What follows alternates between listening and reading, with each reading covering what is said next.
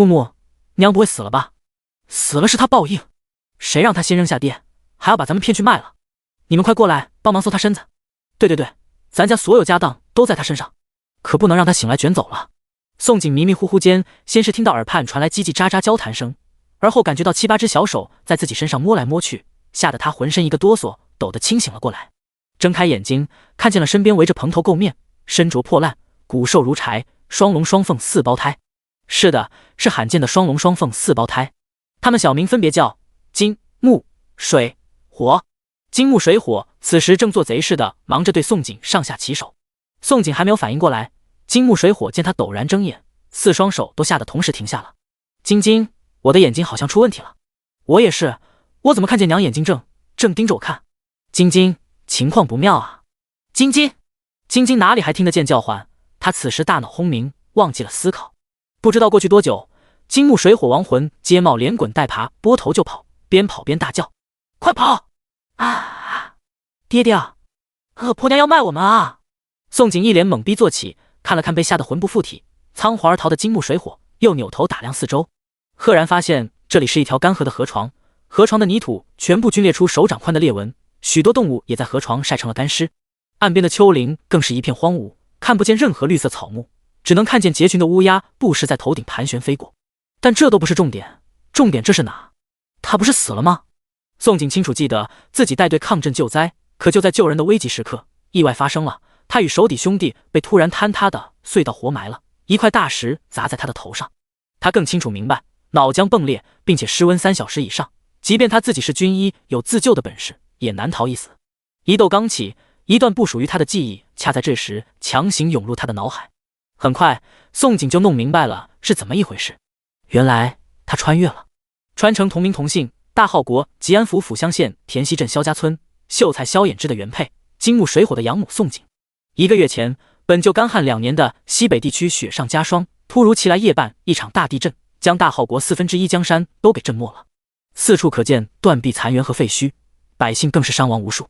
吉安府正处西北地区的赈灾中心，原身命大，因为被萧衍之推了一把，才没有被活埋。萧衍之却因原身耽搁了时间，被坍塌的房子砸断了双腿，导致下身瘫痪。为了活命，原身被迫用平板手推车推着萧衍之，带着4个拖油瓶，随着萧家村幸存者在村长的带领下，举村往东迁徙逃荒。可能真应一句共患难，才能见真情。2年前，萧衍之是被原身设计不得不迎娶，原身死乞白赖倒贴萧衍之，也是看中萧衍之的皮囊和秀才身份。他原以为成功嫁给萧衍之，用不了多久就能当上官夫人，哪里料到一夜之间萧衍之断了双腿，好不容易抱上的一棵大树就这么倒了。自大夫断言萧衍之会一辈子瘫痪后，逃荒的一路上，原身千方百计想着如何摆脱累赘。最后他想到了办法，那就是卷走户籍，抛弃瘫痪相公，把4个拖油瓶当成人生卖，给人牙子换取逃荒粮食。原身以为奸计会得逞，不料4个拖油瓶一个比一个聪明。猜到他的打算，金木水火先假装跟着走，等到了无人区，金木水火力即分4个方向撒腿窜逃。原身为了追金木水火中的木，一不小心脚滑滚下山坡，额头碰巧磕在一块尖锐的大石上，原身当场头破血流，白眼一翻，双腿一蹬死了。然后宋景穿了过来，死！宋景伸手往额头一摸，果然摸到一手鲜血。不仅如此，他还感觉头晕、恶心、目眩，这显然是被砸成脑震荡。宋景强忍头晕，从地上爬了起来，捡起身旁一个落下的空包袱挂在肩上，双腿下意识往4个拖油瓶逃跑的方向走去。当他使了全身力气翻过丘陵，低头往山下一看，便看到无数的篝火，还有乌泱泱数以万计围着篝火休息的逃荒灾民，不禁倒抽一口冷气。我彻草会母！宋景突然有一种逼了狗的心情，他一个没谈过恋爱的单身狗，平白多了个瘫痪相公和4个便宜儿女不说，这一开局就成灾民流离失所，拖家带口忙逃荒，他这恐怕是穿越史上最倒霉的那个了。不过能重活一世对他来说到底还是平白赚到的。收拾了心情，宋景深一脚浅一脚往萧家村逃荒队走去。吉安府作为赈灾中心，此次地震伤亡人数接近1半，几乎每家都有人死的死，残的残。宋景从灾民中穿过，哪怕是作为军医见过无数灾难现场，此刻也不胜唏嘘。灾民们实在太惨了，放眼望去，哀鸿遍野，不管是男女老少，还是妇孺病残，全都衣衫褴褛，许多灾民伤口都没有处理，甚至还有许多因为伤口感染正发着高热，嘴唇干裂出血，深陷昏迷。就连一些拉车的骡子、牛、驴此时也累得瘫倒地上，口冒白沫。这要是放在宋景原来那个世界，见到这种情况，他必定第一时间参与救灾援助的。可是眼下他成了万千灾民中的其中一个，那是泥菩萨过江，自身难保。萧家村逃荒队休息地就驻扎在一棵枯死的大榕树下。宋景距离大榕树还有10几米，就先看见好几人围在自家相公篝火地，随后听见人群中传来一个男人的低吼：“毒妇！毒妇！毒妇！”一连3个毒妇，饱含厌恶与恨意。宋景眉头一跳，犹豫要不要靠近。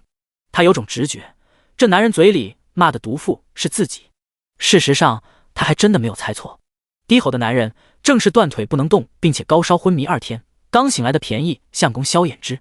第2章，倒霉背锅侠。萧衍之是被金木水火的哭声吓醒的。虽然他的双腿灾后让镇上大夫处理过，但是逃荒意图颠沛流离，导致伤口恶化，高烧了2日才奇迹般出了一身冷汗撑了过来。萧衍之还没来得及庆幸自己命大，一睁眼就听到了金木水火的哭诉。得知宋景不仅盗取他藏在身上的户籍，甚至还将金木水火骗走当成人参卖给人伢子，顿时被气得连着3个毒妇爆出口。闻讯而来的村长与族老听完金木水火的哭诉，也是一阵唏嘘。萧二郎媳妇什么德行，他们自是知道的。还没嫁进萧家前，见萧二郎皮囊生的好，甚至高中秀才，那是千方百计想着怎么睡了萧二郎。做养母2年，对金木水火也是各种讨好。自从得知萧二郎会一辈子瘫痪，会成为拖累，就应了一句树倒猢狲散，立即翻脸变了一个人。逃荒一路上，因照顾萧二郎，那是满腹抱怨，恶言相向，甚至没少在背后诅咒自己相公高热烧死。对金木水火也不再披着假面具，直接本戏出演。想要活活饿死孩子不说，谁也不给孩子喝。要不是有他们盯着，萧二郎和金木水火估计不是被饿死，也会被活活渴死。今日黄昏时，村长合族老组织每家出2个壮劳力去找水找吃食。萧二郎媳妇逮着自家相公昏迷不醒，也带着金木水火参与找食。他们都没有料到萧二郎媳妇会抛夫弃子，卷走户籍，独自逃亡。村长摇头叹道：“二郎，你仔细因此怒急攻心，伤情恶化。”族老安慰说道：“好在4个孩子没有被卖，还将户籍找了回来，不至于沦为流民，算是不幸中的万幸。”村长附和：“没错，人在，户籍也在，你和孩子仍是正儿八经的边户。只要朝廷没有腐败烂透，有朝一日定会安置咱们。至于你那媳妇，跑了便跑了吧，一个女人没了户籍，沦为流民，且看她下场如何凄惨。”萧衍之正欲点头，身旁的木木忽地大叫了一声：“爹爹！”霎时，数道视线顺着木木手指方向，齐刷刷落在10几米外宋景身上。宋景僵立了一会儿，自然将村长合族老说的话全听了去。这时见所有人的视线宛若刀子般落在自己脸上，忍不住嘴角直抽。晕死！没有户籍，他真的会成为流民。朝廷会安置灾民，给予边户，可是对待流民却会抓去随意贩卖的。而这也正是萧衍之同样憎恨他的原因。没了户籍，萧衍之是不能参加科考的。原身这摆明是断人前程与活路，做的奇葩事的确不是人能干得出来的。正当宋景感慨原身恶毒的时候，前方传来一声怒喝：“你还回来做什么？”宋景下意识往人群中望去，这一看险些看出神了。他没想到便宜相公长得这么好看。平板车上正斜倚着一个男人，男人身穿藏蓝色粗布衣，肤如冷玉，五官天宫鬼斧级上天宠爱，清俊俊逸，线条勾勒出来的俊颜带着逼人的冷艳。男人明明双腿已废，而今也在逃荒，脸上却找不到任何落魄的神情。此时男人一双深邃黝黑的凤眸正迸射着冷锐的寒芒，满是肃杀之气，就那么冷冷锁定宋景。若是眼神能杀人的话，宋景一点不怀疑，这男人眼神能将他凌迟。萧衍之眼见宋景痴迷看着自己，俊眉紧皱，一脸厌恶，冷声道：“怎么还想回来再偷一次户籍，再卖一次孩子吗？”宋景下意识张嘴解释，可是话还没有出口，村长质问道：“宋氏，你当真是回来作恶？若不是逃荒在外，但凡村里出现抛夫弃子的毒妇，村长从不屑浪费口舌，直接开宗祠将毒妇沉塘，一了百了。”宋景并不知村长此刻心里想将他沉塘，他抬步走进众人，短短10几米距离，已经快速想到了几个对策。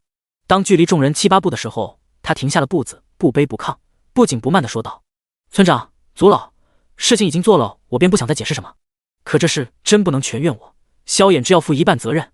他娶我进门2年，却让我守活寡2年。试问谁家媳妇进门2年还是黄花闺女的？他耽误我一生，对我不好就算了，如今还成为拖累，要我伺候他一辈子。试问他凭什么？这番自黑的话，宋景其实一点也不想说的，可是为了不崩人设，他只能自黑了。但是他说的却是大实话，原身与萧衍之确实只有夫妻之名，却没有夫妻之实。村长和族老全都不敢相信宋景抛夫弃子，竟还敢如此理直气壮，简直刷新他们的三观。萧衍之也没有怀疑宋景性子换了一个人，听到宋景倒打自己一耙，气得双眸猩红。进门之前，我难道没有警告过你，强扭的瓜注定你要一辈子守活寡？你现在有何资格提后悔？宋景不太敢直视萧衍之这个倒霉背锅侠，硬着头皮说道：你确实说过，所以眼下我也不是来和你争论对错，眼下我只是来商量如何把我户籍分出来。户籍事关身份证明，宋景可不想自己成为流民，将来被贩卖。萧衍之听完宋景的话，冷笑一声，绕了这么一圈，总算是说出了自己心里话。还有什么想说的，不妨说出来。他早就猜到这个自私自利的毒妇肯定不会良心发现跑回来，果然与他猜测的一样，是回来和他抢户籍。宋景没有搭理萧衍之，转而看向村长与族老，语出惊人说道：村长、族老，我与萧衍之闹到这个田地，不可能再做夫妻，所以我决定与他和离。但眼下逃荒在外，没有办法到官府办理和离分户手续。不过我想到了一个折中的办法，那就是我继续与你们结伴逃荒。逃荒路上，我承诺有我一口吃的，就不会饿着他们一残四小。等彻底安定后，我再与萧衍之办理和离分户手续，届时一别两宽，互不相欠。第3章，抱团同行。宋景没有说保证户的一残四小周全，一是会让人觉得他托大，二是逃荒在外，他也不敢保证自己性命无忧，何况是拖家带口。但是保证有一残四小一口吃的，这点他保证自己能做到。只是他并不知道自己一番话有多害人。你说什么？萧衍之正愣住，怀疑耳朵出了问题。他认定他回来抢户籍，他却说要一起逃荒，等安定后再与他和离分户。你是说你要结伴逃荒，还愿带着萧二郎和孩子，等到了新地方安定后再与萧二郎和离分户？村长本也以为宋景回来是打坏主意，心里正在盘算着不能将人沉塘，至少也要将人驱逐出萧家村逃荒队，不想却峰回路转，听到如此令人意外的一席话。这是你为了留下来再次使坏找的说辞与借口吧？你怕是还没有彻底死心，还想打4个孩子主意吧？族老是个耄耋老人，在村里辈分最高，说话也最有分量，村里人都喊他三叔公。他虽年纪大了，但那浑浊的双眸依旧闪现阅人无数的犀利暗芒，谁也别想在他眼皮底下撒谎。宋景深知这个三叔公的厉害，忍不住苦笑。三叔公，实不相瞒，其实4个孩子将户籍抢回去后，我就后悔了，我确实不该卷走户籍，害人又害己，所以我决定从今起要堂堂正正做人，堂堂正正要回自己户籍。挺了挺背脊，接着道：我知晓一时半会不能叫您老人家相信我是诚心改过，所以我还想到了一个折中的办法。萧家村逃荒队50户一起逃荒，人多意乱，若是遇到什么事，那整村人容易被冲散。我提议再分成多个小队，每个小队再选出2名可靠的壮劳力负责盯梢队里孩子，如此可避免各家孩子被丢。村长与三叔公面面相觑，分小队这个方法确实好。之前50户村民一起逃荒，其实是各顾各家的，家中大人一个不留神，孩子就易被灾民冲散给走失了。若分成小队，由小队长负责盯梢孩子，那孩子们的安全就多一层保障。你到底想做什么？萧衍之俊眸微眯，盯着宋景看的眸色晦暗难明。虽然此时宋景眸光坦坦荡荡，可他始终不愿意相信宋景是真心想留下一起逃荒，毕竟这是一个擅长演戏，而且刚刚抛夫弃子的毒妇，有光荣黑历史的，这怎说变就变？宋景见萧衍之不信自己，也没着急，淡定道：若说我有目的，那就是我不想成为流民，想堂堂正正拿回我的户籍，顺带与你们抱团同行而已。转过头又道：村长、三叔公，若您们还是不放心，我愿带着一残四小与村长家或三叔公家组成小队，由您2位亲自盯住我的一举一动，如何？当然，您2位可以先行商议，我过会再来听答复。话完，宋景转身走到一处避嫌去了。他走得干脆，是因为他有信心打动村长和三叔公同意他留下来。萧衍之和金木水火就是5个累赘，如今在外逃荒，除了他，没有谁会愿意接手这5个烫手山芋。最后结果与宋景设想的确实一样，村长与三叔公商量了一阵子，还是觉得宋景留下来最为合适。眼下每家每户都肯树叶树皮，谁也没得喝了，就连拉车的牲口也快成为口粮。每家自顾不暇，就连萧衍之的亲生父亲萧富贵都弃一残四小生死不顾，又有谁不求回报，愿意对一残四小伸出援手？谁家愿意将自家保命吃食分给他人？二郎，眼下的情况，除了宋氏愿意拉你上路，还有的就只能去求萧富贵，让萧富贵放你大哥过来帮你了。村长将自己的想法告诉萧衍之，不过他更希望留下宋景的，哪怕这是一个毒妇，只要在一个小队放在眼皮底下盯着，就不用担心玩幺蛾子。让宋氏留下吧，你那个后娘杨氏逮住一个往死里搓磨的壮劳力，怎可能轻易放过萧大郎？就按宋氏说的，村民分成10个小队，每队5家，咱们3家在一个队，我来负责帮你看孩子。三叔公直接一锤定音，替萧衍之做了决定，一切听三叔公和村长安排。萧衍之本能抗拒留下宋景，但他也明白眼下情况不允许他拒绝。一个残废，外带4个拖油瓶，命不由己，有何资格再由他挑来挑去？哪怕这颗心里再厌恶，为了4个孩子，更为了自己，他只能阴翳着脸妥协答应。你先好好歇着，等外出找食的壮劳力全都回来，我与三叔公组织商议。村长见解决了问题，起身打算离开，临走前不忘叮嘱萧衍之先忍耐，还叮嘱金木水火别乱跑，这才与三叔公走向宋景。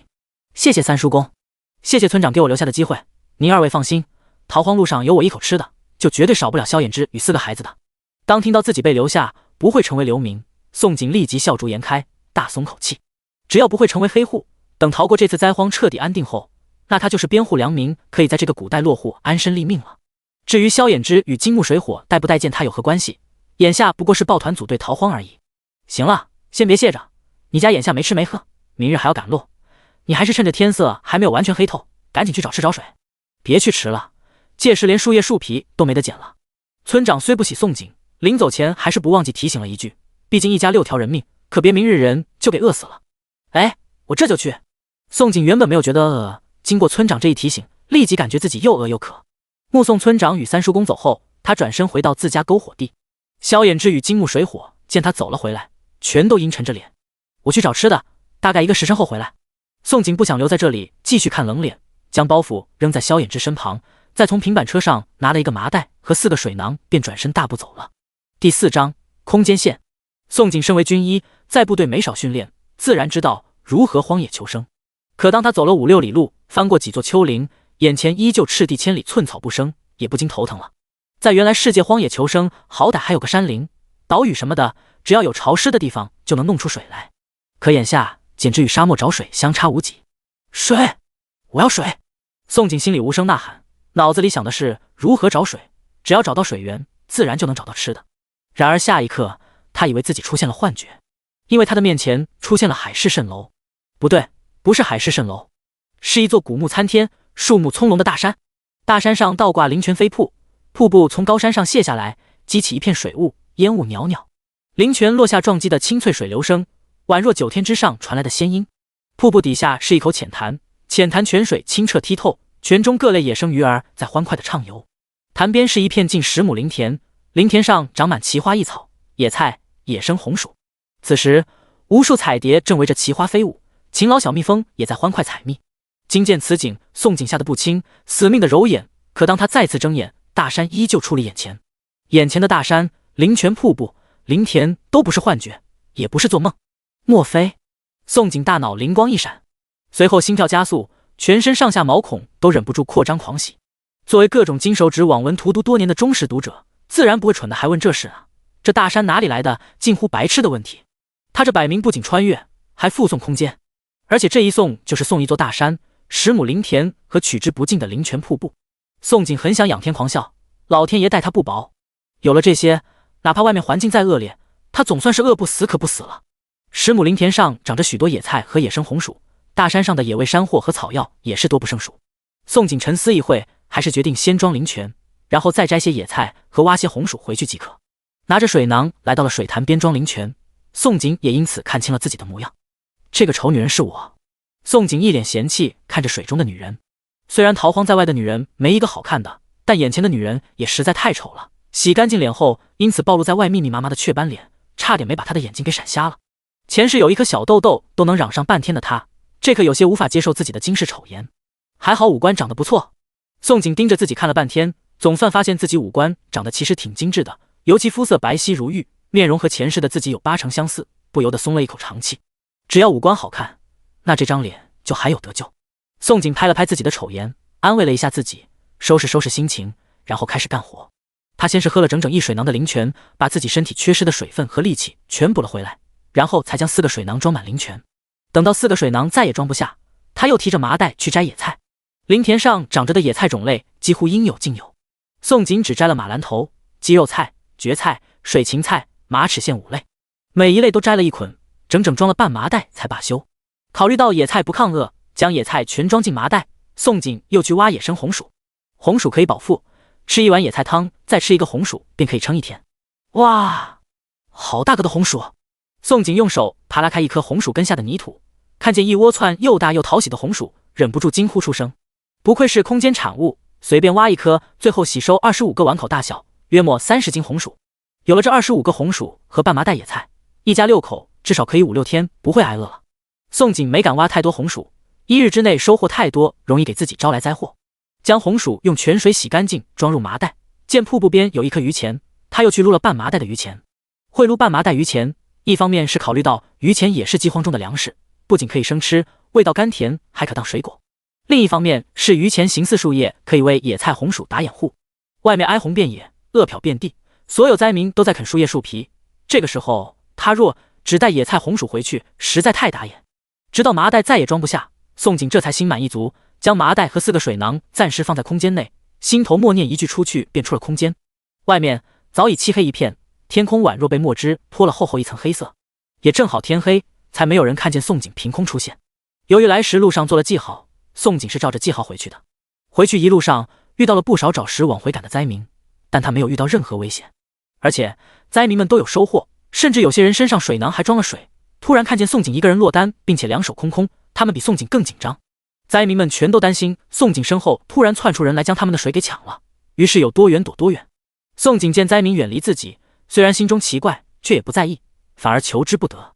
回到休息地之前，他要将空间里的麻袋和水囊全取出来，自然不能叫人发现了。因为喝了灵泉，力气恢复得不错，回去可比来时快多了。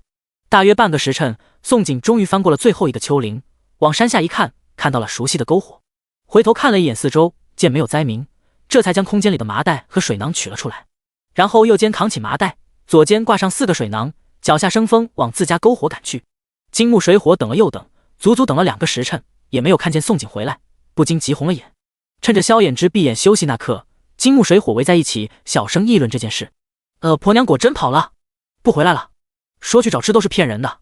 木木快被气死了，他就知道这个恶毒养母是个骗子，是个擅长演戏的。你小声点，别惊醒爹爹了。晶晶皱起小眉头，她也怀疑养母跑了，不过她惯来性子沉稳，不像木木，明明是个女娃，脾气还这么急躁。会不会是因为天太黑看不见，娘一时找不到回来的路了？水水虽是女娃，但心思细腻，遇事也不慌。娘什么时候回来？我好饿。火火脑子较简单，可不会想那么多，他只知道自己肚子好饿，口也很渴。第5章，整个人不好了。火火，你就只记得吃。都说了，婆娘跑了，不会回来了，你们还叫她娘？木木气得想抓狂，如果不是因为她太小，他宁愿自己冒险去找食，也不愿在这里等着挨饿。木木骂我。火火莫名被骂，委屈的想放声大哭。晶晶吓得急忙捂住了火火的狼嚎，转头剜了木木一眼，呵斥道：木木，你凶火火做什么？你要把爹吵醒才甘心。火火除了吃，除了哭，还会什么？木木见火火动不动就哭鼻子，更加烦了，泄愤一脚将篝火边的一口铁锅踢得老远。木木你过了。晶晶见木木转头又拿铁锅出气，也生气了。这是家里唯一的一口铁锅，也是唯一值钱的东西了。晶晶，木木。水水并不参与争吵，突然手指着灾民们穿梭的一个女人，问道：你们快看，那个扛着麻袋的人是不是娘？虽然看不太清楚，但是篝火余光还是隐隐约约映照出那个女人面容和身上破布衣。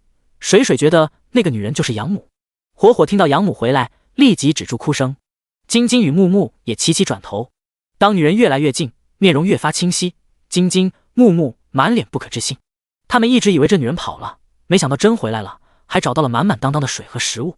宋锦并不知道自己遭到怀疑，回到自家篝火地，就将4个水囊往地下一扔，一边将麻袋从肩上卸了下来，一边解释说道：我走了很远才找到吃的，所以才会回来晚了。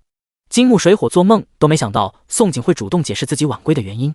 尤其木木听到宋锦的解释，想起自己之前的无理取闹，顿时感觉自己脸上如被扇了一掌，火辣辣。宋锦见金木水火全都不说话，也没有在意，兀自放下麻袋，瞥了一眼熟睡的萧衍之，皱眉问道：你们爹没有发热吧？宋锦不希望看见便宜相公醒时的冷脸，更不希望便宜相公伤情恶化。一残四小已是拖累，要是萧衍之有个头疼脑热的，无疑是增加负担。宋景刚想到这，双腿下意识走进萧衍之，伸手探向萧衍之的额头，但还没碰到萧衍之，手腕倏地被一只大手大力扼住了。你想做什么？萧衍之不知什么时候醒了过来，猩红凤眸翻涌着煞气，凶狠的模样宛若森林里的狼。啊！宋景嘴角直抽，并没有被吓到，忍不住翻了个白眼说道：众目睽睽，我能对你做什么？还不是怕你发热拖累死我。话完，大力扯回被勒痛的右手，气狠狠地转身走向水囊，把4个绑在一起的水囊解开，将其中一个扔萧衍之身上。不想我碰你就赶紧喝，熬过这次灾荒，咱们就和离，然后好聚好散，大路朝天，各走一边。萧衍之听了宋景张嘴就和离的话，额头青筋突突的跳，脸色阴森的可怕。他将水囊扔回给宋景，冷喝：我怎知你会不会在水中下毒？你先喝。宋景接住又飞了回来的水囊，瞳孔不由一缩，五指握了握。不过他没往心里去，拔开水囊塞子，仰头就狠狠喝了好几口。原身信用已透支，萧衍之会怀疑防备他，实属正常。如果这就生气，那对自己实在不值当。萧衍之见宋景喝了水没事，这才放下戒心，视线移向一旁安静如鸡的金木水火，唤道：萧景行、萧景言、萧景瑜、萧景诺，你们过来喝水。正转身准备去弄吃的宋景，冷不丁听到萧衍之清冷叫唤，脚下一个趔趄险些摔倒，一脸见鬼，掉头看向父子5人。什么鬼？宋景记得自己前阵子看了一本重生种田文，锦鲤小农女，书中男主是个乖戾狠绝、睚眦必报的腹黑男。这个男主名叫萧其年，字衍之。萧其年15岁时，在河边意外捡到刚出生就被父母遗弃襁褓中的双龙双凤4胞胎，收为养子养女。为了给孩子入户籍，他不惜一切从萧家分户搬了出来。之后18岁时，他高中了秀才，成为萧家村几十年来第一个秀才公。当萧家村所有村民都以为萧其年未来会高中状元，对他寄予厚望的时候，一场大地震将他双腿砸断了。因是男主自带光环，他与养子养女逃荒途上遇到了书中女主。这个女主不仅是重生的，还是锦鲤女。女主因缘巧合加入了萧家村逃荒队，一路上女主凭着锦鲤体质和前世记忆成为了团宠，对萧其年那是诸多照顾。后来朝廷安置落户，女主与萧其年成了邻居。成为邻居的第1年，女主带着萧家村的村民一起发家致富。第2年，女主找到了一个神医，帮助萧其年治好双腿。第3年，萧其年非常争气，高中状元，娶了女主为妻。再5年，萧其年官至首辅，女主被封为一品诰命。而4个养子养女后来个个身份不凡，全都成为了不得的人物。4个养子养女名字分别叫萧景行、萧景言、萧景瑜、萧景诺。至于原身，宋景努力回忆了一下，终于记了起来。书中大结局只字片语提到了几句。萧其年走进了一处暗无天日的私牢，独自一人去看望了昔日仇人。其中一间牢房里囚着一个尤为悲惨、被削成人质的女人。那个女人名字叫宋云锦。不会这么倒霉吧？看着眼前父子5人，想到书中提到被削成人质的女人，宋景整个人都不好了。这个萧其年不出意外定是萧衍之，而宋云锦也定是成为流民换了名字的原身。至于是谁将宋云锦削成人质，书中虽然没提起，但所有矛头都指向萧其年。得知自己不仅穿越，还是穿书，宋景整张脸都白了。原本以为只是传统穿越，等逃过灾荒便与萧衍之和离分户，可如今得知萧衍之竟是睚眦必报的腹黑男主，还是未来权势滔天的首辅大人，宋景是真慌了。普天之下，莫非王土；率土之滨，莫非王臣。若是他日萧衍之混成首辅，黑化成疯批，按着剧情想弄他追着他满天下跑，他不仅比窦娥冤枉，还得为了藏身累死。看来要保住自己一条小命，逃荒一途护得一残4小周全仍不够，最好是让萧衍之放下仇恨。宋景刚想到此，眼眸倏地一亮。对了，治好萧衍之的双腿，不就还了他推了原身一把的恩情？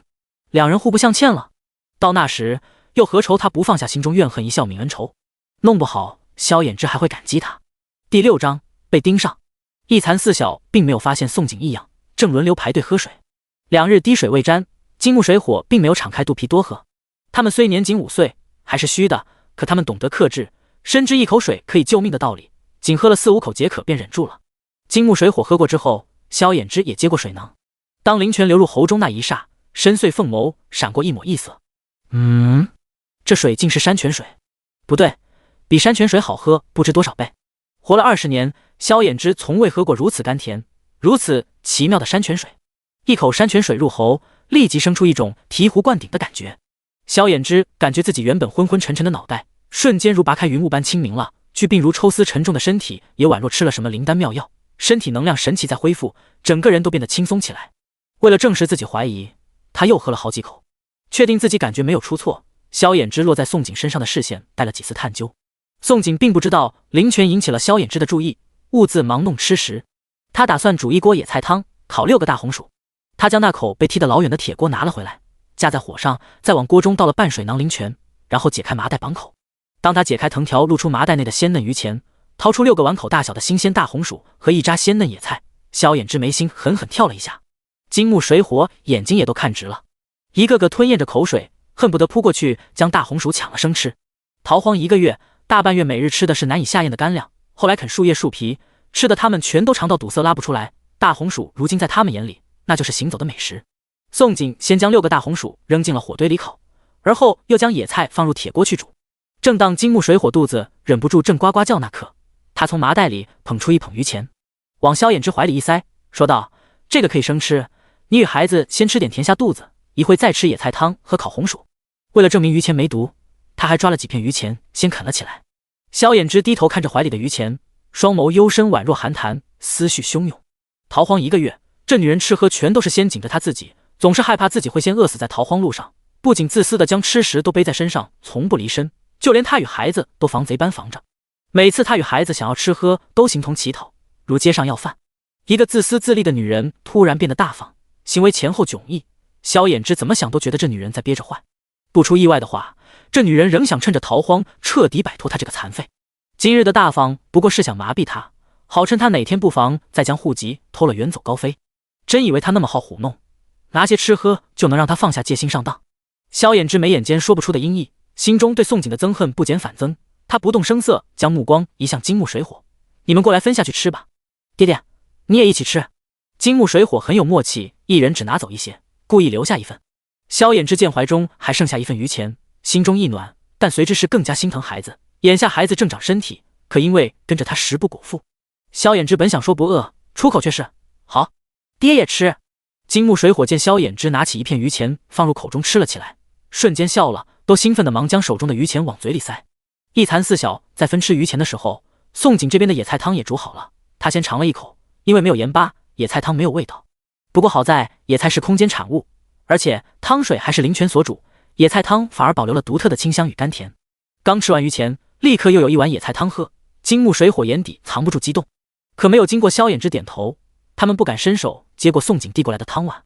萧衍之见状掀了掀嘴皮：“你先喝。”宋景闻言无语的直翻白眼，端起一碗野菜汤喝个底朝天。喝完他还不忘扬了扬空碗，冷嘲一笑：“我要是真想弄死你与孩子，根本不必如此大费周章给你们找吃的，我只需跟在你们逃荒队后面，逮着你们饿死渴死，再拿走户籍不香吗？”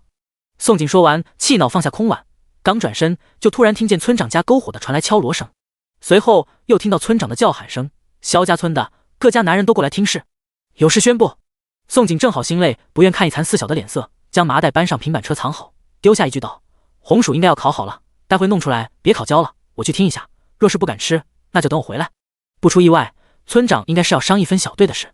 萧衍之腿脚不能动，于是他自告奋勇，丢下话就往村长家篝火的走去。宋景没有发现，不远处一个鬼鬼祟祟的身影正往这边探头探脑，这人正是萧衍之同父异母的妹妹萧金莲。萧金莲是奉自己老娘杨氏之命前来监视，杨氏眼尖，瞧见宋景扛着一麻袋吃食回来，于是起了心思，吩咐萧金莲前来看看麻袋里装的是些什么。杨氏还特意吩咐萧金莲，若是见着好东西，不必客气，直接动手抢了。当萧金莲看见宋景往火堆扔大红薯，往铁锅里扔野菜，还捧出一捧鱼钱当口粮，她险些尖叫，眼冒绿光，直咽口水，恨不得那麻袋里的吃食全是他家的。小贱蹄子还挺有本事，居然能找到这么多好东西。见宋景转身离开，萧金莲就打算冲上前去抢了麻袋就跑，可是他打心底里害怕萧衍之，于是决定回去将这事告诉杨氏。娘，你是不知道，那红薯老大老漂亮了，一个个碗口那么大，而且我瞧着那麻袋里肯定还装着不少。萧金莲压低声音激动地说着。杨氏闻言，一张刻薄脸耸拉下来，到三角眼迸射阴险狠光，冷哼道：“小贱蹄子，养不熟的白眼狼，我就知道那夫妻俩是心黑的，咱家在吃土，他家不愿孝敬也就算了，找到吃喝还敢藏着掖着，不紧着自家人。”第7章明抢。杨氏恨死了宋景。2年前，萧衍之高中秀才，杨氏本打算将自己的远房表侄女嫁过来，如此好继续拿捏搓磨萧衍之。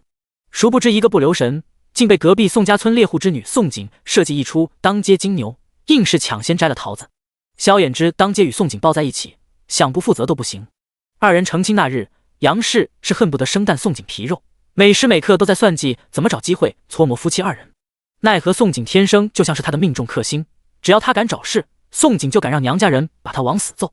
宋家猎户出身，家中不管男人还是女人个顶个的很，而老萧家的个顶个的怂包。最气人的是，萧衍之也不是个好惹的，倚仗着一个秀才身份，他想搓磨都得掂量掂量。斗不过夫妻2人，杨氏一口窝囊气一憋就憋了2年，怎能叫他不恨？但是今日他不再惧怕夫妻2人了，因为这次灾难让通往宋家村的道路裂开一道10丈宽的地裂，宋景与娘家因此失去了联系，萧衍之更是被砸断了双腿。一个没了娘家的小贱蹄子，一个不良于行的废物，以后还不是由他搓磨拿捏？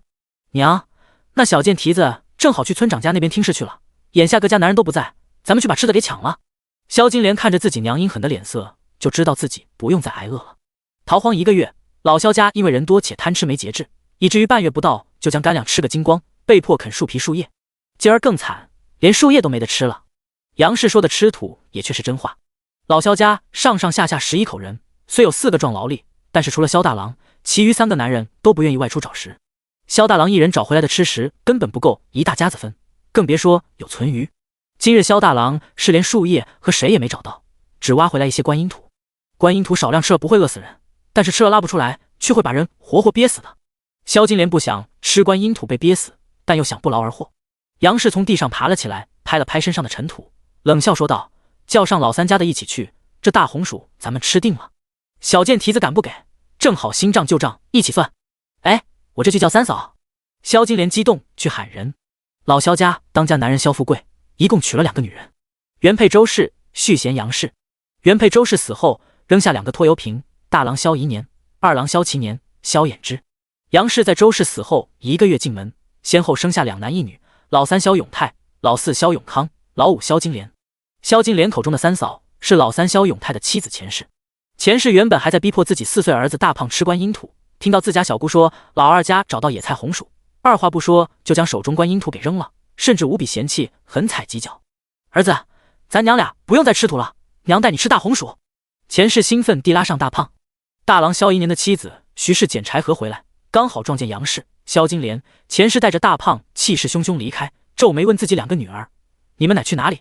大女儿萧如意如实说道：“娘，我听到小姑说二婶找到野菜红薯。”二女儿萧吉祥也点点头：“娘，三婶说带大胖去吃大红薯。”徐氏听了脸色骤变，忙吩咐道：“一姐儿、祥姐儿，你们快去喊你爹去你二叔那，我先去阻拦。”快！如意12岁，吉祥10岁，穷苦人家的孩子早懂事，徐氏一点也不怀疑自己2个女儿会听错。哎，娘，我们就去。如意与吉祥很喜欢自己二叔一家，听到自己娘亲吩咐，立即跑去叫人。徐氏则扔下柴禾，匆匆赶去拦阻杨氏。金木水火还不知自家大红薯被盯上了，喝完野菜汤，晶晶和木木担心红薯被烧焦，于是各拿一根棍子从火堆里掏红薯。晶晶、木木还有2个没掏出来，这边。火火早就眼馋的不行了，他数了数，还差2个烤红薯没掏出来，于是指了指一处鼓起来的草木灰：“我来。”木木神情激昂，抢着去掏。“你们当心些，别烫着了。”金木水火虽5岁了，萧衍之依旧不敢放心，无比担忧的叮嘱。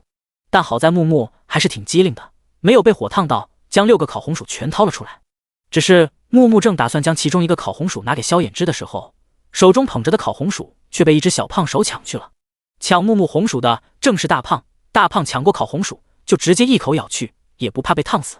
不仅如此，火火盯着的5个烤红薯也被杨氏、萧金莲和钱氏迅速夺走了。等到金木水火反应过来的时候，6个烤红薯有其中4个被吃，剩余2个也被钱氏和杨氏揣进了衣兜。木木看着眼前饿死鬼投胎般的3个女人和大胖，猛了一瞬就红了眼睛，扑向杨氏，张嘴便咬：“这是我家的红薯，是我家的，你们给我还回来！”一切发生的太快，快的萧衍之根本来不及反应。等他反应过来的时候，就见木木狠狠咬了杨氏手掌一口，紧接杨氏甩手便一掌扇在木木的脸上，啪！木木被一掌扇飞了开去，小身子摔在地上。杨氏盯着木木，冷笑骂道：“没娘养的小畜生，好大的胆子！”娘，麻袋！萧金莲嘴里狼吞虎咽，手却指着萧衍之身边的麻袋，提醒杨氏去抢。他从小就害怕萧衍之，抢麻袋的事他绝不敢干的。但是杨氏这个继母的身份却可以肆无忌惮。大号以孝治国，尊崇三纲五常，萧衍之若不想被传出不孝子名声，毁了自己的仕途，是绝不敢对继母动手的。只要杨氏敢拉下脸去抢，那一麻袋的吃食就是他家的了。杨氏也是这样想的，所以扇飞木木之后就朝麻袋扑去。晶晶、水水、火火见几个女人不仅抢去自家烤红薯，还要抢自家的麻袋，立即跑去抱住杨氏双腿。水水还急中生智大叫：“救命啊！杀人啊！杀人啊！第8章，揍你不更香！闭嘴，小畜生！”杨氏没有料到水水会突然喊叫，扬起手又要一掌扇下，不过巴掌没能落在水水脸上，而是落在徐氏的背上。徐氏匆匆赶过来时，正好撞见杨氏对孩子动手，没有一丝犹豫，冲上前就用自己身子去挡。徐氏恐惧自己婆母，却同样了解自己婆母。徐氏非常清楚杨氏想对水水下死手，若是这一巴掌落在水水的脸上，不出意外，就算水水不被扇得耳聋，嘴也会被打歪。几岁大的孩子，一不小心可就真会被一巴掌给打残了。贱蹄子，谁让你护着小畜生的？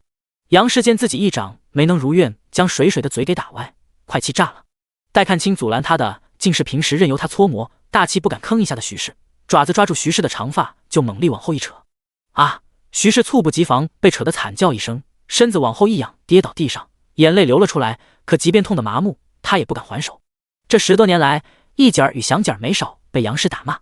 徐氏害怕自己反抗杨氏，2个女儿下场会更凄惨，一家子更不好过。贱蹄子，胆子变大了呀，都敢与自己婆母对着干了。这边的动静成功引起了附近萧家村妇孺们的注意，杨氏却丝毫不惧，一双手紧抓着徐氏头发，又狠狠往后一扯，恨不得将徐氏的头皮给扯下来。住手！萧衍之大吼一声，见徐氏像破布一样被杨氏拖拽，俊脸因愤怒而青筋凸显。这个继母就是一个恶鬼，他娘亲刚死1个月尸骨未寒就进门了，之后一直搓磨他与萧大郎10多年。若不是他15岁捡到4胞胎，杨氏生怕家里多鸡张嘴，他还无法分户搬出去。要不是他参与科考，高中秀才有了官身，并且娶了宋锦，杨氏还把他当成嫖客，是个母的都愿意睡，还想给他塞女人，想一辈子控制他，搓磨他。老天爷对他与萧大郎实在不好，他原以为自己高中了秀才，一切都在变好，且在掌握计划之中，等将来当上了官，自己足够强大，便能解救自己与亲哥一家。怎料一场地龙大翻身毁了他的双腿，以至于今日让杨氏欺负上门。放开大嫂！看着徐氏被虐待，萧衍之恨不得冲过去生撕了杨氏，然而他不能，他的双腿动不了。放开伯娘！被扇飞的木木听到萧衍之的吼声，顿时暴脾气上头，迅速爬了起来，卯足了劲，低着头像条小牛犊尖叫着朝杨氏撞去。但是他还没冲过去，一直站在身旁的钱氏却突然下黑手，将他往火堆一推。木木脚下一个趔趄，就扑向熊熊烈火。不要！萧衍之木自欲烈大吼一声，眼睁睁看着木木面目朝下往火堆扑去。就在萧衍之深陷绝望，撕心裂肺，恨不得要杀了钱氏，钱氏也冷笑以为木木要被烧死之际，一道身影却从天而降，急奔而来。这道身影宛若一道光，照亮了萧衍之的双眼，同时也宛若一个巴掌，狠狠扇在钱氏的脸上。小心！宋锦闪电速度拽住木木后衣领，再抱着木木就地一滚，成功远离了火堆，救下木木脱离了威胁。宋锦救下木木仍不放心，紧张爬起来将木木身体掰过来检查，见木木完好无伤，只是半边脸红肿有五指印的痕迹，眸光不由一冷，站了起来，盯向钱氏，冷冷问道：谁打的？宋锦会突然回来，并且及时救下木木，得亏一姐儿与祥姐儿这对姐妹。姐妹2人听了徐氏的吩咐，是兵分2路，祥姐儿去喊萧大郎，一姐儿则去喊宋锦。一姐儿深知自己二婶是个泼辣不愿吃亏的主，想着二婶定能制住杨氏，而自己的爹是个老实不顶事的，于是多留了一个心眼。但也多亏了一姐儿，否则木木就被烧伤毁容，酿成悲剧了。宋锦从空间弄出这些吃食，是不想一残四小被饿死，尽到承诺，并非要给一残四小招祸。钱氏见宋锦脸色阴沉，盯向自己，立即怂了：是婆母打的。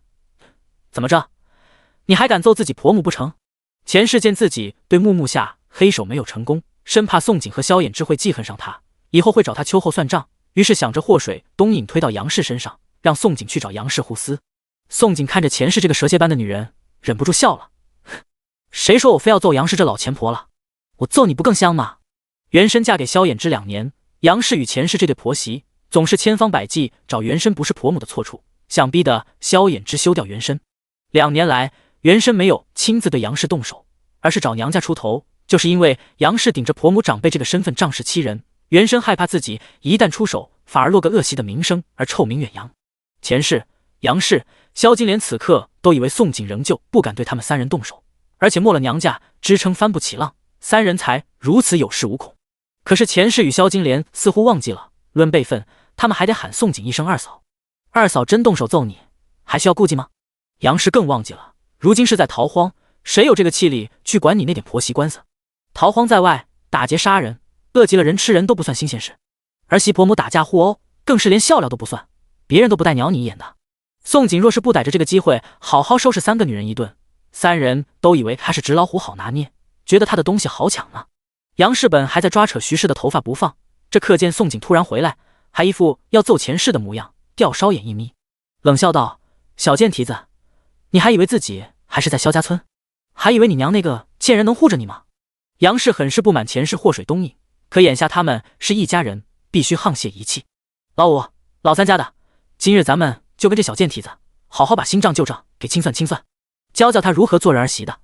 杨氏松开了徐氏头发，对钱氏与萧金莲打了一个眼色。第9章，这到底是有多蠢？杨氏从来没有见过宋景动过武，自以为宋景是个不会拳脚好收拾的，他更以为只要3个女人一起动手，不仅能把宋景揍的爹娘都不认识，还能抢夺麻袋内的吃食。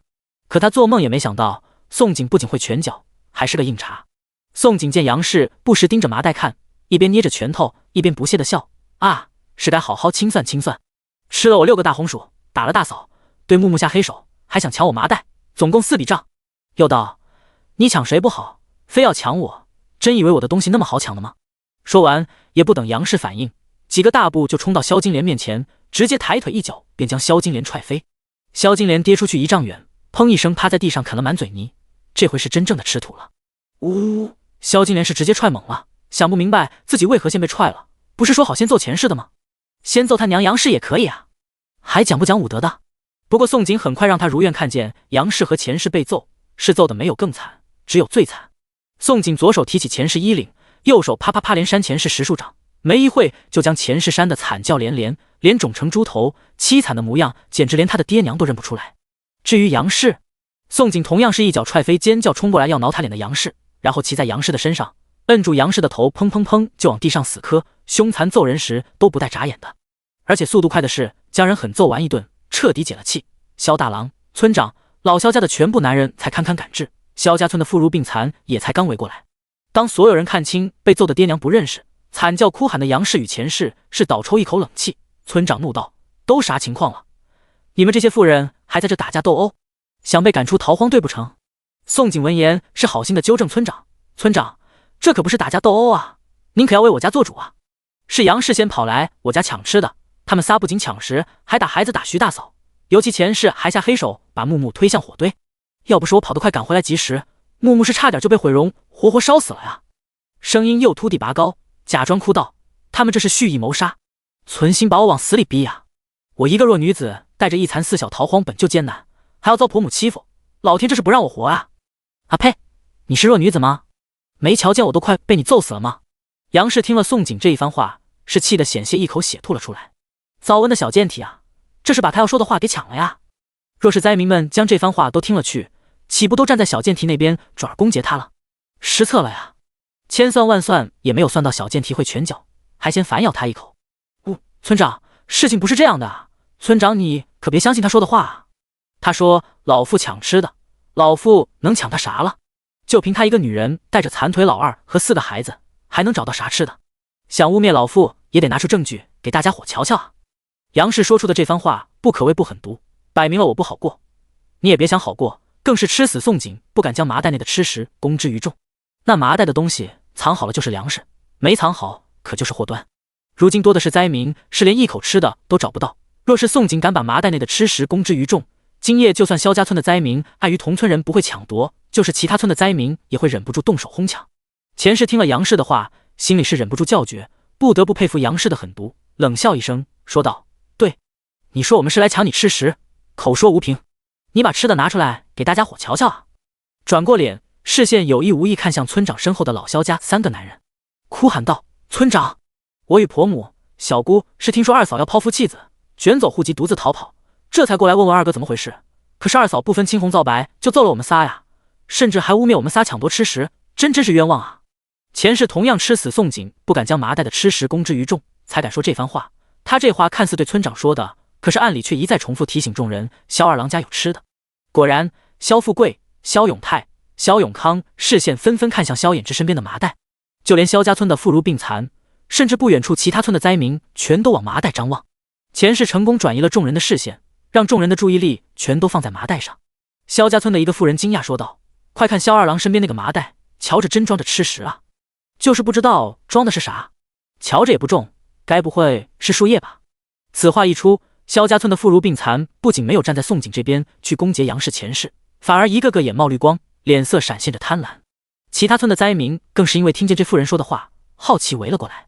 不一会，其他村的灾民也惊呼道：“快看麻袋那个破洞，紫红色的，瞧着像是大红薯。放在逃荒以前，大红薯根本不会引人注意，稍微有点钱的人家更是不屑吃的。可此刻是在逃荒，是快连树叶树皮都没得吃了。这会儿看见一麻袋的大红薯，是一个个内心蠢蠢欲动，眼热的不行，恨不得想动手直接抢走麻袋。只要抢了这些大红薯，他们就能多撑一阵子，指不定就不会饿死了。可是当他们看了看被揍成猪头的前世杨氏，怕死的是直接被吓得一个哆嗦，不怕死的也不得不先压下心中的贪念。萧富贵看着麻袋，是直接忽略杨氏被揍成猪头的事，激动的挤开人群，冲了出来问道：“老两家的，麻袋里的装着可真是大红薯？哎呦，亏大了，亏大了！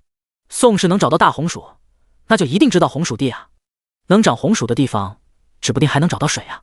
杨氏前世这2个眼皮子浅的，宋氏找到红薯这事，为何不先告诉他？这到底是有多蠢，才把活命的机会闹得人尽皆知啊？是生怕灾民们不知道，好让灾民们来抢占吗？”萧富贵一想到大红薯的事，眼看就要瞒不住，心肝是一阵阵抽疼，恨不得当场掐死了杨氏与前世这2个蠢妇。第10章，惊喜不惊喜？宋锦早在杨氏来抢时就已料到大红薯的事情最终会瞒不住，还料到杨氏狠毒，一定会想方设法想弄死他，更料到大红薯会引发灾民们暴露本性的贪婪。不过他敢将红薯带出空间，就没有怕过。宋锦看着萧富贵凑上前贪婪的嘴脸，心中冷笑不已。众目睽睽之下，一把打开了麻袋。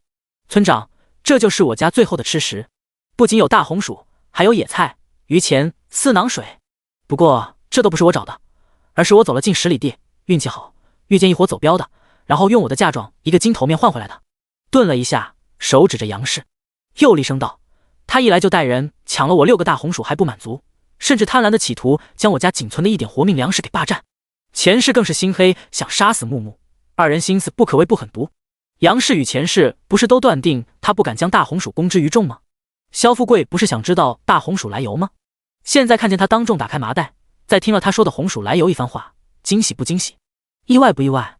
宋锦敢把吃食暴露，甚至将红薯来处推到莫须有走镖身上，是吃死了萧富贵怕死，还有灾民们心中对走镖的恐惧。走镖的敢行走天下，哪个手上没有沾过血，背负过人命？就连土匪流寇都不敢太岁头上动土，他们不过都是些手无寸钱的老百姓，让他们为了一口吃的去打劫走镖的，别开玩笑了，这不是活腻了，直接去送人头吗？不管宋锦此刻说的话是真是假，就算明知是假的，其他村的灾民们是真的不敢再有丝毫非分之想，打听红薯来处了。至于要不要抢麻袋，他们还是决定先观望，只要有人敢动手，他们再抢不迟。萧富贵听到大红薯竟是从走镖手上买的，那是脸都绿了。你说啥？这些吃食竟是从走镖手上换来的，还是用你那嫁妆金头面？哎呦，亏大了，亏大了呀！败家娘们啊，那个金头面至少值20两银啊！他肖想儿媳妇的嫁妆可不是1天2天了，这会儿听到20两银没了，那是心都在滴血。尤其想到红薯地、水源都不是他的了，这简直是往他心窝插刀子啊！现在是讨论亏不亏的时候吗？村长看着萧富贵一脸肉痛厚颜无耻的模样，脸都黑了，又怒道：“杨氏，前世，证据摆在眼前，你们还有什么话好说？娘的！”老萧家一个个有手有脚的，却不愿出去找食，反而天天想着怎么搓磨儿子儿媳，今日他若不趁机收拾了老萧家，以后指不定还会给他闹事，给萧家村逃荒队招祸。他可是清清楚楚看见宋氏打开麻袋时，萧家村的妇孺病残一个个贪婪的嘴脸，尤其村里的几个混子更是在交头接耳。老萧家除了萧大郎夫妻，其余的都是搅风搅雨的搅屎棍，他可不能让这些搅屎棍祸害了逃荒队。杨氏与钱氏看见宋景打开麻袋那一刻，就知道事情不好收场了。他们是做梦也没有想到，宋景不仅敢将大红薯公之于众，还紧咬着下黑手推木木的事不放。要是蓄意谋杀木木的事给坐实了，村长指不定让他们脱层皮才罢休啊！村长可是能直接对他们动刑的。虽说此刻逃荒在外，没法开宗祠对他们动刑，但村长仍旧可以将他们出族，赶出逃荒队。他们都不敢想象，一旦被出族，离开逃荒队，自己的下场会有多凄惨。钱氏是眼珠子一转，逮住一直趴在地上努力装尸体的萧金莲，怕死甩锅道：“是小姑，是小姑叫我过来的。要不是小姑怂恿，我怎么会鬼迷心窍？”三嫂，萧金莲挺尸也中枪，直接懵了。这个三嫂是柿子捡软的捏吗？怒道：“三嫂，你过分了！大红薯，你和大胖哥吃一个，兜里还揣一个，站！”话还没有说完，啪一声，脸孔就被杨氏狠狠扇了一巴掌。闭嘴！杨氏是被萧金莲气死了，他怎就生了这么一个玩意？这不是明着承认他们仨是来抢食的吗？杨氏这下是想继续否认都不行了，村长不会给他任何狡辩的机会。村长随便逮住2个围观的村里泼妇，施令道：“凡是林氏，你们去搜，不止钱氏要搜，钱氏儿子大胖、杨氏都要搜，搜不到红薯不要紧，撬开他们的嘴看牙齿。派泼妇去搜最合适不过了，泼妇不怕得罪人。”好哎，村长。凡是林氏2人果然爽快应着，心里别提多高兴了。搜红薯呢，指不定他们还能因此捞到好处呢。2个女人泼妇的威名果然不是虚的。2人十分的鸡贼，都很有默契，先搜大胖。他们觉得钱氏一定会将赃物藏到容易被人忽视的大胖身上，即便没有藏在大胖身上，孩子吃了红薯牙齿上也一定会留下证据的。啊！你们放开我儿子！相公，你还不出来？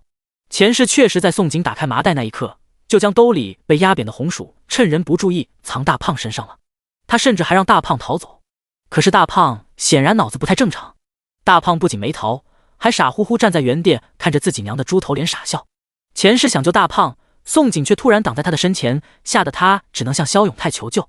不过萧永泰与萧永康这2兄弟在接触萧衍之死亡凝视时是直接怂了。2人与村里王寡妇睡过的事意外被萧衍之知道了，2人害怕萧衍之突然发疯爆出他们的丑事，所以从开始到现在，2人除了对红薯生了不应有的贪婪外，是老老实实大气都不敢乱喘一下的。萧永泰面对钱氏的求救是直接装聋，萧永康也是怂包的默默后退一步。至于向萧富贵求救，别逗了，萧富贵之前还恨不得掐死钱氏与杨氏这2个蠢货呢，眼下更是直接将损失的20两银这笔账直接算在钱氏与杨氏的头上。他巴不得村长替他收拾这2个蠢货，反正村长也不会真将他老萧家出族或赶出逃荒队。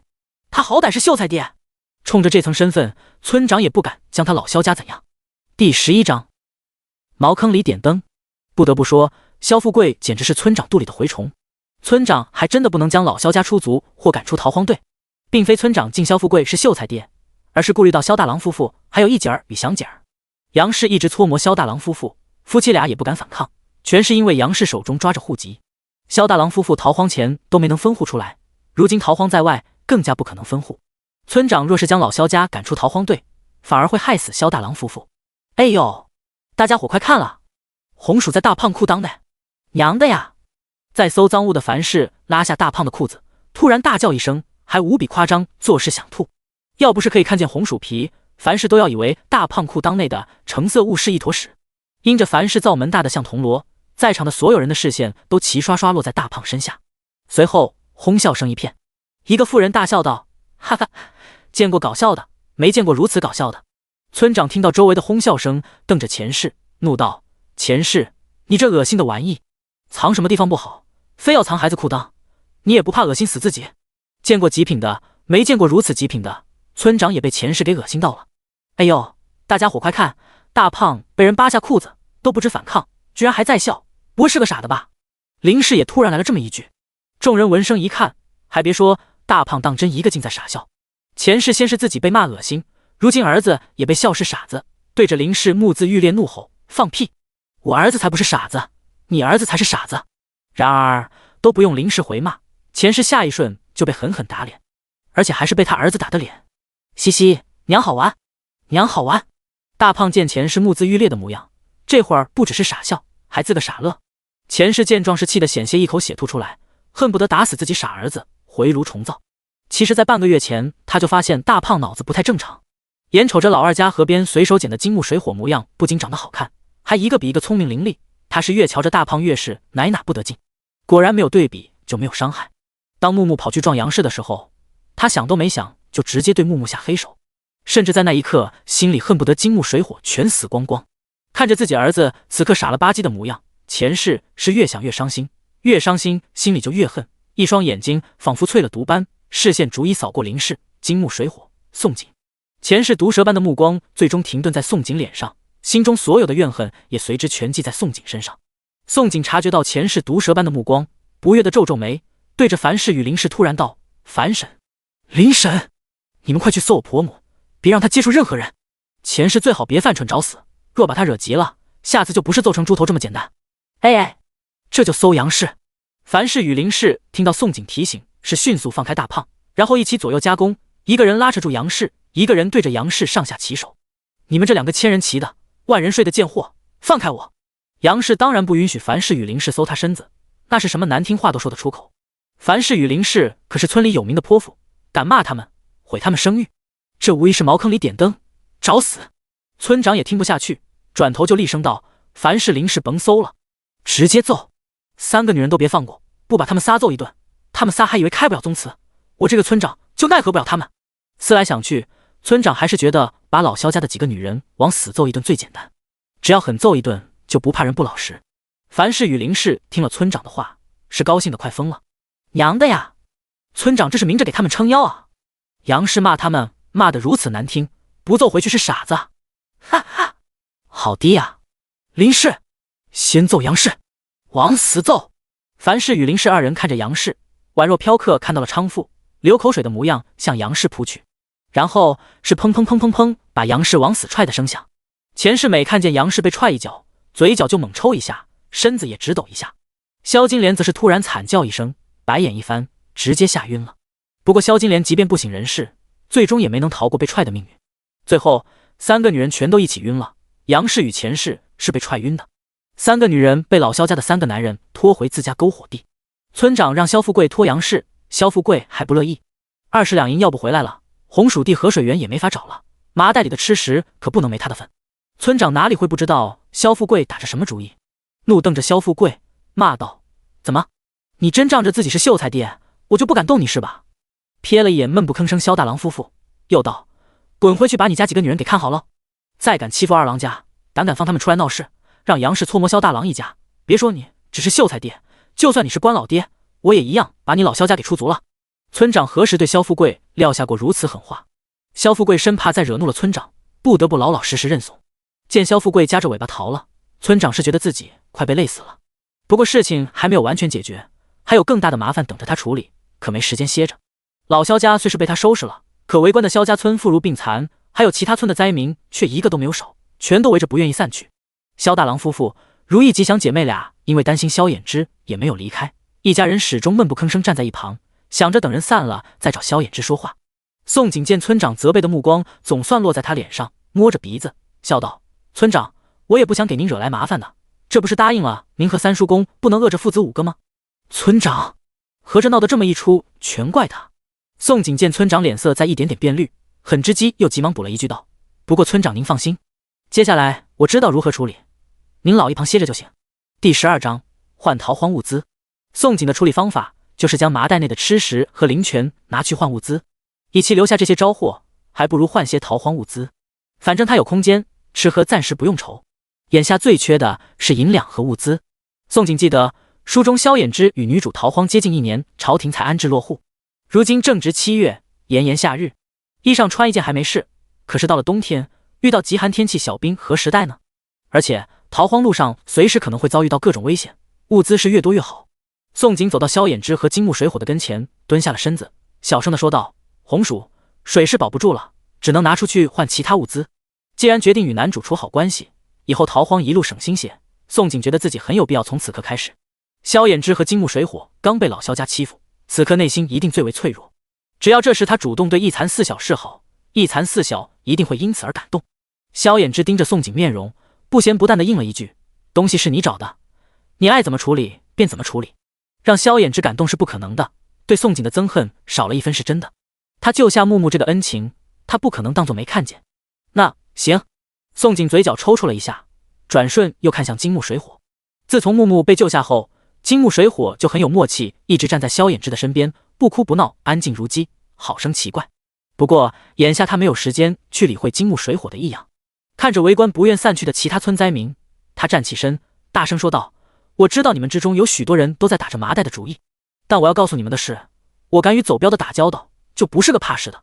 但凡你们敢抢我，我便敢把麻袋往灾民中扔去，届时引发灾民暴乱，大家伙吃不了兜着走。”又道：“不过你们想活命，不一定要靠抢夺，你们也可以拿银子来跟我换。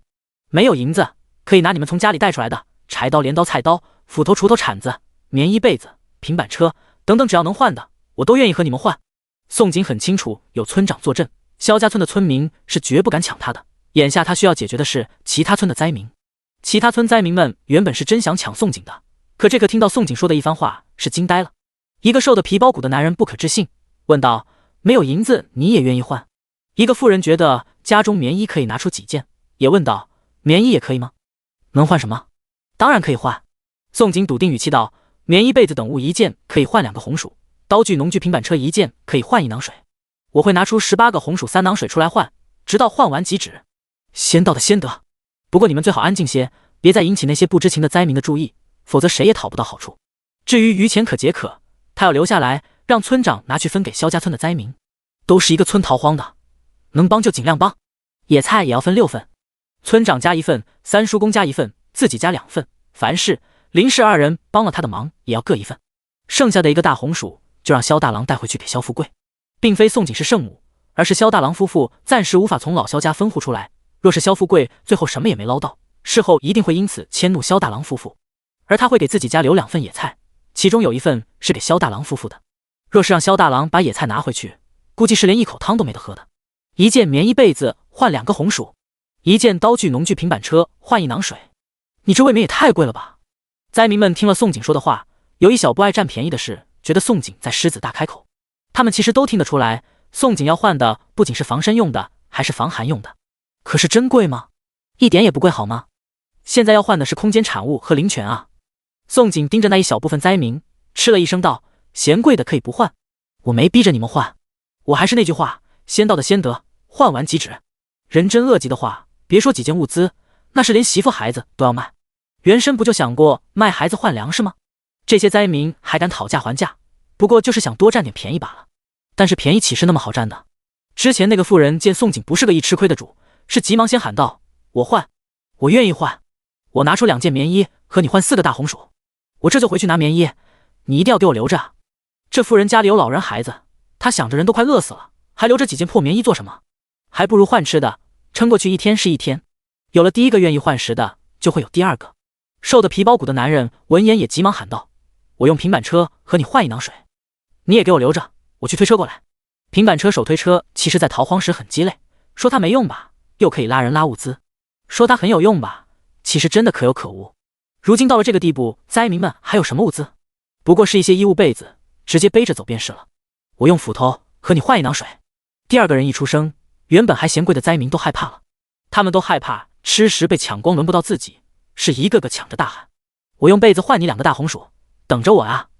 我也要换，我用柴刀换，最后1囊水给我留着啊！我用3件棉衣和你换6个红薯，我换1床被子，我换。”几乎是同一瞬间，灾民们丢下话就消失原地。因着宋景之前提醒过他们要低调，灾民们回到自家篝火地是偷偷摸摸，不敢声张。好在这些灾民也没有多少，只有10几人。一群人跑回去又跑回来，不仅有推车的，有藏着刀具的，有抱着被子棉衣的，却没有引起其他灾民的注意。宋景远远看着抱着物资匆匆赶回来的灾民，眼睛都亮了。不过他没有乐晕头，对拿着斧头与柴刀的2个男人道：“拿刀具这2个兄弟，你们2个先换。”第13章，你媳妇是个好的。刀具是利器，宋景必须小心处理，得把刀具换到自己手上才安全。他也不知两个男人讲不讲信用，会不会突然发疯拿刀砍人。万一二人挟持人质，逼他交出麻袋呢？好嘞，就来。好在两个男人都是种田的老实人，一点也没有抢他的意思，是真心实意想交换。二人都小心翼翼将藏在衣内的柴刀、斧头拿了出来。二人还很识趣，在离宋景大约3米距离，便自觉地将柴刀和斧头先扔地上，然后踢到宋景的脚边。宋景对二人的自觉很是满意，双脚踩住柴刀和斧头，爽快地将2囊水扔给了二人，还提醒说道：“两位大哥可先尝一口，确定水没问题，咱这买卖就算成交了。”二人拿刀具换灵泉，是真的赚大了。灵泉不仅可以补充体力，还能改善体质。喝了灵泉，即便逃荒路上没了盐巴，也不用担心身子会出问题。若不是缺少防身物资，宋景真不想把灵泉拿出来卖。把灵泉拿出来是要承担空间暴露的风险的。不过宋景也只换这一次，以后是绝不能再干同样的事了。换刀具的2位大哥原本也是要检查水有没有问题的，毕竟他们可是损失了柴刀和斧头。听了宋景的话，他们也不再耽搁，用力拔开了塞子，仰头喝了一口。换柴刀的大哥喝了一口后，是忍不住惊呼：“这水好甜，没有泥浆味，应该是井水。”换斧刀的大哥却道：“我尝着是山泉水。”这会儿，二人是深信了宋景是从走镖手中买的水。走镖的走南闯北，身上定是备着足够多的井水或山泉水。他们觉得眼下赤地千里，寸草不生，河流干枯。宋景运气再逆天，也很难找到井水、山泉水，所以从走镖手中买的，合情合理。宋景担忧二人会突然兴起，议论到底是井水还是山泉水的问题，急着打发二人，说道：“两位大哥，那咱们这买卖就算成交，两不相欠了。”“对，水没问题，成交了。”“水没问题，成交。”换刀具的2位大哥也不敢久留，心里同样害怕自己被人抢了，所以成功互换后，他们就各自匆匆离开了。因着换刀具很成功，接下来宋景都不必叫喊，抱着2件棉衣的那个妇人，还有那瘦的皮包骨推着平板车的男人，二人是双双冲到宋景的面前，嚷着换红薯换水。这是2件棉衣，虽打了不少补丁，穿了好些年，但是那棉还是好的。妇人害怕宋景会嫌弃棉衣太烂，不愿意交换，弱弱的解释。男人也道：“这是平板车，你放心，8成新。”宋景并未吭声，而是接过棉衣查看了一会，凭着手感确定棉衣内的是实棉。宋景爽快地从麻袋拿出4个大红薯，放入了妇人的篮子里，道：“4个大红薯，买卖成交。”随后又将1个水囊递给男人：“车子留下，谁你拿走。”家里原本有一辆平板车，宋景愿意再换一辆平板车，是换给萧大郎夫妇的。老萧家的不仅一个个是怂包，还是偷奸耍滑的懒货。原神记忆中，萧大郎与徐氏2个就像老萧家里的老牛。逃荒一途，老萧家的所有东西全都压在夫妻2人背上。徐氏和如意吉祥姐妹俩帮了他，这人情的还。我换被子，我换棉衣。宋景换到2件棉衣、1辆平板车之后，又继续与灾民们互换物资。仅仅小半刻钟，就将水和红薯换完了。由于有2个妇人因为挤不过别人，最后没能换到红薯，宋景见他们不愿意离去，是不得不拿出2捧鱼钱将2人打发了。谢谢，你好人一定会有好报的。2个妇人原本没换到红薯，是觉得没指望了。可当宋景白送他们1捧鱼钱，是感激涕零，好听话也说了不少。当送走最后2个妇人，宋景是忍不住吐出一口长气，总算把麻烦解决了。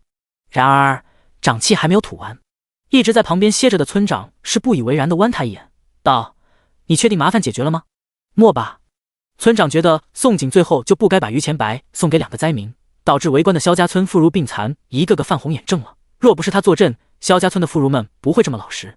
而且2捧鱼钱是活命的机会啊，怎说送就送人了？果真是败家娘们，要送也得送同村人啊！不要说萧家村的妇孺们看见了会如何想，就连他也觉得肉痛，眼睛不舒服。宋景听了村长的话，哪里还不明白指的是什么，不禁苦笑了一下，留下野菜和最后1颗红薯，剩余麻袋内的鱼钱是全部都提过去给村长，说道：“村长，鱼钱您拿去分发吧。至于剩余的野菜，我会给您家、三叔公家、樊婶子、林婶子家各留1份。”樊氏与林氏帮忙收拾老萧家，其实从杨氏兜里搜出了1个烤红薯，是得到了好处。这回听到宋景还要给他们分1份野菜，是兴奋坏了。哎呦，二郎媳妇，你不仅是个好的，还是个会来事的。二郎媳妇，要是老萧家还敢上门欺负你家，可以来找你樊婶子我啊。萧家村的其他妇孺们听到宋景愿意将鱼钱拿出来分发给他们，也惊呆了，好听话不要钱似的，拼命抢着说道：“二郎媳妇，老夫我嘴尖说过你坏话，你可别往心里去啊。二郎媳妇，打架骂人不止凡是林氏会，你蔡婶子我也很行的。二郎媳妇，以后我和你一起去找食呗，咱有个伴。二郎媳妇，你是个好的，二郎能娶到你是他的福气。是啊是啊，二郎，你媳妇是个顶好的，你可要珍惜她啊。原本好好的奉承话渐渐歪楼，宋景嘴角直抽，尴尬无比，偷瞥了一眼萧衍之。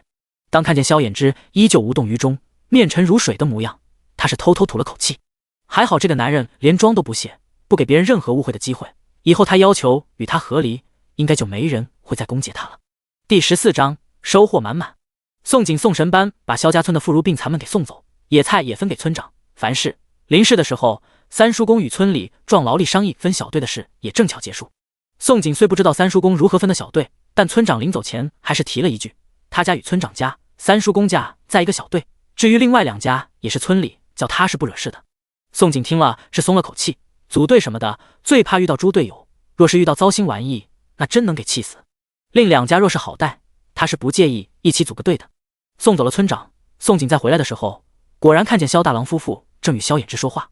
如意吉祥，金木水火则蹲地上围在一起说悄悄话。金木水火说悄悄话的时候，4双眼睛总是有意无意看向宋景。宋景是被看得莫名其妙，一头雾水，不明白金木水火的眼神是什么意思。连收拾清点物资的时候，他都忍不住去猜测，金木水火不会是因为他救了木木感动坏了吧？还是因为没吃到烤红薯生他的气了？猜不透金木水火的小心思，宋景索性不去猜。趁着萧衍之兄弟说话，他将被子棉衣用布条捆绑起来，后又将短斧往腰间一插。这次换物资，他一共换得6件棉衣、3床被子、1辆平板车、1把柴刀、1柄短斧，可谓是收获满满。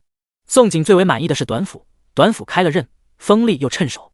最巧的是，大号平民百姓衣上款式与汉服一样，式数腰绑带。宋景将斧柄往腰带一插，携带时是方便又省事。他还刻意蹦跳了几下，确定斧头不会掉下来，这才满意转身把铁锅架在火上，然后往锅中放入一份野菜，倒上1小半囊灵泉。仿佛算准了时间般，野菜刚刚出炉，萧衍之与萧大郎夫妇也刚好结束说话。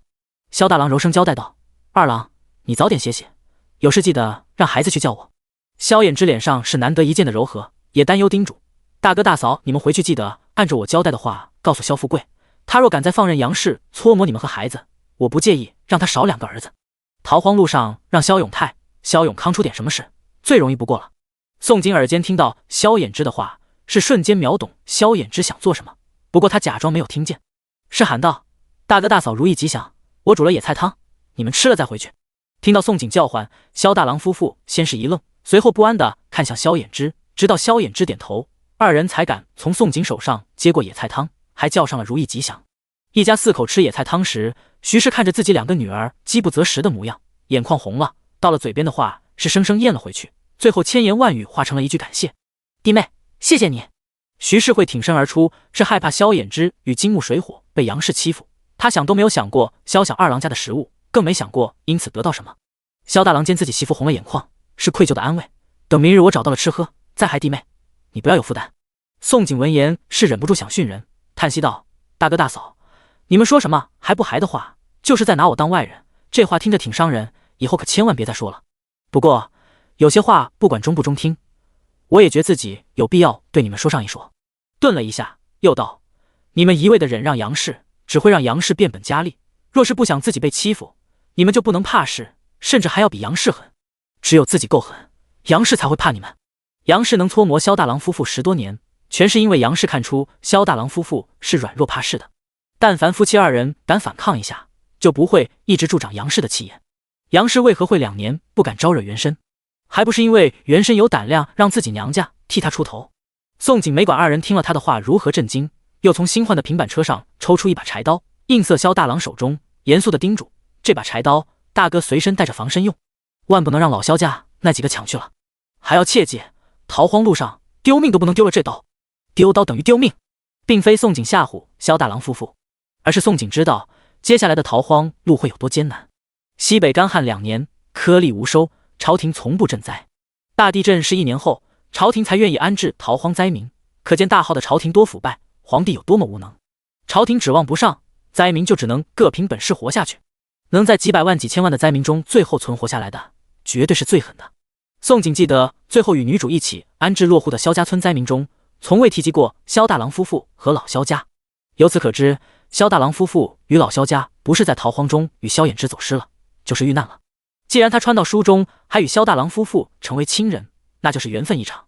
宋景想着能帮则帮，只是目前他能帮的也只是一把柴刀而已。然而宋景觉得这恩情很轻，可是萧大郎却觉得很重。这刀我可不敢接，这是你用一囊水换来的，这万万不可。萧大郎接了一碗野菜汤，已经有了心理负担，再让他接受柴刀，是怎么也不敢的。宋景却不容他推辞，又塞给他一个大红薯，手指着新换的平板车，继续道：大红薯拿回去萧富贵，萧富贵得到一个大红薯，你们应该能好过一些时日。平板车你也推回去，萧富贵看着这车一定会更高兴，毕竟他白得了这些。你这又是柴刀又是平板车的，万万不可。萧大郎是想都不想就摇头拒绝，甚至还要把柴刀和红薯都还给宋景。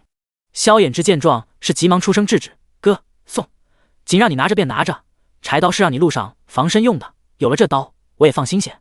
至于红薯和平板车，确实能让你和嫂子孩子好过几日。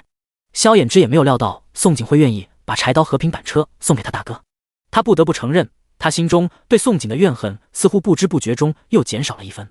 萧大郎原本还想拒绝的宋景的好意，但听到萧衍之的话，宛若听了圣旨一般，没再推辞。行，哥都听你的。言罢，萧大郎夫妇最后是成了宋景恩情，一家4口一起推着平板车，带着红薯、柴刀回去老萧家。第15章，娘一定鬼上身了。萧衍之、宋景目送萧大郎一家离去的时候，宋景丝毫不知围在一起开小会的金木水火话题主角是自己。恶婆娘一定鬼上身了，不然就是在憋着大招。木木盯着宋景的面容，非常笃定的语气。他印象中的这个养母可是最抠的，自从摔下山坡再醒来后，整个人就变得不一样了，变得无比大方，背地里也没骂爹爹废物了。而养母上一次的大方，正是带着他们4个去卖的时候。他觉得宋景不是憋着坏，就是中邪或者鬼上身了。水水也觉得养母鬼上身了，不过就算娘鬼上身了，那也是好鬼。木木，娘救了你的。水水不仅心思细腻，还是一个懂得感恩的好孩子。他很清楚记得，当时前世对木木下黑手时，养母救木木时脸上流露的紧张是真心的，不是自己的亲生骨肉，却真心相救。如果养母真是鬼上身的，他是一点也不介意，反而还有点喜欢这只鬼。木木被水水的直言噎了一下，脸孔火辣辣，撇了撇嘴：我当然记得他救了我，我这不是怀疑吗？咱4个不说清楚，等哪天再被他骗去卖了怎么办？特别是火火，他最笨了，就只记得吃。火火躺着也中枪，是气得鼓起脸。晶晶、木木又骂我笨，他的肚子总是一饿，其实他也不想的，但谁说喜欢吃的就是最笨的？爹爹可是说过，他这是在长个才一饿。哼哼，等以后他长得比木木高，再笑死木木去。晶晶眼看2人又要吵起来，不越呵斥，别吵了，不管娘是不是鬼上身，还是憋着坏，咱们还是要防着，以后除了跟在爹身边，哪都不能去，爹在哪，咱4个就在哪。如意吉祥2个姐姐刚和他们说了，如果养母愿意留下来带他们逃荒，那他们就接受他；如果养母哪天把他们和爹爹再扔了逃跑，只要他们一直跟着爹爹，天塌下来也不怕。木木突然想起以后要与养母抬头不见低头见，愁死了，又问道：那以后咱4个继续不理他，还是有吃的可以理他一下？晶晶抬头看了木木一眼，这个问题同样困扰着他。如果养母是真的鬼上身或者真变好，他们对养母不冷不热，会不会让养母伤心？晶晶苦恼了许久，最后一锤定音，他和咱4个说话时就搭理他一下，他不找咱4个说话，就不要主动去和他说话，记住了吗？木木回答的最快，记住了。他才不会主动和恶婆娘说话，别以为救了他一次，他就会彻底原谅他。不过恶婆娘若是先和他说话，他就勉强应一应吧。然而让火火不要主动和养母说话，有点难。火火委屈的撇嘴问：如果我肚子饿，口渴了找娘，算主动不？木木忍不住翻白眼，反问：你说呢？听听，他之前有骂错吗？火火就是吃货，满脑子都只记得吃的吃货。晶晶没理2人会不会吵架，而是看向水水：水水你呢？水水抬头看了看宋景背影，犹豫许久之后点头：我也不会主动和娘说话，不主动才怪。娘若真是鬼上身或变好了，不是更好吗？水水是刚转身就食言。亥时，金木火下定决心不理宋景，准备爬上平板车与自己爹一起休息的时候，水水突然道：娘，我想尿尿。清脆又萌软的声音让金木火差点从平板车摔下来，一个个瞪大眼不敢相信。一个晚上还没过去，水水就毫无预兆地背叛他们。水水这个叛徒，以后打死他们都不会再相信水水了。水水被骗去卖了也是活该。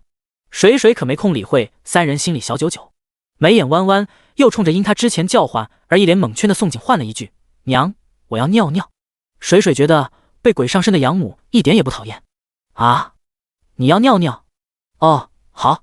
宋景看见水水走近自己，才确定自己之前没有听错，水水确实在叫他，而他也总算记起来自己平白无故多了4个便宜儿女，从此还要负责照顾便宜儿女的吃喝拉撒。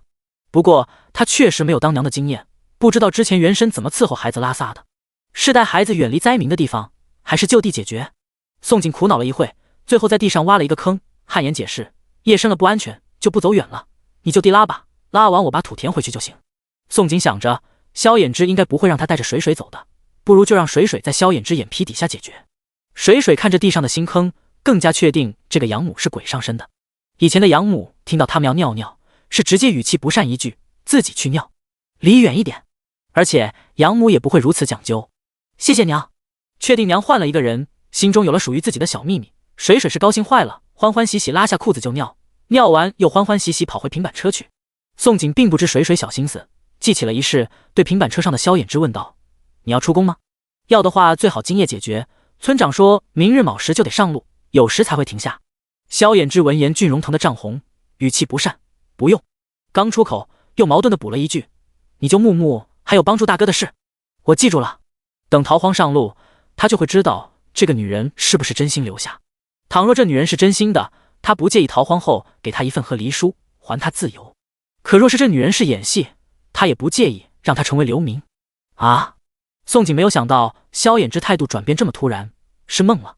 他可以理解为他在对他道谢，主动示好吗？还是他想多了？宋景觉得自己一定想多了。书中男主可是睚眦必报的主，可不会这么快就忘记仇恨。他猜测萧衍之会突然说出这番话，只是想告诉他一码事归一码事。不过萧衍之心里具体怎么想的，他不想去猜，也没力气再去猜。从穿越到现在忙活了4个时辰，他确实是累了，而且明日还要徒步拉车，他得抓紧时间补眠，养足精神，明日才有力气赶路。第16章逃荒赶路。一残4小都挤在一辆平板车上，宋景很自觉地拿了一张破席子铺在平板车不远处，席地而眠。因为担忧半夜会出什么意外，又不敢指使萧衍之帮忙轮流守夜，宋景没敢睡沉，而是时刻保持警惕，手中始终握着斧柄，处于半睡半醒的状态。好在他把大红薯散了出去，这一夜除了老萧家闹过，是再没出事，他也算补了眠。次日卯时刚至，当当当当当当，村长家准时敲响了铜锣。村长的大儿子萧长春连声高喊：“萧家村的全都起来，集合赶路了！别再睡了，拉队的不等，赶紧的喽！”附近的萧家村人听到铜锣声，是一个个迅速起身，卷起草席，然后或背上包袱，或挑上担子，或推上平板车，或搀扶老弱病残，或牵着小孩，或赶着牛车，纷纷往村长家休息的赶去。按照村长的规定，到了村长家休息地之后，便进行集合，等村长清点人数之后，再跟着村长继续启程往东迁徙逃荒。其他村的灾民在听到自己村长家的铜锣一响，也如萧家村人一样，纷纷动身，匆匆赶往自己村长家的集合地。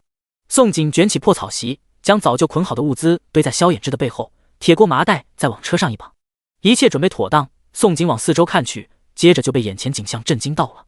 一马平川的平原，放眼望去是密密麻麻的灾民，灾民全动起来的时候，浩浩荡荡，不啻于蚂蚁行军。看到这番景象，宋景没有犹豫，叫唤：“金木水火，你们也上车去！”这么多的灾民，这么小的孩子，但凡被灾民随便冲撞一下，4个孩子就会被冲散走失了。既然他承诺了带着一残4小逃荒，就一定会拼尽全力护得一残4小的周全，绝不能让孩子在他手中给走失了。萧衍之没有想到宋景会让孩子坐车，不禁怀疑自己听错，但他扫了一圈密密麻麻的灾民，瞬间便明白宋景为何这么做。很想问他拉不拉得动，可他张了张嘴却问不出口。除了水水、金木火3个小家伙重新爬上车后是直接懵了，当宋景拉动平板车时，更是惊得下巴都快掉地上了。逃荒1个月，这是养母第一次让他们上车。若说此时金木火内心不敢动，那都是他们骗自己的。星号，当宋景拉着一残4小赶到村长家集合地的时候，村里人大致都到齐了。老萧家也是与宋景同时抵达的。宋景往老萧家看去，第一眼看见的是最后面的萧大郎夫妇。萧大郎夫妇2人拉着的平板车，平板车上不仅绑着老萧家所有物实，还绑了柴禾，而老萧家的男人一个个如废物般空着手。若不是看见杨氏、钱氏、萧金莲鼻青脸肿包得像木乃伊，太过好笑，宋景都忍不住上前揍老萧家3个贱男人一顿。小贱蹄！杨氏看见宋景那刻是气得发抖，绑着布袋的脸都在鼓动。萧金莲也是恨得直抖，牵着傻儿子大胖的钱氏眸光也如淬了毒的毒蛇。昨夜钱氏醒来后，萧永泰就逼问他娘家是否有脑子不正常的。之后萧永泰那个畜生还让他今日逃荒路上把大胖扔了，甚至还撂下狠话，若是他不把大胖扔掉，老萧家就把他与大胖扔了，让他和大胖做流民。他恨啊，他觉得这一切都是因为宋景造成的，恨得将一笔笔的账全都一并记在宋景的头上。宋景感受到钱氏淬毒的目光，真想挖了钱氏的眼珠子，深刻觉得钱氏脑子里有包，否则不会一而再再而三犯蠢挑衅他。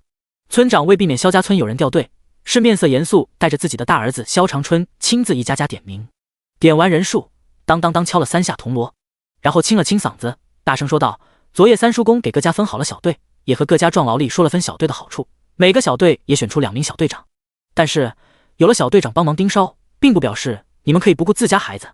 小队长最重要责职是真遇见事时能起到带队的作用，让每个队拧成一股绳，遇事而不慌。记住了，你们的队长不是给你们带孩子的，而是领队的。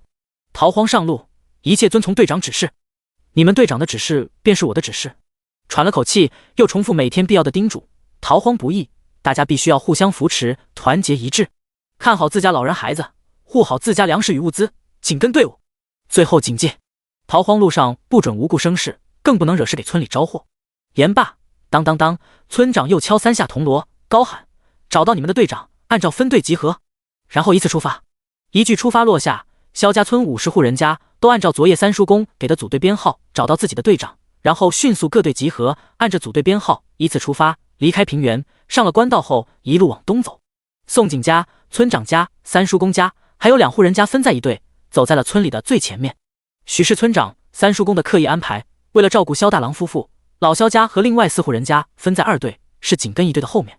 对于这个安排，萧衍之非常的满意，他只要回头就可以看见自己的大哥大嫂，而大哥大嫂也能看见他，能彼此放心。金木水火也很高兴，他们回头就能看见如意吉祥2位姐姐了。宋景就不知道该说什么好了，他是一点也不愿看到除了萧大郎夫妇以外，老萧家的那些货色。那些货色跟在他的后面，指不定逮住机会便犯蠢惹他。想到老萧家那些货色，宋景就觉得隔音心情不好，拉着一残4小是一步都不回头，冲在村里的最前面。而在宋景的前面是一眼望不到头的其他赶路灾民，左右两边更有无数的灾民正往萧家村队伍身后的官道涌来。源源不断的灾民们宛若溪流汇入了江河，然后如潮水般一起往东冲去。第17章鼠群过境。宋景望着眼前灾民汇成的江河，心下发沉，拉着一残4小级匆匆赶路，紧紧跟着前面的大部队往东迁途。灾民们大部分都背着包袱，挑着担子徒步而行，也有和他一样拉着板车的，车上都坐着老弱病残。能赶着牛车的是村里比较富裕，像村长家与三叔公家这种极少数的人家，但因为眼下牲口也没草吃了，许多牛车最后都成了灾民在拉。偶尔宋景还能看见一些骡车、马车匆匆经过，而家有骡车、马车的全都衣着不凡，一看就是府城的贵胄或是城里的商贾、富户、地主。一辆接着一辆的骡车、马车拉着满满当当的物资与粮食和水，车子两旁是握着大刀的家丁和护院。灾民们明知抢了这些马车就有可能多个活命机会，可是看见家丁、护院手中那明晃晃的大刀，是一个个歇了心思。不抢，现在不会死；抢了，注定立即死。逃荒的大部队从卯时开始出发，一直走到午时都不曾停下，一直到未时，宋景敏锐感觉前方灾民渐渐慢了下来。许是前世是军医养成的警觉，宋景并不认为前方灾民疲惫走不动才慢下来，这种感觉就像高速公路上行驶的车辆突然出现了意外，随后造成堵车，紧随其后的车辆不得不停下或慢下来。不出意外，逃荒大部队的前方出现了突发情况，逼停前方的灾民。能让数万计的灾民停下来，什么意外有这么大的威力？洪灾、地震、蝗灾、兵祸、流匪。西北干旱2年，洪灾是不可能的，能下场雨都能让百姓笑死。地震也没有感觉到震感，应该不是。宋景只能想到后3种可能，可是他做梦也没有想到自己猜的全错。前方确实出了意外，但不是蝗灾、兵祸、刘匪也不是蚂蚁行军，而是鼠群过境。此次西北大地震不仅将大号国1/4的江山震没了，还把大号国1/4的老鼠全惊了出来，汇聚成比丧尸屠城还要可怕的鼠群行军。但凡鼠群过境的地方，瞬间是白森森的尸骨，宛若地狱，再无生机。而此时数之不尽的老鼠正张着血盆大口，宛若大军压境，向着逃荒灾民吞噬而去。一切来得如此的突然，毫无预警。啊！救命啊！老鼠！老鼠！滚开啊！快逃啊！眨眼间，最前方的逃荒灾民一个个倒下，惨绝人寰，四周都是惨叫声。后面的灾民见状，也如无头苍蝇尖叫着，纷纷掉头逃窜。可是老鼠实在太多了，不管是毫无反抗之力的老弱病残，还是手无寸铁的壮劳力，或是那些加油马车、家丁护院的贵胄、商贾、富户、地主，统统无一幸免，全遭了鼠群过境的灭绝，眨眼留下森森白骨。鼠群还在继续往后面灾民推进，后方敏锐的宋景以为前方遇见刘匪，对着与他并行的村长和三叔公大声喊道：“村长，三叔公，不能走了，前方有危险，让全村速度离开逃荒大部队。”宋景觉得趁着刘匪还未至，一个村50户人家一起逃亡，目标不大，兴许能活命，于是建议村长让全村离开大部队。萧衍之突然听到宋景大喊，是迅速转头，然后看见了远处2辆在拼命往回逃命的马车。那2辆马车落了单，宛若身后有洪水猛兽，横冲直撞，冲下了官道逃窜。萧衍之看着正往回逃不断奔进的2辆马车，瞳孔一缩。此刻他与宋景一样，都认为前方遇到刘匪，是忙着大喊：“村长，前方可能遇到刘匪，不能往前了。”村长与三叔公正坐在自家牛车上，让自己儿子儿媳拉着走。二人听到宋景与萧衍之先后呼喊，愣是吓了一跳。啥？刘匪？等到二人反应过来，他们也看见了远处往回逃的2辆马车。那2辆马车正不要命的横冲直撞，摆明遇到事了啊！逃荒1个月，可从未遇到这种情况。三叔公经历的事多，只一眼就知道事情大了，反应也够快，立即对村长喊道：“老四，赶紧带队离开官道！”喊完，他立即高高举起昨夜临时做的一杆旗子，通知另外9个小队。这旗子上绑着一块红布，而且每个队的小队长也有。三叔公会有红旗，也是宋景让村长给他家送野菜，让村长提示他做的。昨夜他还觉得宋景事儿多，甚至还为找红布愁了许久。好在村里有户人家儿媳妇新娶几个月，带了半匹红布，也幸亏了宋景的提醒。三叔公手中红旗一举起，宛若夜里突然点亮的引路灯，后方的小队长很快就看见了。小队长们看见三叔公红旗举起来，难得没有慌乱，大家伙纷纷举起自己队的旗子，对自己队伍家连声高喊：“伍家注意，扶好老人，看紧孩子，听我号令，一会让大家跑便跑，紧跟红旗，别拉队了。”这话落下，萧家村人全都知道前面出事了。妇人们是一个个慌了，但还算冷静，没有乱，牢牢牵住自家孩子。昨夜三叔公与他们家中壮劳力说过，一旦看见三叔公举起红旗，不要乱，紧跟红旗走。但总是有那么一些极品，总给队伍拖后腿添乱的，比如老萧家。老萧家的揽货为了自己轻松，是将所有东西都扔上板车，让萧大郎夫妇一个前面拉，一个后面推。这会儿杨氏看到前方三叔公举起了旗子，是立即带着萧永泰、萧永康跑过去抢板车。停下，停下，把板车停下，不用你们拉了，让老三、老四拉，走开！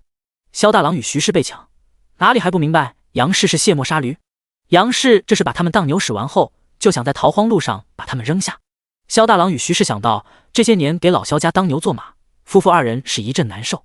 但好在萧大郎夫妇虽怕事，却还不算蠢，是直接放开了板车。车上拉着的全是老萧家的东西，没有一件他们一家4口的，他们只有几件衣裳，如今都在徐氏背上背着。第18章，狠毒的老萧家。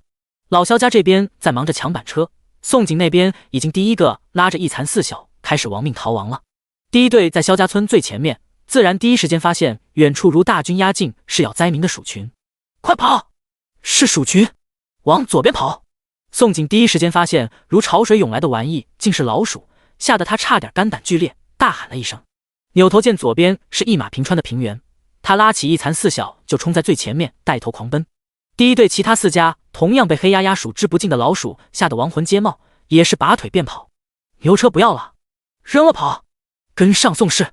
村长也大喊了一句，让自己大儿子直接扔了自家牛车，拼了老命紧追宋景。另外2家也是紧追其后。三叔公家是全家直接扔掉所有包袱，撒腿逃亡，只留下一张户籍与一杆红旗。因着第一队突然冲下官道，往左边平原奔急，后面的9个小队也因此发现了遮天蔽日的蜀群，萧家村人是差点没被吓得当场上西天。但好在宋景发现及时，并且先带头逃亡，又有三叔公准备了红旗，再加上三叔公给9个小队选的小队长一个个都是顶式的，萧家村人尖叫腿软一阵，是都清醒过来，舍弃了包袱，拔腿狂追自己小队红旗。因此当蜀群大军涌过来的时候，除了一个被自己娘狠心趁机扔掉的，萧家村人全都离开了大部队，成功逃离官道5里远，饶幸活了下来。而在萧家村后的其他村灾民反应过来的是，追着萧家村人队伍后面存活了下来，没有反应过来的瞬间就被蜀群噬没，化成一具具白骨。宋景拉着一残四小光，顾着撒丫子逃命，没有时间也没有机会回头去看蜀群过境的景象。金木水火因为有萧衍之的制止，全趴在板车上，非常幸运没有看见，但是坐在板车上的萧衍之还有萧家村人及其他村幸存者们却看得一清二楚。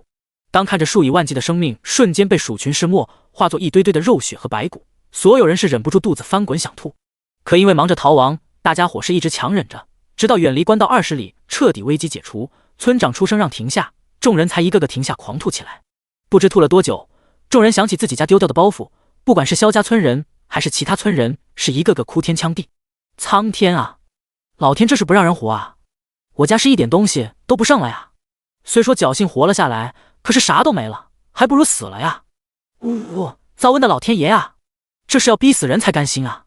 村长听到众人对老天的不满，老泪也流了出来了，是抹了一把老泪，忍不住站了出来劝道：哭啥哭？能在地龙大翻身，蜀群过境活下来，就说明咱们全都是有福气的。你们在这哭天抢地，还不如清点人数，然后收拾心情去找吃的，努力让自己活下去。哭天抢地的众人有一部分是好几个村的灾民，这回听了村长的话，是又一阵哭嚎。哎呦，我们村的人都死绝了，只剩我们几户了，可怜见的呀！我们村也是啊，地龙大翻身死了一半，今日是差不多死绝了呀。村长见其他村灾民不听劝，是不想再劝了，吩咐自己的大儿子萧长春组织萧家村人集合。铜锣已丢，萧长春集合全靠喊，萧家村的集合，每个小队长清点人数，看看谁家丢没丢人喽，丢人的上报喽。萧长春话音落下，其他9个队的小队长开始清点人数。第一队的小队长是村长和三叔公，由于逃亡12人全程都追在宋景的后面，萧二郎家丢没丢人他们最清楚的，因着宋景拉车，那一残四小的情况可是比谁都要好，而且车上的物资一件没丢。但按照惯例，他们还是例行清点了人数。村长刚想喊一队全齐了，2队的小队长突然叫了一声：村长！三叔公，不好了，老萧家大胖丢了。逃亡前我看见钱氏一直牵着大胖的，可是钱氏却说逃亡前他让大胖坐在萧大郎推着的板车上，可萧大郎夫妇和如意吉祥姐妹都说逃亡前板车被杨氏抢过去了。此话一出，村长和三叔公还没来得及反应，钱氏突然坐地狼嚎：我可怜的儿啊，娘不该让你坐车啊，你死的可真惨啊！杨氏手指着萧大郎夫妇，张嘴就来：你们这2个白眼狼，只顾着自己逃，丢下我孙子，你们还我孙子！萧永泰冲着萧大郎夫妇怒吼道：你们还我儿子，我儿子被你们害死了！萧富贵、萧永康、萧金莲3人站在一旁，表情有点懵。他们都知道大胖为何丢了，因为这事是他们全家一起干的。老萧家不要傻儿子，大胖瞧着就是个不正常的。他们是逼迫钱氏逃荒路上把大胖扔了，可是小队长实在盯着紧，钱氏是一直都找不到机会扔了大胖。正好蜀群过境，场面混乱，钱氏才成功扔下大胖。只是萧富富、萧永康、萧金莲3个人都没有想到，杨氏、钱氏、萧永泰心肠会这么狠，居然想出这样的阴招来陷害萧大郎夫妇。萧大郎夫妇同样没有想到，老萧家的货色时时刻刻都在想着怎么欺负他们夫妇。萧大郎突然想起了宋景对他的那番说教，总算学会了反抗，发泄怒吼：你们胡说！蜀群来之前，你们就将板车抢走了，你们为何要一直逼迫我们夫妇？我们夫妇2人给老萧家当牛做马这么多年，为何还不放过我们？徐氏忍受老萧家也是到了忍无可忍的地步，见萧大郎奋起反抗，是眼泪也出来了。他哭着对村长道：村长，我们夫妇是怎样的人，全村人都知道。大胖不是我们丢的，是老萧家一家人丢的，因为老萧家不要傻儿子。别问徐氏为何猜得这么准，他怕被杨氏欺负，却是老萧家最了解杨氏的那一个。他坚信这一切都是杨氏的阴谋，杨氏在报复他，挺身而出帮助二郎家。第19章，赶出逃荒队。老萧家不要傻儿子，这句话宛若一滴水掉入了油锅，炸开了。当萧家村的妇人们听到这句话，还有哪个不明白？昨夜大胖才被发现是个傻子，今日就丢了。这明摆着老萧家嫌弃大胖，一家子故意把人扔弃的。只是老萧家一个个都是歹毒的，这是故意陷害萧大郎夫妇。林氏、樊氏听了后是双双站出来替萧大郎夫妇说公道话。林氏、村长、三叔公，大胖一定是老萧家自己扔弃的。老萧家出了一个傻儿子，肯定是害怕别人说他家传代有问题。樊氏、村长、三叔公，老萧家这明摆着自己扔弃大胖，还反过来污蔑萧大郎夫妇。杨氏和钱氏都没有想到自己精心策划的阴谋，怎么一下就被拆穿？杨氏更没料到，一向被他搓磨屁都不敢放一个的萧大郎夫妇，怎突然这么硬气了？杨氏目光怨毒，看向林氏与樊氏，逮谁咬谁！你们两个千人骑万人睡的贱货！那对白眼狼承诺给你们什么好处，让你们这样帮他们？钱氏也很快反应过来，抬手指向正坐在地上喘气，顺带围观吃瓜的宋景，给他们好处的是他。无缘无故被指，宋景冷笑了一声：“我好心提醒你一句，你最好把你手指收回去。”不作不死，钱氏一而再再而三的挑衅，就是泥菩萨也有火气。钱氏不仅没收回手，还不屑的冷嗤：“我就不收，你能把我怎么样？被我说中了，恼羞！”后面两字没有说完，钱氏就看见一柄短斧朝着他的面门飞了过来。不过宋景没要杀钱氏，他还不屑让自己手上沾上钱氏这种恶心玩意的鲜血。短斧看着是朝钱氏面门飞去，实际最后嗤一声，锋利的斧刃没入了距离钱氏1寸的泥土里。钱氏起初还很硬气，可当他低头看去，是直接吓得连声尖叫：“啊呀呀！”再白眼一翻，晕死过去。啧，就这点胆量也敢上蹿下跳？宋景看着钱氏怂样，极不屑的冷嗤一句，起身拍了拍身上的泥土，走进钱氏，将自己的短斧拿了回来，挂回腰带上。临了还回头扫一圈早已呆如木鸡的老萧家其他人，对村长和三叔公道：“村长、三叔公，您二老继续，我就一旁随意看看。”萧大郎夫妇难得听了他的劝告，硬气了一回。他想偷个懒，刚逃亡奔疾已经够累了，如果事事轻为，他还不得累死。村长、三叔公，萧家村人原本都以为钱氏死定了，一个个也被吓得呆若木鸡。听到宋景的声音后，众人才发现宋景不过是吓唬钱氏而已。村长与三叔公见宋景丢下话，还冲他们笑，是脸都绿了。不过这次逃亡，宋景是大功臣，也不好训斥。若不是他让分小队，让做红旗，鼠群过境时，估计除了宋景自己一个，萧家村人一个都别想逃掉。村长与三叔公对视一眼，心中都有了决定。老萧家是时候收拾，不能再纵容了。二老脸色阴沉，扫了一眼老萧家，随后都看向萧衍之，细声问道：“二郎，按之前商议的做吗？不后悔？”所有人都不明白三叔公为何询问板车上脸色沉得滴水的萧衍之，尤其老萧家的所有人，包括萧大郎夫妇。然而还没等众人询问，萧衍之看着自己亲生父亲萧富贵，吐字如冰，不值得后悔。村长与三叔公见萧衍之坚持，又对视叹息。半晌，村长扭头对身边的几个小队长施令道：“除了萧大郎一家4口，老萧家其他人全绑了。”这话落下，还没等老萧家的所有人反应过来，6、7个小队长几下就将老萧家的人全绑了，一字排开压着跪在地上。就是昏迷的钱氏，还有未出嫁的萧金莲也被绑了。别碰我！啊！萧金莲被男人绑了，是什么名节都没了，哭着想反抗，可任他哭破喉咙，绑他的小队长可不管他名节毁没毁，照样将人绑了。滚开！杨氏被绑后，狠毒地瞪了一眼还要压他跪下的小队长：“为啥绑我？我啥事没干！”萧永康不服气地挣扎，他觉得凶手是萧永泰、萧富贵、杨氏、钱氏，扔弃大胖的事与他无关。是老三萧永泰先嫌弃自己儿子是傻子，不想继续养傻儿子。萧富贵和杨氏也是主谋，是2个老货逼迫钱氏扔弃大胖。钱氏其实也是帮凶，表面装的不舍，其实比谁都想扔弃大胖。萧富贵见村长施令绑人的架势，瞬间明白村长与三叔公这次是要动真格了，害怕自家被出族，立即卖惨：“村长，我老萧家也不想扔了大胖，毕竟养这么大了，还是带把的。可大胖是个傻的呀，为了传后，为了省一口吃的逃荒，我老萧家留不得他啊。”这话是把什么都招了。不过还不够。萧富贵扭头砰一声踹了杨氏脸一脚，骂道：“都怪你这个蠢货，谁让你陷害大郎和徐氏的？他们夫妇给你当牛做马，这么好的儿子儿媳，气走了以后谁伺候你？”杨氏被一脚直接打懵了，眼珠子险些瞪脱眶，瞪着萧富贵。萧富贵抬脚又砰一声往杨氏另一脸也补了一脚：“瞪啥瞪？再瞪回头休了你！”这会儿两边各一个脚印，对称了。这蠢货可满意了。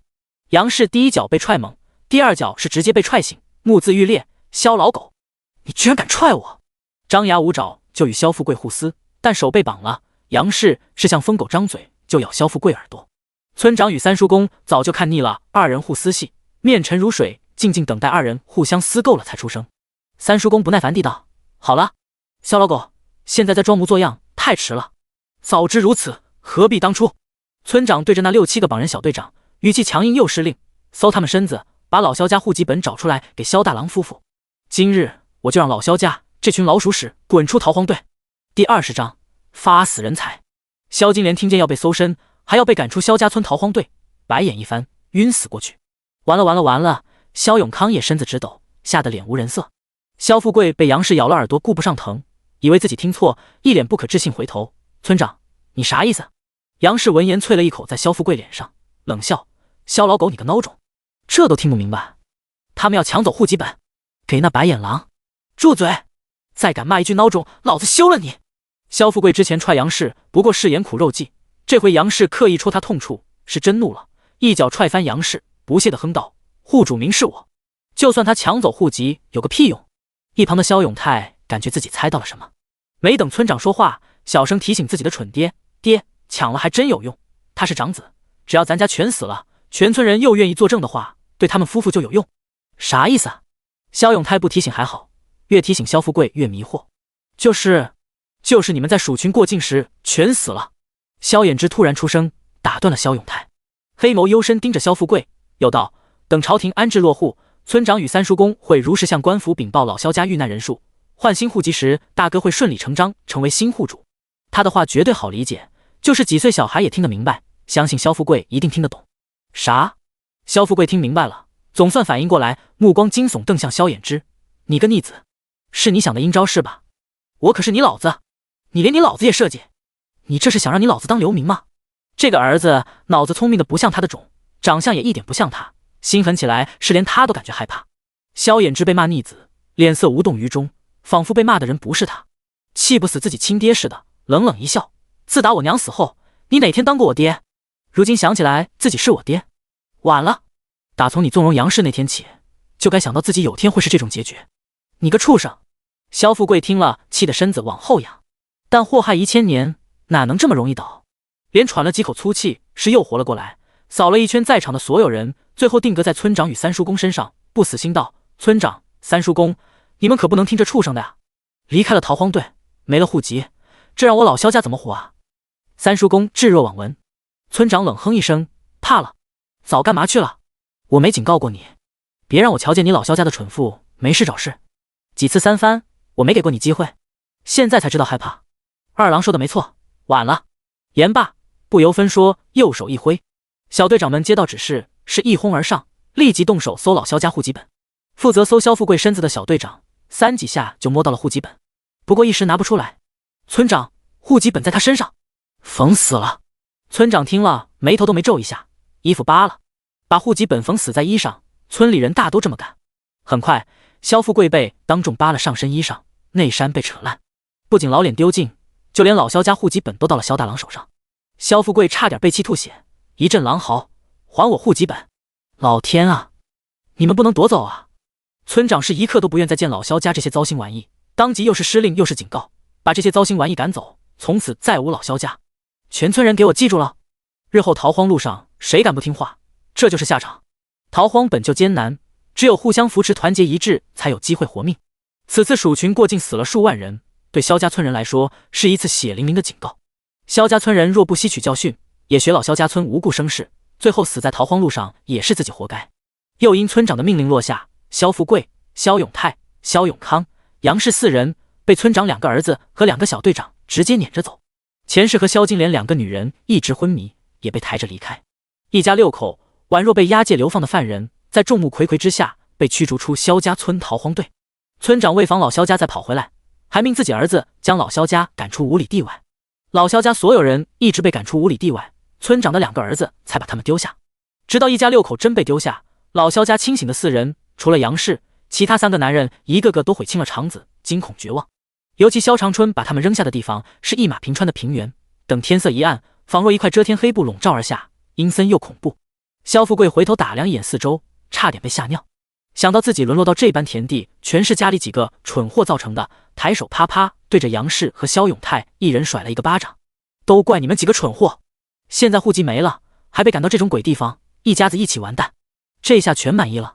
萧永泰被扇一掌，大气不敢喘一下；杨氏被扇了一掌，是气得恨不得掐死萧富贵。但眼下他也知道不是和萧富贵互撕的时候，起身打量一眼四周，感觉自己发现了什么，宛若得了失心疯呼的发笑，哈哈哈哈！小老狗，谁说老萧家完蛋了？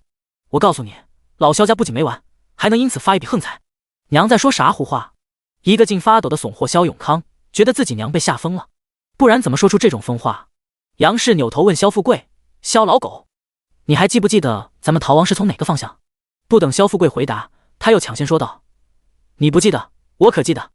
你个婆娘到底想说什么？你倒是快说啊！”萧富贵觉得自己没有被村长吓疯，也被杨氏气疯了，给老子好好说话不行吗？杨氏见萧富贵一脸着急迫不及待，嘚瑟的鼻子哼了哼，没好气说道：“耗子咬死了那么多灾民，那些耗子咬剩下的是不是就成了无主之物了？那些户籍本、银两、棉衣、被子是不是全都成了老萧家？娘，不止这些，路上不是好多马队经过吗？搞不好咱还能捡到金子，狠狠发一笔死人财。”萧永泰不等杨氏说完，激动的全身颤抖，眼内闪耀贪婪的光芒，仿佛真的看见金子。那咱被赶出来，岂不是因祸得福了？萧富贵听了杨氏的话，震惊的什么火气都消了，恐惧也驱散了，甚至觉得自己的婆娘真他娘是个人才，发死人财的法子这都能想得出来。第21章，建议南下。不得不说，杨氏确实是个人才，所有人都没想到的发财方法，就杨氏一个人先想到了。不仅如此，连户籍一事也给解决了。秀兰，之前是我不对，你莫痴心啊，我当时是急眼了，才会想演苦肉计啥的，不是存心踹你啊。萧富贵秒变妻奴，跪求杨氏原谅。杨氏轻蔑地瞪着萧富贵，脸上写着全是嚣张得意。之前不是还很硬气要休老娘，你咋不休了？休了老娘，老娘正好带着两儿子去发横财，丢下你一个老货在这给狼撕了。就算没了男人，老娘也可以找一个死了丈夫的寡妇户籍本，以后还可以吃香喝辣。哎呦，我该死，我嘴贱，我畜生！萧富贵啪啪啪扇了自己3个巴掌，为了能跟着杨氏去发死人财，是一把鼻涕一把眼泪卖力哭吼：“秀兰，你可不能把我一个人丢下给狼撕了呀！我错了，我不该对你动手，以后咱家还是你说了算成不？哼哼，只给你一次机会，下次再敢对老娘动手，你个老货就一个人过。”杨氏是真吃透了萧富贵，这不，他不过想到一个发财法子，萧富贵就硬不起来，老老实实给他跪下了。萧永泰、萧永康见自己爹娘还有心思在这扯些有的没的，是急都给急死了。见两个老货扯完了，是一刻都不愿意在原地多待，忙催促：“娘，咱们直接抬着钱氏和老五赶路吧，免得他们醒来还要浪费时间和他们解释。鼠群过境的地方离此地还有10多里地，要走1个时辰的路。他们害怕侥幸活下来的灾民也想到发死人财的方法，捷足先登，把他家财路给截胡了。老萧家一家6口匆匆赶往鼠群过境的地方时，村长的2个儿子萧长春、萧恒春，还有6个小队长也回到了萧家村休息地。这时，整个休息的燃烧着2堆篝火，其他村的灾民临时抱团组队，200多号人围着一堆篝火。大家伙都知道，独自上路只有死路一条，还不如一起组团逃荒。但因为是临时组团，并且不是同村人，各村人都心思各异，互相提防着对方。萧家村200多号人同样也烧了一堆篝火围在一起。经过鼠群过境，老萧家被驱赶一事，整村人这刻都以村长和三叔公马首是瞻。大家伙一个个都深刻明白，跟着村长和三叔公才有机会活命。萧长春、萧恒春一伙人回来时，看见的是整村人全都围着篝火，而村长与三叔公正让各家上交自家物资。为了整村人一个不少活下去，村长和三叔公决定将全村的吃食物资集合一起。有几户怕死的人家不是很愿意上交自家的物资，但看见宋景第一个上交自己用大红薯和灵泉换来的6件棉衣、3床被子、1扎野菜，还有小半囊水，是一个个老老实实上交了。别问宋景为何这么傻，将自己好不容易换来的物资全交出去，因为这主意其实是萧衍之出的。目前他还是萧衍之的娘子，夫唱必须妇随。萧衍之的想法其实他能理解。此次鼠群过境，萧家村人虽然全都活了下来，但有90%人家只剩1本户籍本，其他是一点也没有留下。若是这刻人人都为自保，只为自己，那接下来看见的绝对是萧家村人一个接着一个被饿死的尸体。而眼下萧家村人唯一留下且最珍贵的是全村人的团结，还有一身力气。这两种力量用对了，可是非常可怕的。萧衍之正是看见这次逃亡，整村人跟着红旗逃命的一幕，心中震撼，受了启发。他坚信，让全村人拧成一股绳，一起共享物资，一起齐心找时共患难，才有可能一个不少活下去。村长和三叔公自然希望看到整村人一个不少活下去，所以非常支持他的提议。村长看着自己面前少得可怜的物资，不禁老泪纵横，哽咽地安抚众人道：“大家伙放心，这些物资虽由我和三叔公家管着，但最后还是大家一起吃一起用。此次逃亡，因为咱们早有准备，才能一个不少的全活下来，所以并非侥幸。而这恰恰告诉咱们，只要全村人拧成一股绳，互相扶持，团结一致，这股力量就能救咱们的命。眼下我知道大家伙都在慌什么，但咱们能活下来，就全是有福气的。没有吃，没有喝，咱们的壮劳力就拼全力去找；没有棉衣被子，咱们的妇人就用茅草自己做。总之，能吃能用的，咱们全都找回来。”当村长说完，三叔公也眼眶通红，给众人派了任务：今夜咱们就分吃剩下的最后一点食物，然后休息一晚。明日卯时，咱们的壮劳力在外出找时，见到茅草可割回来，给咱们的妇人做茅草衣、茅草被；遇见没有枯死的竹子，砍回来做水罐。总之能用的要备着。所有人找到东西之后，统统上交到我和村长这。看向宋景和萧衍之，又问道：“二郎、宋氏，你们夫妇可还有补充的？”躺在板车上的萧衍之先看了一眼宋景，随后摇了摇头，表示二老的安排很合理。宋景没想到三叔公会问他，手中玩土的短斧一顿，扫了一圈萧家村的200多号人，纠结了半天，才说道：“我建议咱们不要再往东逃荒了，得往南下。此次地龙大翻身，往东迁徙的不止灾民，还有闻到血腥味的鼠群大军。且耗子不仅吃生食，还可能吃腐肉，极可能传播食疫。咱们若再往东，不仅时刻有遇到鼠群的风险，还有可能染上食疫。”宋景知道自己的这番话会吓倒一片，但为了自己活命，他还是硬着头皮接着往下说去。还有最恐怖的一点，耗子繁殖惊人，一年生6到8胎，一胎生5到10只。你们可以估算一下，昨夜我们遇见的鼠群大军过几个月后会壮大到什么地步？可能……宋景的后话还没说完，身边就砰砰砰3声，萧家村的妇人成功被吓晕了3个。哦哦哦！原本吐惨的萧家村男人也吓吐2个。第22章便宜相公的试探。不仅如此，老弱病残一个个瑟瑟发抖，村长、三叔公脸色煞白，萧衍之肚子也忍不住翻滚。唯独幸运没有见到鼠群过境的金木水火，正一脸好奇等待宋景继续说话，丝毫没受影响。宋景扫了一圈被他吓惨的众人，嘴角忍不住抽搐，急忙又安抚道：“大家别怕，咱们只要往南走就行。听说书的说，南方不仅气候温暖，四季常青，降水也丰富，吃的是白米，蔬菜新鲜，种类繁多。而我建议大家往南，最主要原因是，咱们越往南找到水喝的胜算就越大。”宋景不清楚大浩国领土分布如何，只是前世他生在南方，对南方有深厚的家乡情怀，第一时间能想到的是劝大家转到南下。为何不往北？往北更近些，再走4、5月便能抵达。而且京城也在北方，天子脚下，朝廷安置落户机会更大一些。萧衍之忍住呕吐欲望，迷惑看向他，替全村人问出心中所想。宋景很是意外萧衍之主动问他，而且这是他穿过来，他第一次和他说了这么长的话。吃惊了半天，才解释道：“现在是7月，赶路在快抵达京城时，也已经入冬。咱们1个没有棉衣被子，2个缺水，3个气候异常难测。万一倒霉遇到极寒天气，咱们可能还没走到京城，就得全交代在路上。所以我不建议北上。”原来如此。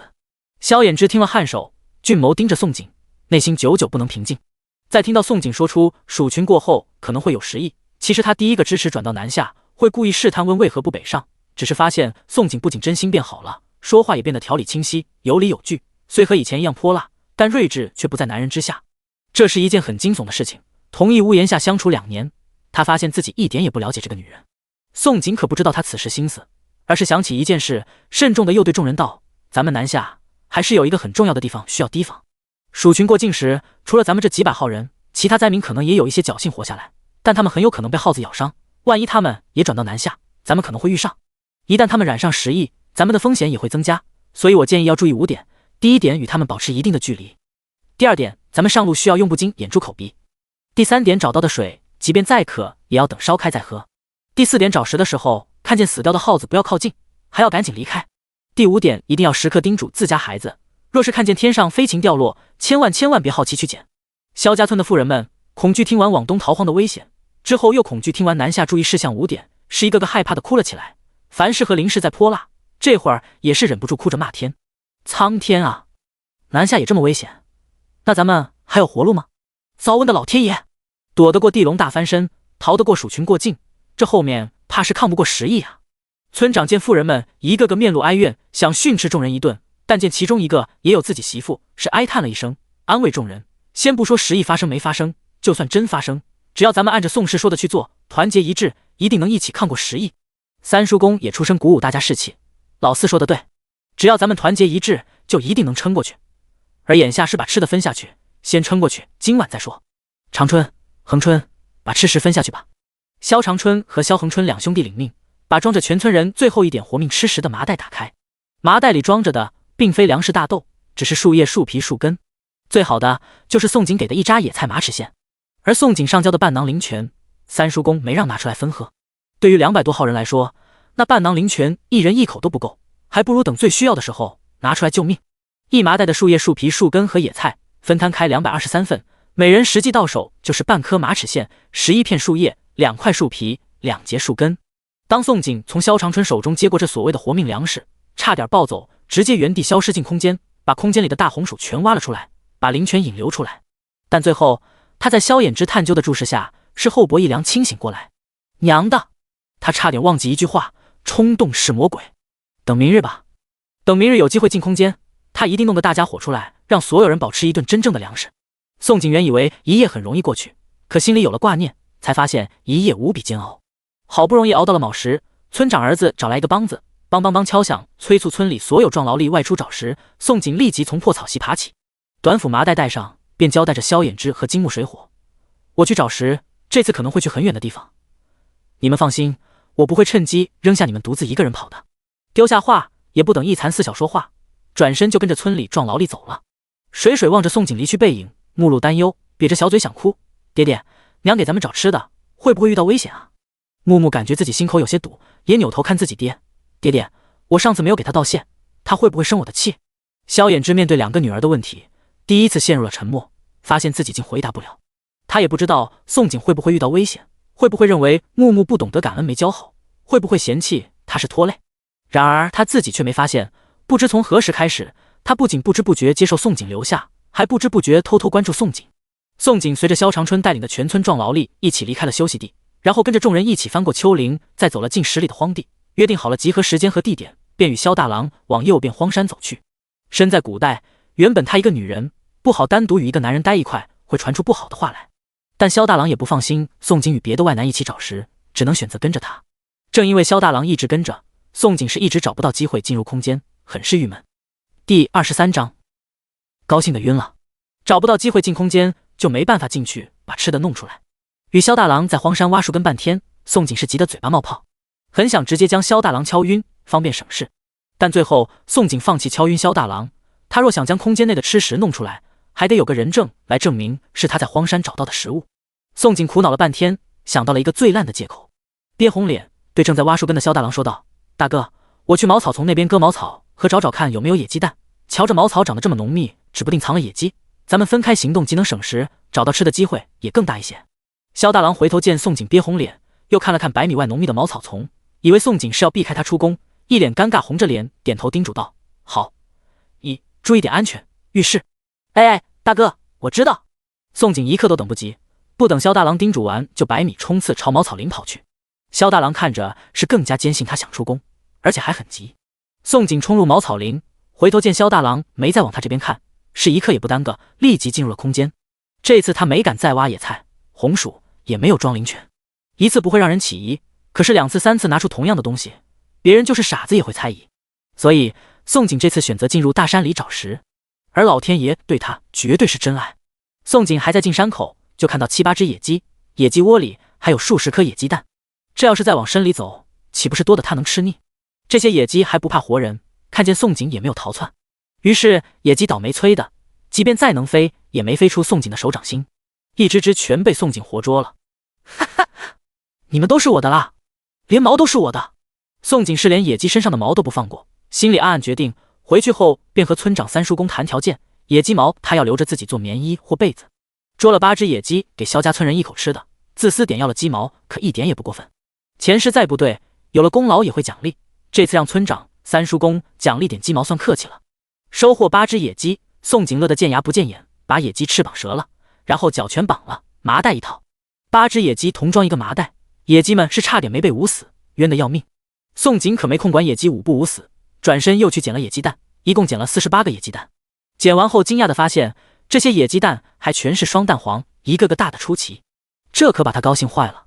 不过想到外面的萧家村人，宋景是没高兴多久，临时割了些细藤条，编了个织网袋，把野鸡蛋收好放好后，再抽出腰间的短斧进山。萧家村200多号人，即便把8只野鸡全吃了，也不过是杯水车薪。想要让大家饱腹，还是得找大家伙。宋景坚信，他既能在空间里找到野鸡，就一定能找到野兔、山羊、野猪。结果宋景运气是真的很好，他还没遇见野兔、山羊，就先遇到了正睡觉的野猪。那野猪是又肥又大，正打着响天震地的呼噜，初步估计至少350斤。就是你了。宋景伏在草丛内，望着3米外熟睡不知危险降临的大野猪，平日里眉眼弯弯的眼眸，此刻却闪着狩猎的锐利光芒。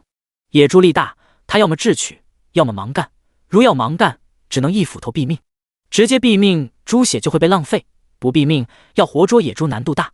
几乎是才想到对策，下一刻，宋景身形忽地跃起，如猎豹扑向野猪。噗！野猪还没来得惊醒，两眼中间就遭了斧头的致命一击，当场毙命，到死都没弄明白怎么回事。而这仅仅是一眨眼的时间，宋景不仅一斧头干掉野猪，甚至还及时避开，没有被溅一脸血。看着野猪垂死挣扎几下后咽了气，宋景是抹了一把冷汗。其实他方才跃起时心里也紧张，害怕野猪惊醒，但好在他知道野猪的致命弱点，出手快很准，再加上野猪没惊醒，才没砍偏。瘫在地上缓了好半天，宋景才爬起身，先将进山口的野鸡和野鸡蛋送出空间，而后又折返回来，把野猪也带了出去。发现远处的萧大郎还在一根筋的在地里刨食，宋景冲着人喊道：“大哥，快过来帮忙，我找到了野猪。”啥？萧大郎以为自己听错，回头见宋景冲自己招手，是吓了一个大跳，捡起柴刀，慌张冲到宋景身前，脸色惶恐紧张问道：“野猪在哪？在哪呀？你有没有受伤？”宋景斧头往他身后不远处的茅草丛一指，然后一口气汇报自己收获：“在那里，被我一斧头砍死了。我还活捉了8只野鸡，折了翅膀套麻袋了，还捡到48个野鸡蛋。咱们全村不仅不会饿肚子，还有肉吃。哎，大哥大哥！”宋景猜到自己把这些收获告诉萧大郎，萧大郎一定会被吓到，可是他没想到萧大郎不仅被他吓到，还直接被吓倒。当萧大郎看见大野猪、野鸡、野鸡蛋那刻，是激动的直接砰一声，高兴的晕倒在地。宋景最后没办法，只能掐萧大郎人中，把人掐醒。萧大郎清醒过后，发现野猪啥都还在，一个大男人是又哭又笑：“我不是做梦，这是真的，不是幻觉。”以前萧大郎外出找食，饿坏时总会产生幻觉，所以他都无法分清自己什么时候在现实，什么时候在幻境。宋景瞧着萧大郎又哭又笑，是一阵哭笑不得。当然是真的，野猪、野鸡、野鸡蛋都是真的。您可别再晕了，再晕谁帮我把几百斤的野猪野鸡弄回去？宋景想着接下来要抬着几百斤野猪野鸡走10几里地，就感觉恐怖。这要是放在空间带回去得多好。所以把野猪野鸡弄回去的活儿，还是留给男人去办吧。萧大郎听了宋景的话，总算是相信自己不是做梦，坐在地上缓和了好半天，才想起来一事，又紧张问道：“你有没有受伤？你胆子咋这么大？看见野猪你咋不跑啊？”宋景：“我把野猪放跑，你们吃什么呀？”第24章，不想当便宜娘啊。为了把野猪、野鸡弄回荒地，宋景与萧大郎最后合计一起出力。宋景原本还以为自己可以偷个懒，奈何与全村壮劳力约好集合地点在荒地，荒山到荒地2里地距离，他即便脸皮再厚，也不好意思让萧大郎独自一个人出力。萧大郎用柴刀砍下一棵比碗口粗的枯木，把野猪手脚捆住，枯木从中穿过去。400斤的收获，二人是使了吃奶的劲，走了2回才把收获扛回荒地。等到4时，全村壮劳力回到荒地时，看见地上躺着的野猪野鸡，是一个个吓得不轻，激动的不行，看着宋景一脸的崇拜：“老天爷，这野猪至少得300斤啊！宋婶子，你咋这样牛？气运也太逆天了！野鸡8只也有30斤啊！这要是没逃荒前，拿镇上卖也得值几两银子。”原本大家伙都以为没活路了，有了这些，算是给大家伙看见了希望。谁说不是呢？近100名壮劳力全围着野猪，你一言我一语，足足议论了1刻钟，把宋景都说得脸红了才停下来。萧长春作为带队，看到野猪那刻，其实比任何壮劳力都激动，但兴奋过后，他还记得自己肩上担子很重。梆梆梆梆梆，敲着梆子连声高喊，大家伙排队集合，清点人数，清点今早收获，把村里人带了出来，就要一个不少的带回去，这是他的责任和义务。壮劳力听了，一个个排队集合，开始清点人数，然后再将今早收获集合清点。最后清点结果，野猪1头，野鸡8只，鸡蛋48个，树叶3麻袋，树皮树根1麻袋，干茅草5担，竹子2根，干柴3担。虽然还是没有找到水源，大家伙很失望，可是一想到收获了野猪野鸡，大家伙回去时一个个脚下生风，精神抖擞，士气十足。近100号人外出找食是卯时，赶回去已经午时。大家伙回到肖家村休息地时，发现那些临时抱团组队的其他村灾民全都不听村长三叔公劝告，改到北上了。其他村灾民同样害怕鼠群食役，全都不敢再往东迁徙，但是他们也不愿意南下。南下路途实在太遥远了，且路上耗用时间长，他们认为自己耗不起。村长与三叔公见他们义无反顾坚持北上，劝了一次不听，只能任由他们离开了。宋景他们回到集合地，听了有些可惜，但是很快又被村里妇孺病残的兴奋尖叫声感染了。野猪野鸡果然成功让肖家村人低迷的士气一下高涨，不管男女老少，妇孺病残全都又哭又笑围着一圈，看着肖长春他们杀猪。一头300多斤的大野猪，村长和三叔公原本舍不得一天吃完，但如今是夏日，留着隔夜可就臭了。好在还有8只野鸡是活捉的，可以留1、2天。村长和三叔公看了看野猪，又看了看野鸡，这次不止老泪纵横，还直接哭出声来。三叔公，呜呜，好好好，有了这些，咱们全村可以多活命4、5天了。村长，宋氏，你果然转好了，还是个有福气的。好，好，还想说以后别做了，和二郎好好过下去。可是他还没有张口，宋景就趁机张嘴讨要好处。村长，我找到野猪野鸡，野鸡毛我加药了，还有昨夜上浇的水，先给我一些，我待会自制些盐，美味的猪肉可不好吃。村长看着宋景，是一秒忘记流泪，惊讶宋景居然说会制盐，他没听错吧？三叔公想着宋景这次又立了大功，没等村长反应，就先将水囊还给宋景，还多拿了10个野鸡蛋递还给宋景。这水原本我是想着给村里人救命食用，现在找到吃的，这谁你拿回去？10个野鸡蛋也是给你家和大郎家的，这次多亏了你和大郎，这些原本都是宋景的，他要回去也是合情合理。宋景也是这么想的，接过水和鸡蛋。当大家都兴奋地围看肖长春等人杀猪时，宋景拿着10个鸡蛋、小半囊水走向一残四小及肖大郎一家4口。肖大郎正告诉一残四小他与宋景荒山找食的事，只是一残四小听到宋景独自一人逮杀野猪，一个个瞬间脸色骤变，尤其萧衍之说不清自己内心这时是什么感受。水水是瘪着小嘴，当看见宋景回来时，直接冲过去一把抱住宋景双腿。娘，水水差点就见不到娘了，好不容易换了个娘，可不能一不小心就给整没了。木木低着脑袋跟在水水后面对宋景道歉，对不起，我没有说谢谢，还骂您是恶婆娘。火火看着宋景怀里提着的野鸡蛋，艰难地咽下口水，也道歉，对不起，我不应该不理娘。晶晶看看这个又看看那个，十指不安地绞着自己衣裳，也道，对不起，我不该教坏他们。宋景见鬼似的瞪着对他道歉的4个小家伙，脑子里全是这是哪？我是谁？我在干什么？他到底做了什么？为何一个个向他道歉？接下来他该如何做？他不习惯突然当娘啊！嗨嗨嗨嗨！宋景下意识扭头看向萧衍之，见萧衍之正一眨不眨盯着自己，吓得他差点被自己口水给呛死，好半天才找到自己的声音。犯了错误还懂得道歉的全是好孩子，我也要向你们道歉，之前是我不对，我不该这么坏要把你们卖了，对不起，以后不会了。金木火原本还很紧张，听了宋景反过来道歉的话，不知是受了水水哭声的影响，还是他们也想哭，一个个眼睛都红了。宋景见4个便宜儿女要哭的样子，是头都大了。哎，你们哭啥？是不是饿了？我捡到了野鸡蛋，我现在就煮给你们吃，你们如意吉祥姐姐也有份。然后向徐氏求救，大嫂，你帮我看着他们哈，我马上去煮鸡蛋。丢下话，慌张逃了。原谅他，他真的不想当便宜娘。说好了，只是组队逃荒而已的。第25章，一家子数王八。并非宋景不喜欢4个孩子，而是他穿成了恶毒女配，穿成了配角就要有高觉悟，不能让主角们对他产生感情。如果妄想和女主抢光环，害得剧情崩了，他被抹杀了，岂不比窦娥还冤？他还没活够，还不想死，他只想护着一残4小平安度过灾荒，再治好萧衍之的双腿，给自己找个靠山，然后好聚好散。至于亲近4个孩子，还是不要的好，免得生了感情，与萧衍之和离时孩子哭闹，他瞧着也难受。你打算用草木灰做什么？萧衍之的视线一直尾追着宋景，见宋景有意躲避4个孩子的亲近，正拿了家里的6个木碗去掏火堆内的草木灰，忍不住问了一句。他看得出来，他不想给孩子们当娘。前面2年他对孩子的好并非真心，他其实很清楚。可是这刻看着他不愿意与孩子亲近，他的心口莫名堵得慌。什么？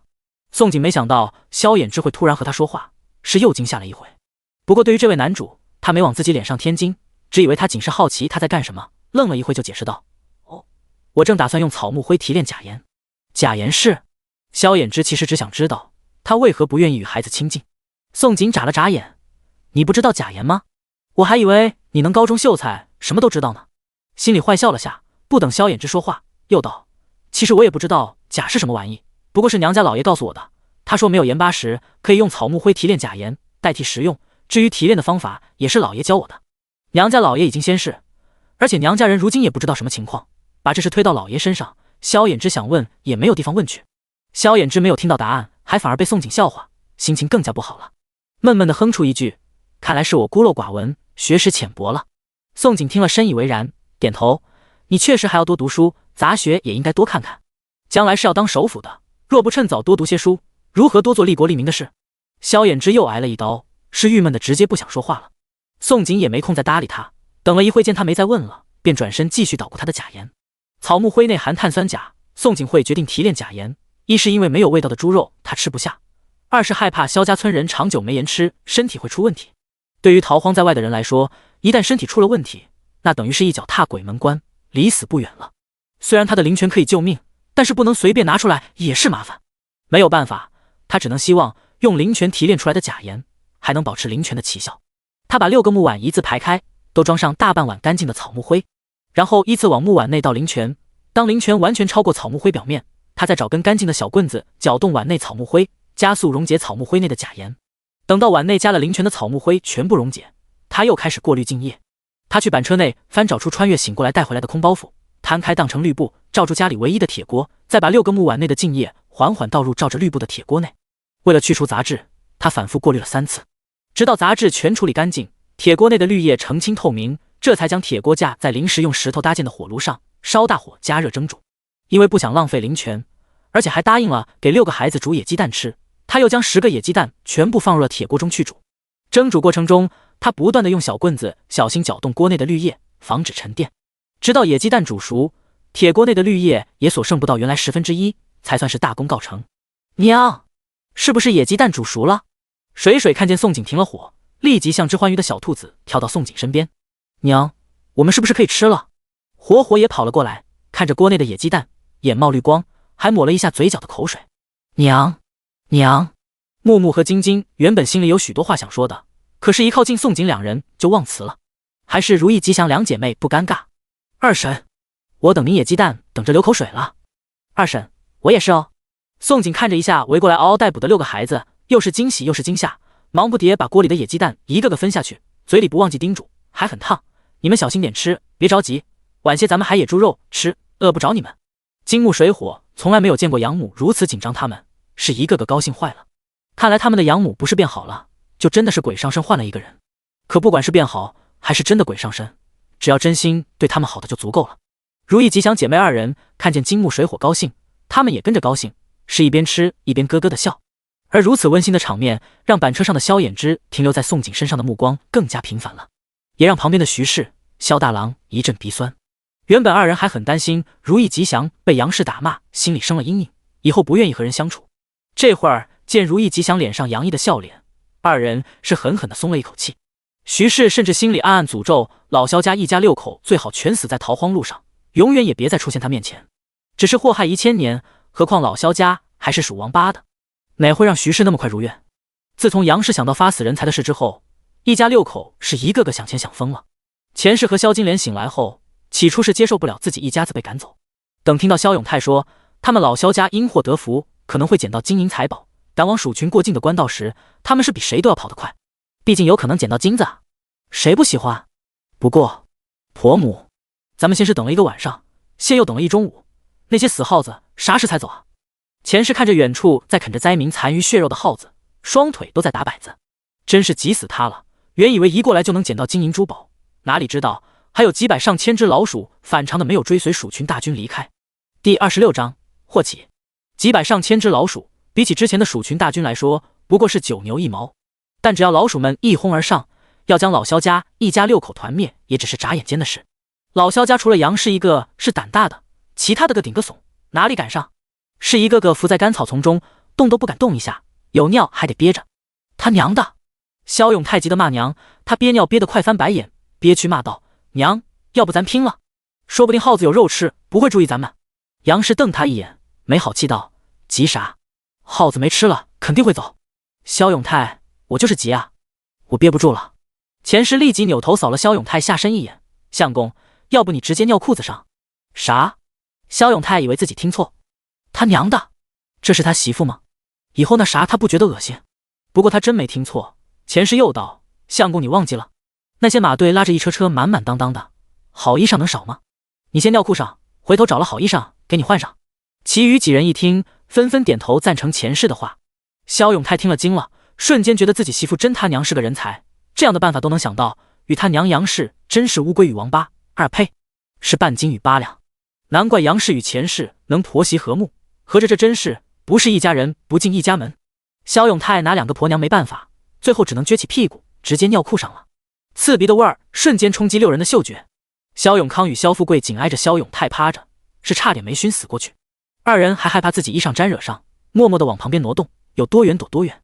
一家6口闻着味儿又等了1个时辰，总算看到老鼠们开始嗅着鼠群大军消失的方向，渐渐汇聚成群，然后成片的往东迁徙。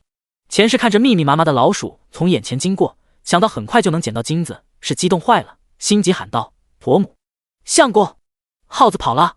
萧富贵啐了一口，搓了下手，也眼冒绿光，兴奋笑道：“哈哈，总算等到了！没想到我萧老狗穷了半辈子，林老还发一笔横财啊！”接着吧唧一口亲在杨氏脸上：“秀兰，你真是咱老萧家的福星，以后咱家你说的算。”杨氏瞪了萧富贵一眼，心里却得意的不行，嘴里骂道：“作死啊你！老不害羞，老4老5都在。”萧永康、萧金莲闻言默默翻白眼，表示：“你们2个老货恶心又不是1天2天了，我们就当自己瞎眼了没看见。”一家6口激动的又等了小半个时辰，直到再也没看见老鼠踪影，终于从草丛爬了出来，忍住尖叫，快速冲向官道，开启了他们的寻宝之旅。一家6口的肠胃更是杠顶杠的，在无数血肉模糊的骨骸中穿行，不仅神奇的不怂了，也没吐出来。你们别光顾着找金子，还要找户籍，找吃的。全家就杨氏一个没有被金子冲昏头脑，还记得户籍与吃的最重要。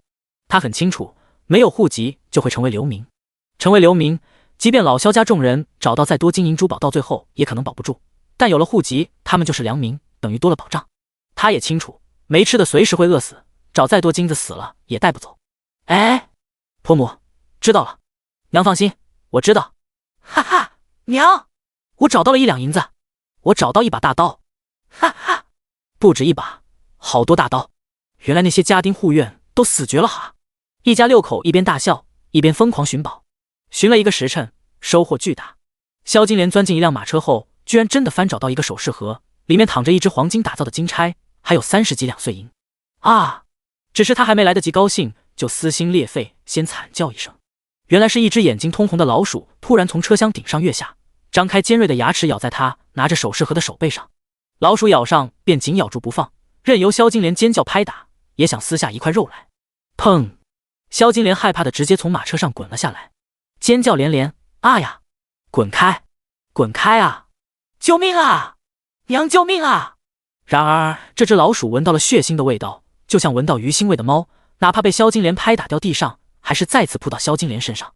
萧金莲大腿被咬出血洞，惨叫连连：“啊！老五！”杨氏正好离萧金莲不远，听到惨叫声，吓得扔下东西就冲过来救人。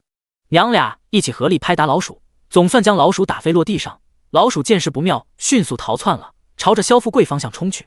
萧富贵看见老鼠向自己冲来，险些吓尿，可刚好他手上握着一根敲梆子，双手本能对准老鼠，梆梆梆梆一阵猛打，一边猛打还一边惊恐大叫：“死耗子！死耗子！”啊！老鼠很快就被他逮着打死了，成了一滩肉糜。萧永泰、萧永康、钱氏闻声冲过来的时候，看见的正是被咬得6神无主的萧金莲，被吓得脸无人色、身子抖如筛糠的萧富贵，还有一只被砸成肉糜的老鼠。三人见萧金莲只是咬伤，立即松了一口气，前世还直拍心口庆幸，还好只是一只耗子，要是一群耗子，小姑怕是要没命。杨氏转头剜了杨氏一眼，骂道：闭嘴！你还巴不得老五被咬死是不是？扭头指着萧永泰和萧永康，又吼道：还不赶紧滚去继续寻宝，早点完事，早点离开这鬼地方！萧永泰、萧永康前世哪敢抗命，杨氏是让他们往东，他们绝不敢往西。三人又寻宝半个时辰，一直找到喂食才结束。等一家六口围在一起清点收获时，是全家都被吓了一跳。杨氏真的带着老萧家发了笔横财，一家六口找到了满满当当一板车的物资，户籍也找到了10数本适合的。最让人意外是一只金钗和128两银，发了，发了，老萧家发了！一家六口轮流抱着首饰盒，是高兴得快疯了。就是萧金莲也兴奋得忘记被老鼠咬的流血一事。第27章，向南向北。老萧家那边抱着首饰盒狂笑，萧家村人这边也乐得不行。全村人不仅有肉吃了，还有了假盐。宋锦最后提炼出一团拳头般大的假盐，全都加入烤全猪里，野猪肉才烤7分熟，全村人就闻到了令人流口水香喷喷的肉香味。闻着肉香味，萧家村休息地不断响起肚子叫嚣的呼喊，大家伙都饿坏了，一些小孩子是直接口水滴答。宋锦看着是心里直乐，甚至还开了个小差，一直在想着下次该从空间里弄出什么来。当野猪肉烤熟，萧长春让壮劳力们拿来木碗切块分装，因为木碗不够，他们又将野猪肉分装一户一竹筒，竹筒正是他们找到的2根竹子，临时做成了既能装水又能装吃的罐子。每家每户最后都合理分到了猪肉、猪骨头，整头猪最后是吃的渣都不剩。老人妇人们接到猪肉是活着眼泪狼吞虎咽，孩子们高兴地呼了一脸油，金木水火也不例外。宋锦瞧见是下意识用自己衣袖替4小家伙擦干净。萧衍之无意中抬头看到了宋锦的动作，阴郁半天的心情总算云开雾散，紧抿的薄唇都忍不住上扬。不过整村人一片喜气洋洋，比过年还要开心。萧衍之嘴角上扬，即使被瞧见也没有人觉得奇怪。宋锦就是这么认为的，只是难得一见美男笑了，扭头看见是真的差点看吃了。他不得不承认，男主果然是天道的宠儿，即便逃荒在外，脸上也沾了灰，却依旧风光霁月，狼艳独绝。因着全村人都饱餐了一顿，全高兴了，村长又趁机说了一段安抚人心、鼓舞士气的话。昨晚咱们还在啃树叶、树皮、树根，谁能想到今天咱们就吃上了猪肉？这放在以前，咱们也是过年才能吃上一顿。咱们吃了这顿肉，接下来的逃荒怨天怨地没用，一切只能靠咱们自己。咱们有力的都出力，没力的帮忙做茅草衣、茅草被，崽子们也要乖巧听话，紧跟大人。只要全村大大小小都团结起来，咱们就一定能逃过灾荒。三叔公听了也添了一把火，咱们今天能吃猪肉，明天就能吃鸡肉，后天指不定咱们还能喝上水，等逃荒过后，咱们指不定能吃上白米。总而言之，咱们活着就该有个念想。大家伙有没念想？全村人在看到大野猪时，其实士气就全回来了。听到三叔公的问题，是一个个群情激昂，高喊：我刚娶媳妇3个月，还没当爹，我要活着当爹！我也不能死，我还要把中根铜姐养大。老子还没有娶婆娘，就这么死了就亏大了。老子还要留着命睡10个婆娘，等逃荒后，我要给我相公生10个8个小崽子。后两人的话一出来，是一阵哄笑，大家伙纷纷表示：合着你们一个是种猪，一个是母猪，这么能睡，这么能生。不过正因为二人，原本有一些没了念想的萧家村人都受了他们的感染，纷纷活了过来，看见了希望。村长和三叔公听见大家伙还有心情开玩笑，是一阵欣慰。三叔公又吩咐众人道：咱们明日卯时出发南下，下午壮劳力再去砍些枯木回来，做担子和做防身木棍。妇人们也动手做掩面巾、茅草衣、茅草被，一切能做的都先准备好，有备才能无患。几乎是吩咐刚落下，众人就纷纷动了起来。就是宋锦也没闲着，与徐氏一起帮忙村里妇人们做掩面巾，孩子们也没闲着，帮忙妇人们扎茅草做茅草衣、茅草被。好在逃亡时村长家丢了牛车，但一匹棉布没有被丢下，如今是用来做掩面巾。为了节省棉布和保证防护效果，宋锦是自己先做出一个口罩样板出来，然后让徐氏、樊氏、林氏等妇人照着模样做。因为宋锦逮了大野猪回来，妇人们都以他马首是瞻，宋锦教他们如何做便怎么做。10个妇人做200多个口罩，还是用针线一点点缝的，一直到天黑烧起篝火才完成。剩余做茅草衣、茅草被的20几个妇人，天黑也做出30多床茅草被、20多件茅草衣。说到茅草衣，宋锦是笑得不行。徐氏试着套在身上，瞬间变成了稻草人。不过能保命的东西还是很珍贵的。整个休息地都在轰轰烈烈地做着南下前的准备。老萧家一家6口也在绑物资，准备离开蜀群过境这边的官道。只是他们茫然了，不知该往哪里走。萧富贵、秀兰，咱往哪走啊？到了这刻，萧富贵才想起跟着村长走得好，逃荒有伴才不慌，孤零零上路，可能哪天怎么死的都不知道。尤其他们还拉着一车物资，不安全啊！杨氏这回没了主意，烦躁吼道：“我哪知道往哪走？”萧永康问道：“娘，蜀群会不会往东了？要是蜀群往东，咱们可不能去啊！”萧金莲听了，脸色大变，惊惶祈求道：“我不要往东，娘，咱们往其他3个方向都可以，求你不要往东。”他可不想再被咬，这次只是一只耗子，下次要是蜀群大军呢？萧永泰想了一会，道：“最后那群耗子是往东消失的，咱又是从西北来的，这2个地咱是不能去了，咱要么往北，要么往南。”因为萧衍之考上秀才，萧永泰不服气，也在镇上私塾念了几天书，听夫子说过京城在北方，对京城很是向往，又怂恿众人道：“咱往北吧，皇帝老爷也在京城，咱离皇帝老爷近些，指不定朝廷安置落户更快些。”还担心说服不了众人，又对萧永康、萧金莲道：“老四，你不是想开个铺子吗？去京城开铺子准能发财。老五想嫁富户，靠近皇帝老爷的地方，富户肯定最多啊。”除了杨氏，所有人听了萧永泰说的话，都纷纷觉得有道理。京城啊，皇帝老爷待着的地方肯定是最好的啊，不去是傻子。杨氏没有立即点头，吊梢眼一眯：“你们觉得那2对白眼狼往北还是往南？”前世哪里还不知杨氏想什么，无非是被赶出来一口气咽不下，于是忙劝：“婆母，你管他们往南往北，最好他们往南，死在路上最好。对，最好那些个白眼狼男的全死，女的全做娼。”杨氏果然很吃前世这一套，一句喝道：“走，咱们往北，去京城吃香喝辣。”杨氏一句话撂下，一家6口从此一路向北。第2日卯时刚过，宋景他们也一路向南。第28章女主男配。萧家村200多号人，全部带着妇人们做出来的口罩，浩浩荡荡启程。壮劳力挑着担子，妇人们携老扶弱，小队长们手握木棒、柴刀、铁铲，神情严肃，分2队护在队伍的前面与后面。所有人都心怀念想，往南迁徙。萧大郎因为摆脱老萧家的掌控得以自由，于是抢去拉一残4小上路的活儿。宋景乐见其成，便与徐氏在后面推着。金木水火、如意吉祥6个孩子全都挤上板车。如意吉祥难得有车坐，还与二叔家一起逃荒，小脸发光，很兴奋。金木水火见宋景在后面推着板车，也高兴坏了。4个孩子一路上不停问宋脚累不累，手疼不疼。宋景脚没走累，为了应对，心先累了。4个孩子对他的关心，对他来说既是惊喜又是惊吓。可怜瘫坐在孩子之中的萧衍之，之前因为习惯了宋景走在前面，突然见他在旁边推，而且2人拉近到一个手臂距离，害他浑身都不自在，坐如针毡。赶路半天，耳根红了半天。气人的是，宋景午时才发现他的异样，问道：“你怎么了？你要急吗？”出发前，村长让全村人都解决了3级再上路，萧衍之也让萧大郎推着他去解了。这会儿见他浑身不自在，以为他又急了，宋景才有此一问。没有。萧衍之回答得很快，不仅耳根红了，冷白的俊容也红了。宋景见他反应如此激烈，以为是自己话太过简单粗暴吓到他了，笑着叮嘱道：“有的话记得告诉我，我让村长停下等一会。”末了又一本正经地补了一句：“人有3级很正常，不必为了脸面把自己憋死。”萧衍之嘴角狠狠一抽，恨不得想告诉他，他是不习惯他的靠近才紧张，至于为何不像以前那样讨厌他靠近，他也不明白自己到底怎么了。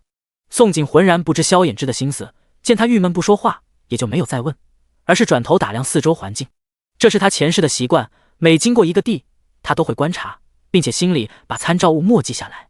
也因为这个习惯，前世他才能多次化险为夷。萧家村200多号人从休息地开始出发，走了一上午，一路上都没有遇见其他灾民。直到未时抵达官道十字路口的时候，才看见密密麻麻的灾民正往其中2条官道移动。突然看见密密麻麻的灾民，萧家村人全都惊了，在旁边碎石林停了下来。此次西北9个府城都遭了难，上百万计灾民流离失所。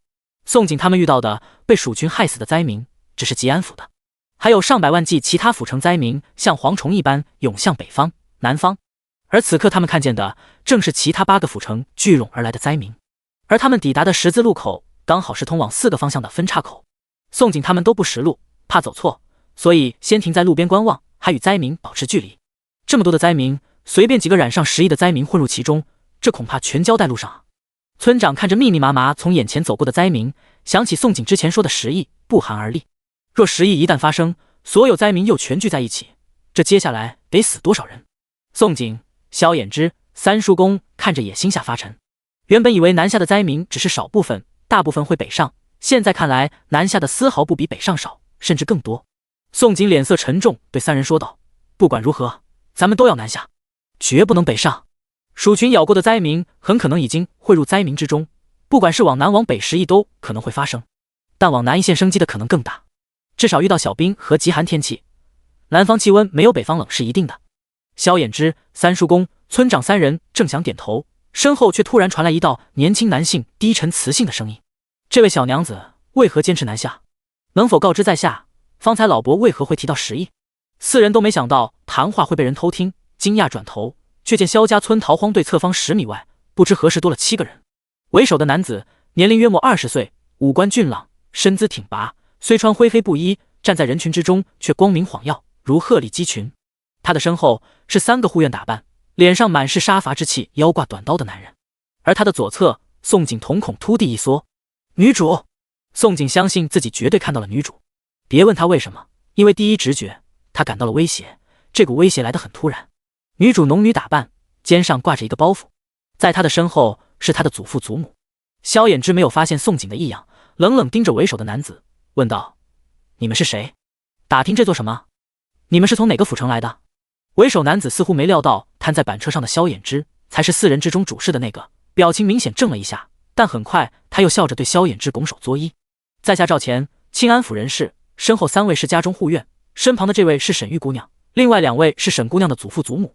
在下没有恶意，只是意外听见老伯提到10亿，一时忍不住好奇打听。”听了男子的介绍，宋景再次吓了一跳，居然是赵钱，书中第一男配，未来皇帝。现实果然在按照剧情走，女主不仅和未来皇帝走到一起，如今还遇到了未来首辅萧衍之。宋景看了看男配，又看了看男主，莫名觉得2个男人大概都眼神不好。这个女主也没有多美，顶多小家碧玉，长相还不如前世的她呢。不过女主是作者亲闺女，即便不是大美人，也是重生锦鲤女，凭着锦鲤体质，她也能事业爱情双丰收。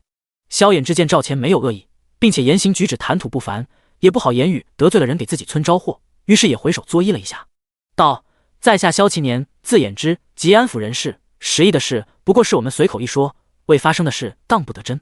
至于我娘子坚持让全村南下，仅是害怕北上途中会遇见极寒天气。”赵钱听了看向宋景，一脸意外，小娘子居然与沈姑娘想的一样，真巧。沈姑娘也是建议在下莫要北上，恐遇极寒天气。宋景很想说，才不巧，女主才不是自己想的，而是前世经历过的，而我是凭着自己前世做军医总结出来的经验。第29章，与女主同行。沈玉确实是重生种田文锦鲤小农女里的女主，因着萧衍之戴着口罩，凤眸以下的俊容被遮挡住，沈玉才一时没能认出她来。可当她听到萧衍之自报姓名后，是直接震惊当场，瞬间就被萧衍之迷得神魂颠倒。他身边的赵钱其实长得剑眉星目，丝毫不比萧衍之逊色，可他就是对萧衍之一眼千年，彻底被萧衍之带点病态冷艳的模样征服了。而且他有前世记忆，清楚知道赵钱是未来皇帝，后宫佳丽注定3000，不可能独宠他一人。但萧衍之却不一样，眼下他虽双腿残疾，可是后面不仅遇见了神医治好双腿，还成为1人之下万人之上的那个首辅。最吸引他的一个地方是，萧衍之为了4个养子养女，可以做到一辈子洁身自好，终生不娶。这样的极品男子，注定是他的，也只能是他的。宋景瞧着沈玉，看着萧衍之激动的模样，心里笑得不行。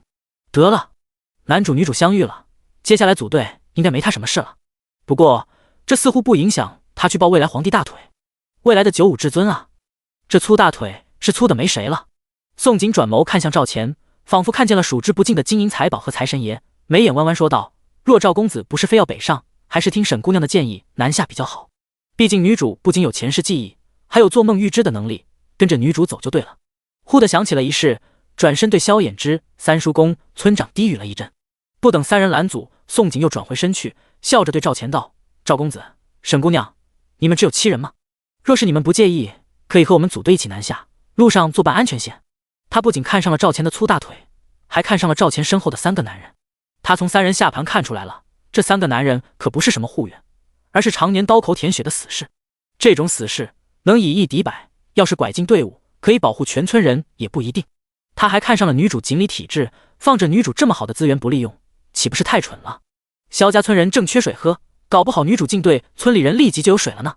而他刚与萧衍之、村长、三叔公他们低语，就是告诉三人他要邀7人进队的事。好啊，我与赵公子正有此意。沈玉原本还在找什么借口加入萧家村逃荒队，哪知道宋景竟主动邀约他们，惊喜来得太突然，他还以为自己耳朵出问题听错了，是激动的都不等赵钱反应就立即点头答应。点头的同时，心里还暗笑宋景蠢货，居然敢随便拉女人进队伍。这么蠢的女人，萧衍之不被人抢走都天理难容。刚发现宋景没有按照前世抛夫弃子独自逃亡，他是真被吓一跳，整个人都不好了。毕竟这是萧衍之的原配，身份摆在那里。可现在见宋景这么蠢，他反而放心了。赵钱也没有想到宋景突然邀约，不过他抬头扫了一眼宋景身后的萧家村人，当看到所有人都戴着掩面罩，壮劳力背着茅草编织的被子，小队长们拿着木棒当武器，队伍中不时还传来野鸡叫声，心下就有了决定。他相当爽快，对宋景、萧衍之拱手作揖道：既然萧夫人、萧兄如此盛情邀约，在下与沈姑娘也正有此意，那就一起结伴同行南下吧。赵钱看出来了，宋景他们这一群人虽都是地里刨食的，可是一点也不蠢。光是之前提到的10亿、极寒天气2样，就与一般无知老百姓不一样。而且还想到全村戴掩面罩，甚至在这种时期逮住野鸡，凭借这2点，这个队伍就不只是泥腿子那么简单，与之组队一起也不亏。况且他需要一个新身份，加入萧家村逃荒队正当好。好，爽快！宋景见2人同意加入队伍，是一点也不意外。这毕竟是按着剧情在发展，一个需要新身份隐瞒自己，一个要与男主发展感情。不过是他主动邀请男配女主入队，丑话还是要说。你们加入之前，有些丑话必须说清楚。第一，我希望你们听从村长和三叔公指示，与村里人团结一致，特别是赵公子你的护院要管好了。第二，我们戴掩面巾是为了预防10亿，10亿这是不怕1万，就怕万一，为了所有人性命安全，你们同房也需要带上。第三，我们壮劳力外出找食找水，你们的人也要参与，否则队里不提供你们吃喝。仅这3点，你们可以接受吗？沈玉为了留下，毫不犹豫又立即点头答应。我和祖父祖母都可以接受，萧夫人设想很周到。其实我和萧夫人一样，也很担忧10亿，至于参与找吃的也是必须的，我们都明白。只要进了队，他就有机会把萧衍之抢过来，现在喊几句萧夫人又有什么关系？赵钱可不知沈玉是冲着萧衍之进队的，觉得宋景的要求也不算过分，跟着颔首道：萧夫人的要求都不难做到，我也可以接受。行，那从现在开始结伴上路吧。如果赵公子愿意的话，你们的人可以在前面带队。宋景一刻也不想浪费资源，3人才一拍即合，他就立即将人利用上了。萧家村200多人再次浩浩荡荡上路南下迁徙。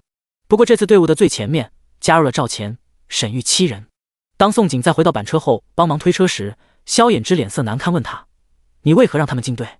姓赵身后跟着的3个男人一看就不是普通护院，还有那个名叫沈玉的女子，看着他时那眼神让他很不舒服。他只要回视了那双眼，他就会突然反常心悸，心口莫名发慌。板车右边并行的村长与三叔公同样不解问道：宋氏，你为何说只要让他们进队就能找到水源？当初他们是相信宋景的话，才同意宋景自作主张招揽外来人加入萧家村逃荒队。宋景可别是骗他们才好，不然他们又得伤心一阵，毕竟全村找不到水喝，可愁死他们了。第30章枯井出水。板车上的金木水火也好奇宋景为何会让一个女人加入他们的队伍。他们4个都看见了，那个女人偷看他们爹爹。虽然爹爹遮了半张脸，但是那个女人看着他们爹爹，就像他们看见野猪肉一样。他们觉得爹爹很危险，被其他女人盯上了。宋景早算到自己会被问，笑着对众人道：你们没有发现他们7人的嘴唇与咱们全村不一样吗？咱们嘴唇干裂脱皮缺水，他们不会，尤其那位沈姑娘唇色红润，是个本事的，咱们和他们组队不亏。宋景当然不可能直接告诉萧衍之，那沈姑娘可是你一辈子的妻子，也不可能告诉金木水火沈姑娘以后是你们的娘，更不可能明着告诉村长、三叔公，那沈姑娘是个重生的，带领全村发家致富呢。他只能挑众人看得见的去说。村长与三叔公回想之前是立即信了9分，村长连连点头：对，我说他们跟咱们这些灾民总有点不一样，合着他们嘴唇不缺水。宋景听得笑了，一脸神秘对众人眨了眨眼，指不定申时停下赶路去找时，那赵公子和沈姑娘有办法带着咱们找到水。村长、三叔公等着吧，一定有惊喜。女主肯定着急在萧衍之面前表现，萧家村人当前最缺的是水，女主一定会有办法找到水源。不得不说，宋景很了解女主。沈玉昨夜确实做梦了，梦见一片竹林内的一口枯井冒水了。赵钱4人会与他同行，正是因为他总会做梦，然后按着梦境找到吃喝。逃荒一路上，沈玉不是找到山泉，就是捡到蘑菇和受伤的野兔，有次还挖到一根300年人参。最令赵钱他们吃惊的一次是经过倒塌的破庙，他居然在观音像内捡到一块前朝金块。从他捡到前朝金块那一刻，赵钱就觉得他不一样了。凡事都先等他出了意见后，之后再决定怎么取舍。这一次，沈玉又梦见了枯井冒水，是恨不得立即带着萧家村人找水，让萧衍之注意上他。他好不容易等到申时，村长儿子萧长春敲梆子喊停下时，立即就扔下自己的祖父祖母跑了过来，表面找宋景，其实是逮着机会来接近萧衍之。萧夫人，找食的时候我能和你做个伴吗？沈玉问着宋景，眸光却往萧衍之方向瞄。可这一次他被站起来的金木水火故意挡住了视线，没能看见萧衍之难看的脸色。宋景麻袋水囊往腰上一绑，斧头也往腰带一插，对他笑道：好啊，当然可以。转头又信心满满的对萧大郎道：大哥，把能装水的竹筒、罐子、水瓮、铁锅都带上，咱们跟沈姑娘、赵公子他们组一队。哎，萧大郎之前听了宋景对村长他们说的话，早就将能装水的竹筒、水瓮准备好了，连铁锅也带上了。他上次与宋景找到了野猪野鸡，对宋景的逆天气运还是很相信的。他说草丛里有野鸡，结果真让他找到了。这次他说沈玉能找到水，他也是深信不疑的。一如往昔，萧长春带着全村壮劳力走了一段路，就约好集合地点与时间，然后让所有人分成6、7人一小队分散找食。赵钱4人见宋景和萧大郎与他们组一队，很是意外，低头看了一眼2人身上的瓶瓶罐罐，眼眸含笑问道：萧夫人带这么多瓶瓶罐罐，不怕找不到水源？宋景眉眼弯弯回笑：怎么会？赵公子唇色红润，一瞧就是有福气，很会找水源的。我还担心这些瓶瓶罐罐不够，打算一会再去找几根竹子砍了做水罐用呢。沈玉是个锦鲤服玉女，跟着她怎么可能找不到水喝？你同意作者也不同意啊？赵钱没有想到宋景这么聪明，观察这么细微，怔了一会，笑道：难怪萧夫人会诚邀赵某组队，原来是个聪明的。自从有沈玉陪着，他和3个死士从来没有愁过喝水。隔一段时间，沈玉总能找到干净的水源，因为水从来没有断过，他们这一行人才唇色红润，没有缺水干裂。那这次萧家村人能不能喝上水，全靠赵公子了。咱们出发。宋景本不想催促的，没瞧见福玉女沈玉正一脸着急的模样，正着急想表现吗？他总要给人机会表现不是？事实证明，沈玉果真是作者亲闺女。宋景他们跟着沈玉往东走了不到10里，就看到一片半干枯的竹林。走入竹林后，他们就看见一间破烂的茅草屋，屋前有一口枯井。你们快看，有井！沈玉找到竹林那刻，就已经把激动全写在了脸上。再奔到枯井边一看，更是兴奋的呼喊：有水，有水，井中有水！赵钱虽然早习惯了沈玉的气运，可这会儿听见井中有水，也是步履带风迅速走近。当看见井中的倒影，连忙命令死士下井查看。二，下去看一下谁有多深，能不能喝？是，爷。二领了命令，二话不说，倏地一声就跳入井中，没一会再上来，恭敬地对赵钱禀报道：爷，水深大概2人高，水中无死物，很干净。宋景听了，忍不住瞠目结舌，佩服得不行。他打量过周围的竹子，所有竹子都在往枯死的状态，按理这井也早就枯了。如今井中瞧着不深的水，定是昨夜才冒出来的。枯井冒水，这作者对女主也是真爱了，偏宠到没边了。不过有水了，萧家村人不会渴死了，他们还等什么？宋景拍了拍早已惊呆的萧大郎，笑道：大哥，咱们带的瓶瓶罐罐果然还不够，得去砍竹子。沈玉见自己真的凭着气运帮忙找到了井水，激动的不行。一想到回去后能吸引到萧衍之的注意，是迫不及待的催促：萧夫人，赵大哥，咱们先把瓶瓶罐罐装满，把井水全都装回去，有了这些水，咱们就可以喝一段时间了。他一刻都等不及想看到萧衍之的反应了。第31章，智商不太行。为了将井水全装回去，萧大郎又去砍了10根竹子，打算临时做水罐。可毕竟是竹节做的，也装不下多少，而且临时再做水罐太耗时费劲了。井里女沈玉看着急都急死了，眼睛一亮，又凭她气运去找装水的容器。等她进了茅草屋转一圈再出来的时候，怀里就抱着一个空酒瓮，冲着众人兴奋大喊：萧夫人，赵大哥，茅屋内有个地窖，里面全是空酒瓮，好多好多。当宋景与赵钱再次看到地窖内堆着满满当当全是30斤装空酒瓮，再次对沈玉福运加持佩服得五体投地。不过这还不算让他们最佩服的，最佩服的是，沈玉又去茅屋后面转一圈，不多久又推回来一辆板车。这板车虽陈旧腐朽不堪，可赵钱的死士阿二试着上去蹦跶2下，神奇发现居然能用。而且当他们把带来的瓶瓶罐罐和酒瓮全装满的时候，就发现井中没水不能再装了，再装的都是浑浊带井泥。阿二还下井观察了数次，发现枯井这次是真枯了，没水再往冒了。这简直明摆着说，这井水就是作者大我刻意为了女主一个人准备的。你们这些炮灰灾民，想喝水全闪一边去！满满当当一车井水，最后拉回与萧长春他们约好的集合地。全村壮劳力看见井水那刻是激动的一个个狼嗷尖叫，有10多个壮劳力还合力将萧大郎抛飞半空，把萧大郎吓得惨叫腿软，下地时都晕得找不到北。只是让人没想到的是，当全村壮劳力听到是沈玉带领众人找到井水时，萧长春居然对宋景竖起大拇指道：“宋婶子说了，今天有水就有水。”牛！萧恒春也笑着道：“宋婶子，牛！”哈！宋景震惊了：“我啥事没干，我今天就是打酱油的。你们搞错了，功臣是锦鲤女沈玉。”不过，宋景还是神情严肃，打断众人的兴奋，道：“大家伙先别高兴太早，咱们是找到了这些水，但这些水是福也是祸，如何拉回去是个问题。虽然萧家村休息地刻意远离其他灾民，单独安扎在荒山脚下，但是他们一旦把水弄回去，只要灾民们眼睛不瞎，就一定会有发现的。如今上百万灾民最缺的正是一口水和一口吃的，若是为了一口水把他们全村人灭了，是一点也不稀奇。萧夫人说的对，赵钱之前帮忙装水时，其实就发现了这个问题。这会见宋景与他想的一样，颇为吃惊看着宋景。他真没看出来，这个一脸斑点的丑妇不像其他人兴奋冲昏头脑，竟聪明如斯。不过他选择不出声，他甚至期待想看宋景会如何解决这个问题。能让萧衍之、村长、三叔公听他的，必有什么过人之处。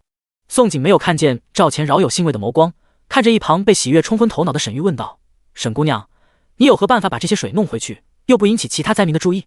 啊，弄回去？不是有板车吗？沈玉满心都在想着快点回去见萧衍之，压根没有听见宋景之前说的话，更没空去思考这些水能不能安全弄回去。赵钱闻言剑眉一挑，再看向沈玉时，脸色难掩失望。之前他们就只有几人，即便找到谁也只是装满几个水囊，绝不会像今日如此兴师动众弄满一板车。也因为如此，他一直被沈玉福运吸引，压根没有发现沈玉也有脑子简单疏忽大意的时候。宋景不知赵钱此时想法，要是知道一定会对他说，女主脑子才不简单，他只是一时被爱情冲昏头脑，等会清醒过来一定会想到对策。果然，宋景默默等了一会，沈玉就如梦初醒，脸色骤变说道：“萧夫人提醒的对，我差点忘了，这么多水弄回去太惹眼了。”宋景笑：“那沈姑娘想到计策没有？”沈玉本就想在全村壮劳力面前表现，宋景又给了他这个机会，是立即沉思起来，好一会就对众人说道：“咱们摸黑回去，回去前先让人回去通知萧大。萧村长说找到了水，提醒他让村民全都不许出声，闹出动静。”宋景挑了挑眉又问：“那明日赶路呢？拉满车的水灾民一眼就能看见。”这沈玉立即被问住了，他确实只想到今夜，没有想接下来逃荒。宋景又笑：“况且咱们不能摸黑才回去，全村壮劳力都出来了，只留下10几个小队长留下保护一群妇孺病残，为了安全，咱们是越早赶回去越好。”你说的对。沈玉听了一惊，再次看向宋景时眸中轻视不在，而是审视的眸光重新打量宋景。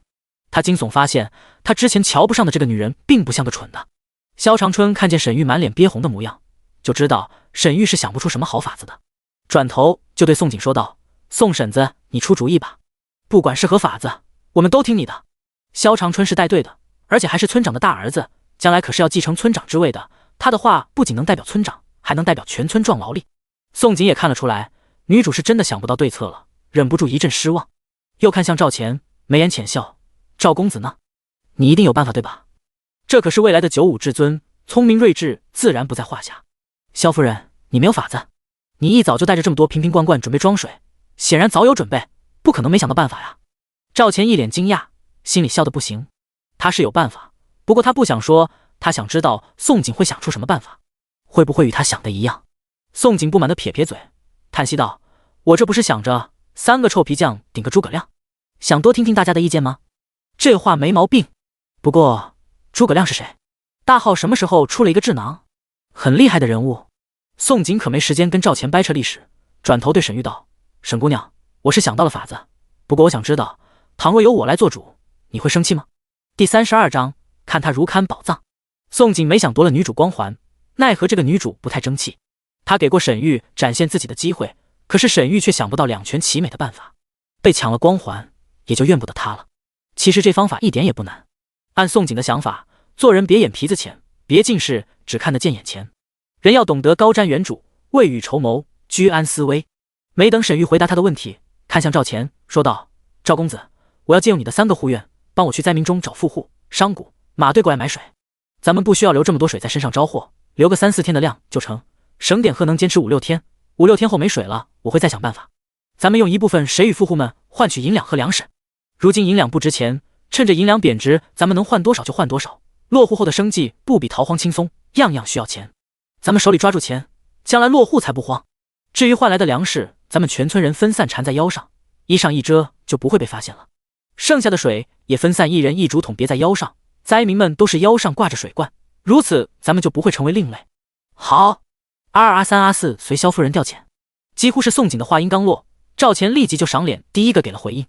而且这一刻他看着宋景，就仿佛看着一座宝藏，黑宝石般的眸子熠熠生辉。所有灾民全都想着换水换粮食，谁会想到趁着银两贬值在灾荒中捞钱？他很想知道，这么一个满脸斑点的女人脑子里还装着多少东西。赵公子爽快。宋景可不知道赵钱把他当成宝藏，见他爽快也是很高兴，转身就把3个水罐递给阿2，吩咐道：麻烦3位小哥帮忙去找些富户、马队过来，你们记得不要与他们肢体接触，和他们保持距离，负责把他们带过来就行，我来和他们谈买卖。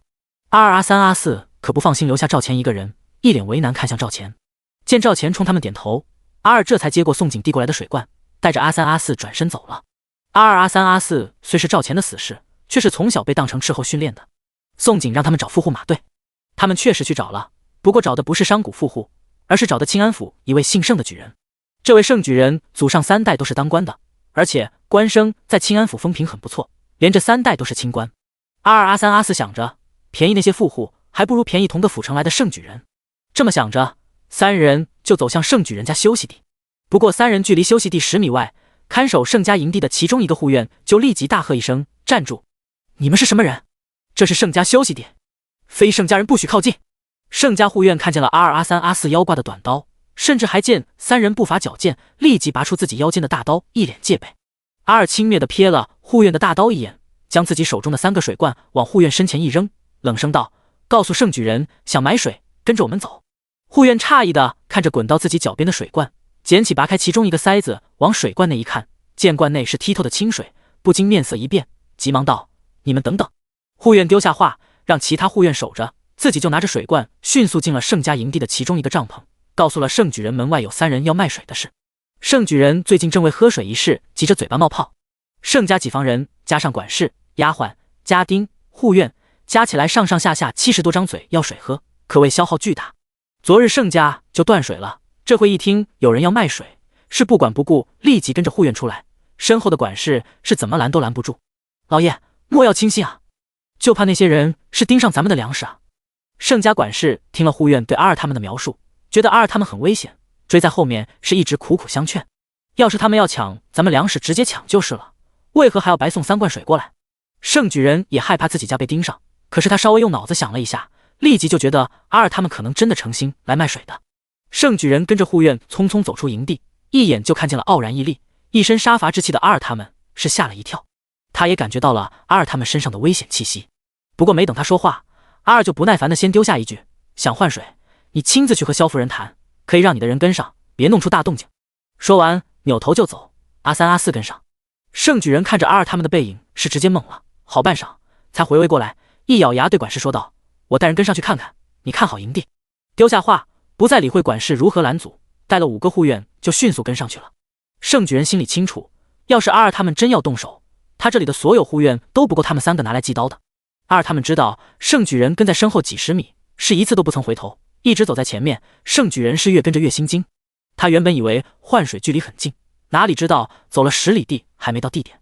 就在他实在忍不住想跑的时候，就看见2里地外有群人，这群人的前方似乎有辆板车，板车上堆着3层酒瓮。看到酒瓮那刻，盛举人激动地对身边的5个护院问道：你们有没有看到板车？板车上是不是堆着都是酒瓮？然而都不用等护院们回话，阿2他们就不走了，还转过身对他说了一句：到了，就在原地等着。宋景他们早就看见了阿尔他们带人回来，抱起一个酒瓮，就与赵钱迎着阿尔他们走去。当从阿尔口中得知跟着他们回来的还是个举人老爷，宋景是惊了，隔着一段距离对盛举人说道：“盛老爷，咱们隔远点谈买卖就好，这瓮水直接送你们了，你们可先尝一下水有没有问题，确定没问题，咱再继续谈买卖。如你所见，我身后板车上的酒瓮内装着的全是干净的井水。”第33章，还不如明着抢。宋景将水瓮放在与盛举人之间的空地上，然后又退回原地，始终与盛举人几人保持着距离。盛举人看着几米外的酒瓮很激动，可又不敢上前。随随便便一群陌生人送的水，盛举人哪里敢喝？而且宋景等人都戴着眼面罩，让盛举人不得不胡思乱想，误以为他们是一群落草的流寇。尤其他发现宋景身边负手立的赵钱，眼神睥睨，一看就是非池中物。宋景看见盛举人几个犹豫不前，考虑到这位还是一位举人，将来指不定还会当官，就当结个善缘，便将自己的口罩解了下来，一脸诚意笑着解释：“盛老爷放心，我们是良民，不是流寇，这水来路绝对干净，我们会戴眼面罩，只是此次地龙翻身死了太多人，害怕10亿才防患于未然。”顿了一下，又提醒道：“盛老爷一家子最好也戴上眼面罩比较好，不怕1万，就怕万一。不过这是盛老爷切不可四处声张，避免灾民恐慌，引起暴乱。前世是军医，宋景最怕遇到的就是10亿。10亿他不会告诉你，他来了，他一旦来了，就会悄无声息要了人的性命。在科技发达的时代，对付他都无比艰难，何况是什么都没有的古代。一旦10亿真的来了，古代的灾民们无异于等死。宋景瞧着盛举人五官正气，想着盛举人应该不差，所以才好意提醒了1、2。只是他的善意把盛举人吓得不轻。什么？会有10亿？盛举人听到10亿2字，差点当场吓倒在地。我只说万一有，并未说一定有。还没有发生的事情，宋景才不给自己留下画饼。如果10亿没发生，灾民先暴乱，他不就成了散布谣言的罪魁祸首了？宋景没有想到的是，他刚说完这话，10亿就真发生了。发生地点正是西北赈灾中心吉安府。地龙翻身后，还有上万计死守家中田地不愿意跟着逃荒的灾民。由于灾后被埋的尸体无人处理，又遇夏日，在家饮水出了问题，其中一个灾民不幸感染了10亿，死在了家中，而10亿正迅速扩散中。当然，远在千里之外的宋景是不可能知道的，知道的只有朝廷。不过即便知道，现在他也无能为力。娘呀，还好只是怀疑，吓死人了啊！盛举人也怕10亿，但好歹10年寒窗，这点世面还是见过的，且也相信了宋景他们不是流寇。拍了拍心口，压了压惊，很快就恢复过来，让护院去将酒瓮抱回来，尝了几口。等发现酒瓮内的不仅是干净的清水，还是难得的井水，而且护院喝了也没问题，是高兴坏了。盛举人也不浪费时间，直击主题问道：“你就是那位兄弟说的萧夫人吧？萧夫人打算如何卖水？”宋景笑了：“3层水瓮，一共27瓮，给你2层，你吃得下吗？2层18瓮，听着多，其实一点也不多。不过有了这些水，盛家省着点用，可以半个月不会断水了。中州府处于整个大号的中心，运河也正好经过中州府。若是他们在快马加鞭，赶在断水之前经过中州府，说不定在中州府能买到干净的水，也不一定。”盛举人算了一笔账后，立即点头，又问：“吃得下？2层你要多少？”见盛举人不墨迹，宋景更是豪爽直言：“500两现银，不要银票，外加1担粗米，2斤盐。”盛举人身边的护院听了，吓得大叫一声：“什么？这么贵？你还不如明着抢劫！”宋景看向那个护院，眯了眯眼问：“贵吗？”盛举人一家子命加起来不值500两，还是你觉得我们这些水卖不出去？灾民中可是一点不缺富户地主，500两银对他们不过是9牛1毛。往难听的说，阿二会找上你们，不过是看在盛老爷是举人的面上。这话就差没说，要不是冲着你是举人，阿二他们都不带鸟你一眼的。别不知好歹了。这护院瞬间被噎住，好有道理，他居然无话反驳。盛举人也觉得宋景是狮子大开口，不过他也明白如今是千金难买一口水喝，有机会撞上就得感激。钱没了还可以再挣，命没了就什么都没了。一咬牙，他立即下了决定，成交。爽快！宋景当即乐了，眉眼弯弯又道：“不过看在盛老爷是个明白人的份上，我就当是结个善缘，再次提醒盛老爷一句，逃荒路上做好防护，水烧开才喝，与灾民保持一定距离。”交代完便不等盛举人反应，朝远处的萧大郎沈玉招手：“大哥，沈姑娘留下1层，其余2层连同板车一起推过来。”沈玉快被气死了，他没有想到自己靠福运找到的井水，最后反为宋景做了嫁衣。闹到最后，不仅全村壮劳力只听从宋景的，就连赵钱对宋景的方法也是赞赏有加。可是他又不能怨宋景聪明，是他自己没有想到办法。而且宋景有一点说得很对，落户后的生计不比逃荒轻松，村里需要钱。这可他只恨自己脑子笨，这么简单的方法居然没想出来。萧大郎将最上面一层水留下，然后与沈玉一前一后，拉着板车来到盛举人与宋景之间，将水和板车一同放下，才回到宋景、赵钱的身边。宋景瞥了身旁脸色难看的沈玉一眼，并没有多大的反应，冲着盛举人又道：“盛举人，把水弄回去吧，回头让人把银两、粮食、盐巴送过来就是，我们在这等着。”盛举人吃惊地问：“萧夫人不怕我把水弄回去就不回来了？”宋景听了咯咯笑了：“你若不怕二他们三个以后讨债的话，大可是上一世的。这也是他为何让二他们去找人的原因，是个人看见他们三人都不敢轻易得罪了，毕竟是死事，惹了他们，追杀你几万里都不带眨眼的。不是，我就开个玩笑。不过萧夫人可能要等久一些，我把水弄回去也得避人耳目，跑几次才能把水分散弄回去。”盛举人一秒怂了，甚至一刻也不敢多待，立即命令5个护院推着水离开。第34章赚大发了。盛举人还算聪明，莫敢直接将水明着拉回去，他让3个护院回去拉了3辆骡车回来，然后把水搬进车厢再拉回去。由于有车帘遮挡，灾民们即便看见盛家休息第3辆骡车进出，可是都没有人怀疑车上拉的不是人，而是装满水的酒瓮。盛举人将水成功弄回去，又差使管事带着500两现银、1担粗米、2斤盐驾着骡车送回来给宋景，甚至连那破旧的平板车都一并带了回来。当萧大郎看到一麻袋的粗米、银灿灿的500两现银，防潮纸包着2斤粗盐那刻，砰一声，又高兴的直接晕倒在地。就是萧长春，全村壮劳力也是激动的一个个压抑嗷叫。他们是做梦也没有想到，刚南下就真的有了白米，更没想到还挣了500两银。500两银啊！萧家村人全村人2年的总收入，可宋景单单卖了18瓮水就挣到了。萧家村50户人家，每户若平分10两银，比灾前他们在萧家村时还要富有。他们这不仅是看到希望了，还看到了好日子。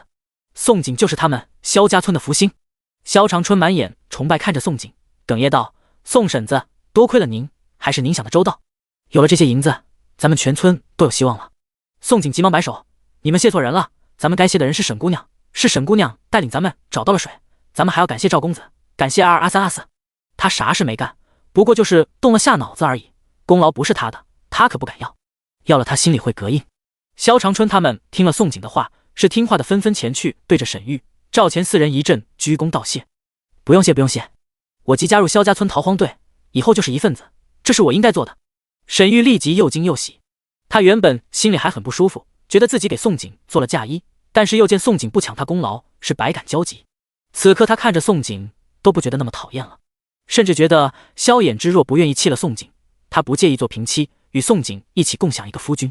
只要宋景是真心实意爱萧衍之，他即便难受不能独宠，他也会试着与宋景做姐妹的。赵钱也忙阻止萧长春他们的道谢，都是一起组队的，不必客气。扭头看向宋景时，黑眸幽深，兴味渐浓。他真没想到宋景聪明如斯，功劳说不要就不要，心胸豪爽如斯，这样的女人不管走到哪里，一般运气都不会差。宋景可不知道2个人的心思，若是知道一定跟他们急，他才不要与人共享一个夫君。他也不豪爽，他只是不属于自己的东西要了，怕会膈应自己。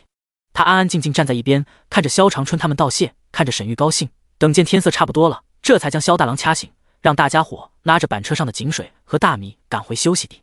他们外出耽搁的时间实在太久了，全村人都在担心他们，尤其萧衍之和金木水火。萧衍之不知道自己怎么了，宋景外出2个时辰，他就眼巴巴盼了2个时辰，害怕他有危险，盼他尽早赶回来。这样的反应是不正常的，可是他就是不受控制。金木水火则担忧宋景会遇到危险。当看见宋景他们所有人回来那刻，4小家伙直接跳了起来，像4只小狼崽，嗷嗷大叫着娘，纷纷向他扑去。宋景瞬间被4小家伙热情抱住，直接吓了一个大跳。你们怎么了？怎么这么热情？我到底做了什么，让你们这么欢迎我？我顶不住啊！你们的未来娘就在我后面。不过此时不仅他被4小家伙围住了，连他身后一起外出找食的所有人等也纷纷被围住了。平板车上的东西虽然被茅草遮住了，但是村长和3叔公眼尖得很，都看出了地下的压痕。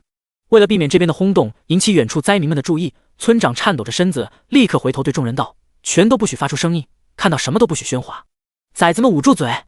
村里妇人们听了村长的话，是立即捂住自己孩子的嘴巴。三叔公见大家准备好后，才扫下板车上的茅草。当众人看到满满当当的井水、一麻袋的粗米、2斤粗盐时，是吓得抽泣声一片。妇人们不仅死死捂住孩子的嘴巴，连自己的也一并捂了。村长立即将茅草盖回去，命令所有人蹲下身子，围成一圈席地坐下，震惊不已看着宋景他们，问道：“你们哪来这些？”莫等宋景说话，萧长春自告奋勇，立即将沈玉带领大家找水。宋景找盛举人卖水的事告诉了众人。当众人再次看见宋景打开钱袋，露出里头装着的500两碎银，不止村长与三叔公，全村的妇孺们都激动得全身颤抖，就是萧衍之都痴痴看着宋景，说不出话来。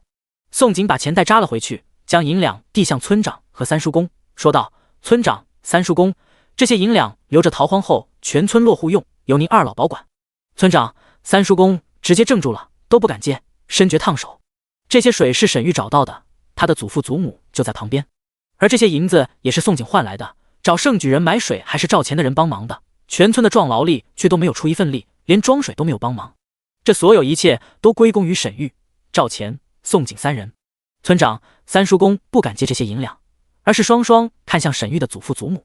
不得不说，沈玉即是书中女主，将她养大的祖父祖母自然是慈祥老人家。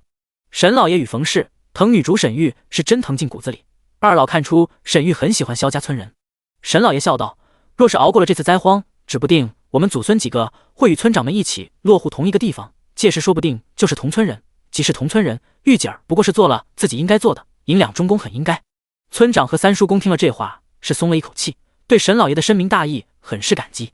三叔公忙道：“沈兄弟大义，若以后真有缘落户同村，有我和村长在，萧家村人谁也不敢欺负你们祖孙3人。”第35章，他是有妇之夫。沈玉要的正是萧家村人把他当成同村人，只要成为萧家村一份子，他就有机会成为萧衍之的女人。如今他算是离成功又近了一步。谢谢三叔公、村长，谢谢衍之大哥、景姐姐，以后我一定尽全力找食找水，帮助大家平安度过灾荒。沈玉感激三叔公的时候很聪明，捎带上萧衍之与宋景，而且还是衍之大哥、景姐姐。宋景听的是瞠目结舌，心里笑乐了，憋笑的看向萧衍之。萧衍之适时被口水噎了，一阵猛咳，嗨嗨嗨嗨。不过宋景这回真误会他了，以为他是因为沈玉一句亲热叫唤才咳的。其实他看都没看沈玉一眼，更没听清沈玉说的什么鬼。他方才看着宋景打开银袋那刻，满脑子想的都是宋景，想着他为何拿到了银两，没有找机会逃走高飞。他很高兴他是真心实意的留下来，只是莫名想起逃荒后他要与他和离，他才一时气息不畅，呛到自己，甚至咳得越发厉害，直接岔气停不下来。而这却让沈玉误会更大了，他以为自己成功引起萧衍之的注意，一脸惊喜，又亲热叫了一句：“衍之大哥，你没事吧？”宋景看热闹不嫌事大，他没事，玉妹妹不必担心，他可能一时太过激动才咳岔气。听了两女对话，萧衍之这刻才回味过来，宋景口中的玉妹妹听着为何这么别扭？还有沈玉为何叫他衍之大哥？他是有妇之夫，这女子有没有点廉耻心，怎能如此唤他？不过宋景没工夫去理会男女主的内心戏，而是眉眼弯弯对赵钱笑道：“赵公子，这些银两的得来也有你的一份，如果全中公，你有意见吗？”赵钱听了回以一笑：“萧夫人说笑了，赵某如今也是队里一份子，除非萧夫人拿赵某当外人。”赵公子大义，那我代表萧家村对你表示衷心感谢了。这位赵公子可一点不缺钱，宋景不过是说句场面话而已，想让村长与三叔公收银两收得安心。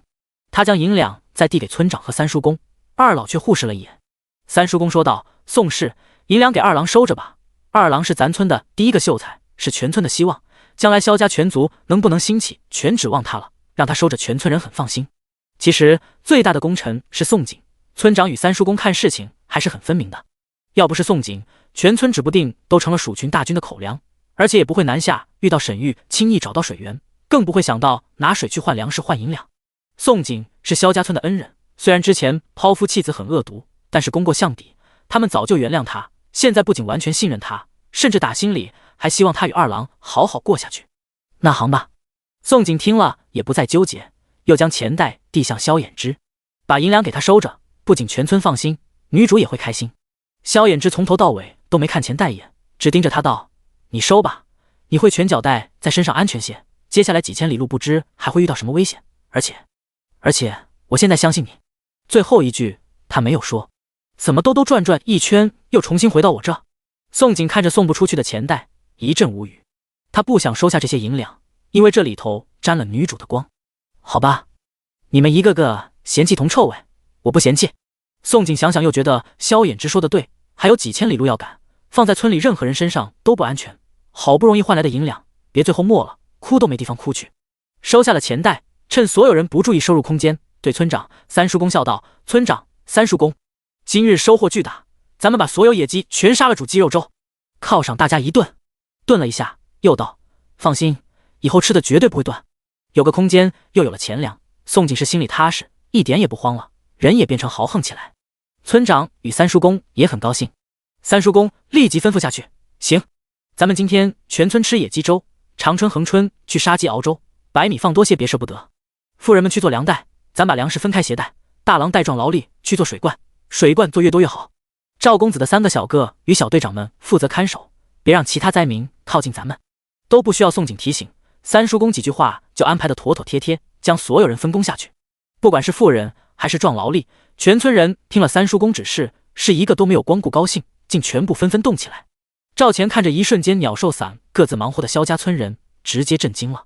见自己闲着，他反而坐不住了，忙道：“萧夫人，那赵某需要做什么？”宋景也是在苦恼，自己是留下来陪4个孩子玩呢，还是慰问萧衍之几句呢？毕竟他现在还顶着萧衍之一个原配的身份。这回听了他的话，立即眼前一亮，忙说道：“赵公子不嫌累的话，还真能帮我一个忙。是赵钱自己想干活的，以后坐上了龙椅，可别说他曾经奴役过他。”宋景转身就想去找萧大郎，萧衍之的声音却突然在他身后响起：“我呢？我腿虽废了，手没废，也可以帮你忙。”金木水火也可怜兮兮，满脸哀怨看着他：“木木娘，我想像您一样会武功，您能教我吗？”水水，娘才刚回来，又要去干活，停下来先歇会好不好？让水水给您捶捶腿好不好？火火，娘，野鸡是不是很好捉？晶晶，娘，我也会干活的，能帮您的。宋景吃惊回头看了看萧衍之，又看看4小家伙，做梦也没有想到4小家伙真把他当亲娘看待了。4小家伙从小缺母爱，不管他们还不行，可是他一再与他们亲近，一旦他与萧衍之合离，他与孩子们会不会难舍难分啊？就在宋景最为难不知如何应对的时候，沈玉忍不住凑近过来，欣喜道：“萧夫人，我也能帮你忙吗？需要我帮你照看4个孩子吗？”第36章虐妻一时爽。4小家伙见沈玉平白无故冒出来要抢他们，一个个怒了。平日软萌小棉袄水水像只被踩了尾巴的小兽，冲着沈玉就吼道：“不要！你是谁？谁要你陪我们？你又不是我们的娘！”木木也红着眼睛对着宋景威胁道：“你敢让他陪我们，我就一辈子不再理你了，我会恨死你的。我们有爹陪，不需要别人陪。”晶晶同样冷冷丢下一句，冷酷的小脸上写着满满都是我很生气，你最好别惹我。火火看看这个又看看那个，最后看着沈玉哇一声哭了，冲向萧衍之：“啊，爹爹，他长得好可怕，我不要他陪。”火火最后一句话砸下来，宛若一个晴天霹雳劈在沈玉头上，炸得他大脑轰鸣，身子一晃，险些栽倒在地。赵钱则被4小家伙激烈反应吓了一跳，不过他只当是孩子不喜欢陌生人的接近，所以他并未往心里去，更没有因为他与沈玉同行而觉得被下脸面。宋景也被4小家伙弄出来的动静整得一个头两边大。孩子们不喜欢沈玉他可以理解，可是木木威胁他的那番话就不对了。这才多大，遇事竟如此偏激，而且他都还没有说要把他们交给沈玉，木木居然威胁一辈子不理他，简直欠收拾。再不掰正过来，以后还不长歪了。还有4小家伙造成的麻烦，让他如何收场？宋景第一次觉得教孩子如此头大。然而就在他苦恼如何收场的时候，萧衍之出声了，一双凤眸宛若携着寒气盯向沈玉，沉声说道：“沈姑娘，我替4个孩子的无礼向你道歉，望你不要与几岁孩子一般见识。4个孩子害怕生人，除了我，只接受我妻子宋景一个人的照顾。倘若你真想为村里出份力的话，妇人们那边应该需要你的帮助，你不妨去问问。”最后一句，萧衍之就差没明着说：“赶紧滚！”连5岁的4小家伙都能看出来沈玉对他不怀好意，更别说他了。他还没有蠢到看不出来，沈玉看他眼神是何意思。他从12岁开始就常被女人生扑，什么女人没见过？只是他这辈子唯一的一次意外，便是被宋景生扑成功了。不过此刻他心里挺庆幸，宋景生扑的男人是他。衍之大哥，对不起。你不必为孩子们道歉，是我自己的问题，不怪孩子们，是我没有考虑孩子们感受，对不起，下次我不会再惹孩子们生气了。沈玉死咬着唇不让自己哭出来，态度卑微，用情不可谓不深。他害怕自己看起来太狼狈，牵强对宋景笑道：“景姐姐，我去妇人们那边问问他们需不需要帮忙。”言罢，仓皇而逃，一头扎到妇人堆去了。宋景看的是震惊死了，很想对萧衍之说：“男主你就不怕虐妻一时爽，追妻火葬场？女主都被你虐哭了。”种田爽文变成虐文了，作者同意吗？赵钱觉得宋景接下来应该要安慰4个孩子，没时间搭理他，不好再留下，忙道：“萧兄，萧夫人，我也去看看壮劳力那边需不需要帮忙。”转身头也不回走了。剩下的宋景站在原地尴尬了，他似乎什么也没做，怎么面对一残4小，突然有种千古罪人的错觉。萧衍之见他还愣在原地，勾了勾唇唤道：“过来。”什么？宋景怀疑自己听错了，哄孩子。萧衍之凤眸噙着几分玩味：“你把4小家伙都吓到了，活活都吓哭了，不哄回去说得过去吗？”宋景闻言看向面前一张张鲜明的小脸，木木鼻子，哼了哼生气，转过头去不看他。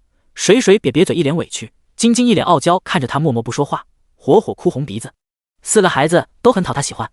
不过宋景一咬牙，狠下心道：“哄什么哄？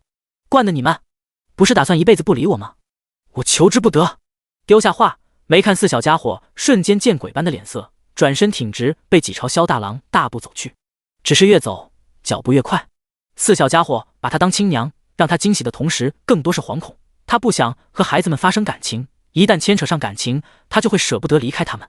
他最终要与萧衍之和离，迟早也会离开，长痛不如短痛，还不如趁此机会与4小家伙保持距离。只要孩子们生他气，不依赖他，讨厌上他，接下来分开，孩子们就不会那么难过。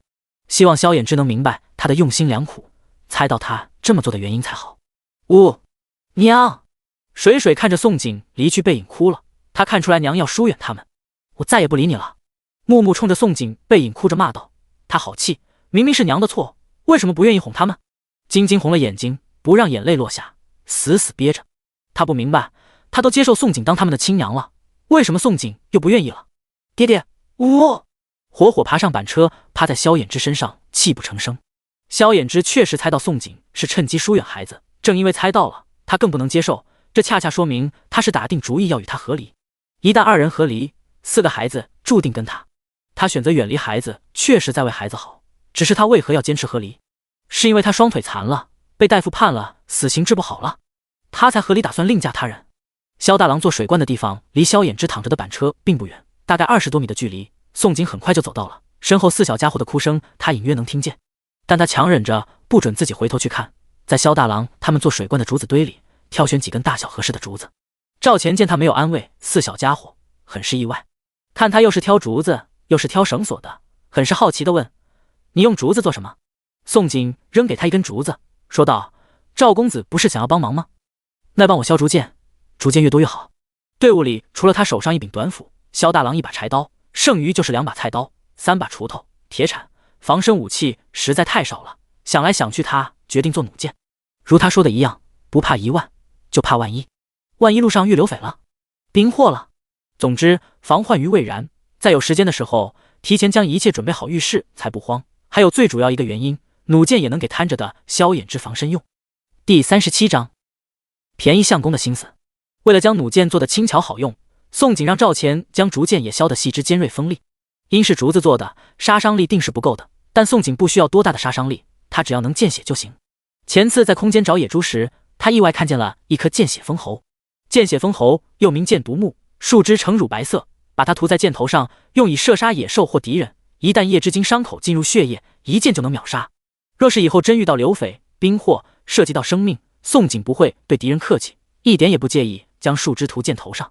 前世训练荒野求生时，因为做过不少次弩箭，再做一次，不仅熟练，速度也相当快。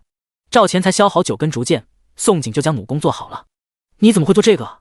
赵钱本不想打听，但是看见他做出来的弩箭从未见过，被吓得不轻，看着他的眸光愈发复杂。宋景早就想好了说辞，一边试着弩弓杀伤力和射程，一边说道：“我娘家是猎户，这是我老爷自个琢磨出来，然后教我做的。”他知道赵钱在想什么，毕竟弩箭在大号是从未见过的新玩意，一旦让朝廷得知，有可能给他带来泼天富贵，但也可能给他甚至与他同行的所有人招来杀身之祸。他不应该将弩箭暴露出来。别做这个了，换普通弓箭吧。赵钱很想尝试弩箭的威力，但他也知道弩箭存在危险。宋锦却无所谓一笑，我知道赵公子担心什么，但是放心，我还会3发、5发、7发、10发连弩，这么一发就如小孩玩具，暴露了无所谓，而且赵公子保得住不是？赵钱闻言呼吸一滞，面色骤变，一脸不可置信。10发连弩，你确定不是开玩笑？10发连弩无异于神兵，一旦放到战场上，所向披靡，横扫千军都不在话下，自然不是开玩笑。宋锦一脸得瑟又道：不过我现在不能将制作方法交给赵公子，等以后吧。他把他招进队里，就是想着抱金大腿的，把一发弩箭制作方法当着他面做出来，算是提前对他投诚了。等他未来当了皇帝，他再教他其他连弩。大功一件，他怎么都会给他泼天富贵。如今先告诉他还有10发连弩，无非想将他牢牢绑在萧家村这条船上，接下来他不尽全力保护全村人都不行。你真像只狡猾的小狐狸，都算计到我头上来了。赵钱又气又笑，自然一下就猜到了他的目的。他说的没错，他已经知道他会制作10发连弩，接下来肯定会拼了性命也要保护他，保护萧家村所有人。算计谈不上，不过是互惠互利。你保我们周全，我赠你10发连弩。宋锦笑得别有深意，别告诉我赵公子不想要10发连弩。赵钱黑眸一眯，在看宋锦时毫不掩饰逼人寒芒，沉声问：你是不是猜到了什么？宋锦面无惧色，笑道：赵公子剑眉星目，龙章凤姿，气度不凡，一看就是非池中物。不过放心，我就一个手无缚鸡之力的小女子，只想带着全村人平安度过灾荒，其他事我没有兴趣去猜，也没有兴趣知道。这话的意思是，我是猜到了，但与我没一两银关系。赵钱闻言总算收敛身上锋芒，没好气瞪他一眼：就你让全村戴眼面罩，坚持南下，趁灾荒卖水捞钱，做出弩箭，你还好意思说自己是手无缚鸡之力的小女子？男人都未必厉害过你，要点脸好吗？不过赵钱又盯着他脸上的雀斑，好奇问道：你真的是女人？不会是男扮女装的吧？脸上的斑点不会是为掩人耳目画上去的吧？宋锦见诡地瞪着他，合着这个未来皇帝脑洞还挺大。没看出来，赵公子还喜欢在人伤口上撒盐。我瞅我知道，不用提醒。宋锦没好气从他手中夺过削好的竹剑，提起弩弓，转身走到一边去试弩。身后响起赵钱愉悦的笑声。萧衍之躺在板车上，凤眸望着夜幕，俊脸写着茫然。金木水火也坐在他身边，眼巴巴等着宋锦回来。他们等了很久，萧长春两兄弟煮的野鸡粥已煮好，村长三叔公都喊话吃粥了，宋锦才提着一把制作成功的弩箭走了回来。宋锦看着4小家伙全都可怜巴巴看着他，很是头疼，问道：怎么都不去吃粥？看见徐氏与如意吉祥刚好忙完了妇人活回来，又喊道：大嫂，如意吉祥，你们带4小家伙去吃粥，我与孩子爹有话说。4小家伙听到他不带他们去吃粥，心里更加失望了，但听到他要与他们爹谈话，便一个个低下脑袋，郁闷起身跟着徐氏去吃粥了。徐氏、如意吉祥不仅看出4个孩子不对劲，就是萧衍之的面色也有异。不过母女3人并没有问什么，只当宋锦和萧衍之夫妻俩吵架了，于是急忙带着4孩子就走，将空间留给了宋锦与萧衍之。萧衍之听到他有话要单独与自己说，心口就莫名一紧。他有种预感，接下来他要说的话绝不是他想听的。宋锦将弩弓和箭带装着的竹箭一并递向他，说道：我刚特意做了一把弩箭，万一路上我一时护不住你和孩子，你可以用它防身。你……萧衍之诧异地看着他，他还以为他要开口谈和离的事。弩箭操作其实很简单，比较难的是瞄准，不过放心，我会亲自教你，每日赶路的时候，入夜时你都可以练习瞄准。宋锦相信以萧衍之的聪明，真要教他射箭，应该一学就会。萧衍之接过弩箭，低头看了许久，牙缝艰难挤出2个字：谢谢。啊！宋锦瞬间被他的话冷到了，这男人把天聊死，让他都不知如何接了。不过只要他不尴尬，尴尬的就是别人，说道：那等吃了野鸡粥我再教你，我现在去给你打粥，你等我一会。言罢，宋锦转身欲走，手腕却忽地被萧衍之抓住。萧衍之终于没忍住，双眸猩红，心慌问道：你要和离，是不是因为我是拖累，嫌我残废治不好了？第38章关我姓氏。宋锦没想到萧衍之会问出这么丧气的话来，皱眉转回身子，不悦骂道：你怎会觉得自己双腿治不好？天大地大，无奇不有，万一遇见奇人异事治好你双腿呢？只要你人还活着，一切就还有希望。宋锦虽还没有机会查看他双腿，但知道书中剧情，他是男主，怎会治不好双腿？不过他既想听他回答，那必要说清楚才好。我要和离的真正原因，不是因为你双腿废了，而是你对我没有感情。2年来，你对我动过心吗？你不过把我当成摆设，当成照顾4个孩子的嬷嬷。之前不要脸倒贴嫁给你是我不对，不过你放心，我一定会尽全力护你们度过灾荒。而且治好你双腿之前，我不会丢下你和孩子不管，我一定会安置好你和孩子再离开。说完便要推开他的手，却被他死死抓着不愿放。宋景吃惊地看着他，不明白他是什么意思。等等，萧衍之也不知道自己为何不愿放手，他总感觉自己放手了就没有回旋的余地了，宛若丢了很重要的东西。等什么？宋景见鬼似的瞪着他，呵斥：放开手再说话。就算是假夫妻，也不能众目睽睽拉拉扯扯，有什么话直接说不好吗？萧衍之转眸看了一眼四周，发现不止沈玉、赵钱、萧大郎，就是村长、三叔公都往这边看，吓得他立即松开了手。他确实忘记了，就算2人是真夫妻，在外也要避嫌才是。沉默了半晌，他便红脸问：你知道和离后，将来你一个女人会有多艰难吗？难听的闲言碎语也能轻易杀死你。而且新婚夜后，官媒给你娘家报的事是什么？宋景见他吞吞吐吐，一时闹不明白他想说什么。何喜？萧衍之脸色红得滴血，觉得他在装傻。宋景脑子轰隆一声，脸也红了，记忆也随之清晰起来。何喜即是落红，新人新婚夜后的落红会在新婚第2日由官媒送回娘家，在门梁挂上3天，告诉娘家那边族人新人成亲洞房了。原身与萧衍之确实无夫妻之实，但是原身奇葩得很，为了做萧衍之的妻子，自己割破手指，滴血假装和喜报给了娘家。萧衍之当初同意原身这么做，也是为了防止杨氏找借口再给他塞女人。现在即便宋景满大号去宣传他与萧衍之没有夫妻之实，他其实是清清白白的大姑娘，别人都会认为他疯了。萧衍之轻咳2声，又好心提醒道：报了何喜，就等于你和我有过，你以后再嫁别的男人，那男人也不会信你，反而觉得你弄虚作假，对你来说会很吃亏。有过夫妻之实，就是我的女人，关我姓氏。这些他没敢说。宋景听了，反而很快恢复了脸色，狠狠瞪他一眼：谁说我和离后就一定要再嫁人了？我男人又不会死，我活得更自在。真是。说完慌乱而逃。他脸皮还没有厚到与一个男人掰扯那啥，他不嫌丢脸，他都觉得害臊。然而他不知道的是，萧衍之才不觉得丢脸，反而在听了他说和离后不嫁人，暗暗吁了一口气，想起他脸红的模样，唇角还微微勾起。宋景逃离萧衍之后，并没有去打粥，而是钻入了休息地后面的荒山，趁所有人看不见的时候进了空间。进入空间后，立即来到灵坛边，居灵泉洗脸洗手，逼自己冷静。因和萧衍之聊了几句涉及那啥的事，他一张脸滚烫滚烫，这种烫让他莫名发慌。他甚至有种错觉，自己似乎被萧衍之撩了。你在乱想什么？他的眼睛又没瞎，怎么会看上这张脸？望着坛中的丑颜，宋景浑身一个机灵，对自己的胡思乱想及脸上贴金嗤之以鼻。再次举水泼脸几次后，又接了一水囊灵泉，狠狠灌下肚。一水囊灵泉下肚，刚刚心烦意乱扑通乱跳的心口奇妙瞬间恢复正常，而且全身毛孔也在扩张，每个毛孔纷纷排出一股恶臭乌黑的物质。宋景立即闻到自己身上传来恶臭，险些被恶臭熏晕，抬手一看，脸色瞬间大变。我这是排出体内杂质，洗髓伐骨了。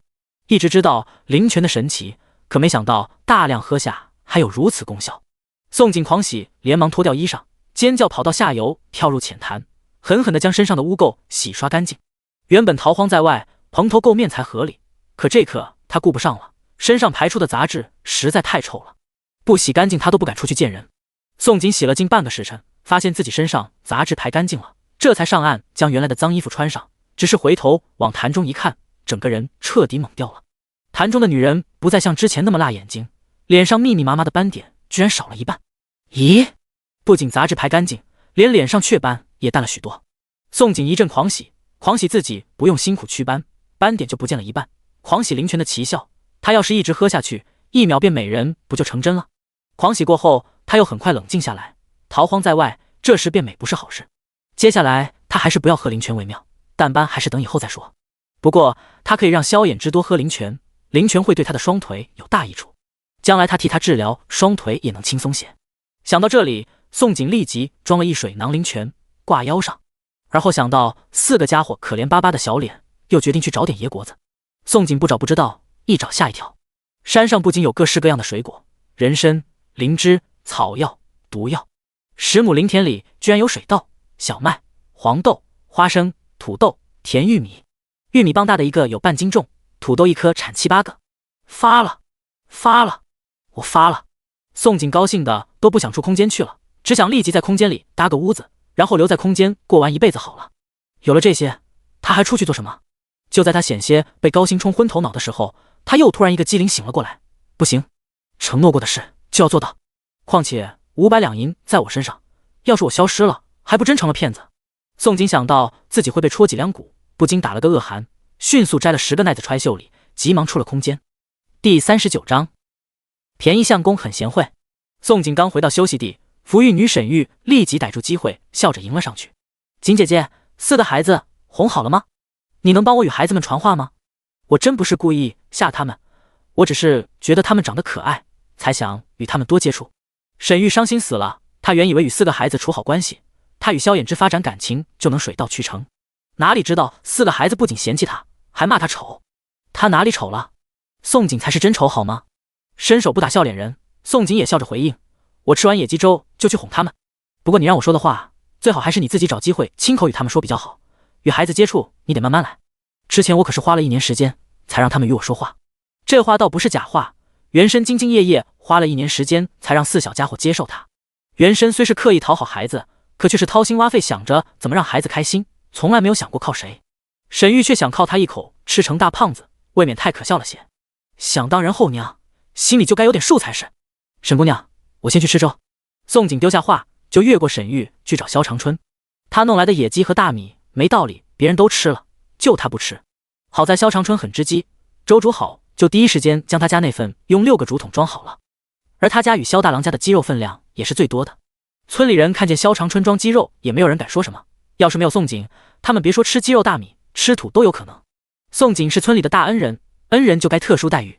宋婶子，这是野鸡毛，我特意用了点水洗过，还放在火旁烘干了。萧长春笑着递给宋景1个竹筒，还给了1麻袋干净烘干的野鸡毛。谢了哈。宋景高兴接去，有了野鸡毛，正好做床鸡毛被，有备无患。左手提竹筒，右手提麻袋，宋景回到了自家便宜相公板车边。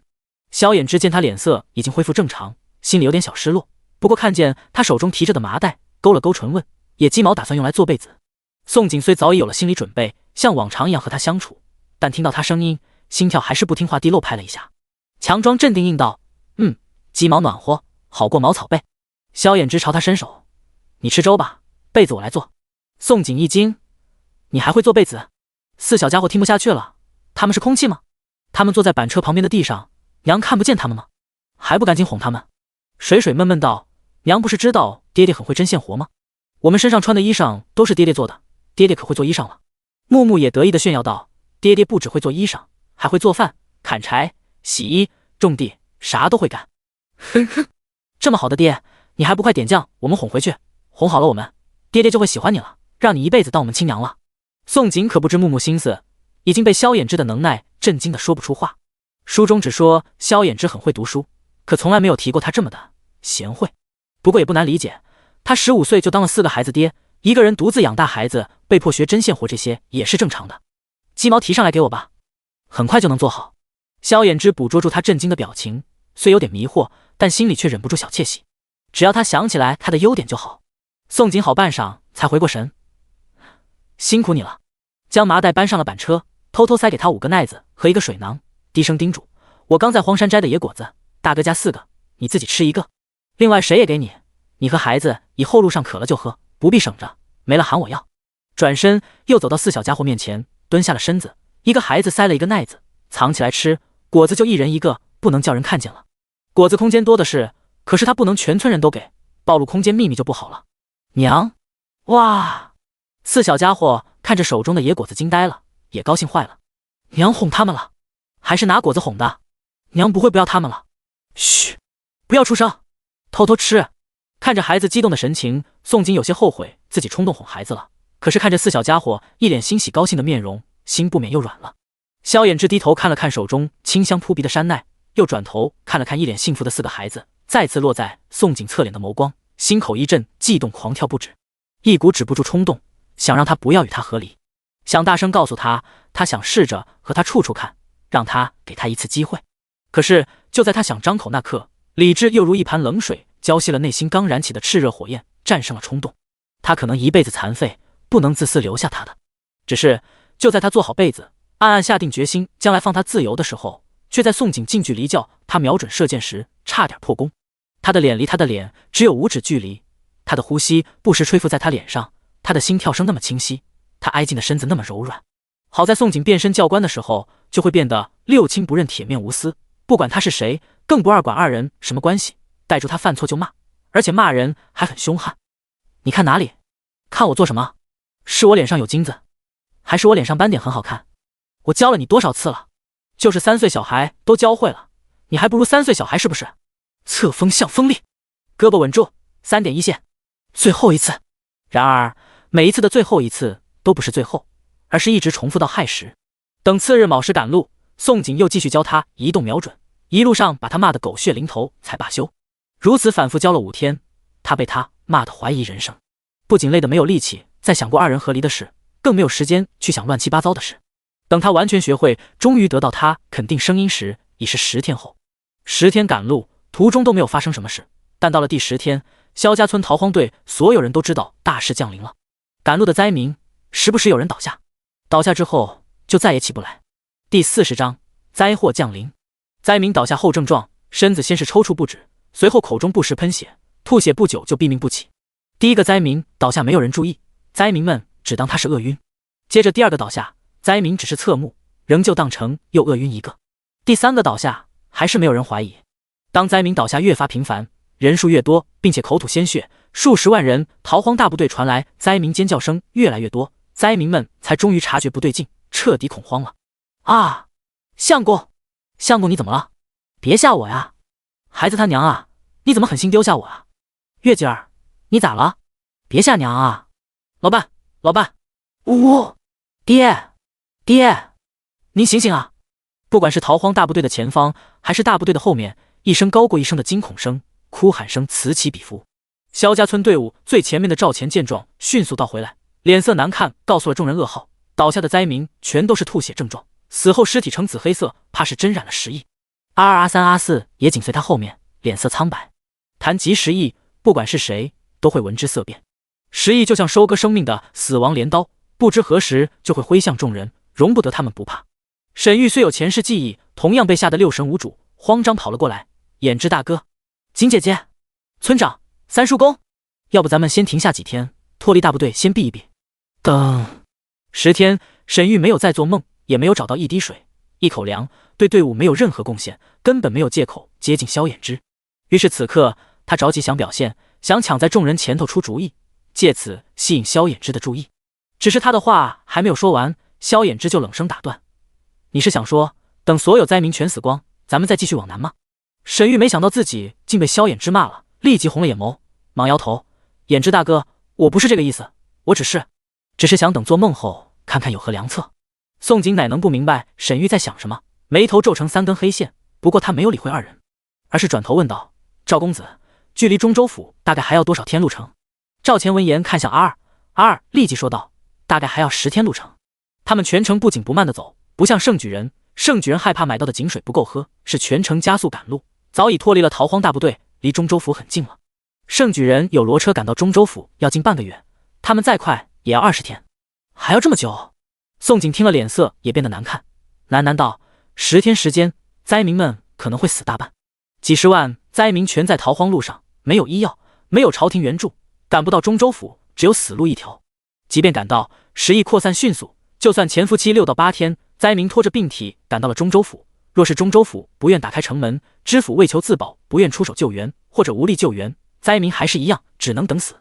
宋景可以想象接下来自己会看到如何一番景象，闭了闭眼，脸色沉重对众人说道：按沈姑娘说的，咱们先找个山洞躲上半个月，半个月后咱们绕道南下，至于其他灾民，咱们可能无能为力。沈玉提议躲避的方法是他们目前唯一能做的。他想过抢一匹马去向距离最近的中州知府求助，让知府颁布禁令，命令所有灾民停下迁徙，原地进行分开隔离，防止10亿扩散。可这想法无异于痴人说梦。他不过一个泥腿子，一个女人，找知府求助？别开玩笑了。而且一个府城的守军也不过几千，中州知府如何号令其他府城几十万的灾民？再者，灾民都盼着朝廷安置，让他们停下等死，怎么可能？宋景强忍难受，催了村长一句：“村长，赶紧让小队长举起红旗，带队脱离大部队。”啊！好！村长僵了半天，才反应过来，哆嗦地吩咐自己大儿子：“快，长春，快让大家举红旗，带队脱离。”村长与三叔公虽早就听了实意，可是这克真发生后，他们依旧被吓得整个身子都在颤抖。可颤抖的何止他们，全村人不管男女老少，妇孺病残，此时没有一个人不害怕的。萧长春很快就命令了下去，小队长们也迅速举起了红旗，带着全村人迅速脱离大部队。可就在所有人刚逃开大部队，宋景也紧追上去的时候，身后一个妇人追了出来，大声叫喊：“闺女，胭脂女婿，你们别走啊，等等我们啊！”宋景原本还以为妇人喊的别人，可当看见妇人正朝他方向追过来，不禁回头认真看去，这一看，整个人彻底石化。娘，他没有认错吧？追过来的妇人是原身的娘亲刘氏，而且不止刘氏一个，刘氏身后还追着一群人，一辆板车。大哥，大嫂，二哥，二嫂，宋景简直不敢相信自己眼睛，他在茫茫灾民中遇到了娘家人，还是在这种时候。然而就在他高兴想迎上去的时候，萧衍之倏地抓住他的手腕，脸色沉痛看着他道：“你看看板车上躺着的是不是爹？”莫等宋景反应过来，赵钱这时冲了过来，拦住他，提醒道：“小心，别让他们靠近，板车上的男人染了10亿。”宋景循着两个男人的眸光转头看去，这一看瞳孔一缩，板车上躺着一个男人，正是原身的亲爹宋青松。虽然他这个女儿是换了性子的，可是看见宋青松衣上染着乌黑的鲜血，躺在板车上不知死活，他的脚底立即一股寒气往头顶上窜，仿佛全身血液瞬间逆行倒流。闺女啊，娘总算找着你了，娘找你找得好苦啊，娘都以为你和女婿被耗子吃了。呜呜！刘氏见宋景停了下来等他，终于瘫地上嚎啕大哭。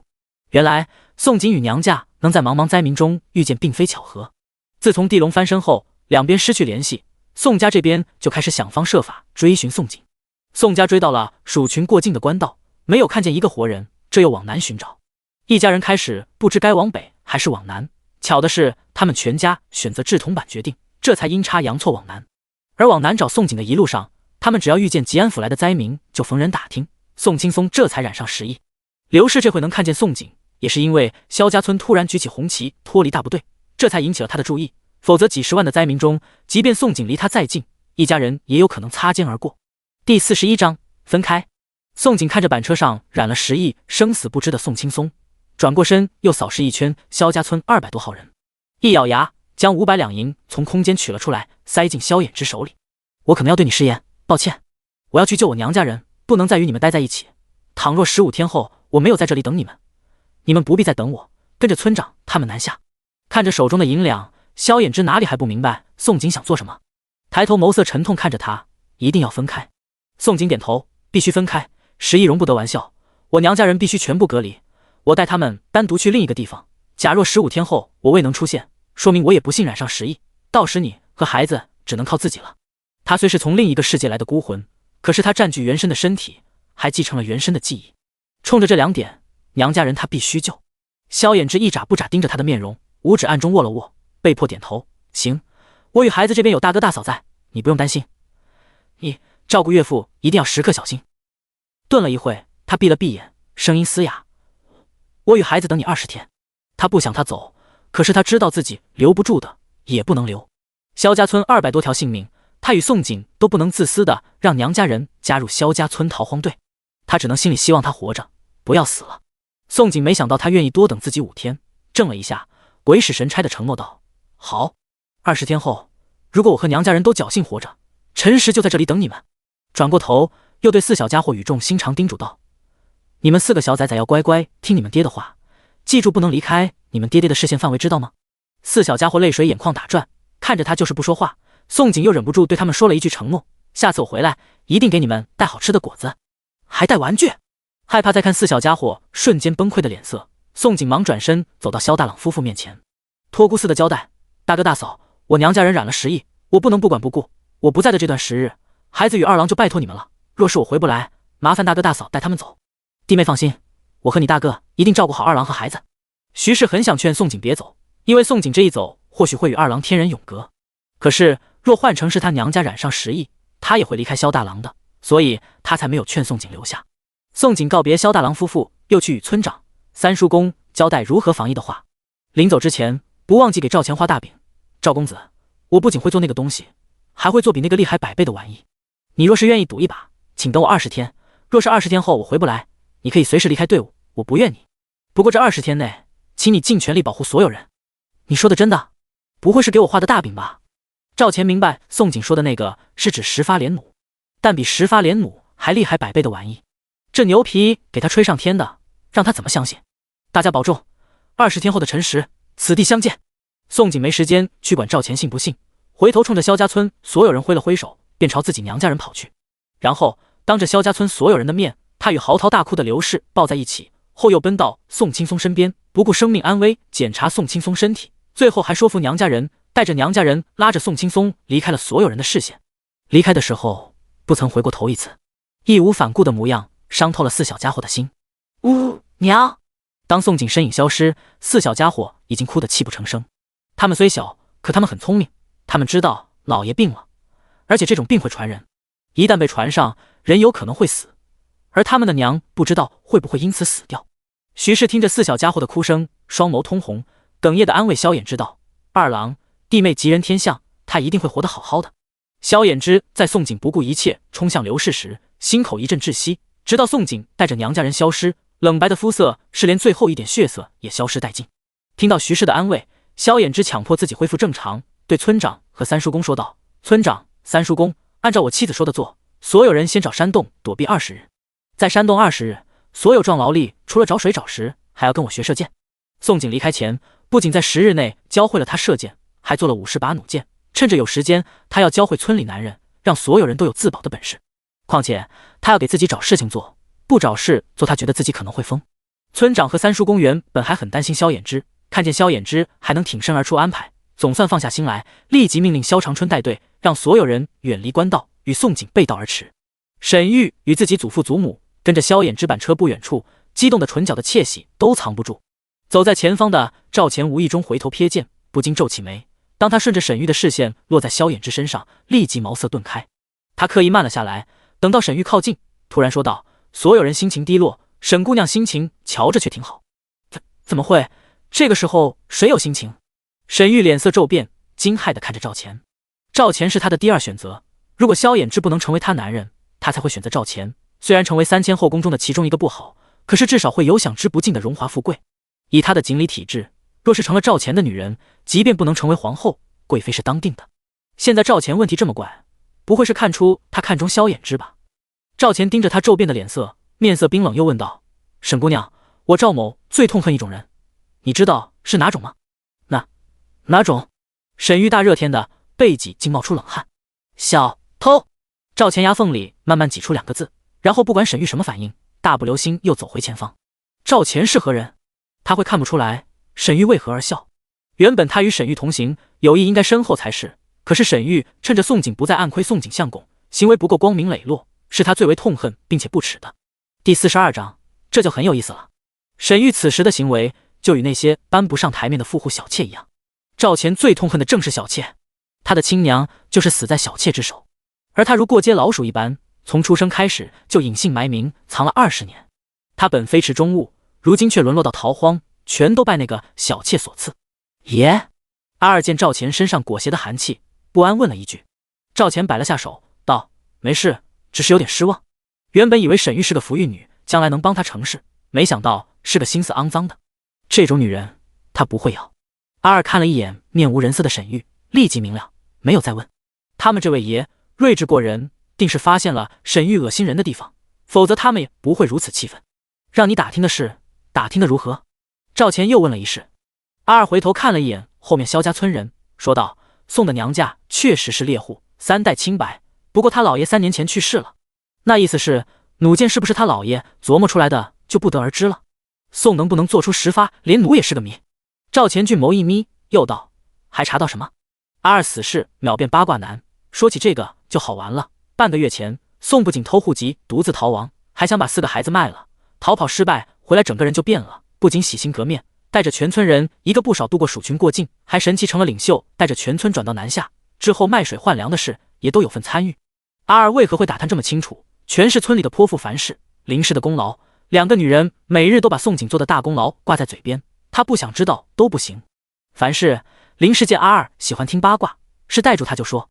如今萧家村所有人的八卦，不管是想听的还是不想听的，阿二都听了。他之前竟是这样的人。赵钱很是意外，做梦也没有想到宋景之前竟是一个会抛夫弃子的恶毒女人，这就很有意思了。还有一点更好玩的，送回来还做了一件更有趣的事，也要不要先猜猜看？阿二见赵钱意外的表情，有点小得意，故弄玄虚。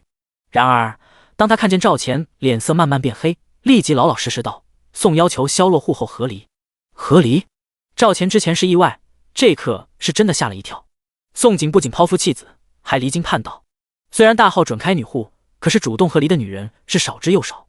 宋景到底知不知道一个嫁过人的女人和离后会有多艰难？二点头，这是村长亲口说的，应该不会假。至于村长为何告诉阿二，也是阿二会套话，随便下个套，村长就漏嘴了。他能做出弩箭，会做出主动要求和离的事，倒是不稀奇。奇就奇在，他不顾个人安危，也要与娘家人一起，应该不会是个抛夫弃子的自私女人才是。赵钱皱眉分析，他的身份很特殊，容不得一点马虎。宋景太聪明，聪明的让他不放心，这才会派阿二去查探。可是任他查一辈子，也不可能查到宋景竟是个穿书的。宋不在，盯着点审，别让他靠近萧，免得坏了我的事。赵钱不仅有谋，还有勇。他看准了一件事，就敢赌上一赌，而且用人不疑，疑人也不会再用。他选择相信宋景会做出10发连弩，即便宋景前后做人很矛盾，他也会选择先相信下去。而他既然相信了，就会尽全力看好萧家村人。是。阿二见赵钱不似说笑，立即去嘱咐阿三阿四。另一边的宋景早算到赵钱会调查自己，却丝毫没算到赵钱如此尽责，尽责到连沈玉阶竟萧衍之都要管。而他此时正带着家人找庇护之所，这一住就要住20天，一家只有10口人，自然不能露宿荒野，一怕野狼野狗，二怕遇流匪。宋景刚带着娘家人穿过一片枯林，二嫂张氏突然手指一触，兴奋叫道：相公，婆母快看，那里有间荒庙，咱们找到能住的地方了。宋景闻言，顺着张氏手指的左边方向看去，果然看见一座破败不堪的荒庙。荒庙屹立在一座荒山脚下，荒庙屋顶上的青瓦长满了野草，看去岌岌可危，随时都会坍塌。宋景只看一眼，就指向右边远处大山，说道：去那边找找看有没山洞。张氏原本还满心欢喜，闻言不满皱眉：那荒庙瞧着不是挺好吗？为啥不去？宋景没有回头，提着短斧先往右边走去，只是道：二嫂没听过一句话，宁可夜宿荒坟，不可旅居古庙。地龙翻身，房屋倒塌的教训，二嫂还不够记忆深刻，还想要再尝试一下。还有流匪也喜欢荒庙，二嫂你想去和他们凑一凑热闹？宋景并非讽刺张氏，也不是吓唬自己娘家人。如今西北上百万计灾民，谁知道会有多少灾民已经沦为流匪？流匪不止烧杀抢掠，将女人轮着弄死，把人肉作为食物也不是新鲜事。而流匪喜欢藏身的地方，破庙是首选。如今宋家3个男人，宋爹昏迷不醒，离死不远，大哥宋安，二哥宋祥已经身子发热，有了10亿的初始症状，眼看随时都会倒下。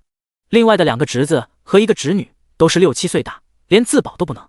剩下的亲娘刘氏、大嫂柳氏、二嫂张氏，虽说3人都会拳脚，可到底是女人，一旦遇到流匪，他们这些女人无疑就是送入恶狼口中的羊。我闺女说的对，宁可夜宿荒坟，不可旅居古庙。老大家、老二家的全都听我闺女的，她让咱去找山洞就去找山洞，全都不许给我废话。还好刘氏是个宠女儿，宠到没边的，不管任何事任何时候，只要是她闺女说的，她都觉得自己闺女是对的，别人都是错的。也因为有这样的刘氏，张氏是不敢说什么，老老实实的后面跟上。宋景也顺利的赶在天黑之前，带着一家人在大山的半山腰上找到了一个天然山洞。山洞不大，大约50-60平样子，但是洞内还算干净，铺些茅草，洞口用竹间搭建防狼护栏，就成了一个临时居所。第43章全家中招。宋家因是猎户，有时进山打猎一住就1个月，不管男人女人，野外生存都很有一套，而且遇事冷静也不会慌。一家子刚抵达山洞，都不必商量，勤快少言的柳氏立即拿上镰刀，在洞口外割干茅草，将半个山洞都铺上茅草。喜欢嘴碎的张氏也没有闲着，嘴里骂着老天，双手也在找干柴。刘氏则安抚孙子孙女，迅速将板车上的被子、铁锅等物全搬下来。宋景在一旁查看宋爹、宋安、宋祥身体状况。大哥宋安、二哥宋祥刚进山洞就直接瘫倒地上，发着高热。虽然人还清醒，可是他们看人看物已经重影，身子软弱无力，有时还会发寒颤抖。宋爹仍旧昏迷不醒，嘴里时不时溢出一口乌黑的鲜血，但因为之前宋景给他喂过灵泉，一直撑着，好在没有断气。宋景看见两个哥哥身子颤抖，连忙解下腰间的水罐，给两人都喂上灵泉，有多少喂多少。原来的水囊他给了萧衍之，如今他手中拿着的是竹子做的水罐，水罐其实装不了多少灵泉。看着很快空掉的水罐，宋景情不自禁走神了。他有点担心萧衍之他们接下来的20天能不能找到水喝。不过他想着有赵钱和沈玉在，并且又深知书中结局，又不免嘲笑自己真是瞎担心的。娘，没水了，我要去找水。你和大嫂二嫂注意看着大哥二哥，如果他们吐血，你们一定要将他们侧过脸侧过身，别让吐血堵了他们气道。宋景一边对刘氏叮嘱，一边收起水罐，还将刘氏搬地上的5、6个空水囊全带上。闺女，你不会拳脚，让娘去。入夜了，狼会出没。刘氏不知道宋景是换性子的，并且见天色黑了，急忙要抢活。宋景安慰一笑，娘，我一直没敢告诉您，其实我会武功，而且不比您拳脚差，是老爷偷偷瞒着您和爹教我的，不过我怕被你们骂，才没有让您知道。刘氏对原身是真的宠，他说女人家家就应该细皮嫩肉娇养着，不要学他满手茧子的，所以全家会武，就原身一人被娇养着。刘氏千算万算也没有算到自己将闺女宠废了，但凡他让原身从小吃些苦，原身也不会做出生扑萧衍之，之后又抛弃萧衍之，大难临头独自飞起趴氏来。我不仅会武，还会医，老爷还偷偷塞给我一本医书，让我学会认药，我一会去找些草药回来。娘，你不认识草药，所以这活还是我去干。为了避免娘家人一会怀疑自己为何会医，宋景又将说辞推到已是老爷身上。你老爷还教你识草药？刘氏开始不太相信，但想了一会又信了。他爹确实会认得很多铁打损伤的草药，不过他从未见过他爹有什么医书。不过自家闺女说啥他就信啥。刘氏立即又是心疼又是自责。闺女，是娘拖累你了，不仅害得你与衍之女婿分开，害得衍之女婿担心，如今还要你一个人涉险找水找药，要是你有个万一，衍之女婿一定会伤心死的。宋景听了忍不住抽了抽嘴角，很想说，娘你真想多了。娘，我不和您说了，记得我叮嘱的话，还有洞口赶紧让大嫂二嫂搭建防狼护栏，我会尽快赶回来。害怕刘氏再扯上萧衍之，宋景只能找借口慌忙遁逃了。宋景离开山洞，就钻入大山的一处拐角，见娘家人看不见自己，这才进入空间。进入空间后，他立即将水囊水罐全装满，装完后又在林田挖了整整1麻袋的红薯，放下红薯，又进山去找草药和捉野鸡。宋景发现宋爹高热神昏，舌降脉细数，时而体温骤降，面白之冷，脉微欲绝，身上的斑疹呈紫黑色，口中不时呕血，是败血型症状。灵泉有去除人体杂质、洗髓伐骨的奇效，想来应该能抑制败血，甚至再生细胞。不过宋景还是坚持用了1个多时辰，找到了生地、牡丹皮、赤芍、淡竹叶、连翘、黄连、原参、麦冬、侧柏叶等10数种中草药。找药的同时，还顺便捉了6只野鸡、2只野兔。等他出了空间，回到山洞，已是2个时辰后。这2个时辰，刘氏、柳氏、张氏等他等得快疯掉。宋安、宋祥2人没有吐血，但忽冷忽热，将3个女人折腾得够呛。宋爹还是原来那副模样，没有变好，也没有断气。最让他们着急的是，不仅3个孩子跟着发热昏迷了，连他们都时不时打寒战，大热天的有时都会觉得冷。这明摆着时疫扩散迅速，一家子全都中招，一个都没能逃掉。张氏打了一个寒战，抱怨哭道：婆母，咱们一家子大大小小不会全交代在这里吧？小姑怎么回事？咋这么久还不回来？咱们是找她不找？找的话又去哪找？她咋这么不懂事？不知道咱们会担心吗？柳氏正抱着昏迷的儿子，瞥了一眼张氏，正想说他去找，宋景就肩扛1麻袋红薯，手提1麻袋野鸡野兔，腰挂一圈水囊，出现他们3人视野。3个女人嘴巴一下子张大的能塞鸡蛋。张氏不可置信问道：乖乖，这些都是小姑你一个人找到的？刘氏一下子眼睛红了，跑过来捶打了宋景一下，骂道：你咋去这么久？你老娘我都要担心死了，又以为你被狼啃了。突然又哭道：闺女，咱家大大小小全中招了，你和我们接触会不会也中招啊？这遭恩的老天爷要绝了咱宋家不成？柳氏也围了过来，听完默默垂泪。宋景看着慌乱没了主意的3个女人，忙丢下东西安慰：娘别慌，这种时疫应该有办法治。我在医书上见过，而且我找到了草药，娘信我，宋家一定一个不少的活着。张氏、刘氏、柳氏3个女人全都不相信这10亿能治，更不觉得宋景会治，毕竟他们认识的宋景之前从未行过医，治过谁？可是如今让他们怎么办？只能全家人一起死马当活马医，最后能不能活着，只能听天由命了。第44章，他那啥很正常。其实宋景也不知自己能不能救活娘家人，毕竟这里是古代，不是他原来的世界，无法深言10亿属于哪种病源，他只能依靠灵泉与听天由命。他猜测这次10亿与鼠群过境有关，定是被咬的灾民携带了病源。事实上，他真的猜对了。整个大号的御医们急得像热锅上的蚂蚁，全都在爆肝钻研西北吉安府爆发的10亿。不管主治大方脉、小方脉的御医，还是主治妇人、小儿病御医，或治伤寒、针灸、耳鼻眼喉、接骨、按摩等各类御医，一个不落，统统聚在太医院。他们不敢不爆肝，只要他们敢懈怠，大号武文帝就要他们统统人头落地，一把铡刀悬在头上，他们只得拼命熬夜。一众人等熬了半个月，总算有了点眉目。太医院院使身冒冷汗，颤巍巍地对龙椅上武文帝说道：“回禀陛下，臣等一致认为，此次疫情源于地龙翻身吃了腐肉的鼠群，为防10亿扩散，当务之急是灭鼠。”啪！武文帝一掌在龙椅上吼道：“灭鼠！你告诉朕，鼠群大军如今何在？拿什么去灭？鼠群大军不会待在原地，而是哪里有吃往哪里屠城去，说不定今日在北面，明日就在南面，后日就可能出现在京城。而且老鼠繁殖速度惊人，灭得完吗？自从西北干旱2年，地龙翻身，鼠群出现，10亿发生，武文帝就觉得大号气数要到头了。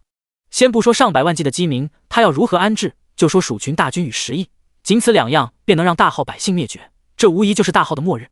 都不用等外敌入侵，就是鼠群大军与10亿便能轻而易举让大号灭国。想到自己可能会成为遗臭万年的亡国昏君，武文帝暴躁的怒吼：“废物！一个个都是尸位素餐的废物！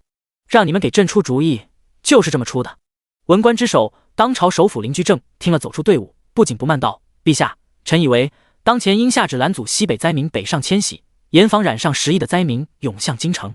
人不为己，天诛地灭。林居正才不管天下百姓，他只要京城安然无恙便好。”次辅张之仲闻言皱眉，忍不住站了出来：“不让灾民北上迁徙，那让灾民再迁往何地？万一惹了众怒，激起民愤，刘匪治机作乱，百姓皆干。不知林首府可有想过到时如何平乱？”顿了一下，又道：“陛下，臣以为不宜阻止灾民迁徙，而应下旨打开粮库，开仓赈灾，设立难民所，各府留住灾民。太医院加速研出制疫良方，待良方一出，各府广施汤药。”林居正瞥了一眼张之仲，冷笑一声：“粮食都拿出来赈灾，万一戎狄听到风声来犯，接下来将士吃什么？将士若连吃的都没有，谁还愿意守疆？陛下，臣建议放弃西北灾民，半年后看灾民在此次10亿能存活下来多少，届时朝廷再视情况另行安置。”武文帝听着2个首辅的针锋相对，觉得2人说的都很有道理，可最后思来想去，他更怕戎狄来犯。相比戎狄来犯，让他下旨放弃上百万计西北灾民似乎更容易。放弃灾民，至少大号疆土仍在，阻拦灾民北上迁徙的诏书就由林爱卿来起草拟定吧。武文帝一句圣旨落下，西北上百万计灾民算是被大号彻底抛弃了。宋景并不知灾民被朝廷抛弃了，在山洞住下的第2天，刘氏、柳氏、张氏也发热昏迷倒下了，最后只剩下他一个人是清醒的。看着躺着一排大大小小昏迷不醒的娘家人，他的眼睛都忍不住红了。等到了第10天，他终于笑了，因为最早倒下的宋爹口中不会再溢血，虽然还是昏迷不醒，时冷时热，但是一直没断气，还止住了吐血，就是好征兆。大哥、二哥也是在第13天的时候停止吐血，侄子侄女刘氏、柳氏、张氏第15天也跟着变好起来，呼吸越来越平稳。只是到了第17天的时候，宋爹刚睁开眼，宋景一高兴就倒下了。不过他不是染了10亿，而是由于紧绷17天的心突然一松懈，疲劳过度才昏睡过去的，而且一昏睡就睡到第19天的午时。完了完了，爹娘，你们怎么不弄醒我，或者用板车拉上我呀？宋景醒来意识混乱，以为自己错过了时辰，很慌张。他对萧衍之食言了，要是萧衍之先南下了，他去哪里找？他的户籍可怎么办啊？刘氏看见宋景心急的模样，暧昧笑笑：“闺女急啥？让衍之女婿多等半天，你俩感情会更好些。感情好了，接下来给我生个外孙也快些。”娘，现在是要人命的时候，不是开玩笑的时候，懂不？万一他走了，找不到了，我哭都没地方哭去。没有户籍，我会成为流民，甚至还可能被当成流匪的。宋景见鬼地瞪着刘氏，他和萧衍之有个屁感情，他只想要和黎叔与户籍。刘氏哈哈笑了，最后是宋爹哭笑不得说了实情：傻闺女，你娘逗你呢，今日是第19日，明日才是第20日，你与女婿没有错过。宋爹的话刚完，他身后的张氏顶着一脸吓人的病容也凑上来：小姑妹夫被砸断了双腿，不影响你们那啥生孩子吧。刘氏砰一声一脚踹了张氏，骂道：嘴巴这么贱，找打是不是？张氏被踹一脚，不仅没有生气，反而变本加厉：我这不是实话实说吗？小姑，我是说真的，小姑妹夫双腿废了，那啥没废吧？你还问？看我打不死你！刘氏被张氏气死了，抬脚又要踹，张氏吓一跳，急忙嗷嗷叫窜逃，刘氏则在后面追。宋爹、宋安、宋祥、柳氏4人见状却没有笑，反而全都面色凝重看着宋景。虽然张氏是个口无遮掩的，但是却问出了他们一直想问的话。宋景看着娘家人，哪能不明白他们想什么，只能红着脸硬着头皮说道：你们放心，那啥很正常，大夫说他的双腿也能治，以后传宗接代绝对没问题的。乖乖，他一个单身狗，逼他说这样的话真的好吗？第45章狼群围堵。另一边，萧衍之、赵钱他们也在等着第20天辰时早点到来，只不过最开始他们是为了与宋景约定而等这一天，可是自从进了一处峡谷的第10天，他们却是为了逃命而等待这天来临。一切只因第10天的半夜，一个壮劳力外出放水，不小心被一只头狼盯上了，暴露了萧家村休息地。然后第12天，这只头狼带着300余只规模吓人的狼群，将他们团团围住了。整整9天，所有人都被困在了山洞里，不仅出不去，还隔3差5遭到狼群攻击。第16天时，萧衍之他们就已断水断粮，若不是阿二把杀死的几只狼烤了大家吃，所有人都要活活饿死了。赵钱知道这些恶狼有可能吃过染了10亿的灾民，可人到恶极的时候才不管风险不风险，只能熬过一天算一天。但是他们不能再等下去，若再等下去，他们最后还是会被困死在山洞里，然后遭到狼群分尸。第20日丑时，山洞里，赵钱双眸血红，气得爆粗口：他娘的，我赵钱从来没有这么窝囊过，居然被一群畜生围堵了。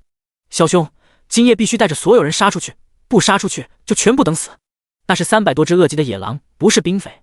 他的3个死士即便再厉害，他也不得不承认自己干不过狼群，这让他特别憋屈。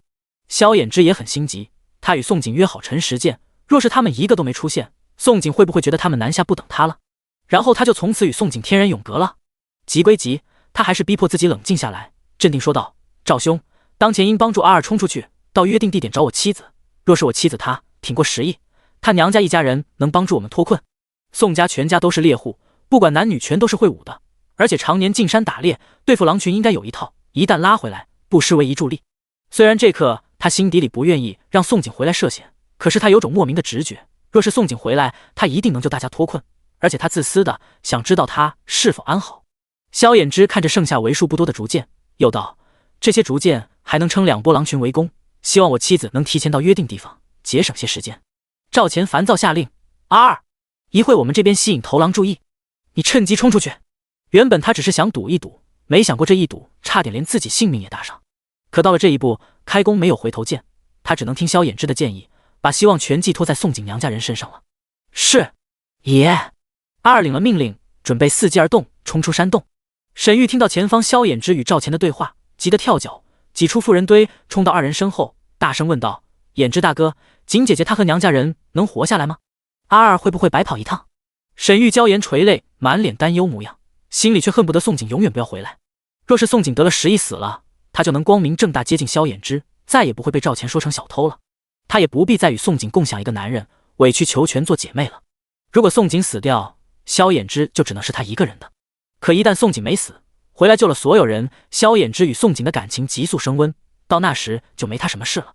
萧衍之正与赵钱、全村壮劳力在洞口拿着弩箭抵御狼群，听到沈玉说的话，叔弟回头狠瞪沈玉一眼，吼道：不想死就滚到后面去。整个山洞，男人们全都在前方抵御狼群，老人、妇人、小孩全躲在山洞里面。这时候沈玉却冲出来，只为对他说一句宋景能不能活着的话，可见其肮脏用心。萧衍之又不是蠢货，哪能不明白他意思。4小家伙也恨死了沈玉，诅咒他们娘亲。木木是个暴脾气的，不管3721，当着全村妇人的面就脱口骂道：“我娘活着，你是不是想盼着我娘早死了，好做我们后娘？别以为他不知道这个女人在打爹爹主意。”狐狸精！水水也不客气，牙缝挤出3个吓人的字。因为木木、水水2个孩子的话，全村人都惊了，不可置信，全瞪向沈玉。沈老爷和冯氏见状，二老身子一晃，立即感觉脸上无光，丢脸丢到天边去。我没有。沈玉做梦也没想到自己栽在2个5岁女娃的手里，一瞬间成了众矢之的。他颤抖着唇，回头看向村长、三叔公、妇人、小孩们，然后他看到了一张张躲避瘟神般嫌弃他的冷脸。村里的妇人们之前虽不喜宋景，可是如今的宋景是全村的恩人，而且他们也不喜欢别的女人暗窥自己相公。沈玉打萧衍之的主意，这是想当小妾，趁人不在抢人相公，是个人都瞧不起。沈玉哭道：“我与衍之大哥真的没有什么，求求你们不要相信孩子的话，我名节被毁，这让我以后如何嫁人？”沈玉说出的这番话可谓很有心机。原本萧衍之与他什么都没有，可经过他这话就变了味道。木木、水水暴露他心思，他就趁机越描越黑，让别人都以为他与萧衍之关系不一般。如此萧衍之想不负责都不行。萧衍之听了冷笑一声：“沈姑娘小心说话为妙，免得这话传我妻子耳中，让她误会了可不好。”他早就带着萧家村所有人与沈玉分道扬镳，各走各的。可是500两银沾了这个女人的光，他才不能将沈玉赶走。自从与宋景分开后，这个女人落在他脸上的眸光更加肆无忌惮。他不是不知道，而是觉得恶心到自己当作没有看见而已。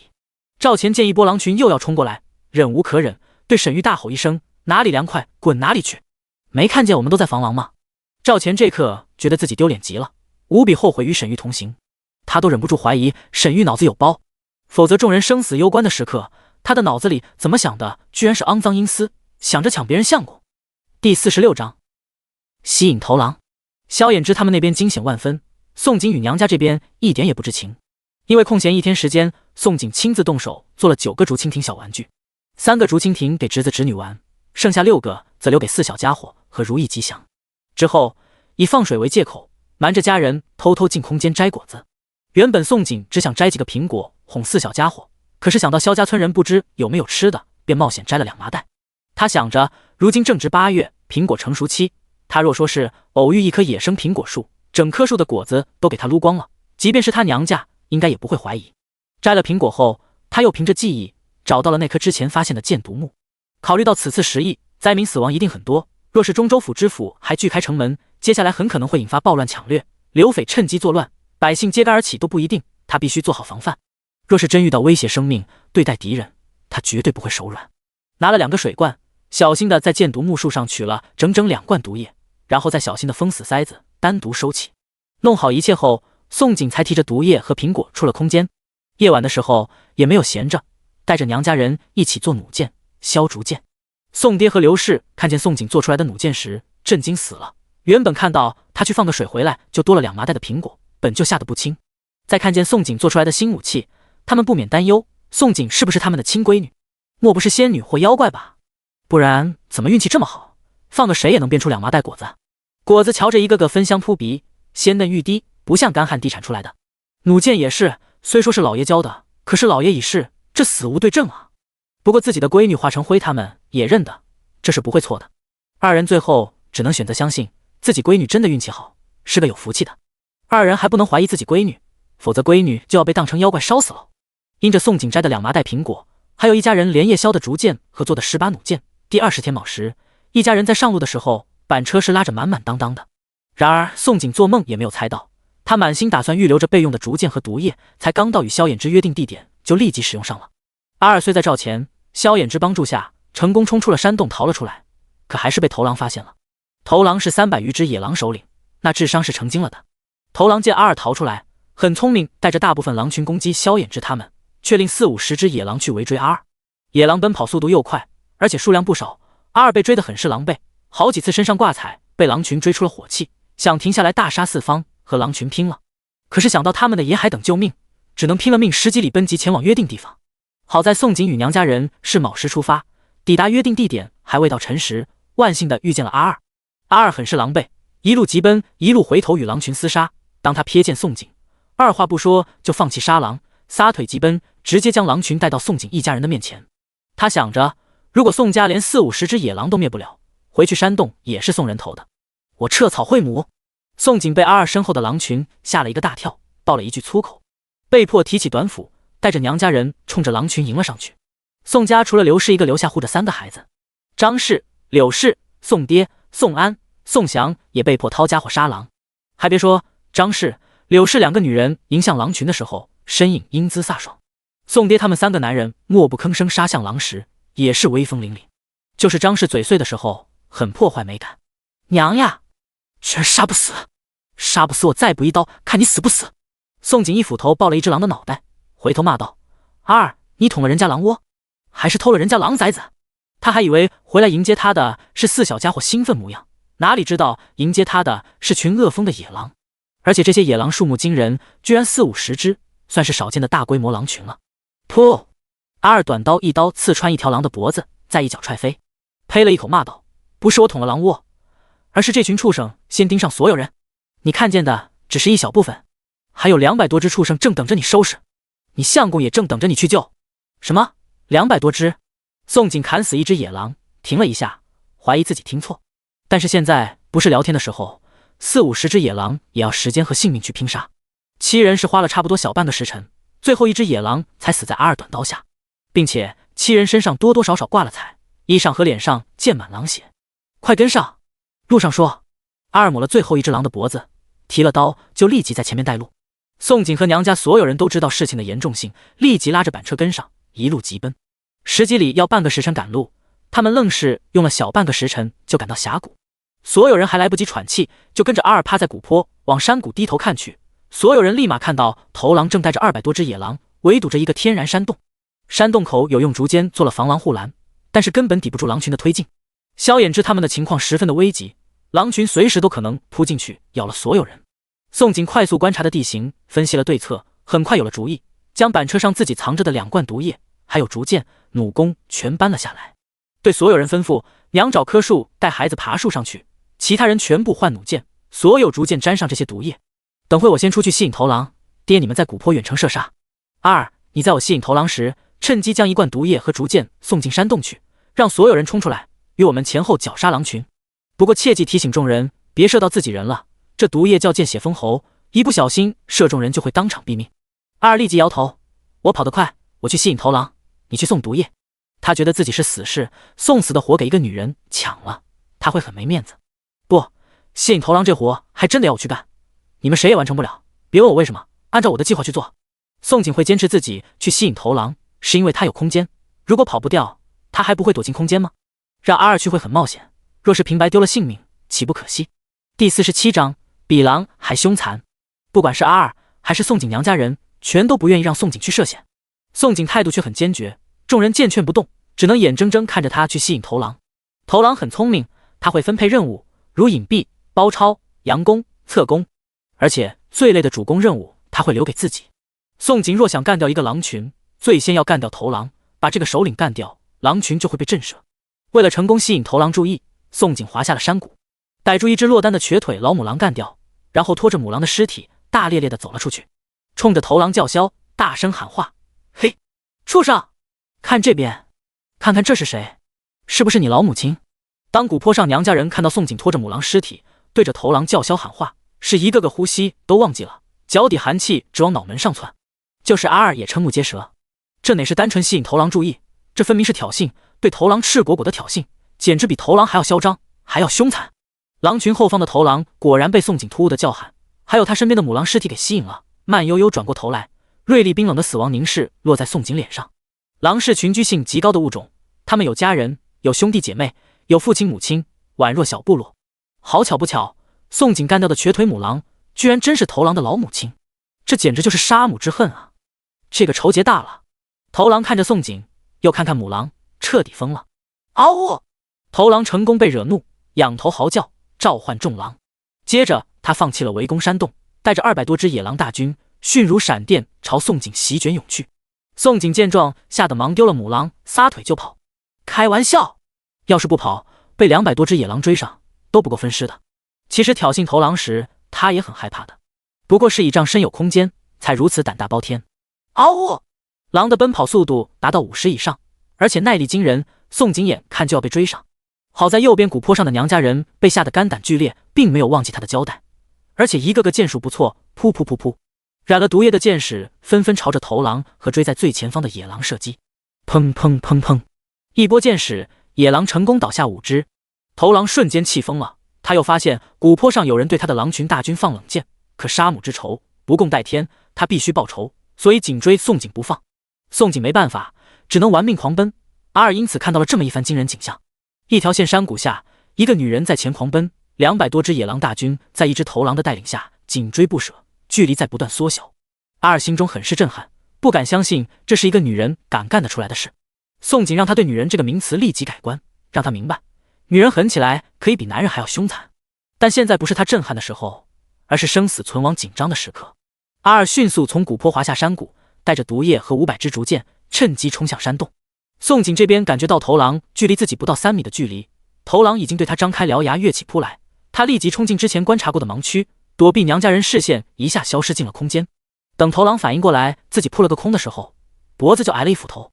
接着头狼发现一件让他更慌的事，那个杀了他母亲的人类居然会凭空消失。嗷呜！头狼成功被宋景吓到了，嚎叫一声，转头四处寻找宋景踪迹。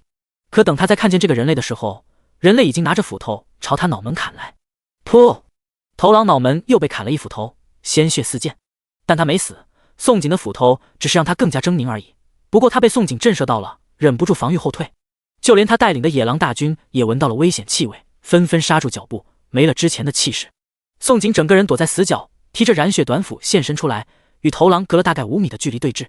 发现头狼气势弱了下去，宋景冷斥道：“畜生，不怕死，冲过来试试，看是你死还是我被分尸。”嗷呜！头狼被宋景不要命的气势再次镇住，又后退了几米。然而他是狡诈的狼群首领，并没有因此退去，而是又嚎叫几声，号令狼群成一个包围圈，堵住宋景所有活路。他打算将宋景困死在角落，然后群扑而上，将宋景分尸。他真的很聪明，但此刻他连犯了3个致命错误。第一错误是轻敌，以为宋景一个人落单很好对付。第二错误，他为了母狼之死而动怒失了冷静，让狼群陷入调虎离山之计。第三错误，他忘记了山洞的100多号男人，更忘记了古坡还有人放冷箭，所以他想分尸宋景那是不可能的。被山洞里冲出来的男人们，还有古坡上的宋景娘家人，前后夹攻才是真的。箭毒木的毒液能叫见血封喉，真不是假的。萧家村的壮劳力射击其实不准，但是狼群顶不住箭雨，嗖嗖嗖嗖嗖，铺天盖地的箭雨朝狼群射去，即便许多放的空箭，可是一波下来就能灭了5、60只野狼。3波箭雨下来，头狼身后的狼群如被收割的稻草，一片接着一片倒下。等到头狼反应过来的时候，200多只野狼剩下不过70、80只。嗷呜！头狼双眼血红慌乱，嚎叫一声，放弃了宋景，号令剩余野狼撤离。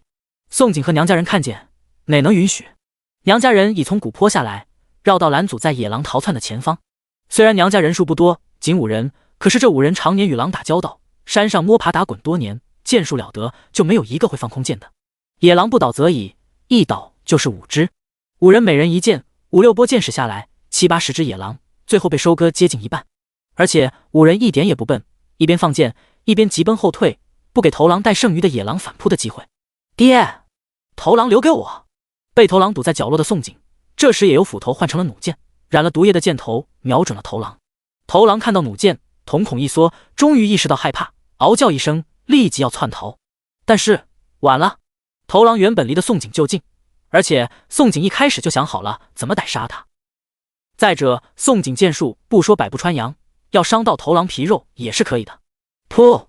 毒箭射在头狼腿上，头狼逃命的身子一滞，之后没跑几步就砰一声倒下。到死都不明白他怎么会死在一个人类的手里，而且这个人类还是一个看去无比弱小、手无缚鸡之力的小女人。第48章，娘亲又美又飒。当最后10只狼被射杀，宋景吁了一口气，提着弩箭缓步走出了盲区。看见一只野狼还未死透，他毫不迟疑又补一箭。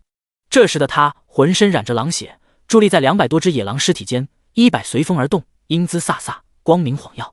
这一幕不仅让萧衍之心口漏拍好几下，就连赵钱看见也移不开视线。宋景没能看见2个男人的异样，回头对身后的娘家人喊道：“爹，你去接娘和侄子他们，大哥、二哥、大嫂、二嫂，辛苦你们检查周围有没有落单的孤狼，绝不能留活口。”他们干掉200多只野狼，却仅是一只头狼带领的一个族群。头狼之上还有狼王，狼王才是所有族群的最高统治。万一刚刚干掉头狼，后面还有狼王带领的迁徙狼群就完了。这次地震能把鼠群大军震出来，宋景觉得再震出狼群迁徙大军似乎都不奇怪了。吩咐完娘家人，宋景笑着走向萧衍之和赵钱。这时，山洞内的妇孺们、村长、三叔公等人正一阵欢呼，他们获救了，纷纷走了出洞。众人走出来，第一眼就看见山谷内满地的野狼尸体，随后看着宋景肩挂弩箭，手提短斧，笑着向他们方向走来。娘，娘！四小家伙看见宋景，高兴的尖叫震开徐氏，宛若4只小狼崽，嗷嗷叫要冲向宋景。宋景见状，吓得连忙制止，喊道：“危险！你们别过来，我过去。”狼群是被毒杀的，他可不放心孩子们冲过来，被毒箭划伤就完了。四小家伙急忙刹住身子：“娘，快点儿！”水水满眼激动，很高兴娘没死。娘，哎呀呀！活活也高兴有好吃的了。娘，木木与晶晶满眼崇拜，觉得娘肩挂弩箭，手提短斧的模样又美又飒。尤其是木木，他恨不得立即学武功了，甚至暗暗发誓，长大后要像娘一样又美又飒。害怕四小家伙会冲过来，宋景只能快速穿过野狼尸体区，来到安全区。四小家伙没令他失望，无比热情扑向他，将他双腿抱住了，而且一抱就舍不得放开。来，答应给你们的礼物，一人一个。宋景心口一软，手伸袖子，拿出4只竹蜻蜓，分给四小家伙。水水接过竹蜻蜓，兴奋地跳起来：“啊，谢谢娘！水水好喜欢娘呀！”火火还是个墙头草，也点头道：“谢谢娘，火火也很喜欢娘的。”晶晶、木木脸皮薄，可说不出这种话，但是这刻他们感觉很幸福。现在的娘对他们真的很好，不食言，说了回来就回来，说给他们礼物就带礼物，对他们笑时也一脸温柔。板车上的萧衍之看到四小家伙手中的竹蜻蜓，忍不住酸了，冲着四小家伙喊道：“好了，拿到礼物要学会分享，去与你们如意吉祥姐姐一起玩去吧。”其实他真正想说的是，放开你们娘，让她过来和我说话。宋景没有听出他话里的酸意，将另2只竹蜻蜓递给晶晶：“这2个给你们如意吉祥姐姐，去玩吧，注意别到野狼区。”“娘，我们知道的。”晶晶好开心，娘亲给她派任务。哄走四小家伙，宋景这才走到萧衍之与赵钱面前，对2人浅浅一笑：“我回来了，没有对你们食言。”萧衍之听了一愣：“为何不是你，而是你们？”赵钱回过神来，瞪了宋景一眼，抱怨道：“我这条小命差点给赌没了。之前答应我的事，说话一定要算话，不然饶不了你。”哼哼。言罢，脸色微红，转身走向阿二，打听之前宋景绞杀头狼的事去了。萧衍之看着赵钱的背影，俊眉微皱，不明白宋景与赵钱有何不可告人的秘密。宋景也笑着目送赵钱离开，回头见萧衍之皱眉，鬼使神差解释道：“我答应教他做连弩，这才骗得他护着你们。”萧衍之一愣，没想到他主动解释，心里一阵窃喜，可看见他衣上全是血，而且手臂好几处挂了彩，心里藏不住的担忧：“你受伤了？”“不碍事，一点小伤，我爹那有金疮药，回头上点药就好。”宋景抬起手看了一下，一脸不在意，扫了一眼萧家村所有人，一脸严肃又道：“此地不宜久留，我担心会有狼王，得让大家伙快些离开才行。有什么事，咱们停下歇歇了再聊。”萧衍之确实很多话想说，可是听到他提起狼王，只能任由他走向村长、三叔公，还有沈玉。沈玉看见宋景，抢在村长他们面前哭了：“景姐姐，还好你没事，你要是有事，我是跳河里也洗不清了。”宋景好笑地看着这位女主：“你做了什么事，会让自己跳河里也洗不清？啊，不就是勾引萧衍之吗？又不是不知道。不勾引，萧衍之又不主动，如何走剧情？”沈玉没想到宋景会这么直接，一时噎住，不知如何回答。但他已经被水水、木木暴露了心思，名声也毁了，他不想就这么错过这次机会。他一定要坐实自己与萧衍之有点什么，才能让萧衍之负责才行。又哭道：“水水、木木误会我与衍之大哥有什么？景姐姐，我与衍之大哥真的没什么，你一定要相信我，不要误会衍之大哥。”徐氏无意中听见，终于听不下去，心急冲了出来：“弟妹，二郎与沈姑娘真没有什么，这20天2人连一句话都没有说过，这一点我可以作证。”这个沈玉太不要脸了，一直对别人说他与萧衍之没什么，真正目的却是反过来，想暗示所有人他与萧衍之有什么，好让所有人误会。如果大家相信了，萧衍之才是跳河里洗不清，不得不对他负责。若是宋景再相信他的话了，那夫妻2人就一定会生了嫌隙。玉妹妹放心，我很相信玉妹妹的为人，玉妹妹一定不会做出勾引二郎的事来，而且我也很相信二郎的为人。宋景对沈玉这颗是真的很失望，好好一个锦鲤女，居然自甘堕落，摇身变成了白莲花，也不知作者知道会伤不伤心，吐不吐血。宋景没有再搭理沈玉，转身就去和村长三叔公说话。女主自甘堕落，她不能陪着犯蠢不是？让所有人快点离开峡谷才是正事。第49章雁过拔毛。因为担忧后头还有狼王带领的千禧狼群，萧家村逃荒队在宋景警示下，以最快速度清点人数，整队集合，匆匆离开了峡谷。这一次，宋景与娘家人、萧衍之兄弟、赵钱与阿二他们全都走在队伍最前方，接着是村长三叔公带领的妇孺老弱和沈玉祖孙三人，再过来是全村壮劳力，而队伍的最后是村里的小队长们。此次小队长们防身武器都换成了弩箭，装备上了一个档次。整个队伍不管是前面还是后面，防御都做得非常到位。浩浩荡荡的队伍从峡谷出发，途经之前约见地点时，宋景突然让队伍停了下来。所有人都不明白宋景为何突然喊停。宋景很快就告诉了所有人答案。他手指着之前与阿二一起干掉的40-50只狼，笑眯眯道：“狼身上的皮毛都是物资，是白花花的银两，把所有狼带上。狼的皮毛值钱，若不是峡谷的200多只狼用过毒液，而且担心有狼王追踪不敢耽搁，宋景都想将所有狼打包带走。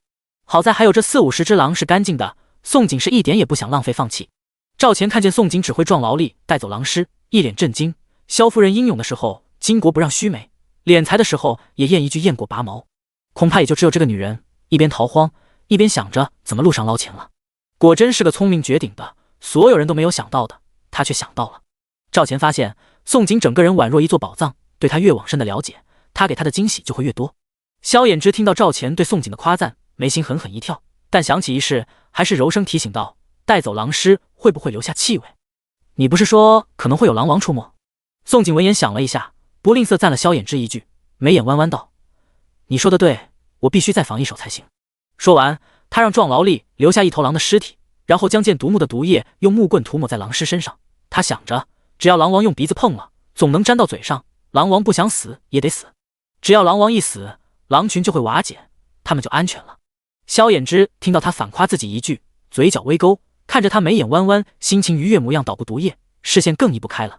他其实长得不算难看，他的五官长得很精致，肤色白皙，唇形也甜美诱人，只是脸上密密麻麻的斑点将他身上所有光华遮住了。这也许是上天故意的，故意让他变丑，将他送到他的身边。能不能慧眼识珠，就得靠他自己了。好了，走吧。宋景没有发现自己正被2个各有心思的男人盯着看，弄好毒液就催促众人继续赶路。他们后面的沈玉瞧见这幕是气得吐血，他看得出来，萧衍之落在宋景身上的眸光温柔的能滴出水来，就是赵钱眼神也变得炽热，藏了其他的东西。这2个绝色男人明明是他的，凭什么被宋景抢去了？明明前世宋景早该抛夫弃子离去，萧衍之一辈子也没有再娶，而且赵钱也没有机会与宋景接触的。他实在不明白这是怎么变成这样了。难不成宋景也和他一样都是重生的？因为身怀前世记忆，知道萧衍之将来会成为首辅，赵钱会成为皇帝，这才没有抛夫弃子，还坚持南下巧遇赵钱，将他和赵钱拉进队伍，全都是故意的。还有宋景找吃找食的本事厉害过他，莫非也是锦鲤服玉女？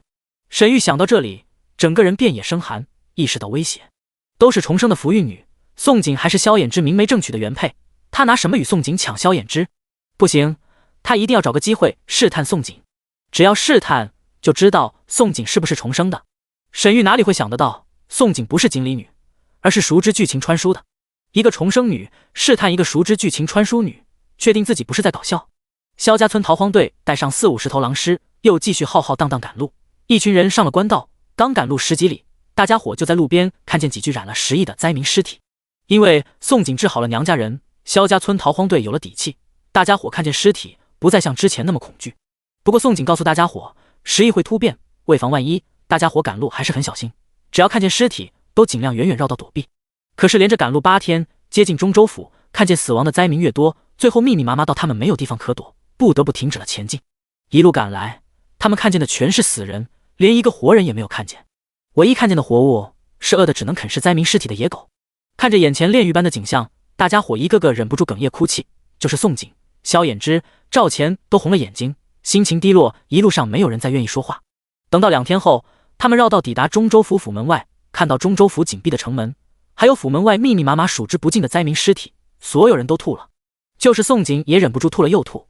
队伍最前方的阿二盯着远处城门上方守城的守卫，双眸猩红，突然道：“我和阿三混进府城去，把里面的狗官全杀了。阿四你赔也难下。”赵钱听了默默不语，似乎同意阿二去做。萧衍之对阿二摇头道：“你杀得了整个朝廷的狗官吗？”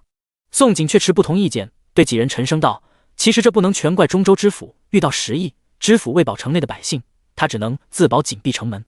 不过……”顿了一下，又叹息道：“中州府就算紧闭城门，府外堆积如此多的灾民尸体，不派人焚烧，中州府最后还是会感染遭殃。”萧衍之看向宋锦，问道：“你的意思，吃水会有问题？”宋锦颔首：“受污染的河水顺着运河流入中州府，中州府只要出现一个感染的百姓，最后还是一个也逃不掉。而且我想说的不只是吃水问题，我想说的是那些乌鸦，乌鸦能飞进城里不是？”言罢，对众人招手：“走吧，咱们无能为力，只能继续绕道南下。”第50章被缠上了。不是宋锦不愿意救中州府的百姓，而是他们进不去中州府城。再者，宋锦能让朝廷得知他是用灵泉治好时疫的吗？还有灵泉，他敢拿出来全天下老百姓喝吗？前世他虽是军医，这刻也很想救民，可是他很清楚自己无能为力。而且他不是救世主，拯救苍生应该是大号皇帝应该做的。萧家村逃荒队在中州府城外只逗留不到1个时辰，再次远离，绕道往南。由于运河有可能被污染，看见运河也没人敢去接河水饮用。接下来的赶路，当所有人断水断粮时，宋锦才会想办法从空间弄点吃喝出来。可队伍接近200多人，吃喝真不是小数目，即便1天1顿也很难供养。每一次从空间弄吃喝，宋锦都很小心，谨慎再谨慎。有时为避人耳目，他也会摘树叶、挖草根，有时还故意空手而归。但是沈玉还是怀疑他是重生的，并且盯上他。每日外出找食，沈玉都会缠上来。他想知道宋锦是不是与他一样，是个身怀锦鲤体质的重生女。这天申时，众人终于走出中州府边境，正式踏入下一个府城地界。宋锦正准备外出找食的时候，沈玉又缠了上来，一脸愁容说道：“锦姐姐，咱们断水断粮2天了，不知道今天咱们能不能找到吃食？若是找不到吃的，可怎么办？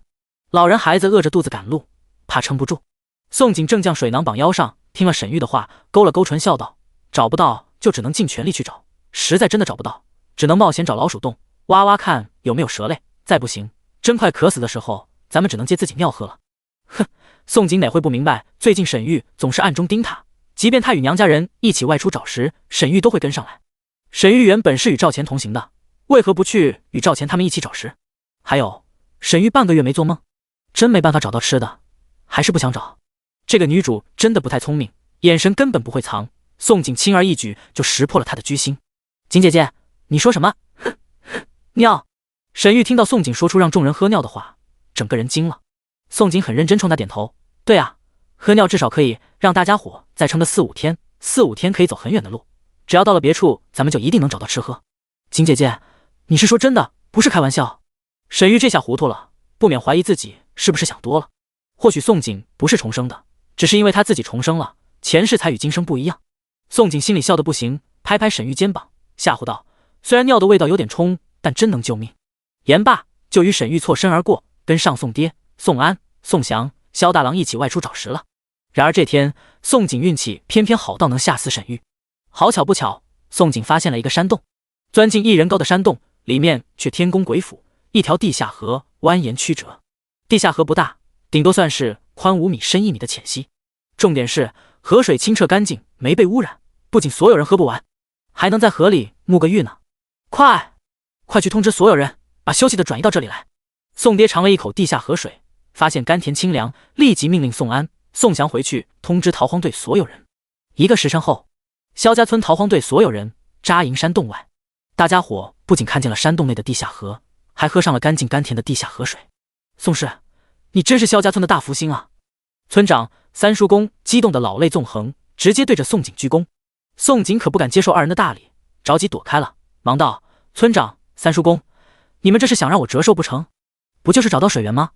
向来冷静自持的萧衍之眼底也掩不住激动，恨不得自己双腿能动，亲自进山洞看看。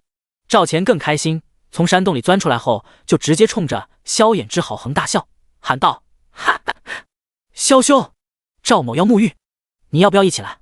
逃荒以来，别说沐浴，就是连水都没得喝。几个月不沐浴，不仅赵钱受不了，整个萧家村逃荒队就没有一个受得了自己身上的味道。萧衍之听到赵钱的邀约，回头看向宋景，见宋景正好笑看着他，脸色腾地红了。我想去清洗一下，身上味道实在不好闻。去吧，让大哥背你进去。宋景笑着冲他摆手，之后比赵钱都要豪横，转头对村长喊道：村长，让村里所有男人一会都进去洗干净，男人洗完接着妇人孩子进去洗。宋景自己也受不了身上的气味，前世他是一天不洗就不能活的人，可自从穿越逃荒以来，他就只有上次在空间洗过一次。还好大姨妈没来，要是来了谁受得了？而且万幸头发没有长头虱，要是长了头虱他都不想活了。不过想起一直没来的大姨妈，宋景有点担忧。他穿越过来是7月，如今9月，可是大姨妈一直没造访。他有怀疑身体是不是饿伤了，可他替自己把过脉，又发现自己不仅身体正常，还因为喝了灵泉，体质胜过一头牛。要不是知道原身与萧衍之没有那啥，这刻他都要忍不住怀疑自己是不是怀孕了。宋景正想事情，沈玉脸色难看凑了过来：景姐姐，一会我也要清洗，能和你一起吗？随便你，反正所有妇人一起。宋景烦闷地应了一句：真是走到哪都有女主。沈玉见宋景没拒绝，又一脸崇拜模样试探道：景姐姐，你的运气怎么这么好？这么隐藏的山洞都被你发现了。宋景忍不住打了个恶寒，实在不想与这个女主掰扯。我娘家3代打猎的，若是连个山洞都看不见，怎么能叫打猎的？你说对吧？他莫名生出一种欲望，想将女主踢出逃荒队，就是不知改变了剧情，他这个变数会不会被抹杀，直接原地消失？没办法，为了活命，他只能先忍着这个脑子有包的女主了。第51章，气死锦鲤女。萧衍之与赵钱足洗了1个时辰，才从山洞出来。2个男人相貌当真是人中龙凤，清洗干净的2人端的是一个金贵不凡，一个风光霁月。这可不仅沈玉看吃了，就是宋景见了也一时难以移开视线。萧衍之刚被萧大郎背出山洞，就敏锐察觉到2道视线落自己脸上，但是他莫名心有灵犀，刚转头就与宋景对视正着。宋景没想到自己偷看美男会被发现，摸了摸鼻子，迎了上去，亲了亲喉，问道：你的腿伤没恶化吧？伤口边缘颜色怎样？是粉色还是黑色？这个问题他从穿书过来就想问，一直憋到现在才有机会。而他心里其实最想让他直接脱了裤子，让他认真帮他检查腿伤，可是他没这个胆让他直接脱啊。萧衍之并不知宋景小心思，见他迎上来，唇角忍不住上扬，冲他摇了摇头：腿没事，伤口愈合了，而且恢复很好，伤口周边是正常肤色。宋景松了口气，又叮嘱道：那你以后自己多注意，别等伤口恶化再告诉我。我知道。萧衍之颔首，记起一事，没忍住问道：有个疑问一直想问你，岳父岳母他们染的10疫，是你治好的吗？这个问题他同样憋了许久，一直很想知道他娘家人染10疫的事，可他不主动说，他的娘家人也不主动提，他也不好主动去打听。对，我姥爷在我小时就给过我一本医书，教我食草药。其实我不仅会武，还会医术。不过你不知道，我会武会医术一点不奇怪，毕竟我连自己最亲的娘家人都隐瞒。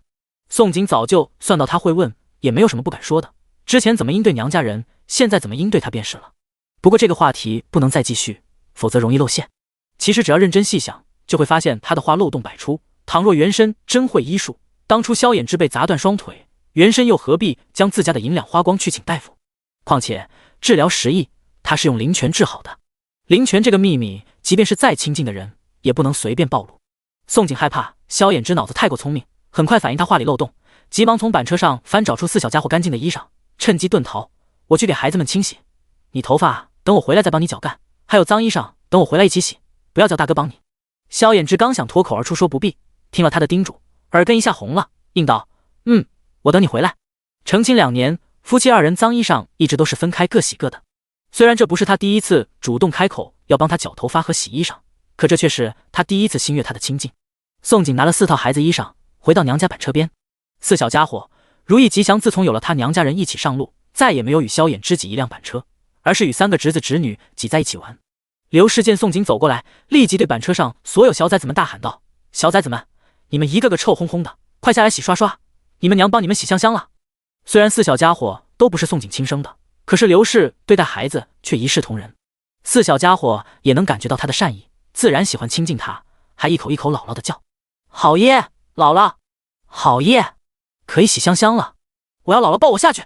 姥姥，洗完香香有吃的吗？四小家伙一个个兴奋地抢着下板车，没一会，宋景就被围住了。不过这次是全村妇人们带着全村小崽子们一起清洗，山洞里很快就响起一片欢声笑语，一直回荡着小崽子们幸福的笑闹声。逃荒几个月，小崽子们一个个都憋坏了。原本只是清洗，洗到后面一个个打起水战，宋景也被四小家伙泼了一身。宋景见状只能跳下水去，也与四小家伙嬉闹一起。因他一人先跳下去，二嫂张氏看见也果断跟着跳下去。结果最后全村妇人们就如下饺子似的全都跳下水，与小崽子们一起打水战。妇人与小崽子们玩了半个时辰，才赶小崽子们上岸穿衣。毕竟这是地下河水，比较冰凉，若是小崽子一不小心着凉了，逃荒在外有个头疼发热，可是会要命的。玩归玩，妇人们也不敢拿孩子性命开玩笑。小崽子们统统被赶出去后，宋景也和妇人一起清洗。妇人们都是穿着衣裳洗，没有什么好害羞的，换干净衣裳也不愁。角落里，宋景用2张破草席做了挡帘，洗完的妇人可以直接去挡帘那里换干净衣裳。宋景正拿草木灰洗头的时候，沈玉突然靠近过来，全身湿透的她身姿曼妙，吐气如兰地，叫唤：“景姐姐，需要我帮你洗发吗？”“不必。”宋景想也不想就一口回绝。要不是知道沈玉喜欢萧衍之，他都忍不住想一脚踹飞沈玉了。当然，沈玉也不是真要帮宋景洗发，他不过是想要套话而已。见宋景一直低头洗发，他感叹道：“景姐姐，你说这条河里有鱼该有多好！只要有鱼，咱们就可以抓了鱼煮来吃，大家伙今夜就不用饿肚子了。”原本还很嫌弃沈玉的宋景，听了洗发动作一致，惊讶地抬起头，盯着沈玉突的笑了，然后啪一个巴掌拍在沈玉的肩上，笑道：“玉妹妹，你真是太聪明了，一语惊醒梦中人啊！这河里指不定真有鱼有河鲜，等会我抓到了鱼，玉妹妹你可是大功一件。”说完，宋景没管沈玉如何震惊，立即就起身去河中摸鱼。不过他这个摸鱼就很有意思了，他的手伸往暗礁处，再往河里引流一点空间内灵泉。地下河中那些藏在暗礁石缝里的野味河鲜，闻到灵泉，宛若闻到鱼腥味的猫，纷纷惊动了，不仅疯了似的钻出石缝，还主动游到宋景身边来。小半刻钟不到，哗啦一声，宋景从水中站了起来，手里抓着一条巴掌大的鲫鱼，啪一声丢上岸。再半刻钟不到，啪啪，他又往岸上扔2条洞穴坝。他还笑眯眯冲着沈玉喊道：“河里很多鱼，玉妹妹快点过来帮忙抓，今夜咱们有鱼吃。”沈玉僵硬转头看看岸上正活蹦乱跳的鱼儿，又看看一脸兴奋忙着抓鱼的宋景，险些一口血吐出来。他实在不知宋景到底是不是众生锦鲤女，若真是锦鲤女，为何之前不知道河里有鱼？如果不是，为何福气又比他好？他随口一说，宋景随手一抓就能抓住鱼。第52章，嘴巴开过光。锦鲤女沈玉被宋景深深打击到了。当他看见宋景与妇人们抓了近100条鱼儿，欢欢喜喜弄出山洞，换来萧衍之与赵钱的惊艳眸光，他恨不得戳瞎自己的双眼。自打他遇见宋景之后，他就发现自己成了陪衬。他很久没有做梦了，而且一切都变了。不要说萧衍之看都不愿看他一眼，就是赵钱最近也不爱搭理他了。他心里头一阵拔凉拔凉，甚至萌生要脱离队伍的冲动。他不愿留下再被宋景打击了。但是当他看着萧衍之与赵钱2个男人的面容，又很不舍。毕竟他们将来是整个大号国最为绝色的2个男人，他怎么舍得就此与他们分道扬镳？宋景可没有时间去管沈玉伤不伤心。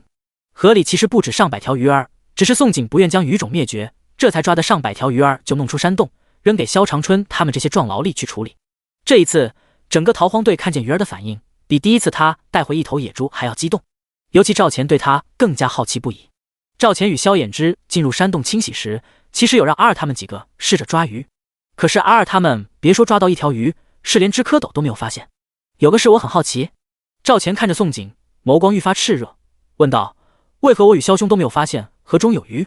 宋景食指指向人群后面一脸生无可恋的沈玉，眼眸含笑：“这个你要去问玉妹妹了。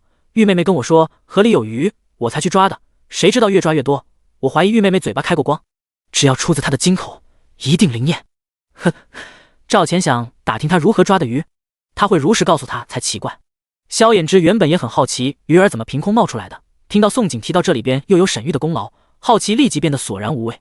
他对着宋景叫喊了一句：“阿景，过来帮我绞干头发。”他等这一刻等着望眼欲穿了，结果这女人还有时间与赵钱说话，这点让他很不爽快。男人敏锐的直觉告诉他，赵钱将来对他绝对是个威胁。哎，宋景第一次听到萧衍之叫唤他的名字，而且还是不带姓的，顿时反应不过来，怔了半晌，确定自己没有听错，这才屁颠屁颠应道：“哎，就来。”之后，沈玉又看见一幕气死他的画面：宋景娘家人带着4小家伙与全村妇人小孩们一起围着一圈，看着萧长春他们杀鱼，所有人都欢声笑语，比过年还要热闹。赵钱与阿二他们也兴致勃勃，拿出短刀插了几条鱼放在火上烤。宋景则屁颠屁颠跑向萧衍之，拿了一块棉布替萧衍之绞干长发，而他沈玉成了可怜虫，孤零零陪着自己祖父祖母坐在一个角落里。他很想当场骂宋景不要脸，即便你是萧衍之明媒正娶的原配，你也不能众目睽睽之下在此地此景给萧衍之绞头发，这是闺房之乐，二人不该躲起来吗？宋景一定是知道他对萧衍之的心思，故意恩爱给他看。好深的心计，好奸诈的女人。然而他真的想多了，宋景只是觉得萧衍之是伤残人士，而且不能事事都麻烦萧大郎，毕竟萧大郎也有妻女，这点伺候伤残人士的活理应他做。萧衍之感觉到一道哀怨的视线落在自己脸上，没有回头也知道是沈玉，不过眼下他没有时间去生气，因为宋景给他绞头发了。这是他第一次与他如此亲密接触，虽然他只是帮他绞干头发而已，可这种事只有最亲密的夫妻才会做。你头发也要帮忙吗？萧衍之此刻感觉自己宛若吃了一罐蜂蜜似的，心里甜滋滋的。而他问出这话，也是想延长二人接触的时间，不愿意那么快放开他，不然下次他都不知道会等到什么时候，并且他还有没有这个机会了。宋景没有发现萧衍之眸中的异样，摇了下头道：“不必，一会我还要去洗衣，散着他自然会干。他又不是他这个伤残人士需要人的伺候。”萧衍之被他拒绝，心口挨了一刀，不过他没放弃，仍道：“你不要一直湿着头发，寒气入体，将来落个头疼就麻烦了。”宋景听了，本想点头说他的话有道理，可是想到他给自己绞干头发意义会不一样，脸色立即都变了。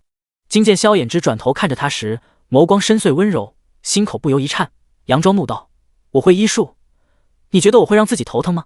真是瞧不起谁呢？”言罢，给他绞头发时还故意使了点力气。萧衍之长发成功受虐，不过他却甘之如饴，只是心里有点小小遗憾，没能让二人再进一步。宋景给萧衍之绞干头发，又帮他用发带扎起，这才找了洗衣裳的借口遁逃了。本以为有了活干，烦乱的心情很快冷静下来，可是等他洗完4小家伙衣裳，再洗萧衍之衣裳时候，忍不住又骂娘：“我彻草会母！”萧衍之与宋景那边甜蜜蜜，沈玉这边苦兮兮。沈老爷和冯氏看出了沈玉的异样，对视了一眼，一阵叹息自责，都怨他们把玉姐儿宠坏养歪了，否则以他们玉姐儿的条件，何苦去肖想别人的相公，而且还是一个断了双腿的残废。那个赵公子至今未成亲，贵气不凡，配他们玉姐儿很合适。他们实在想不明白，玉姐儿何苦丢了绿豆去捡芝麻。冯氏心疼地帮着沈玉绞干头发，叹息劝道：“玉姐儿，不要再去肖想不该肖想的人了。你若真想嫁人了，可以试着去抓住赵公子。赵公子这人不错，瞧着以后是个干大事的。之前你二人不是处得挺好的吗？”沈老爷也苦口婆心劝道：“我与你乃并非要插手你婚事，只是不忍眼看着你这么堕落下去。你一个黄花大姑娘，何苦要去给一个不良于行的残废做妾？这不是作践自己吗？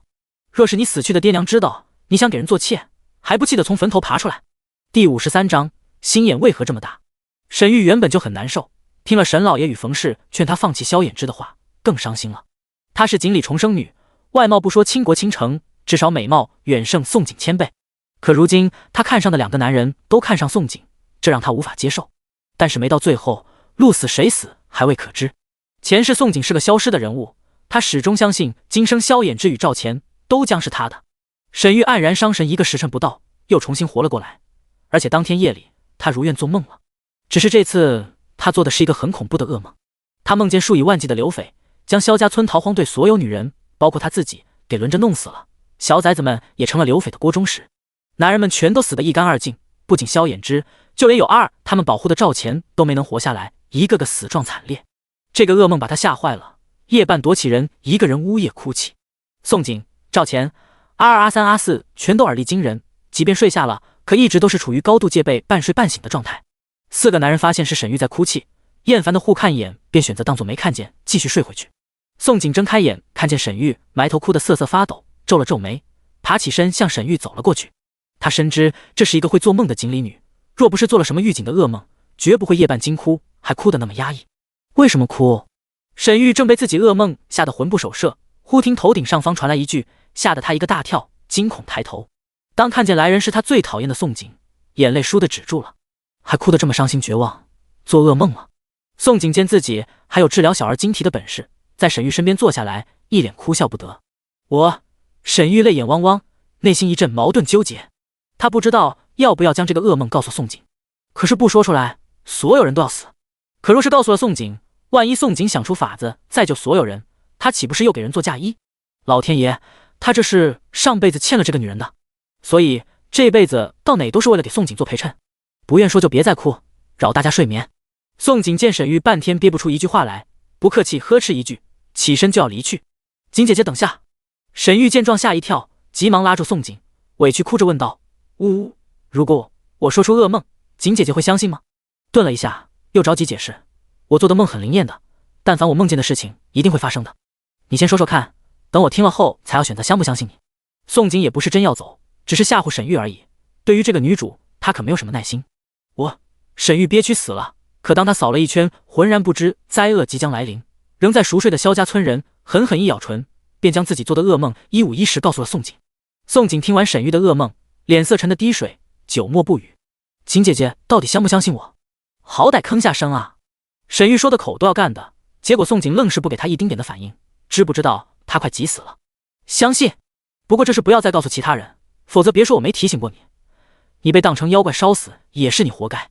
接下来赶路的是我来主意，需要你出力我自然会找你。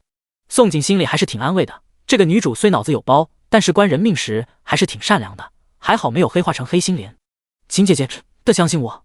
沈玉没想到宋景不仅相信他，还叮嘱他，这个要和他抢男人的女人为何这么好？相信啊。宋景重重点头，不过临走前没忘记往他心窝补一刀。玉妹妹的嘴巴开过光的，我不就是相信玉妹妹才抓到鱼吗？放心，我很相信玉妹妹说的每一句话。噗！沈玉心窝宛若挨了一刀，气得险些血吐五步。不过事后他很快又发现，因为宋景的安慰，他神奇的不再害怕了，甚至觉得宋景不再那么讨厌了。宋景猫着身子回到萧衍之板车边，正要躺回去，萧衍之却突然伸出手抓住他的臂弯，黑暗中一双凤眸满是幽怨。你为何与他走得这么近？他不知道沈玉对他起心思吗？他都不生气不嫌弃的，不知道避开便罢了，还要主动去接近，他这个妻子心眼为何这么大？宋景很意外萧衍之耳力这么惊人，居然知道他去找沈玉，愣了一会，笑道：我与他走近不好吗？等将来咱俩和离了，你指不定会娶她呢。我这是提前与她做姐妹，省得以后咱俩和离了，她来找我麻烦就不好了。你……萧衍之抓住他臂弯的大手渐渐无力，不敢相信他一直惦记的要和离。宋景因为心里藏事，没有看见他瞬间黯然的眸光，见他松了手，便躺回草席，打了一个哈欠，道了一句：早些休息，明早我有活要你帮忙。按照剧情，沈玉做的噩梦的事是绝不会发生的。小说大结局，沈玉与萧衍之可是夫妻生活和美，二人一起活到90好几。赵钱也成了一代明君，虽积劳成疾，后宫3000那啥过度，不太长命，但也享年60好几。可是他害怕因为自己穿书成了变数，剧情也会出现变数。不怕1万，就怕万一。万一接下来赶路真验了沈玉噩梦，遇到上万计流匪，这就糟了。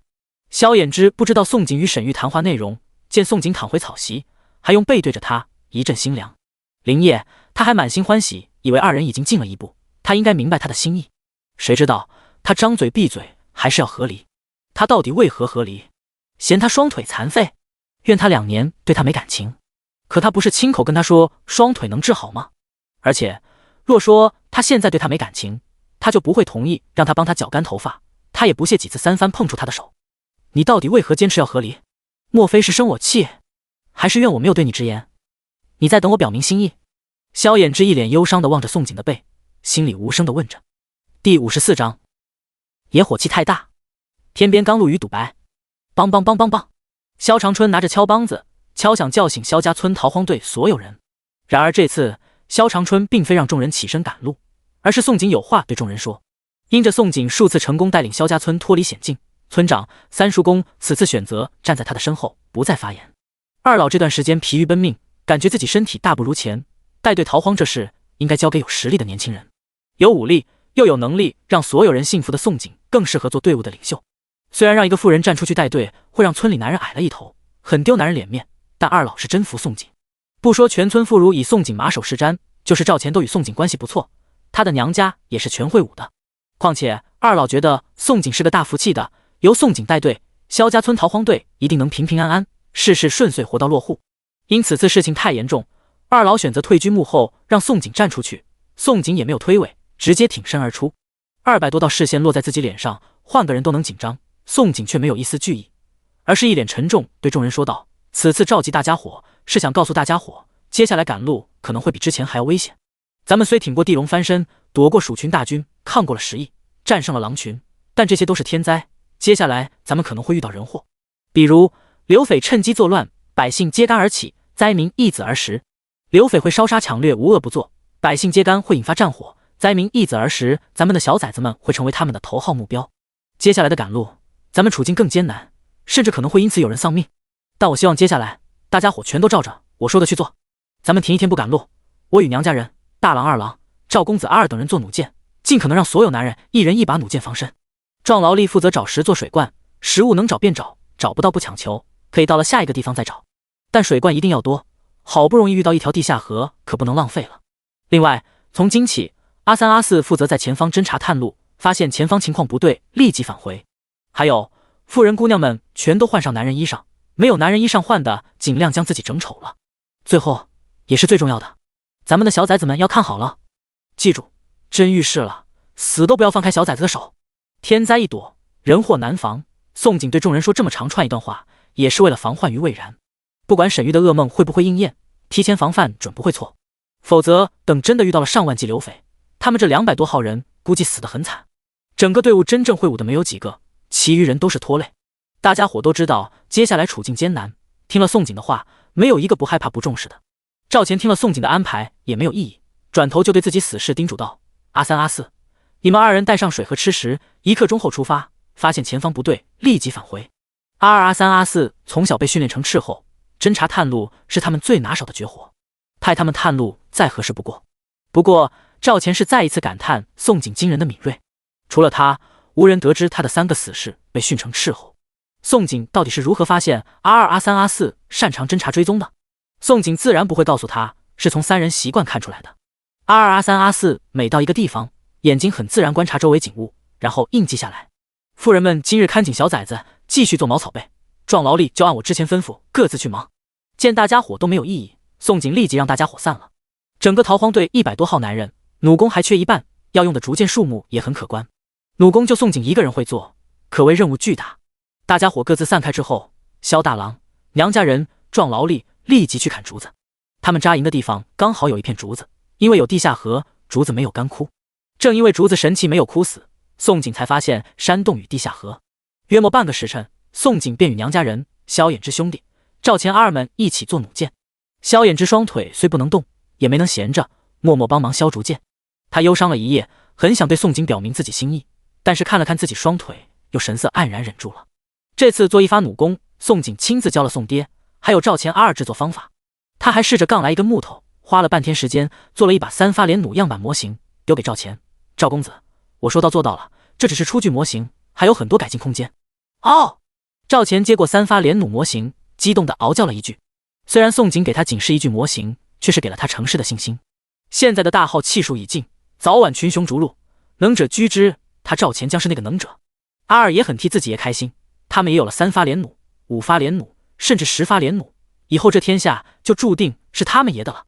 激动归激动，赵钱很冷静，也很聪明。他将3发连弩模型扔火堆烧了，对宋景一脸认真道：欠你一个大人情，日后一定还你。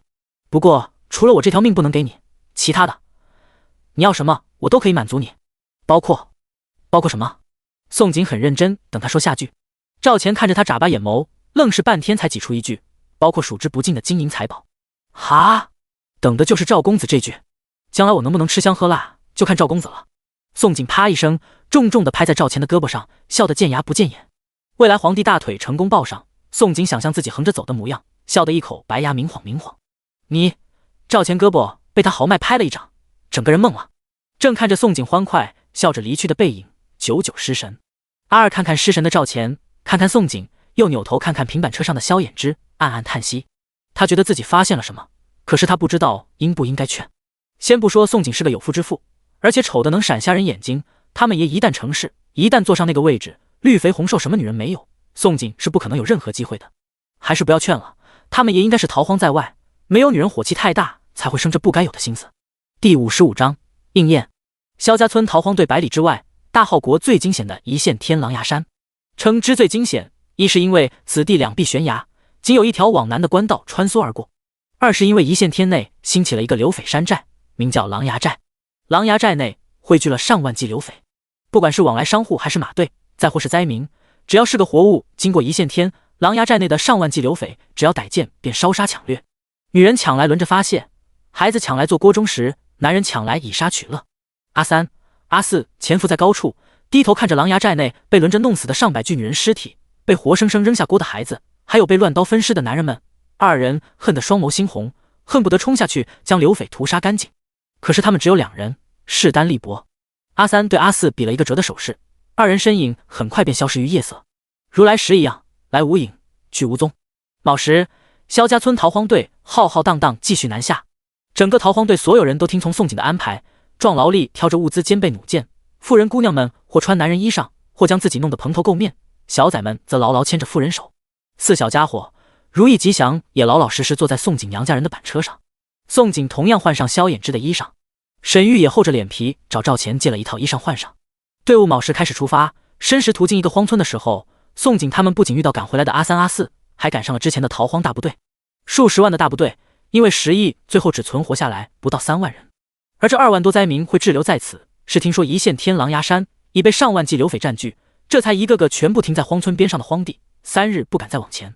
阿三阿四正是看见灾民大白日不赶路，这才敢去狼牙山查探，探到情况就立即回来禀报。宋景听完阿三阿四禀报，心下发沉，转头就对萧家村逃荒队所有人喊道：先就地扎营休息一晚，跟着大部队。沈玉的梦真的应验了，狼牙山真有上万计流匪，而且还堵在通往南方的唯一道路，所有人都过不去了。要想过去，就只能与上万计的流匪拼了；如果不想过去，就只能原路返回，改道往东或者往北迁徙。萧家村逃荒队所有人虽没有听到阿三阿四禀报了什么，但看到宋景、赵钱、萧衍之瞬间苍白的脸色，众人都知道遇大事了。不过带队的宋景发了话，所有人心里虽慌，但由于之前有了心理准备，慌了一会便又冷静下来，立即找了一处空地扎营。等到篝火熊熊燃起，众人扎营妥当，宋景叫上萧衍之、赵钱、阿二他们单独商议面临的危机。犹豫了许久，他才对众人说道：我估计灾民不敢继续南下，若是无人牵头冲过狼牙山，他们极可能会选择原路返回最近的中州府，然后求中州知府打开城门赈灾。若是中州知府还执迷不悟，甚至激起民愤，那离灾民揭竿不远了。返回中州府是灾民们眼下唯一活路，既不用冒险闯狼牙山，也不用往东往北迁徙。灾民们现在所能想的只能是如何活下去，如果天不给他们活路，那灾民就把这天给捅破了。宋景神色复杂，看着赵钱与萧衍之，又道：就是说咱们如今前有狼后有虎，往前走前面有1万流匪，往后退有近3万的灾民随时揭竿。往前咱们可能会死，往后与灾民一起，咱们会从良民变成暴民。宋景说的这2个可能，赵钱与萧衍之也想到了，只是眼下他们也不知道如何抉择。带着全村人往前送死无疑，往后所有人全部会从良民变成暴民。原路返回，往东往北迁徙更不可能。赵钱看着宋景问道：你是不是说过一句3个臭皮匠胜过1个诸葛亮？如果你是那个诸葛亮，你一般会准备怎么做？赵钱不提这事，宋景都忘记了。不过正因为赵钱提及，宋景才认真思考一下，也问自己，若是诸葛亮会怎么做？将前面1万流匪干掉，还是返回中州府，想法子与中州知府取得联系，帮助中州府治好10亿，将治疫良方献给知府，让知府打开城门安置灾民，给所有人落户。给知府献方子，这确实是一劳永逸的办法。问题他治好10亿是靠林权，治疫良方他没法给啊。林权这个秘密绝不能暴露出去啊。宋景看了看萧衍之，又看看赵钱，憋了半天，试探问道：要不咱们干掉流匪？我有办法干掉流匪，就是方法有点毒，还有点冒险。他的空间里毒物不少，要干掉流匪也不一定要动武，可以用脑子。萧衍之凤眸微眯，你打算用那些毒液？宋景没想到萧衍之反应这么快，不过他这次想用的不是毒液。他摇了摇头，我认识很多种致命毒物，比如见血就封喉的毒液，吃下肚就毙命的毒菇，令人失去知觉的曼陀罗。当然，这次我由你们决定，看是直接干掉上万刘匪，还是让刘匪失去知觉一段时间。他本想说直接干掉刘匪一了百了，反正那些刘匪全部该死，他又怕自己说出这话，这些男人会觉得他很恶毒。思来想去，这种话还是有2个男人说最合适。他可没有忘记之前萧衍之还怀疑他想毒死他和孩子呢，这种招黑的事他才不想干。赵钱觉得宋景明明有好方法，还要多此一问，忍不住白了宋景一眼。那是一群该死的畜生，直接全部弄死一了百了，还留他们狗命做什么？转过头又问萧兄，你说呢？萧衍之并没有犹豫，附和点头，我很同意赵兄的说法，刘匪留着是个祸害，还不如尽早除之以绝后患。宋景听了眼睛一亮，心里笑得不行，果然是男主男配，没有一点雷霆手段，手上不沾点血，如何对得起他们的人设？第56章，给爷找个女人。2万多灾民，次日果然应了宋景的猜测，没有继续南下，反而动身要返回中州府，并且有个人站了出来牵头。这人曾是西北齐安府边军副将，名叫熊英，因早年断了一臂退了下来，这次他带着上千曾经滨江家眷一起逃荒，不仅一路活了下来，还躲过了此次10役，并且越往南下，汇聚他身边的灾民足有5000好几。出发前，熊英注意到了萧家村逃荒队，发现萧家村男人们全都背着一把造型似弓箭又不似弓箭的武器，很是好奇，于是亲自找了上来。许氏曾经是个副将，态度很是傲慢，尤其听到萧家村领队居然是个妇人，理都不带理宋景一眼，一上来就无比轻视，直接对着宋景身旁赵钱丢下一句：大部分灾民准备跟我返回中州府，要求中州知府开仓赈灾，你们队伍若是想跟上，立即让所有人准备动身跟上大部队。阿二看见熊英对他们爷这般态度，气得想直接抽刀将熊英另一臂给砍了，让熊英凑个整齐。但转身见赵钱脸色无动于衷，他才压住砍人欲望。宋景见熊英这个态度，倒是没有生气，而是一脸后怕的模样，惶恐道：熊副将，我们可不敢回去中州府啊，中州府外那里可是有几十万染了10役的灾民尸体啊，我们好不容易才在10役中活下来，您就是给我们10个胆子，我们也不敢再回那个鬼地方啊。还有，我听说10役会发生突变，会变得更加厉害，染上即死。熊副将，您最好也莫要再回去了，免得再染10役就不好了。熊英听到宋景的好言相劝，脸都黑了，他觉得宋景在诅咒他，立即恼羞成怒，骂道：谁说10役会突变的？简直胡说八道，危言耸听，要跟不跟随便你们，但别怪我没提醒你们，继续往南走，你们这几百人一个都别想活命。他甚至觉得与宋景多说一句都玷污了自己的智商，恼怒丢下话，转身便带着近2万灾民离开，还有5、6千的灾民留在原地没走。这5、6千灾民其实全被熊英一个个问过了，不过他们是真的害怕10役，才不敢回去中州府。他们也不敢南下，可他们一点也不蠢，甚至还很精明。他们决定留在原地，静观其变。倘若熊英成事逼得知府放粮，他们就回中州府；若是有人牵头闯过狼牙山，他们就跟着南下。因着熊英的带领，半个时辰不到，原本近3万灾民的逃荒大部队，最后只剩下萧家村200多号人，还有5、6千灾民留在原地。等到熊英带着的队伍完全消失后，宋景立即让萧长春敲梆子，在与赵前、萧衍之带领全村人继续动身去闯狼牙山。那5、6千灾民看见宋景他们动身，并且与熊英背道而驰，要往南下，一个个吓得不轻。狼牙山上可是上万刘匪，200多号人都不够刘匪塞牙缝。灾民们此刻心里头一边嘲笑宋景他们是去送死，一边又很矛盾的希望这200多号人能闯过狼牙山。宋景并没有叫上那5、6千灾民一起闯狼牙山，他又不是蠢货，凭什么他在前面拼命，这些灾民却后面捡好处？刘匪山寨肯定有不少物资，指不定还有银两，他在前面卖命，战果就该属于他。你笑什么？前往狼牙山路上，萧衍之看见宋景突然眉眼带笑，好奇问了句，可没等宋景回答，赵钱一脸欣慰笑道：赵某若没猜错，萧夫人正想着如何敛财。宋景没想到赵钱如此了解他，不知该高兴还是该郁闷，被人看透可不是什么好事情。哈哈，赵钱见宋景瞬间郁闷的脸色，更乐了，不过笑着的时候，心里莫名有些悲凉的想，这么有趣的女人若是没有嫁人该有多好，要是留在身边，一辈子应该都不会枯燥无味。阿二听到自己爷的笑声，频频回头，心里纠结要死，好想提醒自己爷以后与宋景保持距离，毕竟那是有夫之妇，而且人家相公就在边上，虽然2人就快要和离了，可眼下也轮不到他们爷肖想，他们爷不是最痛恨小偷吗？最主要一点是，他们也太不挑了，这么丑的女人，就算肖想成功，如何下得去口？不行，他得给爷找个女人帮爷泄泄火，不然早晚得出事。沈玉虽然也不待见了，找来给爷泄火，爷应该不会怪罪。宋锦与赵钱都不知阿二这么会想。申时，距离狼牙山还有20里，萧家村逃荒队在一个隐蔽的山洞扎营。之后，宋锦以找毒为借口离开了山洞，但这次他找不到机会进空间，因有赵钱4人、宋爹、大哥、二哥跟着，而且还是萧衍之要求，说毒物太危险，不让他采摘，他只要负责认毒就可以了。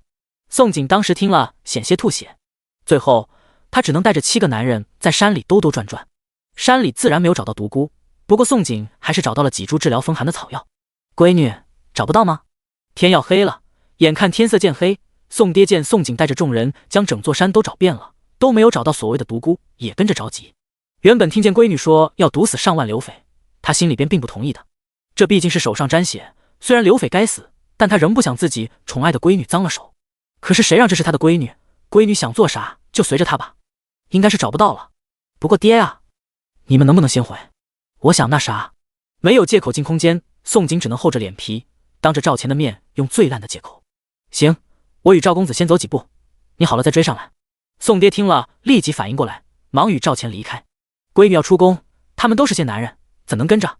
赵钱也听明白宋锦的话，耳朵疼得红了，临走前说了一句：你自己小心，有事就大喊。虽然挺不好意思的，但这里是大山，而且天色黑了，还是要叮嘱一句，谁知道会不会再跑出野狼来。第57章，多想的两男人。见宋爹、赵钱他们避得远远了，宋锦立即闪身进入空间，然后径直进入大山寻找毒菇。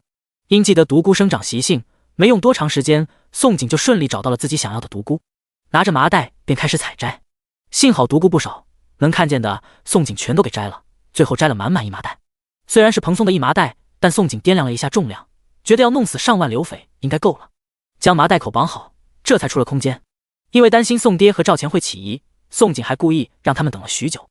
等到二人都不放心，想回去寻他的时候，他才提着麻袋慢悠悠追上，眉眼弯弯出现在众人面前，笑道：哈，爹，赵公子，我找到了毒菇，刚好一大片，摘了整整一麻袋。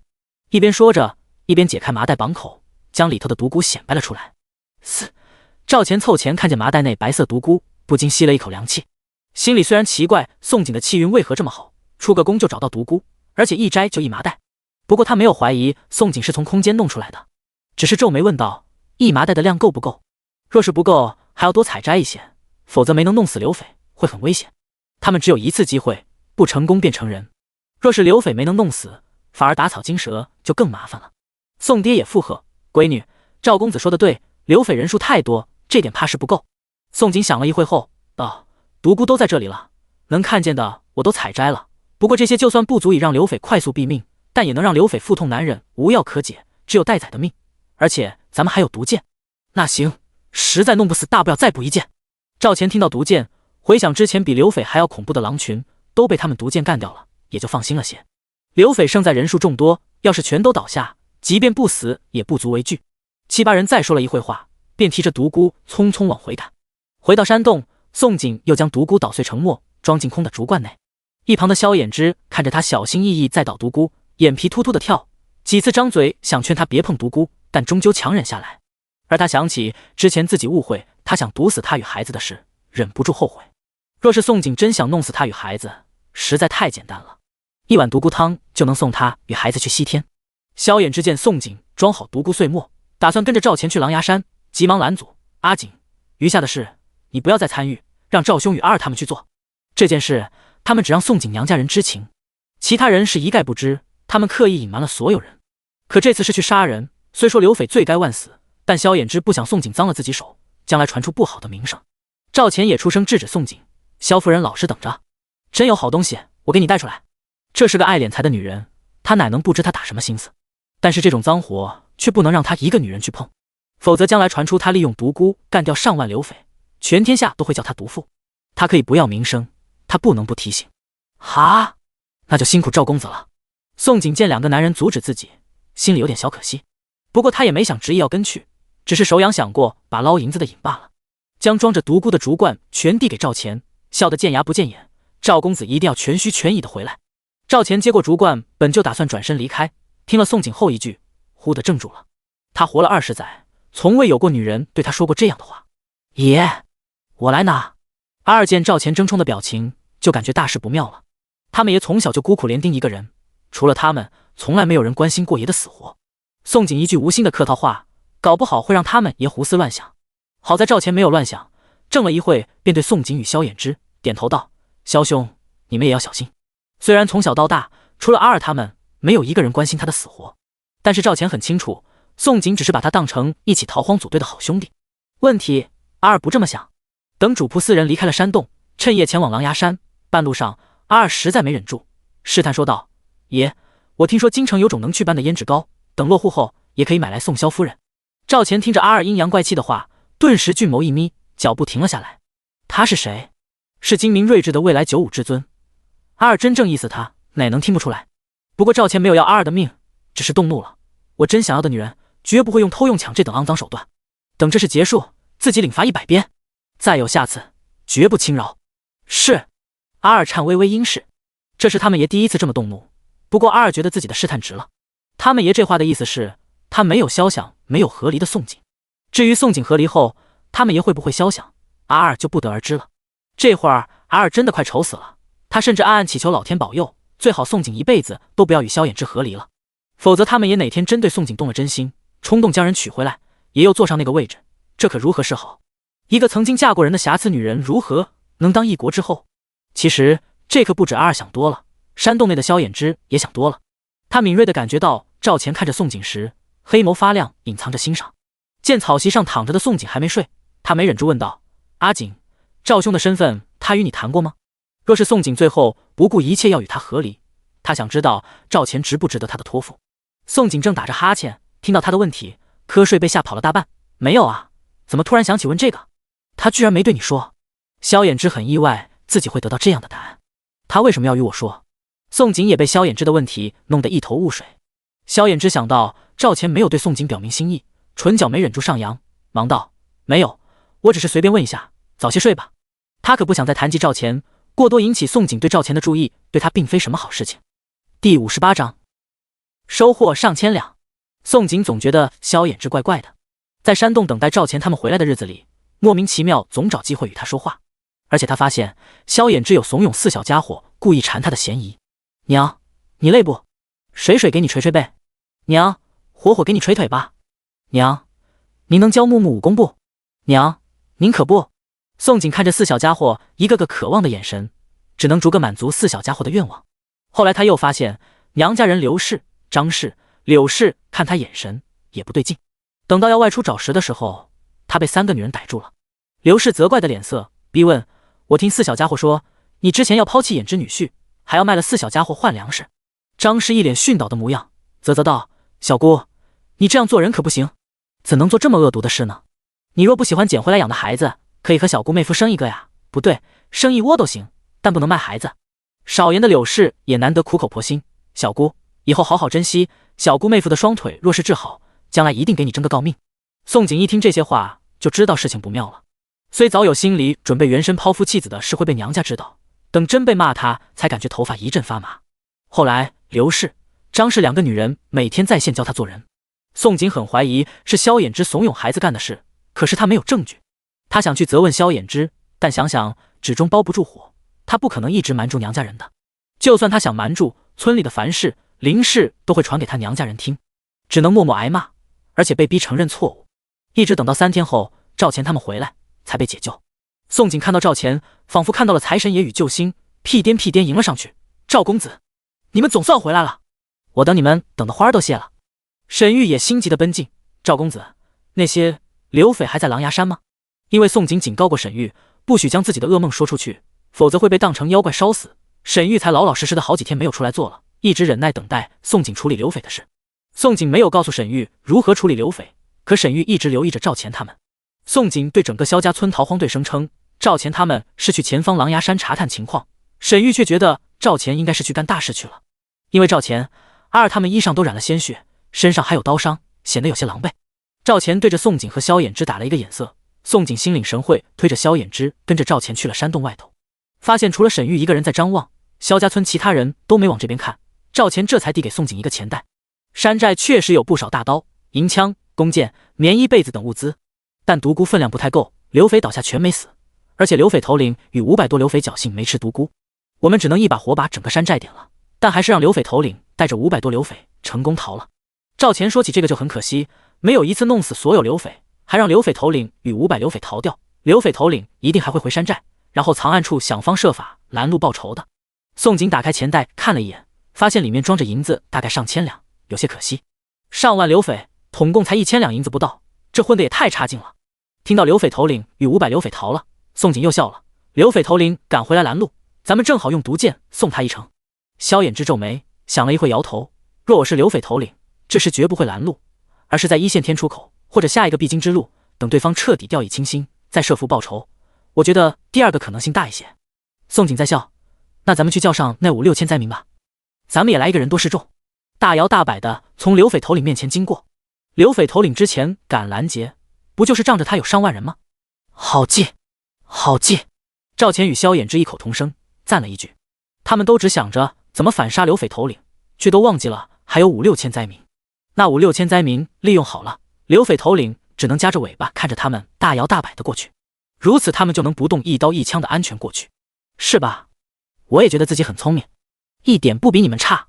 宋景被二人崇拜的眼神看着，好不得意。赵钱神色复杂看着他明晃晃的笑脸，突然想起了一事，全身瞬间裹挟了逼人的杀气，对阿尔他们施令道：刘匪头领不能放过，大部队穿过山寨，他一定会盯着。阿尔你们到时反追踪，找到他们窝藏地点，一个不留。赵钱去过山寨，亲眼看着一个个女人被刘匪排队而上活活弄死，对刘匪是恨到了骨子里。是爷。阿尔也看见了，这可也恨不得将刘匪全屠杀干净，剁了喂狗。若不是穷寇莫追，也要他们回来，他与阿三阿四都忍不住要去追了。赵钱又下令，阿三阿四，你们立即回去给那5、6千灾民喊话，说狼牙寨被人一窝端了，他们一定要赶在雄鹰揭竿之前将5、6千灾民带走，否则雄鹰一旦抢了粮仓，那5、6千灾民见有粮食，指不定就会犹豫要不要继续南下了。是。阿三阿四明白事情紧迫，听了命令，立即急奔30里，赶往荒村。此时荒村的5、6千灾民刚好收到雄鹰那边的风声，好巧不巧，雄鹰带领的2万灾民被知府紧闭城门拦在府外，正计划去砍巨木撞城门抢粮仓。而中州府这时也出现了10亿，并且此次的10亿发作更加迅猛，中州知府陆陆续续收到百姓暴死家中的消息，是被吓出病来。尤其雄鹰还带领2万灾民一直逼迫打开城门，中州知府直接一病不起。中州知府怎能不吓出病？府城内染上10亿，外头又有灾民要揭竿，就算他在这次的灭顶之灾撑过来，朝廷一旦得知消息，他顶上人头也将不保。而且中州府正处整个大号的中心，一旦有人起事，大号将倾。中州知府想到自己成了大号的罪人，绝望地瘫在床上，病也不治，药也不喝，只想静静等死，死了一了百了，死了朝廷才会放过他的九族。第59章宋景的致命把柄。滞留在荒村的5、6千灾民一个个犹豫不决，不知要不要返回中州府。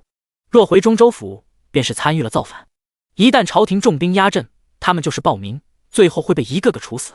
不回去，他们没有粮食，一样会死。当阿三阿四急奔赶至，拿了一个梆子，梆梆梆敲响，大声喊话告诉灾民，狼牙寨已经被人一锅端。灾民们一个个都惊动了。这位兄弟，你说的是真的？上万的刘匪全被干掉了？不能吧，是朝廷派兵干掉的不成？那是上万十恶不赦的刘匪，不是上万手无寸铁的灾民，哪能这么容易一锅端？灾民们全都不敢相信。阿三高声连喊，不知道谁干掉的，总之狼牙寨上万刘匪都死光了，山寨被一把火点了，你们千万别回中州府了，回中州府造反可是要死人的。眼下狼牙山能过去了，赶紧南下吧，千万别在这里逗留了，留在这里也不安全，要是朝廷派兵扫荡，大家伙在这里也得死。阿三也喊道，赶紧南下，南下才有活路，我们家少爷命令我们2个来通知大家伙，就是不想你们返回中州府白白送命。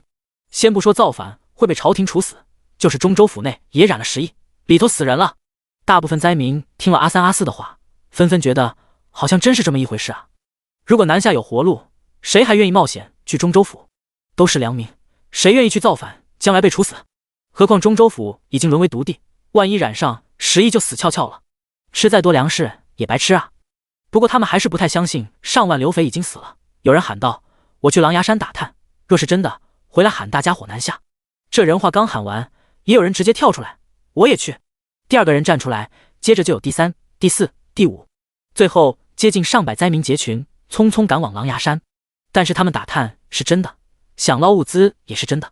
上百灾民火急火燎赶往狼牙山，还没有赶到，就远远看见狼牙山一片火海。因为干旱多年，星星之火便可燎原，狼牙山烧起来，附近连成一片的大山也没能幸免。哎呦，浪费了呀！这么多物资就这么烧了，这是全烧光了呀！灾民们想捞物资的算盘算是落空了，一个个可惜的哀叹。还好有人比较理智，对100号灾民说道：“烧就烧了吧，好歹咱们能过去了，立即回去喊大家伙快些离开荒村，不然姓熊的反了，咱们在荒村的5、6千人可全要遭殃。”对，快回去喊大家伙赶紧南下，过了这地，咱们就有活路了。灾民们也害怕雄鹰秸秆连累他们，一群人又立即原路返回，然后全都举着火把连夜匆匆赶路。等到5、6千灾民再次遇到萧家村逃荒队的时候，已经是第2日卯时。萧家村逃荒队所有人整装待发，在官道边等着。因为阿3、阿4之前的通知，5、6千灾民这下全都认出萧家村逃荒队。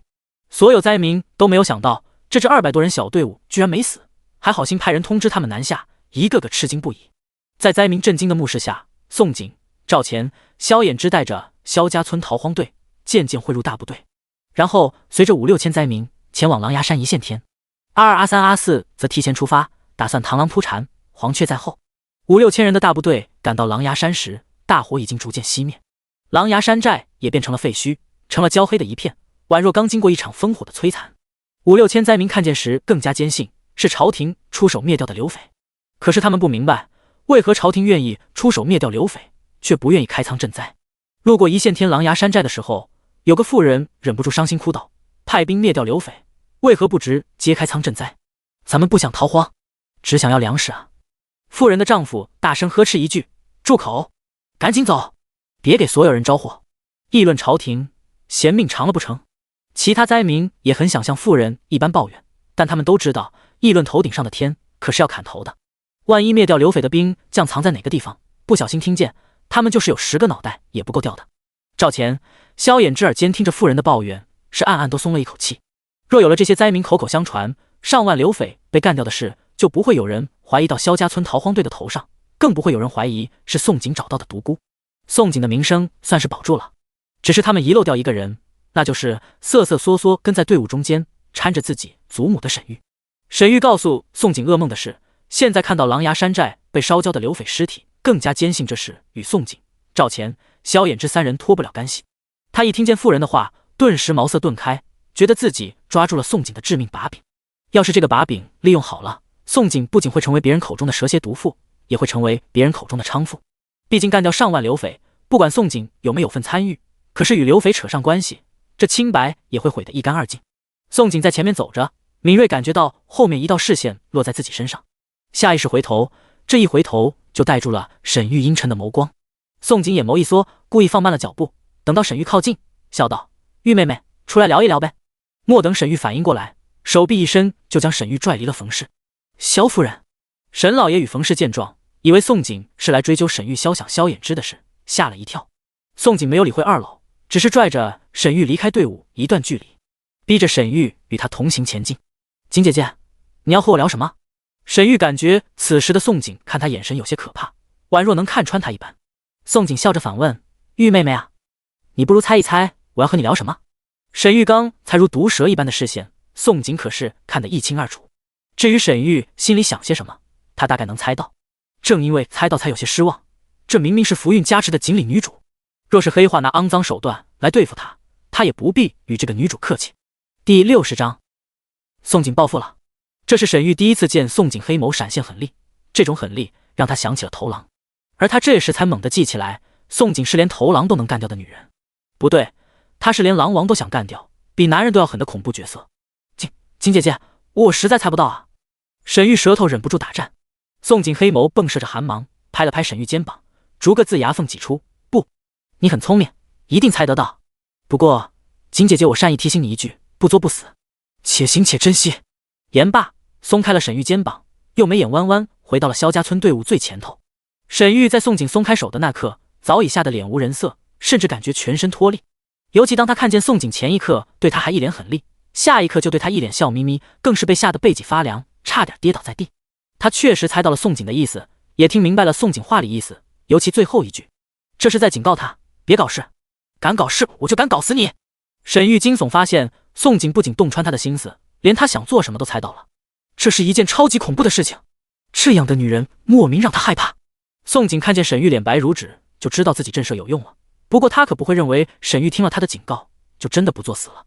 沈玉怎么纠缠萧衍之与赵钱他管不着，但只要想害他，他不介意先弄这个女主。只要不弄死这个女主，应该不算是改变剧情，顶多算是给女主找点副本玩玩。宋景前世虽是单身狗，也不是没有见过白莲花、黑莲花、绿茶。沈玉最好别黑化，不然他一点不介意在线教沈玉做人。萧衍之早已习惯目光驻足宋景身上，当他故意放慢速度，甚至去与沈玉说话，他一清二楚。见他与沈玉聊了几句，又笑眯眯回来，心下不免一阵失落，几次动了动嘴唇，终是没能问出口。这一段时间的相处，他算是了解宋景了。他发现这个女人冷静的时候，比男人还要冷静。她就像只刺猬，防着任何人。越靠近南方，他的心里越慌。5、6千灾民的大部队，大摇大摆穿过了狼牙山一线天，大摇大摆出了一望无垠空旷的原野，然后一路往南。隐藏在一条沟壑的刘匪头领与500刘匪，几次想往灾民中投掷装满松油的羊皮球，甚至搭弓想射火箭，但几次刘匪头领都夹着尾巴，生生忍住把火箭放下了。他娘的，10亿不是弄死所有灾民了吗？这些灾民是打哪里冒出来的？为何这么多？瞧着大几千，还有弄老子的到底是谁？刘匪头领快要气死了。他原本还在寨子里睡觉，哪里知道半夜就听到禀报，他的上万刘匪全都中毒腹痛吐血。等他起来一看，就知道出大事。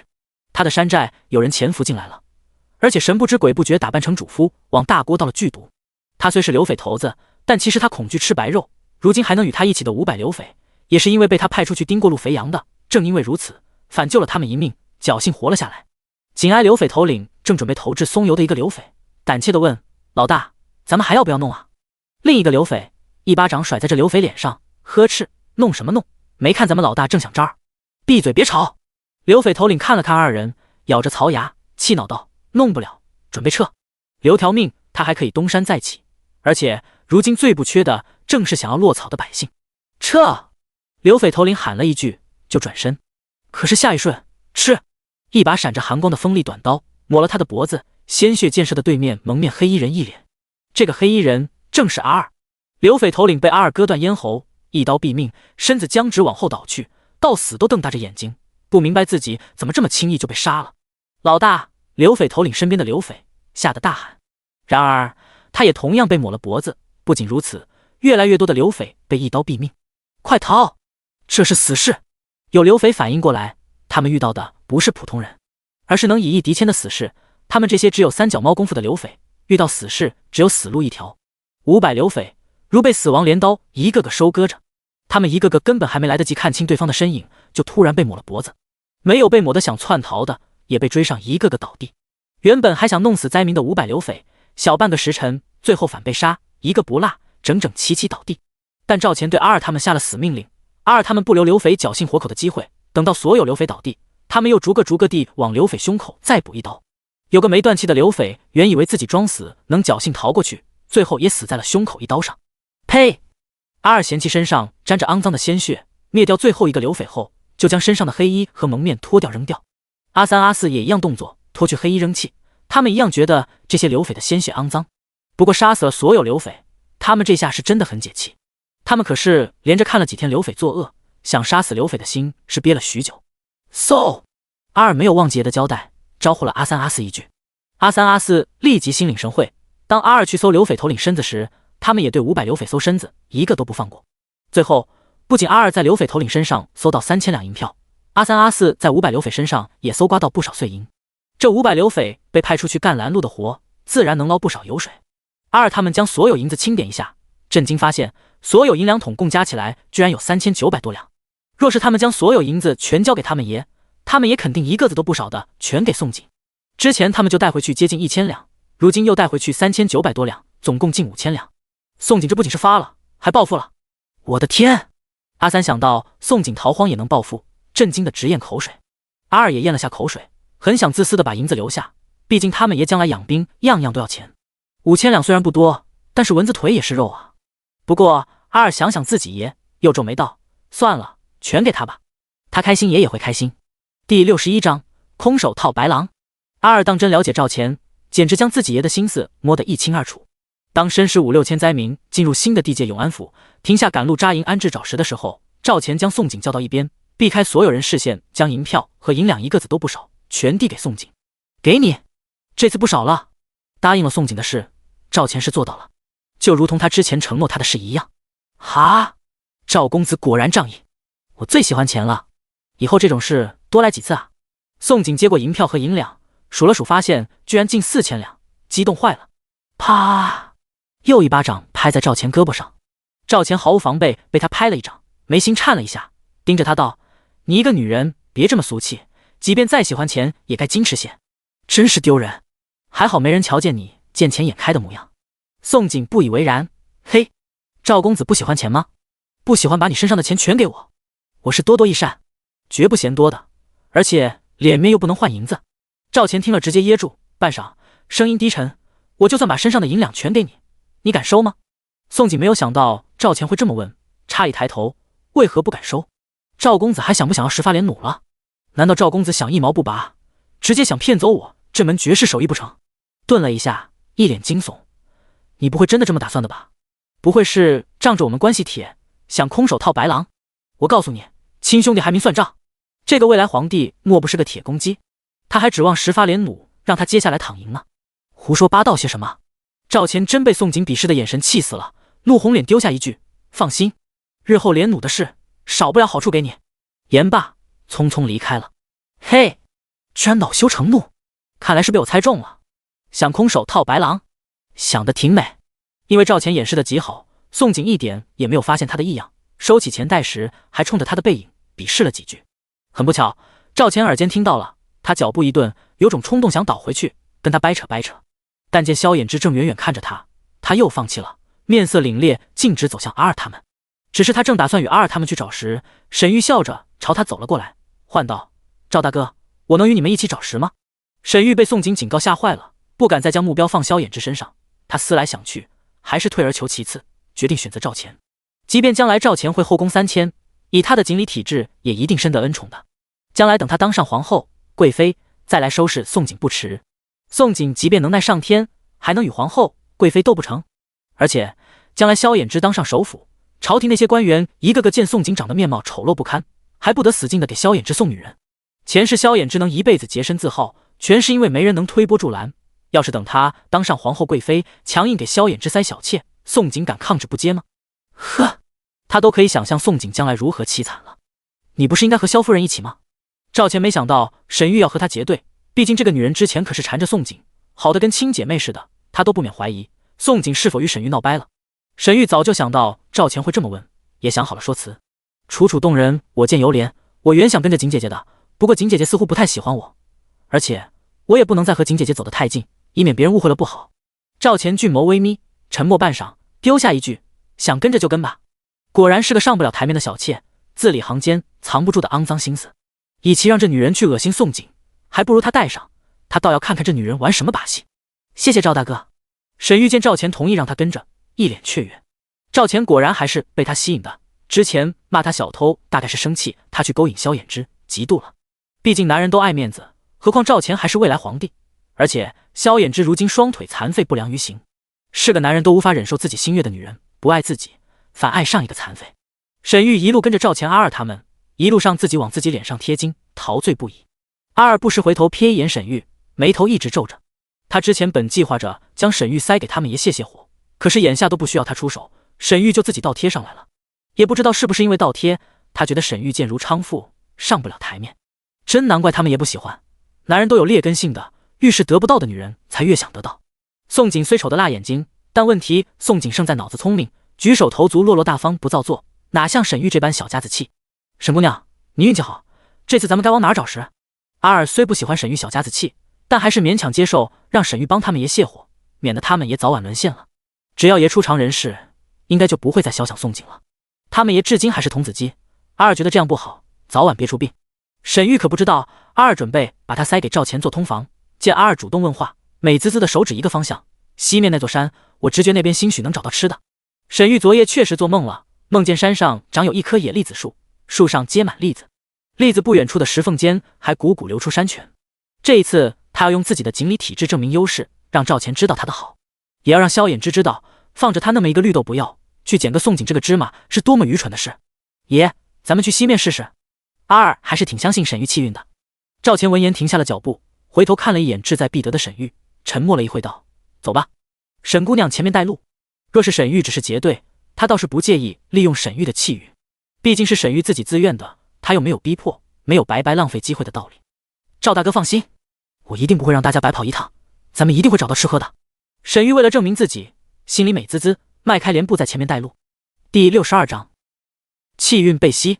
宋锦这边也与娘家宋爹、大哥、二哥、二嫂一起找食。他们原本是计划往南面大山的，可是宋锦抬眼扫了一圈环绕的大山，东南北3个方向大山上的植被一片枯黄且稀疏，反而是相对偏远些的西面大山植被偏茂密。这种偏差说明在没有闹干旱前，西面大山比其他3面大山水分要充足，植被才长得相对茂密。宋锦又看着前往东南北3面大山的萧家村壮劳力，对娘家人道：爹、大哥、二哥、二嫂，咱们去西面大山，其他3面大山萧家村壮劳力已经去了。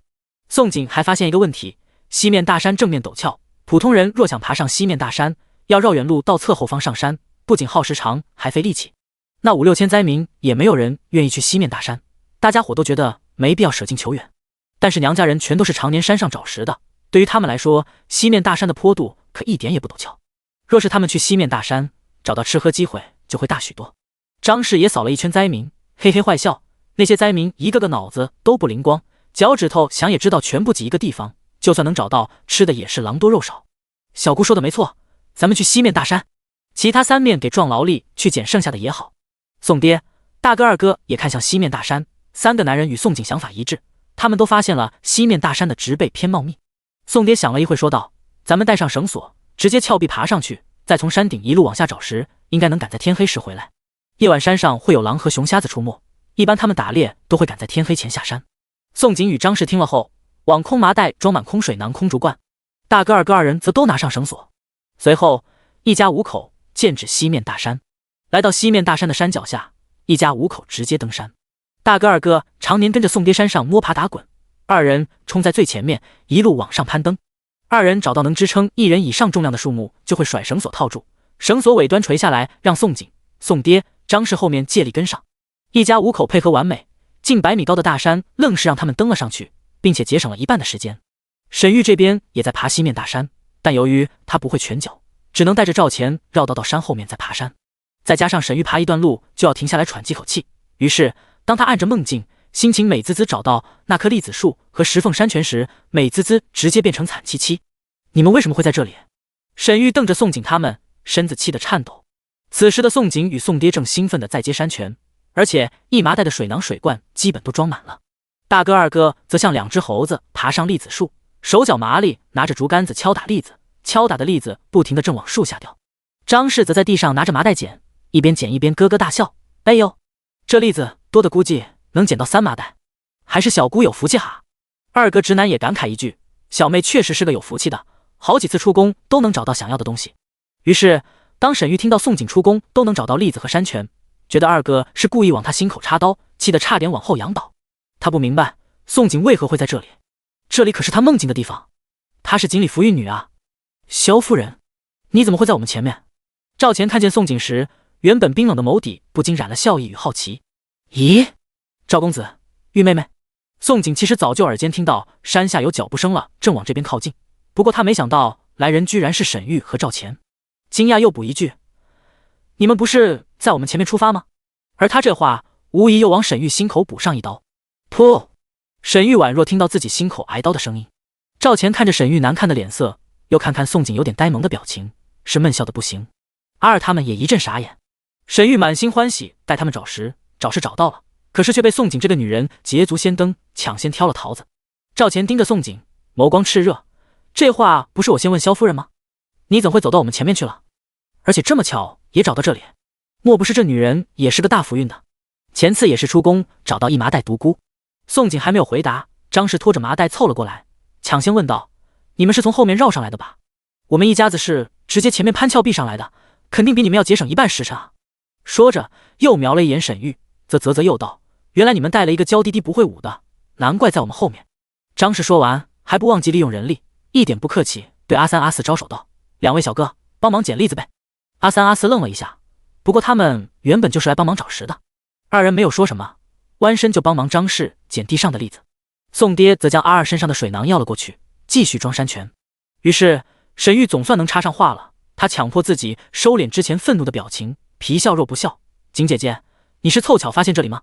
宋景转眸向沈玉看去，也笑道：“是呀，我最近运气不知怎么回事，越是想找吃食越是找不到，越不想找却是偏偏遇上了，也不知是不是因为与玉妹妹接触久了，沾了玉妹妹身上福气。”宋景看到沈玉带着赵钱出现在这，哪里还不明白，这女主怕是做了好梦，这才直接带着赵钱来找食。只是可惜他今日真的是肚子有点憋，误打误撞找到了栗子树和山泉，抢先摘了女主桃子。沈玉听了宋景沾气运的话，吓得脸色都白了。他确实感觉自己自打加入萧家村逃荒队，与宋景接触后，宋景就事事顺利。就拿前次找到地下河的事去说，是他说地下河有鱼，宋景才抓到鱼。今日这栗子树和山泉分明属于他一个人的，为何宋景会凭空冒出来，打乱了一切？难不成宋景是他的命中克星，能吸他福运？天，他都不敢想象自己若是被宋景吸光了福运的模样。第63章作死边缘蹦跶。福运加持的重生锦鲤女，倘若福运都被吸走，与普通人谈何区别？沈玉想到自己可能会变回寻常人，整张脸面白如纸，心里对宋景的恐惧有多少，对宋景恨意便有多少。不过他很快又逼迫自己冷静，他觉得宋景2次夺他气运，兴许是凑巧，瞎猫碰上死耗子。若下次再做梦，他一定守口如瓶，谁也不说。他倒要看看宋景会不会这么能耐，每次都抢他的气运。宋景与赵钱并不知沈玉心思，帮忙捡完栗子，将所有能装水的水囊水罐装得满满当当，这才下山。2人一路并行而走，下山的时候，宋景不小心脚下打滑，并行的赵钱眼疾手快，伸手拽了一把。虽然赵钱为了避嫌，即刻放开宋景，但是这幕好巧不巧被紧随其后的沈玉看进眼里。沈玉简直气疯了，恨不得立即满天下宣告宋景不守妇道，背着相公勾搭外男。可想到这个外男是赵钱，最后他咬牙生生忍住了。而且当天夜里，他又做梦了。这次是噩梦，他没有再像前次那般恐惧，明知接下来萧家村逃荒队有危险，他选择守口如瓶，不愿告诉宋景。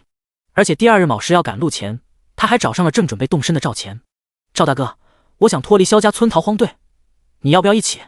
得知梦境之后，沈玉就想好了，他以后要当皇后贵妃。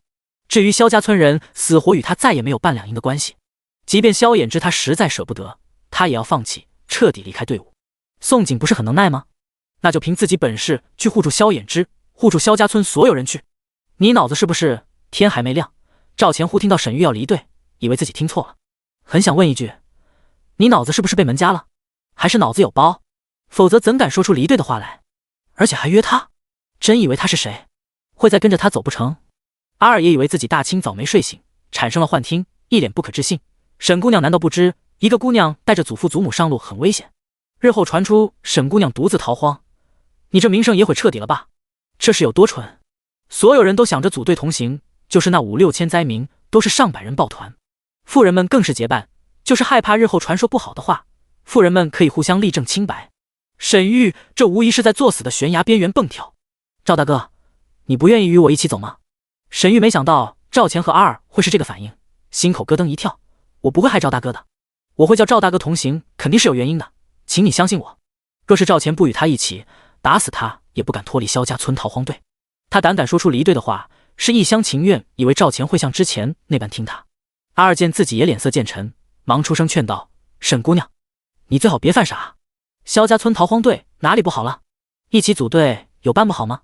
而且离南方也很近了，有何原因，你完全可以直接跟爷明说。”阿二暗搓搓为自己之前犯蠢捏了一把冷汗，亏他还想着将沈玉塞给爷做通房，好在逃荒在外，一直没机会，没地方，否则沈玉这么蠢，也指不定会觉得自己被玷污，恼怒砍了他脑袋。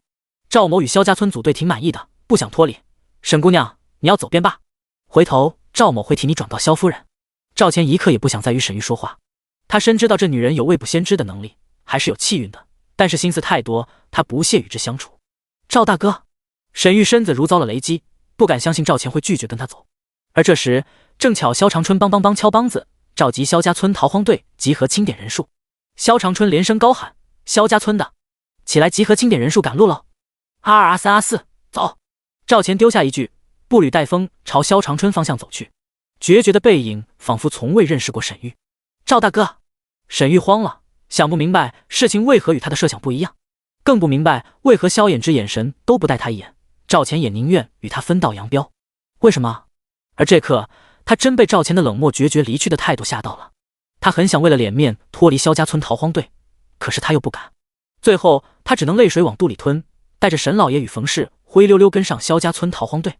走在最前方的赵钱回头看了一眼队伍中的沈玉，几步就走进萧衍之的板车，对帮忙推车的宋景说道：萧夫人，接下来路上可能会遇到不好的事，咱们当心些。萧衍之与宋景都双双皱眉，竟等着他往下说。赵钱直截了当，沈玉似乎有未卜先知的能力，他刚劝我与他脱离萧家村逃荒队。什么？不会吧？萧衍之与宋景异口同声，与赵钱当初反应一样，都双双以为自己耳朵出了毛病。赵钱面色凝重说：我怀疑接下来赶路咱们可能会遇危险。他劝你脱离队伍时，是不是说他不会害你，是为了你好？宋景瞠目结舌，震惊的不行，不敢相信沈玉居然要求脱离萧家村逃荒队，这是要主动放弃男主，改投男配怀抱。作者若是知道，不知会不会想掐死自己亲闺女。赵钱很意外宋景居然猜得8九不离10，点了点头，他确实这么说。那咱们接下来赶路真要当心了，不过不管如何，不是天灾便是人祸，往这两方面防着准没错。宋景太了解锦鲤女了，沈玉这恐怕是又做了噩梦，妒忌他上次得了好处，这次梦见危险才选择闭口不言，防着他呢。萧衍之想了一会，说出自己的看法：10亿发生距今1个多月，800里加急，朝廷可能收到中州府城外死了几十万灾民的消息。我猜头顶那天正急着怎么调兵，中州府附近几个府城接下来也可能会不太平。赵钱转眸颇是吃惊，看向萧衍之，没有想到萧衍之揣度圣意很有一套，心里暗忖萧衍之很适合当官，将来若当了官，官运一定不会太差。宋景听了萧衍之的话，也深以为然。要是雄鹰真造反了，接下来几个收到风声的附近府城应该会派兵大扫荡，搞不好到时咱们这些灾民秀才遇到兵有理说不清，这下咱们真的麻烦大了。第64章四面楚歌。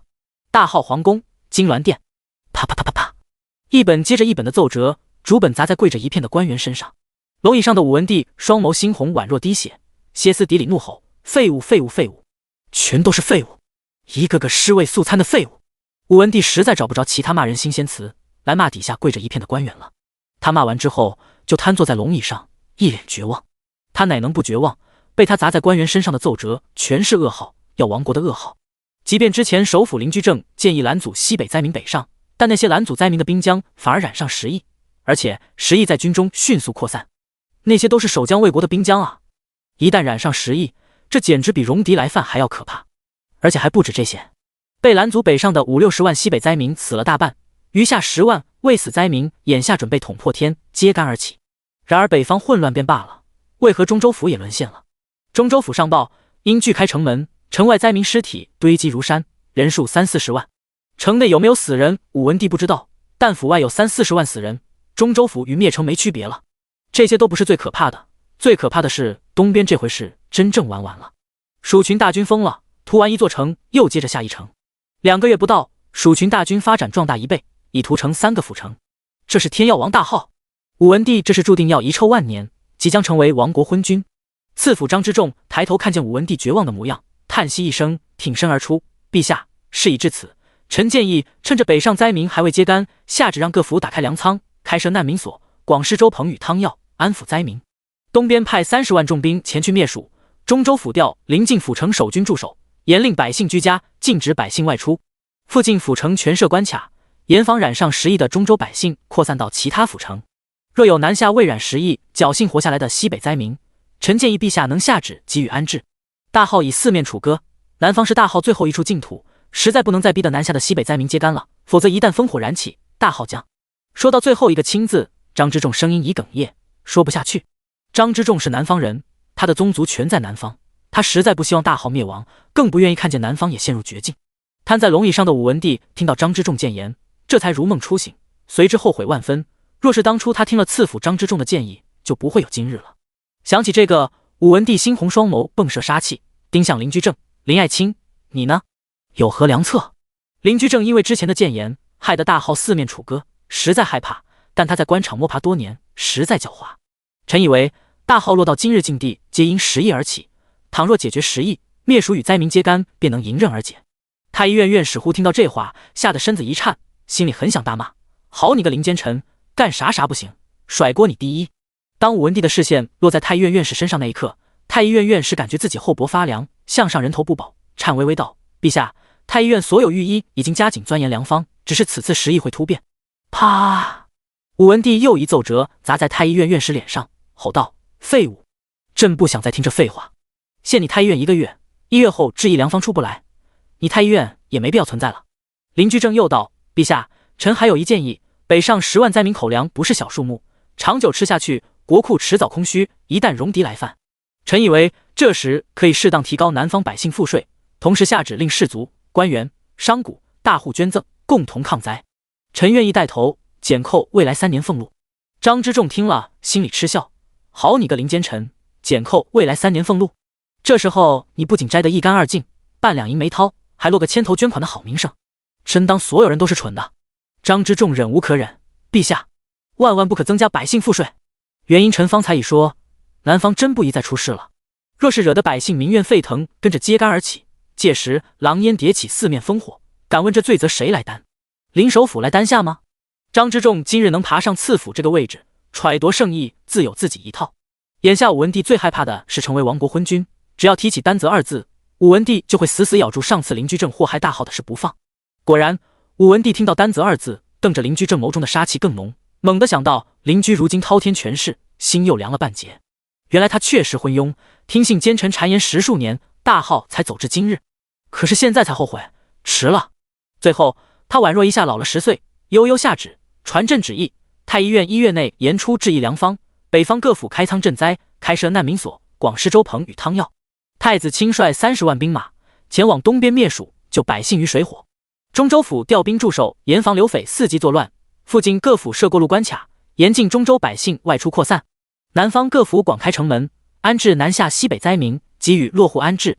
顿了一下，他又道：“减扣后宫妃嫔用度，令官员、士族宗室、商贾大户捐赠，齐心抗灾。”下完旨意，他已虚脱无力，瘫回龙椅，宛若随时会倒下。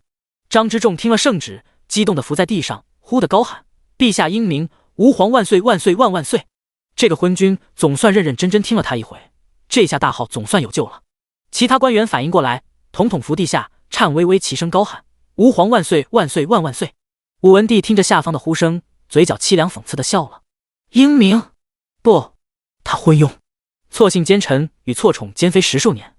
万岁，他还能多活几岁就不错了。大号气数到头了，不要说他不好过，底下的官员将下来，一个个也别想好过。即便这次大号侥幸未亡，接下来也会风雨飘摇，走向衰败。”第65章，锦鲤女豁出去了。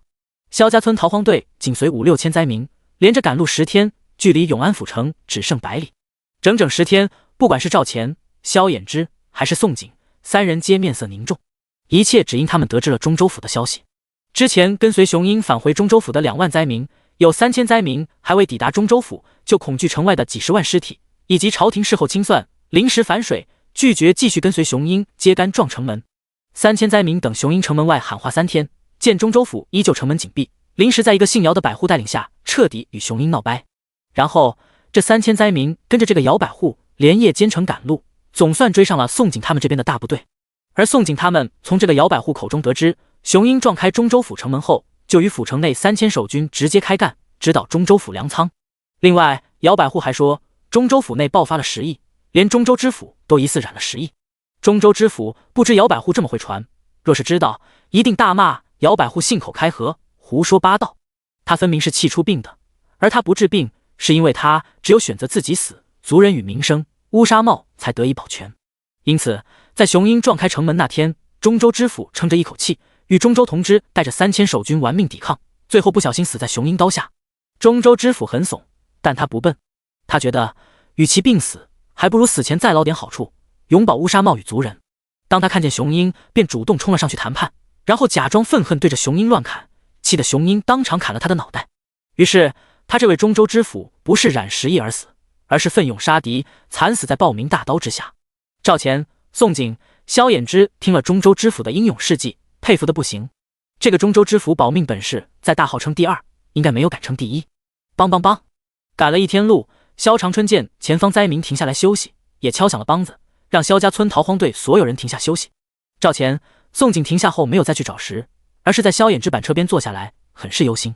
若是接下来永安府知府是个狗官，他们这8000多灾民估计会被当成暴民屠杀殆尽。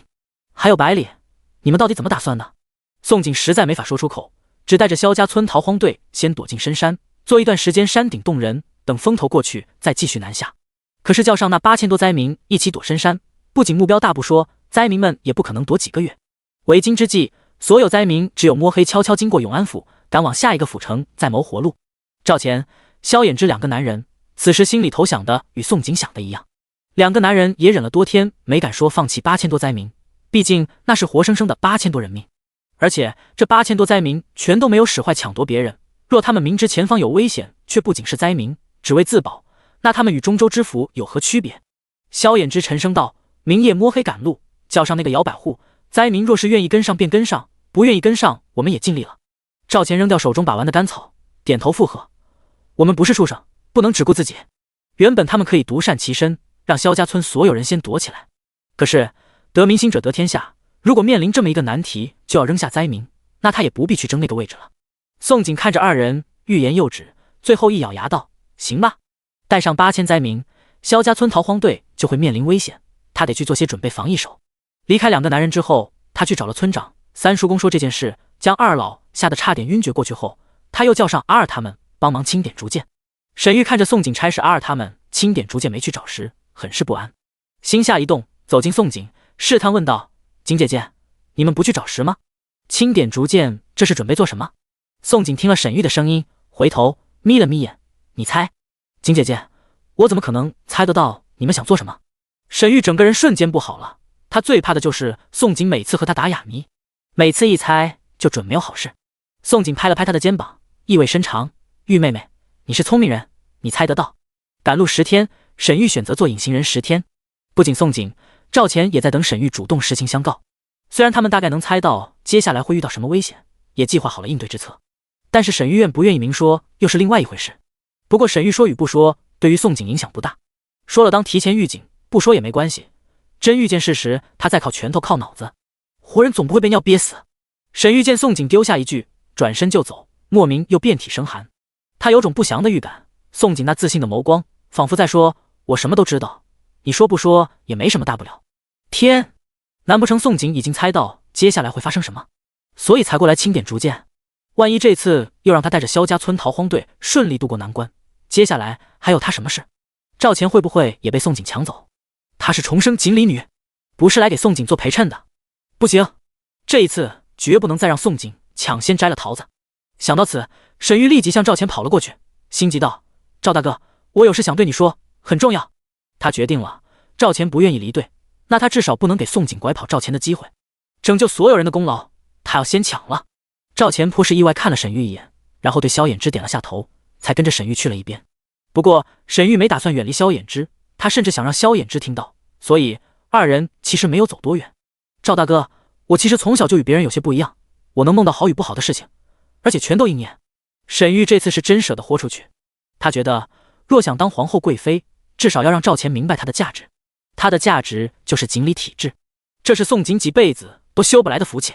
赵钱若得知他的能力，一定不会再被宋璟牵着鼻子走。萧衍之听了也一定为自己错误选择悔清肠子。第66章，男人影响我赚钱速度。然后赵钱很是意外沈玉居然会坦白，不过他并没有表现出任何惊讶的神色。沈玉丝毫没发现赵钱异样，急切地说出了那夜做的恐怖噩梦。然后我做了一个噩梦，梦见赵大哥与衍之大哥还有萧家村逃荒队1半以上的人都中了箭，大家伙身后紧追兵马，后面我被吓醒了，结果如何不清楚。害怕赵钱不相信，他又心急道：赵大哥，你快劝劝大家伙别再赶路了，咱们找地方先躲起来，等过一段时间再继续南下。不得不说，沈玉这次是难得聪明了一回，只是他这时的脑子里少了一个念头，那就是8000灾民，他没想要去相救，但他肯愿意说出来，却让赵钱对他高看了一眼。我与萧兄、萧夫人早已想到了你所说的危险，也想好了对策。沈姑娘接下来听萧夫人带队指示，紧跟队伍走便是。真遇危险，我会让阿二多看着你点。赵钱并不是要打击沈玉，也是实话相告，而且让阿二护着，也是看在他肯直接相告的份上。什么意思啊？沈玉为什么觉得自己听不明白赵钱的话里意思？赵钱沉声道：意思是我们会继续赶路，并且会带着8000灾民，不会独善其身，只为自保。沈玉一脸不可置信：你们明知前方有危险还要硬闯，是景姐姐出的主意？赵钱眸色一凝：谁出主意不重要，重要是我们始终相信自己脑子。还有4个字：人定胜天。前一次沈玉不就梦见上万流匪？可是单做梦，什么也不做，只知道恐惧、哭泣、躲避有何用？你能未卜先知，却不知动脑子好好利用，简直是浪费。赵钱没有再多做解释，丢下话就离开了沈玉，与萧衍之说了几句，就去帮忙宋景将竹剑全沾上毒液。剑独木的毒液太危险了，宋景不太放心让壮劳力去做，自己亲力亲为他才安心。沈玉看着赵钱帮忙宋景的背影，脚下一晃，差点窒息。他不蠢，听明白了赵钱的意思。赵钱意思是，就算她是福玉女，也是可有可无、辅助的存在。而且一个帝王，将来不能只依靠占卜、预言，他只相信自己，相信自己的脑子与实力。沈玉又被打击到了，然而这次他没敢怨宋景脑子比他聪明，只是有些绝望。一个身怀锦鲤体质的重生女人来这么不值钱。你和他说了什么，把他弄得这么伤心？宋景看着沈玉失魂落魄的小模样，忍不住好奇问。赵钱瞥了沈玉身影一眼，摇头：我可没有说什么难听话，不过说了人定胜天。宋景惊骇地瞪大眼，张了张嘴，忍住没说出口。没想到赵钱嘴巴还挺毒，你说什么不好，偏说沈玉锦鲤体质没大用，这不是往人心窝插刀吗？难怪沈玉这么伤心了。赵钱见他有话要说，却忍住没说，一时忍不住轻咳一声问：过了永安府，再过2个府城就到南方了，若是朝廷安置落户后，你真的要与萧兄和离啊？宋景一时没反应过来，话题为何转变这么快。等反应过来后，皱眉问：你一个大男人怎这么喜欢打听人隐私？虽然早就知道这个未来皇帝会调查他，不过得知自己被调查，还是有点不爽。赵钱摸了摸鼻子，那当我没说。宋景反而瞪他一眼，又不是什么大不了事，没有什么可说不可说的。转头看了一眼孩子堆里玩的4小家伙，想了一会道：我肯定是要与孩子爹和离分户出去的，不过2人和离异事可能会先瞒着4小家伙，等孩子爹双腿治好，再告诉4小家伙。那4小家伙这么依赖他，他感觉有点不妙，所以决定先与萧衍之悄悄和离，等他替萧衍之治好双腿，孩子一开心，他就能功成身退了。赵钱一眨不眨盯着宋景，紧追又问：你不知道一个女人和离后会很艰难，将来污言秽语都可能害死你，而且你要是再嫁人，可能低嫁给官夫。是，我可不会再嫁人，男人只会影响我赚钱速度。宋景听了不仅不屑笑了，还啪一声又拍了赵钱胳膊。然而这次赵钱被莫名拍了一掌，不再像前几次心口悸动，而是脸色微变，一脸不可置信。说什么？宋景没有发现赵钱骤变的脸色，咯咯笑道：你是不是觉得我很爱钱？哈哈，我就是爱钱，因为只有钱才能让我开心。确实爱钱，能不爱吗？一句话都说了3个钱字。赵钱说不出口，脸色难看，倏地起身：我有点事，余下毒箭你自己弄。言罢匆匆走了，根本不等宋景反应。等宋景反应过来，是直接误以为他要去放水。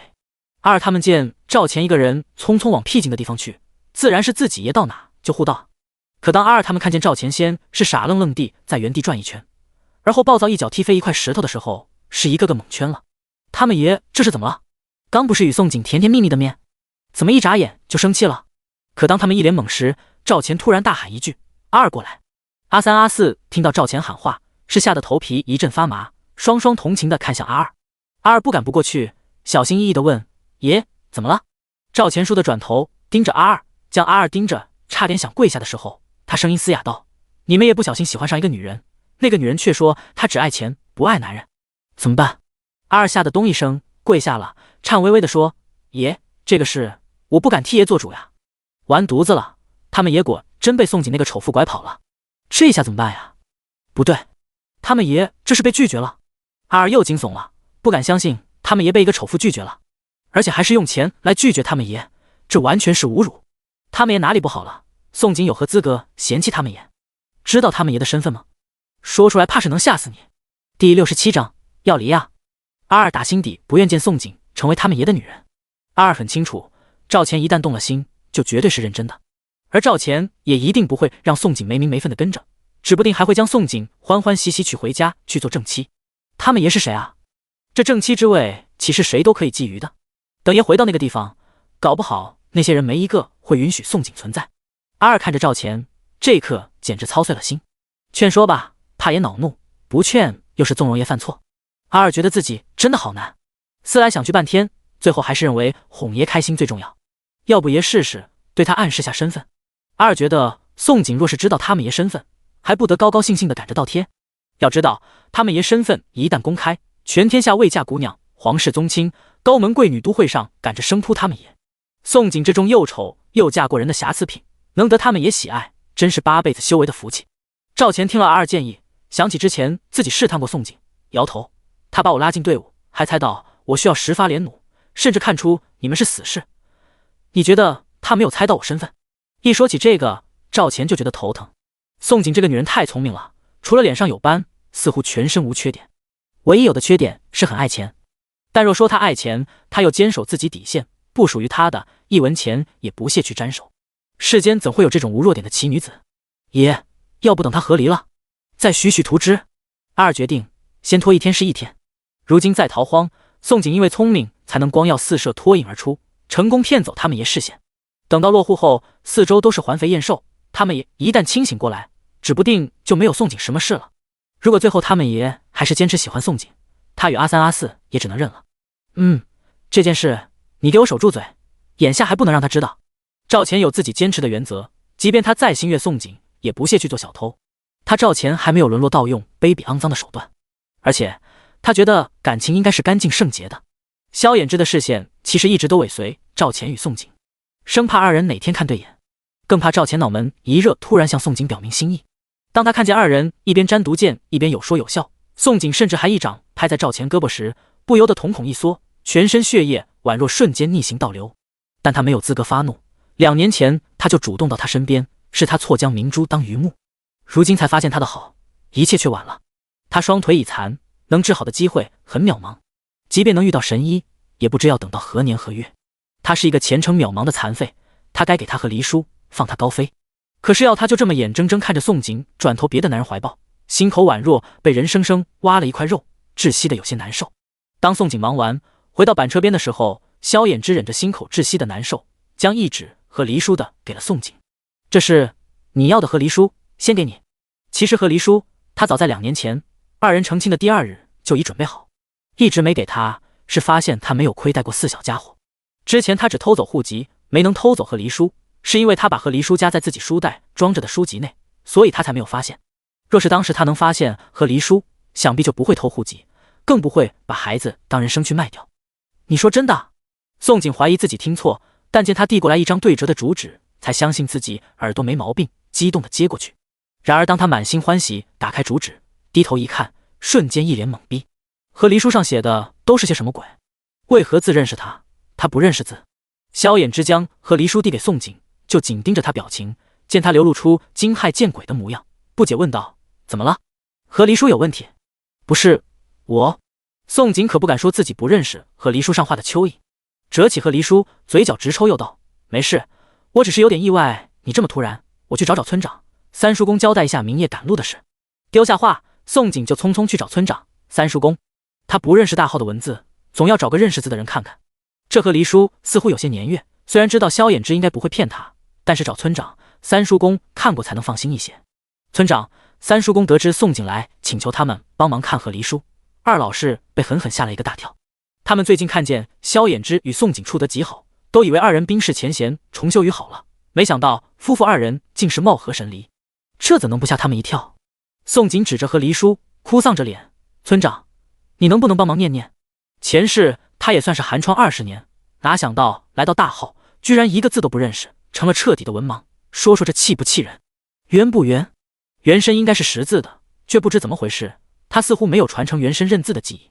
他看了和黎书半天，愣是对上面的字没有一点印象。宋锦猜测这种情况，8成是原身磕了脑袋，丢了这部分记忆。村长看着和黎书，叹息道：和黎书没有问题，二郎不会骗你，他也在上头按了指印。将和黎书的还给宋锦，又很严肃地问：“这和离书一旦拿去官府盖了戳，分了户，你们就真的和离了？你们二人真的商量好了？”宋景毫不犹豫点头：“要离呀。”三叔公见宋景态度如此坚决，也问道：“你来找我们两个老不死帮你看和离书，是不敢让你娘家人知道吧？”宋景抽了抽嘴角，果然什么事都瞒不住三叔公，不过还是希望村长、三叔公先替我保密，等官府盖了戳分户后，我会告诉娘家人。他正是觉得娘家人知道这事，不仅会拦阻，还会教他做人，所以这件事才想偷偷干。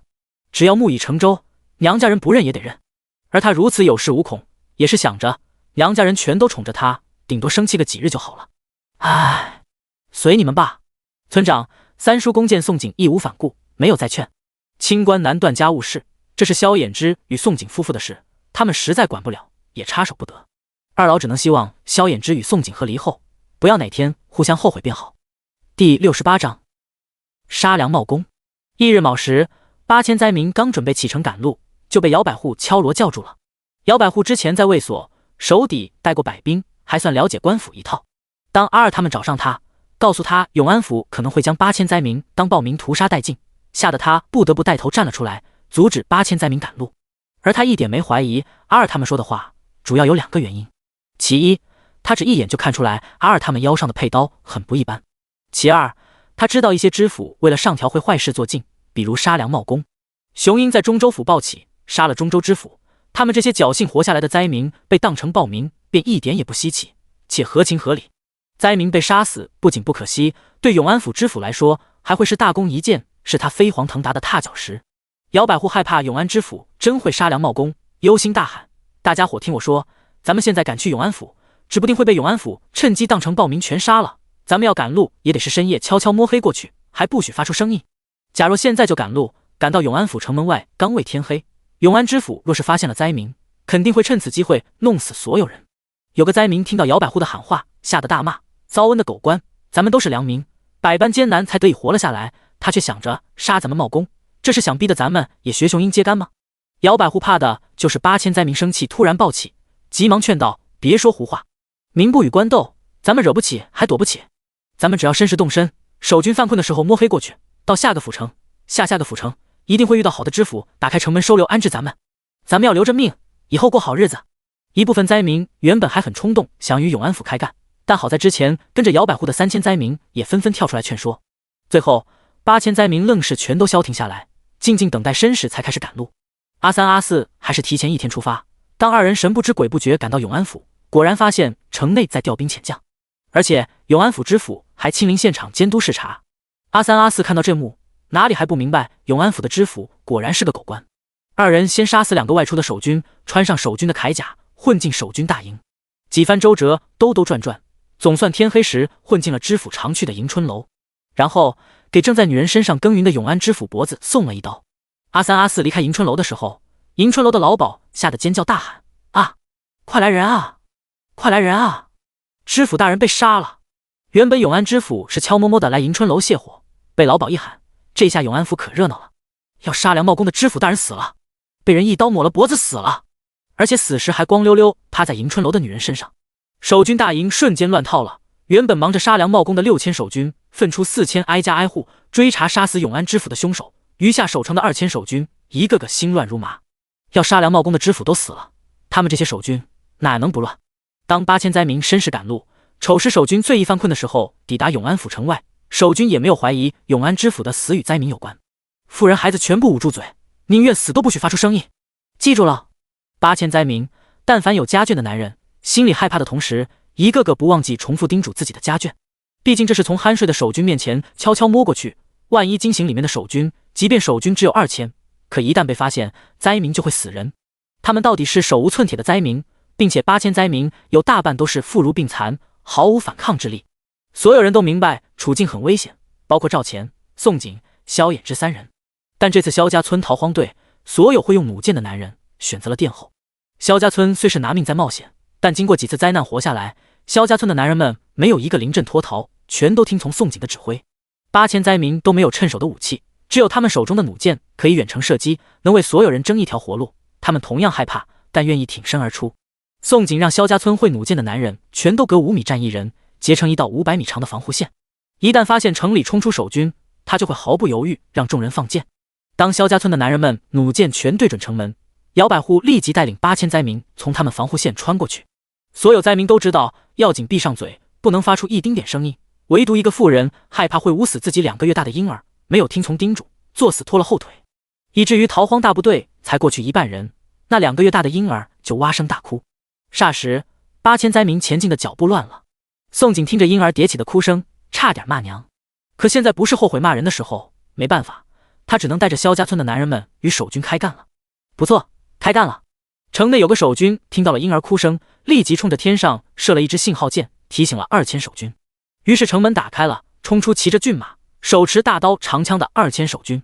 宋景瞳孔一缩，爆了一句粗口，然后他手中的弩箭瞄准了带头守将的眉心。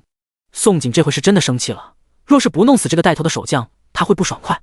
所有灾民都摸黑躲着过去，你还死咬着我们不放，当我们好欺负，我不弄死你弄谁？染了毒液的箭矢朝着守将射了出去，然后百步穿杨，嗖，正中守将眉心。砰，2个呼吸之间，守将就成了一具尸体，摔落马。宋景会射守将眉心，就是想让守将死快一些，滚远一些。只有守将死了，其他守军才会被震慑。果然，守将突然倒地，他身后的守军赶紧勒马，一个个被吓到。尤其当他们发现守将眉心上的毒箭，更是吓得慌乱了。灾民中有射箭高手，箭中也有剧毒。他们何曾想过，灾民有百步穿杨的箭术高手？他们何曾见过几个呼吸就能让人毙命的剧毒？他们又何曾见过竹箭能轻易要了人命？如今他们眼前的竹箭不仅能杀人，威力丝毫不弱他们手中的弓箭多少。第69章偷鸡不成蚀把米。2000守军怕了，虽然他们身穿铠甲，身骑骏马，手握刀枪，但是他们真的胆怯了，害怕哪支毒箭正对他们的眉心，要直取他们性命。可接下来等待他们的不止宋景射杀守将的一支毒箭，而是密密麻麻的箭雨朝着他们射去。萧家村的所有弩箭手看见宋景一箭放倒守将，明知自己射不准，却不管3721，直接对着城门处一通乱射。嗖嗖嗖嗖嗖，第一波箭雨朝2000守将射去。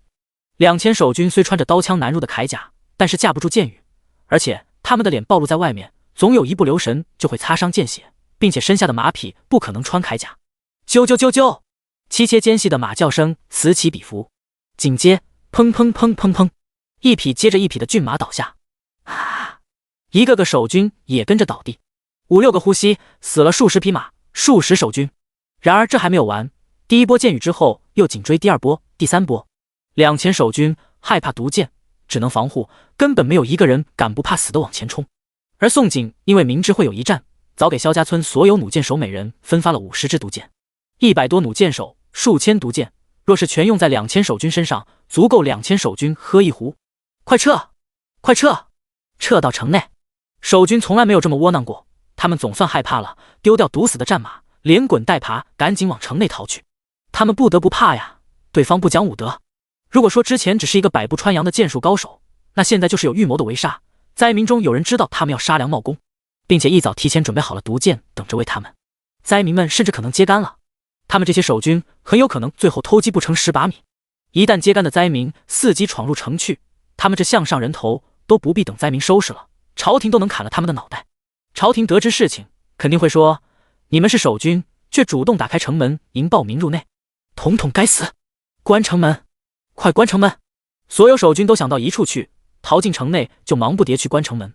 真的容不得他们不多想，毕竟中州府雄鹰揭竿砍了中州知府脑袋的事，在永安府早已传得沸沸扬扬，而且入夜时他们永安府的知府也被杀死了。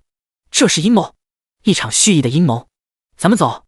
宋景见2000守军狼狈而逃，城门渐渐关闭，忙叫赵钱、萧衍之所有人撤离。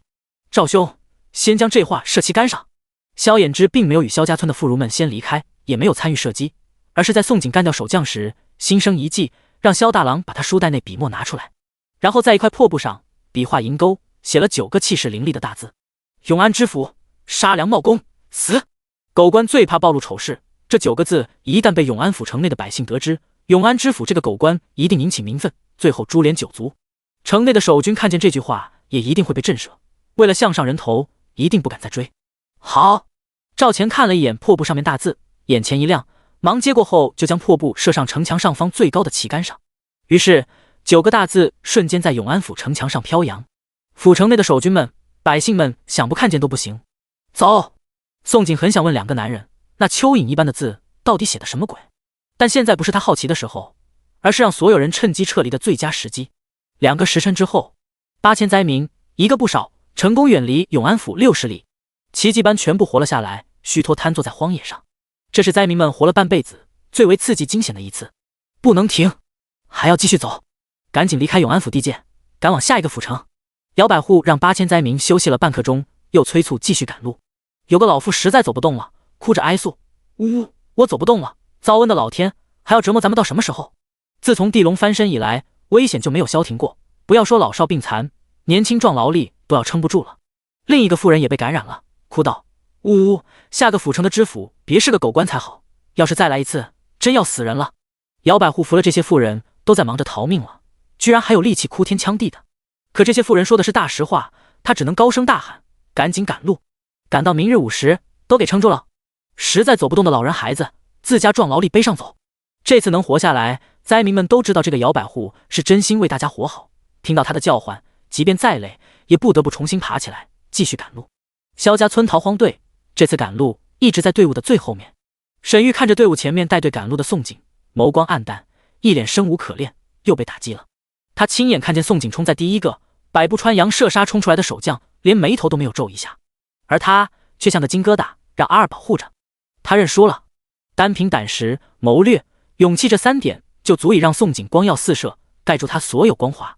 偏偏这3点他一点也没有，只有锦鲤体质。一如赵钱说的，他就是辅助的，可有可无的。有气运不会利用，等于没用。沈姑娘，接下来应该安全了，我就不护着你了。阿二看见阿三阿四回来的身影，对沈玉匆匆丢下一句，便转身离开了。阿三阿四杀了永安知府，就负责盯梢守军的动向，见守军没有追来，才放心回来。阿二要去问清详细情况。沈玉见阿二突然离去，感觉自己心口又莫名挨了一刀，就连阿二都迫不及待想远离他，他就这么不招待见吗？玉姐儿，你在这副要死不活的模样，等落户后我就给你找户人家，把你给嫁了。沈老爷仍旧以为沈玉还想给萧衍之做妾，要气死了。沈玉吓了一跳，惨白着脸摇头：爷爷不要，我不嫁，她要嫁也要嫁天底下最优秀的男人，独宠她的男人。即便萧衍之、赵钱真的不愿意要她，他宁愿一辈子不嫁，也不能将自己低价了。你，沈老爷很想再骂，但如今还在逃荒，说这些为时尚早。第70章，拜师学医。8000灾民接连10日匆匆赶路，终于彻底离开永安府，进入了新的地界瑞安府，并且在午时，灾民们看见一条10数米宽长满河草的浅河横亘在面前。走在最前的一个灾民看见浅河那一刻，激动的大叫：水！河！接着一边将身上的包袱扔掉，一边嗷嗷叫滑下官道。他身后灾民见状也纷纷扔了包袱，所有人下饺子般滑下官道，疯了似的冲下浅河。浅河并未断流，河水不算清澈，可这是8000灾民们逃荒以来第一次不用再为水操碎心了。这回所有人都有水喝了，而且还是他们取之不尽并未断流的浅河。萧家村逃荒队看见浅河也是激动坏了，但是他们还没有冲向浅河，宋景就出声制止：河水不是地下河和石缝出来的山泉水，生喝肚子容易生虫，等煮开再喝。这条浅河与中州府的运河没有关系，河水应该没有被食液污染，但是病从口入，逃荒已经够艰难了，若得病了就麻烦了。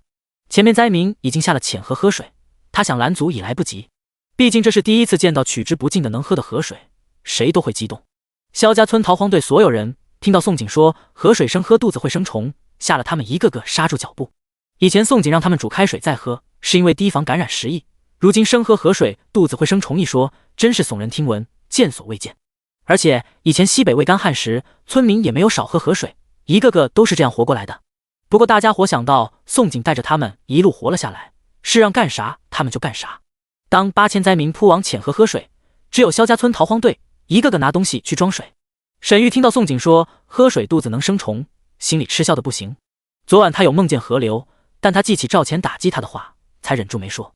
而且河流不会跑，别等他说了，显得他的锦鲤体质多此一举，更不值钱。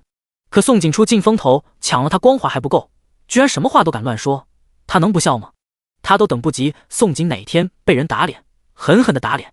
只是他做梦都没有想到，半个月后，他不仅没等到宋景被打脸，反倒是他先被打脸了。半个月后，8000灾民有大半都在喊肚子疼，尤其是孩子都疼哭了，甚至还腹部鼓掌拉便血。大人们也赶不了路了，疼得瘫在一边。只有萧家村逃荒队的一个个好端端的面面相觑的同时，也暗暗庆幸他们全都听宋景的。这显然真是河水有问题啊，否则怎么可能8000灾民，好几千都得一样的病。赵钱看到瘫了一地不能赶路的灾民，好奇问了宋景一句：生喝河水人肚里真的会长虫子？宋景有看过几个孩子症状，闻言是毫不犹豫点头。要是有个能看透肚子的东西，你能看见他们肚子里这时住着都是小虫子。宋景一点也没有危言耸听，若是他没有断错的话，浅河里应该满是血吸虫的虫卵。他会这么猜测，是因为那浅河里长满河草，河水又浅，最容易滋生血吸虫。而且3到11月血吸虫病感染高发期，如今10月中旬，灾民们感染血吸虫病是一点不稀奇。萧家村逃荒队因为河水烧开了再喝，血吸虫卵大概率能杀死，如今大家伙才能完好无缺。这么恶心，赵钱听了宋景的话，幻想孩子们满肚子的虫子，忍不住恶寒了一回。不过他表现还算好，反倒是他身后的阿二他们吓得一个个面白如纸，干呕起来。其实他们没有听话，瞒着宋景偷喝了生的河水，而且还是阿二作死带头喝的。阿二背地里没少与阿三阿四说宋景事儿多，人的肚子怎么可能长虫子。阿三阿四干呕过后，两人都很瞪向阿二，恨阿二带坏他们。他们愿意听宋景的，因为他们觉得听宋景的就是听他们爷的。阿二感觉到二人怨怪的视线，抖着唇问宋景：肚子长虫能杀死吗？有得治吗？宋景抬眼看向阿二，见阿二脸色苍白，甚至额头直冒冷汗，哪能看不出阿二的异常，恶作剧地坏笑道：杀不死，没治。灾民们患的是急性血吸虫病，而且他发现及时用些驱虫病是完全可以治愈的。但他怀疑阿二作死不听他劝告，所以故意这么说，让阿二长记性。阿二他们3个虽是死士，手上沾的鲜血不计其数，可是听到肚子里的虫子杀不死，纵然他们再厉害，此时也被宋景吓得眼皮直跳，嘴唇直抖。阿二咚一声跪了下去，啪啪给了自己2掌，对赵钱哭丧着脸道：爷，我该死，日后我和阿三阿四可能不能伺候爷了。什么意思啊？赵钱脸色瞬间黑了。阿三阿四也急忙跪下去。阿三指着阿二告状说：都怪阿二怂恿我们喝生水。他还说什么？阿四也抢着告状说：他还说萧夫人事儿多。哼哼，阿二害得他们肚子长虫子，这个仇一定要报，不仅要报，还要现报。阿三阿四，阿二听了阿三阿四的话，原本苍白的脸瞬间绿了。他没想到宋景与他们爷都还没有一撇呢，阿三阿四就先当叛徒了。呵呵，我事儿多。宋景笑眯眯地盯着阿二，正当阿二被盯得头皮发麻的时候，他又扔下一句话：放心，虫子才长几天，你们死不了。言罢，转身拿个麻袋走了。这次8000灾民全都喝了河水，即便没发作，肚里也一定感染了血吸虫病。他总不能眼见着8000灾民全到吓死了，救死扶伤是他作为医者应该做的。沈玉被狠狠打了脸，险些又被气得吐一口血。见宋景拿上麻袋要离开，他急忙追了上去。景姐姐是去给灾民找治病的草药吗？景姐姐能收我为徒，教我学医吗？他决定了，宋景怎么抢了他光华的，他就要怎么抢回去。他也要有一技之长，让赵钱与萧衍之对他刮目相看。宋景听了沈玉的话，半天都张大了嘴巴，回不过神来。乖乖，他的耳朵应该是出了毛病，不然怎么产生幻听？女主要拜他为师。第71章命薄，用了会折寿。沈玉见宋景一脸惊愕，表情瞪着他，以为宋景不愿意收他为徒，甚至认为宋景在害怕他学会医术会抢回去光华。试探的又问道：景姐姐，我是真心拜师的，景姐姐愿意收我为徒吗？宋景巴眨了一下眼眸，半天总算憋出3个字：不愿意。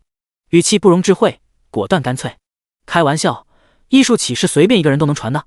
先不说沈玉是文中女主，她这个女配是女主的头号肉中刺，就说收的徒弟万一心术不正，用毒阴谋害人，他这个师傅岂不是该死？他前次弄死上万流匪用的毒菇，杀死守江和狼群大军也是用的箭毒木的毒液。医者适当用毒救死扶伤心系百姓还好，若是医者用毒为祸人间，这就是罪孽。别说是沈玉想拜师，即便别人来求，他也会毫不犹豫拒绝。随便一个人就收做徒弟，那是眼瞎愚蠢。他看去那么眼瞎愚蠢吗？沈玉居然一厢情愿以为他会随便收徒。景姐姐，我是诚心想学医，我会给束修，拜师礼也会奉上的。沈玉见宋景一口拒绝，心下着急，一咬唇就往袖子内掏出一块四四方方被棉布手帕包裹几层的东西，递向宋景。为了学医抢夺光华，沈玉是真舍得将所有豁出去。景姐姐，这是我在观音神像内捡到的，不是银色的，而是金色的。沈玉就不相信宋景能经得住金块的诱惑。这块前朝金块是他一次做梦在一间破庙里捡到的，事情赵钱阿二他们都知道。至于为何观音神像内有前朝金块，他也不得而知。总之，他觉得这是上天赐给他的礼物，他是上天宠爱的孩子。宋景盯着沈玉手中物，眼眸微缩。正当沈玉以为他会经不住诱惑的时候，勾了勾唇：“玉妹妹，你服气后，这东西你用着不会招祸，可我命薄，用了会折寿。金块吗？又不是没见过。前世黄金掉价时，他也买过好几根金条抱着睡觉呢，甚至还被自己双亲笑话。他是个掉钱眼里的小财迷。玉妹妹去拜他人为师罢。”突然忆起前世为民捐躯的双亲，宋景烦躁的一刻也不愿意再与沈玉掰扯下去，直接将沈玉递过来的金块推回去，大步转身就走。景姐姐，沈玉看着宋景离去的身影，一脸不可相信。他做梦也没有想到，宋景居然扛得住金块的诱惑。这是金块啊，不是铜板。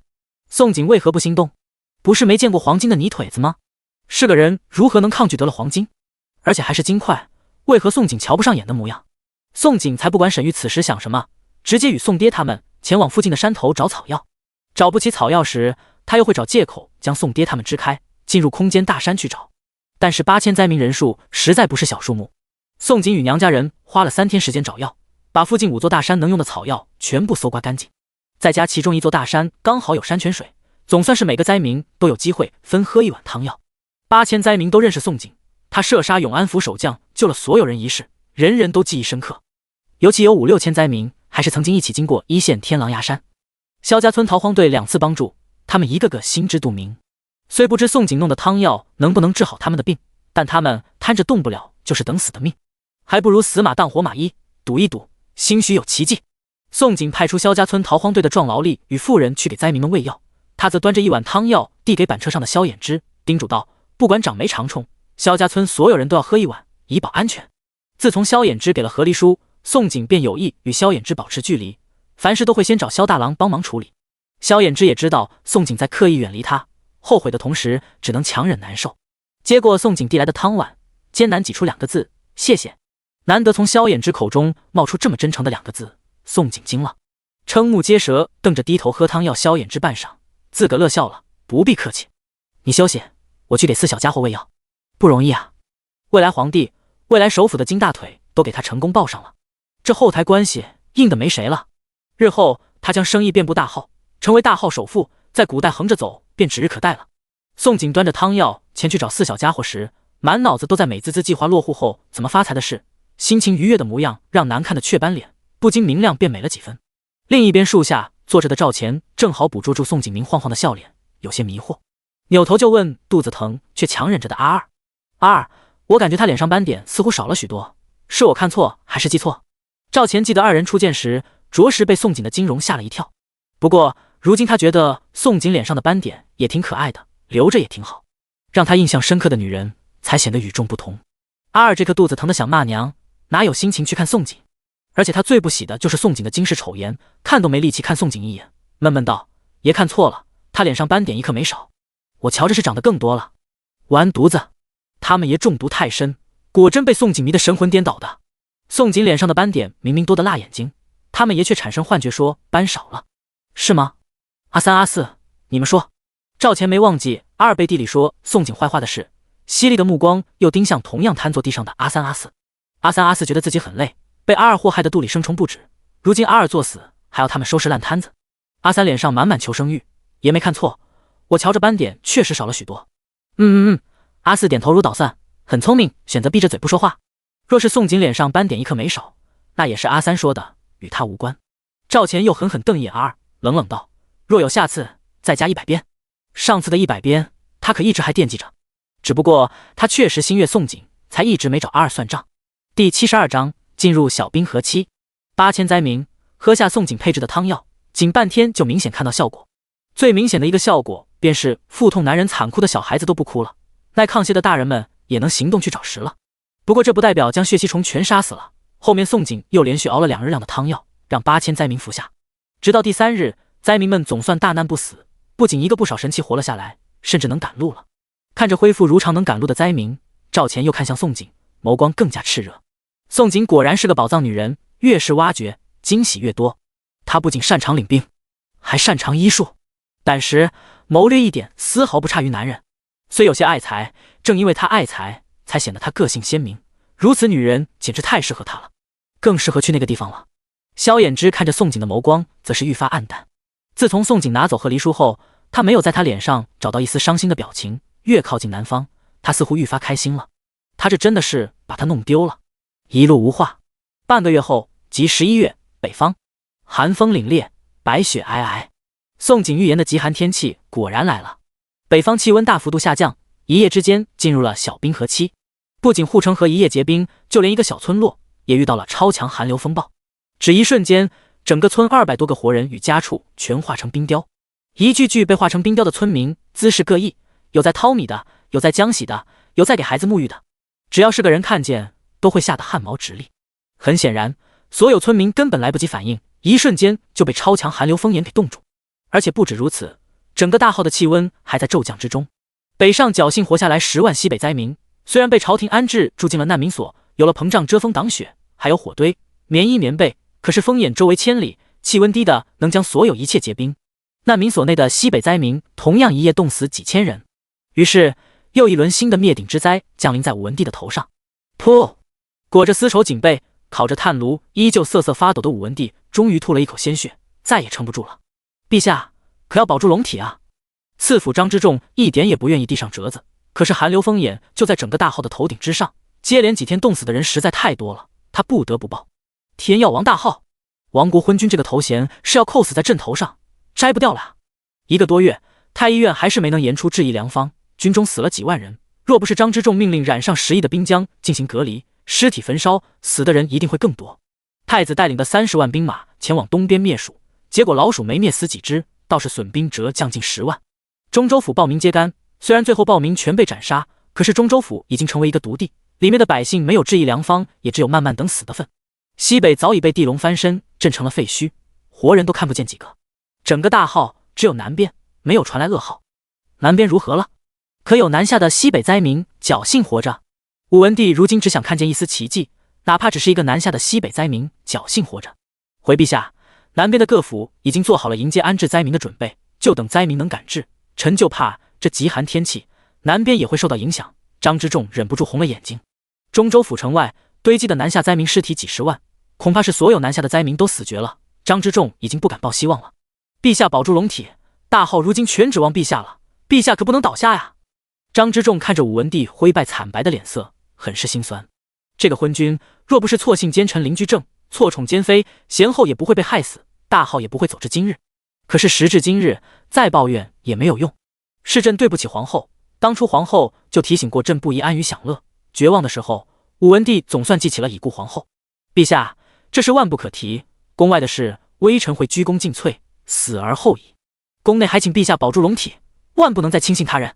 张之重拼尽全力，也要与首辅林居正斗一斗，替武文帝分忧。可是他就怕这后宫奸妃，能得圣宠20几年，而且在后宫一直屹立不倒的女人，又岂是那么好对付？接下来的武文帝性命堪忧。瑞安府城外，满目银色的白头霜。2日前，8000灾民就感应到气温骤降，最开始是凛冽寒风，一夜之后，气温宛若直接从夏日进入了寒冬，冷风刺骨，到处可见白头霜和凝结的冰凌。果然进入小冰河期了呀！宋锦看着山洞外树干上凝结的冰凌，眉头不展。2日前，萧家村逃荒队就躲进了一个天然山洞，其他8000灾民也各自去找地方躲藏。可是躲进山洞，即便有火堆，还是一样冷。萧家村之前做的茅草被、茅草衣，这会儿是全用上了。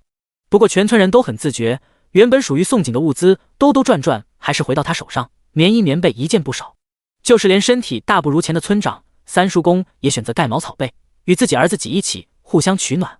最后宋锦的所有物资用在萧衍之兄弟、娘家人、赵钱4人还有他自己身上。沈玉看着宋锦一个人就裹着一件临时赶制的狼毛衣，而他与祖父祖母裹着一床破棉被，气得脸都青了。可是他又不敢发火，他敢发火，宋锦真敢将他扔出山洞去。沈玉为何有棉被，还不是因为他之前帮忙找水还有坦言噩梦的功劳。沾了他的光，宋锦这才分给他一张棉被。宋锦与娘家人冒着生命危险得来的狼毛衣，不仅着自己娘家人，难道还紧着你一个女主？爹，大哥二哥，赵公子，咱们负责外出找柴禾找吃，柴禾越多越好。接下来咱们可能要在山洞藏上1个月。宋景裹锦囊毛衣，转头对几人道：娘家人与赵钱阿二他们全都有武功底子，相对不怕冷。如今能出力的，宋景唯一能想到的只有他们了。第73章，没有对比就没有伤害。幸好瑞安府距离南方只剩2个府城，不再寸草不生，赤地千里。山上的树木虽因极寒天气全部凝结成冰凌，但树上的树叶摘回去煮了还是能吃。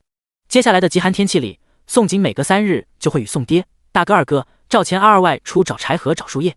不过摘了几次树叶，宋景就很嫌弃了，因为结冰的树叶实在太重了，即便一伙人冻死累活扛回去10麻袋，往锅里一煮，最后剩下的都是水，树叶没有几片。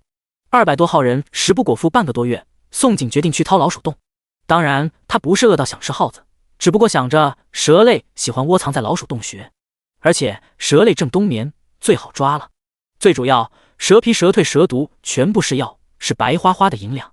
当宋爹、赵钱阿二他们听到宋景要冒险去掏老鼠洞抓毒蛇，还以为宋景只是为了给所有人弄顿蛇肉吃。可当他们掏完一座大山所有老鼠洞，抓到上百毒蛇，亲眼看见宋景拿竹罐取毒液，看见蛇蜕就打包带走，震惊的眼皮直跳。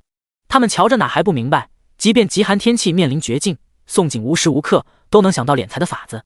爹，赵公子，走，有了这些蛇肉，咱们可以撑10日，不必再冒着寒冷出来了。宋景收完了毒液蛇蜕，就喊了一句，急步匆匆与宋爹、赵钱他们赶回山洞去。外头实在能冻死人，只要出来小半个时辰，头发上、睫毛上全染上白头霜，他们出来半日，冷得直哆嗦，说话都不利索。入夜，宋景一个人裹着狼毛衣，打个哈欠准备睡去的时候，水水裹着一张棉被跑到了他的身边。水水巴眨眼眸，满怀希冀叫道：娘！水水怕冷，想与娘一起睡。水水发现最近娘都不与爹爹说话了，爹爹脸上再也看不见笑容了。他觉得娘可能和爹爹吵架了，他绝不能让爹爹将娘气坏了，否则娘真的会跑的。还有他最近很烦恼，不知道要不要告诉爹实话，这个娘不是原来那个娘。宋景看见水水是瞌睡虫，愣是一下全给吓跑了。他真的不愿与4小家伙过多亲近，不能再给孩子错觉了。可是看着一脸软萌、眉眼弯弯的水水，他实在开不了口拒绝。他甚至觉得水水看着他时简直在看亲娘一样。宋景还没有来得及说完话，水水像只欢快小兔子，一下蹦到他身上，一点也不给他开口拒绝的机会，抢先道：谢谢娘。然而这还不是让宋景最为头疼的。若是水水愿意老老实实休息，宋景也就认了，偏偏水水要他讲故事，让他教唱歌。宋景忍不住想抚额，不得不感慨，原来带孩子这么辛苦的，孩子睡个觉还能这么折腾人。水水撒娇道：娘，好冷睡不着，娘教我唱歌吗？娘以前可是老抓着我要教我唱歌呢。我有吗？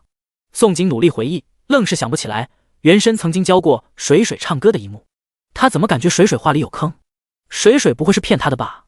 水水眼眸更晶亮了，点头如捣蒜：有呀有呀，娘唱歌可好听了。以前的那个娘才没有教他唱歌，而且那个娘唱歌如狼嚎鬼叫，水水如今想想就害怕。不过他相信这个娘又美又飒，唱歌也一定好听。宋景看着水水认真的表情，是一点也没有怀疑水水是个小骗子，更不知道在水水眼中，他居然能与美字沾上边。他想了一会后，只能硬着头皮教水水唱歌，而且教的是他那个世界的防毒蘑菇神曲：红伞伞白杆杆，吃了就要躺板板，白杆杆红伞伞，吃了立刻完蛋蛋，看见红伞伞白杆杆，吃货都要靠边站，不然就要睡关关，全村将你埋山山。哇哇，好听！娘，水水要学啊。水水就知道这个娘不会让他失望，尤其娘唱歌的时候一脸好温柔呀，这个娘他太喜欢了。宋景见水水崇拜的小模样，想着预防毒蘑菇的知识，教会水水也没什么不好，柔声说道：我唱这首歌不是因为好听不好听，还是教你认识毒蘑菇，日后你和金木火看见红伞伞白杆杆的蘑菇，可千万记得不能去摘哦，否则真可能躺板板睡关关。水水原本崇拜的小脸立即一本正经点头：娘放心，水水记住了，红伞伞白杆杆的蘑菇不摘，不然要睡关关。聪明孩子。宋景忍不住捏了一下水水一本正经的小脸，要不是以后要分开，水水这么机灵，他都有点想收为徒，从小教育传水水医术了。嘻嘻，那娘快教我唱。水水眼冒星星：娘亲夸他聪明哦，那他一定是4个孩子中最聪明的那一个。红伞伞白杆杆，宋景没有犹豫，逐句的教水水唱歌。于是夜深人静，萧家村所有人沉睡的时候，偌大一个山洞低低回荡宋景悠扬的歌声。耳尖的赵钱听到了宋景的歌声，睁开眼看见他一脸温柔教孩子唱歌，不由失神。这是他第一次捕捉住宋景温柔似水的一面，他还以为他胆识谋略过人，从来没有想过他还有这么温柔的一面。毫无睡意的萧衍之，全程都知道水水悄摸摸爬起来，钻到宋景身边去，随后一大一小不知说了什么，随后偌大山洞低低响起宋景的歌声。正望着宋景对水水低声细语温柔的模样，萧衍之好不容易平静下来的心瞬间又心乱了起来。他后悔给宋景和黎叔了，若是他反悔再要回去，还有机会吗？另一个人也没有睡意，这人便是沈玉。住在山洞躲避寒潮的这段时间里，沈玉感觉自己锦鲤体质真的没多大用。他确实有做梦，梦见北方一夜之间，一个小村落200多村民全部化作冰雕。可是知道梦境又怎么样？寒潮还不照样来袭？而他最近吃的全都是宋景找回来的吃食，他不敢跑到外面去，害怕万一自己突然像梦境一般冻成冰雕。如今看着每次外出冒险又平安回来的宋景，并且这时看见水水如此喜欢宋景，心里头更不是滋味。每次与宋景一比较，他就发现自己哪都不如宋景。当真应一句，没有对比就没有伤害。第74章抵达南方。萧家村逃荒队在山洞内足足躲了近1个月，终于等到刺骨寒风停止，而且温度回升了一些，冰凌也在逐渐消融。这一切都在显示超级寒流风暴在开始减弱。可是宋景知道此次寒潮会死许多人，然而他又猜对了。整个北方近万人受灾，全被一夜冻死，家畜死亡更多，染上风寒生病的老百姓不计其数。最惨烈的是难民所内的北上西北灾民，10万灾民足足冻死了3万，剩下的7万当中还有一个感染10亿的最初病原者，却无人发现。北上的西北灾民最初开始数10万，谁知道最后只活下来7万，死掉的人数不可谓不恐怖。宋景他们这边南下的8000灾民，最后清点发现也死了100多人，这100多人全都是上了年纪的老人。逃荒这么久，经历了数次危险，这些老人都活了下来，可谁能想到最后却又死于天灾呢？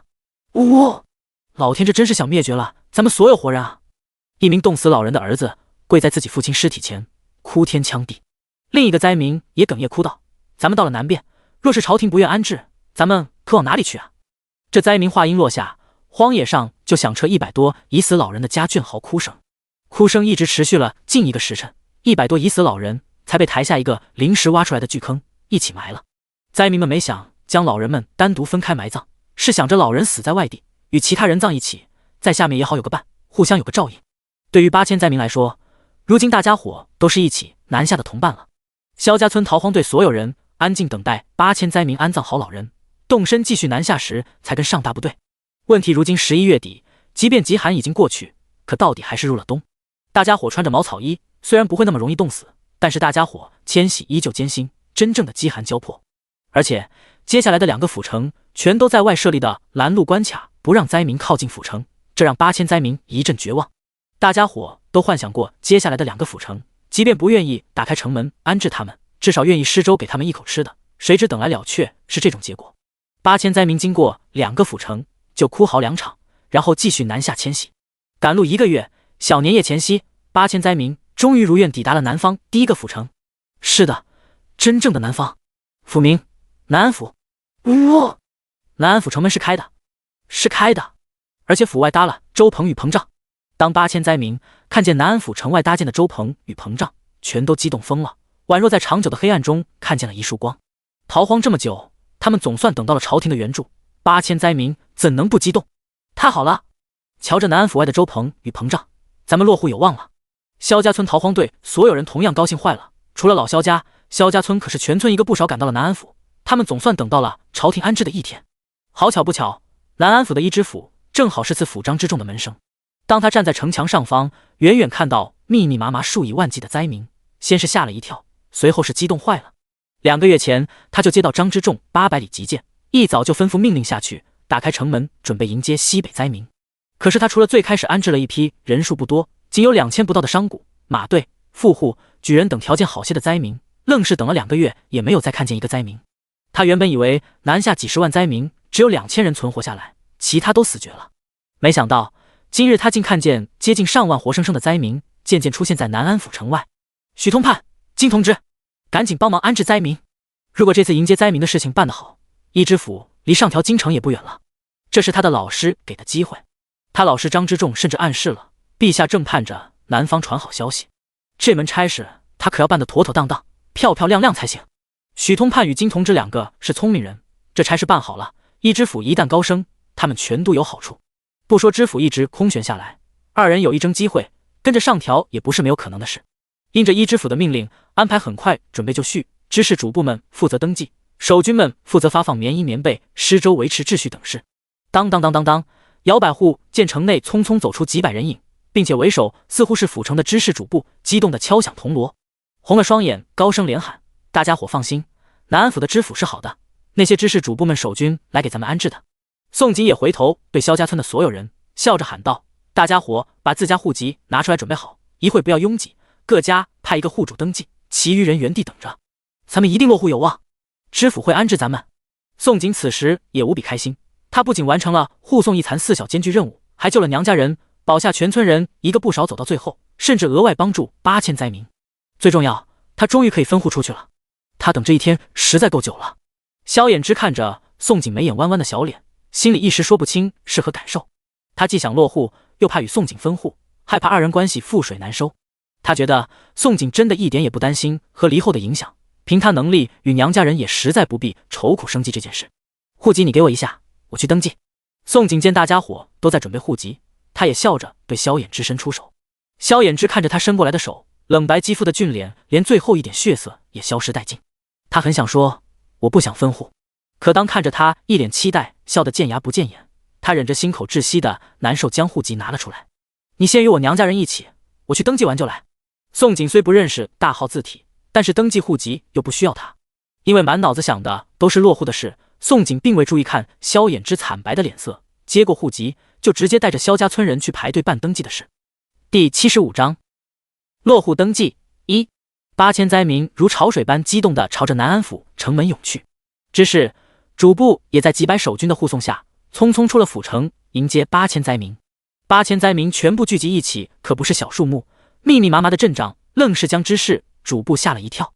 不过未等灾民走近，手握长枪、腰挎大刀、身穿铠甲的守军们就先一字排开，筑成人墙，护在二人身前，并且府衙的衙役也敲响铜锣，勒令8000灾民保持距离，别冲撞了知事、主簿。知事与主簿瞧着都挺年轻，约莫24、25的模样。二人见8000灾民没有一个扑向一旁的粥棚和粮食物资，反而向他们奔去，很是意外。照理8000灾民逃荒至今，应该饿到一子而食抢掠的地步才是，可是他们愣是等了好一会，也没见灾民们动手抢掠，这就很奇怪了。其实二人哪里知道，灾民们此时心里头最紧张的是朝廷会不会安置。摇摆户带头问道：两位官爷，南安府会安置西北灾民吗？知事看了摇摆户一眼，说道：陛下隆恩，令知府大人安置南下灾民，但凡是西北灾民，皆可凭借旧户籍更换新编户，日后可在南安府落户定居。主簿补充道：没有户籍则视为流民逃犯，不予落户，除非有族人联名作保。有户籍者则可入住膨胀，领2日粥水与御寒等物。2日后会有衙役带着你们前往南安府管辖各个县城，分开落户。8000灾民听了知事与主簿的话后，一个个忍不住欢呼。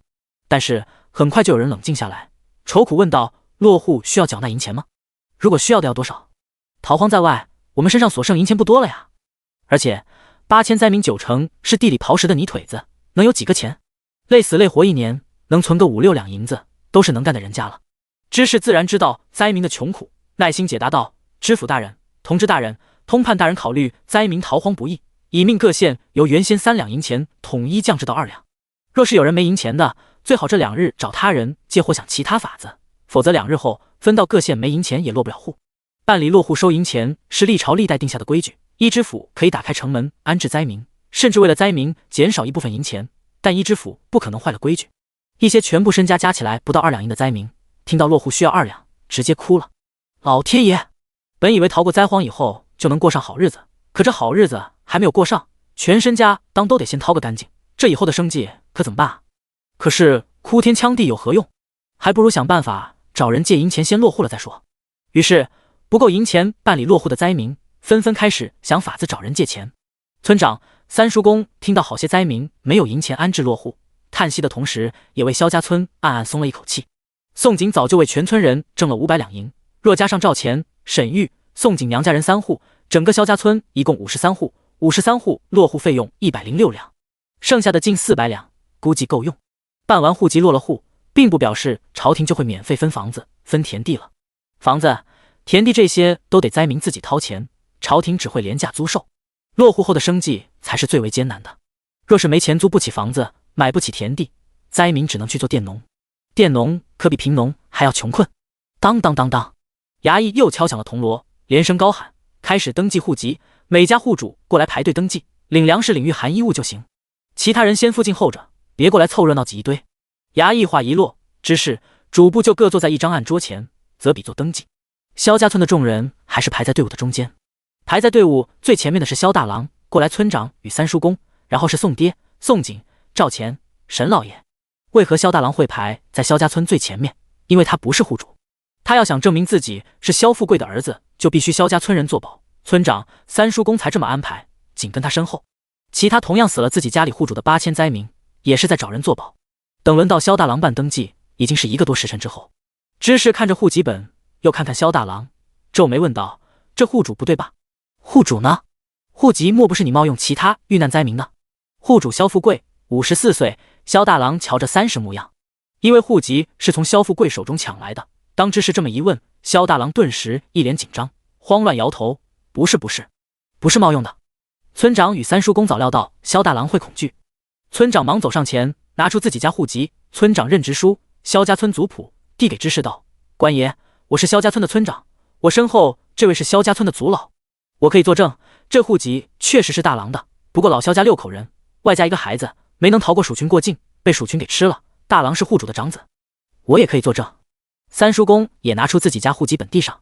知事闻言抬眼看了2人一眼，随后接过村长、三叔公递来的户籍本，很快发现眼前2人，一个真是村长，一个是族老，当下就没有再怀疑萧大郎冒领他人户籍。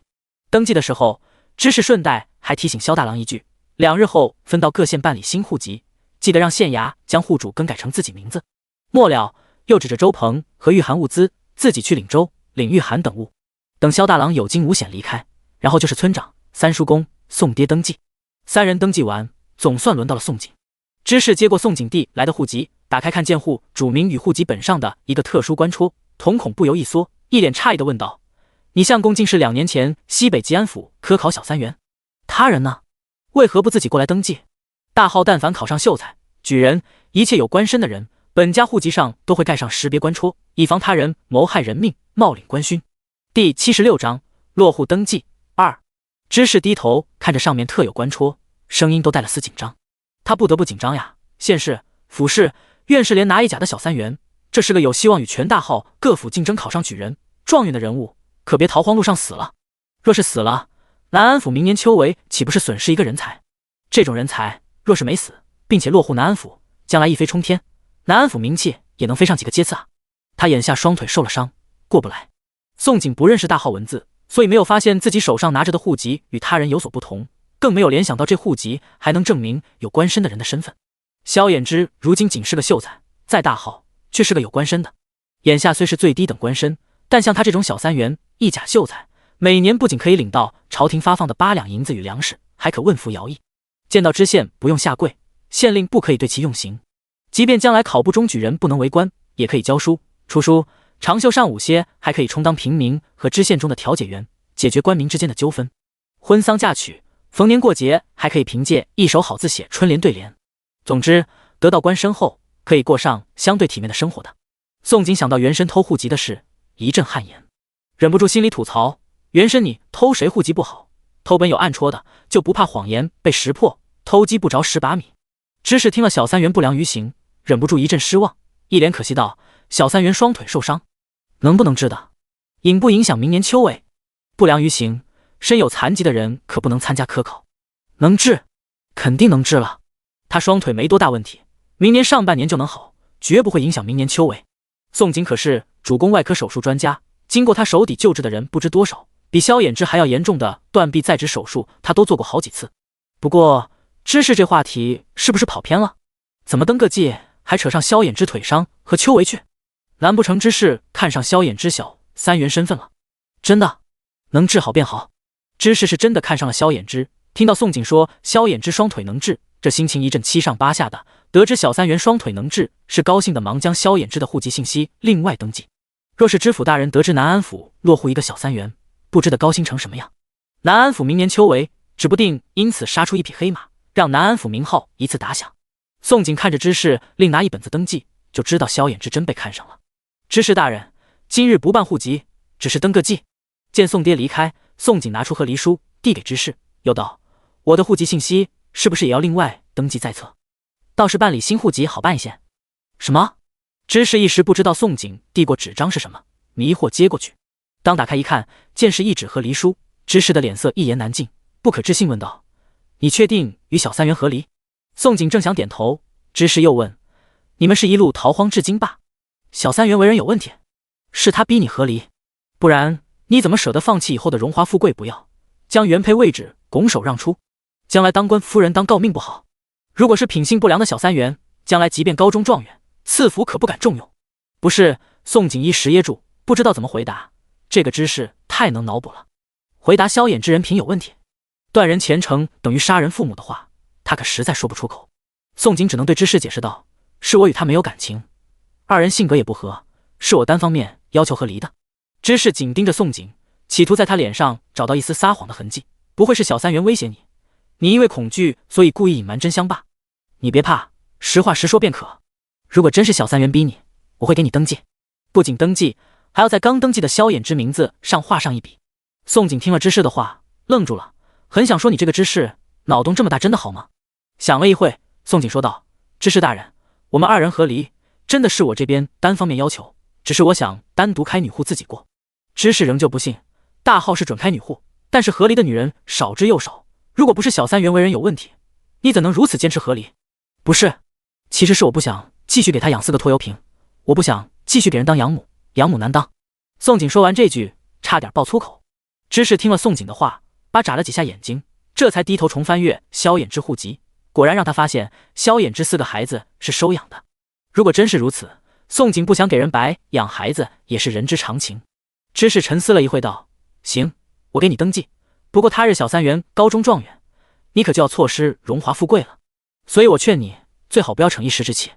你若是这时善待4个孩子，他日小三元给你争个诰命也不是没可能的事。知事想着，小三元能将捡回家的孩子抚养长大，这做人是肯定没多大问题的了。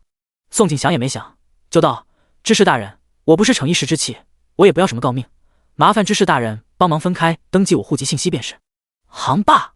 知事见宋景态度如此坚持，本还想再多劝一句，但见宋景脸上的斑点，最后还是放弃再劝，择起毛笔将宋景的户籍另行又登记在册。宋景见知事低头登记，总算是大松一口气。他就害怕知事脑洞太大，不给他登记，回头到了县衙办新户籍又要解释一通。当知事将户籍本与和离书对回给他，他忍不住心里说了一句谢天谢地。只要府城登记了他的户籍信息，那就表明他分户出去了，就剩下领户籍新本子了。排在他身后的赵钱看着宋景先拿出和离书，后又坚持让知事登记信息，心里头阵汗实在太大了。这女人和离也太干脆了，说抛弃男人就抛弃了，这是对男人真的一点也不爱啊。第77章惊喜。宋景办完了登记，便去领了属于自己份额的白粥、御寒棉衣、棉被等物，随后又领了膨胀号牌。他身后的赵钱、沈老爷办完登记也是如此。因着萧家村所有人登记时都是排在一起，所以分到的膨胀区都在南区，而且每户分一个膨胀。于是宋景的左边膨胀是娘家人，右边是赵钱，再过去是沈玉。当萧大郎将萧衍之推进膨胀，4小家伙也被刘氏送了过来。闺女，我那边难解，4小崽子回你自己这边住。好不容易安定下来，不必再逃荒。刘氏是恨不得自己闺女与女婿单独接触，但是膨胀真的不大，只有10平的样子，中间一堆篝火烧着一锅水。老宋家9口人住一起十分拥挤，他只能将4小家伙送回来。水水早就想赖着宋景了，一进膨胀就欢脱的喊道：娘，我要和你住一起。金木火也异口同声：我也是，我们都是。自从宋景娘家人加入萧家村逃荒队后，4小崽子就一直是刘氏在照看，他们想接触宋景的机会是越来越少。4小家伙都是敏感的孩子，不止水水一人感觉到自己爹爹脸上笑容少了，金木火也感觉到娘与爹爹的异样，他们一致觉得爹娘吵架了。好，你们姥姥那边确实挤不下，你们回这边住挺好。宋景是立即应允四小家伙留下，毕竟他与萧衍之已经算是正式和离了，二人孤男寡女的，实在不好单独住一个棚帐。四小家伙被送回来，反而能化解他与萧衍之的尴尬。然而他不知道的是，萧衍之此刻是恨不得想与他单独相处，让他明白他不想二人分开，想告诉他，他真的后悔了，后悔给他和黎叔与户籍本。而且他不知道一知府会让他们落户何地，万一与他分开了呢？如今户籍只是登记，还没有正式办理，事情其实还有转圜的余地。金木水火，你们过来吃粥。宋景并不知萧衍之翻江倒海般的心思，等萧大郎与刘氏走后，他就将缸里的一个小木桶装着的白粥分装成6碗，叫唤四小家伙。等四小家伙接过去吃粥时，他又端着一碗走过去递给萧衍之，尴尬的找话说：“你应该被知识大人看上了，知识特意打听了你腿脚的事，还将你户籍信息另外登记在册。”萧衍之原本见他端着粥走来，心里还在想着如何对他敞开心扉，听了他话里腿脚2个字，如被当场泼了盆冷水，直接一个透心凉。不错，他腿脚有问题，怎能再拖累他？他已经按照当初承诺护得他与四小家伙周全逃过灾荒，他也应该按照约定与他和离，任他高飞。萧衍之接过粥碗，深邃黑眸看着他的明亮的笑脸，悠悠问道：“知事是想问我的腿脚能不能参加明年秋闱的事？”他不仅考上秀才，还是3连1甲的小3元。不过这件事他没有告诉任何人，但是户籍盖了私有官戳，知事一眼就能认出来。知事会打听他的事，其实一点也不奇怪，毕竟3连1甲的小3元，要隔7、8年一个府城才能出那么一个2个。若不是西北吉安知府在地龙翻身时死了，吉安知府也会看上他。宋景低头看了一眼萧衍之双腿，点头道：“对，是问了你的双腿情况。不仅问了，他还夸了海口明年秋闱前，萧衍之便能恢复行走。”接着又道：“刘匪那事，我挣了笔大钱，应该够银两给你找神医，治好你的双腿。接下来落户后，你只管专心读书，争取明年就参加秋闱。参加秋闱，考上举人状元，当了官，便能过个富贵的日子。四小家伙便有下人照顾，他都替他并且四小家伙打算好了。”萧衍之听了宋景的话，心口一惊，不可置信：“你的意思，你要等我治好双腿才？”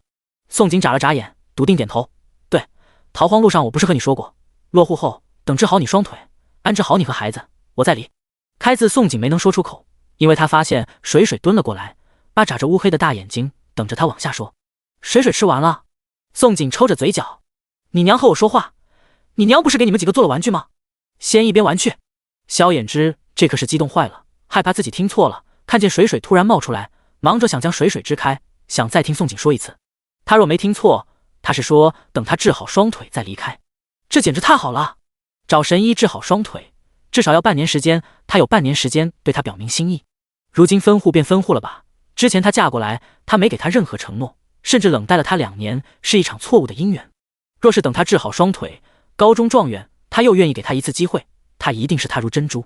他若愿答应再嫁他一次，他这一辈子愿意只他一个女人，甚至会努力给他争一品诰命，让她成为皇宫以外最尊贵的女人。水水看见自己爹爹忽然上扬的嘴角，就知道娘一定说了什么话，让爹爹开心了。他很快反应过来，眉眼弯弯道：“好呀，爹爹，让娘陪爹爹说话。”他捣乱了一下，立即心领神会，很识趣，急忙去带走金木火。金木火3个都太笨，他可不能让3个笨孩子坏了爹爹和娘的好事。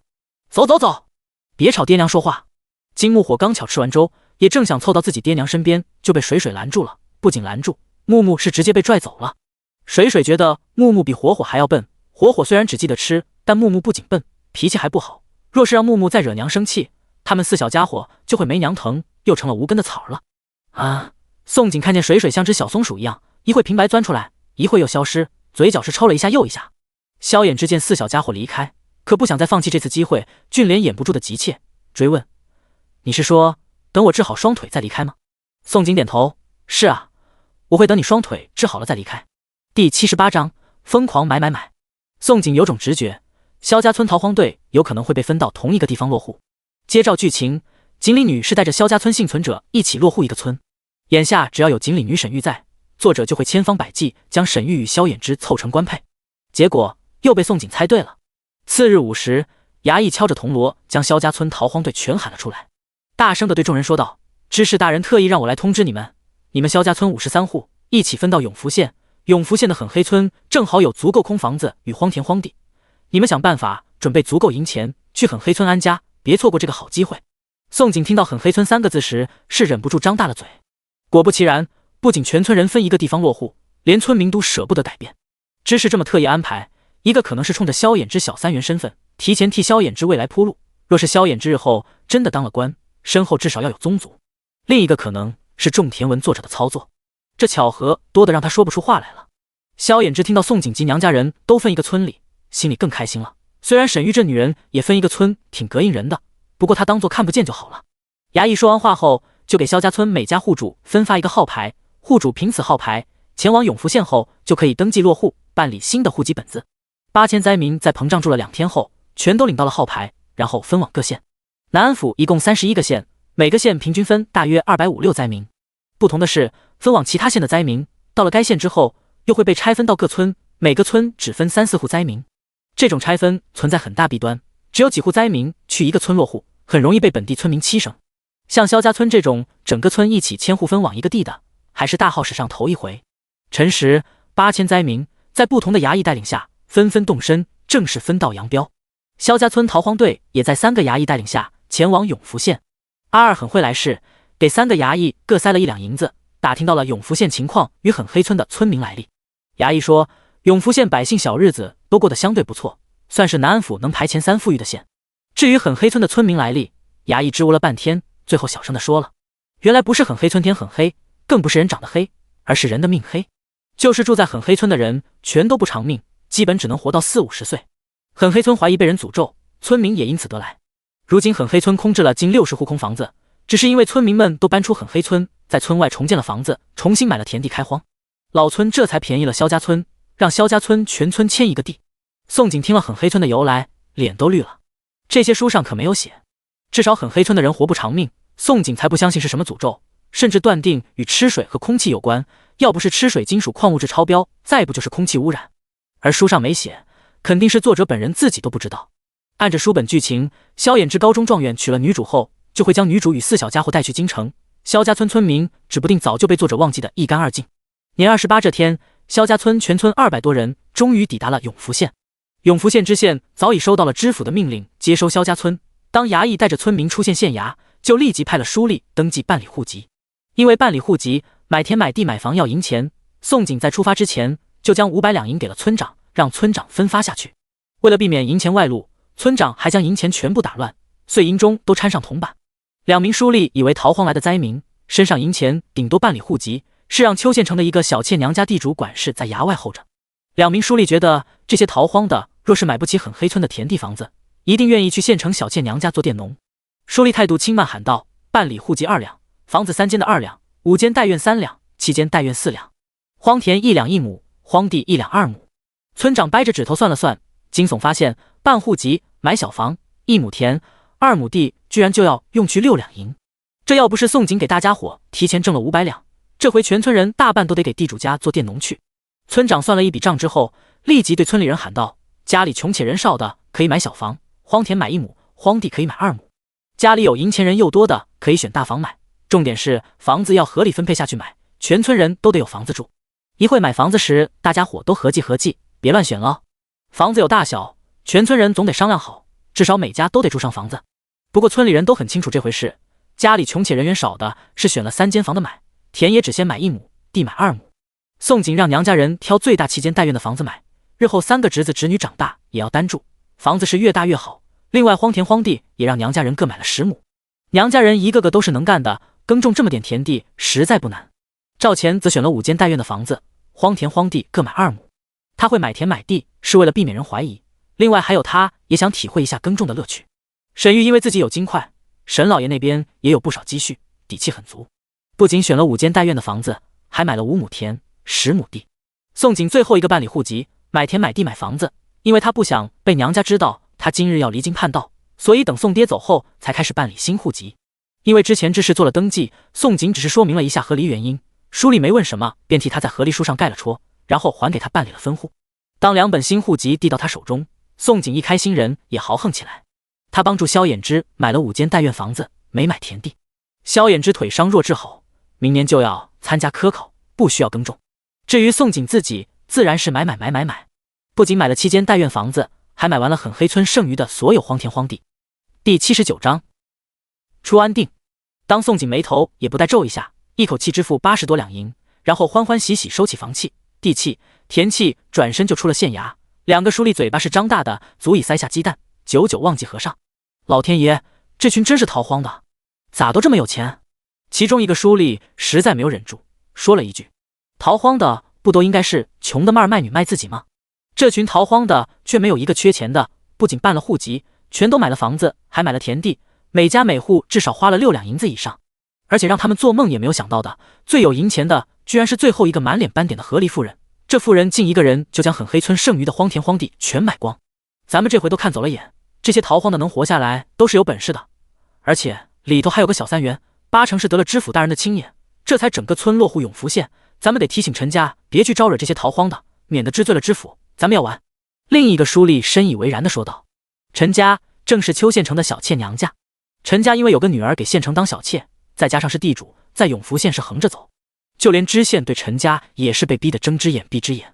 他们这些书吏见到陈家人只能躲着走，躲不掉时只能助纣为虐。今日陈家是听到永福县会来一批西北逃荒灾民，所以派了个管事想来骗些灾民回去给陈家当畜生用。陈家骗人去做佃农已经不是1年2年，将佃农当畜生用更是屡见不鲜。只是陈家管事这次注定白跑一趟。宋景拿到新户籍，买好房子田地，府衙的3个衙役就算完美交差了。不过阿二很会来事，又给3个府衙衙役各塞了2两银子。府衙衙役走这一趟，一人白捡了3两银，很是开心。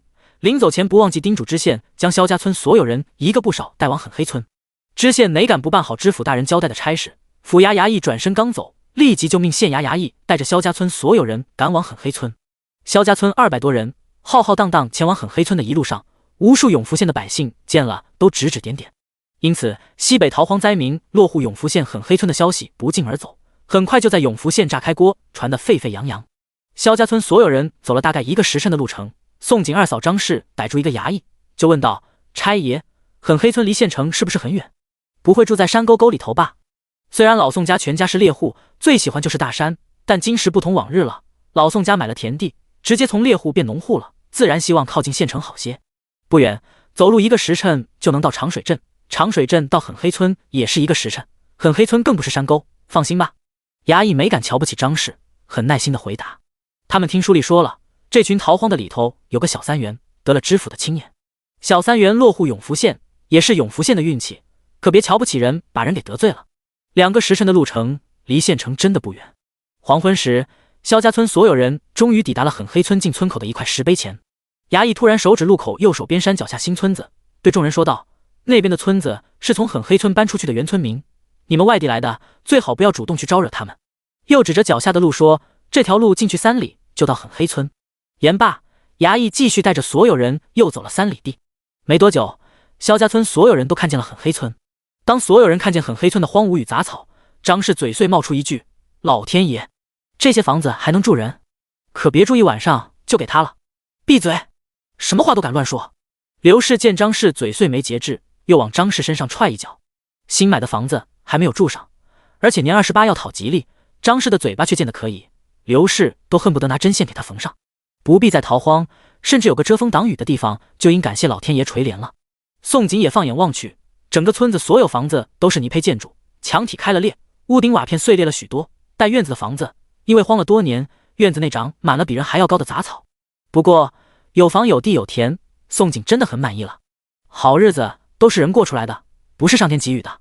有劳差大哥带路了，这3两银子3位差大哥拿去买酒水喝。宋景心情一好，也忍不住大手大脚，不等阿二出手，自己就拿出3两银子给3位衙役。衙役见宋景这么会来事，乐得接过银两，好心的提点道：“你们今夜捯饬，明日年29，百姓都要置年货，你们要置家时，记得带上户籍本，外地来的不带上户籍，可能买不到东西。本地人都会欺生，这是不管到哪里都会发生的事，但带了户籍，至少商铺不敢不卖。”好嘞，多谢差大哥。宋景笑着送走了衙役，三叔公就冲萧家村人大喊：“大家伙赶紧找到自己家房子，房子暂时先住着，房契地契在咱们手上，等日后咱们日子好了再推倒重建。”顿了一下，吩咐：“找到自家房子，东西放下后，小队长们去清理干净一口井来，咱们要用水。”妇人们则先帮助二郎家、老宋家、沈姑娘家、赵公子家实坠实坠。全村人能活到今日，全靠这4家的帮助，全村里人都应该铭记在心。樊氏是个会来事的，是立即跳出来对宋景说道：“好哎，二郎媳妇，樊婶子，我帮你家收拾。”林氏也很直接凑一脚：“还有你林婶子，别的话我不敢说，但是干活打扫这活，我就没有输过村里任何人，保证将你们房子收拾得干干净净。”好啊，那就多谢樊婶林婶了。宋景还是挺喜欢这2个村里泼妇的，泼妇虽嘴巴难听，但胜在性子直率，而且他2套房子确实需要人帮忙。黄昏时，荒废无人烟的狠黑村呈现了一番别开生面的景象，不仅热热闹闹，几个时辰之后，狠黑村就焕然一新，杂草不见了，漏雨的屋顶也修了，几口井里的淤泥也被清理干净。第80章，只想一辈子绑着他。当整村人都收拾好自家房子，安定之后，闲下来的宋景娘家人才惊悚发现一个问题：每家每户都只1座房子，为何他们闺女2座？因为钱多，还是这里头另有猫腻？闺女，你老实交代，你为啥买2座房子？刘氏拉上张氏、柳氏，将宋景堵在萧衍之5间待院房子的西屋，关上木门就逼问。张氏一脸八卦的模样：“小姑，是不是衍之妹夫不止砸断了双腿，其实那个地方也砸了，不好使了？”宋景早就料到自己会被发现，但没有料到张氏这么会联想。你们想哪去了？我这不是因为有钱有底气吗？我不止买了2座房子，我还把狠黑村剩余荒田荒地全买了呢。不信你们看。宋景一口气将房契、地契、田契全掏了出来，给3个女人看。是吗？刘氏接过去房契、地契、田契，发现还真是这么一回事。房契、地契、田契居然有10几张。不过他还是不信，警告道：“你最好别骗你老娘，否则让我知道你做出什么丢老宋家脸的事，我不认你这女儿。”啥叫丢人的事？宋景心口咯噔一跳。刘氏表情不像说假。刘氏一个字一个字地说：“抛弃相公勾汉子。”柳氏点头：“婆母说的没错。”张氏突然嘶一声，仿佛发现了什么，问道：“小姑，你与赵公子没那啥吧？你不会是想换相公吧？赵公子长得一表人才，依你性格，真可能干出这种事。2年前，这个小姑当街生扑萧衍之，不止把他也吓了一跳，老宋家也足足1年抬不起头见人。二嫂，你闭嘴，这话能乱说？我与赵公子什么都没有，即便有，也仅仅只是弩箭的事。”张氏的话这么直白，宋景哪还听不明白？宋景差点没气死，忙道：“我没有对不起萧衍之，也没有勾引赵公子。你们不信的话，我可以发誓，他将赵钱当皇帝供着对待，也没有对不起萧衍之。相反，他因为顶着原身这句躯壳，一直在替原身还孽债。只是刘氏不吃宋景发誓这一套，语出惊人道：‘你也不用发誓，要我们信你可以。一会烧好了谁你亲自给衍之女婿沐浴，2人睡东屋，我过来这边带4小崽子睡，盯死你！那期间待院的房子，你老娘我也给你缴收。’刘氏很宠闺女，但是了解自己闺女只喜欢好看的男人，为了老宋家，他得提防自己闺女做出什么出格的事来，否则老宋家出了一个勾搭汉子的女人，别人就会怀疑老宋家家风有问题。等孙子孙女长大，孙子可能会娶不了妻，孙女也可能嫁不出去，事关老宋家名声，他得管住了自己闺女。宋景听了刘氏的话，差点栽倒，笑得比哭还难看。娘，您不是这样的人，期间待院那是我的房子。刘氏很不客气，哼哼道：“你老娘我想了想，不止房契、地契、田契我都给你缴了，等发现你没有做什么出格的事，再还给你。”顿了一下，催促：“赶紧去烧水给衍之女婿沐浴，一会我过来盯死你。”言罢，直接将宋景的房契、地契、田契全部揣兜里，带着张氏和柳氏回隔壁老宋家去了。没错，是隔壁。老宋家与萧衍之的5间待院刚好比邻而居，还是宋景自己替娘家人选的。他当时想的是2家一起吃饭省事一些，而且4小家伙与侄子侄女可以一起玩，哪里料到反倒是给自己上了一道枷锁。宋景想到自己的愚蠢，忍不住抚额想哭，尤其想到刘氏的命令，刘氏居然要他给萧衍之沐浴，还要他与萧衍之睡一房，这操作他顶不住啊！要不我走吧？宋景大脑突然生出逃跑的想法，他已经有了户籍本，大号可以随便去了。对，还是逃吧。想到这里，宋景掏出户籍，发现萧衍之的新户籍本还在自己身上，不得不叹了口气，去东屋，打算将户籍本亲自还给萧衍之。户籍本如此重要，即便他要逃，也不能随便扔下人家户籍本就直接原地消失。何况萧衍之的户籍本与平常人户籍本不一样。宋景走进东屋，发现萧衍之正斜倚在炕上整理自己的书袋，4小家伙也高兴地在炕上蹦蹦跳跳。幸好狠黑村的村民之前睡的不是木板床，而是建的土炕，要是木板床都不够4小家伙同时蹦2脚。四小家伙看见宋景，一边溜下炕，一边兴奋大喊：“娘，娘呀，娘！”四小家伙太开心了，他们不仅住上新房子，再也不用逃荒了，爹爹心情也变好了。最重要，他们与娘以后有很多机会在一起了。啊！瞬间被抱住腿的宋景整个人僵化，他刚怎么忘记了东屋还有四小家伙？今夜想逃，恐怕机会渺茫了。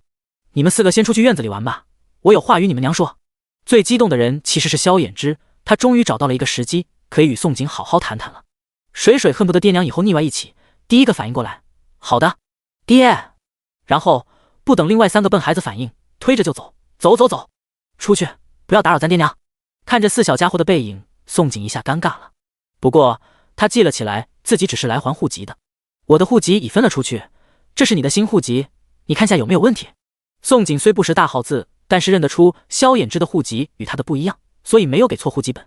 萧衍之接过了户籍本，看都没看一眼就扔到一边，深吸了一口气，声音嘶哑问道：“我想对我2年前对你的冷待道歉，你可以原谅我吗？”又害怕宋景不原谅他，不等宋景回答，又抢着解释道：“因为2年前你生扑我，我才会有先入为主的观念，以为你不是好的，我很抱歉。其实你很好，好到他不想放手，只想一辈子绑着他，让他一辈子都是他原配，专属他一人。”第81章，设想太周到。萧衍之心里也知道，今日的他绑不住，也没有资格永远留住宋景。眼下他只希望宋景能原谅他之前的错误，只要2人彻底冰释前嫌，他就有机会让他永远留下来。逃荒意图，我对你态度恶劣，还有孩子对你的恶意，也希望你别痴心。顿了一下，萧衍之又道：“至于和离一事，岳父岳母那边我会亲自向他们请罪，孩子这边我也会与孩子说清楚，但只求你能永远留下来。”这句贪心的话，萧衍之没敢现在就说出口。只求你不要心存芥蒂，倘若你不愿意再住一起，我会遵从你的决定。他知道宋景另外买了一座期间待院的房子，应该是想搬离。他心里虽难受，却也明白他这么做的用意。2人已经和离，若是他再与他住一起，无名无分，反而让他落个不好听。宋景做梦都没有想到萧衍之会对他道歉，甚至说了这么多，也替他设想这么周到。宋景的心情顿时百感交集，脸色也一言难尽。他不知应如何回答萧衍之。他刚刚还因为娘家人并且住一起的事，想学原身丢下他独自逃跑来着，这回害得他都不好意思说逃了。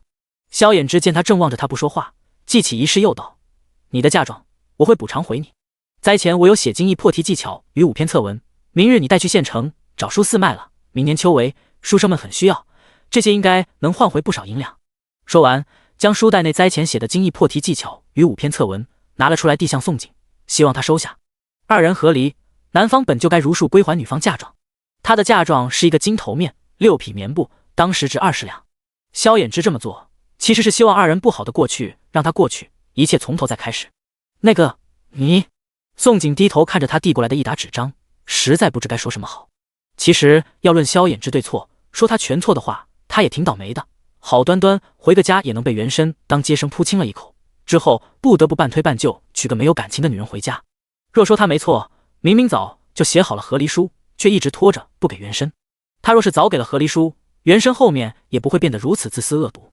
当然，要是原身不恶毒，也没有他穿书什么事了。所以宋景真的不好说什么。那劳烦你亲自对我娘家解释和离的事。至于我决定去隔壁娘家住，那边暂时还能挤下，以后你腿脚有什么事，往隔壁喊一下，我能听见。2座房子就隔着一道围墙，近的不能再近了。好，你放心，我会向岳父岳母解释清楚。萧衍之听到他只是去隔壁住，是暗暗吁了一口长气。好险，要是他搬去期间待院的房子住，就与赵钱2对门了，这可不允许。眼下的赵钱处于优势，他腿脚不便，处于劣势，别一个不小心，宋景给赵钱拐跑了，他哭都没地方哭去。行，那我一会叫大哥过来帮你，你早些沐浴休息。宋景并不知萧衍之将赵钱当成头号劲敌，接过萧衍之的精益破题技巧与策文，就出了东屋。4小家伙看见他出来，高兴的想围上去。屋内的萧衍之及时喊道：“你们4个进来，爹有话与你们说。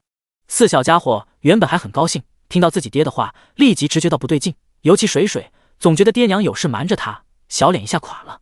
宋景知道萧衍之接下来想做什么，看着4张小脸张了张嘴，最后什么也没能说出口，逃回隔壁。今夜估计不止4小家伙要闹，他娘家人也得闹。果不其然，当宋景回到隔壁，四小家伙听到爹娘和离，以后娘不住一起，他们又成了无根的草儿，几乎是同时哇声大哭，响天震地的哭声差点揪翻了屋顶。而半个时辰后，刘氏在得知宋景与萧衍之已经和离，也是气恼地瞪宋景一眼，砰一声，直接一个人关房里哭泣。娘家其他人则一个个不说话，表情各异盯着宋景。老宋家唯一的闺女和离了，成了一个和离女人。从今以后，老宋家可就要被人戳脊梁骨了。宋景听着四小家伙的哭声，是一阵头疼脑胀，迎氏娘家人的眸光更是头皮一阵发麻。他很怂地提了桶热水躲进房里，假装沐浴，之后直接躲进空间，泡在灵坛里，一边清洗自己身子，一边唉声叹息。虽然他早就知道这一天会来临，只是没想到这么快。他原本的计划是等日子完全安定下来，治好了萧衍之的双腿，孩子开心了再说二人和离的事。如今娘家人不仅将他的计划打乱，害得他也跟着有些烦乱了。在灵坛洗了一个时辰，换了一套干净的旧衣裳，出了空间，回到了房内。因不敢出去面对娘家人，只能无聊躲在炕上翻看萧衍之的精益破题技巧与5篇策文。翻着翻着，赫然发现里头有几张空白纸张。如此烦恼又有空白纸，宋景决定给自己找事情做。要治好萧衍之双腿，首先他得先有一套手术刀，还不如趁此画好设计图，明日去了永福县，刚好让铁仆照着模样打造。另外，他答应过赵钱要给他10发连弩。想到这里，宋景从炕下的烧火堆里扒拉出一块炭当做炭笔，然后趴在炕上绘画手术工具图。宋景的绘图其实很好，没多久，空白纸张就呈现出一套各种形态活灵活现的手术工具，并且还详细标记了尺寸与大小。用了1个多时辰画完手术工具图之后，又开始绘画10发连弩设计图。他在房内安安静静忙活，却苦了隔壁房的刘氏。刘氏一直在等自己闺女敲门向他解释，结果他等了一个晚上，宋景愣是自己关房里不出来。算了爸，你也别哭了，明日等他醒来也别说他，这是他与女婿自个的事，咱们手别伸这么长，随他们去喽。第82章10发连弩。宋爹也生气自己闺女在嫁人这件事上一直擅作主张，最开始当接生扑萧衍之也瞒着他们，如今和离也是先斩后奏，行为出格。可是宋景是他们疼爱的闺女，舍不得打骂，只能继续惯着呗。刘氏听了宋爹的话，泣不成声，随什么随？和离的妇人日后还如何嫁得出去？就算嫁得出去，也只能嫁给官夫。嫁给官夫还不如老老实实与女婿过下去呢。至少4小崽子是捡来的，不是前头生的，不影响咱闺女地位。女婿腿若能治，将来高中的状元，给他争个诰命也不是不可能。这眼看好日子快来了，我想不明白他为何要这么造啊。萧衍之解释的缘由是他冷待他们闺女2年，愧对他们闺女。刘氏听了虽很生气，可是他也知道是他闺女一开始上赶倒贴的，人家不喜欢，你不能牛不喝水抢案头啊。他们闺女不仅强按牛喝水2年成了亲，结果想和离就和离，根本不将成亲当一回事。哎呦，都怪我把她养歪了呀。刘氏想到自己闺女奇葩行径，这可恨不得将养歪的闺女塞回肚子里，回炉重造一次。宋爹听得眉头一抽一抽的，只能安慰，不全怪你，是咱一起将她养歪的，回头咱将她掰正过来。刘氏闻言一秒止住哭声，不解问，咋掰正？都长歪了还能掰回去？宋爹想了一会道，逃荒路上我瞧着女婿对咱闺女不像没有情的，而且他能揽下所有过错，说明对咱闺女还是有感情的。你想啊，若是别人和离不得早撕破脸皮子了，咱们闺女与女婿撕破脸了吗？似乎是没有。刘氏想了会，摇头。宋爹又道，所以啊，你也别瞎操心了，手也别伸这么长，闺女爱咋咋地，随他们自己闹去，咱们含饴弄孙，原来怎样过，接下来怎么过就行。而且你真不必操心咱闺女嫁官夫，我瞧着那赵公子对咱闺女似乎有那啥意思。你也觉得？刘氏这回不仅止住了泪，还一脸稀奇，但想了一会，又一脸愁苦摇头。咱闺女那个丑模样，不是当娘的没有信心啊，只是那赵公子瞧着是个风流的，不靠谱，将来给咱闺女找一堆小妾，咱闺女还不得亏死？不行不行，你当我没说。宋爹张了张嘴，那个赵公子瞧着确实风流倜傥，不是普通老百姓子女，恐怕真不是良配。次日卯时，萧长春敲了3声铜锣，叫醒各家去永福县采买家10农具。要过日子，没锅没灶没家10枚农具可不行。而且今日是年29，一年一次的除夕，辞旧迎新，剩余的银钱该买的要买，总要将年过好了。因为大家都捯饬过，一个个瞧着干干净净，虽骨瘦如柴，还穿着破洞布鞋，但至少不再像之前全身脏臭吓人了。尤其沈玉白白净净的小脸儿，瞧的那叫一个楚楚动人，站在男人堆里端的是我见犹怜。宋景与娘家人是最后走到村口老井边的空地。原本宋景以为娘家人会生气一阵时间，哪里知道刚走出房门，刘氏就将他房契、田契、地契全部扔回给他，还说人由他以后想咋咋地，随他怎么造。宋景听后那叫一个激动，娘家人果然宠他的，这脾气就像一阵风似的，来得快去得也快。来了，赵钱收拾得干干净净，整个人风度翩翩，见宋景赶到，笑着打招呼。宋景听了脚步一顿，想起了张氏之前的话，干笑道：“是啊，您可真早嘞。”赵钱听到宋景突然冒出敬语，怀疑自己听错，答应给你的东西，要付我钱啊？还有，我什么都不要，只要钱。宋景没管赵钱心里想什么，直接将画好的10发连弩设计图递给他。这是……赵钱原本被他尊敬的态度弄得满脸迷惑，可当他看见他递来的纸张时，联想到是什么，神情骤变，忙接了过去，随后避开众人，背过身去。当他打开看见纸张上画的是10发连弩设计图，激动的险些想嗷叫一声，转过身将宋景抱住，但处境不允许啊，全村人都好奇看着他呢。而且宋景将纸张递给他，也避开一边去了。宋景会当众将设计图递给赵钱，也是为了避嫌。张氏的话敲醒了他，这里是古代，可没有所谓的哥们兄弟。景姐姐，你给的什么赵大哥，令赵大哥如此激动开心？沈玉一大早收拾得干干净净，就是想入赵钱的眼，哪里知道还不如宋景递上一张纸，简直气死人了呀！可是宋景给的仅是一张纸吗？不，那是赵钱接下来能不能坐上龙椅的筹码。宋景听后笑了，玉妹妹还是别问了，问了怕打击到你。沈玉本以为宋景会告诉他实情，哪里知道得到这么一句。宋景不愿再搭理沈玉，回到娘家人身边并排走着，与村里人一起前往永福县。上百人的队伍再次起早赶路，但这一次不是为了逃荒，而是去采买。赵钱、阿二他们走在队伍最后，阿二看着赵钱手中的纸张也很激动，急切地问：“爷，是几发？你自己看。”赵钱不知如何表达自己此刻内心，他真的捡到宝了。原以为宋景能做出3发连弩已经很了不起了，没想到宋景真的会10发连弩，不是给他画大饼。而且他若没记错，宋景说过他还会比10发连弩还要厉害的武器。当时他觉得他牛皮吹上天，没有放心上，如今看来宋景说的话是真的。阿二打开设计图看了后，压抑不住喜悦，恭喜爷喜得至宝，爷心念的是可以得偿所愿了，爷准备何时动身？有了10发连弩，他们爷就可以回去那个地方，有仇报仇，有怨报怨。他们爷藏了20年，有仇不能报，一切皆因筹码不够。可是有了这神兵，那个位置就注定是他们爷的。先不回去，那地方肮脏。赵钱并不想回去那个勾心斗角的地方，还是很黑村好，这里有他心悦的人。真要回去那个地方，他也必须带上自己心悦的女人。第83章大收获。萧家村上百号人从卯时出发，一路急走2个时辰，4时总算抵达永福县。今日是除夕，也是1年中最后一次且最热闹的大吉日。大家伙刚通过城楼，就看见县城内熙熙攘攘在采买年货的百姓。集市上有不少卖肉包子、馒头、烧饼、汤粉面的早餐摊子，摊前围着不少百姓，生意瞧着很不错。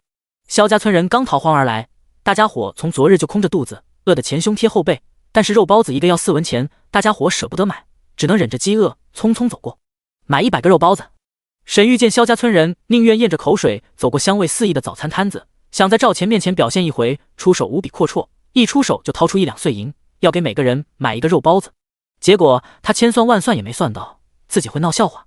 姑娘，没有100个肉包子卖啊？肉包子老板看着沈玉1两银，一脸愁苦。沈玉听了涨红了脸，说道：“不管是包子还是馒头，你给我凑100个就行。”肉包子老板一言难尽看着他：“姑娘，你要是诚实来买，不说100，200都够给你。现在40，我差不多卖完收摊了，眼下还剩20几个馒头，你要不要？”沈玉不悦地丢下一句：“不要了。”跟在他后头的赵钱瞧见很是无语，直接大步匆匆走过去追前面的宋景。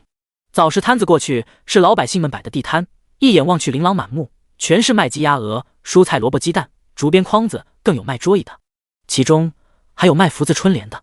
鲜艳大红色的春联杂夹在百姓摊子里，格外入眼，绘成一幅浓浓烟火气的市井画卷。这些百姓摊子过去，再走过一道拱桥，便是永福县的正大街。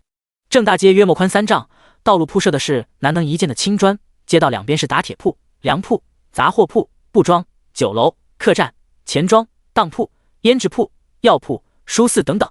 宋景看见书肆，转身对萧家村所有人道：“大家分开去采买， 1个时辰后到粮铺前集合。上百号人不可能一直挤一起买，不说人多能吓死掌柜们，一些店铺门面本就不大，也挤不进去。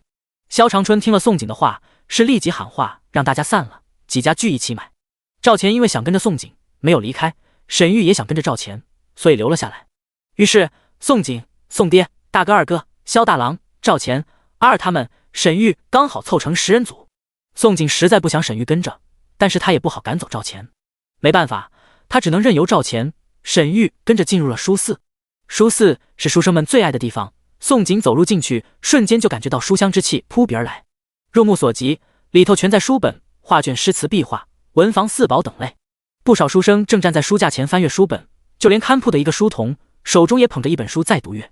书童见宋景等人走入书肆，并未放下了手中书册，只是看了一眼便道：“要买书籍自己挑，挑好这里付银子。”宋景听了，嘴角先抽了一下，随后笑着递上了萧衍之的精益破题技巧与5篇策文，说道：“我确实来买书的，不过我要先卖东西，你让你管，哦不是，你让你掌柜看下这些有没有价值。”书童听到宋景来卖东西，怀疑自己听错，但是当他低头往宋景手下压着的纸张认真看了一眼，赫然发现竟是科考破题与策文，顿时神情一紧：“你稍等。”说完拿走了所有纸张，去了后院。等半刻钟书童再出现时，身后跟着一个留着白胡子颇有大儒之风的老头。老头顺着书童的手指看向宋景，皱眉问道：“这些是你写的？”宋景一边认真打量老头，一边摇头：“不是，是我前相公的。”老头双手虽起了褶皱，可是却没有剪子且干净。宋景一看就知对方不简单，很可能是个大儒。不等他问对方身份，老头道：“600两买断，但我要登记你户籍信息，另外你要签一份契书，保证这些来路干净，且不会再卖到其他地方。”策文老头看过了，甚至觉得他要是立即转手，便能狠狠赚2倍不止。要是大量抄写，拿到其他县城分店去出售，赚个10倍都不成问题。明年秋闱在即，许多有钱书生为了考举人状元，恨不得网罗天下所有好的科考解题和策文参读，这点银钱对有钱书生来说简直就是9牛1毛。而且他的书肆也经常收其他书生写的好的东西，书肆卖的最好挣钱最快的也是这类。宋景见老头一出手就600两，是被吓了一个大跳，心里断定里头肯定有大商机，否则老头不会出手如此爽快阔绰。萧衍之需要一个长期饭票，若是走分成模式，书肆替他卖多少，他就能收入多少。不过宋景没敢贪心，毕竟这是与书肆第一次合作，他得给对方看到盈利，下次才好继续合作。宋景衡量了一会，点头成交。老头没料到宋景如此爽快，愣了一会，便转身让书童准备契书，去写契书。宋景不认识大号字，那个教主啊。签约的时候，他将契书递给赵钱，笑眯眯道：“那个帮忙看看呗。”赵钱没有怀疑宋景不识字，毕竟能画出10发连弩的人，就算宋景说他不识字，他也不会信啊。赵钱认真的看了一遍契书，见契书没有问题，点头可以签。谢了。宋景再接回契书过去，按了自己的指印。签完契书，银票拿到手，宋景乐得见牙不见眼，想了一会，又对书童道：“买一套好的文房四宝，再买一些白纸与杂学书籍。”宋景不知应该给萧衍之买些什么书，只能胡乱选一堆。出了书肆，宋景又去了打铁铺。大号管制铁器非常严格，不管是买农具刀具，但凡涉及到铁，都得出示户籍登记。而且打造铁器一点不便宜，宋景打造一套手术刀，居然要去23两，一般农家5、6年的总收入。不过铁器店老板让他年后初6便可来取，换句话说，年后萧衍之就可以动手术了。第84章救人。但是要给萧衍之动手术，宋景缺一个动刀的借口与场地。娘家人可从来没有人见过他动刀子，他也不能让萧衍之知道他会外科手术，否则真的会引人怀疑当成妖怪烧了。毕竟外科手术在古代实在惊世骇俗，若只是治疗一些内科小毛病，他可以说是老爷给的医书自学的，但动手术姿势体大，真的不能给任何人看见。看来他得找到一个神医才行。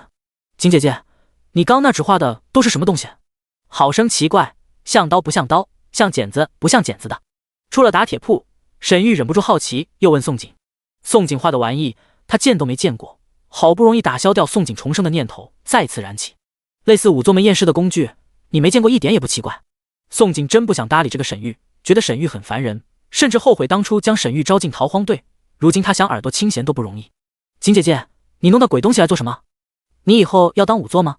沈玉听到验尸2字，吓得脸都白了，尤其想起之前逃荒路上10亿死掉的几10万尸体，胃中突然翻滚。宋景见了，忍不住笑道：“玉妹妹，你当初不是想跟我学医吗？跟我学医可是要先陪着死人住几天，然后将死人尸解后，将死人内部的经络啊、内脏啊、骨骸结构全了解清楚，才算踏入学医门槛。我不跟你学医了。沈玉一直以为给人看病只要诊诊脉、施针、开方子就行，哪里知道还要先学验尸，这就不学了。宋景原本还想鼓励这个女主，学医太恶心。沈玉一脸嫌弃，之后看了旁边的赵钱一眼，又信心满满道：“我要种田，日后做一些帮助老百姓的事。”他想通了，他以后再也不与宋景争了，光华是争不来的，而是自己挣来的。宋景靠实力吸引男人眸光，他也要利用好自己的运气做些事。而且他昨晚梦见很黑村山上有一种植物，那植物他没有见过，想必是能吃的粮食。如果他给大号国发现新粮食，利国利民的大事，这大功一件，赵钱肯定对他另眼相看。志向不错，好好努力，加油，我看好你哦。宋景乍听到沈玉要奋发图强，还扬言种田，不禁惊讶了一把，同时也高看了沈玉一眼。果然爱情力量很伟大，沈玉为了赵钱也是够拼的。赵钱跟在两个女人身后，见沈玉说话时不时暗示的目光落在他身上，顿感不妙。他总算是意识到沈玉转换了目标。逃荒路上，沈玉分明还想做萧衍之小妾来着，他实在不明白今日沈玉哪根筋不对，怎又爪盯上他了。一众人离开打铁铺，又跟着宋景去了药铺。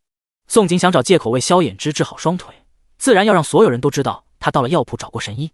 药铺的名字挺好听，名叫济世方，是午门齐开的大药铺，里头有大夫坐堂，正给病人看病，还有正面偌大一面墙的药柜，有学徒正拿着一杆小秤，正从药柜里取药称量。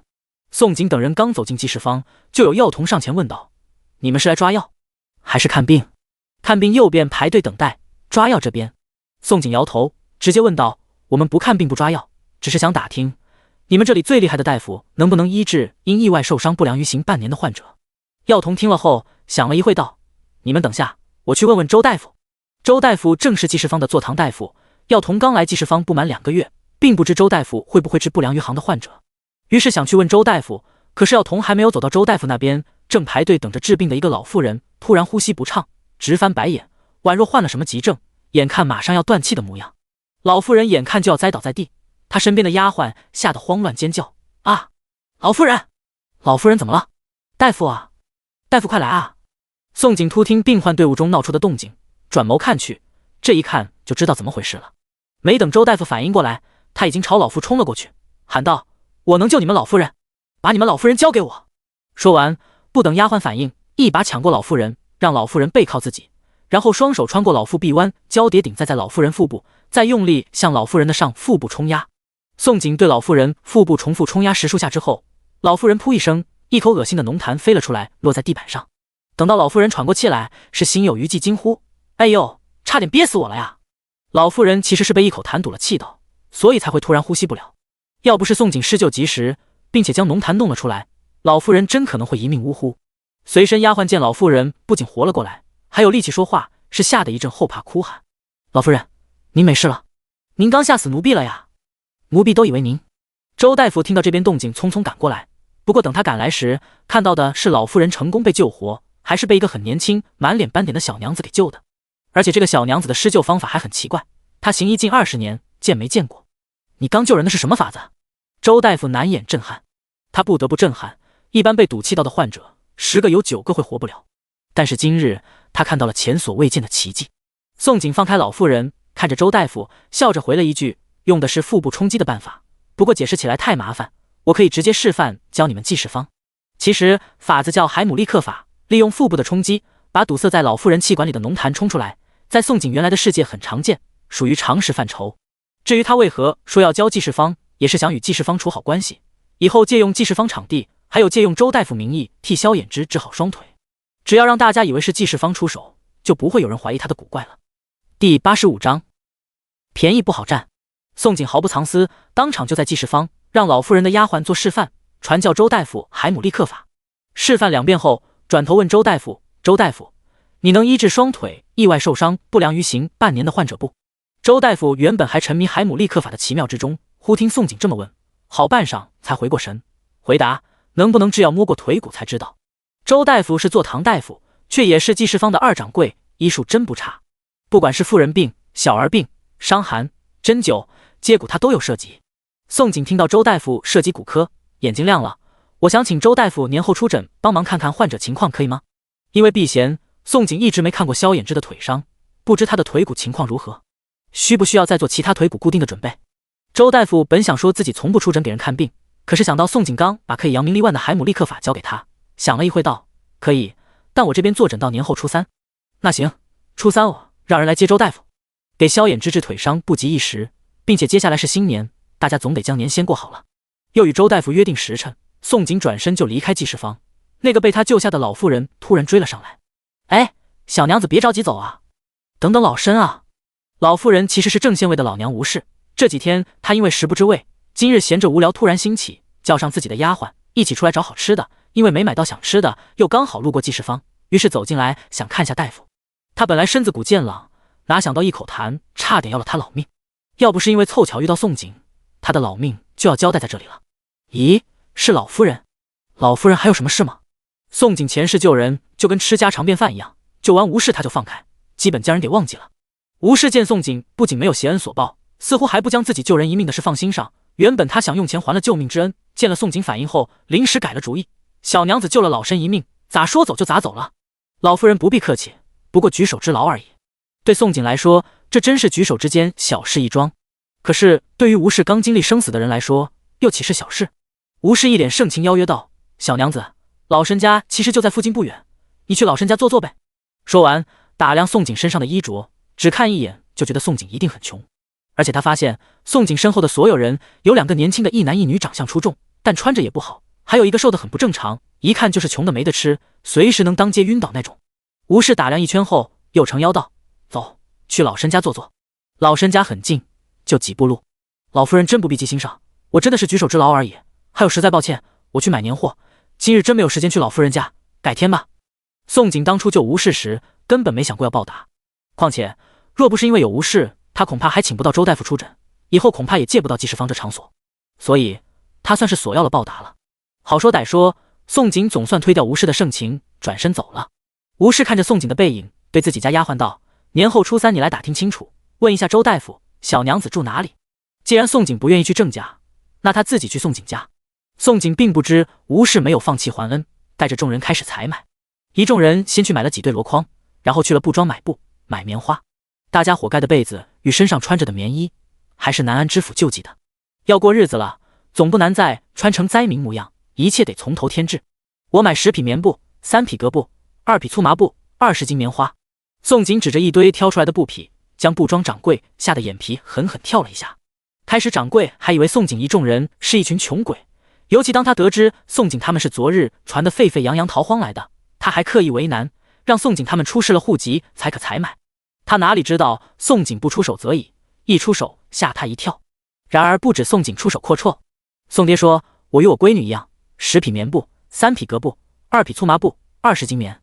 赵钱说道：我5匹棉布，10斤棉。沈玉也紧跟着道：我5匹棉布，2匹革布，10斤棉。只有萧大郎在掌柜眼中相对正常些，我1匹棉布，2匹革布，3匹粗麻布，10斤棉。宋景听到萧大郎的话，走过去直接将萧大郎选的布匹扔回去，对掌柜说道：掌柜，他的与我一样，我这边付钱。萧大郎因为害怕弄脏书肆的地板，没有进书肆，所以不知道萧衍之的一打只卖了600两，要是知道他又得吓晕，万万不可。萧大郎昨夜给萧衍之沐浴，已经知道萧衍之与宋景2人合离的事，他以为宋景要掏自己钱，吓得他连忙制止。宋景笑着解释：大哥你放心买，我用的是2郎的钱，2郎策文卖了不少，你不必省，穿的用的今天全买够了。2郎知道也一定赞成我这么做。萧衍之与萧大郎兄弟感情好，而且如今是萧大郎全程照顾萧衍之。宋景猜测萧衍之心中一定也很想补偿自己的大哥大嫂一家，这个萧大郎还想拒绝。宋景直接摇头吓唬道：大哥你最好别拒绝，2郎双腿这样已经够难受了。萧大郎果然是个疼弟弟的，听了宋景的话是惊慌点头：好好好，我买我买，你说买什么就买什么。于是布庄掌柜今日是赚大了，一口气卖了40匹棉布不止，还卖了70斤棉花。掌柜，我带人光顾你这么多生意，你角落堆着的那些边边角角送给我们呗。布庄掌柜是赚大了，宋景的便宜也不是那么好占的，而且雁过拔毛是他特有的专长，他可没忘记这布庄掌柜开始瞧不起人，要他出示户籍狗眼看人低的模样。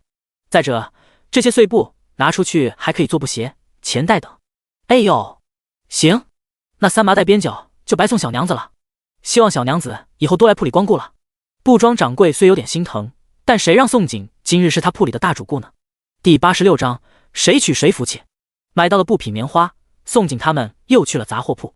杂货铺掌柜见宋景身后的男人们挑得满满当当，是立即笑脸相迎。宋景亮出户籍就开始采买锅碗瓢盆，但凡用得上的全都买。扫了一圈杂货铺，发现除了盐和醋，并没有油与酱。宋景看到了里头的商机，默默记在了心上。每家又买了锅碗瓢盆、饴糖、盐、醋、酒、针线、粗绳，这才前往粮铺。还没有走到粮铺，沈玉急着表现，说道：“景姐姐，赵大哥，北方天气极寒，接下来的粮食肯定会涨到天价，咱们要多买粮食，撑过明年耕种。”宋景听了点头：“你说的不错，不过现在的粮食应该涨到天价了。昨日萧家村人落户很黑村，整个永福县都听到了西北逃荒的事，若是卖粮食的是奸商，这个时候肯定会漫天要价。”宋景简直是铁口直断。永福县的所有粮铺正是邱县城小妾娘家、陈地主家开的，不仅直接垄断，这回价格翻了一番。当宋景他们走到粮铺，就看到萧长春带着萧家村其他人全站在粮铺门口，一阵低头哀叹。永福县的百姓也有人骂娘，他娘的！一斤糙米直接从15文钱涨到40文钱一斤，新米面直接30文涨到60文，奸商，别去抢更快！可是百姓骂虽骂，但是不吃怕饿死，只能忍痛买陈米。然而平日15文一斤的陈米，此时也要30文一斤。买米的百姓们是一个个一路骂娘的离开，萧长春他们是一个个不敢买，应该说没有余钱买。村里每家分了近10两银子，可是因为买田买房买地几近花光，刚又买了家事，如今每家只剩下逃荒前自家的积蓄1两多银子，这才逃荒过来，耕种收成最快也要到明年夏，1两多银子可撑不过半年啊。村里一个壮劳力没忍住，也骂道：“糟瘟的，莫非咱们还要啃半年树叶？”宋景他们见萧家村人一个个如此气愤，走进了粮铺。粮铺不小，一个个的大瓦缸整整齐齐摆成4列，每个瓦缸插着一块价格木牌，瓦缸内装着各式各样的粮食，如大米、大豆、白面、红薯，另外还卖各种种子，如葱、蒜、黄豆、绿豆、黑豆、菜种、粮种等，所有价格全翻了1倍不止。阿二看到木牌上的价格，黑眸迸射杀气。逃荒途上遇到狗官，没想到逃荒后又遇奸商，阿二是暴脾气上涌，恨不得将粮铺的掌柜杀了。赵钱脸色也很难看，距离京城最远的南方粮价都飞涨了，何况是别的地方。不过这早是意料当中的事。宋景右手拿着一个价牌，拍了拍阿二肩膀，问道：“小伙子，这上头写的多少？”阿二不明所以，但还是接过牌子看了，说道：“每米10文钱一斤。”宋景左手又递上2个牌子，问：“那这2个呢？”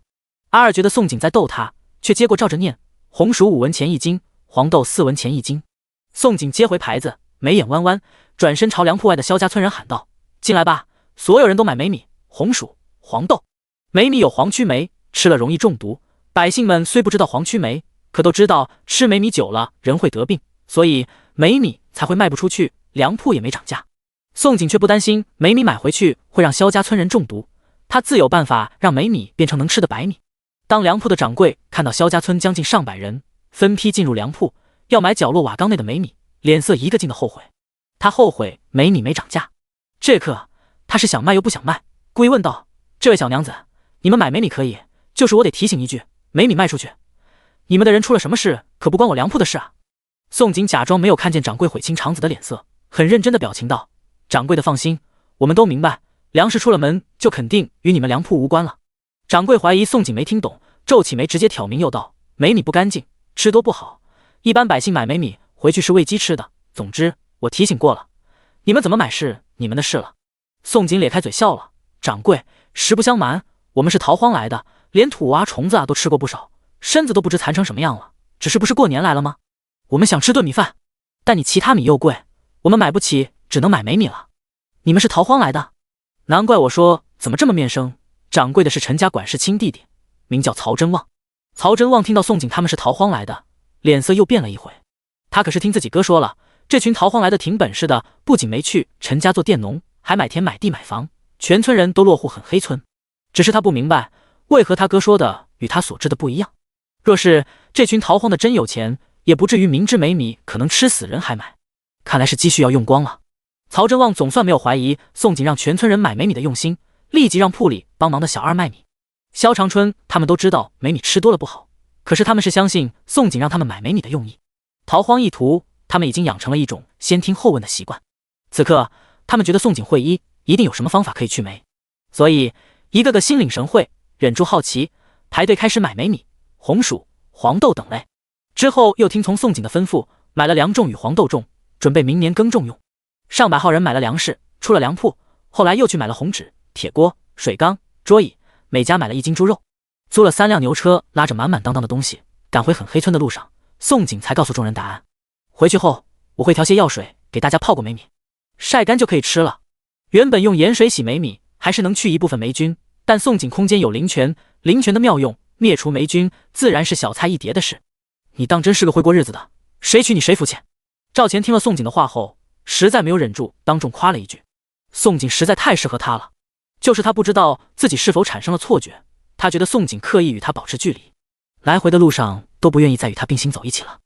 第87章借口。萧家村上百人空手去永福县，回来的时候却是满满当当的3牛车。经过路口新村的时候，原本很黑村的村民，不管男女老少，一个个站在自家门前，隔着老远，沉着脸张望。有7、8个娶不到媳妇的混子，也坐在路边不远处说着黄段子。宋锦与赵钱阿二他们耳间听到了那7、8个混子说什么，不过对方没有招惹到自己，宋锦他们也没流露什么反应，护着牛车经过新村。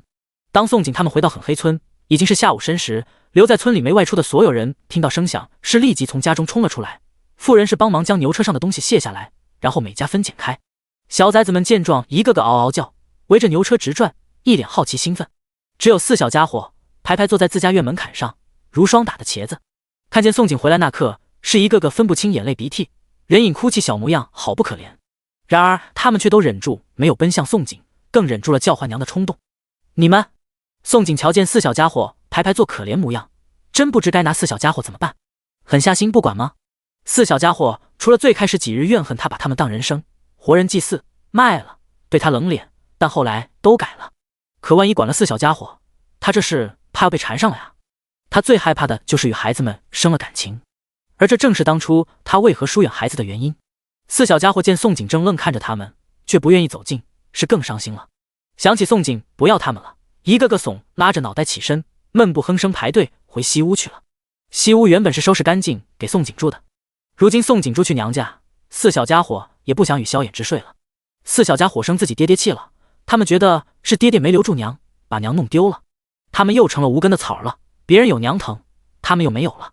看看你做的糟心事。刘氏逃荒带着4小家伙一路，其实挺喜欢4小家伙的，这会见4小家伙一个个黏黏惹人怜的模样，忍不住眼睛红了。可是萧衍之与宋锦和李已成定局，他也没办法了，先把东西搬进屋里再说。宋爹也不知道说什么好，宋锦闹得2家极尴尬的，这2隔壁抬头不见低头见的，以后要如何相处他也不清楚。眼下唯有把事情当作没有发生，继续处着。宋锦听了宋爹的话，总算反应过来，收回落在西屋的眸光，转身帮忙将牛车上的家事搬下来。这次买的东西很多，几乎一次性买齐了，不仅家事全买，还给萧衍之买了一张书案，文房4宝。当家10往屋内一摆，原本空荡荡的房子终于有了家的模样。宋锦、萧大郎夫妇、娘家所有人一起搬了半个时辰，才将3家人的家事全搬进个家。爷二看见他们，爷望着宋锦忙活的背影失神，忍不住叹息。宋锦与萧衍之还没有对外宣告和离仪式，他们爷虽可以肖想宋锦了，可是这时往上凑还是不合时宜，否则不知情的人会以为宋锦不守妇道勾搭外男，抛弃残疾相公，落人画饼就不好了。如今不是在逃荒了，男房女房要讲究上，他们爷即便再心悦女人也得一步步来。走吧。赵钱看见宋锦在萧衍之房子忙进忙出，心里确实有点不自在，可是想到自己与宋锦还没有一撇，并且是他自己单私，只能忍住，转身往村委自己的房子走去。娘家人合力将书案搬进了萧衍之的东屋，便丢下宋锦一个人回隔壁自己家去了。徐氏也拉走了萧大郎，于是4小家伙的问题还是要宋锦自己去解决。宋锦见4小家伙关西屋里一直不出来，忍不住去了东屋，进门就叹息问道：“4小家伙，你不担心？”萧衍之正爱不释手摆弄宋锦买给他的文房4宝与书籍，见宋锦来了他东屋，眸底难掩温柔，摇头道：“没事，明日他们就会好。”“你确定他们没事？”明日就会好。宋景满脸不可置信，四小家伙蔫蔫的模样，他瞧着不好啊。是这个爹心大，还是他太担心？萧衍之勾了勾唇，颔首，我很确定，今夜他就会告诉孩子，他会努力将他们的娘再求娶回来，孩子们一定会开心。宋景见萧衍之点头，张了张嘴，半天挤不出话来。孩子爹都这么说了，看来是他太担心。萧衍之突然又道：你买的文房四宝，我很喜欢。他生平最爱的物实便是笔墨，尤其这是宋景买给他的。宋景一时跟不上他话题的跳跃，猛了半会才记起一事，从袖袋里拿出5张银票，递给他道：对了，你的策文那些卖了600两，买家食不匹，粮食这些花了近10两，大哥家那份的钱我也用你的钱垫上了。萧衍之没有接去银票，问道：钱你能收着吗？我腿脚不便，无法外出，采买一事以后能继续麻烦你吗？如今他唯有这个借口能与他扯上关系了。宋景本想拒绝，想说让萧大郎帮忙采买，毕竟2人如今关系替他管钱不妥当，但想想萧衍之似乎没有其他用意，单纯是想他帮忙而已，于是点头答应。好吧，以后需要什么告诉我，我替你买，我一定会把账目。刚想脱口出我一定会把账目记清楚，又猛地记起来自己不识字。不对，不仅不识字，还不会写。抬眼看了看萧衍之，宋景突然有种冲动想识字，犹豫要不要让萧衍之教他。萧衍之见他突然顿下不说话，心口咯噔一跳，试探问道：怎么了？有何不妥？宋景该不会是怀疑他别有用心，要拒绝他？那个，宋景嘴角抽了抽，干笑。其实之前我追木木，滚下山坡磕破了脑袋，丢失了很重要的记忆。你给我和黎叔时，我发现自己不记得字也不会写了，我一直忍着没说，是觉得卖孩子真是太丢人。第88章，徐徐图之。说着，又突然摇头，算了，我找我娘家人教我识字吧。其实让他教识字真的没什么，他只是觉得2人合离了，该避嫌的要避。萧衍之听到宋景丢失了一部分记忆，先是怔愣住了，不敢相信世间竟有如此离奇的事。当听到他说想识字，心口直跳，急切道：我教你识字。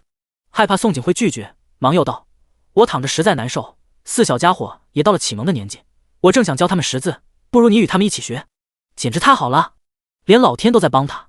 他还一直犯愁找不到借口与他接触，没想到老天竟如此安排。而且4小家伙若是知道宋景与他们一起识字，估计得高兴坏。这样会不会引人误会？萧衍之明白宋景的意思，想了一会道：你要是觉得不妥，可以叫村里想识字的孩子一起，引人误会了才好，不然他如何将宋景求回来？这个可以哦。宋景听到让村里孩子一起，松了口气，没有怀疑萧衍之别有用心，不仅爽快答应，还乐观其成，欢喜道：教全村孩子识字这是好事情，今夜除夕全村祭祀祖先时，我与村长说一下，还有妇人们也可以来识字。萧衍之勾唇点头，好，随你。虽然他心底里不愿意其他人打扰他与宋景，可是心急吃不了热豆腐，求取宋景必须徐徐图之，否则攻势过猛，他择着和离书将他吓跑了，可怎么办？宋景记起一事，对了，村里人买的红纸都在这边，你如果可以帮忙写些福字春联，辞旧迎新，过年要有年样。丢下话就去厨房翻找红纸，找到后又抱回东屋，摆在炕边的书案上。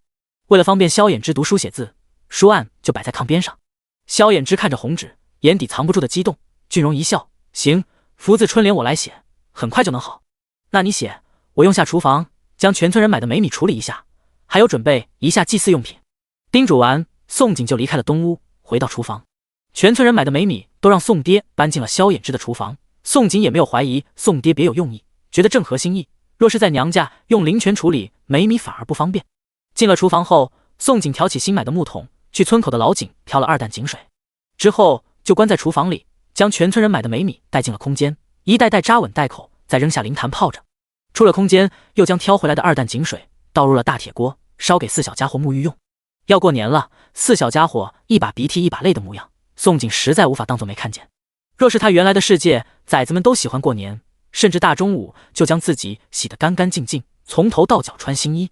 如今4小家伙大过年关在房里伤心，宋景不能说与他没有半点关系。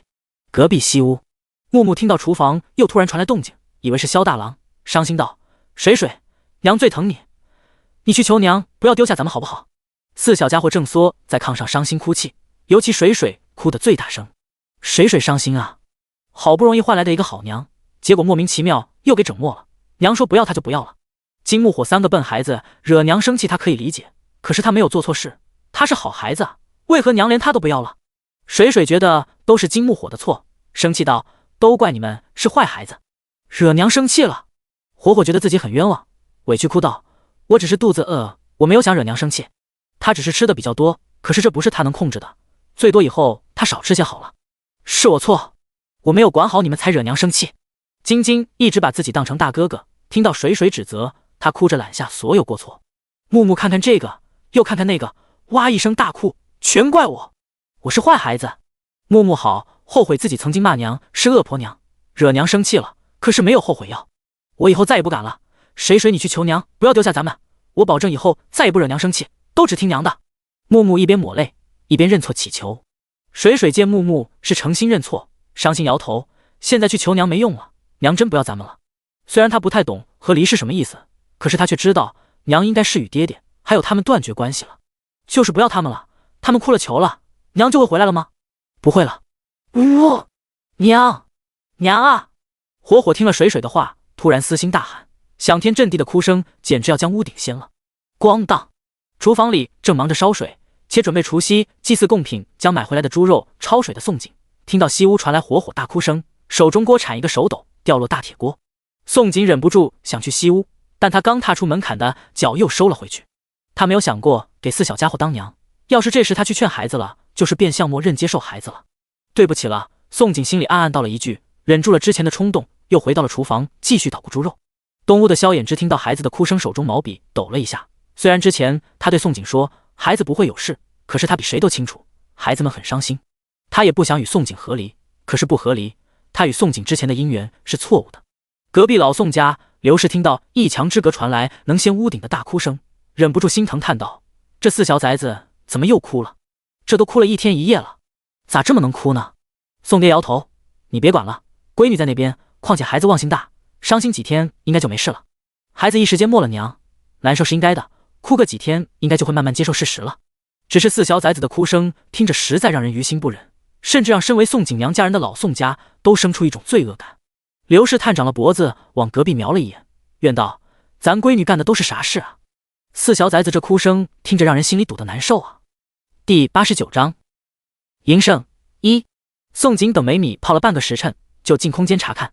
打开袋口，果然发现原本发黑的美米不仅霉菌消失了，还一颗颗变得银白透亮，甚着讨喜。宋景满意的将50多袋大米全部搬上岸，带出了空间。而这时萧衍之也写好了福字春联，正好叫唤他：阿姐，春联写好了，过来拿吧。宋景听了应了一声，随后去喊村里人将各家大米提回去，顺便将萧衍之写好的福字春联分给各家。景姐姐，春联都是衍之大哥写的，衍之大哥的字可真好看。沈玉接过春联，语气有点酸。他已经放弃萧衍之，目标转移到赵钱身上去了，可是心里还是有点不是滋味，毕竟这是他最初看好的男人。赵钱未来始终会佳丽3000，他的心里总感觉有些不安，后宫女人太多就会有争宠，他怕以后争不赢那些高门贵女。是啊，很好看，你回去好好贴着，贴久一些。萧衍之的字好不好看，宋景不知道，因为宋景不认识，但是这颗极度无语是真的。原本沈玉立志奋发图强，宋景还因此高看了一眼，哪知道一天没过去，沈玉吃着碗里，看着锅里的坏毛病又犯了。宋景一言难尽送走沈玉，转身便将白酒、饴糖、焯水后的猪肉装进竹篮里，提去东屋。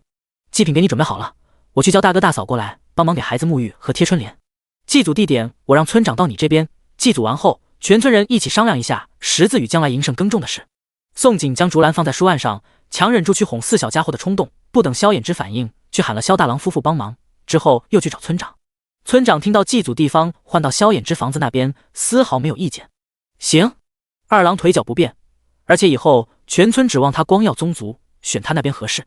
原本每年祭祖都在萧家村祠堂，可是很黑村没有祠堂。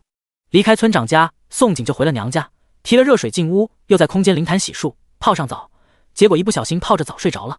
四小家伙听到屋外热热闹闹，就是不见宋景来找他们，终于知道哭是没有用的，一个个止住了哭声，出了西屋，垂头丧气排队回到东屋。萧衍之正在收拾文房四宝，见四小家伙一个个双眼浮肿止了哭声，便让萧大郎关上了房门，然后对四小家伙说道：你们哭这么伤心，是因为没有娘要成无根草了，还是因为你们喜欢你们娘？四小家伙觉得这个问题有点复杂，他们既喜欢他们娘，也因为要没有娘而伤心啊。萧衍之直白地问，就是你们是真心希望你们娘做你们亲娘？四小家伙同时点头如鸡啄米，当然了，当然是真心了。萧衍之又问，若是日后你们找到亲生爹娘，你们还会认你们娘是亲娘吗？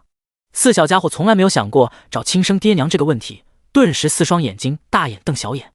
萧衍之叹息道，爹这么问你们，是想要告诉你们，日后你们有可能找到亲生爹娘，你们或许不会成为无根草。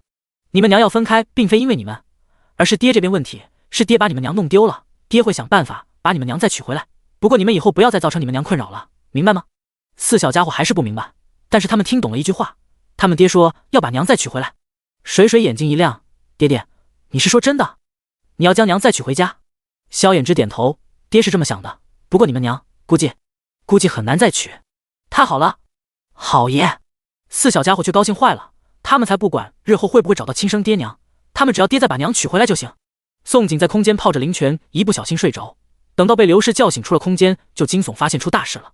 他不仅来大姨妈了，脸上的斑点也全部消失了，这可把他吓坏了。初次大姨妈来了是好事，说明他的身体因为泡灵泉经历了质的蜕变。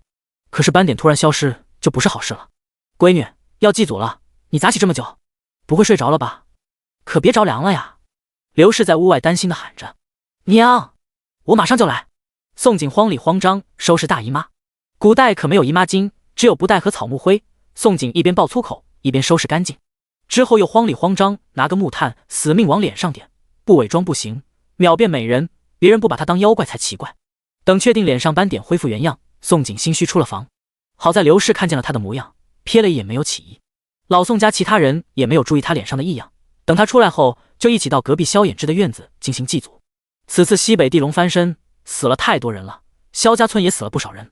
除了赵钱自己在家祭祖，萧家村每户都来了萧衍之院子，在村长的带领下，全摆上贡品，洒酒祭天，祭拜先祖，祭奠地龙翻身死去的萧家村村民，还有逃荒途上死去的西北灾民。萧衍之也被萧大郎背了出来，坐在为首一张椅子上，撒上了酒，与萧大郎祭奠他们死去的亲娘周氏。老宋家则拿出一个无字牌位，独自摆上供桌，洒酒跪拜。宋景是娘家人怎么拜，他便怎么拜。祭祀的时候，所有人忍不住流泪，萧衍之也眼眸微红，就连后面过来商议接下来耕种与营生的赵钱也双眸红肿，显然自己在家祭过祖。祭祀完成，村长吩咐道：老人、孩子、妇人各家把祭品提回去，准备年夜饭，每家留下能主事的听事就成。虽然大家伙成功落了户，但是接下来的生计才是艰难，一切从头再来可不容易。而且萧家村人每家每户身上积蓄是花的所剩无几，如今还没有开始耕种，等耕种收成要半年，不商量，这恐怕全村还是会沦落没粮吃，又得饿肚子了。萧长春与壮劳力搬来了附近几家人主椅子，在萧衍之院子里摆了一圈。第90章营生2，5、60人，一个个依次围成一圈入座。沈玉第一个抢先坐到赵钱的身边，赵钱见状，眉头紧皱，能夹死蚊子。不过他没有理会沈玉，而是眸光情不自禁看向隔着萧衍之两个位置坐着的宋景。宋景此时正一脸古怪，不时转头看着小板凳排排坐在萧衍之身后的四小家伙身上。他惊讶发现四小家伙不仅不哭了，还乖巧无比。见他转头时，四小家伙对着他笑成4朵花似的。宋景很想问萧衍之是如何哄好四小家伙的，只是现在不是问这事的时候。村长与三叔公看了一圈众人，交耳几句。村长一脸愁苦道：看到萧家村全都安家落户，我与三叔公打心底里开心，可是我们两个老不死也同样犯愁接下来大家伙的生计。这荒田荒地土质贫瘠，开荒耕种下去有没有收获也不一定，若是没有收获，咱们可能还会忍饥挨饿。大家伙若是心里有主意，不妨提一提，不管主意有没有用，让大家伙听听，再合计合计。沈玉早就等着这一刻了，当即急切地说道：村长，我知道一种野生植物可以种了当粮食吃，在贫瘠的山上种了都很高产，咱们要是全村种那植物，肯定不会挨饿。沈玉有做梦梦见自己在很黑山挖到一种长相像树根又不像树根的植物，而且他还梦见山上还野生了很大一片，足够全村人做种子耕种。为了不引人怀疑，沈玉又道：那植物种子不难找，我相信很黑山应该有，我可以明日就带大家伙去找，咱们种了肯定不会亏。而且这新粮食给了赵钱，等于给大号带来高产粮食，这利国利民大功一件，赵钱肯定对他另眼相看。宋景一听就知道这个锦鲤女主应该是做梦了，而且梦见新粮食了。他努力地回想了一下，像沈玉说的这种能吃植物并且长在山上的，可能是野生葛根、野生淮山，还有一个可能是木薯。他忍不住问：你说的那种植物是不是长得像一棵树，大约2米高，叶状成巴掌状，叶子约7片，根茎是一群的，大的根茎像手臂粗，葛根、淮山两者可入药用，能当粮食，但算不得高产。他猜测沈玉口中的植物很可能是6大粮食作物之一木薯。木薯有毒，处理毒性可食用，并且很高产，亩产能达3000公斤。金姐姐，你怎么知道？沈玉听了宋景的话，简直要被吓死了，因为宋景说的描述与他梦见的一模一样。他实在想不透，为何他锦鲤体质梦见的东西，宋景居然知道。宋景摸摸鼻子说：“你当我没问。”女主好不容易有了件功劳，要在赵钱面前表现，他多嘴就不合适了。你说的植物能吃吗？赵钱闻言也挑眉问了一句，因为之前沈玉对他坦白过会做梦的事，赵钱不怀疑沈玉会瞎说。沈玉见赵钱主动与他说话，乐得直点头，能吃能吃，一定能吃。然而他的话刚说完，萧衍之当头给他泼了一盆冷水。我不建议种新粮食，新粮食可以送给头顶上的天，但村里人都是泥腿子，明着种植只会惹来杀身之祸，被屠村也未必不可能。不是萧衍之危言耸听，而是一些狗官可能为了泼天富贵，得知消息抢了粮种，杀人屠村未尝不可能。赵钱瞥了萧衍之一眼，附和：确实不能种，不过粮种还是可以去挖来留着，这粮食也只有他能收下了。沈玉被泼一盆冷水，有点失望，不过听到赵钱说要留粮种，立即又活了过来。好啊，赵大哥，明日我就带你们去啊。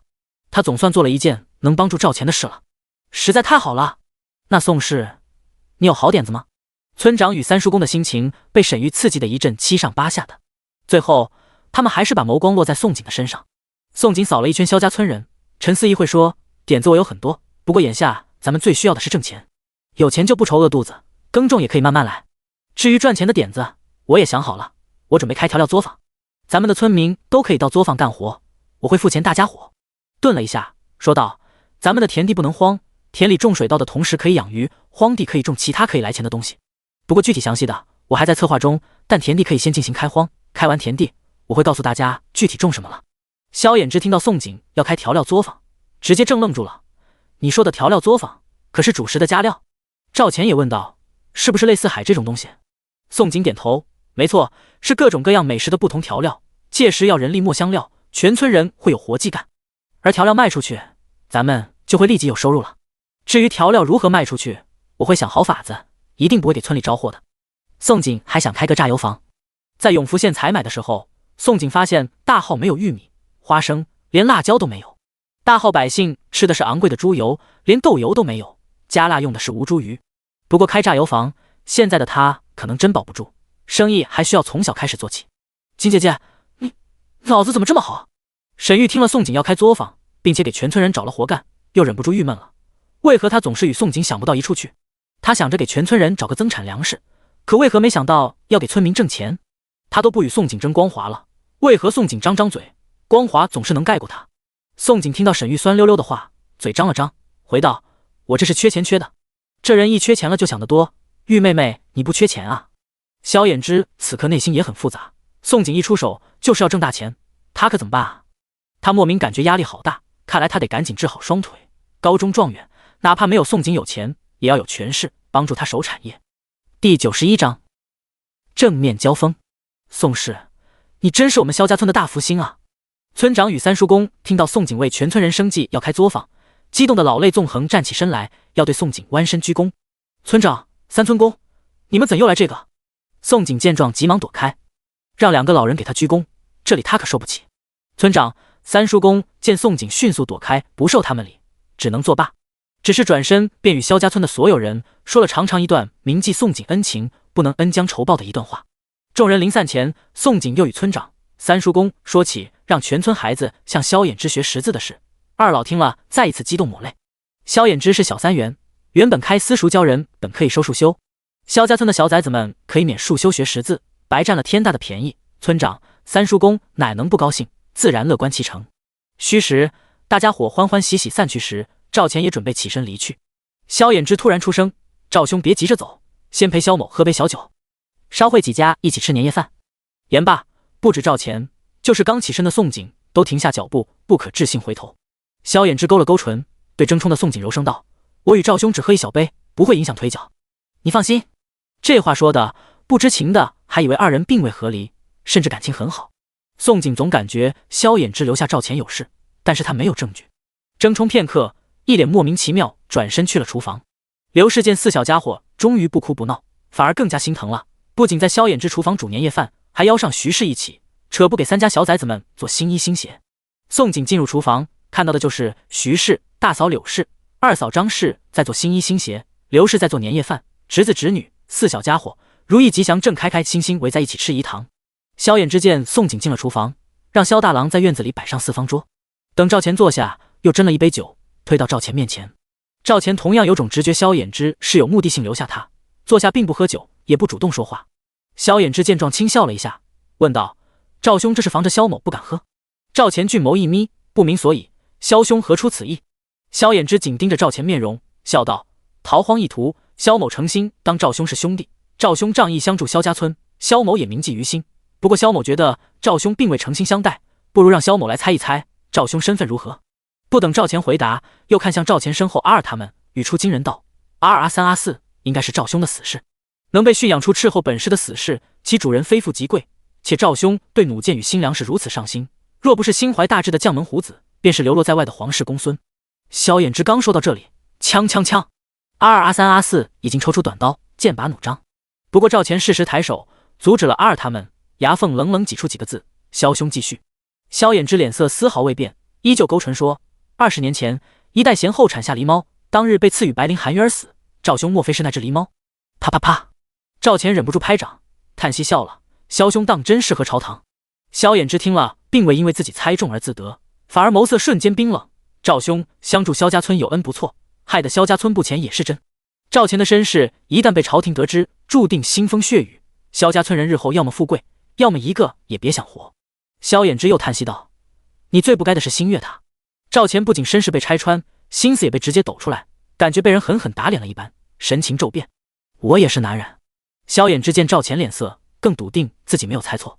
赵钱被明抖了心思，也不藏了，坦荡直言：阿锦很适合我。萧衍之凤眸一缩，随后又笑了：赵兄觉得他适合你，可你未必适合他。我给赵兄一个公平竞争的机会，赵兄可去向他表明心意。倘若他拒绝，请赵兄离开吧，回到属于你的地方，给萧家村人一条活路。其实萧衍之说出这话时，心里头也没有底，他这是在冒险。赌输了，宋景就从此与他没有干系了。赵钱的身世太优秀了，身世一旦暴露，成功回去皇宫，不知有多少女人趋之若鹜，想成为他的女人。若是赵钱坐上那个位置，谁不想当他的皇后呢？好，萧兄是君子。赵某最喜欢与君子交友，即便阿锦最后选择萧兄，赵某也无怨言。赵钱也想赌一赌，他早晚都会对宋景表明心意的，何不趁着宋景与萧衍之合离之际，胜算更大。这杯酒我接了。赵钱端着酒杯一饮而尽，末了又道了一句：日后若用得上萧兄，还请萧兄鼎力相助。萧衍之若是进了朝堂，将来或许会成为助力，这种助力赵钱可不会留给他人。若日后真用得上萧某的地方，萧某一定倾尽全力。抛开宋景一事去说，赵钱是个人物，萧衍之还是很希望赵钱能坐上那个位置。宋景端着饭菜从厨房走出来的时候，正好看见赵钱离去的身影，不解问道：赵公子不一起吃年夜饭吗？萧衍之听到宋景的声音，瞬间敛起眸底锋芒，转头答道：赵兄临时有事回去了。宋景心里虽迷惑，却也没有怀疑两个男人的异样，端着饭菜去了堂屋。半个钟后，三家人气氛怪异，在堂屋里一起吃年夜饭。赵钱则回到村委自己屋内，站在窗边失神。阿二见状，神情担忧，唤了一句：爷。虽然萧衍之对他们爷下战帖让他很不爽快，可是他实在害怕他们爷对宋景表明心意，万一宋景同意做他们爷的女人，可怎么办啊？赵钱从衣襟里掏出一对龙凤双佩，握在手中，转过身问：你说他会答应我吗？阿二瞧见龙凤双佩，心口咯噔一跳，笑得比哭还难看：爷，我不知啊。完了呀，龙凤双佩是他们爷母后遗物，他们爷说过，只有将来女主人才有资格得到龙凤双佩。他们爷这是真打算让宋景做他们女主人。第92章出事。年夜饭后，天空突然飘起了雪花，四小家伙看见时乐坏了，纷纷冲到院子去玩雪。萧家村所有人吃完年夜饭也走出屋，大人们看着飘落的雪花，是一个个感慨地道：这雪下得好啊，接下来应该会有好收成。虽然逃荒途上遇到了极寒天气，满目银白，但村民们觉得白头霜冰凌与雪花是不一样的，因为自古就有瑞雪兆丰年的这话。雪花整整飘了一个晚上，等到初一晨时，屋顶覆盖了厚厚一层积雪，害怕房屋会倒塌，村里壮劳力组织起来，爬上各家屋顶去铲雪。姑娘们则拿着扫帚与铲子扫雪，从村口老井边一直清扫，准备清出一条干净的路来。沈玉有心改变自己形象，也参与了扫雪。可是他这次做梦也没有梦到，新村那8个娶不到媳妇的混子会闯入狠黑村，当众将他报了轻薄。不止他一个，村里的6个扫雪姑娘也遭了殃，全都被报了轻了。啊！沈玉尖叫连连，死命挣扎，救命啊！姑娘们也一阵阵惨叫呼救。宋景、娘家人、赵钱、阿二听到村口传来惨叫声，吓得冲出屋奔到村口。当看见6个混子正各抱一个村里姑娘压在雪地上猛亲，其中2个抱着沈玉在猛摸，阿二他们还没跑近，直接就要抽刀。先别杀！宋景吓得立即大喊，总算及时阻止了阿二他们。混子是该死，可现在不是逃荒，不能随意杀人。先捆人！赵钱也出声阻止，他是可以无所顾忌杀人，但是萧家村人是泥腿子，若是阿二他们将人杀了，不说他会提前暴露，村里也要惹大祸。阿二他们听了赵钱命令，强忍住心中怒火，收起短刀，冲过去直接出手，将8个混子全部踹翻，卸了胳膊。8个混子都会些拳脚，可是面对阿二他们都不够阿二他们一人一脚。8个混子被了卸了胳膊，才反应过来自己惹错人了。不过他们有恃无恐，老井边的动静实在太大。村长、三叔公、村里所有人，不管男女老少，后面也赶了过来。就连腿脚不便的萧衍之也被萧大郎背了出来，坐在椅子上。当村长、三叔公发现萧家村姑娘们被轻薄，是破口大骂道：“糟温的混子啊！这是要毁了咱们村姑娘啊！”古代女子很讲究名节，未嫁人之前被人摸了报了亲了，要不是让对方负责娶回去，要不然就只能远嫁他乡，嫁官夫。这8个混子什么心思已经昭然若揭。其中有一个被轻薄的姑娘是樊氏的闺女，樊氏看见自己家姑娘被人轻薄，是抱住自家姑娘就一阵哭天抢地，骂道：“该死的混子，毁了我闺女啊！这可咋办啊？闺女啊，你这啥命啊？”逃荒一途，姑娘们都清清白白的过来了，哪里知道落户安定，反而名节被毁了呀！沈玉的祖父祖母赶至，看到沈玉衣裳凌乱，六神无主瘫坐雪地上，二老是白眼一翻，差点双双晕倒过去。好在村里妇人及时扶住，才没有让二老晕过去。玉姐儿啊！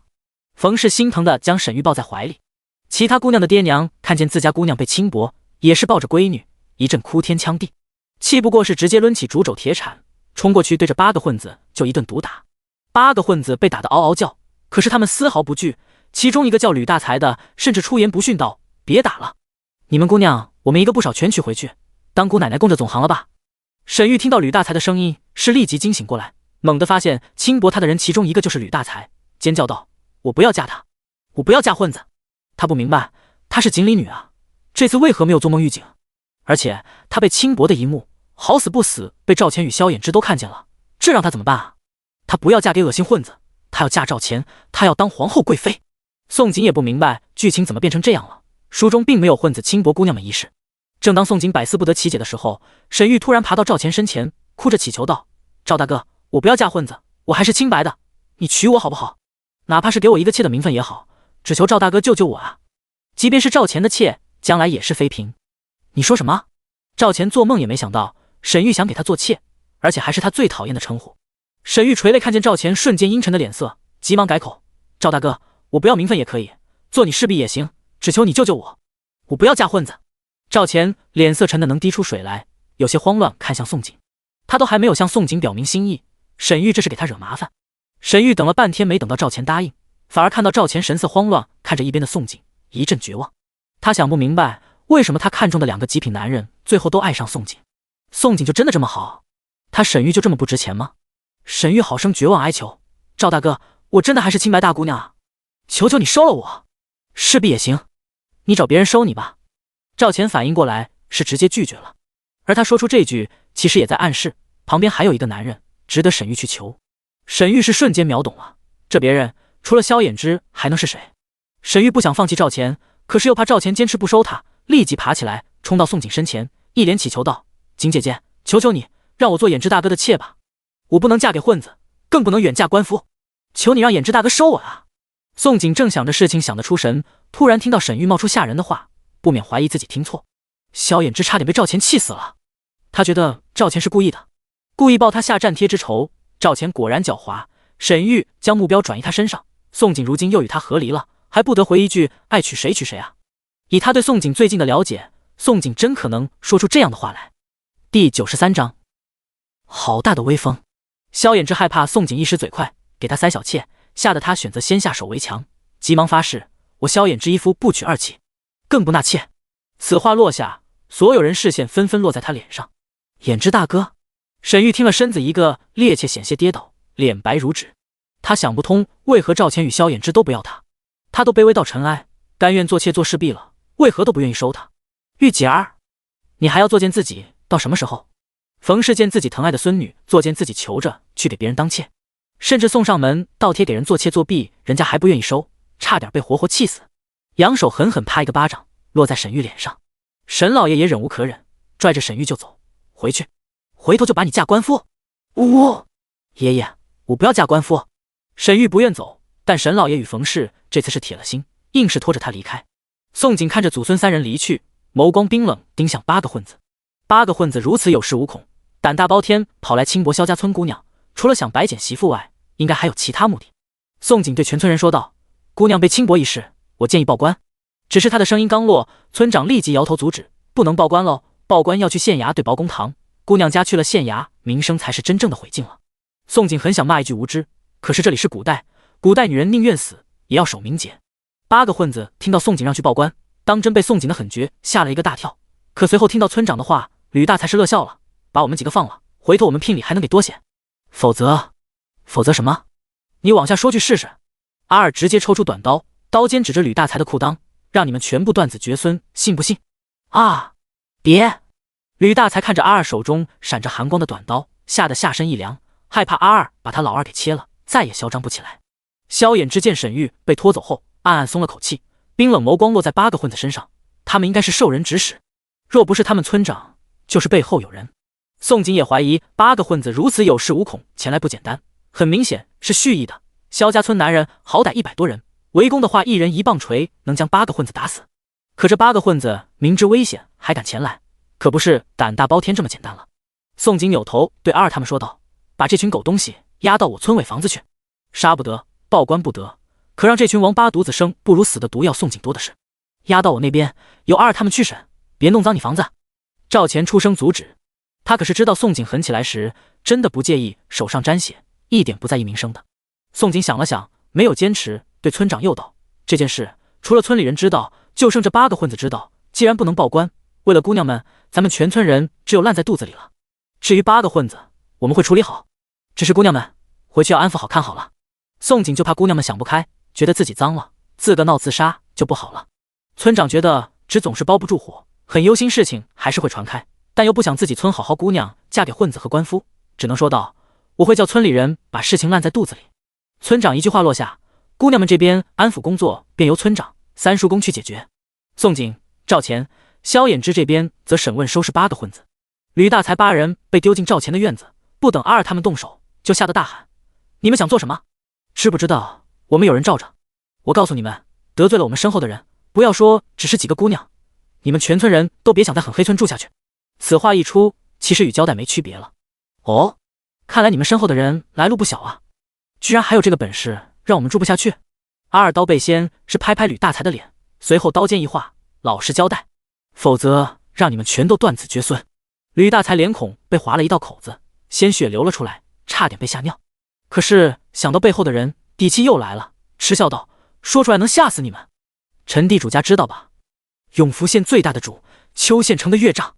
吕大才胆敢如此有恃无恐，是因为这种事他们干了不止1次2次了，每次被他们轻薄的姑娘人家，最后都是老老实实去求陈家放过一条生路。这次萧家村人200多人才到永福县，陈地主一早便盯上了。今日大年初1，他们前来轻薄萧家村姑娘，就是来给萧家村一个下马威。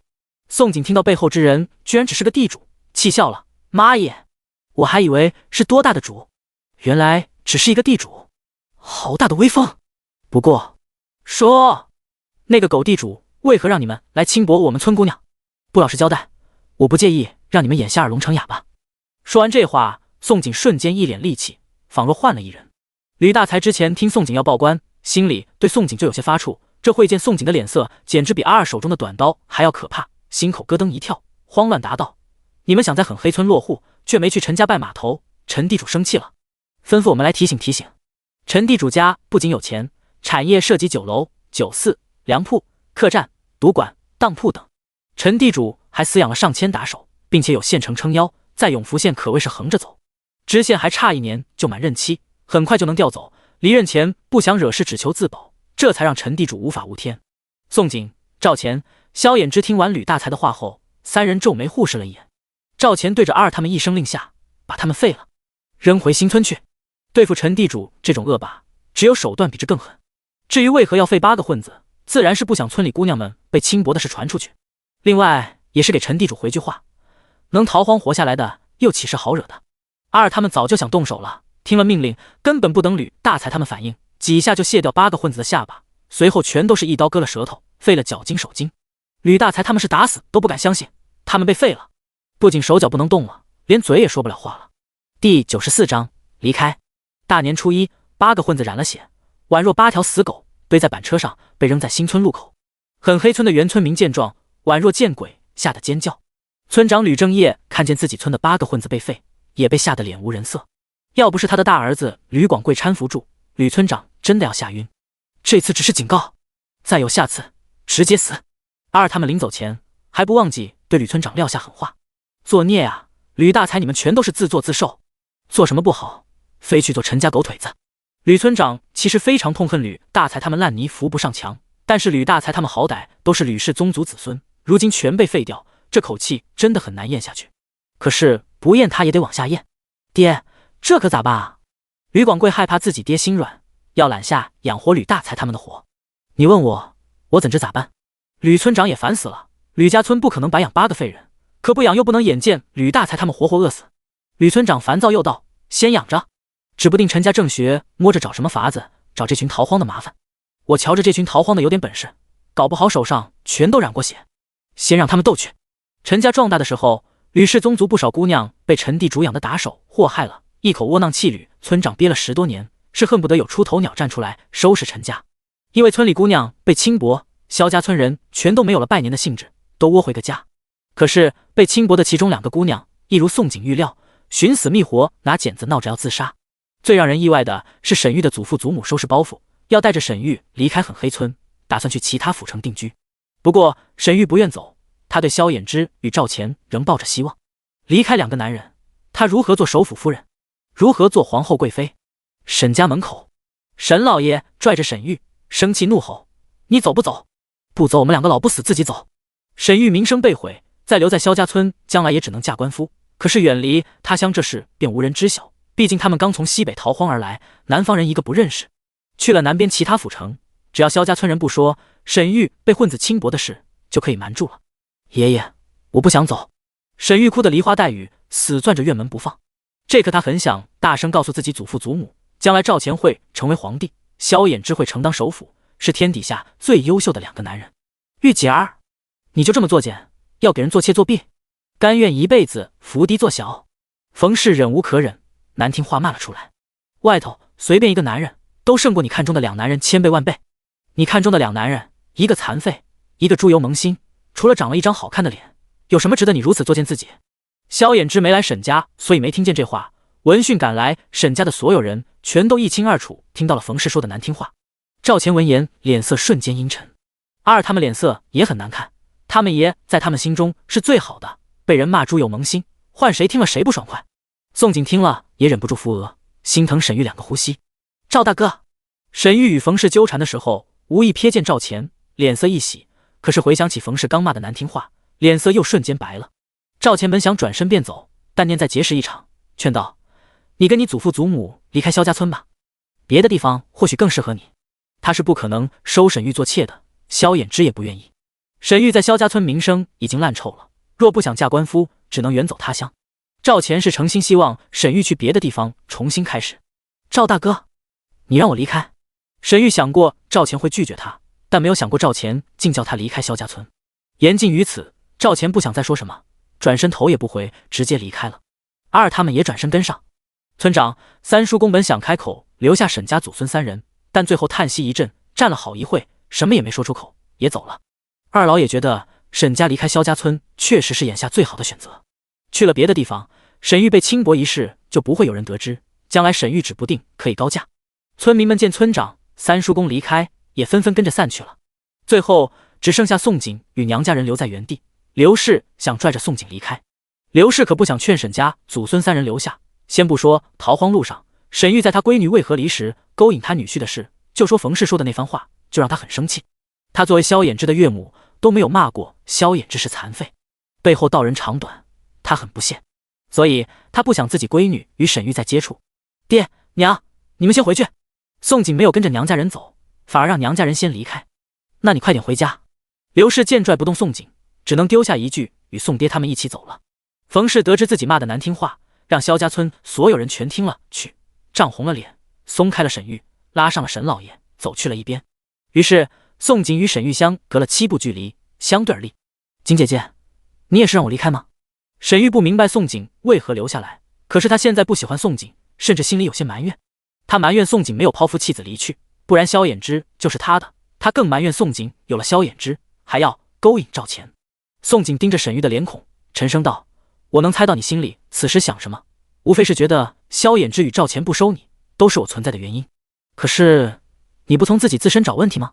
不是我看轻你，你离开后若还是这么自甘堕落，吃着碗里看着锅里下去，你最后结局还是一无所有。看在都是女人份上，我宋玉妹妹一句话，希望你谨记：你若盛开，蝴蝶自来；你若精彩，天自安排；你若成无，凤自来栖。说完这话，宋锦也转身走了，背影傲立，光明晃耀。你若成无，凤自来栖。沈玉喃喃念着这句，看着宋锦渐渐消失的身影，呈现的眼泪落了下来。第95章丑颜祸水。沈玉离开了，任谁都没有想到，最后是宋锦几句话令沈玉想开了。临走前，沈玉留下了一幅画，画上绘的是木鼠所在地。赵钱收到沈玉的话后，没有说什么。爷何时动身？阿见沈玉走了，他也想劝自己也离开。石发连弩、新粮食两者都有了，他们爷真的可以回去那个地方了。赵钱却冷嗤一笑：急什么？眼下还不够乱？还不够乱？阿尔瞠目结舌。北方极寒，东边蜀群大军，西北镇没了，中州府成了独地，这还不够乱？再乱下去，整个江山都要霍霍没了，以后重见不得类死。阿尔觉得他们也不愿意离去，是因为宋锦。宋锦果然是丑颜祸水，与他们爷还没有一撇，就将他们迷得神魂颠倒的。阿嚏！关在自己房内的宋锦突然打了一个喷嚏，压根不知阿尔背地埋怨他，正做策划与绘图。为了整村人都有活计，宋锦打算先开香料作坊，至于其他作坊只能慢慢来。即打算先做作坊，首先要场地，正好他有一套7间带院的房子，场地是现成的，不必再愁，规划一下即可。随后要买研磨香料的石春、石磨，这些工具确实之后，便是怎么将香料推销卖出去。于是他又想了几个推销方案，全写了下来，然后从中择优。作坊的计划做好之后，村里田地该种什么他也很认真的想了，花了1个时辰做好策划。随后他又画了轮椅、小孩们体育设施、唐刀。萧衍之急需要一张轮椅，萧大郎每次背着萧衍之进进出出，宋锦瞧着都觉心累。小孩们要学字了，宋锦想给孩子们弄些锻炼身体的体育设施，比如蹴鞠、鞍马、户外滑梯、攀爬墙。赵钱已经有了远程武器石发连弩，还需要近战时削铁如泥的唐刀。唐刀轻巧且锋利，可比长枪、大刀强多了，称为近战神兵一点不为过。宋锦其实也不知唐刀能不能锻造出来，而他会唐刀的锻造与冶炼工艺，全拜他前世父亲所赐。前世他的父亲是刑警，不仅爱枪还爱刀。父亲不仅买了一把唐刀回家，每日爱不释手的养护，一有机会总逮住他，给他灌输唐刀的锻造工艺，将他耳朵荼毒够惨。为了表达对老父亲的爱戴，不让老父亲寂寞，他不仅很认真的听了，还买了许多有关唐刀的资料，回家与老父亲一起探讨。出于对唐刀的大致了解，宋锦这才想将唐刀的锻造工艺送给赵钱。只有将来赵钱保住大号，百姓才可以安居乐业，他也可以安心种田。因为不会写大号字，宋锦只能将锻造工艺与冶炼技艺以画图的方式描述出来。唐刀刚刚画完，天也黑了，刘氏死劲的敲门喊他吃饭。宋锦将画好的轮椅图、体育设施图带出了房，去了隔壁。穷苦人家大多一天吃2顿，中午1顿，晚上1顿，没有早餐可言。宋锦来到萧衍之堂屋时，就见2张4方桌拼成了长桌，娘家人萧大郎一家、萧衍之4小家伙全部围在桌前。水水看见他是立即跳下长凳过来牵他。娘，您坐水水旁边。水水的右手边刻意留了个空位，刚好与萧衍之正对面。水水很聪明，他没有让爹娘紧挨着吃饭，而是让爹娘坐对面，如此爹娘抬头不见就能低头见了。行吧，坐你旁边。宋景一点也没有感觉座位有什么不对，长桌就这么点大，对他来说坐哪都是坐。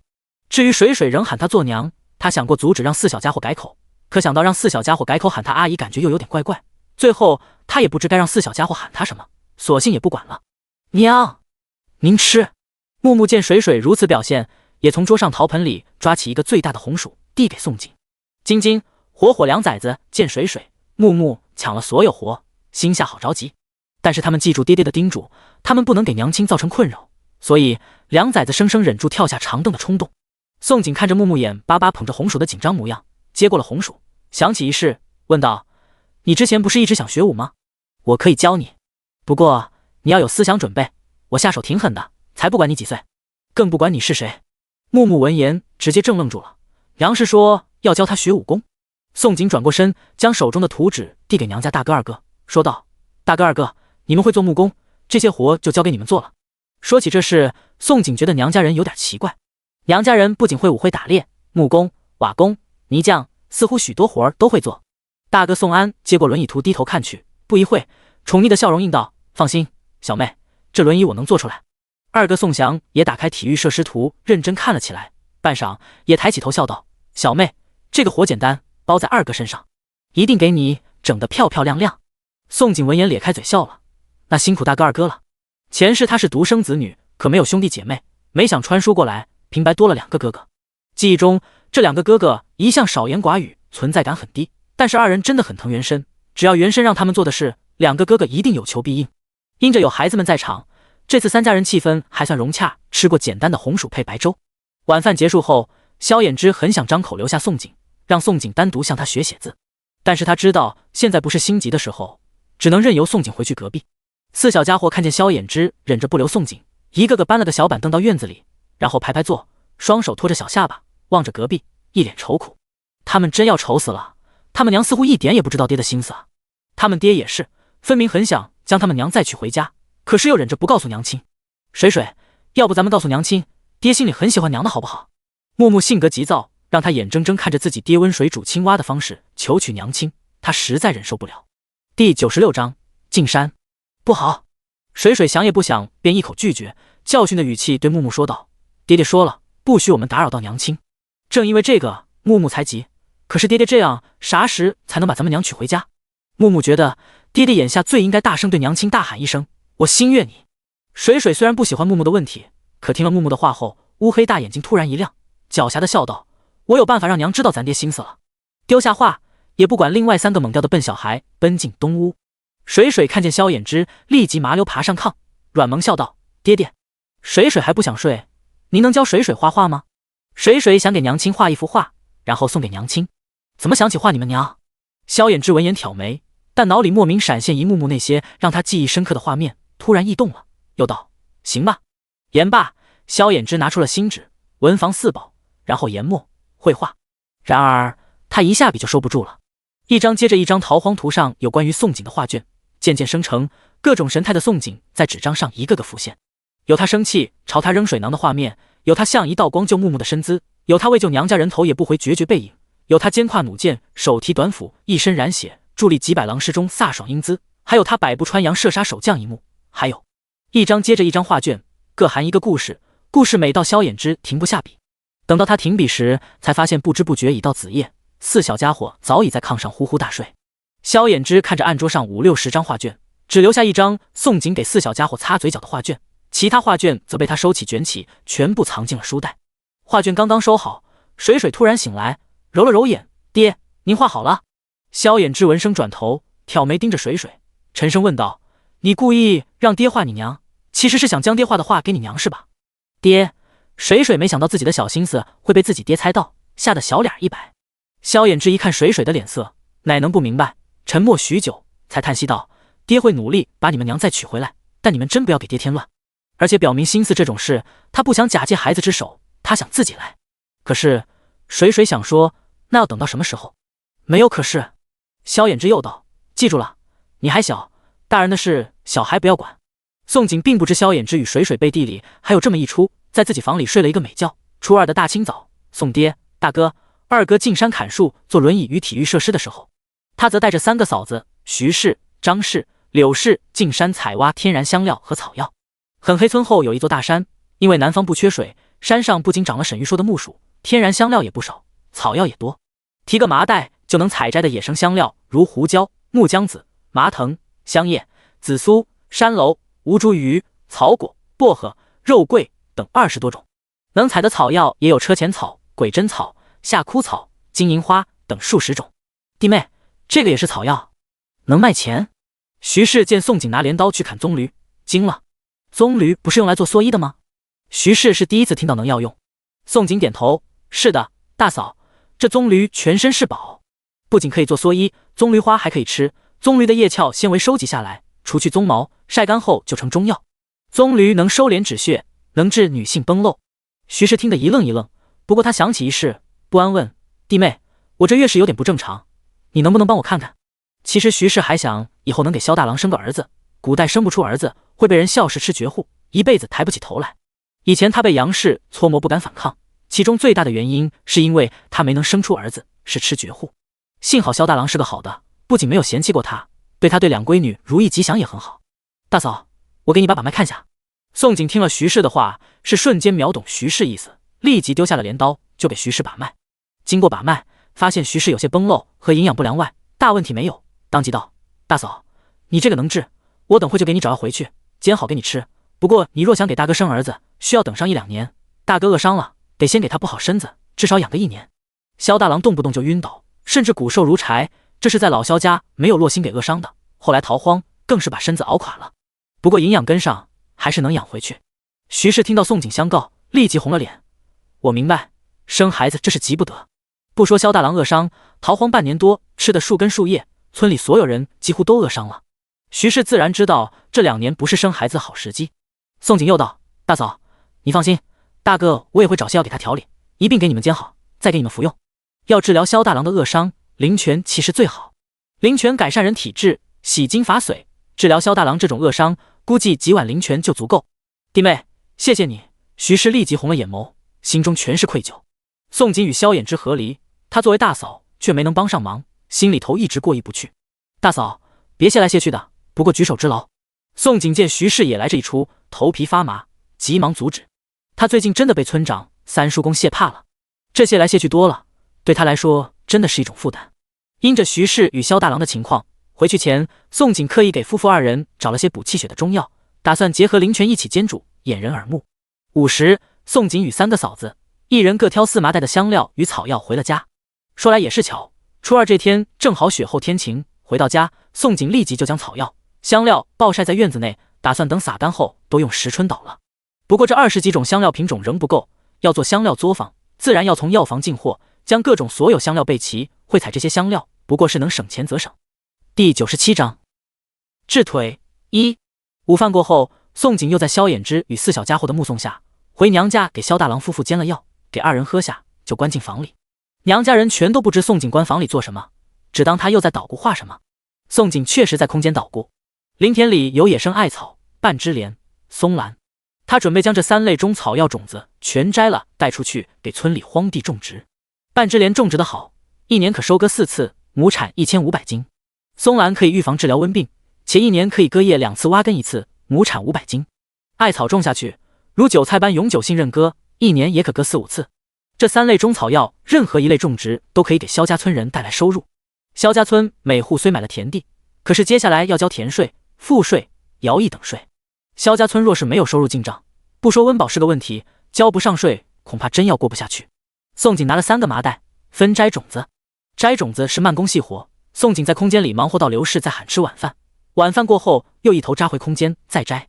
等到3个麻袋摘满种子，外头已经是第2日4时。在灵泉泡了澡，恢复了力气。宋景想起周大夫要给萧衍之看腿脚，急忙又换了套干净衣裳，脸上斑点乱整一通，才走出房。原本他与周大夫约好他这边去接人，并且约好时辰定在下午未时，但是他还没有去接人，4时不到就远远听到马蹄声，随后2辆马车由远及近出现视野。其中1辆马车坐着是令宋景怎么都想不到的人物，这人正是正县尉的老娘吴氏，在济世方被宋景救了一命的老妇人。吴氏打听到宋景住址，一大清早药铺刚开门，就命人绑上周大夫，不管周大夫愿不愿意，绑着人快马加鞭赶来狠黑村。狠黑村实在太好找了，只要提到狠黑村大名，随便个人都会准确指路。马车还没到狠黑村，吴氏撩开车帘眺望，看到村里破烂房子，不可置信道：“小恩人就住这地。”而且吴氏听他儿子说过，住在狠黑村的人都很短命，活不过50，一被人诅咒，这村子明显不能住人。赶着马车的阿石转头应道：“老夫人，前面确实是狠黑村没错。”丫鬟提醒道：“老夫人，小恩人刚从西北逃荒过来，应该很缺钱。”吴氏想了一会，说道：“先看过小恩人一家子再说。他有心与身怀医术的宋景结交，若用钱还恩，就是断了关系。”萧家村所有人听到马蹄声，是全村惊动了，全都跑到村口老井边。大家伙都以为是陈地主来闹事，包括宋景、赵钱也是。可是当宋景看到从马车下来被颠簸脸无人色的周大夫，直接愣住了。而当他随后看见后面在丫鬟搀扶下了马车，衣着不凡身子健朗的老妇人，又什么都明白了。小恩人！吴氏还没下马车，一眼认出了宋景，实在是宋景一脸斑点，实在太好认了。周大夫，老夫人，欢迎大驾。宋景也一眼认出吴氏，笑着迎了上去，心里明白吴氏是想来报恩，他心领神会，没再矫情，与周大夫和吴氏随意寒暄几句，便将二人带去萧衍之的屋子里。这位是大夫，来给二郎治腿伤的。太好了呀！村长三叔公得知周大夫是来给萧衍之看腿伤，激动的身子颤抖紧跟周大夫，恨不得周大夫立即将萧衍之腿脚治好了。半刻钟后，周大夫进去东屋给萧衍之看腿，宋景就在堂屋款待吴氏。说款待也不为过，在外人眼中，吴氏喝的是井水，其实喝的是灵泉。这4个小崽子长得也太惹人疼了吧！吴氏刚在堂屋坐下，就立即被4小家伙夺走了所有眸光。4小家伙穿了新衣新鞋，木木与水水2个小女娃扎了2条小辫子，晶晶与火火也用布袋绑着马尾。乍一看，4小家伙宛若年画里走出来娃娃。吴氏越看4小家伙，愈发喜欢，甚至语出惊人：“哎呦，2个女娃长得可真像小恩人，瞧瞧这眉眼弯弯的，简直一模一样。2个男娃一定长得像他们爹，瞧他们模样，他们爹一定长得很好看吧？”宋景闻言哭笑不得，急忙解释：“老夫人，你看差了，他们4个其实是河边捡来的，没人知道他们爹娘是谁。”啥？吴氏没有想到4小家伙竟是捡来的，一脸不可置信：“我瞧这2女娃长得与你挺像的呀。”4小家伙听到吴氏说他们长得像爹娘，高兴坏了。虽然他们知道自己不是爹娘亲生的，可是他们喜欢听别人说他们长得像爹娘。水水笑得如朵花，问吴氏：“真的吗？我与娘长得像呀？”“哎呦，这小女娃实在太可爱了，没错，你与小恩人长得最像。”吴氏见水水笑得眉眼弯弯，忍不住又惊呼一句：“或许说者无心，听者有意。”当吴氏相同的话3次出口，赵钱真的没忍住，转眸认真打量4小家伙。而他越看越觉得木木与水水眉眼确实与宋景有些相似，晶晶与火火也越看越像萧衍之。要不是知道4小家伙是萧衍之捡来的，与萧衍之和宋景没有半点血缘关系，他都忍不住怀疑自己眼睛出了毛病。堂屋那边气氛愉快，东屋这边却气氛紧张压抑。给萧衍之摸腿骨的周大夫一直深眉紧锁，旁边的萧大郎、村长、三叔公紧张不敢说话，就是萧衍之也沉默不语。屋内安静的仿若一根针掉地上都能听见。摸骨小半个时辰过去，三叔公没忍住问道：“大夫，二郎这腿还能不能治？”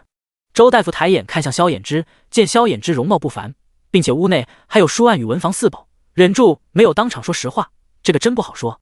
他是真的不忍说萧衍之的腿不能治，因为他发现萧衍之是粉碎骨折，骨折块压迫导致的瘫痪，而当下还无人有这个本事能将腿内粉碎的骨折块复位，即便是从医多年各方面涉及的他也没有法子。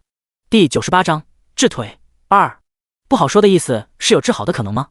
三叔公听到周大夫模棱两可的话，没有怀疑周大夫隐瞒，反而觉得这是好消息。毕竟之前地龙翻身找的那个大夫可是直接摇头说萧衍之没治，具体的我出去与小娘子说。周大夫觉得这种噩耗还是与伤者自己家眷去说比较好，并且把他找来的人是宋景，与宋景说会更为妥当些。道了一句，周大夫便离开东屋出去找宋景。宋景其实一直有注意周大夫这边的情况，见周大夫走出来是让娘家人招待吴氏，他则出了堂屋。周大夫见到宋景，张口就打算在院子里说，但被宋景打断了。周大夫去老井边说，娘家人赵钱二他们都在院子里，目前他不想让谁知道他会外科手术。原身本来一无所长，如今因为他一日之间不仅会武，还会制弩箭，又会医术，要是再会整个大号都无人会的外科手术，娘家人一定起疑的。虽说有老爷当借口搪塞，死无对证，但娘家人没一个傻的。将周大夫带到村口老井边，确定无人听到二人谈话后，宋景直接问道：“周大夫，你给他摸骨后，是不是发现是粉碎骨折？”周大夫知道宋景会医，直接点头：“没错，不少粉碎骨块。我若没摸错，至少有6块骨块，右腿2块，左腿4块。我正是想告诉你这事。”宋景又问：“那周大夫能治吗？”周大夫苦笑摇头：“我无能为力，不过有奇人异事，能治也不一定。”“不用什么奇人异事，周大夫你能治。”宋景摇头，随后笑了：“等会劳烦周大夫回去，对所有人说这腿你能治。”不等周大夫反应过来，宋景又道：“只要周大夫答应帮我这个忙，日后我可以传授周大夫动刀手术。”宋景会如此慷慨，是因为书中提到过济世方是大号3大药铺之一，旗下分铺遍布大号，永福县的济世方只是其中一间分铺。以后他的作坊要靠济世方传授济世方外科手术，算是加入济世方的敲门砖。担忧周大夫不明白什么叫手术，宋景解释：“我说的动刀手术，就是将二郎的皮肉割开，再将骨块复位固定，等骨块复位之后，再进行缝合皮肉。”皮肉割开，周大夫从未听说过这种治疗手段，是直接吓傻了。对他来说，这简直是耸人听闻，见所未见。不过想到宋景说要传授他动刀手术，又感觉天上掉馅饼似的，难以置信，问：“你的意思，你相公的腿伤你其实会治？你不仅会治，还能将这医术传授给我？”问完又觉得宋景很是奇怪，蹙眉又问：“你既然能治，为何还要以我名义？”宋景随口搪塞道：“我不想让任何人知道我会这种医术，给人治病太累，我只想安安静静种田。这可是扬名立万的好机会。”周大夫傻眼了，不敢相信有人拥有惊世医术，却想藏掖并且嫌累的。“我不需要名气。”宋景摆手：“名气就留给周大夫，所以还请周大夫替我隐瞒。”周大夫很想拒绝，可是宋景真的戳中了他的软肋。行医多年，他也希望自己医术更进一步，更希望天下人知道他的名字。“行吧，我答应了。不过你确定自己不会闹出人命？别到实出了事让我背。”周大夫行医多年，也是个人精了，可没有蠢到被眼前利益冲昏头。宋景听了一笑：“周大夫放心，治腿前我会让二郎签契书，生死与你无关。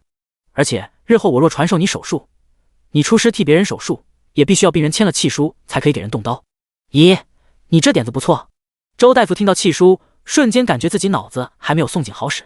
济世方给人看病，从来没有契书一说。之前济世方被其他药铺陷害过，但济世方为了息事宁人，是只能忍气吞声，赔钱消灾。若日后涉及性命的病患，让签契书就可以免除一切后患了。宋景见事情谈妥，乐了：“那初6给二郎治腿，就借贵宝地一用了。为了表示诚意，周大夫可以看我如何手术治腿的。”言罢，二人算是一拍即合。事后宋景又教周大夫如何准备除菌房，事无巨细交代清楚，才让周大夫回去东屋告诉萧衍之消息。周大夫忍着嘴角抽搐的冲动，对萧衍之道：“你的腿也不是不能治，就是只有40%把握，你敢不敢试？”宋景说的是10%把握，但是之前他已经表现出默制的表情，把话说满就引人怀疑了。“是，即便1成，我也要试。”萧衍之见周大夫突然离开，本就不怀希望，以为自己的双腿还要残一段时间。如今听到周大夫说有40%的把握，是毫不犹豫就点头。他不想再残着双腿了，他只有站起来才能走到宋景面前，亲口告诉他的心意。吴氏像的老小孩看到娘家院子晒着满满的中草药与香料，好奇问道：“小恩人，这些晒着的都是草药吗？”宋景摇头：“左边这些是草药，右边的是香料。”“啥是香料？”吴氏不解。宋景耐心解释：“就是可以做成各种美食的香料，不同的配方煮出来不同味道美食。大号没有成品香料包，唯有有钱人与酒楼才买得起海肉酱加调味。吴氏正是吃海做菜这类人。”宋景抬眼看了一眼天色，转头对吴氏说道：“老夫人，今日您与周大夫留下来吃顿饭，晚些再回去，我亲自用香料做一顿美食让您尝尝。”“美食？真的吗？”“好呀好呀，老身最近吃啥没味道。”吴氏上次险些被一口痰憋死，正是食不知味的缘故，他最近是吃什么都没有胃口，听到美食2字是立即眼冒绿光。宋景看着吴氏听到吃食就兴奋的模样，瞬间想起了小吃货火火，尴尬的笑：“农家人吃饭较晚，老夫人稍微要等久一些哈。”第99章，授人以渔。巧妇难为无米之炊，为了款待吴氏与周大夫，宋景只能临时找食。他叫上了娘家人，赵钱阿二他们一起进山打猎。赵钱阿二听到有美食吃，一个个眼馋的不行，是宋景才张口就立即点头答应。自从逃荒以来，实在太久没有吃过一顿好的，尤其他们4个男人压根不会主食，落户后就除夕祭祖吃了一顿猪肉，之后就是白粥就红薯。每次一想到吃食，阿二就很心疼他们爷。他们爷非吃中物，结果每日白粥就红薯，天可怜见的。但他们爷甘之如饴，不愿意离开，他也没辙。咱们分开行动，才能早点回去。大家伙刚进山里，宋景就让大家分工。于是赵钱阿二去捅老鼠洞找蛇，宋爹则挖捕兽陷阱，大嫂柳氏、二嫂张氏去挖冬笋野菜、掏蜜蜂窝。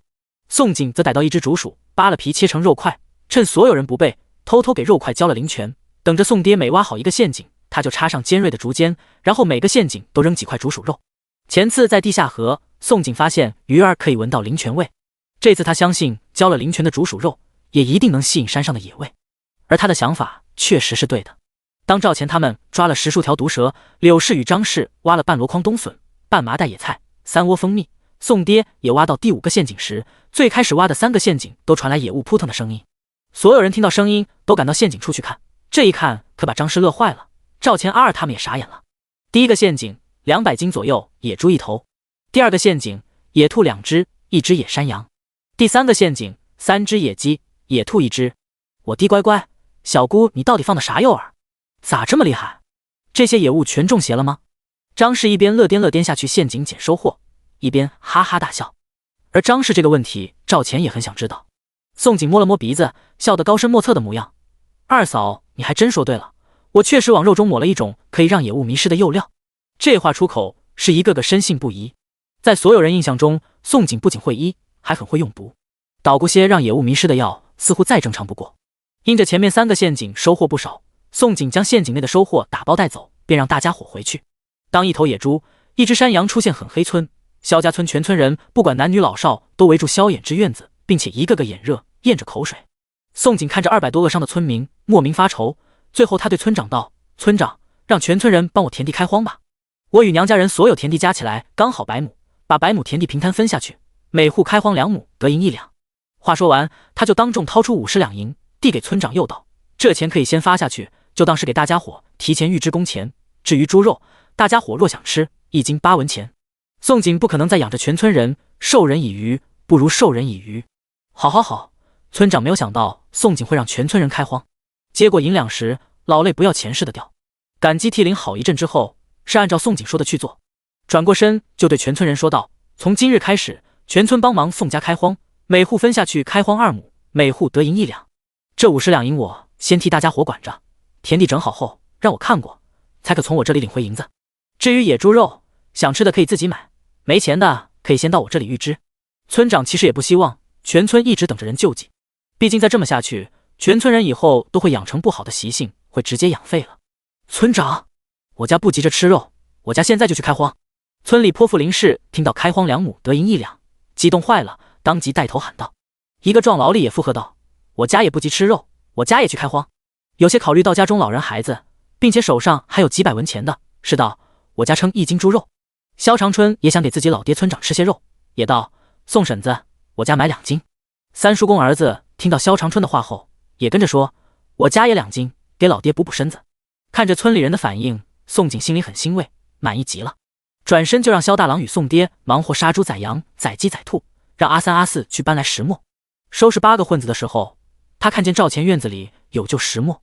进山之前他已经泡上了黄豆，可以用黄豆做豆腐。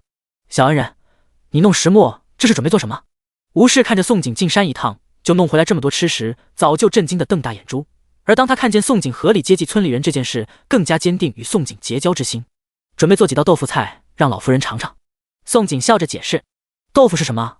很快您就知道哈。大号没有豆腐，宋景实在难以解释得清楚。周大夫看见麻袋内的毒蛇，也对宋景说道：宋小娘子，你这些蛇毒蛇胆可以卖钱啊，济世方要收，那感情好啊。逃荒路上我收了许多蛇毒蛇蜕，正愁去哪卖呢。宋景丢下话，立即跑回娘家，将蛇毒蛇蜕全都搬了出来。当周大夫看到宋景搬出来一箩筐竹罐装着的蛇毒与蛇蜕，瞬间傻眼，这么多，若将这些蛇毒与蛇蜕全收，周大夫很怀疑自己身上带的银两够不够。宋景当作没有看见周大夫震惊的脸色，将东西丢下，就去捣鼓做豆腐，做各种美食。只不过原本说好的吃午饭，结果是提早吃晚饭。2个时辰之后，萧衍之的堂屋从原来摆的2张桌子，直接摆了4桌，合并的桌子上摆着一道道色香味俱全的美味佳肴：黄豆炖蛇肉、五指毛桃猪肚鸡包、卤大肠、卤猪头、猪耳、猪杂、孜然扇子骨、烤全羊、红烧兔肉、猪肉酿豆腐、香煎豆腐、麻婆豆腐、五花猪炒笋。当萧衍之、赵钱、吴氏、周大夫看着桌子上经过宋璟之手变戏法般变出来的一道道美食，一个个直接安静如鸡，傻傻说不出话来。第100章空间升级1。宋璟将最后一道野菜清汤端上桌，就对吴氏与周大夫歉意说道：“吴夫人、周大夫，午饭变晚饭，实在抱歉啊。”桌子为首坐着的吴氏听到宋璟的声音才回过神来，不可置信问道：“小恩人，这些吃食全都加了院子里晒的那些香料？”院子里晒着几十种香料和草药，吴氏有看见宋璟用时春去捣香料草药加到菜里、汤里。不错，全都加了香料，有些还另加中草药。宋璟点头，对着围桌的所有人又笑着道：“大家伙敞开吃，尝尝这香料做出来的美食。要是尝到味道不对，与我说说，尤其尝一尝这卤大肠与香煎豆腐。”宋璟打算做完萧衍之腿脚手术后，就做香煎豆腐与卤大肠拿去永福县摆摊卖，作为推销香料的第一步。黄豆便宜成本低，做成豆腐利润高，豆渣还可以做成豆渣饼卖，简直是零消耗。至于猪下水，古代人都嫌弃臊味，不愿意花钱买猪下水吃，价钱便宜跟不要钱似的。若是他回收猪下水做成卤味，不仅成本低，又可以趁机推销香料。宋璟恨不得众人给他意见，催道：“所有人都赶紧开动吃。”其实大家伙早就忍不住想动筷了，只不过是想着等宋璟上桌再吃。当宋璟这话出口，所有人是都立即开动。吴氏早就食不知味一段时间了，这回看到桌面上的美食，忍不住食指大动，立即让自己的丫鬟给他加了一块卤大肠，尝了起来。老天爷，这个真是猪肠子！吴氏吃了一块卤大肠之后，忍不住怀疑自己吃的是假猪肠，否则口中的卤大肠为何没有臊味？还好吃的让他想吃3碗饭。周大夫尝了一块扇子骨，品尝一会，也道：“这道菜应该是撒了孜然，好吃。”周大夫一句好吃出口，两对面坐着的赵钱与萧衍之也是纷纷点头。赵钱与萧衍之几乎是同时对着香煎豆腐下筷子，两个男人都很好奇，宋璟用黄豆做出来名叫豆腐的美食到底是什么。等两个男人尝了之后，是异口同声道：“香料买卖可做，香料作坊可开。”两个男人说完这话，都意外抬头看向对方，随后二人眸光如针尖对上麦芒，暗暗较上劲了。萧衍之抢先问宋璟：“阿璟，香料你有想好怎么卖了吗？”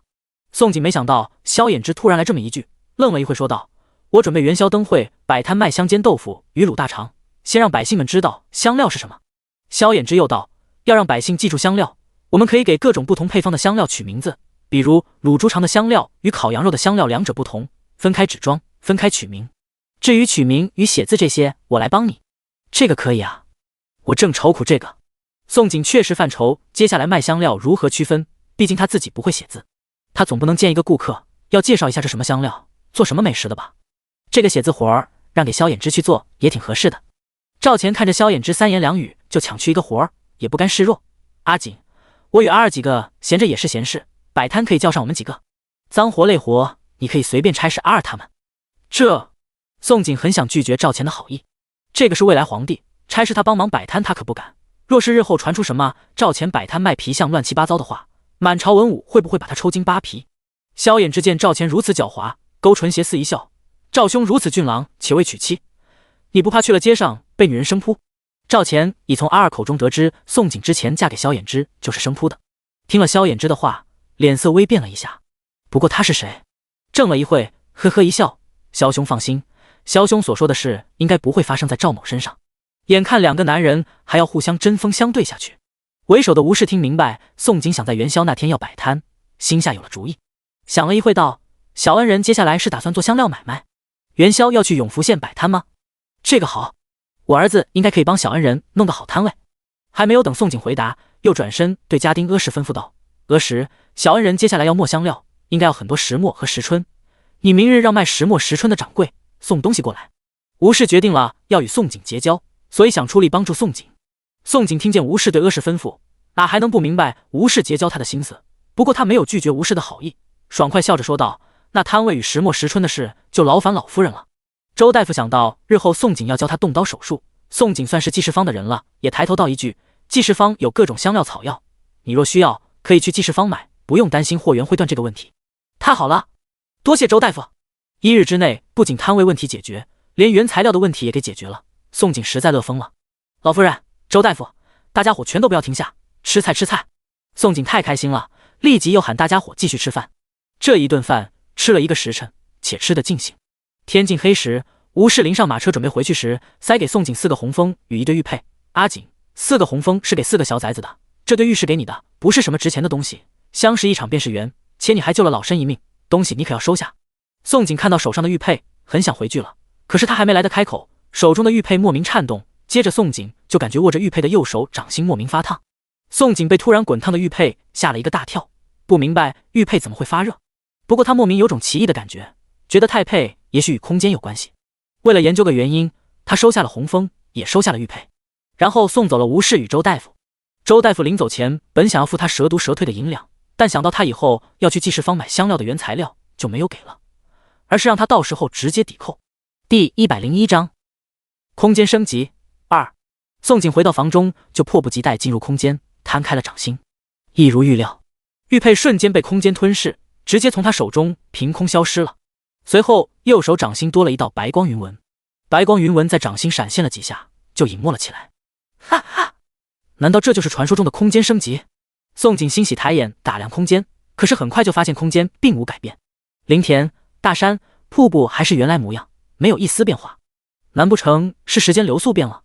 见空间模样没有变化，宋景怀疑是时速变了。想到这里，当即他又出了空间，回到房中自制2个沙漏，一个放房中，一个放空间，进行对比。宋景在空间里整整等了2个时辰，再出空间回到房中，结果惊喜发现空间的沙漏内沙子流了4次，房间的沙漏内沙子堪堪流完。哈哈，果然是时间流速，而且还是4倍流速。空间时间流速是外面的4倍，意思空间4天，外面才过去1天。不过这样的话，在空间住着岂不是老得飞快？宋景想到在空间迅速变老，忍不住打了个寒战。逃荒时他还想着住空间里，如今想到4倍流速，是打死他都不敢在空间里头住了。可以想象一下，一个20岁的姑娘走进空间，外面仅过去10年，姑娘再从空间走出来，却变成了一个满脸沟壑60岁老婆婆，这谁敢住？但是4倍时速也有好处，比如种田养殖。空间应该种些什么好呢？宋景摸着下巴，看着空间里空置的10亩林田，一时陷入了苦恼。林田荒着不种，就是暴殄天物，对不起老天爷的宠爱。宋景想了许久，最后还是拿不定主意种什么，于是没有去纠结多想。在大山上挖了一块竹篮大小的含水石，宋景就离开了空间，回到了房中。含水石也叫生石膏，古代刷牙用杨柳枝，或是嚼茶叶，或用盐水漱口。宋景实在忍受不了杨柳枝刷牙，于是打算用含水石做牙粉。至于制作牙刷，正好有野猪踪，临时画好一张牙刷图，宋景交给正在做木工的大哥二哥去做牙刷，而他则在房里捣鼓牙粉。次日晨时，宋景去隔壁东屋给4小家伙送红封，手里多了2竹罐新制牙粉与牙刷。娘娘！当4小家伙看见宋景第一次主动上门，瞬间乐疯了，一个个哧溜下炕，想冲过去抱住宋景的双腿。可是4小家伙想起自己爹爹交代的话，跳下地又生生忍住，一个个赤脚站在炕边，眼巴巴求摸头的模样，等着宋景进屋。宋景进屋后，看着4小家伙站在炕边，光着脚丫，压抑激动的模样，心口莫名被什么撞了一下，转头对炕上早已身子石化的萧衍之将笑道：“我过来主要2件事，第一件事是吴婆婆给了4小家伙4个红封，第二件事是我做了牙刷牙粉，给你们与大哥大嫂家刷牙用。”说完就走向书案，打算放下红封与牙刷牙粉就离开。萧衍之声音嘶哑，叫住他道：“别急着走，我有东西给你。”等他主动过来真的太难了，好不容易逮住了一个机会，萧衍之一刻不愿意错失。俊脸红的滴血，递给他厚厚一卷画轴，轻咳2声道：“给你。”他原本想将画卷藏起来，可是画能藏，心却藏不住，他每时每刻都想让宋景明白他的心思。这是什么？宋景迷惑地接过画卷，就想当场拆开。萧衍之及时出声阻止：“你回去再拆。”他既期待想看宋景看到画卷的反应，又矛盾担忧宋景会一时冲动当场拒绝他心意，所以想让宋景自己回去冷静下心再看。水水一眼认出爹爹递给娘亲的是画，狡黠大眼睛转了转，决定帮自己爹爹一回。他急忙跳出去，拿起一支牙刷，软萌软萌问道：“娘，这个是什么？长得好怪。”宋景听到水水的声音，是当即就将画卷的事抛之脑后，转身揉了揉水水脑袋，解释道：“这是给你们几个刷牙齿用的。”水水吧眨眼眸，刷牙齿？娘可以叫水水刷吗？娘不叫水水不会刷。金木火听了之后也异口同声：“木木，娘，我也要学。”晶晶，娘，我也不会。火火，娘，不要忘记火火呀。宋景看着四小家伙一脸乞求的模样，最后于心不忍，是4个一起满足了，而且还是在东屋，当场就示范2遍刷牙给四小家伙与萧衍之看。半个时辰后，等四小家伙全部学会怎么刷牙，他才拿着画卷回娘家去。出于好奇，回到房中，他就解开了绑着画卷的布袋，打开画卷。可当他看清厚厚一沓5、60张画卷上画的人物全是自己，大脑一阵轰鸣。萧衍之作的每幅画，主角人物不仅全是他，背景隐晦角落都画了一颗红豆。红豆有寄相思之情。若是他还不明白萧衍之这是什么意思，就只能说他傻了。什么鬼？他喜欢我？宋景瞬间感觉手中的画卷很烫手，慌乱扔在炕上。他真的被萧衍之吓得不轻，不明白哪里出了错误，更不明白萧衍之这个男主为何不去喜欢女主，反而喜欢上他这个女配。我到底做了什么，让他喜欢上我？宋景心乱如麻，努力回忆自己做了什么让萧衍之误会的事。可是他思来想去，实在想不出自己何曾有过让人误会的举动。难不成是那次给他绞头发，还是教他弩箭靠得太近？宋景觉得自己与萧衍之有较亲密举动的就这2次，可他记得从逃荒开始，他就张口闭口提醒他2人要和离的事，按理萧衍之不会误会才是。宋景这边心烦意乱，萧衍之那边也紧张不已。这刻的他简直比科考时还要煎熬。他不知道宋景得知他心思会是什么反应，宋景会装作不知道他心思，还是拒绝他。不过不管他最后是什么反应，他也不后悔自己冲动向他表明了心意。他想求取宋景之心，也不会因为挫折改变。第102章手术1。就在萧衍之煎熬一个白天，以为自己等不到宋景回应的时候，夜深人静，宋景如鬼魅般突然出现在萧衍之的房中，甚至张口就语出惊人：“你喜欢我？”萧衍之被宋景的出现吓了一跳，他想了千万种他的反应，都没有想到他会半夜如鬼魅般悄无声息出现他房中。这本是一件惊喜的事，可险些成了惊吓。萧衍之喉结滚动，深邃眸光坚定不移，坦言道：“对，我心悦你。”宋景紧盯着他面容，又问：“什么时候的事？”萧衍之没有想过这个问题，沉吟了一会道：“大概从你抛夫弃子那天。当时他恨他卷走户籍，恨他要将4小家伙卖了祭天，也许恨才是一切根源的开始。”顿了一下，又道：“应该是从你离开又回来那刻起。”宋景沉着的脸孔微微动容，原身抛夫弃子那天正好是他穿越过来。萧衍之这话很清楚明白告诉他，他真正喜欢的是穿成原主后的他。可是在他眼中，他与原主是同一人，认为他是洗心革面的原主而已。宋景沉默许久，最后对萧衍之丢下一句：“先将你的双腿治好再说。”言罢转身离开了。他此时心里只有2个念头，一个是治好萧衍之双腿，另一个是挣钱，其他的一概不想。萧衍之没有得到宋景的答复，冷白俊容瞬间失去血色，但他真不后悔让他明白了他的心思。2日无话，除了阿石送来5个石磨，20个时春，惊动了新村与萧家村人，其他事情没有发生。宋景连着2日，除了帮助大哥改进轮椅的事，就是照常与娘家人一起在萧衍房子吃饭。萧衍之表明心意一事，宛若从未发生过一般。初6这天，轮椅终于完工，宋景给萧衍之手术治腿的日子也终于来临。村长、三叔公、赵钱、娘家人、萧大郎一家4口，4小家伙全都要送萧衍之去济世房治腿。村里壮劳力们也想一并跟上，但被宋景及时阻止了。村里壮劳力还有阿3、阿4就不要去了，村里不留男人可不安全。4小家伙与如意吉祥，宋景其实也不太愿意他们跟着，毕竟他做手术可能要3、4个时辰，小孩去了也是遭罪。但想到4小家伙心里也担心萧衍之，便没说什么，让6个孩子上了板车。20多号人辰时开始出发赶路，2个时辰之后，终于抵达永福县济世房门口。周大夫一早就准备好了除菌房，正焦急等待宋景到来。看见宋景，立即眼睛一亮，迎了出来：“宋小娘子，你可算是来了。今日济世房不接诊，很安静，而且一切准备妥当，就等你们到来了。”周大夫此刻是迫不及待想亲眼见识宋景口中说的动刀手术，这毕竟是大号闻所未闻、见所未见的旷世医术，即便是见识一番，也能受益一生。来人，将患者抬后院去。都不等宋景说话，周大夫当即就让2名药童抬来一块门板，将萧衍之抬去药铺后面特意准备的除菌房。村长、三叔公、萧大郎见萧衍之刚到记事房，话都没有说上2句就被抬走，心里跟着紧张了起来。周大夫说的是4成机会能治好，还有6成机会失败，他们很害怕治疗失败，萧衍之会终身残腿。老天爷保佑二郎啊！村长一边念叨，一边双手合十拜天求地。衍之可要治好才好啊！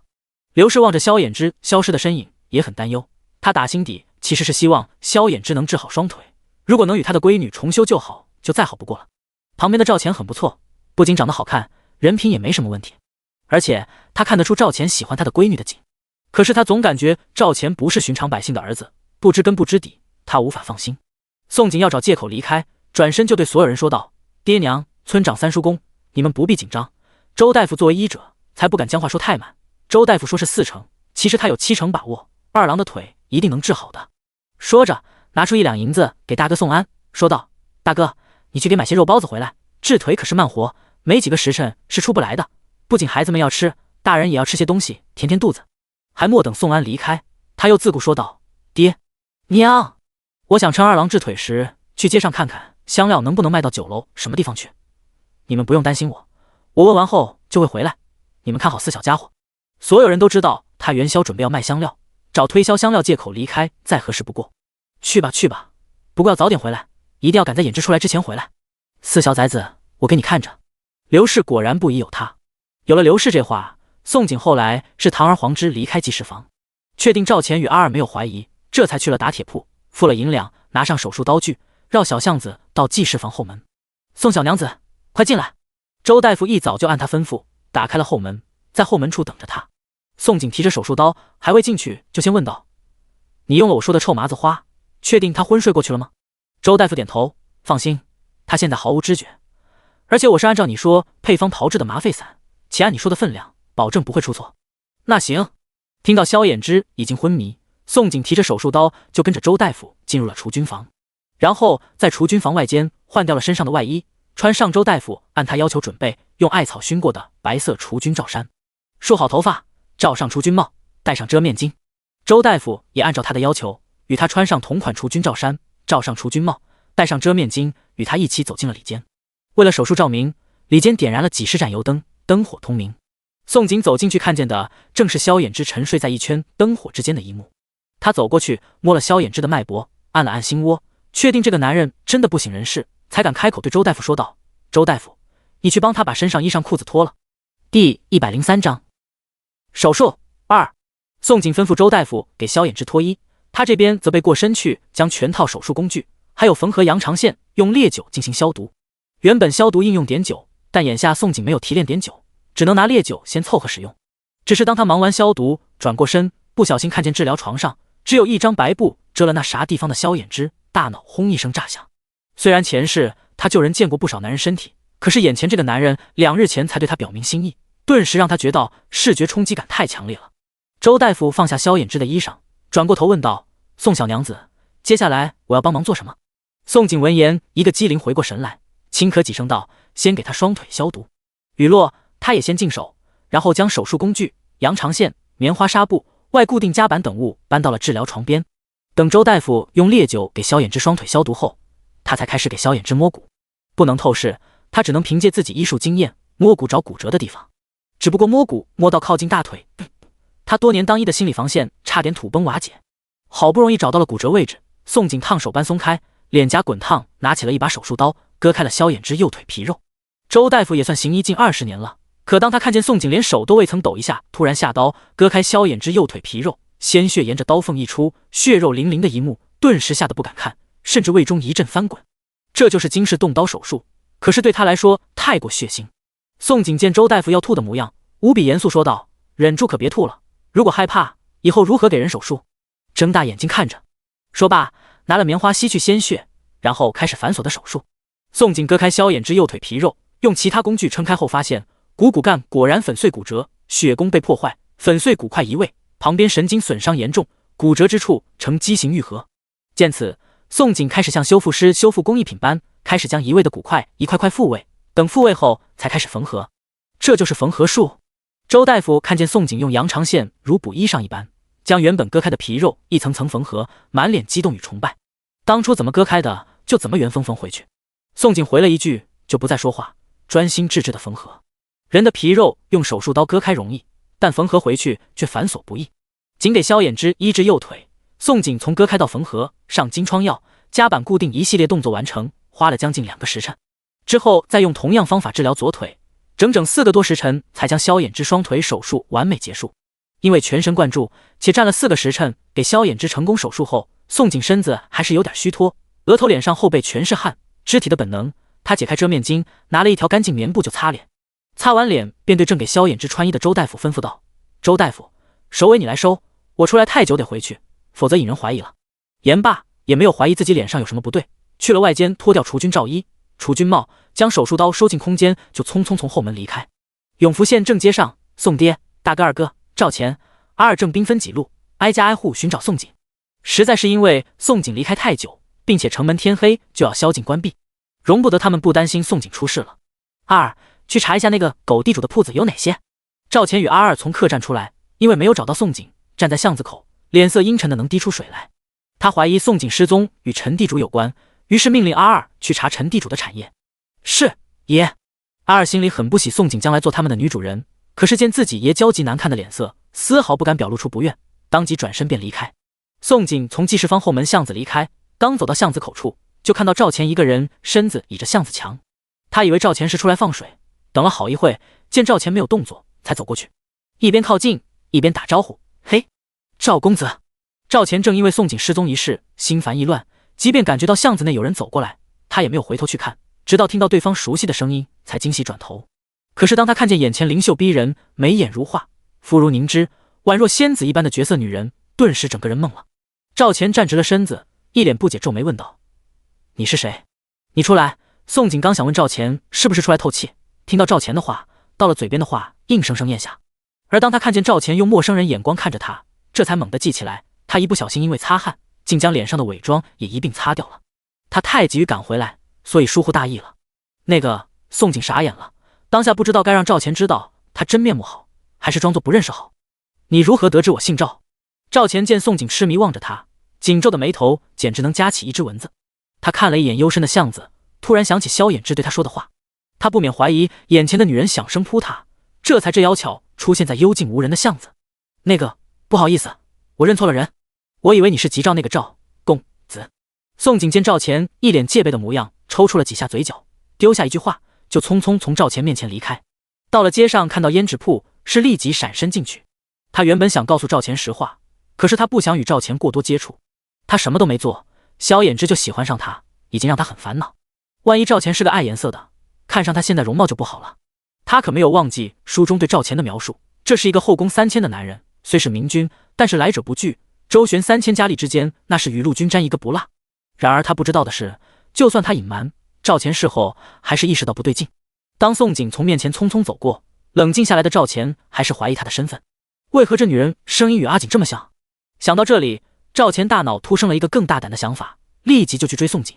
当他追出主大街，在大街上寻了一圈，也没有看到宋景的身影，当下更加确信自己的猜测，否则不可能如此巧合。第104章，赵钱怀疑。宋景进了胭脂铺，直接买了黑色颜料点脸上。未免怀疑，他还向胭脂铺掌柜娘子买了一套旧衣换上。虽然这么做有些欲盖弥彰，但是等到他回到记事坊，娘家人是没有一个怀疑的。而且回到记事坊逮人的赵钱也被他整迷糊了。赵钱记不清楚宋景来时穿的是什么样的衣裳，他很想冲上前去研究宋景脸上的斑点，可是宋景娘家人在，并且此时此地此景不合适，他只能忍住了。闺女，你到底去哪了？这一走就4个时辰，害得你爹他们、赵公子他们好找，4小崽子也被你吓坏了。刘氏见宋景回来，逮住就立即一顿训骂。宋景抬眸看去，发现4小家伙一个个眼眸浮肿，显然担心他哭了，连忙借口搪塞：“我去了许多地方，晚归是因为我去了吴婆婆家，阿时送来石墨与石春，我得去感谢人家。只是我没有想到吴婆婆如此盛情。”刘氏听了，总算气消大半：“你去人家里，可带上谢礼了？”宋景硬着头皮点头：“带了带了，娘就放心吧。”这边正说着话，后院传来动静，周大夫让原来那2名药童将萧衍之抬了出来。此时的萧衍之醒了过来，一双凤眸神采飞扬，俊容遮不住激动的喜色。周大夫在他醒来就已告诉他，他的双腿治疗很成功，几个月后就有10成的机会能恢复行走，不影响今年的秋闱。而他被抬出来那一刻，第一时间是着急寻找宋景身影，见宋景站在刘氏与4小家伙身旁，深邃眸光柔和的能滴出水来。因着萧衍之被抬了出来，接下来是所有人对他的恭贺。二郎，你可算是苦尽甘来了呀！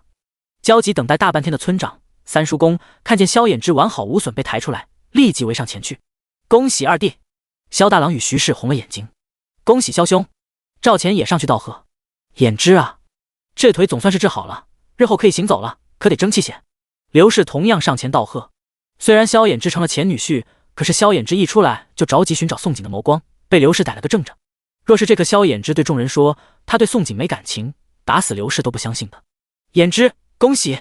宋爹、大哥、二哥、大嫂、二嫂一个个排队上前道喜。爹爹以后是不是可以走路了？4小家伙也哭着围上前去，问萧衍之的腿疼不疼，难不难受。当所有人都在围着萧衍之说话，宋景这边则接过周大夫按他要求准备的草药、纱布、棉花等用品。宋景清点过后，递给周大夫1罐自制牙粉与1支牙刷，说道：周大夫，这是我自制的牙粉，你看下这买卖将来在济世坊可不可做？香料作坊要开，但是宋景也不想放弃药铺捞钱这门大买卖。要知道整个大号的人都用杨柳枝刷牙，这牙粉一旦面世就是奇货，并且是日用消耗品。最重要，济世坊分铺遍布大号，一旦通过济世坊售卖，有济世坊这个金字招牌，那银两还不得滚滚来。这是什么？周大夫接过牙粉，一脸新奇。周大夫这刻对宋景的医术是佩服的五体投地，他已准备好了要将宋景介绍给大掌柜还有东家认识。周大夫其实只是永福县的2掌柜，他的上头还有一个大掌柜。济世坊所有分铺大掌柜之上还有真正的东家。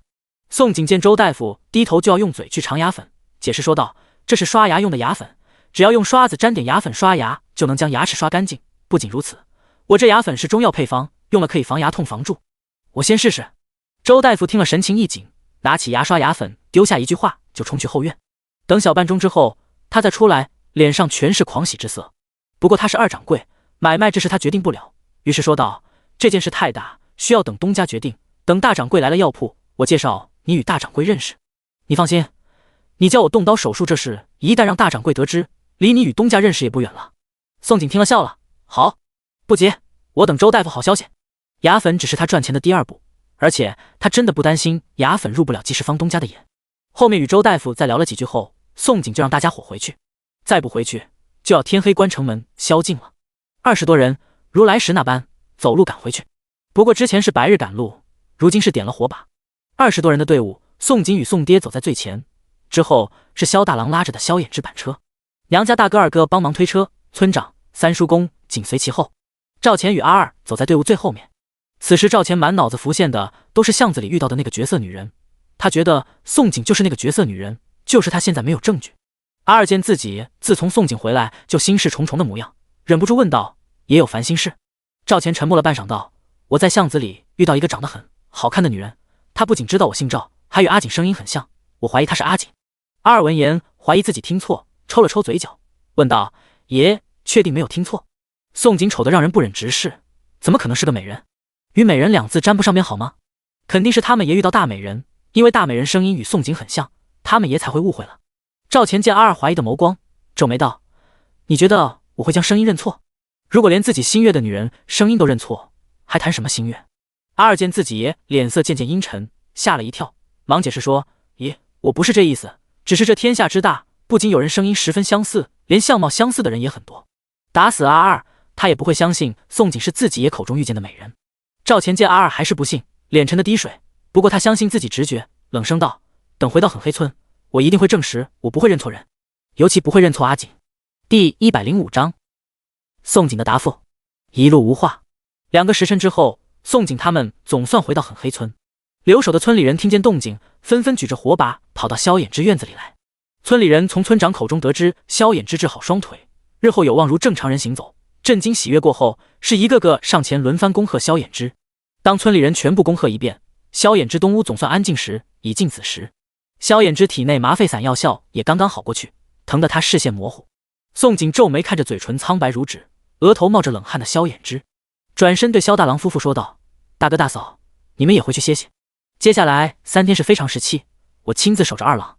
麻沸散的药效过去，接下来的3天，萧衍之要面临术后撕心裂肺的疼痛，还有术后可能静脉血栓的风险。即便2人独处会尴尬不适，但宋景作为主刀大夫，为防万一，也必须留下全程守着。刚走出屋的娘家人赵钱忽听宋景主动留下来守着萧衍之，纷纷怀疑自己听错，不可置信回头。就是疼的视线模糊的萧衍之也忘记了疼痛，正看着他，全都没有想到他会留下来。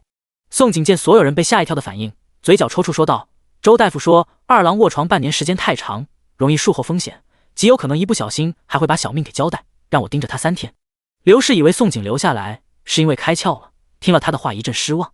临走前不忘记叮嘱：“那闺女你留下守着衍之，可别让衍之出事。4小崽子我带去隔壁睡。”赵钱不想宋景留下来，此时他就想将宋景拖去僻静之地，当场揭开宋景的真面目。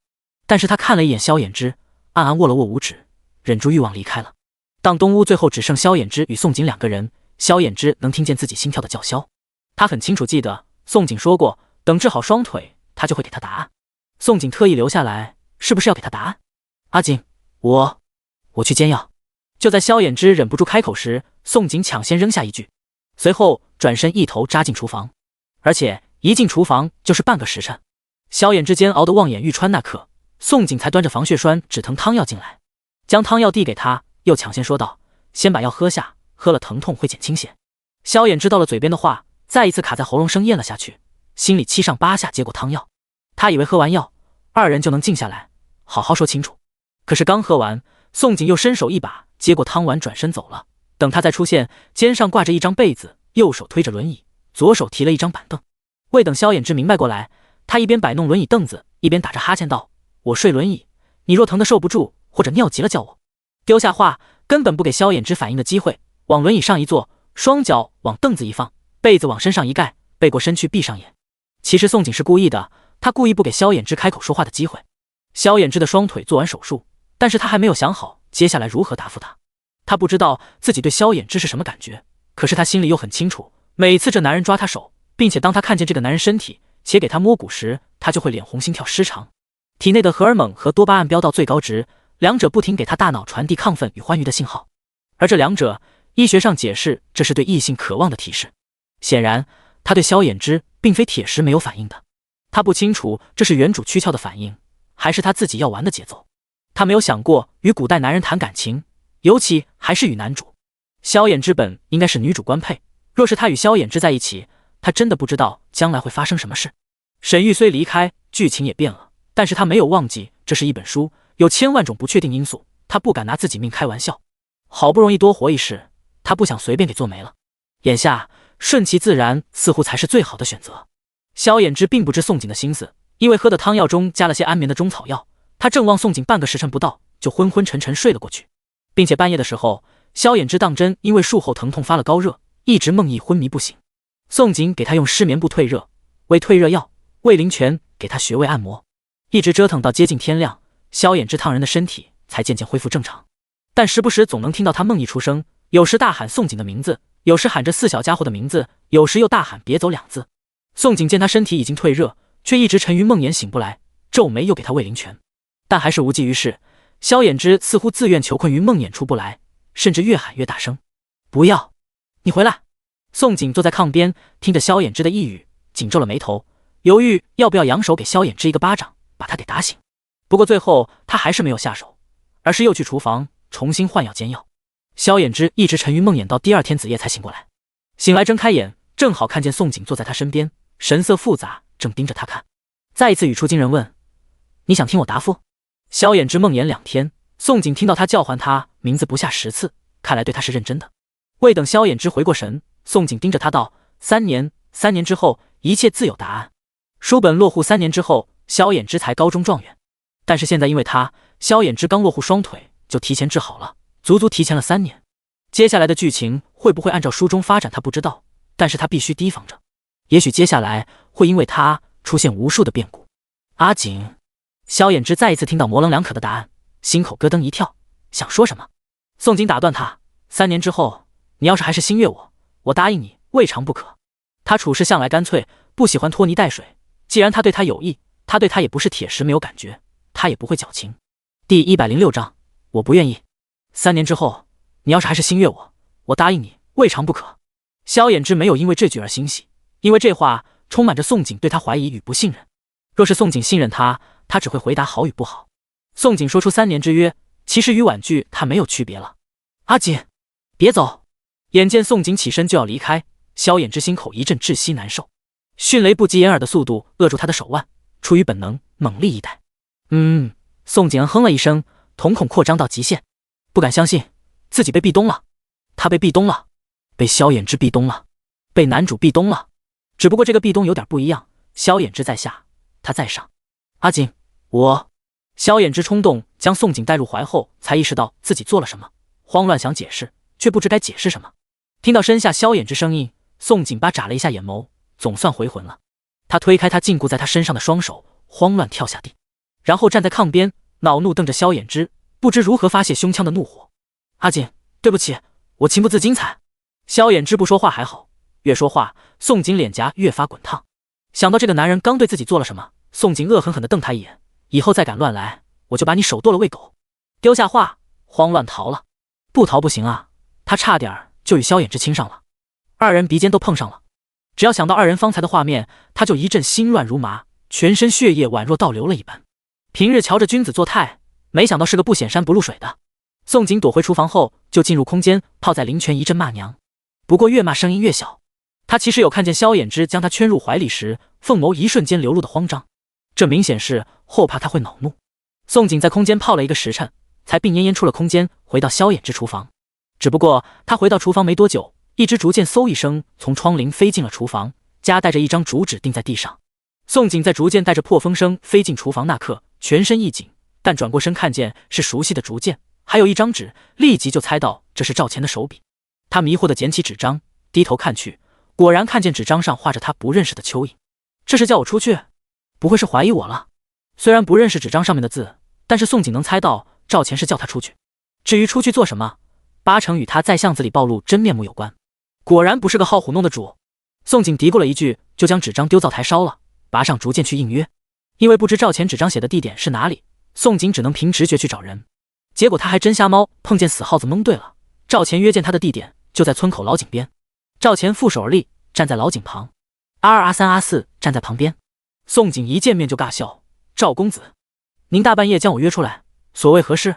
赵钱听到声音，转过身子，隔着7步远的距离，眸色复杂，紧盯着他的面容，沉默了半晌，直截了当说道：“阿锦，我要你做我女人，跟我走，你愿不愿意？”宋景闻言心口咯噔一跳，尬笑再也装不下去，怀疑自己耳朵出了毛病。赵公子，你鬼附身中邪了？如果不是鬼上身，怎么说出这么吓人的话来？见鬼了吧！男主向他表白，现在男配也看上他。赵钱几个大步就走到宋景面前，手掌心摊开，露出一对龙凤双配，说道：“这是我母亲的遗物，你若收下，就是我赵钱的原配，一辈子无人能及。”看见龙凤双配那刻，宋景直接被吓得后退好几步，一口回绝：“我不愿意。”先不说这男人是不是因为发现他的真面目才看上他，就是他看上丑貌的他，他也不会嫁给赵钱。开玩笑，他一直只是将他当皇帝敬着，可从来没有想过做皇帝的女人。皇帝的女人岂是那么好当的？而且这个男人将来可是后宫佳丽3000，他是傻了还是心大要与3000女人共享一个男人？赵公子，我当作今夜这事没发生过。宋景压根不给赵钱反应的机会，丢下一句话就要离开。阿二、阿三、阿四突然拦了出来：“你们想做什么？我不愿意，还想将我绑回去不成？”宋景面色一冷。阿二闻言嘴角直抽，将笑道：“你误会了，我只是想让你好好听爷说完话再离开。”其实阿二很心累，他原本以为他们也只是来证实宋景脸上斑点的事，哪里知道他们也会对宋景表明心意。他虽不喜宋景做他们女主人，可是见他们也被拒绝，也只能帮他们也拦人了。我不想听，我还是那句话，我不愿意。宋景再次厉声回绝。赵钱见宋景不问缘由一再回绝，脸色瞬间苍白，为何不愿意？宋景没有回头，沉默片刻说道：“因为不喜欢你，所以不愿意。抱歉，我一直拿你当兄弟，你拿我当兄弟，可是我赵钱却当你是心悦的女人。”赵钱声音嘶哑，这是他第一次心悦一个女人，而且他很清楚自己是动了真心。宋景僵直了背脊，问道：“我不能因为你心悦我，我就必须要嫁给你？你想将我抢回去，关进金丝笼养着吗？”顿了一会，又道：“你说你心悦我，那我问你，你可愿意舍弃一切，一辈子陪我做你腿子吗？你可愿意一辈子只有我一个女人？如果连你都不知自己做不做到，就不要轻易破坏了我们如今的关系。其实从第一次遇见，我就猜到你是谁，所以我很愿意赠予你所需要的一切东西，祝你成就大业。说完，宋景绕开阿尔他们，头也不回地走了。赵钱则被宋景最后2个灵魂拷问问住了，正站在原地，久久失神。他从来没有思考过宋景问的那2个问题，没有想过一辈子留在狠黑村，更没有想过回到皇宫后，一旦坐上那个位置后，能不能一辈子只有宋景一个女人。第107章同眠。爷，要动身吗？阿尔看着他们爷失魂落魄的模样，一脸担忧。赵钱转头怒吼一声：动什么动？我说过要动身吗？阿尔被吼得眼皮子一跳，不敢再出声，最后只能唉声叹气，跟着赵钱回去村委房子。当赵钱将自己锁入房中之后，阿二、阿三、阿四飞上了屋顶。阿三忍不住问：爷为何不愿回去？阿二，你问我，我问谁去？阿四觉得自己猜到了真相，说道：我觉得也不愿回去，是那个地方太脏了，回去那里人心容易变脏，也不想变脏。阿二烦躁紧皱眉头，可今时是回去的最好时机，否则等龙椅那位出点什么事，一切尘埃落定，爷再回去就于事无补了。阿二忧心不是没有原因的，当今皇帝27子，不乏手段阴狠毒辣的，万一皇帝出了什么事，他们爷就回不去了。再等等吧。阿三、阿四也明白事儿的严重，但是他们也是个有主意的，他们除了守好本分，就是不能僭越了。宋景拒绝赵钱之后，压抑住心中的烦躁，回去东屋，与萧衍之视线相对那刻，才猛地记起了一件事，轻咳问道：你要不要尿尿？萧衍之昏迷时，他有替他擦身，但是他实在没有那个勇气给他那不可描述的地方插尿管，只想等他醒来自己解决。要！萧衍之从梦魇脱困醒来，其实也是被尿憋醒的，只是他刚睁眼就看见宋景坐在炕边，心里一激动，是什么都给忘记得一干二净。等宋景生气走后，他才记起来那地方憋着难受，一直忍住没喊他，是不敢。他刚对他做出只有夫妇间才能做的亲密事，他害怕太过心急，再让他做尴尬的事将他吓跑了，所以只能先忍着了。你等会。宋景丢下话，转身就去了屋外，再回来时手里提了个唾壶，红着脸递给他，自己解决可以吗？若是不可以，我去叫大哥过来。萧衍之闻言迅速接过唾壶，连忙拒绝：不必喊大哥，我自己可以。他只照顾他3日，他昏睡2日，已经错过了许多与他相处的机会，他可不想将自己大哥叫过来。那你好了叫我。宋景再次丢下话，就去了屋外等着。他总不好萧衍之放水也站屋内不是？宋景出去屋外没等多久，就听到屋内传来动静，而且持续挺长时间。听着那动静与分量，宋景忍不住汗颜，觉得自己这个主刀大夫真不尽责，都快将患者憋出内伤来了。宋景神游天外那刻，屋内传来萧衍之声喉嘶哑的叫喊：阿锦，我好了，你进来。宋景不知自己是什么感受，匆匆回去屋内，接过唾壶就端去屋后茅房倒了，随后又端了半盆干净的水回去给萧衍之净手。东屋的温度宛若从冬天变成夏日，升到了沸点。萧衍之洗着手时，突然试探问道：阿锦，你要不要到炕上睡舒适一些？顿了一下，又忙解释：你放心，在你未正式答应之前，我不会再逾矩对你做出格的事。他不想让宋景去西屋睡，也不想宋景睡轮椅，只想着怎么让二人更进一步，打破二人这种不上不下的僵局。宋景的性格太清冷了，他看出来了，即便他给他3年时间证明心意，可他若是不主动，一辈子也别想把他求娶回来。而他还看出来，之前二人亲密举动，他虽然恼怒，但是此刻他能出现在此，说明他心里并不排斥他的触碰。行吧，我睡炕尾。宋景不蠢，听了萧衍之的话后，自然明白这个男人让他睡炕是合居心。不过他既答应给他3年时间，就是试着相处的意思，他总不好与他疏远。至于3年后他能不能与他走在一起，就随天意了。丢下话，宋景将轮椅上的被子扔上炕，然后在炕尾打横躺下。萧衍之见宋景愿意与他同眠，心中激动的险些想当场嚎叫一声。宋景不排斥他，甚至愿意他的亲近，实在太好了。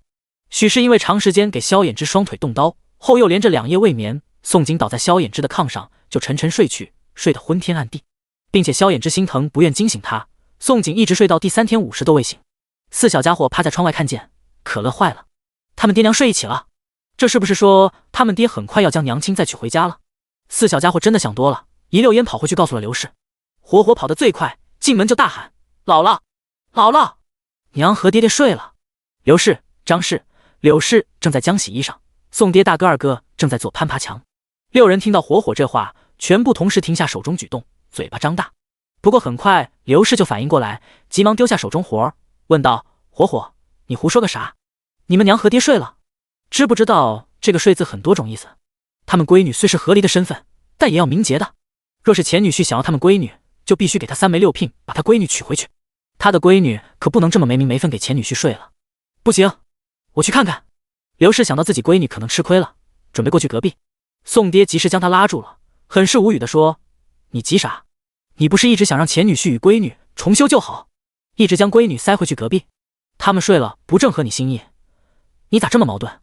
说着，宋爹意识不对劲，分析道：“要我说，前女婿才智双腿，是不可能对咱闺女做出格的事，8成是咱闺女守着前女婿几天几夜累坏了，这才撑不住倒女婿炕上睡过去了。”张氏睁大好奇的双眼，问水水：“水水，你们娘和你们爹怎么睡？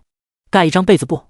水水想了一会，摇头道：“爹爹直睡，娘横睡炕尾，一人一张被子。”刘氏听了水水的解释，还有什么不明白？搞了半天是火火言辞有误。至于刘氏为何一直希望自己闺女与萧衍之重修旧好，其实是因为他的闺女从12岁开始就相看人家，结果相看到15岁，相看了不下100个男人，愣是被男方父母嫌弃太丑，一直嫁不出去。虽说最后是他的闺女生扑萧衍之，但萧衍之愿意娶他的闺女，保了他闺女名声，没让他的闺女被人笑话。他这心里一直感激着。如今他看得出来前女婿对他闺女有意，他当然希望2人从头开始。第108章自创算字。宋景一直睡到深时，才因为饥饿醒来，睁开眼就对上4双乌黑大眼睛。4小家伙见宋景醒来，异口同声甜甜喊道：“娘，娘，您醒了？娘，您睡醒了不？娘渴不渴？”宋景巴眨了几下眼眸，好半天才缓过神来。这一幕让他想起了自己穿越过来时，4小家伙围在他身边，对他上下其手的一幕。当时这4小家伙初见他醒来，宛若见鬼，拔头就跑。没想到半年过去而已，一切都不一样了。好了，你们挡着你们娘了，先下去吧。萧衍之突然出声，赶4小家伙下炕。宋景只守着他3天，如今是第3天申时了，4小家伙却过来霸占抢人，他自然不乐意。好啊，爹！4小家伙听到了自己爹爹柔和的声音，就知道自己爹爹心情很好。他们爹爹开心，他们也开心。他们更开心娘亲与爹爹睡在一起。他们听张舅母说了，娘亲以后要是与爹爹搁一张被子睡了，他们很快就会有弟弟妹妹了。想到以后会有弟弟妹妹，4小家伙溜下炕时，一个个月的见牙不见眼。宋景见4小家伙麻溜下炕，坐起了身子，扭头问萧衍之：“我娘弄了吃的给你没有？”萧衍之摇手：“没有，岳母怕将你吵醒。”其实不是刘氏怕吵醒宋景，而是他不愿意，他想等他醒来一起进食。宋景闻言皱起眉，随后下了地，说道：“我去灶房弄些吃的。”说着低头对4只小尾巴又道：“你们4小崽子留下来陪你们爹爹，我一会弄好吃的。”4小家伙不想留下来陪爹爹，只想跟着娘亲。不过当他们听到娘亲要给他们弄好吃的，是一个个眼睛发亮。火火听到这话最开心不过，忙道：“好耶，谢谢娘。”水水也乖巧点头：“娘亲快去。”水水看着他们3个，看着3个笨小孩，可不能让他们气着娘亲了。宋景见4小家伙一脸高兴的模样，一个个轮着摸了头，然后去了厨房。萧衍之动了腿骨手术，失血过多，冷白的脸如今是一点血色都没有。原本空间里有人参，他该给他熬人参鸡汤，但如今他若莫名其妙变只鸡出来，肯定会引起萧衍之怀疑的。不过他从周大夫那边买了不少中药食材，并且之前进山弄了不少蜂蜜，于是他煮了红枣莲子银耳羹。红枣可以补气血，也很适合4小崽子。半个时辰之后，他煮好了红枣莲子银耳羹，拿了一张炕面桌，端着去了东屋。随后整个东屋洋溢着4小家伙喜悦的声音：“娘，这个雪白雪白的是什么？哇，娘，这个好好吃，甜甜的。娘。”4小家伙的笑声一直持续到入夜，萧衍之脸黑才停止。虚时，当东屋恢复宁静，萧衍之紧抿的唇角终于扬起，目光流连在宋景脸上，问道：“阿景，你不是想识字吗？不如趁着夜色尚早，我教你。”虽然他很期待与他继续同眠，可是他不想一觉醒来他就离开了。行啊。宋景想着自己成了文盲，不识字确实不行，是立即点头答应了。那你坐这边来。萧衍之指着炕边书案前的椅子。宋景睡炕尾，可接触不到他，将他骗到书案前便能触手可及。好。宋景不疑有他，一言坐下，好奇问：“你打算先从哪教我？”20年寒窗，没想到一日重新上幼稚园，宋景深觉得丢人。萧衍之凤眸幽深看着一脸愁苦的宋景，想了一会说道：“你接下来不是要开作坊？那便从算字开始学吧。”宋景以为算字就是类似阿拉伯数字，会很简单，一张口就豪横地说：“行啊，那你从一写到万教我。”从一写到万。萧衍之闻言怔住了，半晌，喉咙溢出一声低沉动听的轻笑：“看来你这记忆丢失挺严重的，一到万可是1万个字，你一天学会10个字，也得跟我学1000天。每日绑住他学10个字，这个主意好，1000天就快3年过去。”你说什么？一到万是1万个字？没一个相似的。宋景听了萧衍之的话，递给萧衍之一张纸，好奇道：“你写一给我看下。”萧衍之只笑不语，接去了纸张与毛笔，在纸上笔画银钩，写了一个字。当宋景看见纸张上面笔画繁多，字认识他不认识的一字，好奇变成了好气。我不学算字了，你教我文字就好。宋景想也不想就摇头。萧衍之头一次看见宋景脸上流露恐惧的表情，再次闷笑：“你不学算字如何看账簿？”原来他也有害怕的时候，这个发现让他很惊喜。宋景想了一会，视线盯着萧衍之，贼兮兮的笑道：“这个算字太繁琐，我可不学。我想到了一个很好的记账方法，等你高中状元，有机会面圣，你帮我推给皇帝老儿，让皇帝老儿换我这个数字。”说着，宋景又从萧衍之手中夺过纸张与毛笔，在纸上先画了一横，说道：“1就是1笔，2就是2笔，多简单的事，你们做什么搞得这么复杂？要我说，1到万其实就是13个字，其他数字都是经由这13个字组成。”你说什么？萧衍之看着宋景笔下的一字，大脑犹如醍醐灌顶。当他抬手再看宋景时，眸底流露的全是热切。这方法是你想的，而且是刚刚一瞬间想到的。宋景摸摸鼻尖，可不敢回答说是自己想的，干笑说道：“你甭管是不是我想的，你觉得我这提议如何？要我说，你可以自创13算字，让皇帝老儿推行你的算字，让全大号改用这算字，这可是利国利民的好事，皇帝老儿一定同意的。”萧衍之听了之后很是心动，当即拿起一张干净的纸张就开始写画画。原本他说要教宋景识字，结果他一入神就忘记了周遭一切，甚至连宋景什么时候爬炕上睡了都没有注意，更忘记了要教宋景识文字。第109章，作坊开启。此时夜深人静，阿锦，我创出。萧衍之因为自创了13算字，温润的笑意在他唇瓣晕染开来。可是当他回头看见宋景呼吸前稳，卷缩身子睡在炕尾，后面话是直接咽了回去。正看着宋景好一会，随后轻声放下纸笔，双手支撑着自己上身，艰难挪动身体。费了很大劲，他终于成功调了一个方向，与宋景面对面而躺。隔着一臂距离，萧衍之痴看着宋景的面容，直到这刻，他才发现心悦一个女人时，真的可以不用在意对方容貌的。而且当心悦的女人就在身边时，胸腔宛若点燃了一把火，总有一种想将对方揉入自己心里的冲动。萧衍之情难自禁，呢喃道了一句：“阿锦。”看着宋景好看的红唇，莫名想起二人之前鼻碰鼻的亲近，他顿感一阵口干舌燥，全身也传来一阵热意。但他承诺在他未答应之前不对他做出格的事，伸出去想摸他红唇的手，在他突然翻身背过去时，吓得缩了回去。阿锦，呢喃最后变成了叹息，没有发现背过身去的宋景眼角微扬。宋景其实在萧衍之突然叫唤就惊醒了，他向来浅睡，装睡是听见这个男人不顾腿脚挪动身体，想看看这个男人到底想做什么。哪里想到这个男人与他一样打横躺，甚至呢喃他的名字。感觉到他呢喃他名字时的情意，他突然有股冲动，想让他看见他没斑的面容，告诉他他不是原主，且不丑。但最后他生生忍住了。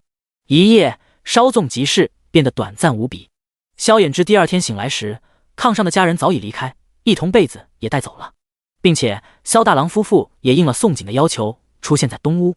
之后的3天里，萧衍之不知宋景在忙什么，只听4小家伙说宋景一直将自己关房子里，除了肚子饿了才会出房。娘家人也只当他是补眠，到了饭点时才舍得喊他。年14元宵前夕，宋景一大清早就与宋爹去了最近的长水镇，将镇上所有猪肉摊前的猪蹄、猪头、猪下水网罗干净。长水镇卖猪肉的3个屠夫看见宋景不出手则已，一出手就买光猪蹄、猪头、猪筒骨、排骨，还买了10斤肥肉，一点没有怀疑宋景开口要猪下水有何用意。3个屠夫想着猪下水卖不出去，回家自己吃也一股子臊味，于是将所有猪下水直接白送给宋景。离开猪肉摊，宋景又买了几斤黄纸、10斤白面、5只农家鸡，回来后就将5只农家鸡养在娘家院子里，然后又带着村长三叔公，村里的30几个妇人姑娘聚了赵钱正对门的7间带院的房子，马上就要元宵，香料作坊必须赶紧开起来。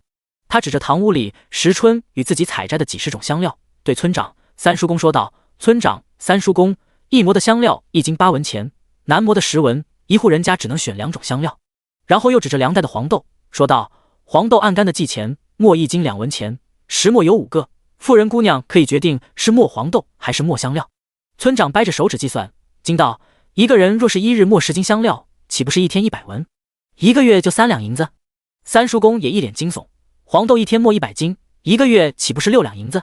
宋景点头：“没错，不过磨黄豆需要2个人，一个放豆子，一个推磨，所以算起来与磨香料是一样的。妇人姑娘自己斟酌，看是决定做哪个，一旦决定了，就不可以更改。”老天爷！村长三叔公见宋景点头，真的被吓到了。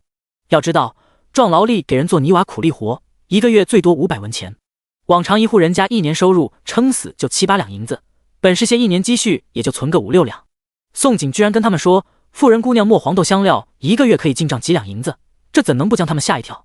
不仅二老，妇人姑娘也吓坏了。泼妇凡事忍不住问道：“二郎媳妇，你是说真的？你给这么高工钱，不会是想着帮衬村里自己倒贴钱吧？”林氏也点头附和：“二郎媳妇，你给我们正常工钱就行，不可让你自己贴。”其他妇人也一人一句抢着说道：“二郎媳妇，你按月结工钱给我们就可以了，壮劳力1个月500文，我们1个月只要400文钱就够了。二郎媳妇，我们大家伙能活下来全靠你。要我说，这活不要工钱，你只要每日给我们2顿吃的，活儿我们给你干。对对，我们只要有2顿吃的就可以了。”宋景听着妇人们的话，很是感动。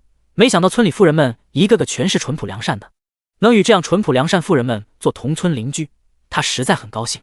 这说明逃荒意图护着村里人，他没有护错。各位神子姑娘不必如此，你们不是我的下人，没有只管2顿饭的道理。而且我这是长远买卖，不是只做1天2天的，工钱就按我说的算，我这买卖一定挣钱，绝不会让我自己掏钱。要是买卖做得好，日后量大起来，别说大家伙月入几两银，年入100两都不是问题。你们要信我，咱们村日后一定会有好日子过。只不过有些事，宋景也必须要说清楚。顿了一会，陈卓声音又道：“但是我有件事必须丑话说在前，我会让二郎写契书，每个婶子姑娘想要干这活，必须先签契书。这活毕竟是实用的买卖，为防万一，所有人必须保证自己磨的香料黄豆不会出问题。我很相信大家伙为人，但我也怕日后有心人使坏用金钱诱惑大家伙，让大家伙上当受骗。我决定采取连坐制，但凡其中一个人香料黄豆出了问题，我不仅不会再用所有人，或是者我也会不留情面将其送去官府。所以大家伙不仅要盯紧自己的香料黄豆，还要互相监督。我这么说，或许大家伙觉得我无情冷血，但我想的是全村人平安无事，并且都有收入，不会因此饿肚子交不起税，甚至还能富裕起来。当然我说这么多，最后做与不做全凭大家伙意愿。第110章作坊开启2。宋景既打算开作坊，为杜绝一切后患，就必须先立好规矩，否则人心难测。今日村民良善，谁又敢保证日后日子安逸，人心不会变？村长三叔公听见宋景要立契书，二老怔了好一会，随后便双双点头。村长赞成道：“立契书、连坐制、定规矩是应该的，犯事送官也合理。之前在西北萧家村，村里人犯事，我与三叔公也会将人出族赶出村去，就如萧老狗一家6口一样。”三叔公一锤定音道：“这是我做主，就按着二郎媳妇说的去做。村里姑娘们有事儿做，才不会胡思乱想，咱有收入才能给家里姑娘们存嫁妆，日后姑娘们才能嫁好人家。而且定规矩，咱们心里才会害怕，会怕才不会上当欺骗，让坏人钻空子。”在场的8、9个姑娘，其中有6个是之前被混子轻薄过的姑娘。姑娘们听了三叔公的话，一个个红了眼睛。凡是闺女垂泪哽咽说道：“娘，咱们签契书，一起磨黄豆。”“好，闺女你说啥就啥，娘陪你一起磨黄豆，娘推磨，闺女你放豆子。”凡是一直担忧自己闺女想不开，这才将女儿带过来。这可听到自己闺女愿意找事做，是想也不想也抹泪点头答应。我磨香料。泼妇林氏向来有眼力见，他很相信宋景不会害了大家伙，也带头答应。而且一如宋景说的，落户后每户就要上交田税、赋税、各种税。如今萧家村人全都没有半两银，交不起税，大家伙都要玩完。因着村里2个有名泼妇都带头了，其他妇人为了自家姑娘也纷纷站出来。我与我闺女磨豆子吧，我与闺女磨香料，我家磨黄豆。最后没有一个妇人姑娘拒绝签契书。宋景见了很是满意，立即笑着说道：“既然大家伙都愿意，那我就让二郎写好契书给大家伙签。现在大家伙可以开始磨香料了，每人只能选2种香料，时春若不够，就先借用各家的。”宋景这段话落下，作坊算是正式运作了。妇人姑娘们听见后，开始选香料，因为自采的香料分量不是很多，但够大家伙分下去磨2日。凡是母女与其他4对母女也开始将黄豆浸泡，随后用石磨磨黄豆。村长、三叔公见妇人姑娘们都答应下来磨香料磨黄豆，心口的大石算是落地了。二老再与宋景说了一会村里壮劳力田地开荒的事，双双抹着老泪离开了。宋景指导妇人姑娘们如何磨香料，如何将磨好的香料分类之后，也离开作坊。刚走出作坊，一眼就看见正对门院子内的赵钱。赵钱依旧负手而立，一身布衣光洁如新，端的是身姿挺拔，清冷绝艳。宋景从来没有一刻像眼下如此尴尬过。他哪里不明白，这个未来皇帝是听到他作坊这边的动静才走出房的，不想给赵钱任何误会的可能。宋景怔了一会，转身要走。阿锦，等下！赵钱眸色一痛，他确实是听到他的动静才愿意走出房的。他关在房中一步未出，就是一直在思考他的2个问题。最后他败了，他承认自己可能做不到他的要求。他有杀母之仇要报，他要回去皇宫，不可能留在狠黑村。他很想一辈子就他一个女人，可是他也不知道自己回去皇宫后，一切是否会随他心愿。他痛恨小妾害死他的母后，但他不知道自己有朝一日会不会屈服，被迫娶其他女人。作为皇帝儿子，会有太多负担与身不由己。阿锦，你还能当我是兄弟吗？赵钱沉痛问了一句。如果他不能成为他的女人，能不能成为他最亲近的人？他在这个世上只有一个生而不养、没尽过一天责任的父皇，就没有亲人了。正要走的宋景听到他这话，背脊一僵。赵钱知道宋景将他的话听了进去，又重复了一句：“我只要你，还拿我当兄弟。”宋景沉默许久，道了一句：“可以，只要你一辈子不要将我当女人看待就行。”阿锦，巷子里遇到的人真是你吗？见他要离开，赵钱立即追问了一句。宋景没打算再隐瞒，坦言道：“是我。”你的脸为何会变这样？赵钱虽然早已断定巷子里的女人是宋景，可是从他口中承认那是另外一回事。他所给的震撼不至于他会做10发连弩。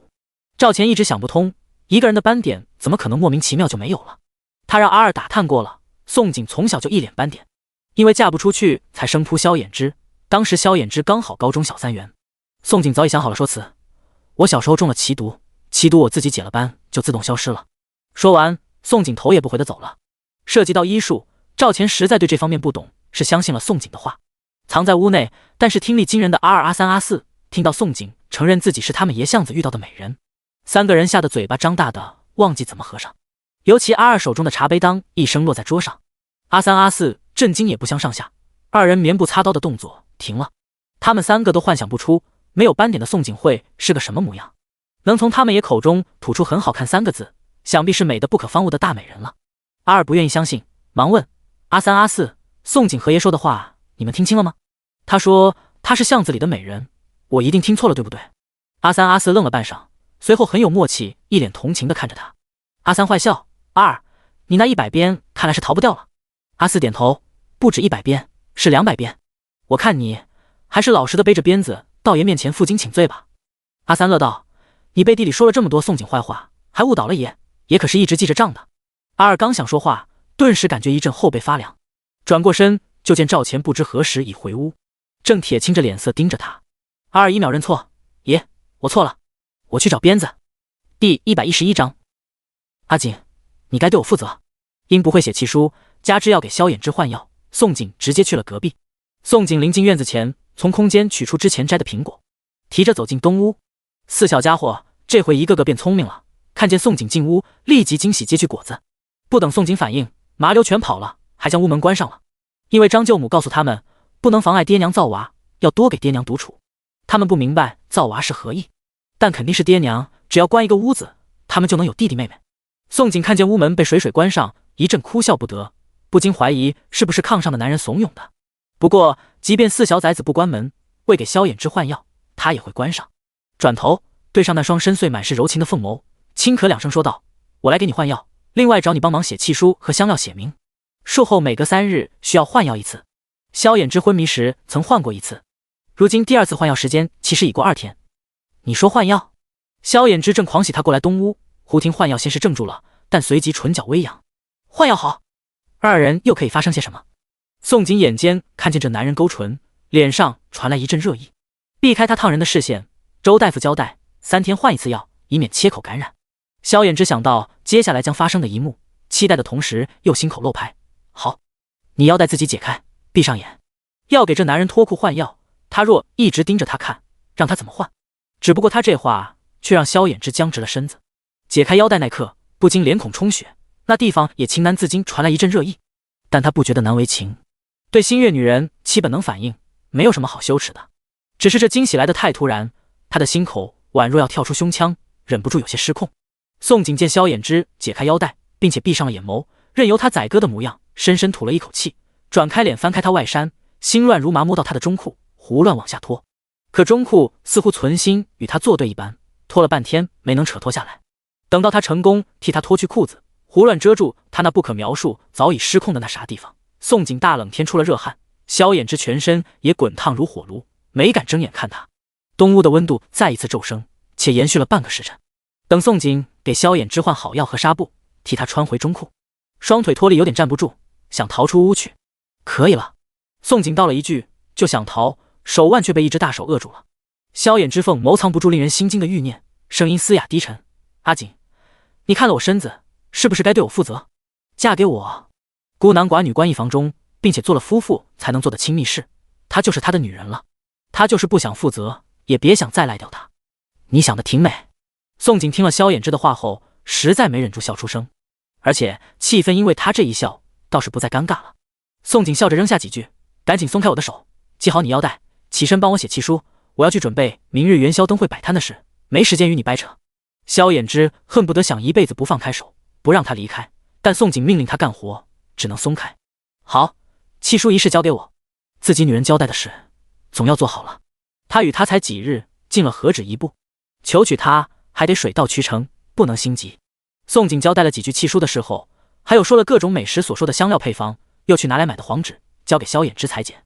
随后出了东屋，叫上萧大郎夫妇去了娘家帮忙。萧大郎夫妇没有收入，宋锦决定让夫妇二人参与作坊一份子。夫妇二人都是勤快老实人，话也不多，且信得过。大哥，你帮忙将这些猪下水处理干净，肥猪肉切了榨油，我要用。宋锦将2桶用灵泉浸过除骚的猪下水与1桶肥肉，吩咐萧大郎去处理。然后又对徐氏说道：大嫂，你与我娘家2个嫂子一起学做豆腐与豆渣饼。好的，处理猪下水这活我会做。好的弟妹，要做啥你吩咐。萧大郎与徐氏果真是老实人，是宋锦使唤让做什么就做什么，丝毫没想过要图回报。宋锦将二人的表现默默记在了心里。有时作坊那边磨了20斤黄豆，宋锦就先挑了2木桶生豆浆回来，然后在娘家厨房开始教3个嫂子做豆腐与豆渣饼。他先将生豆浆倒入大铁锅烧开，打去浮沫，然后往锅上放入滤架，用粗棉布放浆，过滤出豆渣。做完过滤这步，再搬来一口水缸，将锅内的熟豆浆用木瓢勺出，全部倒入水缸。熟豆浆自然降温之际，又转身去做卤水。原本空间内有生石膏，可以挖出来炼烧成熟石膏，做成石膏豆腐，但石膏摄入过多对人身体始终有害，于是宋锦决定做卤水豆腐。他拿了个陶碗，先装了一些清水，再往清水加了20斤黄豆所需分量的白醋与盐，调成了卤水，然后往水缸内的熟豆浆慢慢倒入卤水，进行点卤炖缸。张氏看着水缸中的熟豆浆以肉眼可见速度变成絮状，惊呼道：乖乖，就这么丁点醋和盐，就能让水一样的豆浆凝结成一块块砖子般的豆腐了。之前给吴氏做美食，张氏并没有看见宋锦如何点卤，所以这刻才觉得神奇。宋锦看着水缸内的熟豆浆逐渐变成豆花，满意一笑：别小瞧盐和醋，有句话叫卤水点豆腐，一物降一物。说完转身出了厨房，到院子搬来2个宋爹做的豆腐盒子，洗干净架到2张长板凳上，然后往豆腐盒子摊上干净棉布。见豆花成型凝固成蒸蛋花模样，宋锦便用木勺将水缸内的豆花全部勺入豆腐盒子内，最后将棉布盖好，盖上板盖，再提来2桶水压在了上面，进行豆腐压形。张氏看着宋锦完成所有做豆腐的步骤，不知豆腐买卖挣不挣钱，忍不住问道：小姑，1斤黄豆可以出多少豆腐？你打算豆腐卖多少钱1斤？宋锦想了一会道：1斤黄豆大概出4斤豆腐，我打算1斤豆腐卖5文钱。徐氏吓得眼皮子一跳，1斤黄豆成本4文，弟妹你这1斤黄豆岂不是要挣16文钱？第112章大卖一。宋景笑着摇头，一斤黄豆可不止挣16文，一斤黄豆能出3两豆渣，做成豆渣饼卖还可以再挣一笔。这正是宋景要做豆腐买卖的原因，实在是利润高，无损耗。就是做成香煎豆腐与豆渣饼会比较耗油，一斤肥猪肉成本13文钱，榨出猪油撑死7两，7两油可不耐用。当初宋景会想开榨油坊，正是因为这个原因。走，教嫂子们做豆渣饼。端起装着豆渣的陶盆，宋景又开始教3位嫂子做豆渣烙饼。做豆渣烙饼很简单，加上白面，适量水，搅拌成团，随后擀成长方形薄片，刷上一层油，撒盐与椒盐，卷起来切成段，再按扁后擀成小饼，放入锅中去烙。小半个时辰，松软且香的豆渣烙饼就出锅了。嫂子们，你们学着烙豆渣烙，我去隔壁灶房教大哥做卤味。教会了3个嫂子做豆渣饼，宋景丢下话，又去隔壁教萧大郎做卤味。走出屋，抬头无意中瞥见村委赵钱屋顶上的一袭黑影，嘴角一阵直抽。那袭黑影，他若没看错，正是赵钱。至于他为何对着月亮喝闷酒，坐屋顶上去，他不想猜。虽然他退而求其次，要与他再做兄弟，但是他知道，在他心里，他永远只会是女人。他有了这个想法，二人就不可能恢复以前关系。屋顶上的黑影确实是赵钱。当他低头看见宋景走出娘家之后，去了隔壁萧衍之房子，沉闷的猛灌一口酒，顿时明白了一切。原来他小觑了萧衍之。除夕12人对峙过一次，他就知道萧衍之绝不是外表那么劣势。他甚至有些怀疑萧衍之很会利用自己残腿劣势。宋景进了隔壁，将豆渣饼端进东屋，就去了厨房，亲自示范教了萧大郎如何卤猪下水，猪头猪蹄。卤料则是他调配出来多种香料配制而成的卤料包。将猪头猪蹄猪下水放下锅去卤的时候，宋景又回到东屋。这时萧衍之不仅写好了30几份契书，也给香料取了名字。阿锦，我听了你说的汤、炒、烧用的香料一共13种，我给取名13香，炖肉则叫14香，烤料叫6服，卤料叫8服。你觉得这些名字简单好记吗？我只说了一遍香料配方，你就给全部记住了。宋景听了萧衍之的话后吓了一跳，他记得当时和他说了汤、炒、烧、炖、烤、卤要分开取名，香料只是随口提了一下，哪里知道这个男人听一遍就给全记住。忍不住又问一句，你是不是有过目不忘的本事？萧衍之没料到宋景有此疑问，正愣一会说道，我看书一遍，大致能记住。这个大致2字很气人啊，难怪是男主，不能从武，肯定能从文啊。没有过目不忘、一目十行的本事，如何对得起他未来首辅这个身份？萧衍之见宋景一言难尽的脸色，以为取的香料名字不好，问道，取的名字你不满意吗？不满意我改改。宋景摇头，没有，名字很好，不用改，名字简单百姓们才记得住。卖香料又不是卖文采，对于百姓来说越好记越好。对于他取的名字，他十分满意，就是他不认识字，不知如何区分4种名字。萧衍之看他容愁，就知道他愁苦什么，想起他害怕学字的惊恐模样，笑道，我会在包装纸上写上名字时旁边画记号，这样你就不会弄混了。宋景愁苦的脸色立即消失，那感情好，等我空闲下来再跟你学写字。好，我等你。天知道萧衍之盼他这句简直盼得望眼欲穿。1年1次元宵灯会，宋景卯时就爬起来带着3个嫂子做豆腐，先是做了400斤豆腐，豆腐盒子摆在院子一排，豆渣饼胚也做了500多个，4种香味包也各装了100包。前夜做的卤猪头猪蹄猪下水则弄出锅，装了整整3木桶。一切准备妥当，娘家人所有人帮着宋景将豆腐、豆渣饼胚、香料还有摆摊用的烧火炉、铁锅、桌凳4担木柴搬上板车。午时饭后，除了刘氏留在家里带孩子，娘家人萧大郎夫妇全都跟着宋景，在萧衍之4小家伙全村人的目送下正式出发永福县。这是宋景第一次卖豆腐与香料，生意好与不好事关全村人的生计。全村人不免紧张，这才纷纷前来相送。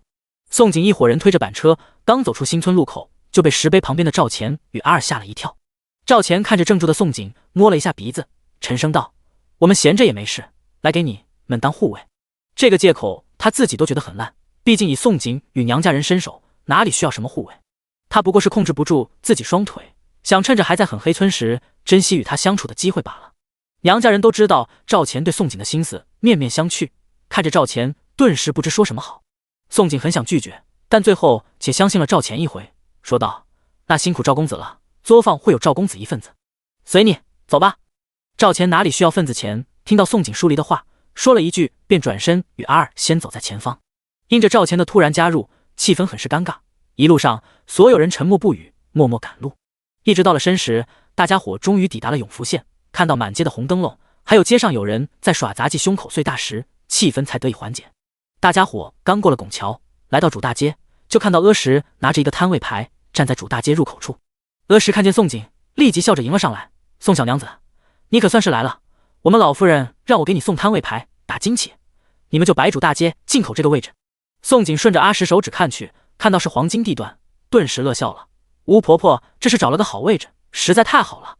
阿石，替我告诉吴婆婆，这个摊位我太喜欢了，改日我一定登门拜谢。”送走阿石后，宋景他们就将板车推到了摊位，再将车上的所有东西搬下来。第113章大卖2。黄金地段果然不一般，板车上的所有东西还没有完全搬下来，就有一个肥如一座移动石墩，目测200多斤的富户停在了摊前。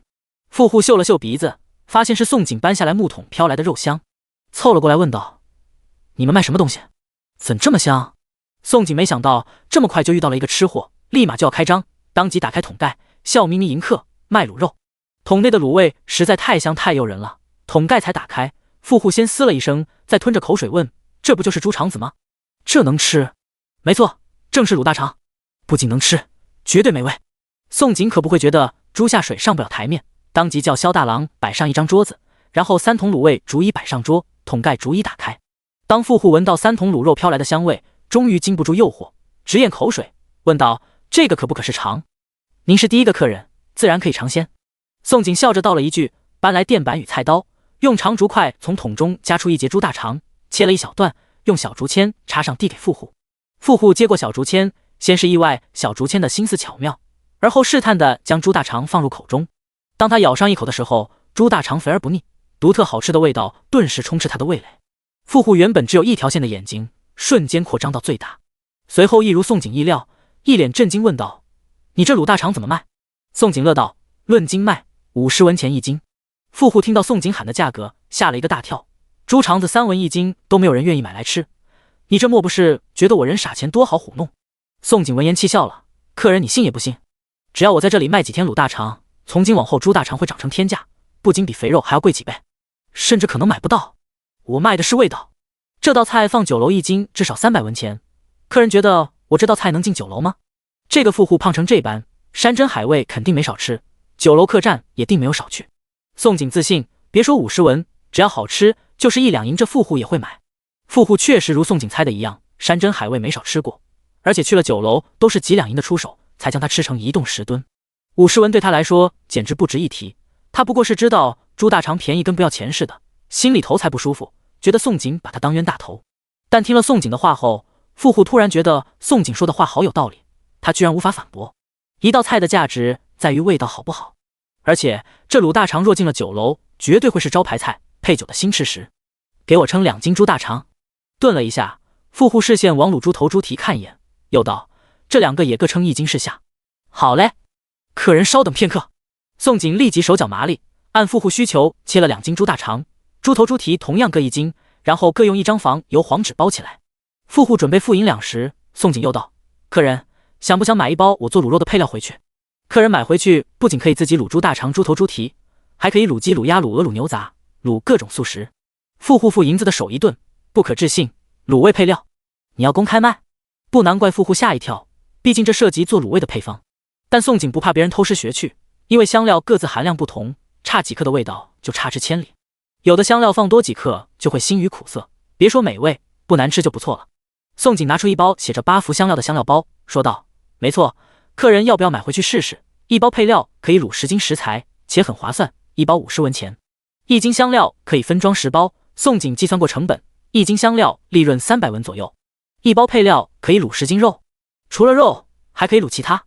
富户听了立马心算了一下，当时觉得买配料太划算了，买10斤猪下水回去只要30文，加1包配料共80文。同样10斤卤肉原本需要500文钱，结果80文就能吃到，这省的钱岂止是一点？那给我拿2包配料。富户喊了一句后，立即又在钱袋里多掏了100文钱。好嘞，客人一共300文。卤肉步骤方法料包上有注明。宋景这不开张则已，一开张就进账300文钱。而且不仅如此，永福县第2大酒楼金满楼的金掌柜偏巧看见了这幕，富户正巧是他酒楼的常客，他在一边全程盯着宋景卖卤肉和卖配料。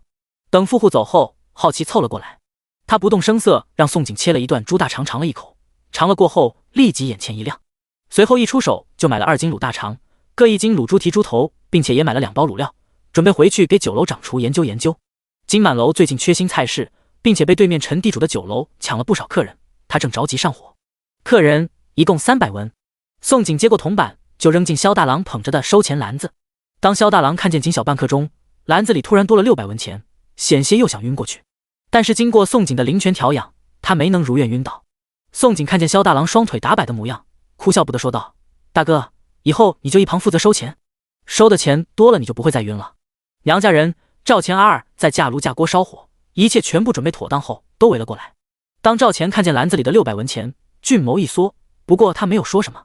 二嫂张氏看见篮子里的铜板，眼冒绿光，催促道：“小姑小姑，咱们赶紧把香煎豆腐豆渣饼卖起来，得赶紧了。”宋景看了一眼街上的人流，说道：“咱们还需得买几个灯笼过来，挂着吸睛亮堂些，照着吃时颜色也会好看些。灯笼我去买。”几乎是宋景声音刚落，赵钱就立即扔下一句，转身去了拱桥对面买灯笼。等他再回来时，手中就多了2对灯笼，而且一回来他便与阿二想办法将灯笼挂上，全程沉默。第114章，赵钱被姑娘们围了。宋景看着赵钱挂灯笼的身影，欲言又止。等2人挂好灯笼，并且出街来看灯会的男女，带着孩子的夫妇开始多了起来。宋景立即对所有人分工，爹与二嫂负责卖，2个大嫂负责烙豆渣饼煎豆腐，大哥二哥帮忙包纸打下手，赵公子帮我这边切卤肉打下手，阿二包纸，大哥收钱。原本不想使唤赵钱，但若是将人晾在一边，又说不过去。这毕竟是未来皇帝，得罪不得。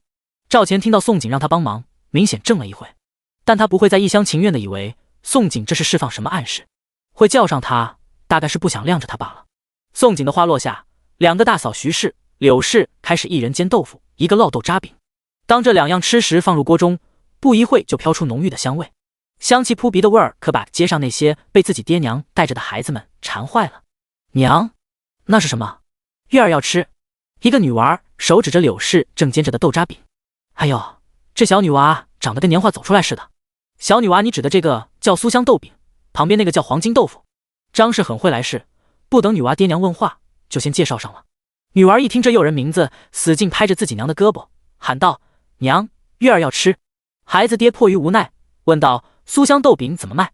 张氏笑着应道：“不贵不贵，酥香豆饼5文钱一个。”小女娃这么讨喜，先送3块黄金豆腐，你们尝尝。说着，用竹签插了3小块香煎豆腐递给孩子娘。女娃尝了一口，满足直点头道：“好吃好吃，娘这个也要买。”“是挺好吃。”孩子爹跟着点头。孩子娘尝了香煎豆腐之后，问道：“这个黄金豆腐又怎么卖？”张氏：“一份6文钱，一份有10块。”宋景为了让分量看起来多一些，1斤豆腐让切成了10块。孩子爹听到价格觉得有点小贵，但胜在好吃，觉得还算合理，说道：“给我6个酥香豆饼，3份黄金豆腐。”张氏闻言乐坏了，立即大声高喊：“好嘞，6个酥香豆饼，3份黄金豆腐！”而他故意这么一喊，其他馋坏的孩子也纷纷求自己爹娘过来买。不一会，酥香豆饼、黄金豆腐前围满了带着孩子的夫妇。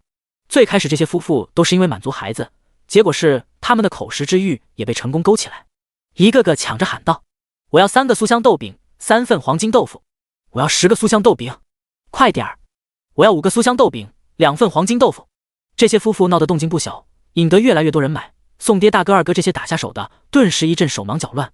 忙着烙豆渣饼与煎豆腐的2个大嫂则忙不过来。萧大郎收钱收到手抖。宋景卖卤肉这边生意也很好，不过这时生意好，不是因为他做出来的卤肉味道好，而是因为赵钱的美色。魏家的姑娘们最开始因为豆渣饼的动静吸引过来，可是当姑娘们看见赵钱那一刻，这卖卤肉就变了味儿。一个粉衣姑娘用手帕遮着红唇，娇羞模样：“公子，3种肉我各买1斤。”另一个富户小姐则偷偷对身边丫鬟说道：“听，这公子为何长得这么好看？”还有一个姑娘更直接大胆：“公子贵姓？公子以后还继续在这里卖卤肉吗？”宋景见状，身子忍不住一个恶寒，同情的目光看向赵钱。想到日后会传出皇帝卖皮相的事，满朝文武可能会把账记自己头上，宋景塞给赵钱一个银袋，忙将人支开：“你去打铁铺帮我定做2块铁板，以后煎豆腐烙豆渣饼用的。”这些姑娘一个个醉翁之意不在酒的，赵钱再留下来，他的香料别想卖出去。赵钱在被姑娘围住那刻，脸色阴沉的滴出水来。当被宋景支开，铁青的脸色仿佛恨不得能生撕了那些姑娘。也别气，也戴个面具就好。阿二变戏法一般，变出一个银色面具，递给赵钱。在得知他们也要跟着来永福县，其实阿二早就准备好了面具。那些女人怎么都不知廉耻！赵钱愤恨地接过面具戴上，骂完的同时，心里想着，要是宋景对他流露一点娇羞模样，那该多好。正因为他不会，他才更伤心绝望。宋景将赵钱支开后，他的卤肉生意才恢复了正常。来买的大多都是饕餮客人，一个个不仅会吃，还不缺钱。再加上他能说会道，饕餮客人买了卤肉，全都买了香料包。2个时辰不到，3桶卤肉全卖光，100卤料包也卖出80多包。张氏与宋爹这边400斤豆腐卖去300多斤，豆渣饼500多一个不剩，甚至不够卖。只是其中3种香料没有时间推销，没能卖出去。见3种香料没卖，张氏内就解释：小姑，我忙着卖饼子和豆腐，没时间顾上香料。豆渣饼与香煎豆腐生意太好，客人们都等着买，根本就没有机会介绍。宋景皱眉，正想回答不碍事，金满楼的金掌柜疾步如风，带着一个掌厨匆匆赶过。金掌柜刚到摊前，就直截了当地问：我是金满楼的掌柜，之前给你买了卤肉的，你的配料包还有吗？我全给你买完。金掌柜买了个2斤卤肉回酒楼，还没来得及让掌厨尝一口，便让一个客人抢去了。那客人不仅出手阔绰，吃完卤肉仍喊不够。宋景听到是永福县第2大酒楼的掌柜，立即笑逐颜开，急忙介绍配料包有是有，不过我的秘制香料包种类一共4种，13香、14香、6服香料、8服香料。将4种香料每一种拿出1包，递给金掌柜，又道：13香是汤、炒、烧用，14香炖食用，6服是烧烤料，8服是卤料。你的酒楼应该全需要。他原本就有打算找个日子将香料推去金满楼，没想到金满楼的掌柜自己找上门来，那就更合适不过了。金满楼的掌厨听到宋景对汤、炒、烧、炖、烤、卤说的头头是道，立即对金掌柜点头示意。如今金满楼被对面酒楼抢走了80%客户，金满楼需要推陈出新，而且要趁着对面酒楼还没有发现反应过来时，先抢了香料，打对方一个措手不及，才能将客人拉回来。金掌柜见掌厨点头，转头问道：你香料包一共多少？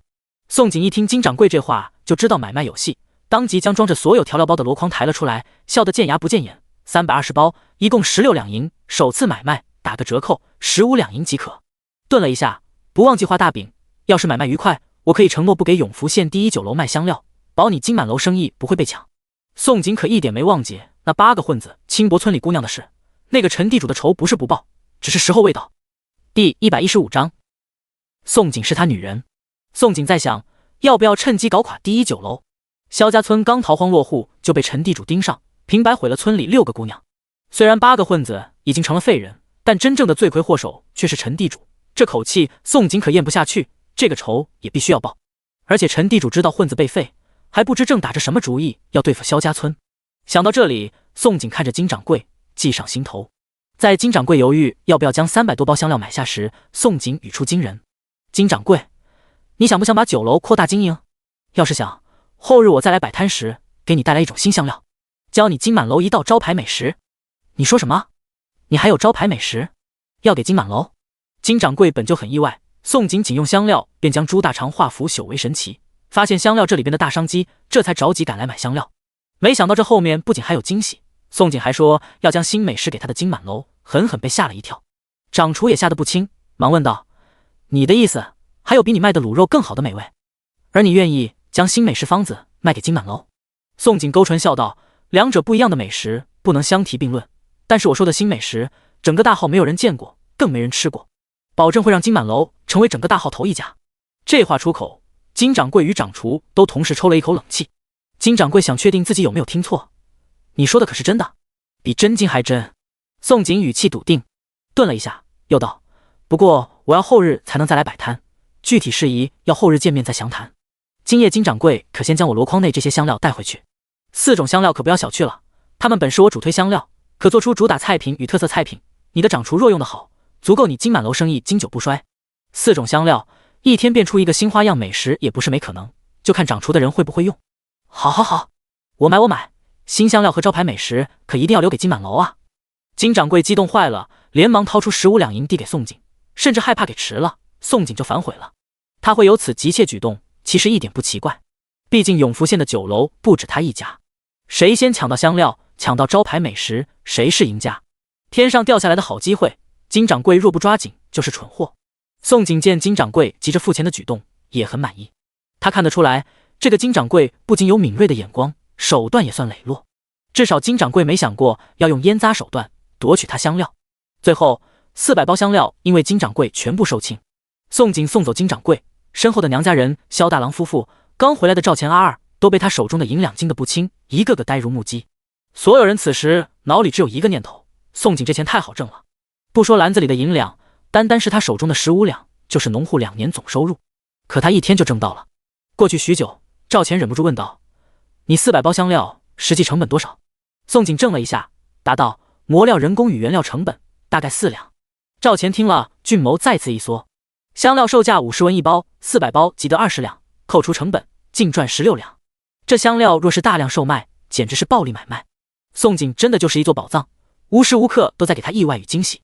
宋景并不知赵钱此时心思，也不想去猜，转头就对宋爹道：“爹，咱们先收拾，等买了香料原材、猪下水再回去。”因是元宵灯会，年15全夜无宵禁。宋景他们收拾完摊子，刚好天亮。永福县卖猪肉的屠夫还没有收到猪下水被做成美味的风声，且宋景赶得最早，无比便宜买光了永福县的猪下水与猪头、猪蹄，顺带买了蔬菜、鸡蛋，准备回去做一顿好吃的犒劳大家伙。之后，宋景又去了季氏坊买香料原材。周大夫不在，但药童都认识他，并且周大夫之前有过吩咐，宋景买香料不仅是成本价，还全程无阻碍。宋景没用多少时间就买了6麻袋的香料离开。平板车如来时那般满满当当出来，拉着满满当当回去。经过长水镇，宋景又去了3个屠夫那，猪头、猪蹄、猪下水再次网罗干净。临走时，意外看见镇上有一个老妇人卖黄豆，于是一并将2麻袋黄豆带走。大家伙年15、50出发去永福县，16的50总算回到很黑村。大家伙回来第一眼就看见4小家伙，如意吉祥，侄子侄女9崽子一字排开，从高到矮排排坐在老井边。孩子们身后是坐在轮椅上的萧衍之。娘回来了！啊，娘啊！大家伙刚出现，9个排排坐的小崽子全都同时动了。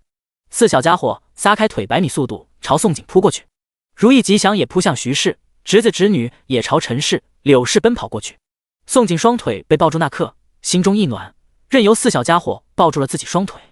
转眸看向坐在轮椅上一身藏蓝色光风霁月的萧衍之，皱眉问道：“你的腿还不宜牵动，怎么出来了？”萧衍之早猜到宋景会责怪，眸光闪烁：“岳母正做家活，看不住9个小崽子，让我出来看着他们。才不是刘氏让他出来，是他1日没见宋景，心里想得紧。尤其他发现赵钱也跟着去永福县，心里头担忧。他害怕赵钱逮着机会表明心意，将他女人给拐跑了。”宋景原想骂胡闹，但感受到这男人能溺死人的温柔眸光，到了嘴边的话憋了回去，只道了一句：“下次再这么乱来，我就不管你腿了。”宋景没有发现，他说这话时责怪的表情带了几分女人的娇媚。2个男人却发现了。萧衍之顿时心里乐疯了，急忙说道：“阿锦，我保证不会有下次了，我一定在家等你回来。”当众说出最后一句时，他一点也不感觉到羞耻，因为他是故意的，他要告诉赵钱，宋景是他女人。第116章分钱。赵钱有听出来萧衍之话里的硝烟味，但此刻的他比较在意的只是宋景的态度而已。宋景在他面前从来不会流露女人娇媚一面，这已经是再清楚不过的答案。宋景也听了出来，萧衍之在故意引人误会，不过他没有揭穿这个男人。好在气氛陷入尴尬只片刻，刘氏就跑出娘家院子，朝所有人招手：“闺女，他爹，你们全都在那干啥？赶紧回家弄吃啊！”刘氏大灶门子一嚷，所有人纷纷动起来回去娘家。宋景与几个嫂子一进门便帮忙做午饭，宋爹剁排骨，萧大郎、宋安、宋祥帮忙杀鸡、洗猪肚与猪大肠。赵钱则被萧衍之再一次请上桌，不过这次不是喝酒，只是坐在院子里谈话而已。赵兄何时回去？当私下无人，只有2个男人时，萧衍之眸底的暗芒不再遮掩，眉宇凌厉。赵钱盯着前一刻还光风霁月，后一刻如利剑出鞘的萧衍之，反问：“萧兄这么害怕赵某留下来，对自己没有信心？”萧衍之喉咙溢出一声轻笑，害怕倒不至于，只是想提醒赵兄，如此天赐良机，为何戎狄迟迟不来犯？还是戎狄已经在准备来犯的路上？赵兄逗留下去，不怕错失良机？见赵钱脸色骤变，萧衍之又笑：“当今皇帝27子，竞争不可谓不激烈。赵兄若是这时趁乱回去，掌握了兵权，才能如虎添翼，立于不败之地。若是赵兄再将10发连弩威力发挥得好，反攻戎狄，立下威望，那个位置唾手可得。可若是这兵权先掌握在太子手里，当今皇帝出点什么事，可是非常的容易。等一切尘埃落定，赵兄想再回去，就会成了奢望。这里回去京城，快马加鞭，大概要2个月罢。2个月在狠黑村一眨眼就过去了，可在京城，时局瞬间万变。至于赵兄问萧某害不害怕，萧某承认还真有点怕。不过萧某怕的是，若是阿锦跟了赵兄，赵兄的身份如此危险，成功了还好，可一旦失败，阿锦只会受牵连，身陷险境，甚至可能性命不保。不过萧某相信赵兄为人，赵兄绝不会为了一己之私令阿锦陷入险境，对不对？当萧衍之声音停下，赵钱脸色转为苍白，心口苦涩，从牙缝里挤出一句：萧兄倒是很会攻心。萧衍之说的没错，他的身份很危险，成功了他可以坐上那位置，失败了可能命丧黄泉，死无全尸。放心，阿锦拒绝了赵某，萧兄所担心的事不会发生，赵某也不会强行带他走。不日赵某就会启程，回到本该属于自己的地方。说完这几句，赵钱宛若抽光了全身的力气。阿锦拒绝了赵兄。萧衍之听到宋锦拒绝了赵钱，很是意外。虽然这事有些不合时宜，但他心里真的忍不住狂喜。赵钱瞥见萧衍之轻勾的唇角，冷笑警告：萧兄虽赢了，可若是让赵某发现你哪日对不起他，赵某绝对会让萧兄死无葬身之地。萧衍之唇角笑意晕染开来，自信一笑：萧某自信这一天不会发生，若真有那么一天，不必赵兄出手，我自刎谢罪。赵钱眉心一跳，好半晌，恨恨咬牙道：这话赵某记下了。厨房帮忙做饭的宋锦一点也不知道院子里2个男人的谈话，他偷偷往煲鸡汤的瓦罐里加入了空间里挖出来的百年人参，空间大山里野生人参灵芝不少，他可舍不得挖出来换钱。好东西吃进自己肚子里不香吗？半个时辰之后，所有人再次围桌吃饭，依旧是满桌的美味佳肴。不过这次赵钱食不知味，尤其当他看见宋锦勺鸡汤时，第一碗递给的人是萧衍之时，不禁又苦涩一笑。这么一个无意识小动作，或许宋锦自己都没有发现有什么不对。宋锦确实没有发现不对，因为萧衍之要坐他身边，而且想到萧衍之双腿手术流血量大，需要人参鸡汤补血，这才有了这种小动作。一顿饭吃了半个时辰，饭后除了小崽子们与刘氏离桌出了堂屋，所有人都留了下来。宋锦将摆摊一天的银两全部倒在了桌面，然后开始清点。最后他报出了一下吓人的数字：元宵1日总收入31两500文。萧衍之在旁边记账，听到这数字，毛笔僵了一下。接着，宋锦继续报数：香煎豆腐400斤，每斤卖6文，进账2两400文；豆渣饼卖5文，520个，进账2两600文；卤肉50文1斤，150斤，得银7两500文；香料400包，50文1包，进账19两。报完各自收入，让萧衍之记账。随后，宋锦又开始报成本：黄豆100斤，成本400文；卤肉50文1斤，但因为猪下水不要钱，当时我记得花了900文；40斤香料，人工加成本4两银。宋锦话刚说完，萧衍之不可置信抬头，净利润26两200文。衍之你没算错吧？真有这么多？不是宋爹怀疑萧衍之真算错，而是不敢相信利润真这么多。萧衍之低头看了一眼账本，再抬头又道：岳父，真没有错，确实这么多。二嫂张氏惊呼：乖乖，这钱也太好挣了吧，跟白捡似的，一天挣20多两，就是酒楼营业一天都不知道有没有这么多。谁能想到这么一个不起眼的小买卖来钱这么厉害？宋锦将成本留下，然后将利润拿走了40%，随后6成分成了6份，笑着对所有人说道：我决定我自己占40%，其余大家平摊。说完，在萧大郎、赵钱、萧衍之、宋爹、宋安、宋祥面前逐个各放下2两400文钱。还未等所有人反应过来，说道：爹、大哥、二哥，千万别说不要，如果你们说不要，这生意我就不做了。宋锦知道娘家人肯定会觉得一家人不该分钱，绝不肯收他钱。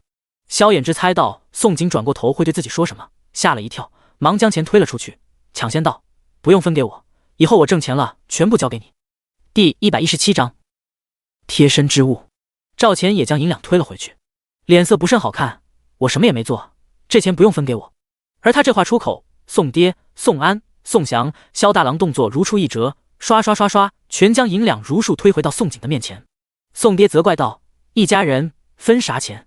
萧大郎也死命摇头：这钱我也不能要。虽早就猜到大家伙会是这种反应，但宋锦仍忍不住扶额。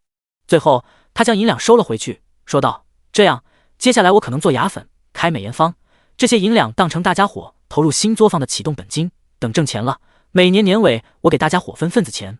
顿了一下，不容置喙的语气，别再拒绝，拒绝我会生气。没有让大家伙白给他免费劳力的道理，这换谁都说不过去。萧衍之害怕宋景真会生他气，并且一生气可能再抛弃他，又抢先说道：阿景，牙粉这个好，要不你将我之前剩余银子全投入进去。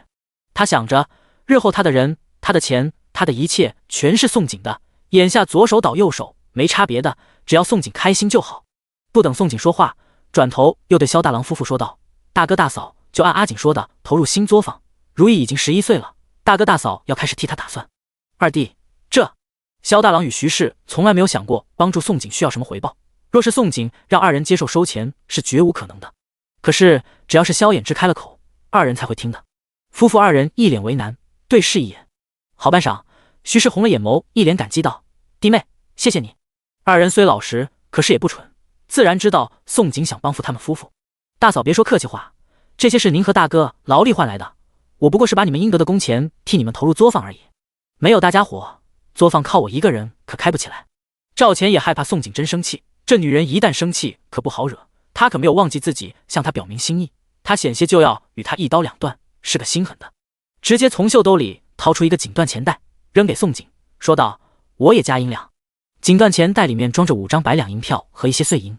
宋景接过锦缎钱袋，打开数了一数，随后就想将银两倒出来，钱袋还回去。赵钱俊眸一眯，钱袋不用还了，你用着吧，我还有好几个。这是他的贴身之物，想给宋景，不过是奢望日后宋景拿出钱袋偶尔能想起他。宋景拿着钱袋的手僵在半空，萧衍之见了，大手堂而皇之握住宋景的手，从中夺走钱袋，勾唇道：赵兄，萧某正好缺个钱袋，这个借用了。开玩笑，宋景都是他的女人了，怎可能带其他男人的贴身之物？要带贴身之物也必须带他的。你赵钱眸光一厉，但最后他咬牙切齿，忍住了怒火，不过心里却暗暗记住这个仇。娘家人看着两个男人眉眼间的暗潮汹涌，再一次一阵无语。尤其宋爹以前犯愁自己闺女嫁不出去，没想到现在要替闺女的桃花犯愁。两个男人瞧着喜欢他闺女，是真喜欢的紧。他的闺女不管以后选择哪一个，另一个肯定要受伤的。宋爹思来想去，决定当作不知道，甚至觉得赶紧将两个男人分开比较好。轻咳几声，尴尬道：闺女，娘家这边随你主意，你想怎么处置银两就怎么处置，你说投入便投入，总之娘家这边都听你的。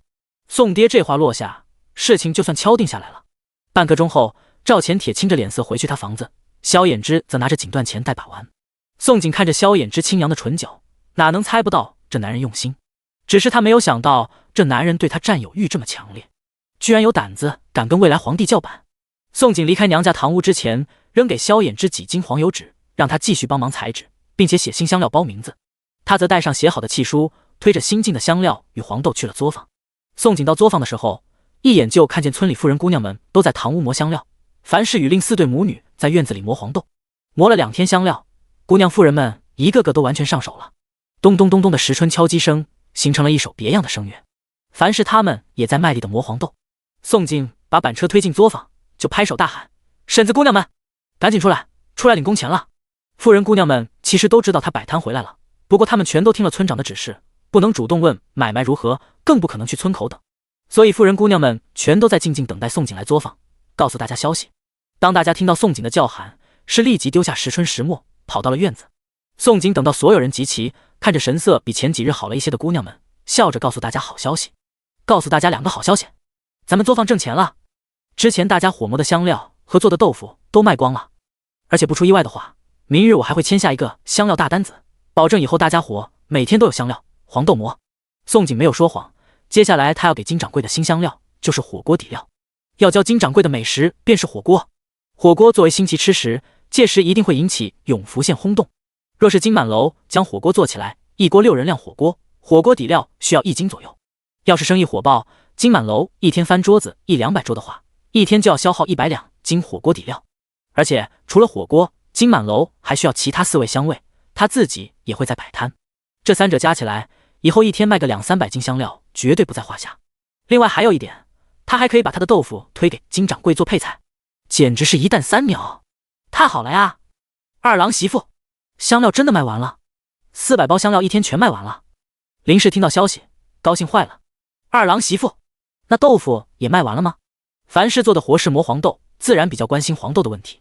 都卖完了。宋景冲大家点头，随后从袖兜里拿出一本自制的便携小账本，还有一根小炭笔，冲大家喊道：大家伙排队，我给大家伙发前2日的工钱。第118章，很黑村有矿。富人姑娘们其实并不紧张要工钱，但这是宋景给的诚意，大家伙相视一眼，还是一言排成了一队，开始领工钱。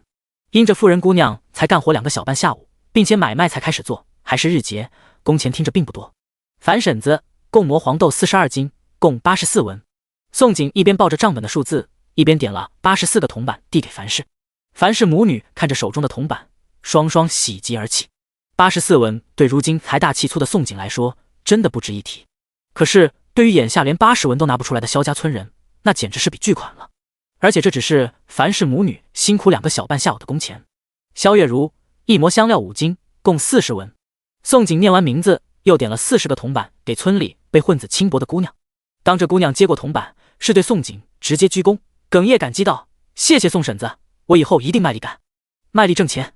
宋景成了这个姑娘的鞠躬，鼓励道：没错，大家伙以后好好干，咱们女人身上有钱，心里才不慌，日后夫家财没人敢欺负，谁敢欺负咱们，用银两砸死他。他就是个爱钱的，没钱心里堵得慌，只有荷包鼓了，睡觉才踏实。而他说这番话，当然不仅仅鼓励而已。被轻薄的6个姑娘本就恐惧男人了，听到夫家2字，脸色全变了。不过想起宋景最后一句话，幻想以后用钱砸人的一幕，一个个忍不住扑哧笑出声。宋景看到姑娘们能笑出声，是大松了一口气。只要姑娘们会笑了，就不会再想不开闹自杀了。后面宋景又给排在后面的富人姑娘们一个个轮流发工钱，发到最后，大家伙发现所有富人姑娘们属泼妇林氏挣的最多。林氏磨的是男磨香料，而且一个人2个小半下午就磨了6斤香料，收入共60文。宋景将工钱发下去后，才拿出契书给大家伙按手印。富人们其中有2个识字，不过大家伙都信任宋景和萧衍之，最后不管是识字还是不识字的，接过契书也不看一眼，直接在契书上按上手印。等村长过来时，二老刚好看到富人姑娘们签好契书。不过村长不是来看契书的，而是来找宋景的。宋景买的山边一块荒地莫名其妙塌方了，给他开荒的壮劳力倒霉被活埋了。不过好在全村壮劳力都在开荒，才能发现及时。壮劳力被挖出来时除了头破血流，没什么大碍。村长一进作坊就大喊：二郎媳妇，你买的一块山边荒地塌方了，大半块地都给埋没了，壮劳力也差点被活埋了。什么？快带我去看看。宋景听到人被活埋，吓了一跳，收拾好账本，立即让村长带路。对面的赵钱听到了村长的喊声，几乎是宋景这边才出作坊，他也同时走出院子。我陪你去看看。赵钱丢下一句，也不管宋景答不答应，跟着村长便走。宋景怔了一下，不过这时不是多想的时候。村长在前面带路，宋景、赵钱紧跟其后，但因为村长岁数大了，走得实在不快，后面的2人也因此慢下来。赵钱趁机递给宋景一个玉扳指，说道：你若去了京城的登云楼，凭这个就可以见到我。他想着，若是萧衍之哪天进了朝堂，他也应该会跟着去京城的。宋景没想到钱袋被萧衍之抢了，赵钱又给他送玉扳指。不过他沉默了片刻，收下了玉扳指，只是说了几句：行，有了这个，以后作坊份子钱我才好给你。赵钱闻言凄凉一笑，他果然是一丁点幻想的机会都不给他。你打算什么时候启程？宋景假装没看见他俊容上的苦涩。赵钱目不斜视看着前方，声音却嘶哑：快了吧，或许你哪天醒来发现我不在，就是离开了。他现在没有离开的勇气，他害怕离开就永远与他错过了。宋景没再说话，因为他买的山边荒地近在眼前。全村的壮劳力此时都围在他的荒地上，其中一个壮劳力头破血流，额头正用一件衣服捂住。三叔公也在，见宋景过来便说道：你这块3亩地至少埋了2亩，真可惜了，不过好在人没事。宋景闻言抬头往他方的山上看去，只是这一看，瞳孔狠狠一缩。他虽猜到了狠黑村人短命有可能是喝水或空气污染问题，但他没有想到狠黑村的后山不仅有木薯，还有硫磺矿。他方下来的石块全都呈现鲜黄色，这他方下来的石块颜色怎么是黄色的？赵钱也发现了他方下来的石块颜色的异样，一脸迷惑。不过他却不知道这是硫磺，不仅他不知道，萧家村所有人也不知道。应该说整个大号都没有人知道黄色的是硫磺。宋景想告诉赵钱，这正是制作火药的3种化学物质之一。不过全村壮劳力在场，他忍住了没说。他先是看了一下壮劳力额头伤势，发现没什么大碍，便对众人说道：“人没大事就好，荒地埋了便埋了，我不缺这么1-2亩地，大家先回去吧。”这件事实在太大了，他只能先烂在肚子里，其他人一个字都不能泄露，否则一旦让人知道硫磺能制出火药，全村人性命将不保。为了不引人怀疑，他没有表现出任何异样，与所有人一起回村去了。不过差不多回到作坊门口，只剩下他与赵钱的时候，他对赵钱说了一句：“你打算动身前，还是先告诉我一声，我赠你2个好礼。”唐刀他早就画好了，一直没给他。如今硫磺都有了，再赠送他火药，助他坐上那个位置，算是实现之前给他100倍威力武器的承诺。说完这句，宋锦转身就想进作坊。阿锦，赵钱及时叫住他，声音沉痛：“我现在最想要的并非是什么好礼。”宋锦背脊一僵，扔下几句：“我已经答应了萧衍之，一个心不可能分2个，而且我给的好礼你一定会需要。”言罢，毅然离去，留给赵钱一生难以忘怀的背影。第119章，要不要将宋锦绑了？翌日，宋锦与娘家人、萧大郎夫妇陈时出发去摆摊。赵钱因为被彻底伤了心，将自己锁房中喝闷酒，没有跟着。阿二、阿三、阿四看着紧闭的房门，闻着房中传来浓郁刺鼻的酒味，操碎了心。可是他们爷如果这点失败都承受不住，谈何坐上那个位置？3人担忧却没敢劝，都一致觉得他们爷喝醉了也好。不过阿二心里暗暗盘算着，要不要将宋锦绑来，让他们与宋锦生米煮成熟饭，只要宋锦成了他们爷女人，就不怕人不跟着他们爷了。只是他想起逃荒时宋锦一个人吸引狼群，干掉头狼的一幕，又打了一个寒战。他不知道宋锦好不好绑。宋锦并不知阿二心里的盘算。4时与娘家人刚抵达永福县，就看见金掌柜与2个小厮一早就在摊位前等待，关乎金满楼以后的生死存亡，金掌柜不敢不来。当金掌柜看到宋锦那刻，仿佛看到财神爷，笑着恭迎：“宋小娘子，你可算是来了，让金某好等啊。”那个宋锦直接打断：“我让你买50口炭火砂锅买了吗？还有让准备的其他配菜都准备妥当了吗？”“一切准备妥当了，只等宋小娘子了。”金掌柜说起这个，其实心里边很肉痛。他想不明白宋锦为何让买50口砂锅做何用，并且准备这么多配菜，这可是花了他好几两银子。不过他又深知舍不得孩子套不住狼的道理，虽然肉痛，还是听从吩咐给准备。准备了那行。宋锦满意点头，直接将板车上装着的火锅香料的2个麻袋搬了下来，语出惊人：“新香料我制出来了，先制了100斤，暂时今日1日用量。不管会不会吓到金掌柜。”又道：“还有给你准备了100斤卤肉，200斤豆腐做配菜，全都一起带上。”啥？金掌柜被吓坏了，这招牌美食还没有做出来，宋锦就要先塞给他这么多，他这怕不是上当了。宋锦早猜到自己话会吓坏金掌柜，自信一笑道：“这些搞不好还不够，你若不放心，我准你明日再给我结账，我有没有骗你，今日就能见分晓。账都可以后结了，金掌柜还有什么可担心的？好听话立即不要前世的往外说，金某没有不信宋小娘子，金某只是震撼宋小娘子如此自信与胆魄，这当真让金某羞愧不如。”转过身，立即又使唤身后2个小厮，快将宋小娘子说的香料、卤肉、豆腐挑回金满楼。在2个小厮挑香料、卤肉与豆腐那刻，宋锦交代一遍娘家人摆摊的事之后，便独自跟着去了金满楼。金满楼就在主大街正中心，与第1酒楼正对面。宋锦跟着金掌柜从后门进入了酒楼，进入了后厨，一进去就看见掌厨与3个厨子坐凳子上等着。3个厨子正脸色不满，因为昨日金掌柜与掌厨突然告诉他们，会有一个很厉害的小娘子来教他们做招牌美食，以往他们做的菜品全部更换。这无疑是一句话就否定了他们给金满楼辛苦多年的汗水，这让他们如何服气？当3个厨子看见宋锦身上棉衣打扮，更是直接轻蔑，没有离开座位。宋锦瞥了一眼，没有理会3人，进去也不想废话，直接动手。他从卤肉木桶中拿出猪头与猪心，然后将猪耳朵、猪心切成片，在盘中摆了一个漂亮的环形，浇上小勺卤汤，中间再放了一朵他随手摘来的秋实胡花点缀。小半刻钟，一盘吸睛又美味的卤水拼盘成功面世。当掌厨与3个厨子看到了宋锦的摆盘，下巴都险些惊掉地上，尤其那自诩厨艺了得的3个厨子，仿佛全被人狠狠扇了一个耳光似的，终于离开了凳子，忍不住围上前。尤其金掌柜激动得手指直颤抖，之前宋锦去摘后院的秋实胡花，他还以为他喜欢花，没想到一朵花如此用途，更没想到上不了席面的猪下水一经摆盘就成了珍馐美味。这会儿别说是客人，就是他看着都忍不住想食指大动。然而令他震惊的可不止这么点。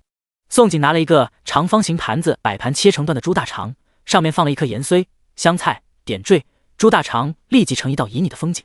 金掌柜，前面那道取名卤水拼盘，卤大肠取名九转大肠，可做下酒菜。为何叫酒楼？自然要有酒啊，光有酒可不行，还要有下酒菜。猪大肠可是酒鬼公认下酒菜，而且古代人一到酒楼必须配酒，酒才是酒楼主要收入来源。好好好，名字好。金掌柜早就激动的说不出话来了，一个劲的说好，只要有了这2道下酒菜，就能将大部分酒鬼吸引回来。然而他的要求实在太低了。宋景想要的是火锅不仅能将金满楼流失的客人抢回来，还要搞垮第一酒楼，让第一酒楼开不下去，直接倒闭才是真正目标。接下来就是我要做的招牌美食，招牌美食名叫火锅，做法非常的简单，只要会切菜，会摆盘，加上我秘制香料，是个人教一遍都会做。宋景说完这话，就将羊排肉切片，然后卷成羊肉卷，接着是切牛肉、牛肚，切豆腐，切各种荤素。当宋景将炭火砂锅，所有生的配菜全摆上桌之后，点燃炭火，往锅中倒下1包1斤重的火锅底料时，再示范烫了一碗吃得出来。金掌柜、掌厨3个厨子盯着桌面的新花样美食，一个个安静如鸡，说不出话来。宋景吃完1碗羊肉卷，金掌柜才回过神来，抖着唇问宋小娘子，这个便是你说的新美食，让客人自己烫了吃的，全程不用厨子做菜？没错，既省时又省人力，而且火锅可以有多种口味，比如药膳火锅、羊肉火锅、麻辣火锅、海鲜火锅等。火锅香料我有做口味分类，你们按着客人要求放香料，还有准备配菜即可。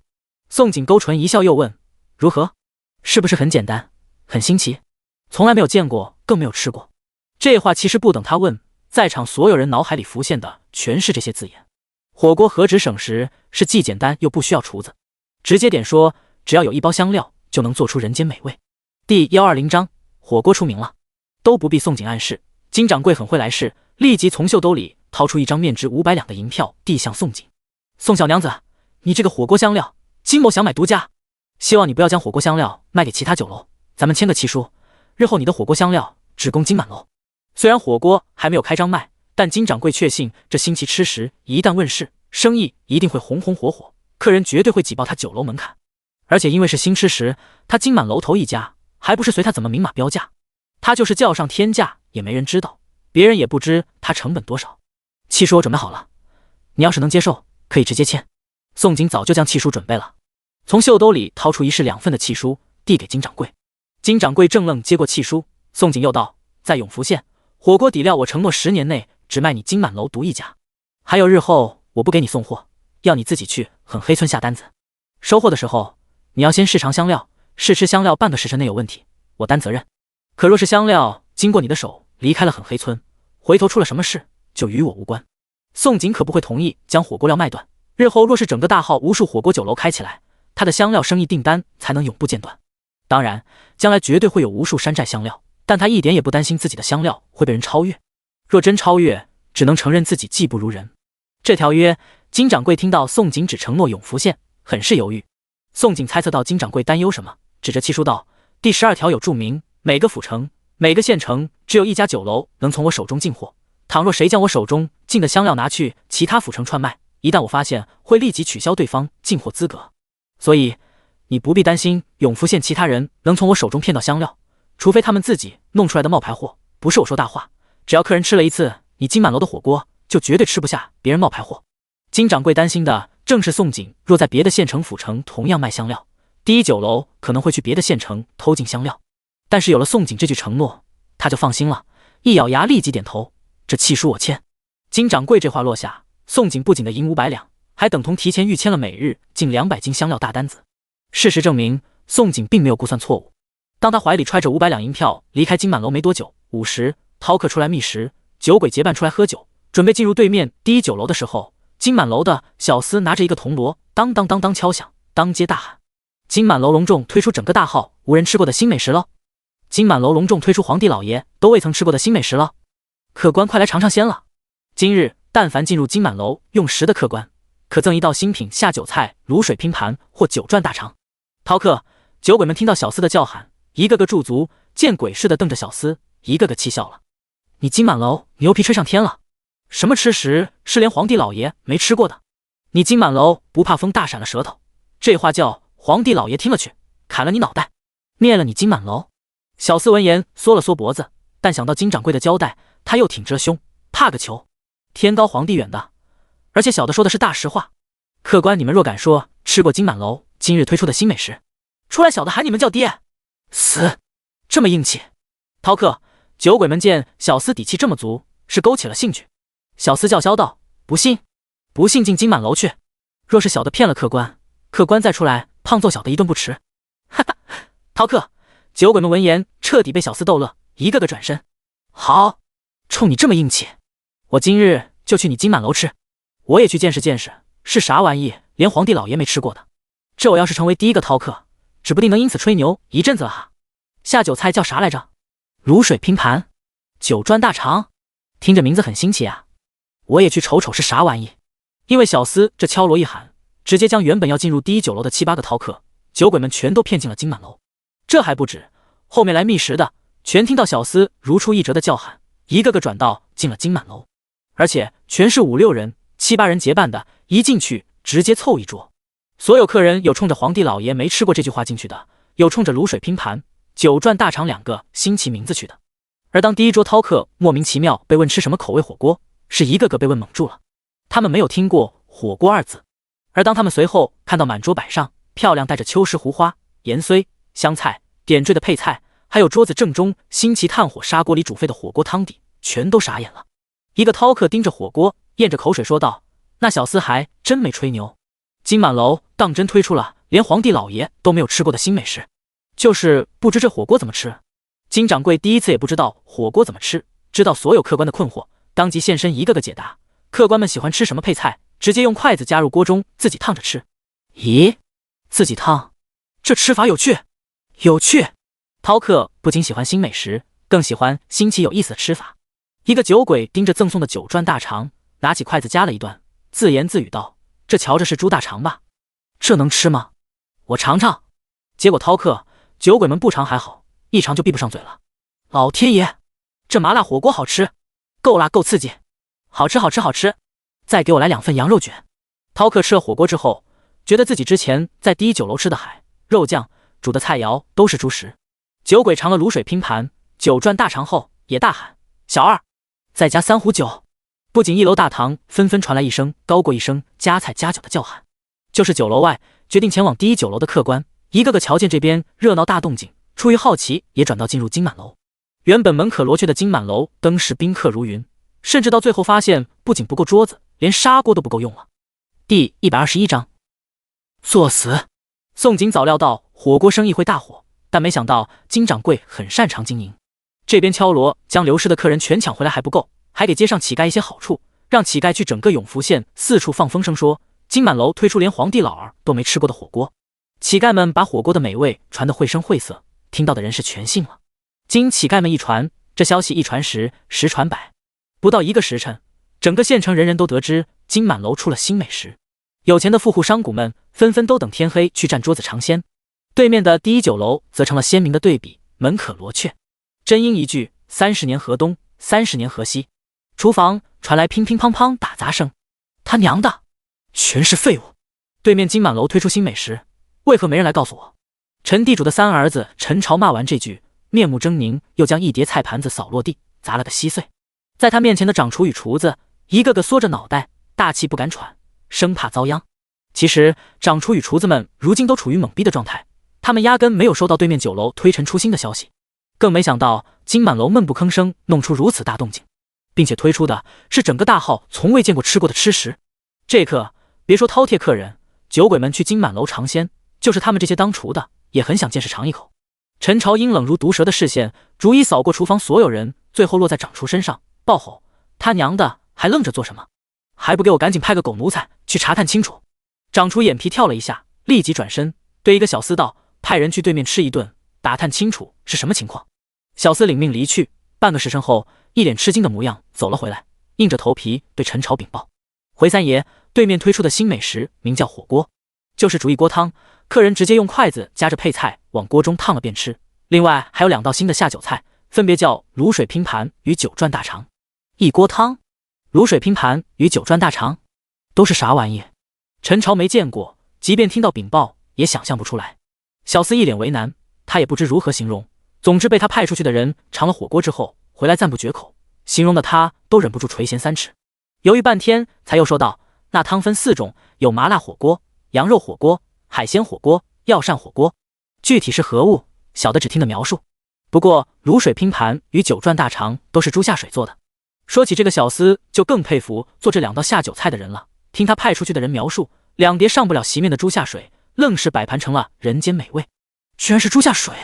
陈朝听了脸色更加阴森，嘶吼：再去查，对面一定请了人指点，把那个不知死活的给我揪出来！敢帮助对面，就是存心与我陈家作对。宋景虽没算到金掌柜这么会经营，却算到第一酒楼接下来一定会派人暗查，但他丝毫未受影响，离开金满楼，依旧回到摊位帮忙。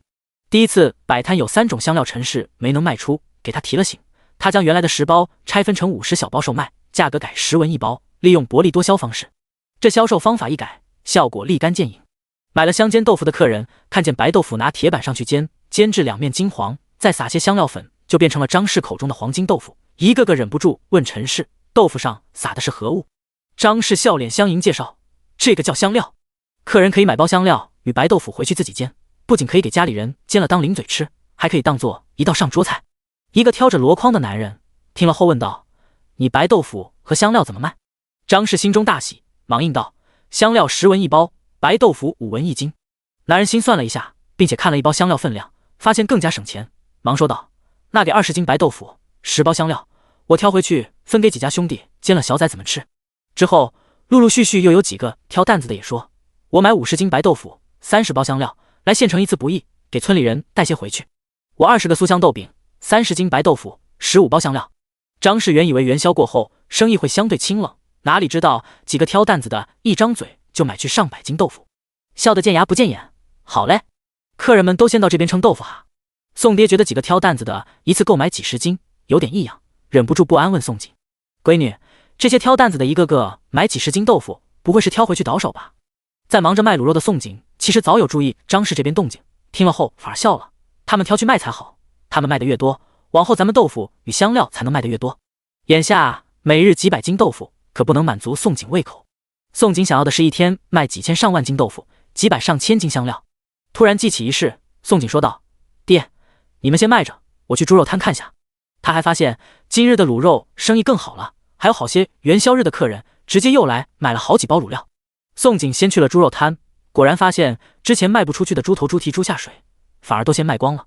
屠夫们一个个嗅到这里边的味儿，听见宋锦问猪下水，一个个反问：小娘子，你买猪下水回去是做啥好吃的吗？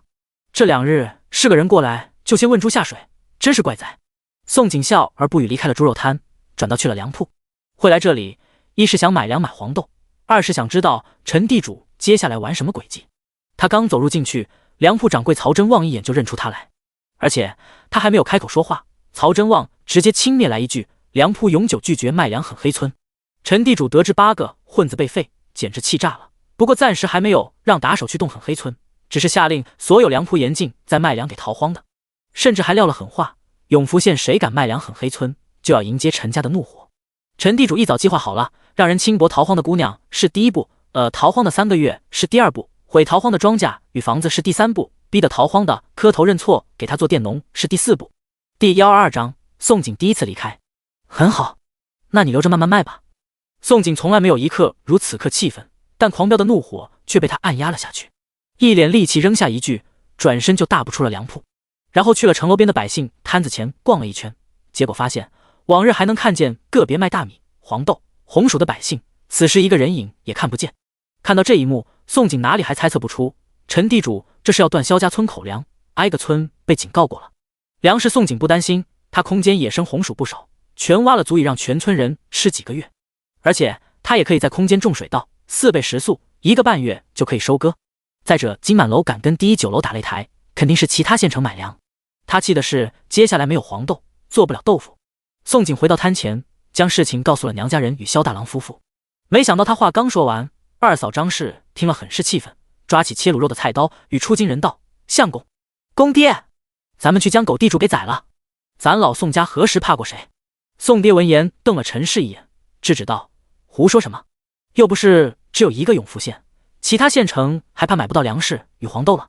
宋景很意外，二嫂说要宰了陈地主，怔了半会，才又说道：“爹说的对，我打算等会就去记事房找周大夫借马车，然后去隔壁县城粮铺收豆收粮食。”很少说话的大哥宋安突然说道：“小妹，大哥陪你去。”宋景立即摇头：“都不用陪我去，也不用担心我。你们卖完了就赶紧收摊回去，明日照常来摆摊，豆腐多做300斤，卤肉先暂停不做，等我明日回来再说。”之前一直没有机会将空间内的红薯全挖出来，宋景想逮住这个千载难逢的好机会。空间内10亩林田的野生红薯，目测估计全挖出来至少有2万斤。只要将所有红薯全挖了，10亩林田就可以空出来耕种其他了。可若是有娘家大哥跟着，他就很难找到借口将红薯弄出来了。我必须现在就动身，争取赶在天黑宵尽前抵达隔壁县，然后在客栈投宿一晚，明早收了粮食豆子就回来。担忧娘家人会坚持跟自己，宋景丢下话就不管宋爹呼唤，匆匆去了记事房。宋景抵达记事房时，周大夫正好在坐堂看诊，看见他时立即迎了出来。而当听到他要借马匹，二话没说就将记事堂唯一的马匹慷慨相借。宋景牵着马匹离开记事房，又在杂货铺买了100个麻袋，打铁铺买了一把锄头，丢入空间，这才牵着马匹出了永福县城门。为了赶在天黑之前赶到定福县，宋景一路不时扬鞭纵马，所过之处其后尘土飞扬，总算是天黑宵尽之前终于抵达了定福县。他找了一家客栈投宿，将马匹交给小二，随后就一头扎在空间内挖红薯。这要是一个意念就收了所有红薯该多好。用锄头挖红薯那刻，宋景觉得自己快要累死了，想不明白为何自己的空间要收获的虚人工。但是看见经自己手挖出来又大又漂亮的大红薯，他又觉得汗水流得直了。尤其当他花了空间2天，外面1夜时间，将100个100公斤麻袋全部装满，是高兴疯了。果真与他预估差不多，空间的所有红薯足足挖了2万斤左右。挖完了红薯，宋景又在空间烤了一只野鸡填肚子，泡了一个时辰的灵泉澡，恢复了体力，才出了空间，退了房，牵着马匹离开客栈，去了粮铺。粮铺的掌柜看他虽穿农女棉衣，但牵着一匹马，非常有眼力见，立马笑脸相迎。宋景也不废话，看见粮铺有卖美米，一张口就无比豪横问：“我要买完你粮铺的美米，另外买1万斤黄豆，你准备多少文一斤卖给我？”粮铺掌柜听到宋景张口就要买完他美米黄豆1万斤，吓得呼吸都忘记了，不可置信瞪大眼：“美米全买，黄豆1万斤？小娘子倘若说的话是真的，我粮仓有1万斤美米，割肉8文钱1斤卖给你，黄豆也3文1斤，成交。不过要帮我送到城门关道。”宋景听到这便宜的价格，差点没有当场憋笑出内伤。他果然真来对了，单是美米1斤就比永福县还要便宜2文，1万斤就足足省了20两，还有黄豆也省了10两银。这一趟他足足省了30两，怎能不高兴？粮铺掌柜一点也不知道宋景心里正偷乐，见宋景说完成交，还豪气万千，掏出一张100两银票与10两银子递给他，这可是比宋景还要激动开心。因为美米向来只有亏损的份，他没有想到美米也能卖出去。接过银票与银子，他越颠乐颠，当即就带着宋景去粮仓称黄豆称美米，还叫了5辆骡车，足足来回运了5次，才将2万斤的美米黄豆送到城外的官道路口。小娘子，你有叫马队运粮吗？你这是要运往哪个村？粮铺掌柜见宋景没叫马队或骡车运粮，很是迷惑。我有叫马队来运粮，立即就能到，掌柜好走不送了。宋景有空间，能省一笔运费，自然不会傻傻的在定福县叫马队租骡车。好，那行，那我先走了。粮铺掌柜带着人和骡车走了。宋景等到看不见粮铺掌柜身影之后，才敢将所有美米黄豆收入了空间，随后也打马回去永福县。而他并不知道，因为他一夜未归，萧衍之与赵钱可是一夜未眠。这是他第一次玩离开。萧衍之有被抛弃的阴影，忍不住怀疑自己是不是哪里惹怒了宋景，让他闷不吭声走了，而且以后都不回来了。他甚至记起来，他说过等他的腿治好就会离开。赵钱则是想到他不过失踪一夜，他就煎熬难受，若是他要一辈子错过他，往后日子得多煎熬。第二日午时，二人终于待不住了。萧衍之滑动轮椅出了房，赵钱也来了他院子，然后二人都从对方眼中看到了焦虑与担忧。第123章，大摇大摆，明着挑衅。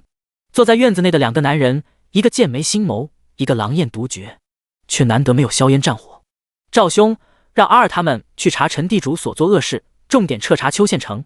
萧衍之想到宋景离开是陈地主害的，脸色阴翳，每个字吐出仿佛都淬了冰渣。不必查了，直接弄死。赵钱声音同样冰冷回了一句，他对将死之人可没有耐心。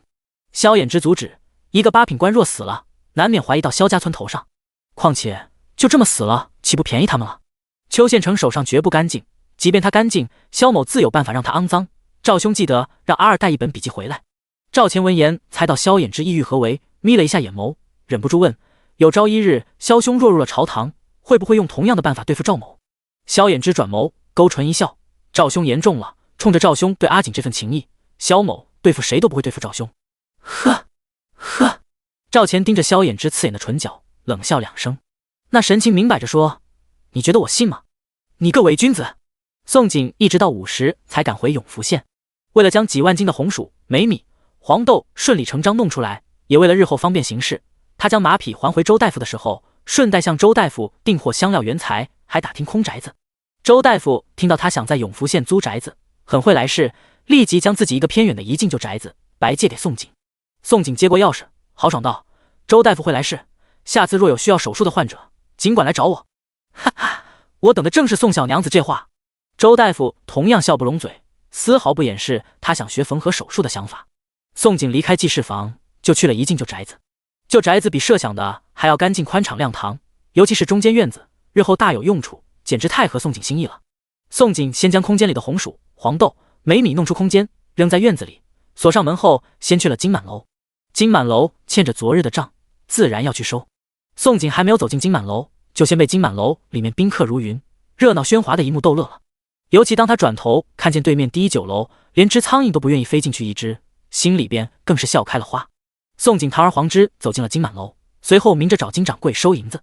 这个银子收的可真不少，昨日给金掌柜100斤火锅香料，100斤卤肉，200斤豆腐，一共收入57两银。今日金掌柜又找娘家人要了100斤火锅香料，300斤豆腐，抹去零头又进账51两。然而这还不止，金掌柜将108两递给宋景的时候，又递上一张500两银票。宋小娘子，按今日50克流算，日后金满楼可能每日至少需要200斤火锅香料，金某决定先下单3000斤香料，这500两是定金，余下1000两等每日交货时银货2清，可以吗？昨日金掌柜也赚疯了，一桌火锅进账1两多，加之茶酒，单单一日他就入账300多两银。扣去所有成本后，发现他居然净赚200两，这一个月要是这么算下来，岂不赚个6、7千两银？宋景接去500两银票，眉眼弯弯，可以，我稍会便回去狠黑村，你二人一起去狠黑村取明日香料，3000斤订单的契书也一并写给你。转身要走时，宋景想起一事，又突然回头问金掌柜，有没有打算去其他县或者府城开分楼，抢占先机？若有打算，分楼还叫金满楼，并且不宜拖，要速战速决。接下来肯定会有人嗅到味儿找上他，甚至还会出现很多山寨火锅酒楼，只有金满楼做成连锁，名号打响，才能干掉所有山寨货，不给山寨香料任何生存的机会。这个金掌柜一时还没有想过开分楼的事，听了宋景的话后很是心动，当即道：宋小娘子果然是聪慧过人，分楼必须要开。不过宋小娘子觉得是其他府城开的好，还是县城开的好？一日就净赚200两，要是10家分楼一起入账，一天岂不是2000两？一个月6万两，一年7、80万两。要是几十家分楼，这进账，老天！金掌柜想象可观的入账，自个将自个吓得双腿发软，站都站不稳了。宋景勾唇一笑，自然是从府城开启。金满楼闻名遐迩，整个大号不好吗？县城实在太小了，挣的始终是小钱，想挣大钱还需去府城京城。在与金掌柜谈了小半刻钟，宋景揣着银票离开了金满楼，走出主大街，身后立即跟了好几个尾巴。不过宋景当作没看见，径直去了自己摊子前，堂而皇之帮忙卖香料。当陈地主养的4个打手发现宋景摆的摊子位置居然是正县尉地段，全都愣了。主大街入口摊位可是正县尉家买下的，即便陈地主再厉害，背后有邱县城撑腰，在永福县横着走，但也不敢轻易去招惹正县尉。其中一个打手道：回去禀报三爷，给金满楼出主意的人与正县尉有关系。探到消息，4个打手立即回第一酒楼。宋景全程看在眼内，发现尾巴走后，他帮忙宋爹他们卖完豆腐、豆渣饼，便又去了城楼边租骡车，租下一个20辆的骡车队，前往周大夫的一进宅子拉粮食。他还故意让骡车队拉着满满当当的红薯、黄豆、梅米，绕到从曹真旺与第一酒楼的陈朝眼前底下经过。20辆骡车队实在太壮观了，所经之处无不传来百姓惊呼声。哎呦，这么多红薯粮食，这是干啥的？这么多粮食，不会是那小娘子买的吧？这是哪买的？陈家粮铺吗？不是陈家粮铺，粮食麻袋印了刘字，应该是定福县的刘家粮铺。曹真旺听到百姓的议论，看到宋景身后拉粮食的骡车车队，差点气得一口鲜血吐了出来。陈朝听了禀报，看见大摇大摆从他第一酒楼经过的宋景，也气得面目扭曲狰狞，眸光如毒蛇。打手打探清楚后，又禀报三爷，查清这女人的底细了，正是最近落户很黑村的那群逃荒的。第124章，美貌暴露了。20辆骡车拉着满满当当的粮食，从永福县主大街穿行而过，然后一路出城，向着很黑村进发。骡车队每经过一个村，势必引起轰动，是个人都好奇谁家买粮如此大手笔，一口气买几万斤。当骡车途经新村时，吕村长与他儿子吕广贵，还有很黑村原来的村民，全都看傻眼了。一辆接着一辆的粮食从他们面前经过，足足走了1刻钟。吕村长半天都回不过神来。吕广贵吧嗒了一下嘴，问道：爹，这群逃荒的看着是真有本事，最近几日我瞅着他们推着板车朝出晚舞，似乎是做什么大买卖，咱们要不要赶紧去道个歉？吕广贵实在不想他爹再养着村里8个废物了，甚至觉得他爹应该立即与逃荒的道歉交好。这逃荒来的初来乍到，不仅硬气将8个混子废了，如今被断粮，直接去其他县城买粮，而且一买就是20骡车，几万斤。几万斤粮食，整个村可以吃几个月。关键人家还会做买卖。反而吕家村每年除了交田税赋税，逢年过节每户还要上贡陈地主家20斤粮食，两相一对比，吕家村就显得无比窝囊了。吕村长听了自己儿子话，僵硬的转过头，好半晌才说道：再观察2日，先看下沉地主出手他们抗不抗得住。他也没有想到逃荒的如此硬气，还如此有钱。院子里煎熬等人的萧衍之与赵钱听到轰隆隆骡车进村的声响，立即出了院子。当2人看见壮观的20骡车队伍，同时愣住了。直到宋景让骡车车夫卸货，2男人才回神。不过这时宋景没时间搭理2男人，忙着指挥车夫将粮食搬进萧衍之的房子。宋景没有将粮食搬去作坊，防止村里姑娘被外男冲撞是其中一个原因，另一个原因是因为煤米需要灵泉处理，萧衍之厨房再合适不过。当所有骡车卸完粮食离开，2个男人都想与宋景说话那刻，宋景皱着眉头先说道：你们随我进堂屋，我有很重要的2件事与你们说。从定福县回来的路上，宋景想起时间线，最后决定将2件事告诉2男人。说完，自己就先进入堂屋。等到2个男人一脸莫名也跟着进来之后，还没坐定，宋景看向赵钱，张口便语出惊人：赵公子，我在定福县意外听到了2个惊人消息，其中一个是有关皇帝的，据说他病了。你说什么？赵钱本想坐下的身子猛地站直，一脸不可置信。萧衍之也一脸震惊看向宋景，这消息不仅对赵钱太过意外，就连他也一样。宋景再说一句，据说皇帝病得挺严重的，吐血卡血。其实赵钱的老父亲如今什么情况，宋景不知道。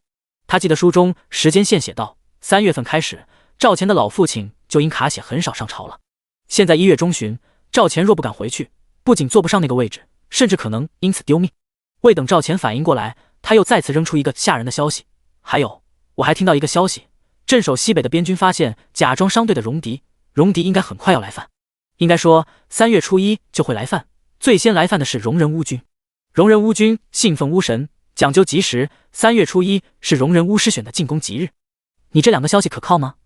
赵钱一时分不清楚宋景说的2个消息到底是真的，还是他希望他离开才故意这么说的。因为这消息来得太意外，太突然了。毕竟一个皇帝吐血卡血的事怎可能传出宫？再者，西北边军每年都会发现假装商队的戎狄，这是屡见不鲜。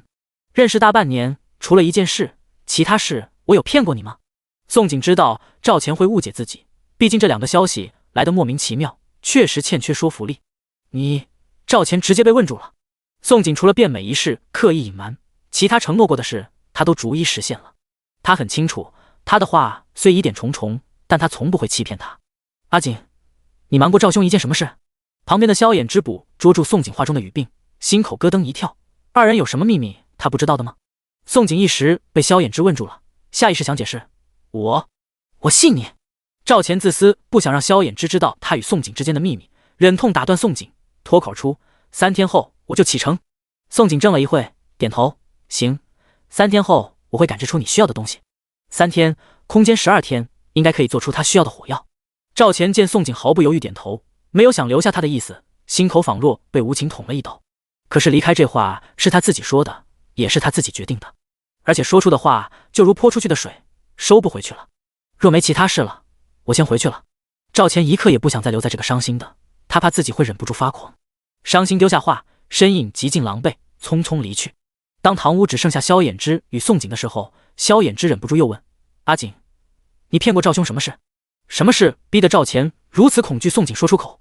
宋景转眸无语地瞪着萧衍之，突然发现这个男人不仅占有欲强，还很小气。他就说漏一句嘴，这男人就捕捉住了，还紧抓着不放。宋景沉默良久，叹息问道：你真想知道？我怕我说出来会吓你一跳。说完，他提起桌上的茶壶，往手心倒了茶水，再往脸上抹去。当一张眉弯新月，水剪双眸，斑斑入画，绝美容颜暴露眼底。萧衍之俊眸狠狠一缩，呼吸一滞，这才是真的你。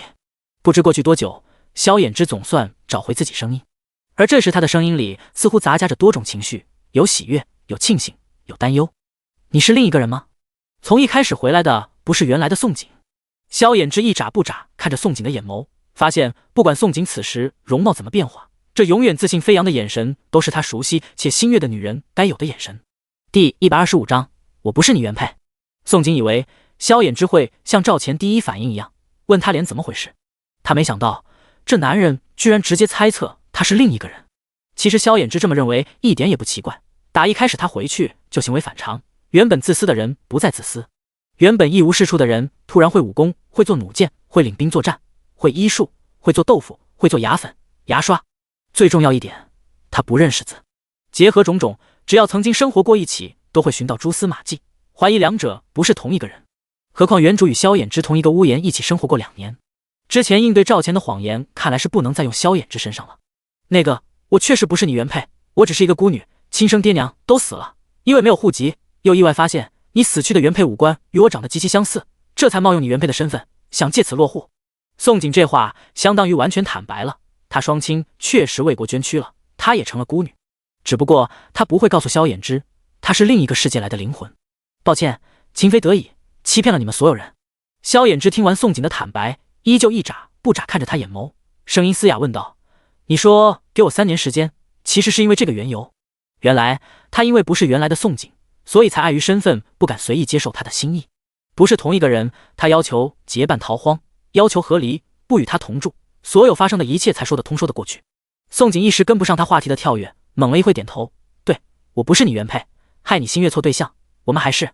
感觉到他将要说算了2字，萧衍之心下一沉，慌乱打断：我知道自己心悦的女人是你，从头到尾我都很清楚明自己心悦的都是这双眼睛灵魂深处的你，不管你容貌作何改变，只是之前的原配他很对不起，原配身孕与他有直接关系。想到老宋家，萧衍之低声问：你能告诉我你的真名吗？宋景睫毛一颤，犹豫半天说道：你还是继续叫我宋景吧，另外请允许我继续冒充他，我很需要这个身份，而且我不想让娘家人知道他们没了女儿，他们对我很好，我会替他尽孝。他的真名就叫宋景，原来世界双亲赐的名字，他也不想更改。我想知道你的真名，可以吗？萧衍之喉结滚动了一下，再叫宋景这个名字，不管对他还是对原配都不公平。他不想他成为原配的替身，连名字都不能属于自己。另外，他想知道更多有关他的事。这……宋景听了纠结死了，不过大脑突然灵光一闪，又说道：我叫宋青州。宋青州是原来世界的曾用名，没想到有朝一日还能用上。宋青州，你也姓宋？一叶轻舟，双桨惊鸿。萧衍之很意外他的名字如此优美风轻，更加意外的是他居然也姓宋。宋景沉默半晌，才又点头道：我确实姓宋，我不单只与他长得极其相似，连姓氏都一样，其实我还因此怀疑过我与他是不是双胞胎。果然圆谎不容易，圆完一个还有一个，而且他这谎话对赵钱对娘家人又是另一种说法，他都忍不住担忧有朝一日会不会被拆穿。不过好在萧衍之虽有许多迷惑的地方，比如他为何如此熟悉萧家村人，比如他来自哪里，他到底是谁，为何他什么都会。但他知道自己心悦的是他，不会也不愿意去怀疑他是否撒谎。萧衍之心中微动，大手忽然握住他胳桌面肤如凝脂般的柔仪，眸光坚定，语气不容置疑：我不管你是谁，我只想再对你说一次，我心悦的人始终是这双眼眸下的你。宋锦不仅被他滚烫的大手烫到了，心口也被他坚定的心意狠狠撞了一下。萧衍之见他眸中的犹豫，又道：我很抱歉，你回来时我怀疑过你可疑，也怀疑过你们是不是同一个人，但是我从来没想过去深究，反而冷待你，误解你。宋锦想挣脱他滚烫的大手，却被他牢牢扼住。萧衍之再次语气坚定：先别挣脱，我只想告诉你，我心悦你。即便是他现在活过来站在我面前，我也可以很笃定的语气告诉他，我心悦的人是你。道完又不安问：我想知道之前你答应给我3年时间，还作不作数？宋锦避开他烫人的视线，挣脱了他滚烫的大手，反问：我不是在试着和你相处了吗？不作数，你以为我和你闹着玩？要不是想着二人在试着相处，不想隐瞒他会暴露真面目在他面前吗？太好了，手被他挣脱，心里虽有些失落，但萧衍之听到宋锦后面一句，总算大松一口气。方才他险些就要脱口而出算了2字，可把他吓得不轻。他可不想不照钱的后尘，他拒绝一个照钱就够了，可别拒绝他。想起一事，萧衍之红着耳根，试探又道：今夜是不是该给我换药了？3年太长了，3天他都等不及，他恨不得二人能再进一大步，不然每日患得患失难受。宋锦听到换药2字，脸孔不争气红了。他又不傻，这男人这刻故意提醒他给他换药，绝对心思不纯。想起前次给他双腿换药的一幕，宋锦坐不住了：我该去干活了，你也很多活要干，不仅要帮我写一份3000订单契书，还要给香料包写名字，香料买卖算是做起来了，你给我使劲的写，写越多越好。只要给这男人找足够多的事情做，他就会变得老实了。萧衍之见宋锦要落荒而逃，在他擦肩而过那刻，大手迅雷不及掩耳速度拦腰一带，在他往后仰跌入他怀里那刻，2片冰凉厚薄适中略显苍白的唇瓣，闪电速度堵住了他诱人的红唇。一声闷哼从宋锦喉中溢出，一双水眸瞪大到极限，而他的身子此时正成一个高难度的后仰姿势。第126章留下烙印。宋锦真的被萧衍之吓到了，大脑轰鸣，忘记了反应。在萧衍之贪婪深入吸取他潭口的馨香时，更是如溺水的人一般紧揪住他的衣襟，一双水眸如受惊的小鹿，全是迷茫。正因为他的茫然无措，萧衍之心口一滞，呼吸渐渐沉重，变得更加急切。他惊喜发现他的味道如此美好，令他疯狂。他全身的血液宛若一瞬间升至沸点。就在二人险些窒息那刻，他喘着粗气，依依不舍地离开他红艳双唇。阿锦，他声音粗嘎轻唤一句，仿佛要将这一幕深深烙入自己脑海里。宋锦闻声，全身如遭雷击，猛地惊醒，把眨了几次眼眸，总算回过神来，惊悚发现自己居然被这个男人亲了，不仅亲了，还险些被他亲断气。再低头一看，好家伙，他的双手正抓着他的衣襟，而他滚烫的臂弯正圈住他的腰上，二人有多亲密便有多亲密。阿锦，萧衍之看着他瞬间骤变的脸色，既紧张又期待他的回应。他会突然吻他，有原始的冲动，也有故意成分。他只想尽快让她成为他名副其实的女人，在他身上烙上专属他的印记。虽然这样无美苟合不合规矩，有愧于他，可他等不及3茶6礼，他只想随心而欲，心悦他就该让他知道他的心意。嗨嗨，宋锦这才想起来这个男人在呢喃，他曾用名，呼吸再次吓得一滞，好半天才找回自己气息不稳的声音：你扶我起来。他如今的后仰姿势，全身重量都压在他臂弯和双手抓他的衣襟上，他要站起来不仅不容易，还可能一不小心跌到他双腿上，一旦撞了他双腿，那他给他做的手术就有可能白做了。这男人作死，他可不想劳累自己再给他治腿。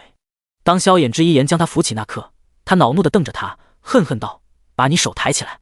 你不会是……萧衍之俊眸一缩，猛地想起他说过他敢逾矩就要剁手的话，他不会是想卸了他胳膊吧？他会武功，剑术也百步穿杨，且懂医术，要卸他胳膊轻而易举。但他犯了错，没守承诺，只能老实听他话，抬起了右手，任他宰割。当然，宋锦没舍得卸他胳膊，卸他胳膊就没办法给他写字了，而且还得他接骨回去，岂不累死？他只是抓住他手腕，撸起他袖子，张开嘴，狠狠地一口咬了下去。萧衍之疼得倒抽一口冷气，不过他心里却如同吃了蜜般甜。再有下次，真剁手，让你再变残疾。直到在他手臂留下一个鲜血淋淋的血口印，宋锦才松开牙齿，一把抹去唇上的鲜血，撂下话离去。这男人占他便宜，他也要在他身上留下他印记，你来我往才公平。有了这牙齿印，看以后还有哪个女人敢来给他添堵抢男人。当宋锦身影消失去了隔壁厨房，萧衍之低头看着他留下的牙齿印，欢喜得视若珍宝一般，舍不得擦去上头的鲜血。他这刻真的很开心，宋景不仅没有责怪他吻了他，还在他身上留下烙印。他不是单丝，他对他是不一样的。宋景去厨房只是把斑点再点回去，确定自己又恢复原来模样，才回去娘家。不过他忘记了一件事情，他将脸上斑点掩盖的再好，浮肿的红唇还是被眼尖的刘氏发现了。刘氏见他是从隔壁过来的，哪还能不明白他闺女终于开窍了。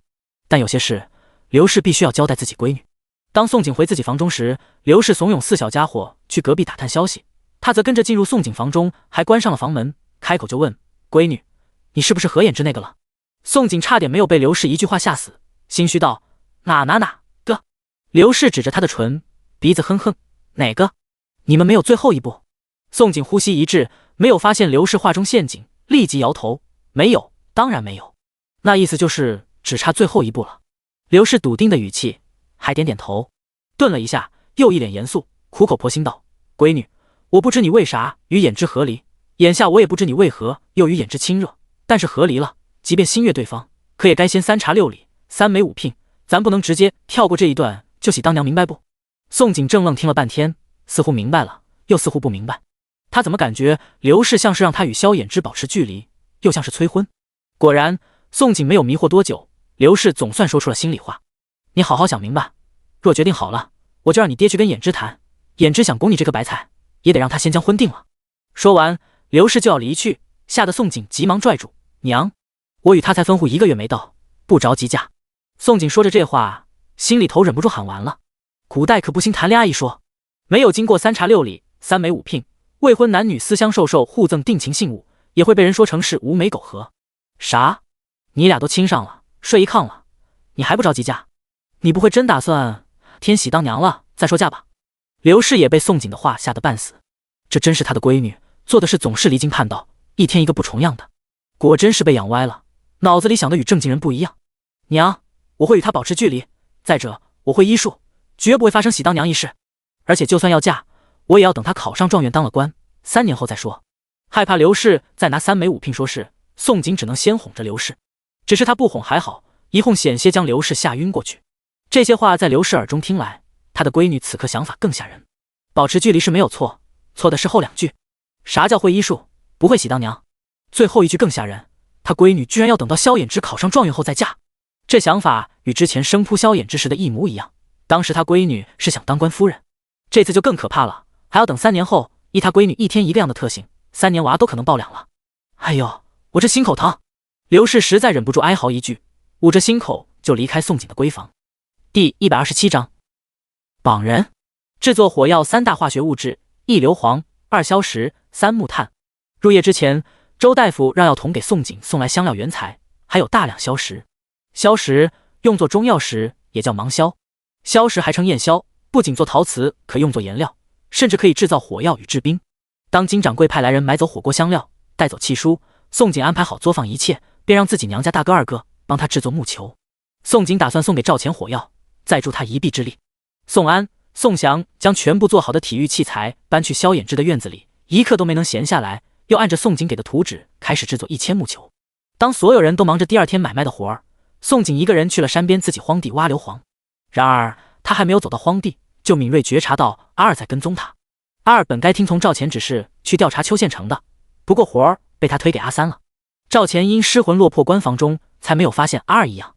宋景不动声色将阿二带到荒地，才慢吞吞转过身子，冷声喊了一句：出来吧，我知道你从我离开作坊就开始跟着了。阿二猜到宋景不好绑，但没想到宋景如此难对付。要知道他可是从小被训成斥候，最擅长的就是跟踪与隐藏。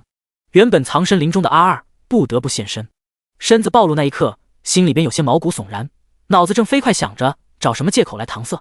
但宋景岂是那么好糊弄？既然送上门的，那就替我干活。宋景知道阿二跟踪自己时，就猜到了阿二的打算，想到昔日逃荒一起同生共死过的伙伴，居然想绑他，真的很生气。但想到赵钱也许不知情，他才饶过了阿二。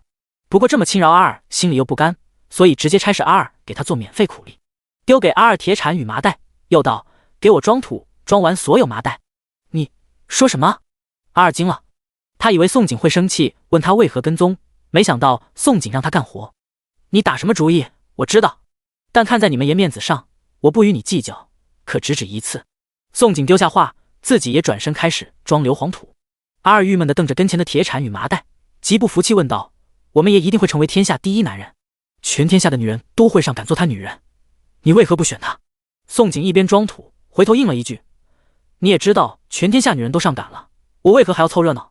你阿二直接噎住，死死瞪大眼，憋不出话来反驳，因为他惊悚发现宋景说的话好有道理。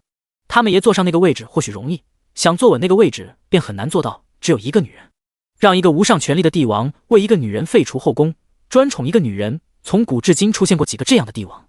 阿二还是不服气，想了半天，总算想出话来反驳：“你怎么就觉得萧衍之将来就只有你一个女人？若日后进了朝堂，不说皇帝可能给他赐婚，朝中大臣也可能拼命给他塞小妾。你若是跟了我们爷即便不可能为你废除后宫，但独宠你一人应该能做到。还有一点，自古男人哪个不是三妻四妾？有些原配甚至主动给丈夫塞小妾，两相比较，你未免专横又善妒。”听到阿二洗脑加贬低的游说，宋景这时在看着阿二，仿若看个傻子，不想与个傻子掰扯。他指着铁铲与麻袋，冷笑问道：“我就问你一句，这活儿你做不做？不做的话，我倒要去问问赵钱，他让人来绑我是何意思？抢民女吗？”阿二没想到宋景这么狠，不仅不听他游说，甚至拿他们爷的名声威胁上他。可是他来绑宋景一事，他们爷一点也不知情。若是他们爷得知这事，一定将他抽筋扒皮。我做。阿二此刻好气哦，原本他是来绑人的，结果人没绑到，反被逼留下来做苦力。这真是他有生以来最憋屈、最丢脸、最失败的一次，而且还是栽在一个女人手中。为了快些离开这个丢人的地方，他干得很卖力，20个麻袋没多久就给他装完了。宋景看着阿二身后装得满满的麻袋，满意的摆摆手：“行了，这次饶过你，你可以回去了。”阿二听了他气死人不偿命的话，是一刻也不想多待，闷不哼声赶快逃了。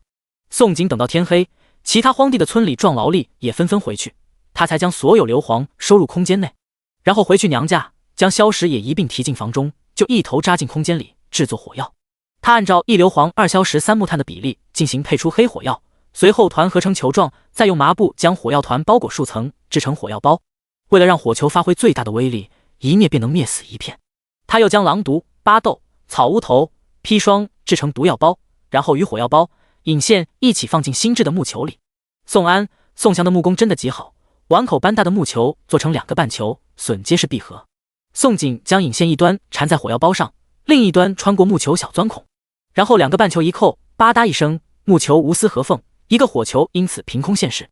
宋景没有试着点火尝试火球威力，而是继续做下一个火球。他打算给赵钱1000个火球，原本他有想过省事一些，直接将火药制作方子给赵钱算了，但后来犹豫了，觉得如此重要的方子还是留在自己手上安全。火药与空间一样重要，姿势体大，涉及生命秘密，还是相信自己为好。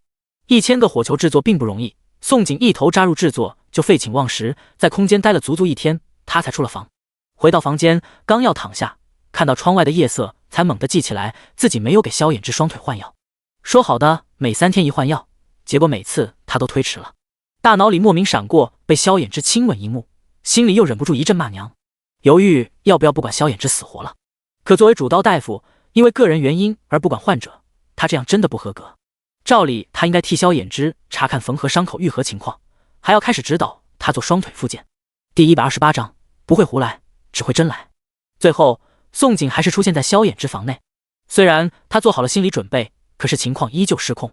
萧衍之到底是血气方刚的男人，双腿虽砸残了，可未伤到他那啥地方。当宋景再次无意中瞥见他那不可描述的地方，小瓷勺子给他双腿上药的手都忍不住手滑。东屋静得只剩下2人紊乱的呼吸声。阿景，我的双腿也是你织的吗？萧衍之突然睁开凤眸，出声打破了东屋的宁静，低沉嘶哑的声音暴露了他此刻的隐忍。宋景没想到他会睁开眼说话，手中的小瓷勺子不禁抖了一下，半晌才回过神来，强迫自己冷静，坦言说道：“确实是我给你做的开刀手术。”从外貌暴露那刻，宋景就知道迟早这男人会怀疑到治腿一事，只是没想到他会选在这个时候问他。萧衍之会这么问，一是因为心中直觉他的双腿是他医治的，二是他感觉到他的窘迫。你爹娘一定极其不凡吧？他的背景应该极不简单，只有极其优秀的爹娘才能教出如此完美的他。他甚至猜测不出他的背景，什么背景让他既会领兵作战，又会医术，甚至会打造兵器？莫非他来自军中？他是军中大夫？他他的爹娘是武将，他如此完美，之前是不是有许多心悦他的男人？此刻他真的很想知道有关他的所有事，但他不愿意说，肯定有不得说的秘密，他不会去追问。我爹娘确实很优秀，二人感情也极好。谈及前世的双亲，宋景神情有些惆怅，时间太长，他都有些记不清双亲的模样了。萧衍之将他哀伤的神情看在眼内，心口一滞，后悔谈及他的伤心事，心疼说道：阿锦，你放心，我一定会一辈子陪你终老。他不管他来自哪里，从前如何，有多少男人心悦他，他只知道她是他的女人，以后他也绝不会让她孤苦伶仃一个人。宋景突然失笑出声，勾唇看着他：我何时答应过要与你终老？指着他的手又道：我再警告一次，要是下次你再敢对我胡来，我真会剁你手，让你变残疾。不提前警告，指不定这厮就会秒变衣冠禽兽，对他动手动脚。他的手段他可是领教过了。事后他总是慢半拍才反应过来，这男人太有心计了。年前小年夜那日他才与他分户，他都不明白为何1个月不到，他不仅莫名其妙给他机会，还被他亲上了。这要放在原来世界，这速度也能将人吓死，何况这是古代。所以他忍不住怀疑，这男人不知从何时开始就已经在套路他。不过他的警告真的对萧衍之没有用。他的声音刚落，萧衍之再次趁他毫无防备，霸道圈他入怀，直接用唇封住他的唇瓣，用行动直接告诉他，他不会胡来，只会真来。而且他发现了他一个极可爱的弱点，只要他亲上他，他就会忘记反应，原本凶悍的他会立即变成待宰的小绵羊。对付小绵羊，他只有化身饿狼了。萧衍之急切地撬开他的背齿，含住了他的馨香，亲吻他是愈发熟稔。时间不知过去多久，当他满面潮红，连呼吸都忘记时，他吐了一口气，给他才依依不舍放开。他若再不放开他，他也担心自己失控。要不是他双腿目前动不得，他很怀疑自己真会将他就地正法，让他变成自己名副其实的女人。今夜留下别走好不好？他知道说出这句话很贪婪，可当情至他真的控制不住，便脱口而出。不过事后他临时又补救一句：我只想教你识字写字。宋景不知道自己怎么回过神的，让他留下是不可能的。他才不信萧衍之真的只想教他识字。男人的嘴，骗人的鬼。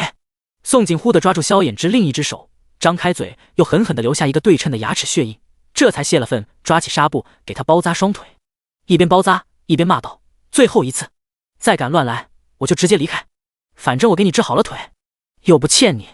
这句话出口，总算起到了震慑。萧衍之心底里最害怕的就是他离去，一如他说的，他不仅不欠他，反而是他亏欠了他。而且他不清楚他来自哪里，一旦他离去了，估计他找都没地方找去。好不容易才让他成为自己的女人，可别用力过猛，最后把他吓跑了。萧衍之脸色立即变了，急忙承诺：你别走，我保证不会再逾矩，按着3茶6理来。宋景缠着纱布，抬头对他哼了哼：你这话说了好几次了，哪次当真了？下次你若再胡来，我二话不说直接走。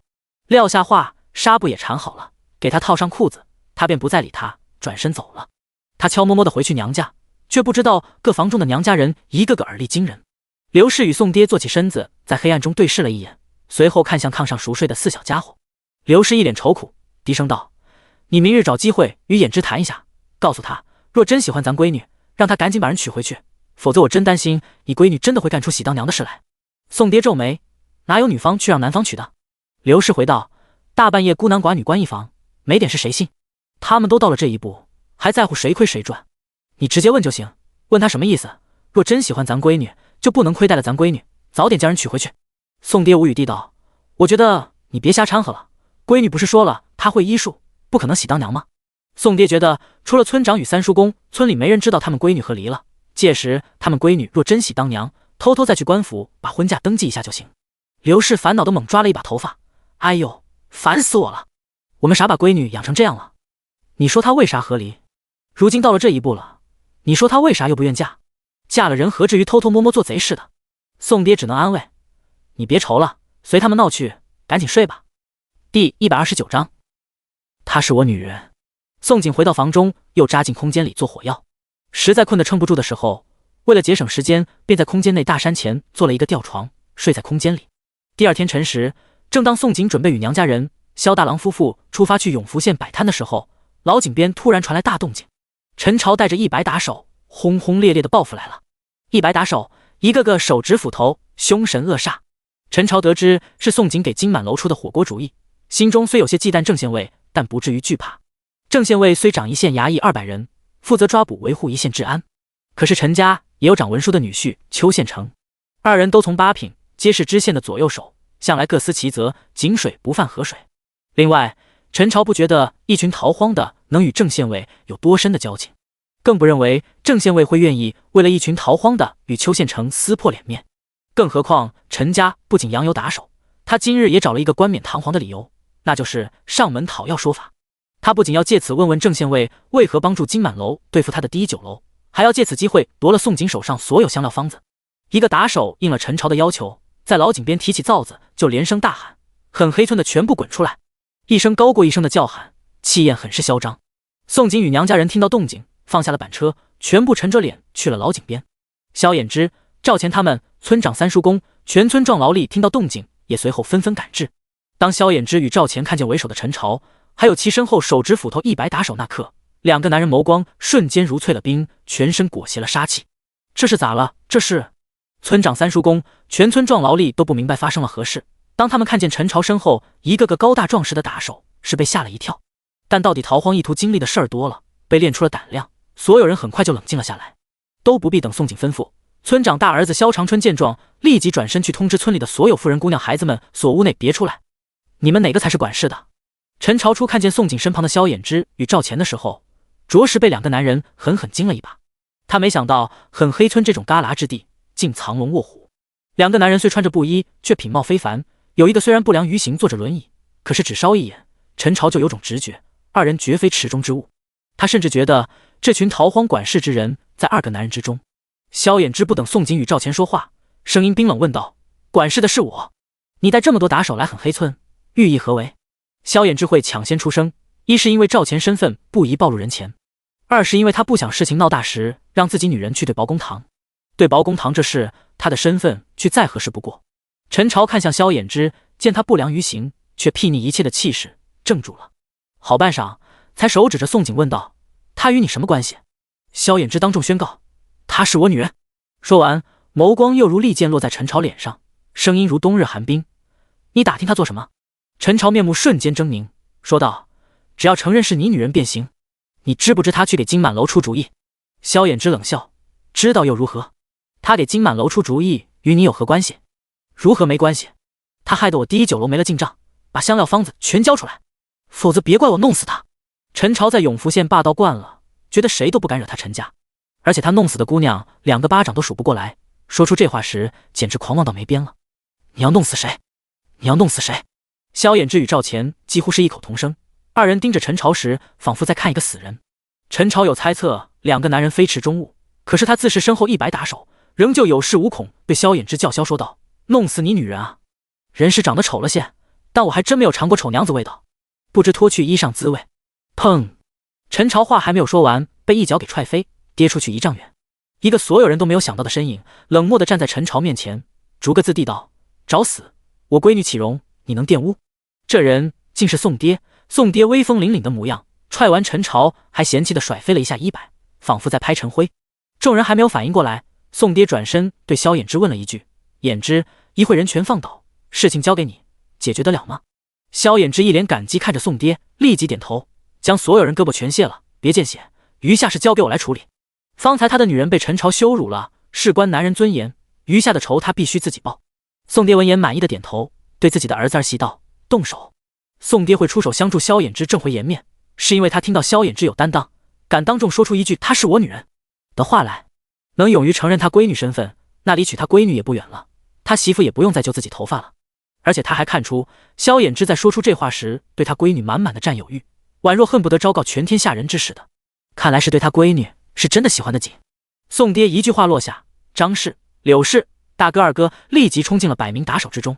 回过神的赵钱也对阿二他们道了一句：“你们也去帮忙。”赵钱这个莫名羡慕萧衍之，不仅得到了宋景，连宋爹都挺身而出替他争脸面。萧衍之有这样的岳父帮助，哪还有别人什么事？赵钱低头看着萧衍之仍旧残着的双腿，甚至有那么一刻希望坐在轮椅上的人是自己。因着娘家人，阿二他们同时出手，1刻钟都不到，陈朝与100名打手全被卸了胳膊，全部跪在地上，跪在萧衍之与宋景的跟前。宋景从头到尾站着没动没出声，只是因为一直来不管什么事都是他冲在前面，突然之间被萧衍之与娘家人保护在身后，一时间难以习惯，更忘记了反应。第130章赵兄，砍我一斧！赵兄，来，砍我一斧！正当陈朝百思不得其解，自己为何被卸胳膊，一百打手又为何会倒地一片的时候，萧衍之弯身捡起一把斧头，递向赵钱。赵钱接过斧头，猜到萧衍之的打算，看了一眼宋景，却犹豫要不要砍。宋景就在身旁，当他面砍他的男人，他下不去手。阿二，你来！赵钱直接将斧头扔给阿二。斧头落在阿二手上时，阿二却想哭了。他也怕宋景会向他们爷告状他绑人的事，但自己爷的命令他又不能不听。思来想去，最后他只能硬着头皮砍了萧衍之胳膊一斧头。可阿二是个会武的，即便用力再轻，萧衍之的胳膊依旧皮开肉绽，鲜血淋漓。陈朝惊见萧衍之受伤的左手，猜到什么，脸色大变，目眦欲裂。你们这是想做什么？他是做梦也没有想到，这群逃荒的不仅全部会武，甚至连个妇人都能以一当十，而且丝毫不惧他们陈家。尤其不良于行的萧衍之被砍一斧头，唇角还能勾起冷笑的狠模样，更叫他莫名恐惧。他莫名有种直觉，这个看去一副君子做派、不惧威胁的男人才最危险。他绝不相信萧衍之喜欢自残，砍伤自己绝对是想着什么阴招对付他。他也没等多久，萧衍之非常好心地解答了他的迷惑。谋害小三元，这事应该能传到南安知府那边去，也不知道邱县城的八品官撑不撑得住知府怒火。见陈朝瞳孔瞬间扩张到极限，萧衍之又道：阿三阿四，你们立即动身去永福县报官，把事情闹大些，就说匪贼进村，匪贼已捉，让知县前来拿人。陈地主养的1000打手，没有一个干净的，手上都肮脏经不起查。而萧衍之挥的第一刀，就是要先将陈地主的爪牙砍了。事情闹得足够大，知县就算再怕事，也不得不管。只要知县管了，这事就更好办了。南安知府看上他的小三元身份，他若将这层关系利用好了，将是助力。他娘的，你岂敢！陈朝听到萧衍之要报官，差点一口鲜血吐出来。他哪能不明白，萧衍之不仅将计就计，还要反咬他2口，而且这2口下去，一定能让陈家大出血，伤筋动骨。但是这刻，他就算弄明白了萧衍之的用意，也已经太迟了。阿三阿四不仅动身了，为了节省时间，2人直接去长水镇租了一辆马车，赶去永福县。原本2时辰的路程，他们半个时辰就赶到了。2人赶到县衙，阿三拿起鼓槌就敲响县衙外的登闻鼓，阿四拿着铜锣也当当当敲响铜锣，连声高喊：匪贼进村抢掠了！匪贼进村了！正回县衙，骑着骏马，身后带着40-50衙役的郑县尉见状大声喝止：住手！你们因何事击鼓？什么匪贼？哪来的匪贼？匪贼眼下何在？阿三阿四闻声转头，当看见郑县尉身上穿的官服，心中一喜。阿三忙回答道：我们是狠黑村的村民，匪贼闯进了狠黑村，想要行凶抢掠，不过匪贼已控制，我们来报案，让知县去抓人的。狠黑村？你们是刚从西北逃荒来，年前落户狠黑村的西北灾民？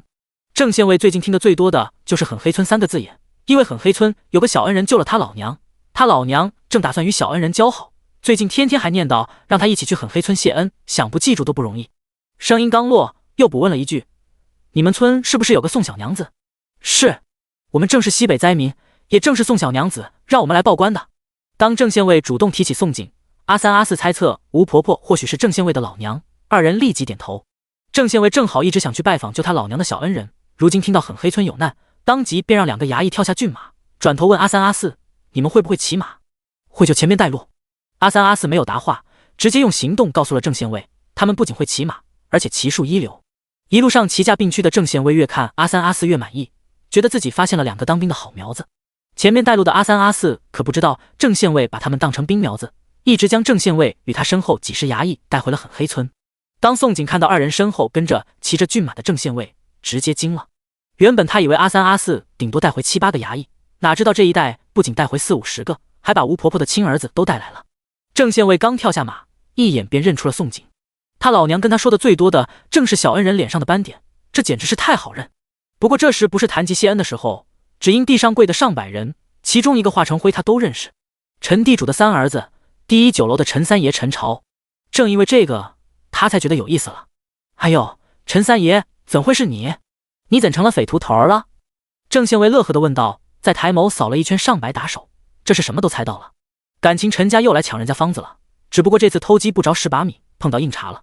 他正想找机会收拾陈地主家，没想到眼前就送给他一个如此好机会。陈家在永福县作威作福，他可是盯了好几年了，死在陈家手中的姑娘没有几十也有上百。被抢了方子买卖，最后逼得给陈家做佃农的更不计其数。郑县尉，看来你还真是与他们一伙的。陈朝看着如此巧合出现的郑县尉，顿时咬牙切齿，更加坚信郑县尉一定与金满楼有关系。郑县尉与金满楼可没有关系，但他不想解释，而是转头看着宋景，还有他身旁品貌不凡的萧衍之与赵钱，迷惑问道：“你们谁让报的官？”萧衍之应道：“是我让报的官。”郑县尉看着萧衍之不良于行的双腿，还有胳膊上的皮开肉绽的伤口，又道：“如果我把这些打手全部押回衙门，接下来要你一个人去对保公堂，有问题吗？”萧衍之立即摇头：“没问题，状纸我刚已写好。”那行。郑县尉闻言点头，转身便对其他衙役施令，把陈朝与100匪贼给我全绑了带回去。第131章，对保公堂。郑县尉，你敢保我试试？当40-50衙役解开腰间绳索开始绑人那刻，陈朝不仅不惧郑县尉，还面目狰狞对着郑县尉叫嚣威胁。将上马的郑县尉听了回头，逐个自牙缝里挤出：“那你就好好看看我敢不敢。”不说他早就想收拾陈家，今日还正逢好时机。就算最后邱县城可能会出来保人，可是将人带回去打一顿也是正道的。郑县尉又对着衙役们施令道：“斧头都是匪贼行凶证物，一把不少全带回去。斧头行凶，罪加一等。”陈朝等着回去县衙后被他收拾吧。最后，郑县尉不仅让陈朝见识了绑人，陈朝自己还被骑着马的郑县尉用绳索绑住拖着走。然而还不止这么点，郑县尉一路骑马在前拖着陈朝抵达永福县，回衙门之前还刻意拖着陈朝当街游行一圈。因为这一举动，永福县史无空前的热闹，仿佛油锅里突然撒了一把盐。当百姓们看到郑县尉身后的衙役每一个都骑马拖着2个陈家打手，百姓们只要是陈朝游行到哪儿，哪儿就成了拥堵，甚至四处可见不少百姓奔走相告。围观的百姓几乎所有人对陈家都恨之入骨，恨不得绝了陈家祖坟。大家伙菜也不卖了，鸡蛋也变得不值钱了，全都往陈朝与打手身上砸去。这还没有结束，郑县尉将陈朝押回县衙公堂，二话不说，抢在许知县赶到之前，让衙役们筑成人墙挡住百姓视线，他则狠狠踹了陈朝几十脚。踹完人后，还啐了一口，骂道：“我不仅绑你，还踹你，一个杂碎而已，仗着有县城撑腰，还能耐上天了不成？落我手上，今日即便灭不了你陈家，我也能叫你脱层皮。”2个时辰之后，许知县被郑县尉赶鸭子上架，被迫升堂。没错，赶鸭子上架。听到有人状告陈家，还差1年就满任期的许知县一点也不想淌浑水。看着堂下跪着的陈朝，还有密密麻麻的陈家打手，许知县脸色如丧考妣，拉长的脸比死了亲娘还要难看。他扶了扶头顶官帽，犹豫纠结了半天，才啪一声拍响金堂木，眸光落在堂下轮椅坐着的萧衍之身上，烦躁问道：“堂下何人？所告何事？可有准备状纸？”未等萧衍之出声，他旁边的白师爷急忙低声说道：“大人，原告正是年前西北逃荒过来，南安知府让大人安排落户很黑村的小三元。”白师爷在许知县升堂之前就已经先看过了萧衍之的户籍本与状纸，得知萧衍之不仅是南安知府特别照顾的逃荒灾民，还是3连甲的小三元，害怕许知县在袒护陈家那边，才出声提示。“你说什么？他是西北灾民，还是小三元？”许知县如被人踩了尾巴的猫，差点跳起来。他记起来了，之前办理户籍的2个书吏似乎有提醒过他，落户的西北灾民有一个是小三元，而这个小三元似乎还得了南安知府的青眼。他更记起来，南安知府对此次西北逃荒来所有灾民都很重视。南安知府的恩师又是当朝赐府，往深处想，真正关心灾民的有可能是当朝皇帝。陈家欺生可以，可是欺负谁不好？去欺负皇帝关心的西北灾民，这件事若是捅到南安知府那里，他头顶乌纱必将不保。许知县目光再次落在萧衍之身上，发现从升堂开始，萧衍之始终不卑不亢，端坐着，连忙对白师爷说道：“快将户籍与状纸递给我看看。如果是得了南安知府青眼的小三元，他这次恐怕不能再和稀泥。”萧衍之始终不吭声，静静等着许知县查他底细。等到许知县合上他的户籍本，看完他的状纸那刻，他才慢吞吞抬起皮开肉绽的左手，指着没有一点悔意的陈朝，冷声说道：“大人，此人陈实带着上百匪贼持凶闯入狠黑村，意图抢掠杀害所有村民，还请大人明察秋毫，为狠黑村主持公道。大人，这些都是陈朝令匪贼持凶的物证。”郑县尉很合时一配合萧衍之，命令衙役将4个箩筐抬进了公堂。4个箩筐内装着的正是100柄斧头。当许知县看着并排4箩筐满满当当的斧头，直接傻眼了。其实当他看见陈朝与尚白打手那一刻，就已经心知肚明，猜测到陈朝干什么坏事去了。而这要是以往，他一定会借口搪塞，明哲保身，撑过1年任期。但此次涉及到西北灾民，涉及到南安知府，打死他，这可也不敢再和稀泥。许知县心中有了主意，盯着萧衍之皮开肉绽的左手，问道：“你左手上的伤就是这斧头砍的？”“正是。”萧衍之立即点头，说道：“不过万幸砍的是左手，这若砍的是右手，晚生就可能要错失了今年秋闱，要再等3年了。”声音突然凌厉，瞪向陈朝。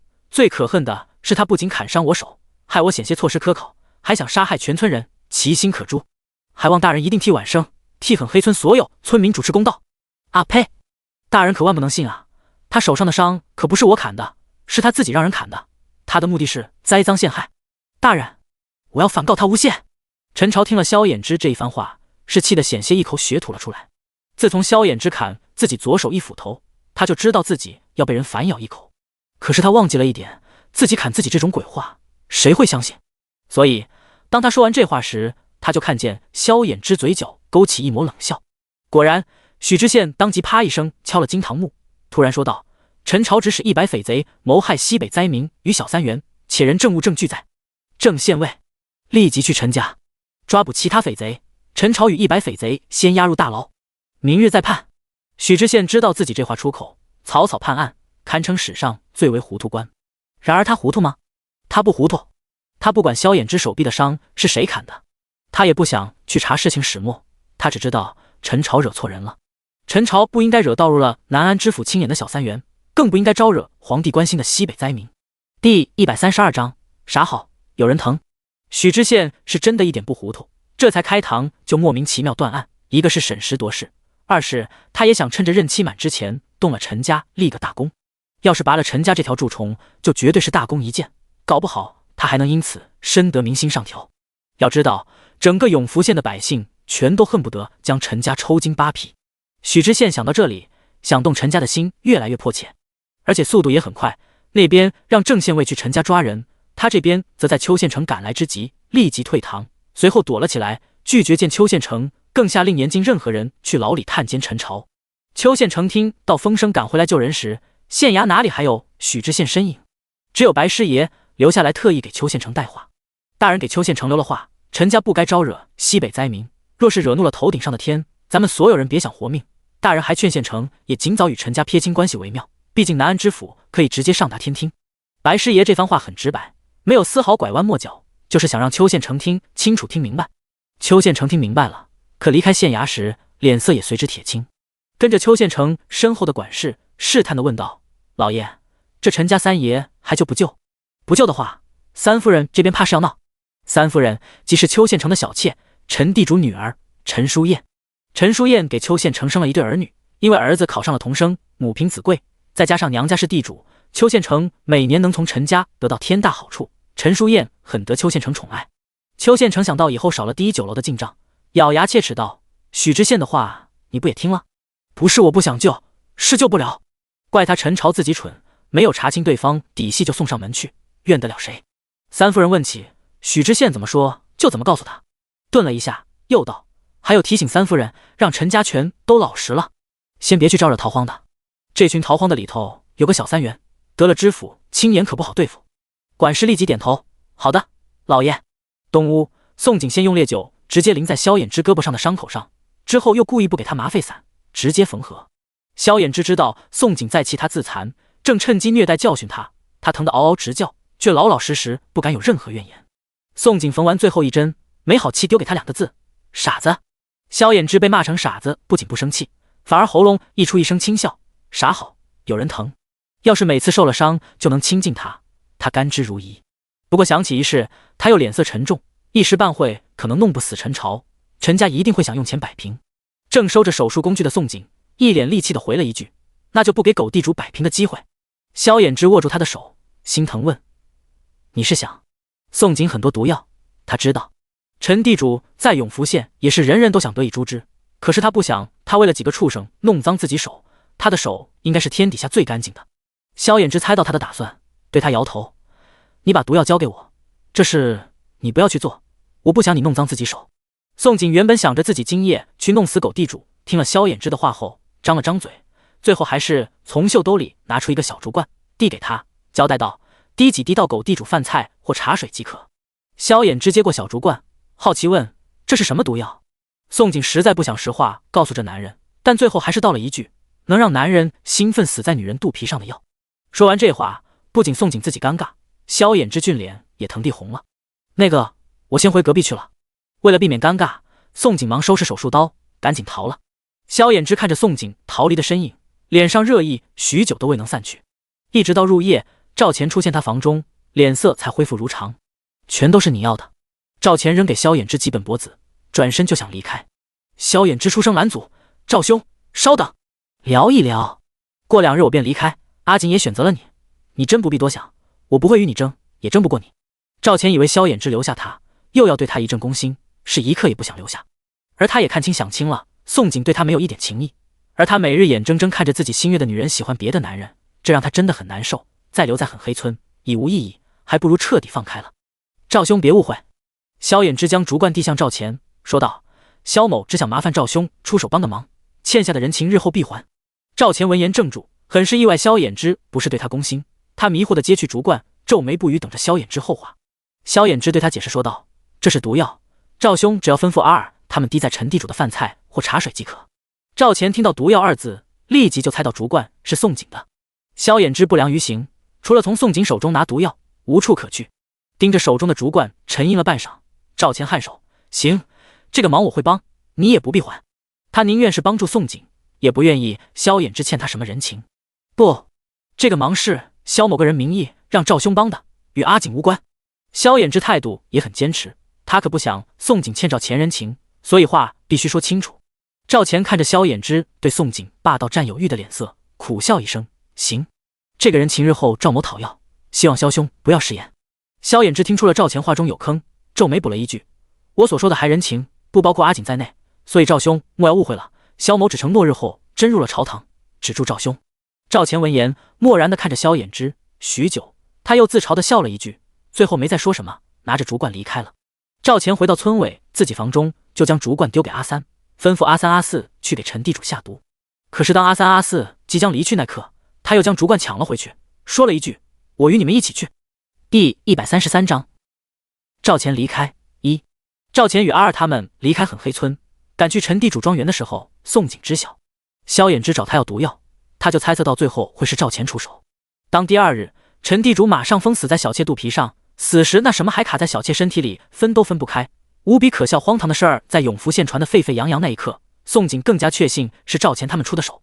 萧衍之双腿不能行走，办事如此迅速，除了赵钱无第2人选。赵钱趴在陈地主屋顶，亲眼见证了陈地主死法。等到第2日他回来再见宋景那刻，眸光闪躲，表情一言难尽。他实在想不明白宋景为何总有如此稀奇古怪的毒药。他原以为将整竹罐毒药倒在陈地主茶水里，陈地主就会立即当场暴毙，哪里知道正为自己3儿子焦头烂额的陈地主喝了茶水之后，就莫名其妙跑去小妾房中，无比生猛，愣是弄了一夜，等天亮才死在小妾肚皮上。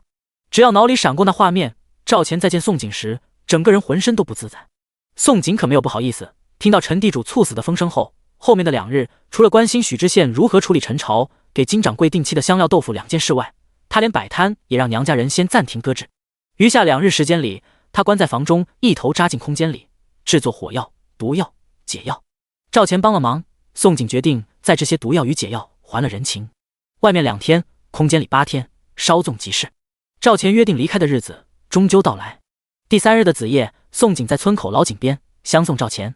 赵钱看着眼前自己爱而不得的女人，心中悲切。认识了大半年，他总算要离开她了。这刻，他心里的不甘、不舍、不愿、无奈、迷茫、挫败、孤寂，所有负面情绪全写在他脸上。他与宋景明明只有7步之遥，却仿佛隔着一道天堑。2人静默了不知多久，最后是宋景打破了静谧，他主动先走近他，递给他一个包袱，包袱里面装的全是毒药与解药，还有治疗你父皇的卡血药，回宫后你自个小心。随后从袖兜里拿出一张设计图，再次递给他，这是唐刀锻造设计图，我也不知能不能锻造出来，你姑且可先一试，实在不行可以写信来问。又指着身后的不远处板车，木箱子里头装的正是我与你说过比10发连弩还要厉害的烟毒火球，引线点燃投掷便能灭敌。火球我已封箱做了防潮处理，非要用10步一过早拆开，更不能让人知道。你最好走水路回京。说完，宋景后退了3步，与赵钱保持了应有的距离。赵钱正看着他赠送的3大好礼，双眸逐渐赤红，张了张唇，喉咙里发不出任何声音。这些好礼，他一个也不想要，只想听他说一句挽留的话。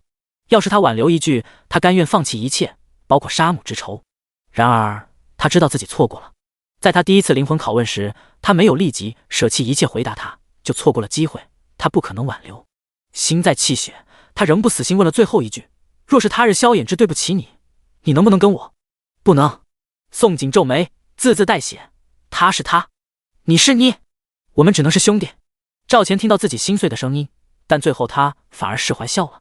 果然没有希望，才不会绝望。他这话的意思是，他与他之间不管有没有萧衍之，他都不会对他有任何男女之情。得到了他的答案，赵钱凄凉一笑：多谢你4大好礼，我承诺过，除了命，你以后可以向我索要任何一切，这个誓言一辈子作数。他所说的誓言是逃荒路上他对他的承诺。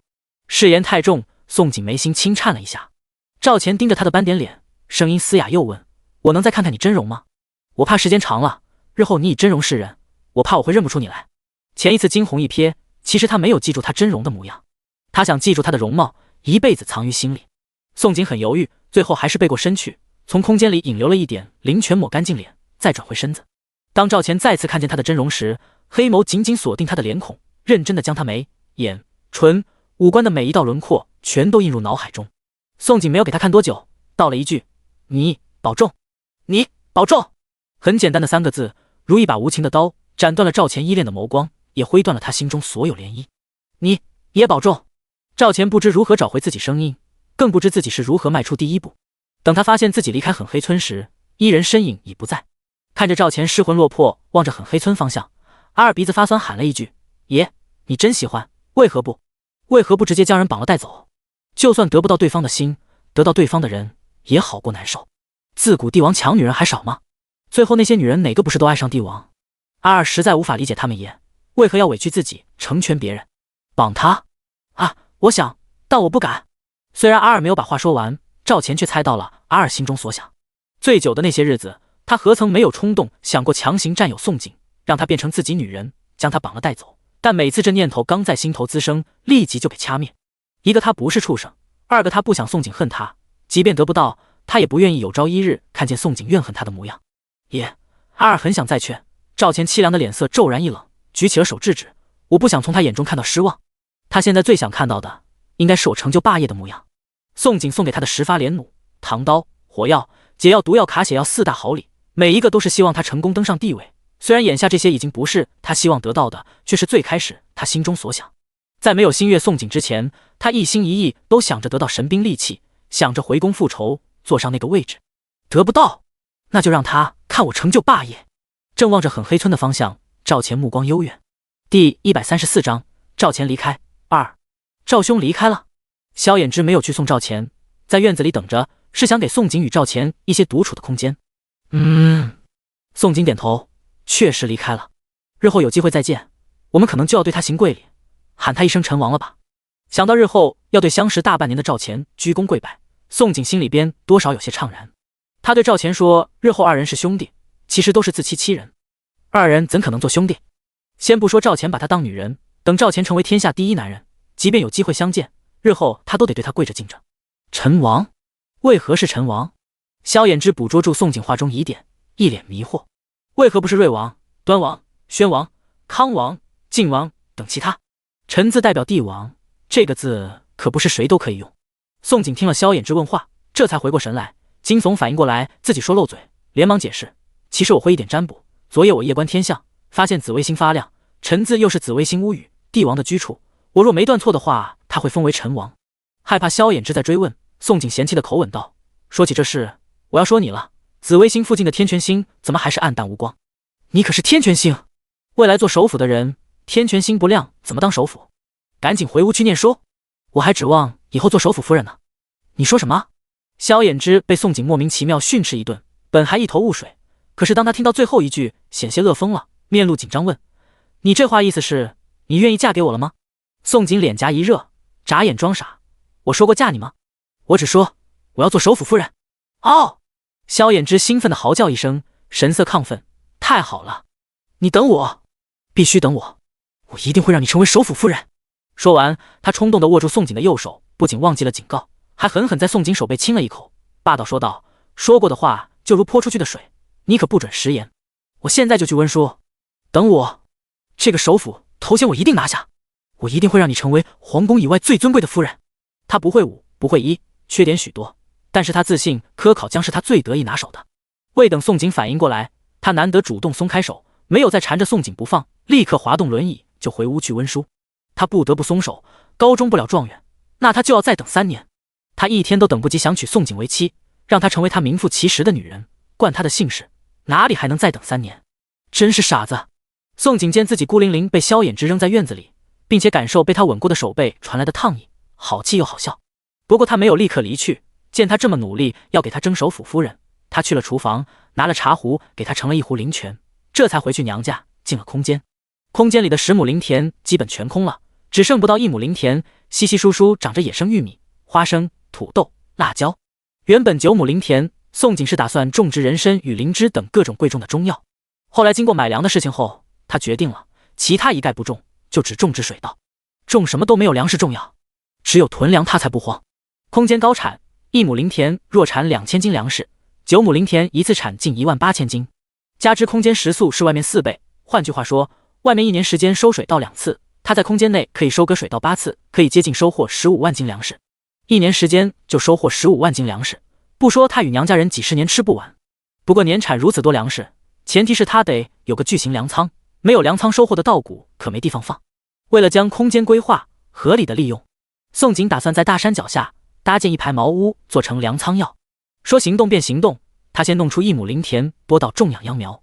往后的日子里，白天则与娘家人去永福县摆摊，回来后再去作坊盯着香料运作。夜深回了房间，就进入空间搭建粮仓。一晃眼，外面10天过去，许知县藏了10天，终于再次升堂，做出了一个轰动永福县、喜大普奔的决定。他直接处决，将陈黄与1000打手流放东边挖运河。此消息一出，不仅陈朝傻眼了，邱县城脸也绿了，陈家人全疯了，整个永福县的百姓都炸开锅了，一个个欢呼喊道：老天爷，知县大人总算为民除害，收拾这遭恩的狗地主了呀！苍天开眼了呀！恶人总算有报应了！知县判的还是不够狠啊！要我说，那狗陈朝与1000打手就该全砍了。就是县衙外听了许知县判决的萧衍之与宋景也很意外。东边如今可是蜀群大军的集中营，将陈朝与1000打手流放东边，无疑是去给老鼠送食。但是萧衍之想弄死陈朝的决心很执着。陈朝言语侮辱了他的女人，只有确定陈朝死了，这个仇才算得报。萧衍之望着县衙牢房方向，眼神冰冷道了一句：陈朝必须死，绝不能让他苟活。推着轮椅的宋景听了深以为然，邱县城肯定会在流放路上助他脱逃，陈地主已经马上封死了，若是让陈朝在牢内死去，很黑村就脱不了干系了。他上次毒药能弄死陈地主，正是趁乱，但是同一种方法不能用2遍。萧衍之眉头紧皱，想了一会又道：那就让他死在出牢游街那一刻，如今整个永福县人人都想将他杀了，我们可以再趁乱弄死他。宋景再次深以为然，点头，语出惊人：行，接下来让我来处理。萧衍之吓了一跳，忙转头阻止：我一直跟你说过，你的手应该是用来救人，是天底下最干净的，我们可以雇人去杀，你不必为了一个畜生的脏血弄脏你的手。宋景听了摇头，嗤笑说道：雇人还得花银两多亏啊，而且陈朝言语侮辱我，这个仇我若不亲自报，岂不太便宜了他？还有，我的双手杀过不少坏人，没有所谓的干净不干净。第135章摇。3日后，陈朝与1000打手被流放东边。陈朝神气以为出了永福县就可以逃出升天，有机会找宋景报仇纳克。还未走出永福县城楼，正大街两边围堵对他喊打喊杀砸臭鸡蛋的百姓之中，突然飞出一根细如牛毫的绣花针，神不知鬼不觉刺入了他脖颈皮肤。陈朝只感觉脖颈如被蚊虫叮咬了一般，接着他还未走完5步，砰一声就扑倒在地，死在绣花针涂抹的箭毒木之下。而他倒地当刻，百姓都未发现异样，继续对着他扑倒的身子砸臭鸡蛋，嚷着要杀了他。等到百姓发现不对劲的时候，陈朝已经成了一具尸体。事发突然，却没有尖叫声，没有哭声，只有争冲过后百姓们大快人心欢呼声：死了死了，畜生死了，一定是哪位侠士出手杀畜生了。苍天啊，这畜生害死我家闺女，多谢大侠替我闺女报仇。太好了，有大侠出手，狗地主的另外2个畜生儿子一个都别想活，这畜生就该杀，陈家所有人应该全灭了，一个也别放过。隐于百姓中的大侠宋景收起口中杀人于无形的竹哨吹针，消失人群。等他再出现时，就见他回到了主大街摊位，继续与娘家人摆摊卖卤鸡卤鸭。没错，卖卤鸡卤鸭。朱下水当下是想买都买不到，因为他的卤料线是猪下水涨成了天价。为了继续卖卤料，宋景只能转卖卤鸡卤鸭。就是金满楼，原本的猪下水拼盘也改成了卤鸭拼盘。金满楼自从推出火锅之后，一跃成为永福县第1酒楼。不仅如此，金掌柜听了宋景的提点，迅速在南边排名前5富裕的5个府城开启了分楼，而且每家分楼开张第1日比永福县的生意还要火爆，每家分楼1日可卖300多桌火锅，每家分楼每日消耗香料至少300斤。5家府城分楼加上永福县本楼，1日将近消耗2000斤香料。这不仅让金掌柜数钱数到手软，宋景的香料买卖也越做越大。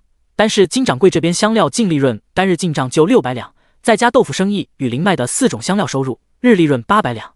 为了扩大买卖，宋景又买了100个石春、10个石磨、10口大铁锅，将作坊对门赵钱房子单独做成豆腐作坊，还将开完荒地无事可做的全村壮劳力全部拉入作坊。仅仅几日，小作坊摇身一变，从原本只有30几个妇人姑娘的作坊，人数壮大几倍，涨到200人。在赵钱离开后的短短1个半月，破烂的很黑村完全变了模样。不仅2个作坊热闹非凡，买卖如火如荼，村口老井边也种满了花花草草，萧衍之的院子更是变成了孩子们识字的私塾。3月初1，宋景给作坊所有人发月钱的日子，也是荣迪进宫来饭的日子。宋景身前摆了一箱白花花的银两，还有1箩筐的铜板，身后也堆满了粮袋，装着处理过的梅米与红薯。萧衍之手中则拿着毛笔和账本，坐在他的身旁帮忙记账发月钱。樊婶母女2人1个月共磨2800斤黄豆，工钱一共5两600文。萧衍之此话出口，院子里排队领月钱的大家伙一阵哗然。大家伙其实都知道自己每日进账多少，但之前日结工钱听着不多，可是改成月结工钱，再经过一报就很可观了。1个月就进账近6两银子，这是所有人做梦一辈子也不敢想的事情。宋景清点银两发给樊氏之后，萧衍之又继续念道：林婶1个月320斤南磨香料，工钱3两200文。大家伙再一次哗然。最后大家伙发现加上壮劳力，每户人家最少进账5两银子，多的一户人家近10两银子。而且不仅如此，等发完了工钱，每户人家还领了福利，1粮袋大米，1麻袋红薯。看着大家伙领工钱领粮喜悦兴奋的模样，宋景脸上这次却没有笑意，只是结束前说了激愤人心的话：大家伙好好干，年入100两真的不是梦。说这句话时，宋景没能笑，因为他实在不想泼大家伙冷水。今日荣迪就会进宫大号，不出半个月，大家伙还没有捂热的银两，就会因为提前交抗荣税、交田税、赋税，每户至少要交出去5两银子，他如何能笑得出来？宋景与萧衍之一直忙活到入夜，回到东屋一起算月账都心不在焉。萧衍之敏锐感觉到他的异样。当4小家伙离开后，萧衍之从宋景手中夺走了银票，搁在书案上，不解地问他：一整日见你愁眉不展，身子不舒服吗？他最喜欢数钱了，每次他数钱时都是笑得见牙不见眼的。今日实在太反常了，他忍不住怀疑他是不是小日子来了。还别说，萧衍之还真的猜中了，宋景确实是小日子来了，心情不好有这一原因，最主要原因是荣迪来犯。萧衍之见他没有立刻答话，眸光逐渐深邃，声音嘶哑说：阿景，你是不是在担心赵兄？赵钱离开1个半月，走水路若一路顺利，应该已进京城。若再顺利，相信不久全天下都会传出他恢复身份的事。宋景闻言抬头，随即皱眉：你想什么乱七八糟的？我担心他做什么？他没有想赵钱，只是在想接下来因为他乱套的剧情会如何发展。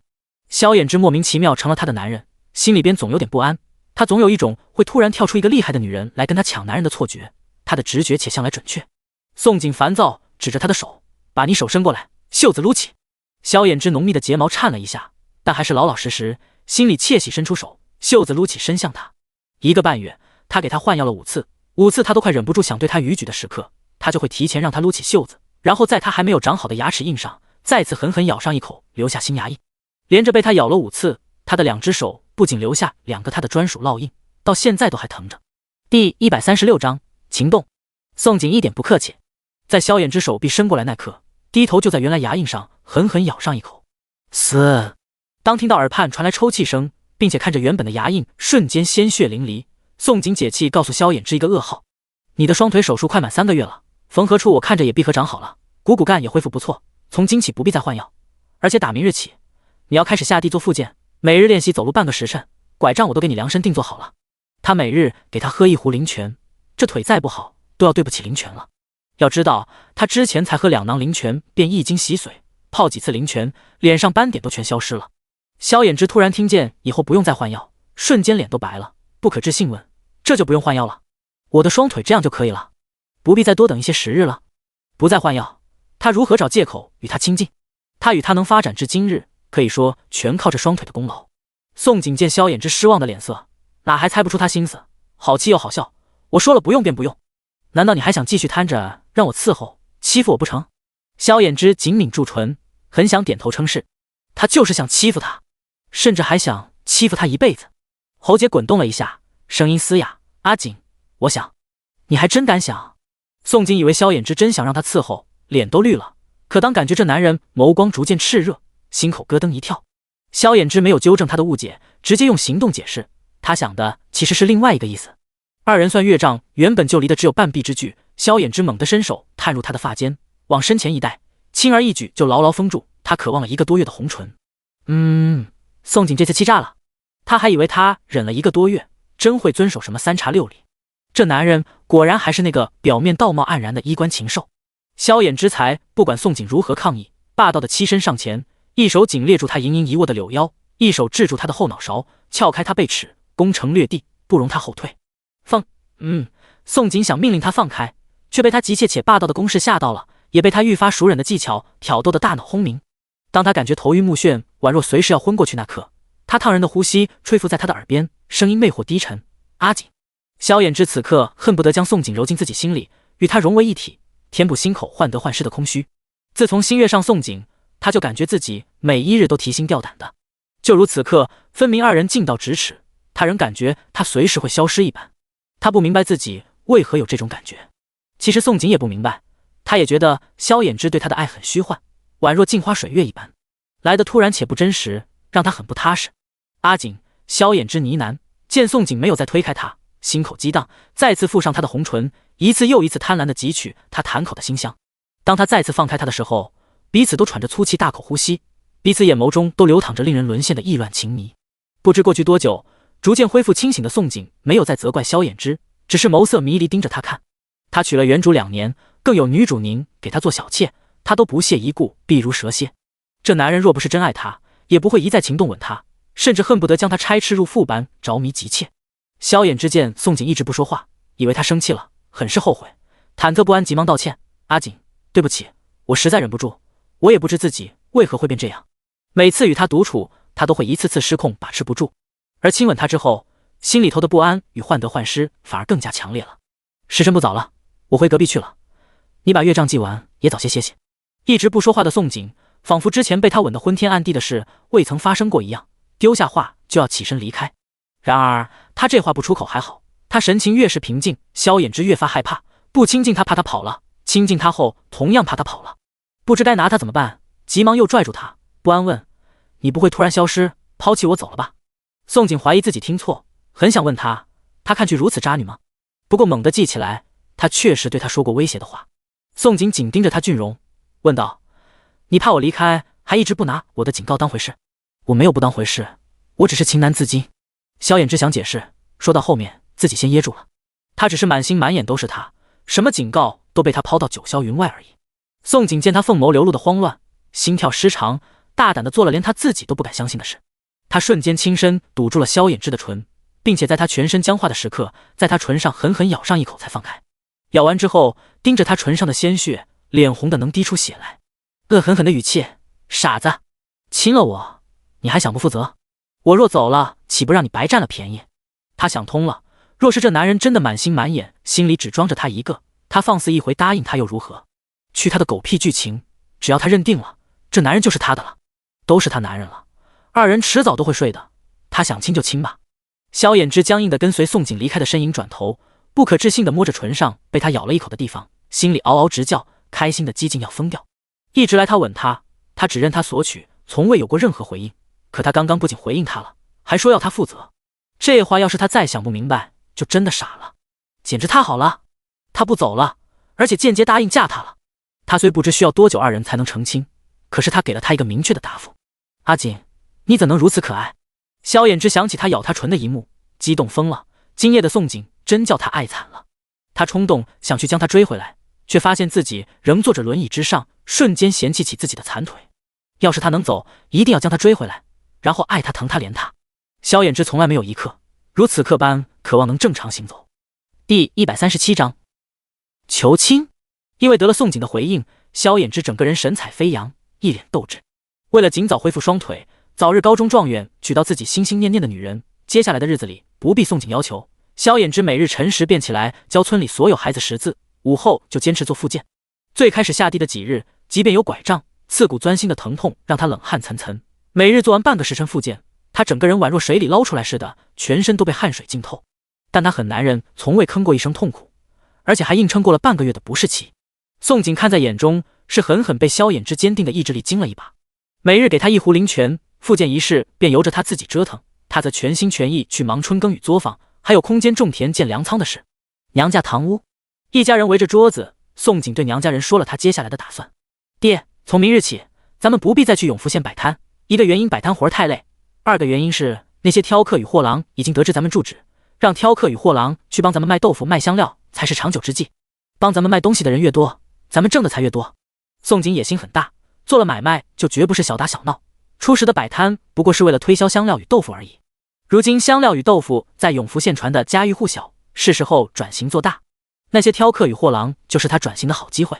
宋爹听了宋锦的话，没有任何犹豫，直接就点头拍板，行，闺女你说咋样就咋样，娘家人都听你的。从元宵摆摊至今3个月，娘家人虽然全都是会武的，但也觉得摆摊活辛苦，遇到刮风下雨更是愁人。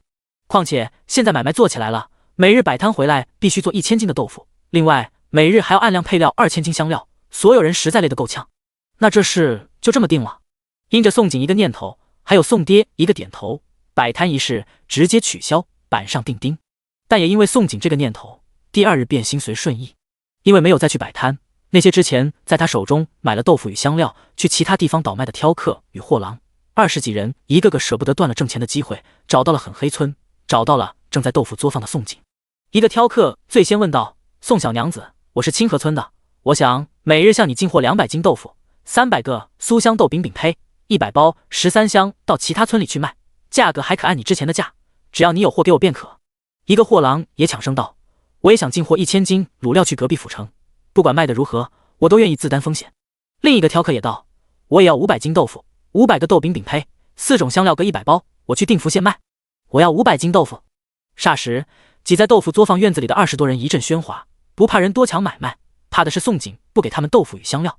宋锦看着身前20多人，想到以后数钱数到手软，心里笑得快的内伤，表面却极为冷漠，拿出一本契书，对20多个挑客与货郎道：你们想进货可以，不过有条件。第一条件，每日进货量的多少由我决定，不是由你们决定。第二条件，每次你们来进货时，给你们1刻钟试吃东西有没有问题，如果试吃有问题，责任我担，可如果东西经过你们手离开很黑村，出了什么事我一概不负责。第三条件，概不欠债，当日当结。倘若你们愿意答应我这3个条件，我便可给货你们。说完，宋锦便不再说话，静静的等待挑客与货郎们自己做决定。挑客与货郎们最近都赚钱了，哪怕挣的不多，一天也就挣个1-2两银子，可是对于泥腿子他们来说，一个月挣个50-60两，一年就500-600两，这搁以前是一辈子想都不敢想的事。那个张口就要进货1000斤卤料的货郎，第一个点头，我签，我答应，只要你给我香料接着卖便可。他发现最近卤料最热销，而且如今百姓全都知道金满楼的猪下水拼盘、卤鸭拼盘全都是卤料熬出来的，几乎每家只要买了肉都会买包卤料自己回家做卤肉。况且他想在其他府城还没人做这买卖时抢占先机。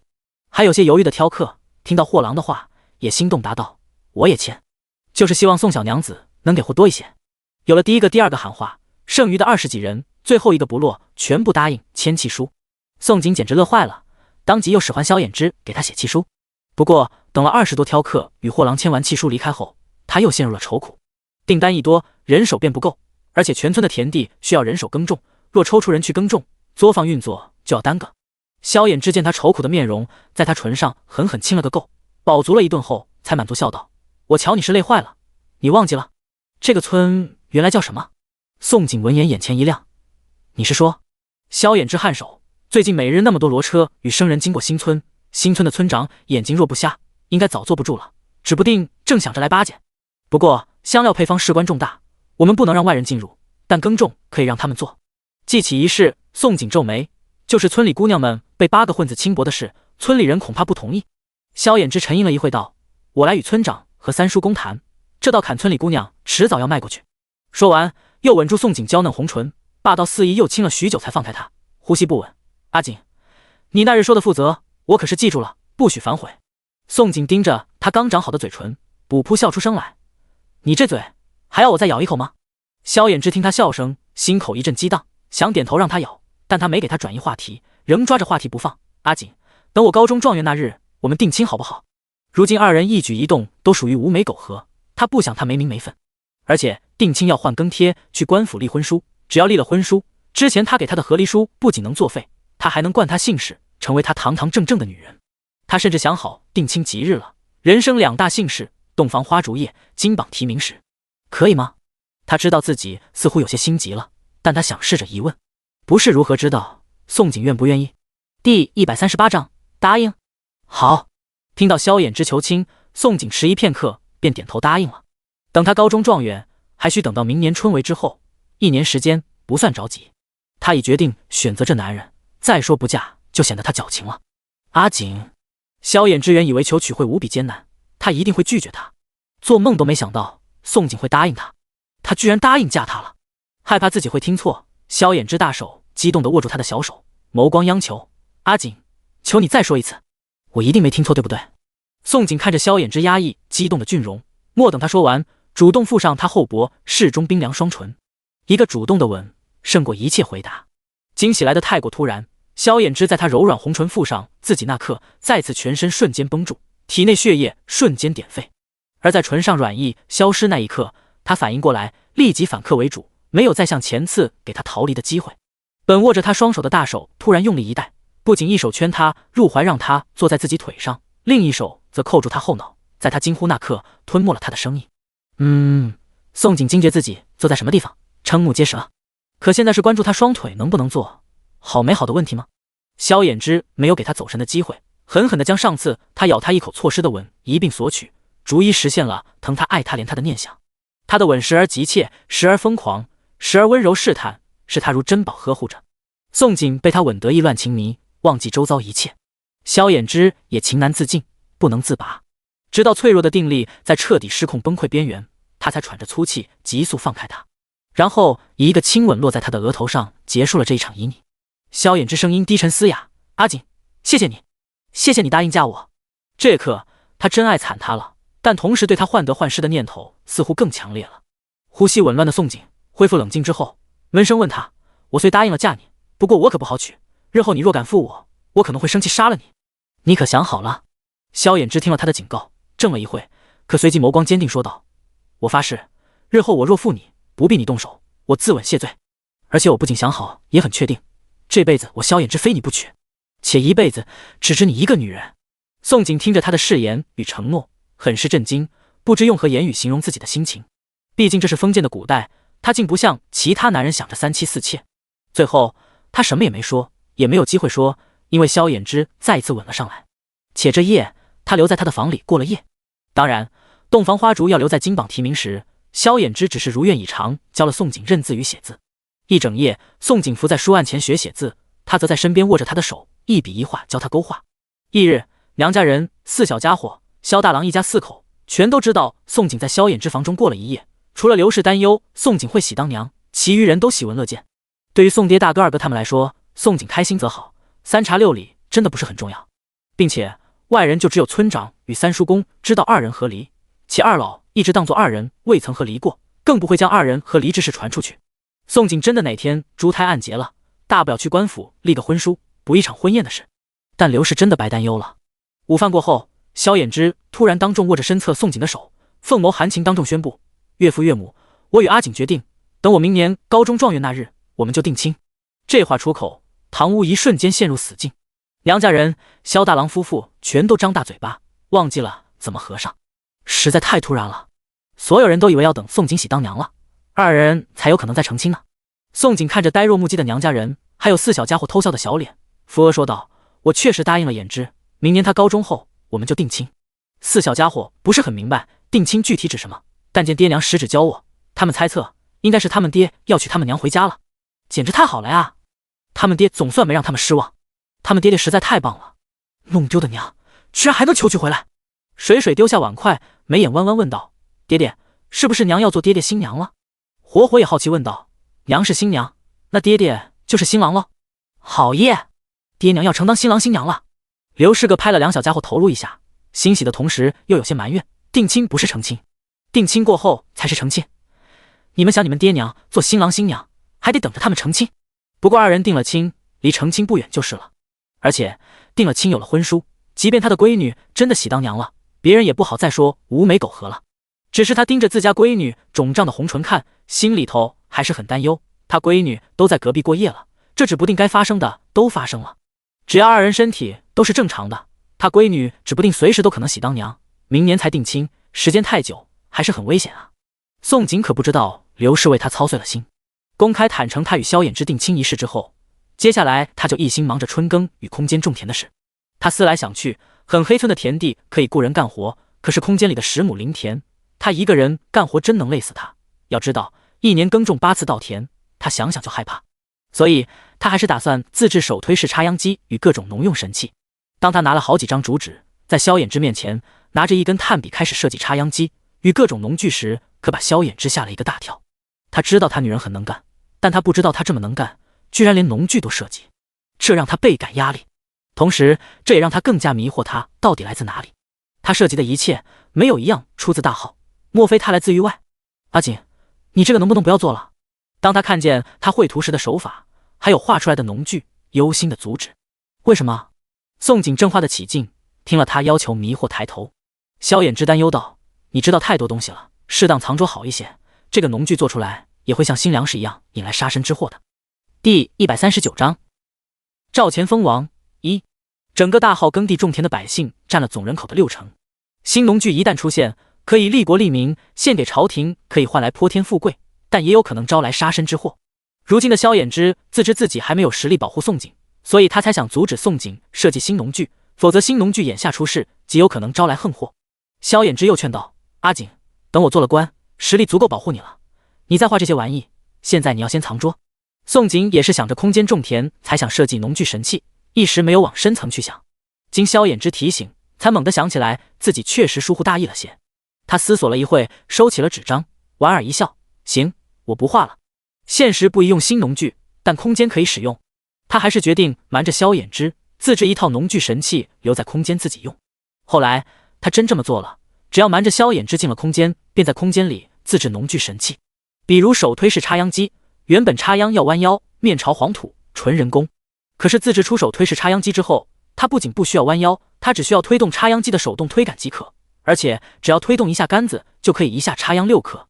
每一行秧苗种下田还整整齐齐，一行一列间距标准。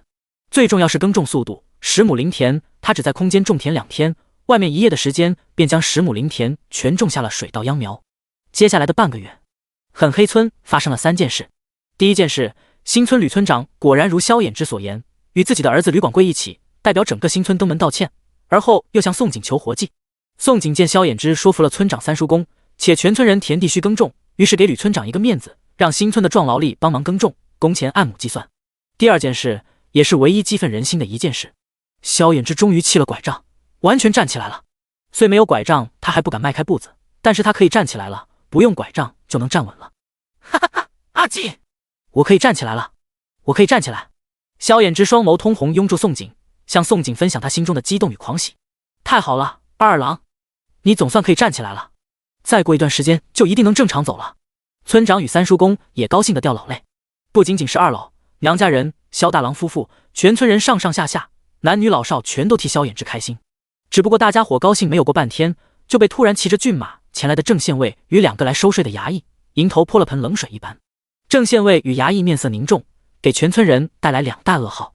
第一大噩耗，3月初一戎人乌军果真来犯，仅用半个月就攻破了西北边陲3座要害城池，并且此次的戎人乌军没有像往年攻破城池杀伤掳掠便撤离，此次的戎人乌军反常的在3座城池住了下来，有灭掉大号的意思。第二大噩耗，所有南方的百姓每户人家要交抗戎税3两，赋税、田税涨了往年1倍，每户人家将近要交6两银子。这2大噩耗砸下来，不仅全村人被砸晕了，就是整个南方此时都炸开了锅。所有南方百姓心里只有一句话：皇帝老爷怕不是疯了？其实这次真不怪皇帝，因为皇帝真病倒卡血了，且北方极寒灾难之后，国库已经空虚，再加上戎人乌军来犯，朝廷拿不出军饷，便没人愿意再守疆，皇帝被逼无奈，他只能找南方收税了。宋小恩人郑某惭愧，这税是朝廷要收。郑县尉告诉了全村人噩耗之后，对宋景一阵道歉，然后递给宋景一个红封。这个红封是吴氏给的，里面躺着500两银票。500两，吴氏是准备帮助萧家村人垫付。不过宋景推了回去，笑着对郑县尉说道：“郑叔，我们村的村民会一个不少全部交上税，郑叔让吴婆婆放心，我们最近香料与豆腐买卖托得吴婆婆的鸿福，挣了不少钱，我们村全村人交得起税。”自打宋景作坊开启时至今日，作坊如今每日净利润入账已过1000两，他已经不知不觉中荣升小富婆了，兜里更是悄无声息，总收入好几万两银。他已经是个万两户了，先不说萧家村人在作坊做事有了收入，全都交起得税了，就是交不起，他也能替萧家村解决了这个麻烦，根本不需要麻烦吴婆婆。郑县尉没想到宋景居然拒绝了他老娘的红封。其实这个红封有一半他故意试探的意思，因为他老娘吴氏一直想要交好宋景，他才与他老娘打赌试探，他想试探宋景值不值得他老娘交好。没想到他老娘还赌赢了，宋景真值得他老娘交好。见此，他果断收回了红封，然后带着衙役离去了，只不过心里打定了主意，过几日后便与他老娘在一起登门拜访宋景。当郑县尉与衙役通知完消息，骑着骏马走后，全村人一脸愁容。虽然大家伙都能交起税了，可毕竟一次就交进6两银子，之前大家伙辛苦挣到的收入还没捂热就要交了出去，任谁也不乐意。可税银是朝廷要求，容不得不交，只能忍肉割肉了。但好在交了税，还有作坊收入，大家伙想到此，愁苦的面容才一个个渐转好，又回去作坊努力干活了。当宋景看着全村人一个个回去作坊干活，院子里再无旁人之后，他先与萧衍之对视一眼，而后2人心领神会回到东屋，再关上门议事。宋景面色一重说道：“按理已经2个月过去了，赵钱应该回到宫中，封王的圣旨应该与收税的圣旨一起出现才对，可是今日没有传他封王的消息，只有收税的圣旨，难不成他还没有回到皇宫？”萧衍之也很迷惑，眉头紧皱分析道：“他有可能路上出了意外，路上耽搁了时间，也有可能是圣旨耽搁而已，不用担忧，以赵兄才智，想回宫并非什么难事，封王圣旨或许已在路上了，也不一定。”第140章赵钱封王2。京城登云楼，赵钱身披狐裘，腰缠玉带，发束玉冠，身姿挺拔，目光睥睨俯视远处的皇城。而他这个动作不知维持了多久，直到一袭黑色的暗影悄无声息出现他的身后，才见他缓缓转过身子。小主子，阿大单膝跪着，身子却因激动微微颤抖。时隔20年，他终于见到了昔日他用命守护深爱之人的唯一血肉，怎能不激动？他原是一代贤后驯养的死士之一，如今追随皇帝身边，成了皇帝唯一信任之人。赵钱眉眼冰冷盯着阿大，但见阿大脸上的岁月痕迹，还有发丝的斑白，随即心中悲凉，眸光渐渐缓和。阿大作为死士，却对他母后暗生情绪，本该处死。可当今日赵钱回想起自己爱而不得的女人，终于体会了阿大这些年来承受的折磨与痛苦。与阿大相比，他何其幸运，至少他心悦的女人还活着，阿大心悦的女人早已成了一堆白骨。不仅如此，阿大为了自己深爱之人的儿子能回去皇宫，忍辱负重，卧薪尝胆给仇人做了20年的暗影，何其痛苦。赵钱沉默了许久，问了一句：“这些年你可痛苦？值不值得？”阿大没想到赵钱会有此一问，凄凉一笑之后摇头：“阿大不苦，只要小主子活着，心便仍存念想，有念想就值得。爱不一定要得到，能为心爱之人做任何事，何尝不也是幸福？”赵钱俊眸微缩，又一次沉默。许久，悠悠道了一句：“带我去见他。”其实他回到京城已半月有余，迟迟未找阿大，是怕踏入皇宫之后会像阿大一样一辈子痛苦折磨。御书房不时传来咳嗽的声音，骤然风起。埋首批奏折的武文帝未曾抬头，沉声问道：“何事？”他以为来者是阿大。赵钱冷漠地盯着自己的杀母仇人，久默不语。武文帝未得到回应，迷惑从奏折中抬眸，下一瞬他瞳孔一缩：“你是谁？”不是阿大，却神出鬼没出现在这，容不得他不惊。他惊悚地瞪着眼前一身玄衣，长身玉立，俊美非凡，莫名从天而降的男子，不明所以，颤声问：“你如何进来的？如何进的皇宫？如何瞒过所有侍卫与暗影进入御书房？”赵钱盯着武文帝眸中的惊恐，冷冷道：“你儿子。至于我如何进来，自然是走着进来。儿子。”这大概是武文帝活了一辈子听到最为惊悚离奇的2个字。赵钱丢给武文帝一沓书信与一纸血书，语出惊人道：“禅位吧，你根本不配为人父皇，更不配坐这个位置。”而这大概也是史上最离奇的逼宫。武文帝见鬼似的瞪着赵钱，张大了嘴，忘记了反应。直到阿大再丢了2个老妪在面前，他才如梦初醒。当他看到2个老妪那刻，瞳孔又扩张到极限。2个老妪虽容貌变了，可是他却认了出来，正是给他皇后接生的稳婆。2个消失了20年的死人，居然都还活着。赵钱盯着2个稳婆，眸光如淬了寒冰，告诉他：“我是谁。”2个稳婆本应被人灭口，但最后反而被阿大救了，并且假死藏起来20年。他们侥幸没死，一切只因当日心存善念，不忍杀了刚出生的赵钱，所以2人才得以苟活到今日。但今日也将是他们2人的死期。2个稳婆颤巍巍地伏在地上，许久过后，其中一个死前难得坦言道：“回陛下，他正是当日皇后产下的狸猫。”另一个也自知无法再欺瞒下去，更知道说与不说，他们今日都会死，而害他们的人应该得到应有的报应。想到此，老老实实说出真相，这一切都是容妃。容妃恐惧皇后先产下皇子，皇子会因此立为太子，这才裹挟了奴婢2人全家性命，逼迫奴婢2人在皇后产下皇子后换成狸猫。武文帝惊悚地听完2个稳婆的话，不可置信地再次看向赵钱。然而他越仔细看越发心惊，他发现赵钱眉眼长得极像他的皇后，五官也与他长得很像。赵钱完美结合了他与皇后相貌上的优势，仿佛上天精心雕饰过盘，甚至比他另外27个儿子长得更像他，更加俊美绝伦。想到赵钱真可能是自己儿子，武文帝呼吸一滞，连忙低头去看赵钱扔给他的书信与血书，越看双手愈是颤抖。血书是他的皇后死前留的，每一个血字背后都满带怨恨，而信件全是当年血案的证据，甚至有邻居正与容妃的信件往来。虽然容妃每次做到滴水不漏，可是纸总不包住火，何况当年死的人太多了。不仅皇后被刺白绫死了，就连皇后的母族也全受其害，死了1000多人。再者，阿大花了20年时间去查当年的血案，揪出一沓证据，可一点也不多。你真是我儿子？自从西北地龙翻身之后，武文帝再也没有听到一个好消息，唯一算好的消息大概就是8000西北灾民落户南安府的事了。看着眼前长身玉立，气宇不凡，疑是自己儿子的赵钱，武文帝以为自己产生的幻觉，否则怎会出现如此玄幻的事来。如今的大号千疮百孔，外忧内患，四面楚歌，他不过拖着一具残体在苦苦支撑着，出现幻觉似乎也不奇怪。赵钱冷漠地看着自己的老父亲，轻描淡定的语气诱导：“既然病了，就不要硬撑着了，及早退了，躺着还能多活几年。接下来没人比我更合适这位置。”他可没有心情与武文帝谈什么父子之情，直明自己回宫意图。武文帝再一次被逼宫，而且还是突然从天而降，一是自己儿子逼宫，又一次惊得嘴巴张大，忘记了和尚哪里还见一点帝王的气势。3天，若不想成为亡国昏君，就还我身份，将兵权交给我。赵钱一刻也不想在皇宫多待，对着自己老父亲又冷漠地丢下一句话，便如来时一般，来无影去无踪。第141章，赵钱封王3天后，赵钱恢复皇子身份，册封为陈王，与太子享同等待遇，驻皇城，赐陈宫。此圣旨一下，不仅满朝哗然，后宫全惊了，众皇子王爷脸都绿了。尤其荣贵妃的亲儿子当朝太子赵祯，简直要气死了。他从东边灭蜀惨败而回，已经遭到了武文帝与满朝文武的质疑。如今一个皇子莫名其妙从天而降不止，一回宫就赐陈字，还驻皇城，赐陈宫，直接威胁了他的地位。圣旨落下的第1天，整座皇城都充斥怨气。第2天，不仅众皇子、王爷、太子不服气，整个朝堂除了赐府章之众，满朝文武也不乐意，纷纷赶去御书房找武文帝要说法。当众皇子、王爷、太子、满朝文武看见武文帝直接将奏折让赵钱批阅那刻，怒火彻底点燃。不仅太子觉得自己地位不稳，众皇子王爷、满朝文武全都觉得此事很荒唐。一个莫名其妙出现的泥腿子，摇身一变成为皇子，还得皇帝宠爱直接辅政，这怎么可以？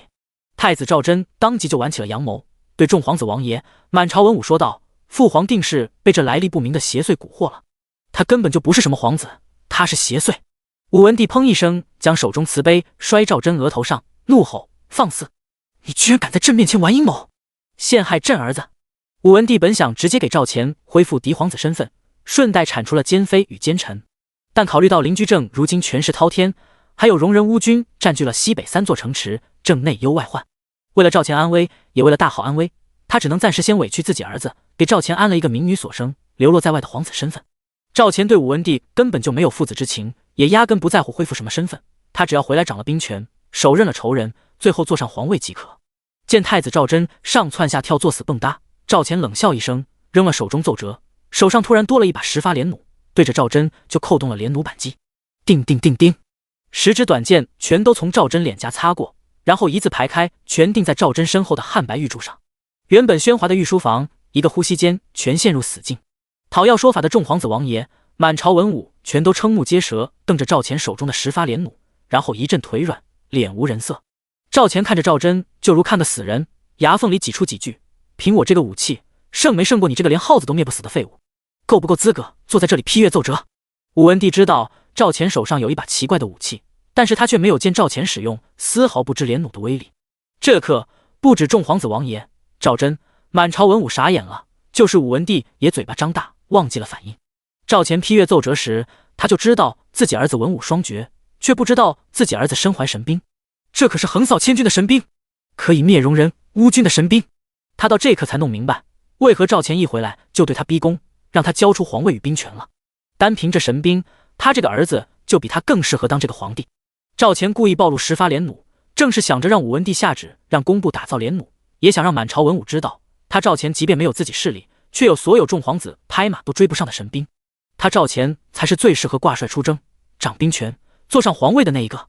4月中旬，赵钱封为陈王的消息终于昭告天下，并且陈王领兵30万出征西北边陲，也一并传入了天下百姓耳里。宋璟与萧衍之听到赵钱如愿掌兵，也双双松了一口气。二人虽不知道赵钱为何迟了大半月才封为陈王，但至少知道赵钱目前平安。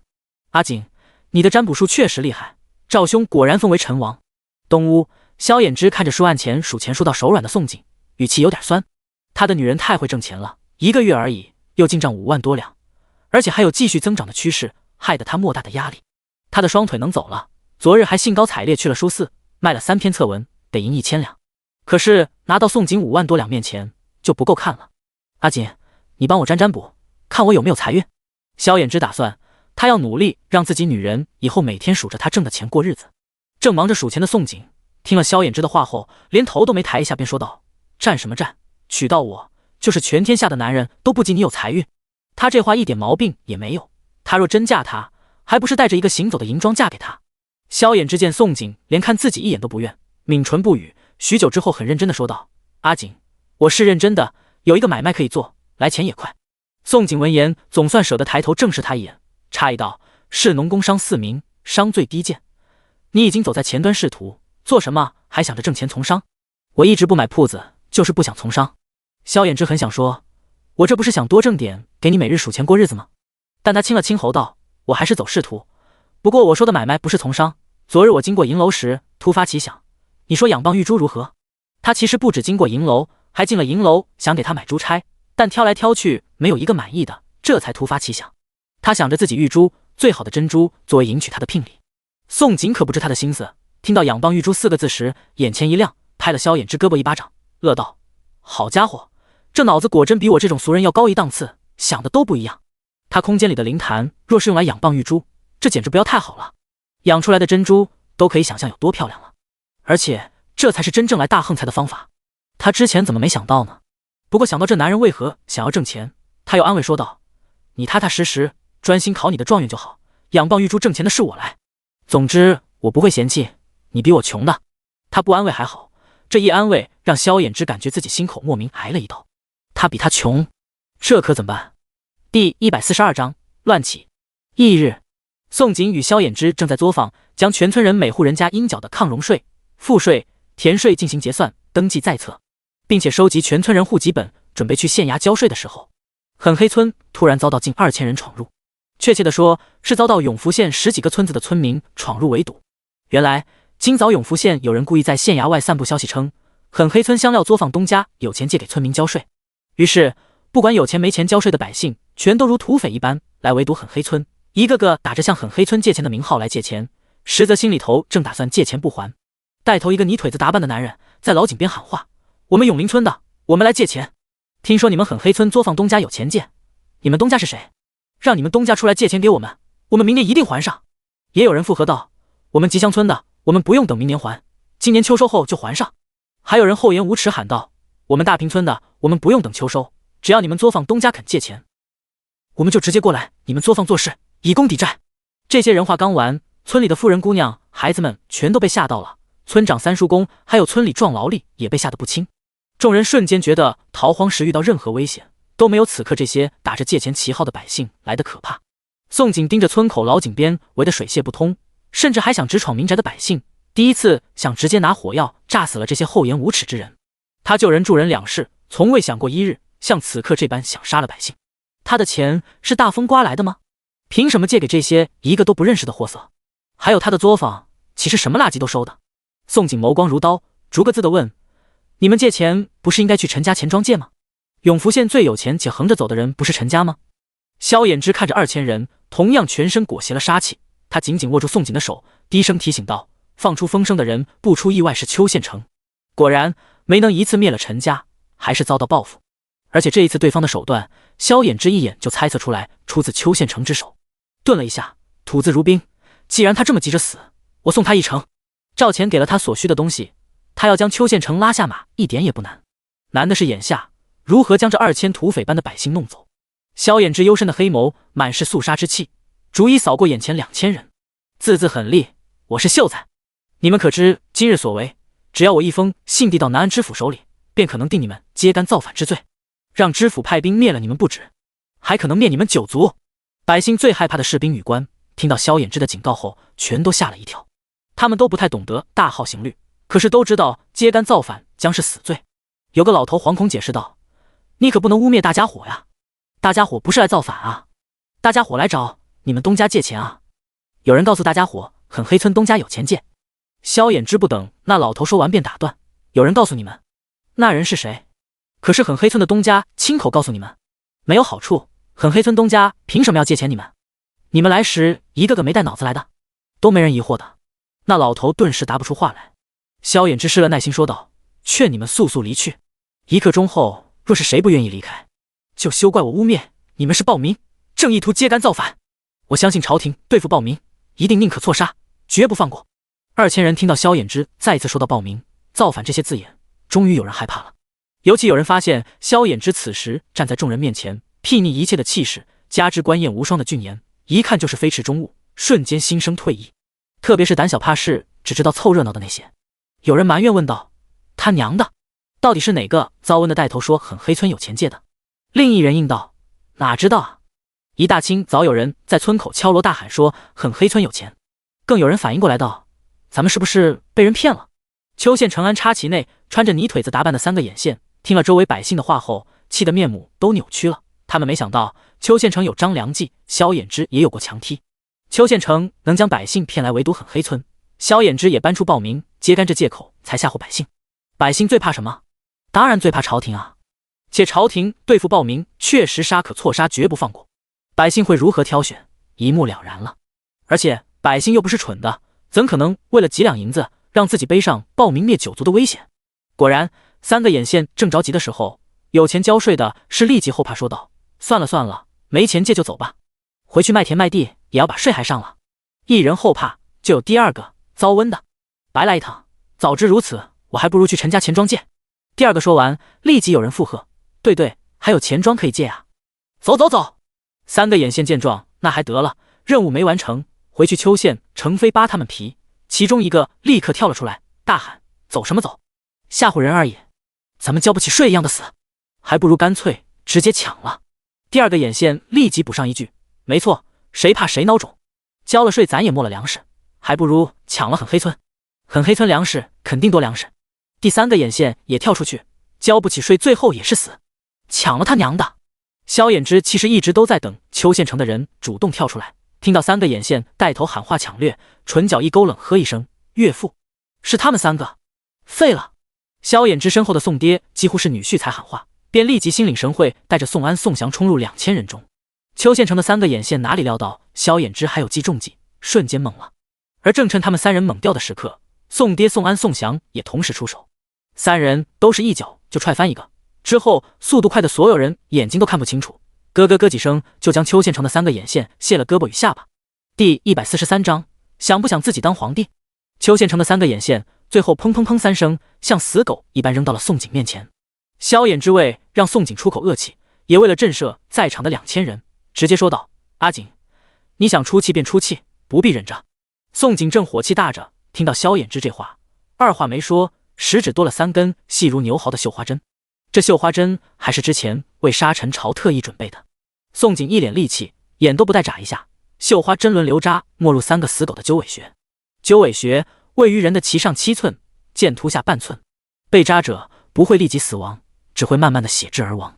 宋璟虽很生气，但头脑冷静得很，他不会让人当场死亡给自己男人添麻烦，更不可能让人死在很黑村。这3个死狗会送去县衙，然后再取不出绣花针，且药石无一下，慢慢熬死。当宋璟的绣花针扎入3个死狗身子穴位时，3人都没来及吭声，就陷入了昏迷。而这一幕，老井边的2000人瞪大眼珠看着。2000人转眸再看宋璟时，仿佛看到地狱修罗，全都被震慑了。谁能想到一个妇人如此狠厉，竟往3人身上扎针？他们不知道被扎针的那3人会如何，但见3人陷入昏迷，都同时明白了一个道理：眼前的妇人是个狠人，狠黑村也不好欺负。更明白，狠黑村不是傻子，不会借钱他们，谁敢惹事就弄谁。2000人想到这里，全都打了个寒战，都不需要萧衍之再赶人了，是直接被吓得全都跑了。1刻钟后，2000人全部原地消失，宋璟满是戾气的脸色才渐渐恢复如常。岳父，您先看着，我去准备告官的事。萧衍之面色凝重，先对宋爹交代一句，又转头对吓坏的村长道：“村长，您安抚好妇人姑娘，让大家伙散了，各自回作坊继续做事。”说完，不等众人反应，牵着宋璟就回去东屋。宋璟脸上的戾气让他见了心惊，他牵着人进屋后就关起门，直接身子将宋璟抵在门背，将人稳到彻底没了脾气才松开，安抚道：“别气了，余下事交给我，定替你新仇旧仇一起报了。”其实宋璟在2000人散去时火气就压下去了，这回听到萧衍之得了便宜还卖乖，气得推了萧衍之一下，好气又好笑，明明想做错事还给自己找这么多理由。但宋璟是真好奇他会如何报仇，又问道：“你打算如何将邱县城拉下马？”邱县城是8品官，就算被拉下马也会交由朝廷处置，可没那么容易被处死。萧衍之很快用行动告诉了他答案。宋璟一直以为萧衍之是天生读书料子，却不知道他不仅过目不忘，还能模仿别人自己到了以假乱真，成为行走的打印机都不为过的地步。宋璟看着萧衍之以假乱真弄出来的账本，还有与水匪的通信，第一次感觉到这个男人的可怕。这男人将来若想谋权篡位，凭着绝活、伪造圣旨都能做得出来，果然是男主人设，天生当权臣的料子。当萧衍之弄好一切陈家与邱县城的罪证，抬头看见书案对面的宋璟一言难尽的脸色看着自己，亲身隔着书案又在他唇上亲了一口，笑着问道：“我这么俊吗？竟将你看吃了？”宋璟莫名问了一句：“你有没有想过将来自己当皇帝？”萧衍之还没坐回去的身子莫名一僵，不解笑道：“你怎会问如此痴傻的问题？我一个泥腿子出身，且又不会武的，如何能当皇帝？自古帝王皆出身皇族血统，如赵兄那种，再不就是骁勇善战的开国皇帝。如我这类文人妄想当皇帝，便只能谋权篡位。”宋璟坚持再问：“你只要回答你有没有想过就好。哪个男人不都想着自己天下第一？谁甘愿做老二？”萧衍之不明白宋璟为何突发奇想，哭笑不得：“当然没想过，也不需要去想。当皇帝做天下第一有什么好玩？单是批阅奏折都得累死，应付后宫女人更是折寿。”顿了一下，忽的邪魅一笑：“我只要争个首府夫人给你玩就足够，以后每日下朝抱着你滚被窝，多生几个崽崽，不更美好？”宋璟脸孔疼得红了，不敢相信这些话竟是出自一个古代男人之口，而且还是一个读书人。他捡起一本书册就摔他脸上，佯装怒道：“无耻之徒！平日瞧着是个正人君子做派，其实骨子里是个衣冠禽兽，谁要跟你生崽崽？”萧衍之接过书册，抬头看见宋璟愤怒的脸色，吓了一跳，急忙道歉：“我错了，我保证日后不敢了。我这不是见你被邱县城气了心情不美吗？所以才想逗你一逗，让你乐呵乐呵。”“乐呵个鬼！”宋璟瞪着对他秒耸的男人，心里好气又好笑。萧衍之瞥见他眸底突然的笑意，才明白自己被吓到了。不过眼下不是二人打情骂俏的时候，因为房门突然被敲响了。宋璟迷惑不解，前去打开门，却发现门外站着宋爹。宋爹不知道二人关在房内做什么，老脸那个尴尬，轻咳了一声道：“闺女，郑县尉带着衙役与县尉娘一并过来了，正在老井边。”萧衍之与宋景闻言，双双眼前一亮。郑县尉来了，这事情就好办了。萧衍之收拾好特意准备的证据，一齐带上，与宋景一起去了老井边。吴氏与郑县尉会来狠黑村，一共3个原因。一个原因是吴氏与郑县尉今早都收到了消息，有人在散布狠黑村有钱借的事情，实在永福县传得太热闹了。2个原因是来看狠黑村有没有出事，并且来坐镇，只要有郑县尉与衙役们在，谁还敢再来借钱？3个原因，母子俩是专程正式来拜访宋景的。当郑县尉下了马匹，看到老井边躺着会呼吸的3具尸体，想到2000人围堵狠黑村的场景，脸都绿了，怀疑3具尸体可能与邱县城有关，当即对着衙役施令，把这3个暴民带回去。不错，在郑县尉眼中，带中闹事的就是暴民，暴民可是死罪。第144章大礼。3具尸体被几个衙役带走那刻，萧衍之与宋景都到了老井边。郑县尉与吴世初看见能行走的萧衍之那刻，意外极了。郑县尉第一次遇见萧衍之时，萧衍之是坐着轮椅去对薄公堂，即便前次他来通知收税时，萧衍之仍坐着轮椅。没想到事隔几日，萧衍之不仅恢复常人，能行走了，且瞧着越发清俊绝伦，冷白的肌肤白得透光，骨子里自然透出一股金贵。阿锦，吴氏看见宋景，忙让丫鬟搀扶自己，笑着迎向2人。老夫人，欢迎大驾。宋景同样笑着迎上去。萧衍之先对吴婆婆点头打了招呼，便请郑县尉回自己堂屋谈事。老夫人，快随我回屋。宋景则请吴氏回去娘家堂屋，让躲房中的4小家伙出来见吴氏。前次吴氏给了4小家伙红封，孩子们还没有感谢吴氏。事隔几个月再见4小家伙，吴氏对4小家伙更喜欢的紧，尤其4小家伙经过好伙食的精养，还有宋景从不间断空间内的果子养着，一个个蜕变了一般，越发精致，如年画走出来的精致娃娃。吴氏一个个摸了孩子头后，满是心疼，问道：“崽崽们今早没有被坏人吓到吧？”水水听了，立即摇头，一脸自豪，眉眼弯弯应答：“回太婆婆，有爹娘在，来再多坏人我们都不怕。”他虽6岁，可是经历过逃荒，开过眼界，几10万灾民都曾见过的小大人呢。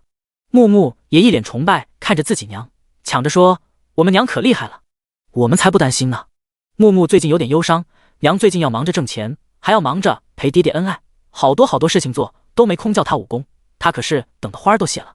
但是他记住自己不能再做坏小孩，要理解娘的辛苦，不能惹娘生气。他现在可乖了，不仅听姥姥话，也没有犯错。晶晶与火火2个男娃也将自己爹娘狠夸了一番，把吴氏彻底逗乐，立即就转头对丫鬟与阿氏说道：“你们去将马车上的东西全搬下来。”这一次算是正式交好拜访。吴氏带了1马车的礼物，不仅给4小家伙各买了2套锦缎华服，还给带来6匹锦缎，各种点心果干、饴糖白面、孩童玩具等礼。最大的好礼是送了1辆马车。马属于军资，大号讲究车马制度，马车不是想买就能买到的，只有达官贵人、地方豪绅才配拥有马车。吴氏这里不可谓不贵重。宋景默默收下了，心里也暗暗记下了这份情谊。当4小家伙拿着新玩具去院子玩的时候，吴氏突然兴起要去看作坊，宋景二话不说便带吴氏去参观。阿锦，真没想到这不起眼的香料买卖可以做大到这个地步。吴氏进入香料作坊，看到100多号人全都在用石春当当当的磨着香料，这时惊了一把。等他再到对面豆腐作坊逛一遍的时候，更是惊得说不出话来。15个石磨都在磨着豆子，10几口大铁锅正热气腾腾煮着豆浆，一排排豆腐盒子摆满整个院子，这场面实在震撼了他一把。时间不知过去多久，吴氏突然问道：“阿锦，你有没有想过将香料卖到京城？”宋景当下欣喜，笑着答道：“自然想的，我的目的是让香料部变大号，让全大号的人都知道香料。”果然，一如他的猜测，吴氏点头又说道：“3日后我介绍一个商队你认识，谈得拢的话，买卖应该能成。不过他们可能要先是吃用香料做的美食，你须如前次好好准备一顿喜宴。”宋景闻言乐了，商队可不是一般商贾，其背后可能出自氏族等大势力。他的4种香料要想布遍整个大号，可不能只靠挑客与货郎在南方小打小闹，只有商队才能把香料带出南方，卖到其他府城，甚至带出大号或者域外。这无疑是一桩大买卖。宋景简直可以看到数之不尽的银两向他飞来了。宋景笑得见牙不见眼，急忙点头：“3日后我一定准备好喜宴款待老夫人，尽可带人过来，定不会让他们兴旺而来，失望而归。而且他还想好了，他还要多准备一个惊喜给商队。接下来他绝不会治愈商队，仅做香料买卖，要做就野心再大一些。宋景带吴氏参观完作坊，又带着人去参观春耕。原本吴氏还有些干扰，3日后带人来，买卖谈不谈得成？当吴氏看到整个很黑村荒地里都是新村那边的村民在帮忙耕种，对宋景再一次刷新认知。萧衍之这边，郑县尉同样被他呈上陈家与邱县城的罪证吓得不轻。郑县尉与邱县城表面看着井水不犯河水，其实一点也不对付。二人都是许知县的左官，但是背后没少明争暗斗。郑县尉很清楚邱县城背后肮脏手段，早就想拉邱县城下马，还永福县一个太平。看了手中的罪证，他不知道是不是真的，但他知道这些罪证一旦交给许知县，再转交到南安知府手中，假的也会成真的。郑县尉收起罪证，笃定语气说：“这些我会交给许知县。他还有1年不到的任期，如今百姓许多交不上税，天天闹腾，他正犯愁。若是这时抄了陈家与邱家2家，不仅大功一件，还解了他燃眉之急，想必他非常愿意。”萧衍之闻言勾唇一笑，对郑县尉拱手：“衍之记住了郑叔恩情，他日若登科及第，进入朝堂，必当涌泉相报。”郑县尉说的正是萧衍之心中所想。许知县实在太好了解，他只要吃死许知县想要什么，他便可以手不沾血将邱县城拉下马。只要邱县城拉下马，陈家一个都别想好过，如此便可以给他女人报仇了。宋景带着吴氏逛遍整个很黑村回来，萧衍之与郑县尉这边也正好谈完，走出堂屋。宋景想留母子2人吃饭，但郑县尉着急将3具尸体与罪证带回去给许知县，母子2人没有逗留就告别。第145章榨油。送走吴氏与郑县尉母子，宋景回到东屋就开始设计绘图。落户之时，他发现大号没有植物油，他便想过开榨油坊了，可当时考虑到会护不住产业，才没敢做。萧衍之低头看见宋景又在捣鼓绘画，立即又生了不好的预感，简直要愁死了。他女人为何什么都会，且不愿意藏拙的？他担忧问：“阿景，你这次会的又是何物？”宋景炭笔飞快地画着，连头都没抬一下，答道：“些是榨油机。”萧衍之不懂，那又是何物？宋景反问：“咱们如今吃的是猪油对吧？猪油贵吧？”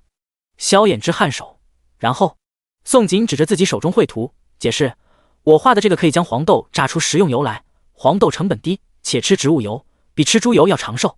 大号百姓将从我开始改吃植物油。”萧衍之听完后差点站不住，一脸愁苦。他实在没忍住，皱眉问道：“阿景，你的家乡到底在何处？到底是何地方？连植物可做油都知道，竟如此强大，恐怖如斯。”原本他不想谈及过往，他也不愿意去打听，可是他真的很担忧，甚至忍不住怀疑他来自强大的域外。这要是被朝廷知道他不是大号人，会当成戏做的。而且如今正值容人乌军来犯的敏感时期。宋景不知萧衍之这么会想，不过还是听出他话中弦外之音。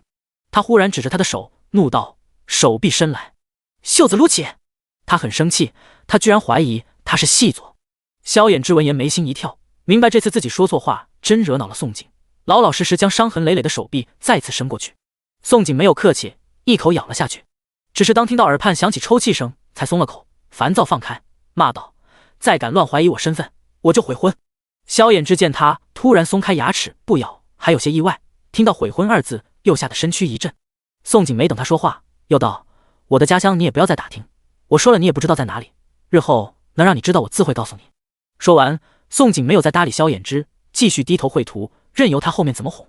画好图后，他就拿着图纸，一份交给自己的娘家大哥2个，另一份他自己带着去永福县打铁铺。吴氏送了马车，他直接将车厢卸下，套了马鞍骑了便走。萧衍之见宋景是真发脾气不理他了，甚至一声不吭骑马离开，悔得肠子都青了。这是他第一次冲他发火，也是第一次不理他。半个时辰，宋景就到了打铁铺定做的10个铁饼。铁饼不难做，打铁师傅让他隔日便取。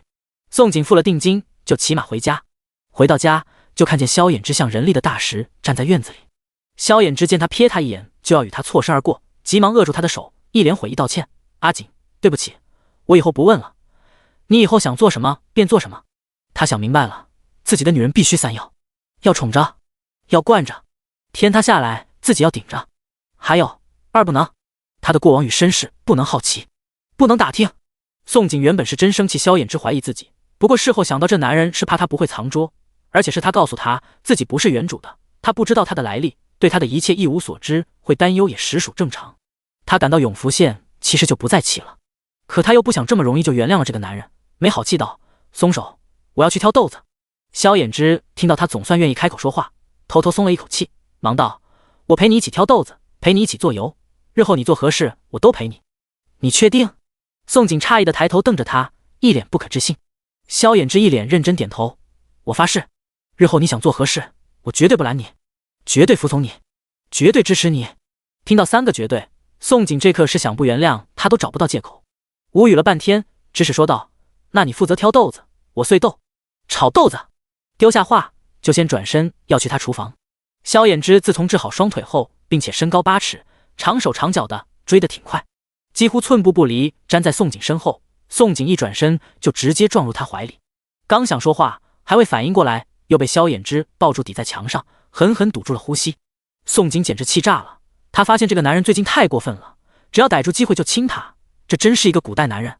这次萧衍之似乎变聪明了，感觉到他要发飙的时刻，狠亲了几口就快速松开他。宋景被吻得还未回过神来，就见他转身在厨房墙上拿了一个簸箕，装傻问道：“阿景，需要挑多少豆子？”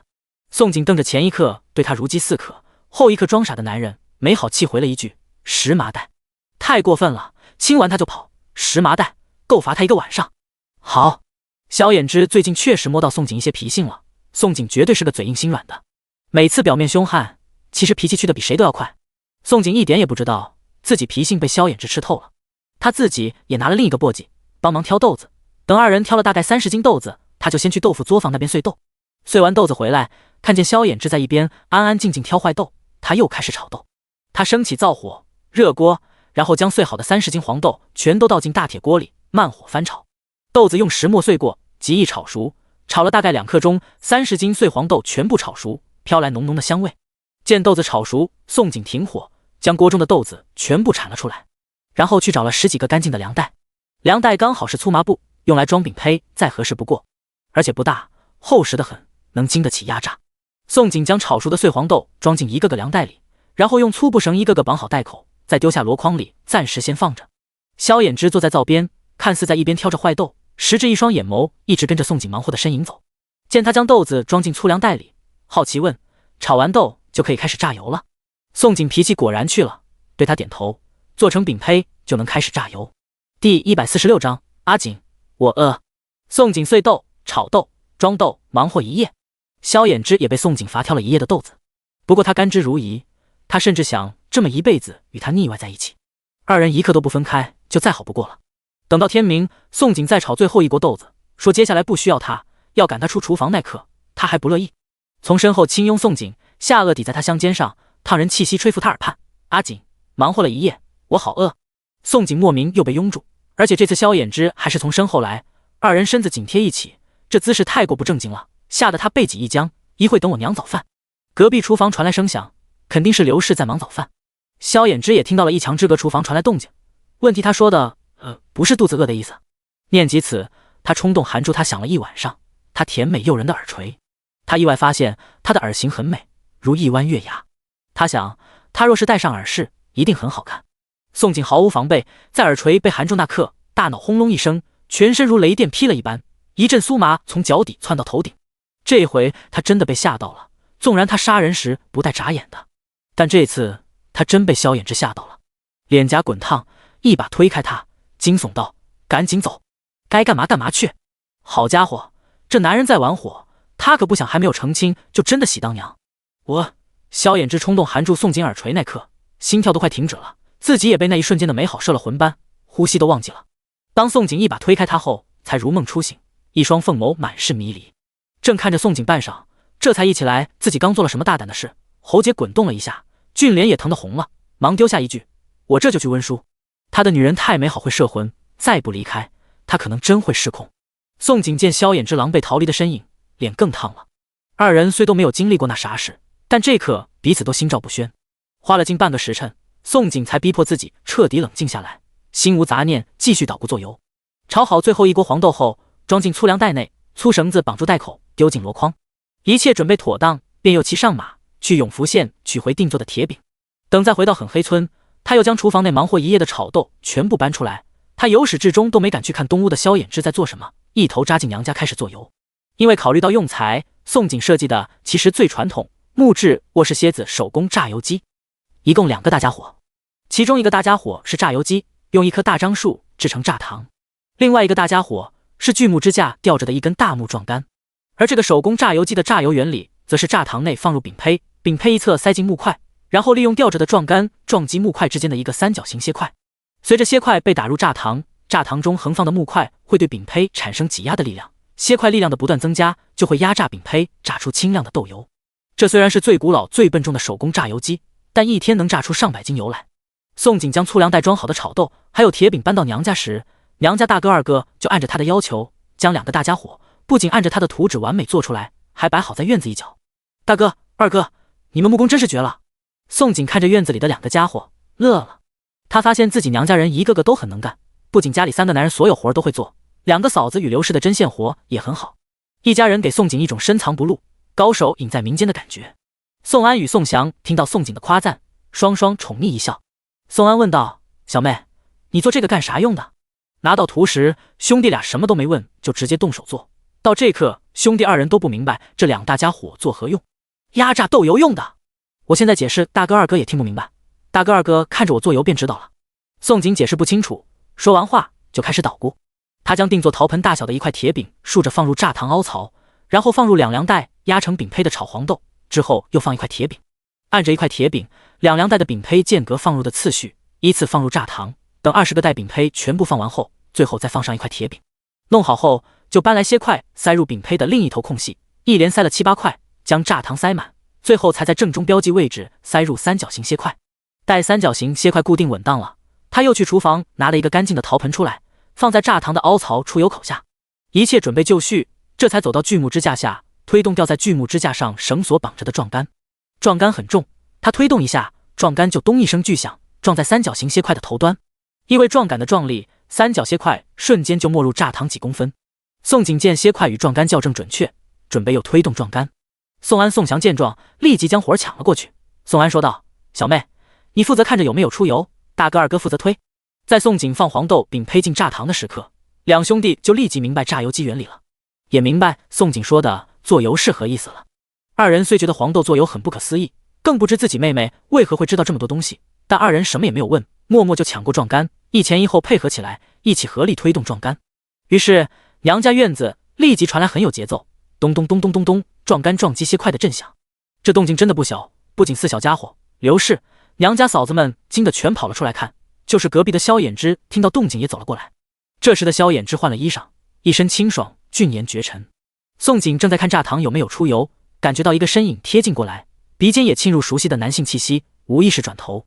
当他看见萧衍之发梢滴水，身上也换过了一套衣裳，脸孔又疼得红了，立即猜测这男人8成冲冷水浴去了，隔壁厨房他可没给他烧热水。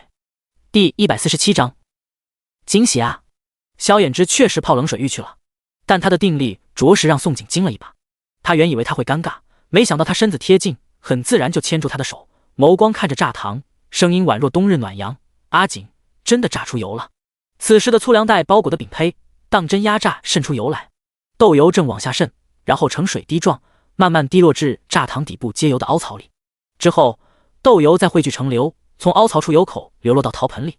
宋锦闻言也看向陶盆，当看见陶盆内黄澄澄的豆油，心口一软，对萧衍之解释：其实豆油我是打算让给商队去做，我只拿一部分份子钱，我不会自己做，绝不会招货。在吴氏说要介绍商队的时候，他就打算好了，如若吴氏介绍的商队是氏族背景的商帮，他根本不必自己动手去做，只要将做油方子让出去，拿份子钱，挣的钱绝对够他数到手软。况且开榨油坊需要人手，他现在根本没有信得过的人手，不能也不可能自己做。萧衍之担忧他不藏拙的事根本就不会发生。阿锦，萧衍之没有想到宋锦会对他解释，心中狂喜，但想到自己也有过错，急忙道歉：是我浅薄了，你如此聪慧，怎会给自己招祸？逃荒一途，他所展现的智慧都胜过天下男人不知多少，根本不需要他来为他担心，他自己就能护住自己。宋锦听到萧衍之的夸赞，无语了一会，但他不得不承认，被自己男人夸赞聪明，心里头还是有点甜滋滋。只是想起一事，他又道：我打算赶在你科考前，将狠黑村的房子全推了，重建成庄园，你觉得如何？最近狠黑村3番2次被人闯入，给他提了醒。先不说硫磺矿不能暴露要藏起来，就是村里姑娘也不能让人再冲撞，再者他2个作坊不能让外人闯入，最后一个原因，距离秋闱仅有3个多月。他答应了要嫁萧衍之，萧衍之参加科考，他肯定要跟着。等秋闱完后，又要立即进京参加明年2月春闱。再等萧衍之高中状元，要不是外放为官，就是留京任职。这意思，他和萧衍之仅有3个月时间再住在狠黑村。以后他不在狠黑村的时间里，村里若不中建围起来，2个作坊仅靠娘家人护着，他真的不太放心。萧衍之听到他要将狠黑村的房子全推了建庄园，这10斤了。建庄园可要不少银两，建一户青砖瓦房至少50-60两银子。要是整个狠黑村用青砖围建起来，地板再铺上青石砖，动辄上千两。萧衍之沉思了一会，立即将袖兜内之前要给宋景，宋景却不愿收的1000两银票拿了出来，说道：“阿景，建庄园的银两由我来出。”逃荒一路，全村人因为宋景才得以活下来，如今村里人也是因为他才有生计，不必犯愁饿肚子。可他才是萧家村宗族的后代，要建庄园，应该由他。行吧。宋景低头看着他递过来的银票，没有再拒绝，接了过去。萧衍之的名义重建村子，还可以给他积攒官声，宗族全村人也会感激他。而且日后2人成亲，他的钱都是他的，左手到右手，谁出都没差。萧衍之见他总算收了他银票，乐了，正想说些什么，宋景突然转身让宋安、宋祥停止了撞赶。大哥二哥，先停下。2人不知不觉的谈话中，榨糖里的饼胚再也榨不出油来了，陶盆也滴了半盆豆油。宋景立即动手拿木锤敲出3角形楔块，然后将所有楔块取出，再将铁饼与饼胚一并拿出来，换上新的饼胚夹好，再装回榨糖，继续榨油。4小家伙围了过来，都蹲在陶盆边，看着有泡沫有杂质黄澄澄的豆油。水水一脸好奇问：“娘，这是什么？”宋景耐心解释道：“这叫豆油。”火火抬头问：“豆油可以吃吗？”宋景听到火火3句不离吃，哭笑不得：“肯定能吃呀，不仅能做菜，还可以榨好吃的吃食，另外还能点灯照明用。等会我就用这油炸好吃的给你们吃。油炸拔丝红薯，孩子们绝对喜欢吃。”萧衍之也看着陶盆中内的豆油，问宋景：“阿景，这油这样就可以了？”宋景摇头：“还不行，还要进行过滤。刚压榨出来的豆油太多泡沫与豆渣杂质，只算是完成第1步，接下来还要过滤，过滤干净才能叫做纯正豆油，才可以装坛保存。”宋景又进厨房拿了一个陶盆、一个木瓢，还有一张革布出来，然后将革布对折2层盖在陶盆上，再用2带绳子将革布绑好，固定在陶盆上，做成滤布。弄好滤布后，这才用木瓢把豆油舀进绑了滤布的陶盆里进行过滤。宋景一共过滤了3遍，感觉过滤的差不多了，这才收手。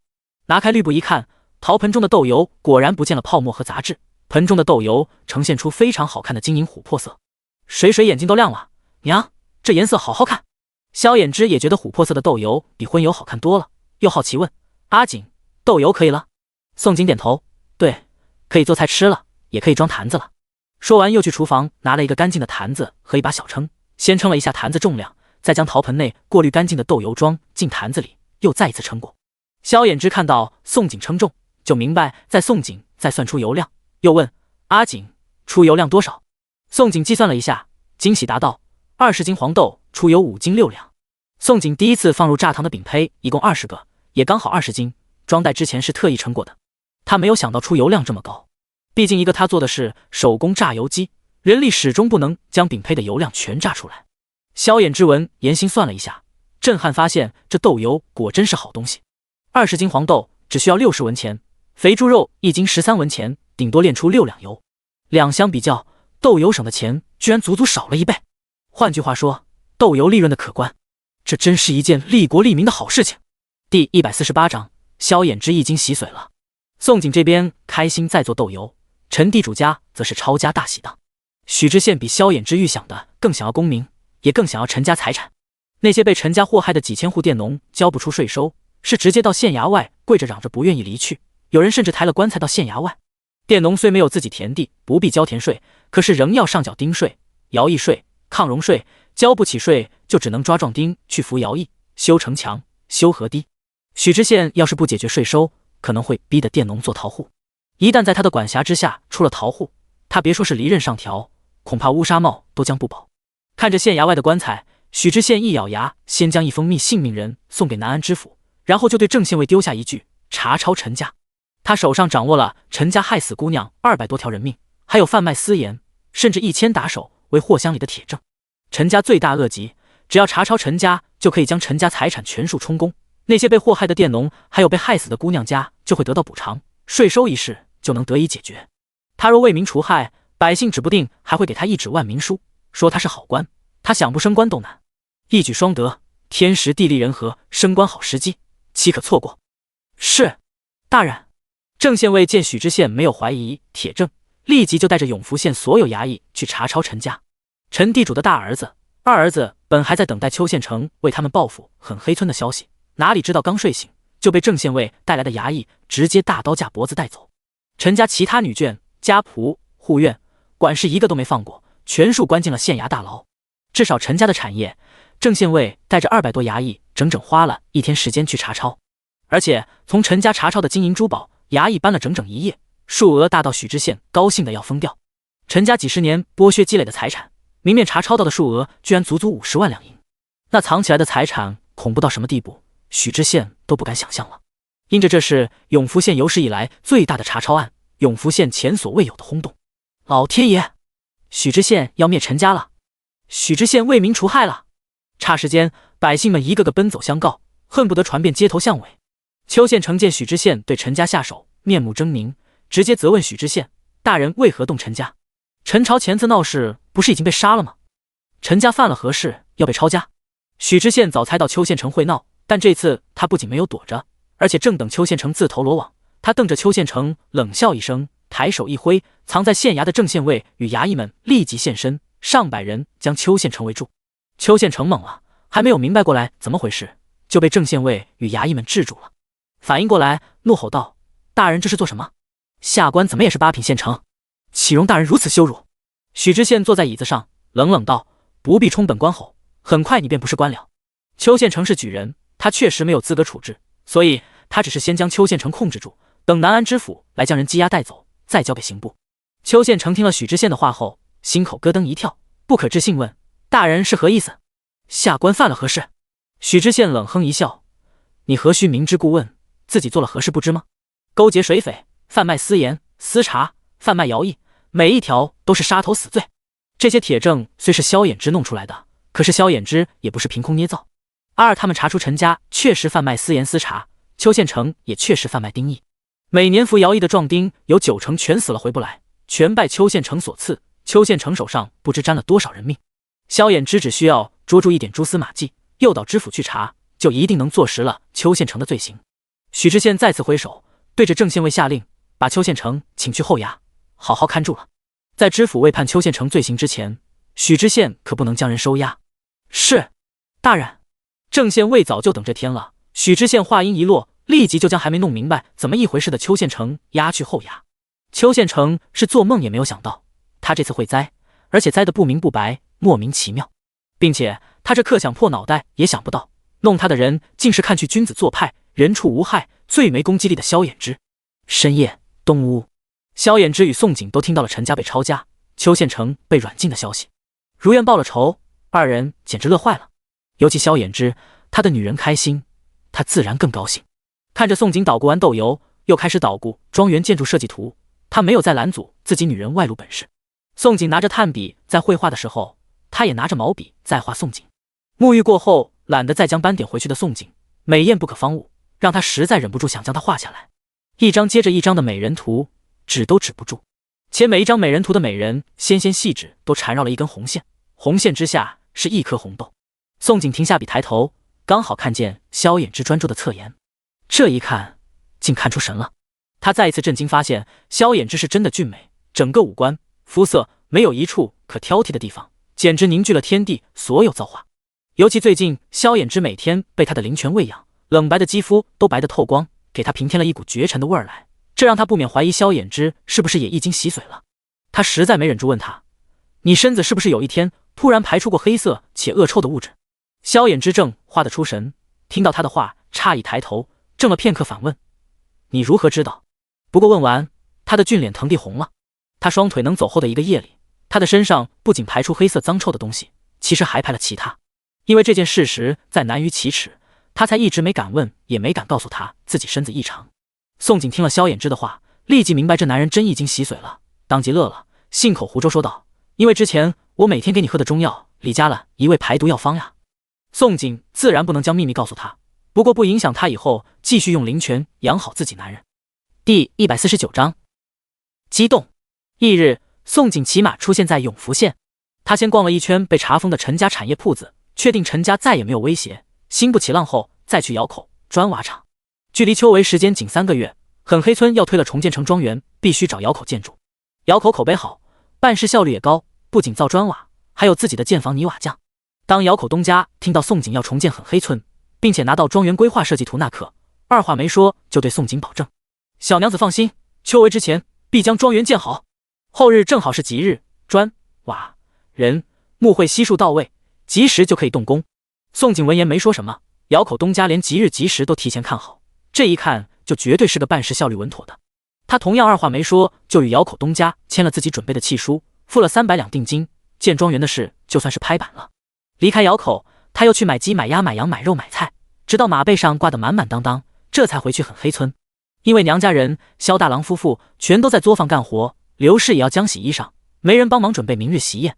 回到萧衍之房子，宋景就进厨房拿刀，准备开始杀鸡宰羊。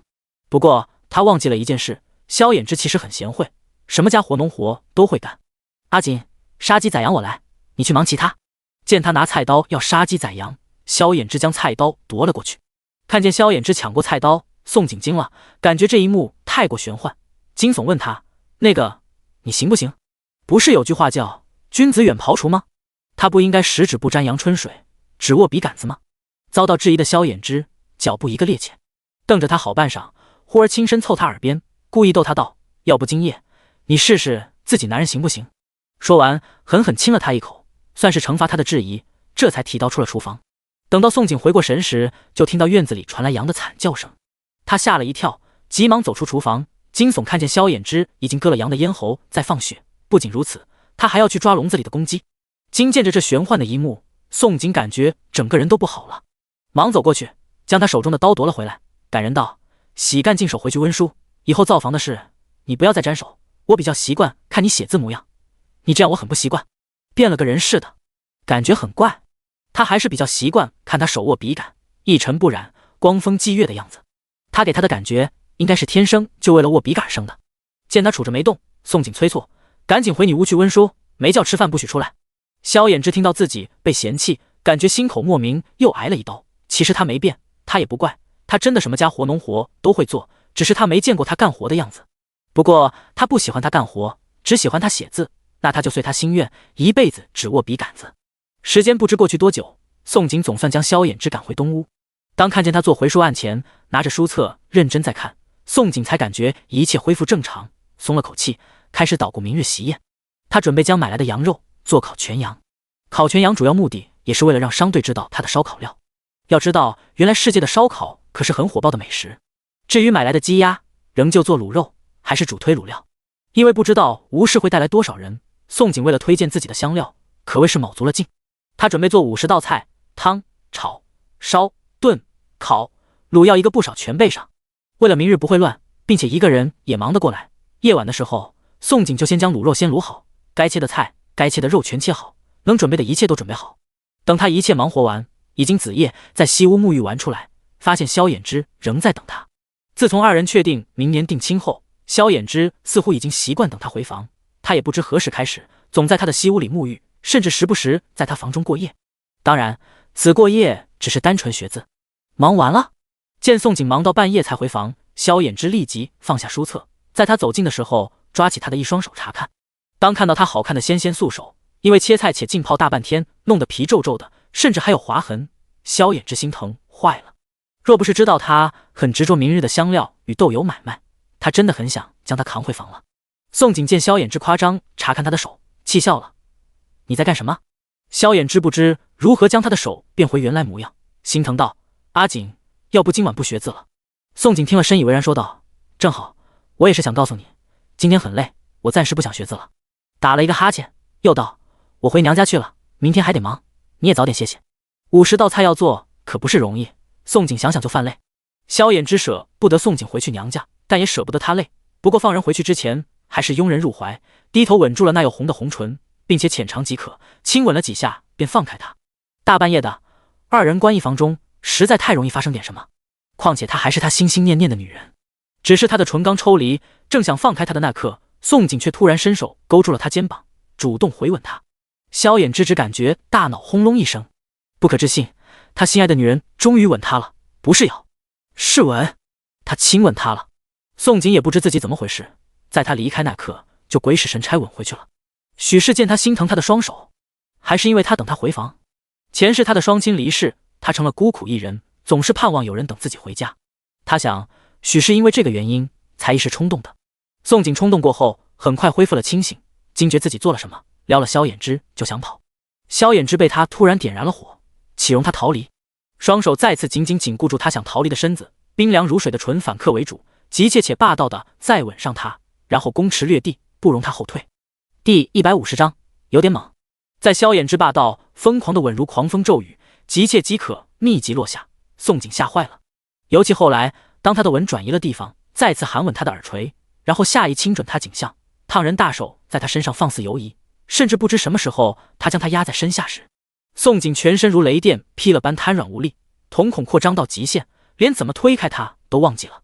萧衍之觉得自己要疯了，宋景太过甜美，他真的要把持不住了，很想立即就将她变成自己女人，很想将她揉入自己心里，让她完完全全属于他。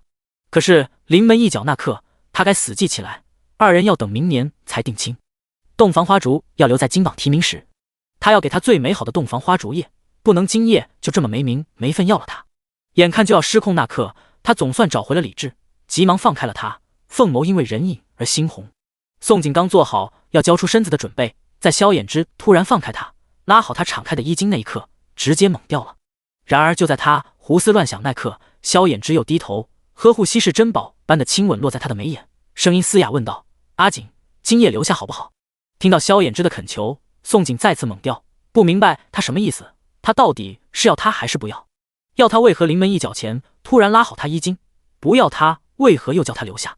萧衍之看着宋景迷离的美眸，呼吸不畅，隐忍解释：“我只拥着你睡，金榜题名前不动你。”说完，他懊恼地躺在他的身侧，紧拥着他的身子，烫人气息吹拂他脸上，自言自语叹息道：“阿锦，你一定是妖精所化，要不是妖精化身，怎能如此勾魂摄魄？只要一碰他，他就恨不得将他变成他的所有，恨不得一辈子就停格在这一瞬间。”见萧衍之难受，隐忍躺在身边，宋景恨不得想找个地洞钻进去。都怪他玩火，明明二人如今的关系很容易失控，发生些什么，他不应该撩他。他侧起身子，与他鼻尖碰着鼻尖，突然问道：“若是哪日你发现我不是妖精，其实是鬼魂所化，你怕不怕？”萧衍之心口一颤，臂弯收紧，不安问：“那你会消失吗？”宋景闻言气笑了：“我问你怕不怕，你问我消不消失做什么？我是很认真的问你，不是开玩笑。”萧衍之温柔的吻再次落在他的眉眼，很认真道：“我也很认真的在问你，我不管你是人是鬼是妖，来自哪里，从前如何，我只知道此刻我爱你，只想知道你会不会离我而去。”虽然他怀疑他来自域外，可是他回想过后，发现自己熟读的天下书本与游记，从未听说过哪个域外有他会的离奇玩意。他就像来自天外，不属于这个天地的人似的。正因为如此，他心里患得患失的感觉是日益严重了。宋景听到萧衍之说爱他，心口一颤，沉默一会，像只小猫钻入他的怀里，伸手环住了他的腰，贪婪吸着他身上沁人的男性气息，脸红满面，柔声给了他一句承诺：“我不会离开你，除非你对不起我。”阿锦，萧衍之得到他一句承诺，激动得快疯了，俯下身再次含住他双唇，而他好不容易忍住的欲望再一次点燃，险些失控。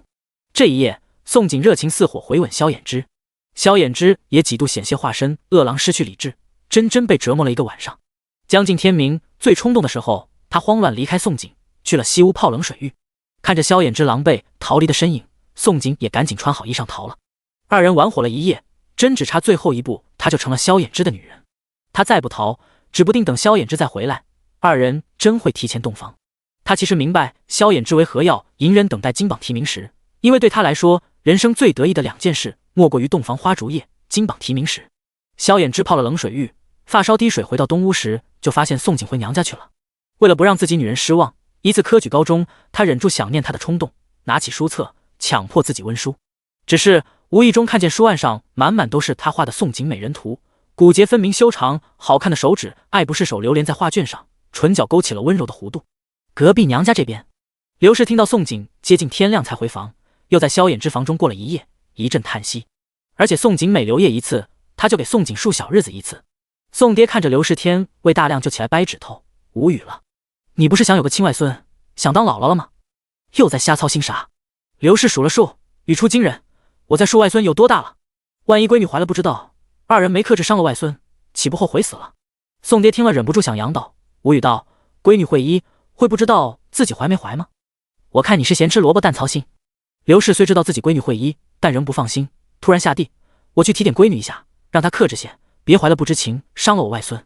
宋爹忙将刘氏拽了回来，拿出杀手锏，吓唬道：闺女与女婿床地之事，当爹娘的手伸这么长，管这么宽做啥？你是不是闲得慌？闲得慌咱再生一个。刘氏闻言吓了一跳，他虽然孙子都有了，可是年龄真不算大，也就40岁，要生还是可以的。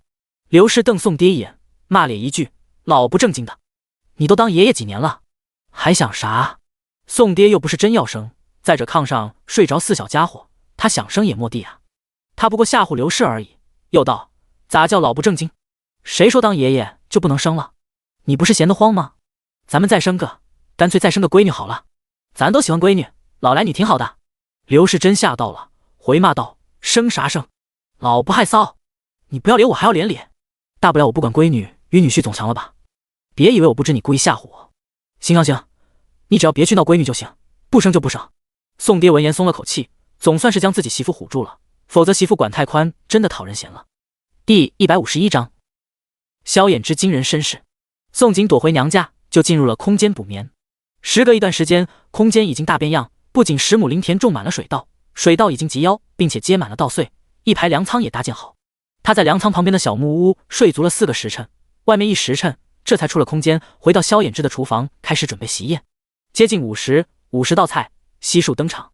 宋景将所有佳肴按着汤、炒、烧、炖、烤、卤分类而做。红烧菜一共15道，有红烧鸭、红烧鸡块、红烧猪蹄、红烧肉、红烧狮子头、红烧大排。汤是药膳汤，一共5道，有五指毛桃鸡煲、猪笼草横小豆横粒汤、陈皮炖老鸭、杜仲排骨汤、灵芝煲猪肚。剩余的30道菜皆是炒、炖、烤、卤等菜。当萧衍之看到堂屋6张拼在一起的巨型长桌，摆上色香味俱全的佳肴，是正站了好半晌。自己女人样样都会，简直全能，他是何其有幸得到了宋景如此宝藏女人。宋景将最后一道烤全羊摆上桌时，村口就传来马蹄声与马车声。10个身骑骏马的男人在吴氏与郑县尉的带领下，一起来到狠黑村。宋景与萧衍之闻声神情一紧，立即牵着手走了出去迎接吴氏等人。二人走到老井边，一眼就看见了吴氏身后的10人。10个男人有8个穿着统一黑色服饰，显然以前面锦缎华服的2个男人为首。为首的2男人，一个身穿墨色锦衣，约莫50岁，另外一个身穿金线绣边灰色华服，30岁模样。阿锦，吴氏被郑县尉搀扶下马车，立即就迎向宋景与萧衍之，给2人介绍道：我来给你们介绍，这位是秦氏商帮秦五爷，另一位是墨白先生，其他8位小哥都是秦五爷的人。转过身又对秦五爷与墨白先生介绍，这位就是宋小娘子，救了我一命的小恩人，不仅会医，香料与豆腐作坊也是他开的。旁边这位是他夫君，萧小伙子，秀才小3元。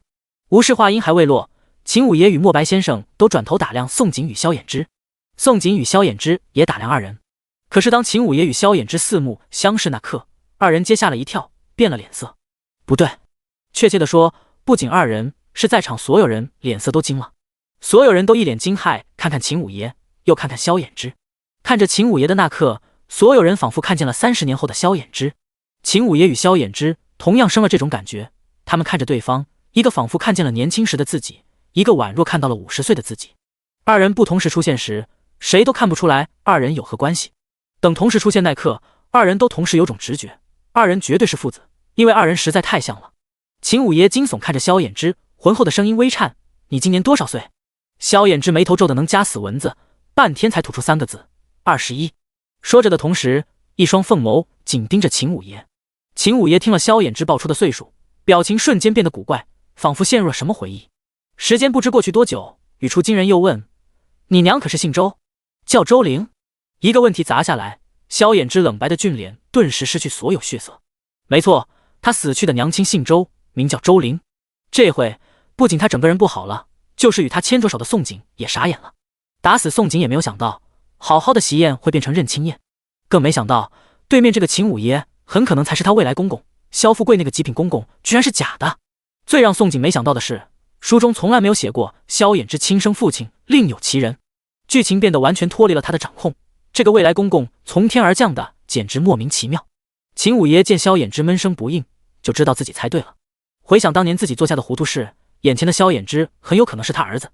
他没等萧衍之回答，便语出惊人道：“你大概是我儿子，不过此事说来话长，你我需要单独一叙。”他似乎习惯性发号施令，没等在场所有弄明白怎么回事，转过头就对宋景说道：“你且带莫白他们先去吃席宴，吃过后带人去看一下香料作坊。”言罢，就先走到一边。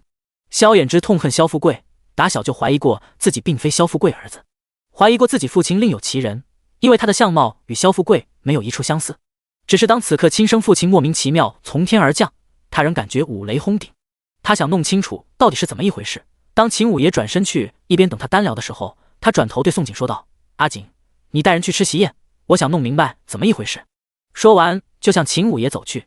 当时在场不止宋景正愣住，就是莫白、吴氏、郑县尉也猛圈了。最猛的人莫过于吴氏。秦五爷是他带来的，可是他真的没有发现萧衍之与秦五爷站在一起会这么相似。最不可思议的是，二人似乎是父子。秦五爷远离众人一段距离，就停下了步子，然后等待萧衍之。当萧衍之一步步朝他走近，他也一直都在打量自己的儿子。等到萧衍之距离他五步之遥，闷不吭声。等他答案时，他才坦白说道：“我与你娘其实是场意外。22年前我被人暗杀，九死一生，刚好躲进了你娘的板车上。我中了对方毒药，需要女人去解。无奈之下，我把你娘给那个了。等我醒来，发现身上的银两没了，你娘也不见了，且杀手再次追杀过来，我只能离开。大概是那一夜，你娘才怀的你吧。事后我想过寻她，但想起你娘拿走了我身上所有银两，想是不希望我去寻她。后来我回归家族，因家族争斗，且时隔10数载，便渐渐遗忘了这件事，更忘记了你娘。抱歉，今日见了你，我才回想起往事，才得知你的存在。我并非想解释什么，只是想告诉你一切事情经过与缘由。”第152章确定亲生。意思我师也中。脸色越发难看的萧衍之半天才从牙缝挤出这么一句。眼前的秦五爷是他的亲生父亲，可却也是玷污他娘亲的男人。当时我娘可有一点自愿？在问这话时，萧衍之凤眸带着一丝希冀。在他心中，他的娘亲一直是天底下最善良也是最刚烈的女人。若非有一丝自愿，被玷污后绝对会选择轻生。秦五爷听到萧衍之自称自己是野种，面色微沉。但他确实玷污了一个有夫之妇，并且让人意外怀上自己重。对于别人来说，萧衍之确实是野种。秦五爷翕动了一下唇瓣，叹息说道：“我不知，当时我不仅中毒，还受了箭伤，失血过多，神志已不清楚。全程是你娘助我脱逃。你娘将我安置在一处山洞，昏迷前，我想着日后报答她救命之恩，才问了她名字，其他的事就一概不知了。等我清醒后，毒已解了，你娘也消失了。我想大概是我毒发强迫了你娘。玷污有夫之妇这件事，其实对于秦五爷来说是一生的污点。不过他的儿子可不是野种。”念及此，他又道：“你放心，我不会让你成为别人口中的野种，我秦军的儿子只会是受人敬仰的少主。”萧衍之俊眸一缩，什么意思？秦军觉得萧衍之是自己儿子，也没有什么好隐瞒了，直言道：“我秦家可是历经多朝千年不衰的氏族大家，我如今是秦家家主，你只要跟我回秦家认祖归宗，就是秦家少主。秦家商帮只是对外的一个假身份而已，真正可怕是背后盘根错节的关系大王。真正的秦家是历朝皇帝都想联姻且忌惮的氏族大家。秦家历朝培养的棋子，全部皆举荐入朝为官，一代传一代，哪怕战乱，朝廷更迭，皇帝换人，秦家依然屹立不倒，经久不衰。就是现在朝廷大半官员，连当朝首辅林居正都是秦家培养的棋子。成为秦家的家主与少主，享至高无上的权力，与当隐形皇帝、隐形太子毫无区别。秦军突然想起一件事，自顾问道：“你娘人呢？他是不是也在？”萧衍之瞪着眼前从陌生人变成自己亲生父亲的秦军，心中思绪惊涛骇浪。这个父亲他不想认，因为这是耻辱，一旦认了，他娘亲就会背上不守妇道的污名，即便死了也会遭人唾骂。可是听了秦军的话后，他能不认吗？他娘亲恐怕是心甘情愿以身救人，否则他娘亲被沾污后早已轻生，更不会将他生下来，也不会如此疼惜他。他不明白他娘亲为何甘愿为了一个陌生男人献身，做出如此匪夷所思的丑事。萧衍之闭上眼眸，再次睁开时目光坚定，冷声道：“我不会跟你回去认祖归宗，更不想做什么少主。我娘死了20年了，你若还记得她救命之恩，就将这事烂在肚子里一辈子，别再败坏一个死人名节。而且他不想牵扯上什么氏族，这听着就是庞大的暗势力。秦军听到周灵已死，而且死了10数年，一脸不可置信，惊悚问：你说什么？你娘死了20年？想起自己娘早死的原因，萧衍之看着秦军，一脸阴沉，最后他没说什么，转身走了。他娘亲早死，其实有一半他的原因，他长大后调查才发现的。他娘亲生下他后还在坐月子，萧富贵就管不住裤裆的2两肉，强行与他娘亲行房，才害得他娘患了月家痨病。他娘亲得了月家痨病，痛苦不止，他还怀疑萧富贵与杨氏一起谋害他娘亲。他娘亲原本身体有转好迹象，可突然1日大出血暴毙而亡。之后萧富贵在他娘死后1个月就迫不及待让杨氏进门。他娘亲死得不明不白，若说与萧富贵和杨氏没关系，打死他都不相信。只是事隔多年，他一直没有找到萧富贵与杨氏害死他娘亲的证据。堂屋这边，宋景表情一言难尽，盯着莫白与秦军带来的8人，是吃自己辛苦准备的喜宴。他已经猜到了秦军是未来公公，但他实在猜不出莫白是什么身份。莫白衣着打扮与气质给他的感觉很像智囊谋士。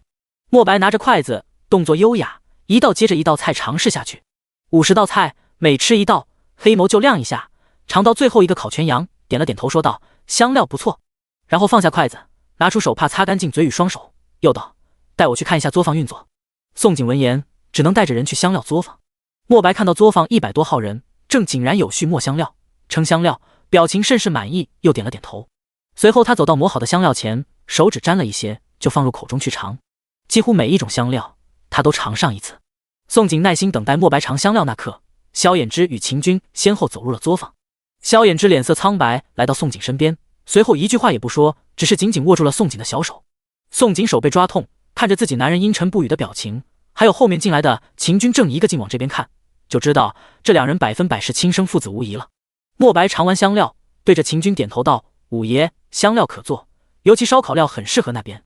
秦军闻言点头，转眸向宋景看了过来。当他看见宋景脸上的斑点时，眉头不着痕迹皱了一下。不过他未表现出不喜来，轻咳了一声问道：4种香料，各1万斤，3个月内赶得出来吗？宋景面对未来公公的问题，嘴角直抽。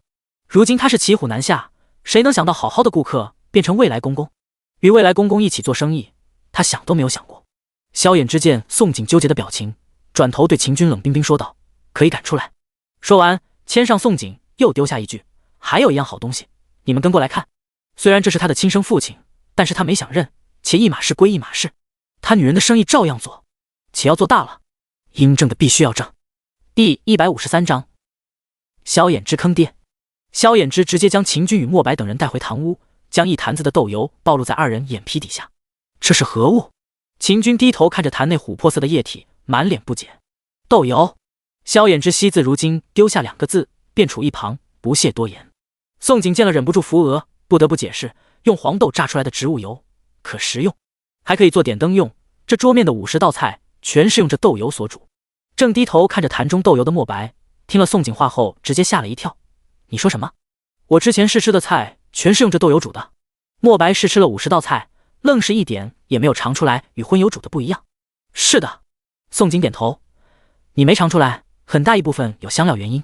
秦军闻言表情略显激动，问萧衍之：黄豆榨油点子可是你想出来的？这个儿子是意外之喜，但秦军此刻更希望自己儿子出色。要是黄豆榨油的点子是他儿子想出来的，届时他将人带回秦家，秦家老祖宗那边也好交代。与我无关。萧衍之直接将宋景拽到身边，说道：香料、豆腐、豆油全是我女人的想法。萧衍之纵然不认秦军这个父亲，但身上始终流淌着秦军的血，他觉得自己有必要提前让秦军知道宋景是他的女人。秦军没想到如此惊人的榨油点子竟是出自宋景脑子，当下不免有些遗憾，尤其看着宋景的斑点脸，遗憾更甚了。可当他低头看着萧衍之与宋景始终紧握交缠在一起的手，又渐渐接受了。秦家男人性情凉薄，女人都是附属品，秦家男人要娶也只娶有用处的女人。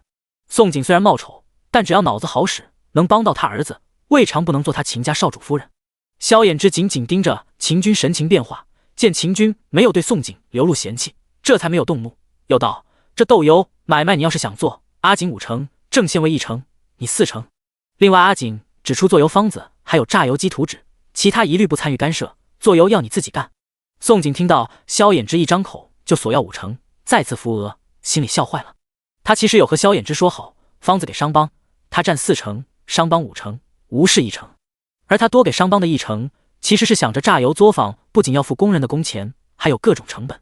他是没想到原本谈好的萧衍之会临时变卦，且还是个坑爹的，他居然多坑了1成。想到萧衍之为了他坑爹，宋景心里真的忍不住想笑。秦军听了萧衍之的要求，果然傻眼了，瞪着自己儿子半天说不上话。但他沉思一会，不仅答应了，甚至都想将秦家商帮直接白送给自己儿子。毕竟这是他为人生父的亏欠，21年都不知道自己儿子存在，不要说只是1成利润，就是要他了秦家商帮都不过分。秦军被儿子坑得心甘情愿，爽快说道：行，你说多少便多少，不过要让你媳妇教一遍如何做油，还有我想看一下榨油机。儿子不认他，只能怎么讨好怎么来。萧衍之听到一句你媳妇，冷硬的俊脸总算缓和了一些，再次牵着宋景带着秦军去娘家院子做油。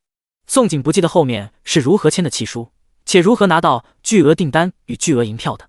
当临近天黑，送走了秦军、莫白、吴氏与郑县尉，宋景仍感觉自己在做梦。4万斤的香料，他一下就进账2万两，而且未来公公还是直接一次性付款。回到东屋，宋景很不厚道的当着萧衍之的面狠狠亲了银票一口。没法子，他就爱钱，虽然自己男人正因为自己尴尬的身份脸色不太好看，但仍旧阻止不了他一日挣2万两的喜悦。萧衍之见他抱着银票笑得见牙不见眼，一冲动就将他拦腰抱起，直接往炕上带。宋景对萧衍之从来心不设防，不仅毫无防备就被他抱起，还被他压在身下差点吃干抹净。不过萧衍之明显心情不够美好，临最后一刻依旧紧紧拥着他躺着。感觉到这男人身上的低气压，宋景偎在他怀里问道：要不要与我说说？萧衍之转头亲吻了一下宋景额头，声音沉闷道：我没事，只是我不能理解我娘为何甘愿为一个陌生男人献身。宋景盯着萧衍之的俊容，撇了撇嘴道：其实一点也不能理解，你亲爹年轻时肯定和你长得一模一样，若他又温柔的话，你娘动心也不是不可能，况且萧富贵肯定对你娘不好，你娘心存一丝报复也再正常不过，他不就是因为萧衍之如今的温柔沦陷了吗？这男人温柔，待他实能溺死人。萧衍之想起一事，随后又说道：阿锦，我觉得我要老实向你交代比较好。听他的意思，秦家是历经数朝千年不衰的氏族大家，而他是秦家家主，他想让我认祖归宗。宋景惊骇地瞪着萧衍之，这么说，你不是有机会摇身一变成为氏族家的少主？那你要回去认祖归宗吗？之前吴氏说介绍商队，宋景就猜到氏族，只是没有猜到秦军身份居然是氏族家主。若是萧衍之有了这个身份，哪还需要什么科考进入朝堂，直接回秦家就可以躺赢了。要知道，厉害的氏族可是连皇族都不屑一顾的。只是书中真的根本没有提到过什么秦家氏族，看来是隐匿起来的氏族。萧衍之摇头，他确实让我回去当少主，但我不想认他，更不想当什么少主。我娘已经死了，我绝不能让我娘死了还要遭到万人唾骂，何况我娘的死与我的出生有一半的关系。顿了一下，又道：阿锦，我们现在这样就好，我只想安安静静科考，高中状元后再给你征诰命，让你当首辅夫人，而你可以专心挣钱，做你自己喜欢的事。宋景很是震撼，没想到萧衍之经得住如此大的诱惑，更没想到这男人一心只想科考，给他征首辅夫人。其实他当时只是随口一说。第154章秋闱1。3个月眨眼而过，期间一共发生了3件事。第一件，陈地主家败了，只要是男丁皆全数流放，女眷贬为贱籍。第二件，邱县城先被褫夺功名，后被判砍头，且邱家被抄，男丁流放，娇妻美妾充为官妓，贬入教坊司。第三件事则是狠黑村从原本荒芜破烂的小乡村，变成了一座占地面积近300亩的大庄园。不仅庄园青砖围墙高10米，就是东面50座一进青砖宅子，也如同整齐的士兵，一排排归列而建。还有7座建筑最是宏伟，建在南面。7座建筑其中有3座是2进宅子，依山而建，坐北朝南。宅子主人是萧衍之、老宋家、萧大郎夫妇。另外4座建筑分别是私塾、豆腐作坊、香料作坊、美盐作坊。没错，美盐作坊。宋景做的牙粉终于在记事房售卖。只不过宋景怎么都没有想到，周大夫一直想要介绍给他认识的东家居然是莫白。记事房背后的真正大东家兜兜转转，最后发现竟还是他未来公公秦军。秦家不仅掌控大半个朝廷官员，产业更是涉及医药、漕运、盐茶、官窑、织纺。当得知秦家的庞大，可把宋景狠狠吓了一跳。秦军得知宋景是周大夫口中精通缝合手术的旷世神医，且他儿子的双腿还是宋景治好，同样被吓一跳，对自己丑儿媳妇也是越看越满意。他是真替自己儿子感到高兴，他的儿子是捡到宝了，既会挣钱又会医术，如此有能力的儿媳妇完全够格当秦家少主夫人。为了促进与儿子的关系，他想着法子讨好宋景。得知宋景缺人手，雷厉风行就给宋景送来10个签了死期的药童，一个大夫，一个马夫。宋景作为美颜房东家，只把牙粉方子交给那个大夫，就躺着等收钱，什么都不需要他做。秦军发现宋景喜欢钱，更是豪横，牙粉3/7分成，宋景7成，记事房3成。香料的原材料更是源源不断，成本价提供。8月初1，宋景盘点总收入时，看着满满一箱银票，笑不活了。谁能想到，落户至今短短8个月而已，他已经资产近100万两银了。不仅有金满楼12家分楼火锅料每月固定8万两收入，还有豆腐、豆油、香料、牙粉收入。哈哈，50万、51、52，宋景一边数钱，一边肆无忌惮开心大笑。他不笑忍不住，第1年就利润超100万两，等以后豆油、香料、牙粉3样真正做起来，接下来他就要年入1000万两了。按大号物价，1000万两相当于原来世界20个亿，年入20亿，谁不开心？恐怕做梦都要偷笑。手拿书册看书的萧衍之看着宋景爱钱模样，是直接麻木了。他早明白了，他一个美男摆在宋景面前，还不如钱来的香。还是好好温书，不说话，努力准备科考，免得继续挨刀。8月初3，朝廷终于颁布3年1次的秋闱日子，乡试定于8月初9、12、15日分3场，在各州府举行。萧衍之一袭藏色云纹广袖锦衣，凤眸朗星，端的是龙姿凤表，狼艳独绝，事无其二。宋景同样一改浓女打扮，换了一身淡紫色衣裙，身上绣有小朵的淡粉色栀子花，青丝挽了个朝云镜相系，斜插一支淡紫色簪花，显得几分随意却不失典雅。萧衍之收拾书册进书箱时，看着宋景对着妆帘忙着往脸上点斑点，心疼问道：“阿景，要不我一个人去府城好了，你在家里等我回来。”去南安府城参与乡试，一来一回要半个月之久。宋景若跟着他，不仅车马颠簸，他若进了考场，就他一人住在客栈，绝对会很无聊。虽然他一刻也舍不得离开他，可是他也不想他难受。宋景闻言转过头看他，随后将他从头到脚扫一遍，坏笑说：“我不跟着去，万一你刚出考场又被女人生扑，如何是好？原主生扑他成功，2人才成亲的，万一又有女人看上他，生扑他，且扑成功了，他是娶还是不娶？纳妾不纳妾？而且这次是所有秀才参加乡试，一旦考中就会是举人，一些乡坤富户家的小姐指不定正等在考场外，正准备逮着找金龟婿呢。他还是辛苦些，自己男人自己盯着比较放心。”萧衍之回想起之前被生扑的一幕，脸色骤然变了，他是被扑出阴影了。莫等萧衍之说话，宋景扑哧笑了一声，又道：“放心吧，知道你担心我无聊，我绝对不无聊。你进考场后，我就回客栈睡觉。”他是真不会无聊，且事情多得很。等到了府城，他空间里10亩稻谷正等着收割，不仅不会无聊，还会累半死。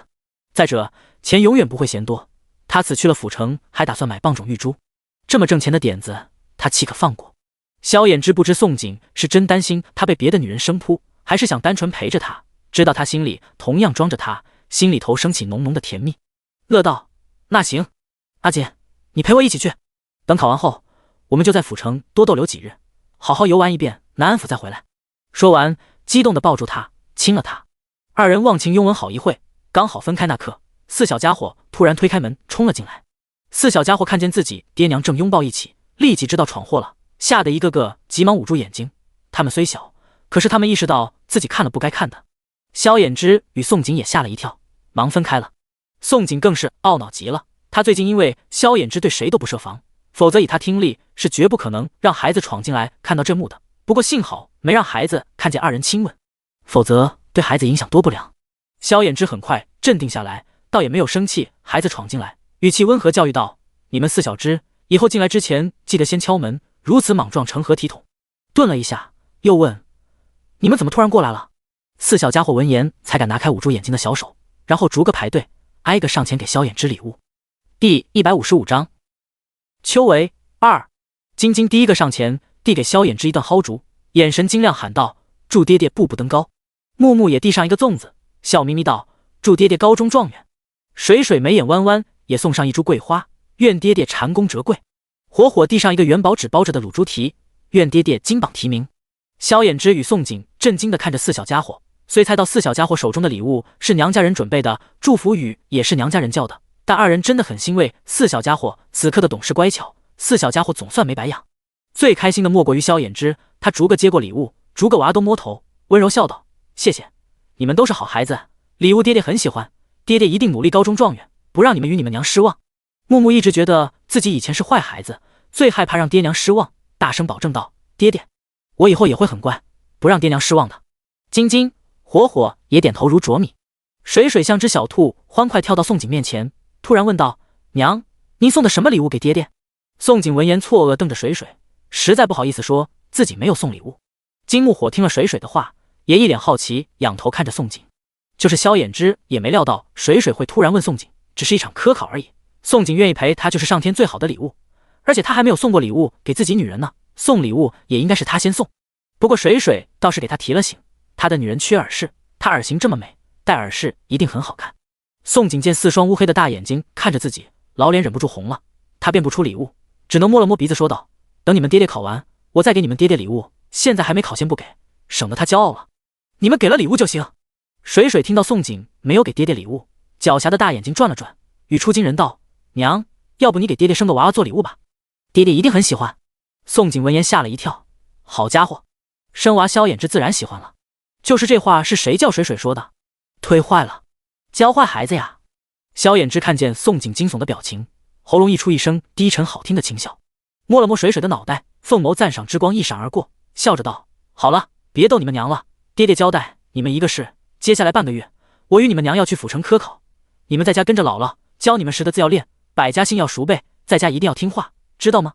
四小家伙从未离开过自己爹，听了突然很不舍，可是他们知道爹爹是去科考，且张舅妈和他们说了不能跟着去，要给爹娘独处，他们才能更快有弟弟妹妹。为了快点有弟弟妹妹，他们要忍住对爹娘的思念。水水反应最快，点头也最快，好的爹爹，我们会很听话的。说完就推着三个笨小孩走，走走走，我们先出去，不要吵着爹娘。金木火最近都很听水水的话，水水一呼唤，立即如石一般突然一溜烟走了。宋景等四小家伙走后，才环住萧衍之的腰，亲了亲喉道：“抱歉，忘记给你买科考礼物，我没有给男人送礼物的经历，所以根本没想过这事。”萧衍之听了一惊，随即心里乐坏了，他女人的意思他没有心悦过其他男人，没有送过礼物便没有思乡受受，不管身心，他都是他第一个男人。太好了！宋景感觉到这男人突然情绪激动，不解笑道：“没科考礼物送你还这么开心？”“不是，我只是觉得自己是天底下最幸运的男人，我竟能有幸得到你。”萧衍之摇头，不敢告诉宋景，之前他有多想他这么优秀，会不会有很多心悦他的男人。阿锦，谢谢你给我机会，谢谢你选择我。一句情话对宋景是真受用。二人又动情拥吻许久，直到发现时辰不早了，怕耽误了赶路投宿的事，才不得不分开继续收拾。萧衍之收拾书册文房四宝，宋景则给二人收拾替换的衣物，去府城要半个月，幸好有马车，且如今是秋天，二人衣物鞋子一个箱子便能装下。不过宋景还带上了不少瓶瓶罐罐。萧衍之见宋景收拾一堆药瓶，很是不解，但他没问，自己女人做任何事他都要支持。二人收拾完，抬着箱子和书箱出了新宅子，就看到宅子外站着满满的人，全村人不管男女老少一个不少全部到齐，然后依次是娘家人、四小家伙、萧大郎一家四口、郑县尉。让人意外的还有秦军与莫白。村长与三叔公带着全村人来送萧衍之，一个是因为希望萧衍之中举，二个是如今全村人都因为萧衍之住上了新宅子，并且村里人每个月在作坊干活，每家最少月入10两银子。全村人因为萧衍之与宋景才有今日，他们必须前来。秦军与莫白出现在这，也是因为萧衍之。秦军想劝萧衍之不要参加科考，直接跟他回秦家当少主，但儿子不认他，甚至不屑做什么秦家少主，他只能先随着儿子的脾气。不过他是来送人的，给萧衍之送贴身随侍，秦家少主出行走哪都必须有人护着。郑县尉出现在这，除了给萧衍之送来科考所需的宝笈、录影，还替一使送来一封信。信是有人寄给萧衍之的，却先寄到他手中。当郑县尉看见萧衍之出宅子那刻，当即就将手中所有东西递给萧衍之。衍之，这是你让我帮你办的宝笈与录影，另外还有一封信，不知谁寄的，一使送到我手中，是寄给你的。萧衍之闻言接过信件，还未打开，看到信封上面写的自己名字，就猜到会是谁寄来的。给他寄信之人是赵钱。萧衍之抽出信封内的纸张一看，果然看见信纸上面只写了一个字。宋景最近与萧衍之夜夜睡一起，被迫认识了不少字。看到纸张上面只有一个字，也猜到了寄信人是赵钱。第156章秋闱3。信纸上单独一个困字，简单明白。萧衍之与宋景对视了一眼，随后二人心领神会。科考前信道：赵钱这是给透题来的。萧衍之得了这神助，第一名解元是十拿九稳，非他莫属了。萧衍之将信纸收起，对郑县尉感激一笑，有劳郑叔帮忙与送信，衍之敏感妩媚，都喊我郑叔了，何须言谢。郑县尉摆手一笑。后面萧衍之与萧大郎夫妇、村长三村公话别，宋景也被自己娘家人拉到一旁，确切的说是刘氏、大嫂柳氏、二嫂张氏三个女人。刘氏将宋景拽到一边，瞄了一眼宋景的小腹，语出惊人：闺女，科考9天，一定会很难受辛苦，去了府城，你让衍之安心科考，切记让他歇歇好，你也得顾着点他身体，没怀上咱先不急。刘氏给宋景将洗衣裳，发现宋景来小日子了，他的外孙梦没了。原本他还很担忧宋景会喜当娘，如今又犯愁了，闺女与女婿都在一起睡了几个月了，这肚子咋愣是没动静呢？张氏凑了过来，一脸过来人的模样，嘿嘿笑道：小姑，你真不用着急，等衍之妹夫考完回来，你给他多吃几顿煸汤补补，保你很快怀上。柳氏点点头，一本正经说着吓人话：小姑，你二嫂说的方法不错。宋景一脸惊悚瞪着身前的三个女人，半天说不出话，脑子里只剩下3句话：我是谁？我在哪？我在做什么？闺女，你有没有听我说话？刘氏见宋景直瞪眼不吭声，担忧自己闺女不将他的叮嘱放心上，直白挑明了说：我知道你与衍之两人如今很黏糊，但是科考为重，那啥你得克制些，等衍之考完咱再来想生仔的事，记住了不？宋景心里小人，正直点头：我很克制呀。你女婿也很克制呀，都克制几个月了，到底记住没有？你咋不说话？刘氏等半天还是没有等到宋景反应，真是急死了。眼见刘氏要着急上火，宋景总算回过神来，害怕刘氏没完没了，苗总娘，我记住了，去了府城就跟他分开房睡，一定以科考为重，不吵他，不闹他。我哪是？刘氏一时跟不上自己闺女脑回路，听了闺女的话后是张了张嘴，不知说啥好。他说的克制不是非要二人分房睡啊，这让他如何才能说清楚？张氏见宋景误解了刘氏的意思，笑死了，坏笑道：小姑，婆母没让你与衍之妹夫分房，只是让你们那啥时悠着点，别太平让衍之妹夫太累了。宋景闻言吓死了，这是什么乱七八糟的虎狼之词？他没经历过，实在没脸再与3个女人说这事，脸红满脸，忙借口遁逃：娘，我记住了记住了，科考最大，我会悠着点，绝对不影响他。我先去和爹谈一谈，交代他作坊的事。言罢，不管3个女人说没说完，急找宋爹救命。羞死了！虽然他与萧衍之睡了几个月，可是1斤以下位置，萧衍之是没敢碰的。那啥事，他其实还是个雏儿。大白天的，他实在不宜与3个女人聊这么虎狼的话题。萧衍之这边，萧大郎与徐氏目前仍不知道秦军是萧衍之的亲生父亲。萧衍之不想认秦军，所以刻意隐瞒，就是宋景娘家人都不知道他的身世。萧大郎见自己二弟不仅治好双腿，如今都要参加科考了，他是高兴的红了眼眶。见萧衍之走过来，他直接给自己兄弟一个拥抱。二弟，大哥嘴笨，不会说啥好听话，就是希望你中举，将来官至首辅。萧大郎很庆幸自己有这么一个兄弟，不仅模样长得好，书读得好，且萧衍之给他一座2进宅子不止，宋景还分他份子钱。虽然他坚决拒绝10个点的份子钱改成1个点，但是1个点的份子钱愣是让他一夜之间摇身一变成了万两户。身无分文的泥腿子，1年不到成为万两户，全托自己二弟与弟妹的福气，他如何能不感激？借大哥吉言了。萧衍之回拥了一下自己大哥，很想告诉萧大郎自己的身世，但最后他还是忍住了，而且只是离开一阵时间而已，不是长久分别。萧衍之与自己大哥大嫂简单聊了几句，又与村长三叔公、全村人一个个话别。等萧衍之全部轮着话别完，已经小半个时辰。秦军默默等待萧衍之与宋景小半时辰后，才指着他身后8人中其中4人对萧衍之说道：你带着魑魅魍魉，他们4鬼可以保护你安危。他带来的人看着装扮是随侍，其实是死士，身手都是1等1的。萧衍之与宋景一早就看出来了，一直跟着秦军的8人与阿尔他们一样，只是2人没有想到这名字这么暗黑。宋景都在想，秦军会不会有24鬼？实在没忍住，他好奇问自己未来公公：另外4人不会是叫妹魁拔萧吧？是不是还有其他16鬼？秦军没想到丑儿媳妇这么聪明，居然全猜中，顿时又被丑儿媳妇聪慧惊了一把。他与有容焉的语气点头说道：“没错，还有16鬼，另外4鬼确实叫妹魁拔萧。”宋景闻言噎住了，秦家的庞大再一次刷新他认知，鬼一共24类，他就是茯苓心智随口一问，哪里知道还真的凑齐24鬼。要知道死士可不好培养，要顶尖的苗子，而且要从小开始训起，一训就是几10年，几千人中也许就挑出那么一个，这就与他原来世界挑特种兵一样的。萧衍之很不喜欢秦军给他安插人跟着，但是考虑到4鬼有用，并且他不会武，若是有会武的护着自己，又可以给自己女人使唤，这也挺好的。沉吟半晌，冷声说道：“跟着我们可以，但是不该听不该看的，不能听不能看，必须给我保持应有距离。要是以后4鬼寸步不离跟着，凭4鬼的耳力，他与自己女人做点什么事，岂不被偷听了？他可没有这种被人偷听的嗜好。”秦军见自己儿子接受了他的安插人手，很是高兴，忙道：“这个你们夫妇大可放心，他们从小受训的第一件事就是什么该听，什么不该听，什么该看，什么不该看，这个他懂。他儿子不就担心与儿媳闺房那点事吗？”第157章，秋闱4 50，萧衍之与宋景终于坐上了马车，在4小家伙依依不舍及所有人殷盼的目送下离去，正式踏上了相识的征程。虽说永福县距离南安府城很近，马车赶路3天就能抵达，且乡试第1场8号才进场，但免得途中因意外耽误，二人是提前了2天赶路。从古至今，赶考的秀才都是匪徒强盗最喜欢打劫的对象。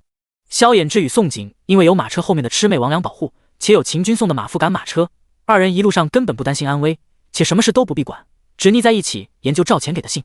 萧衍之看着信中的困字，沉声道：“我若是没猜错，策论应是论国困。如今大号四面楚歌，北方与中州府仍受瘟病的毒害，东边蜀群大军，西北边陲被戎人乌军占了3座城池，谁出的解困之法有用，谁将会是这一次秋闱的解元？”宋景听了深以为然，问道：“那你有信心吗？”萧衍之自信满满点头，之前还有点担忧，有了赵兄神助，解元绝对是我的。见自己男人自信时眉宇间流露的飞扬，宋景一时被迷住了，忍不住低头直接亲了一口，真棒！那我提前预祝我男人成为举人老爷。萧衍之被宋景突然亲了唇，全身一紧，宋景就坐在他怀中，他只要不是柳下惠，都不可能坐怀不乱。他耳根通红，僵直了身子，好在想到他正小日子，才没敢胡思乱想。不过也正因为想起他小日子，又莫名心疼。阿锦，让你陪我赶路，苦了你了。二人一起同眠几个月，他发现他很爱干净，前2月正值夏天炎热，他有时还会沐浴2次，如今仍正值秋老虎，赶路风尘仆仆没得沐浴，又逢他小日子，他一定很难受。至于他为何那么清楚他来小日子，一起同眠，他弄脏衣裙又岂会不知？哪里苦了？陪着你我觉得很甜啊。宋景并不知道这男人那么清楚自己小日子，且他有空间，根本不必愁没地方沐浴，他只要借口出宫，就可以进空间将自己收拾得干干净净。对于他来说，陪萧衍之科考就相当于度假游山玩水。萧衍之何曾听过宋景情话，正想回亲他，坐下马车，突然金马停下了。一切太过突然，萧衍之与宋景毫无防备，二人额头都磕到了一块。未等二人缓过来，魑魅魍魉中的魑立即骑马近前，恭敬禀报：“禀少主，前面有27个劫匪正拦路打劫一伙人，要出手清路吗？”萧衍之与宋景互视一眼，问道：“被打劫的是何人？”志在道：“一共5辆马车，因是赶考的秀才，有家眷姑娘护院同行，两方正焦灼。”萧衍之闻言冷冷回了一句：“不必出手，等着。”虽然被劫的是赶考的秀才，看在同道中人的份上应该相救，但是对方携带家眷姑娘，这个忙绝不能帮，救了人被姑娘缠上这种事也不是不可能发生。宋景听了吃的禀报，并没有说话。对方有护院，5辆马车，人肯定不少，且未出阁的姑娘为何不老老实实待在家中，出来蹦跶做什么？这件事本就反常。是少主。师本就没有想过要出手，24鬼本就不是什么烂好人，听了萧衍之的命令，立即就与魅王两护在马车两边。只是被劫匪拦路打劫的那伙人中的其中一个女子，是宋景与萧衍之做梦都想不到的。这女子正是沈玉，时隔大半年，她已换了个人似的，原本楚楚动人的眉眼多了一分冷艳。沈玉瞥见梦中情景出现的马车，立即对护在他身前的男子大喊：“厉大哥，身后有马车，他们的人一定能救我们！”厉眼正带着护院拦阻劫匪，闻言立即顺着沈玉手指方向看向身后，当看到一辆马车正冷冷地停在后边，怔了一下，反应过来，立即冲着魑魅魍魉大喊：“几位兄弟，请助厉某一臂之力，杀了劫匪！萧衍之与宋景听到对方喊话，双双皱起眉，二人都觉得自己似乎听到了熟悉的女声，然后二人脑中都同时蹦出两个字：沈玉。半晌，宋景问萧衍之救不救？沈玉离开大半年，莫名其妙又出现在这里，绝非巧合。萧衍之想也不想就摇头，不救。沈玉已经离开狠黑村，便与全村人再无关系，与他更没关系，他为何要救？何况宋景才是他的女人，其他女人的生死与他何关？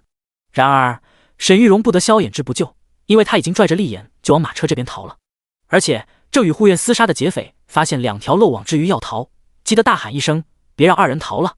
四个劫匪立即提着染血的大刀追在沈玉与厉眼身后，冲向马车。魑魅魍魉瞧见这幕，真生气了，但为了少主的安危，四人只能跳下马，藏袖中的蝎子刀同时拔出，迎向劫匪。接着只听噗噗噗噗四声，刚冲过来的四个劫匪咽喉都被刺了一刀。当蝎子刀再拔出时，四个劫匪直挺挺倒了下去，鲜血飞溅，成了四具尸体。宋景从手指挑起的车帘边缝看着魑魅魍魉的手中奇形怪状匕首般大小的蝎子刀，很是震惊。不过现在是关注蝎子刀的时候吗？沈玉与厉眼已经冲到了马车前，正心有余悸回头去看被魑魅魍魉刺死的劫匪。萧衍之与宋景近距离看着沈玉，双双心情都不美了。二人都不知沈玉为何还要出现，是巧合还是故意。魑魅魍魉身手真的很好，与阿尔他们一样，不出手则已，一出手全是一刀毙命，绝不留活口。且四人不屑废话，冲入劫匪群中，就如闯入羊群的狼。小半刻钟不用，20个劫匪全部变成了尸体。沈玉看着魑魅魍魉，眼底难掩欣喜，与他昨夜做梦的场景一模一样。他不知马车内坐的是谁，但他想一定是了不得的存在，身边随从能像阿尔他们一样实力强大，其背后主人绝对不会比赵钱差多少。第158章秋闱5。少主，道路已清。魑魅魍魉四人灭掉所有劫匪之后，蚩就对着马车拱手躬身禀报。沈玉听到少主二字，且见魑魅魍魉对马车内的人如此恭敬，是对马车内的少主更好奇了，杏眸目不转睛看向马车。然而没有幻想中了不得的男人，只有让他当场怔住的一幕。马车内的少主居然是个女人。只见一只纤纤细指徐徐撩起车帘边缝，然后露出了一角紫色裙摆，紧接着一张美得不可方物的容颜暴露在她的眼皮底下。宋景原本没想让沈玉看自己脸，不过他很想知道沈玉看见马车内的是个女人时会是什么表情，所以才如此故意。他不认为沈玉会认出他来，如今他的变化岂是去了斑点而已？因为每天灵泉滋养，他整个人白得透光，身上哪还有一点泥腿子浓女的气息？就是敲开沈玉脑袋，沈玉也不可能想到昔日丑的辣眼睛的女人会摇身一变成为大美人。宋景眼眸噙着几分玩味看着沈玉，嘴里却对吃师令道：道路清干净就继续赶路，别耽搁了行程。说完就放下帘子，动作快的沈玉根本没机会反应。厉眼见劫匪全数被灭，正打算躬身对马车上的主人说一番有如滔滔江水感激之情的话来，可是当他看见马车内的主人是个美人时，当场傻眼了。且美人也不屑听他什么感激话，一句话撂下，马车立即上路，没多久就消失于眼前，仿佛刚那一场劫杀未曾发生过一般。时间不知过去多久，厉眼与沈玉才回过神来。沈玉紧皱着眉心，抬眼看着自己挑的厉眼，神色很是复杂。厉眼其实很不错，容貌虽不及萧衍之与赵钱，但排第3实在不在话下。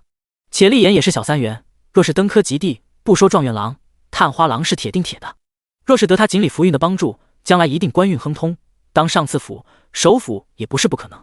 至于他如此期待马车内的主人，一个原因是想给厉眼网罗势力，二个原因他的心里始终不甘，他始终幻想着哪天天上突然掉下一个长相比萧衍之与赵钱还要好看的男人。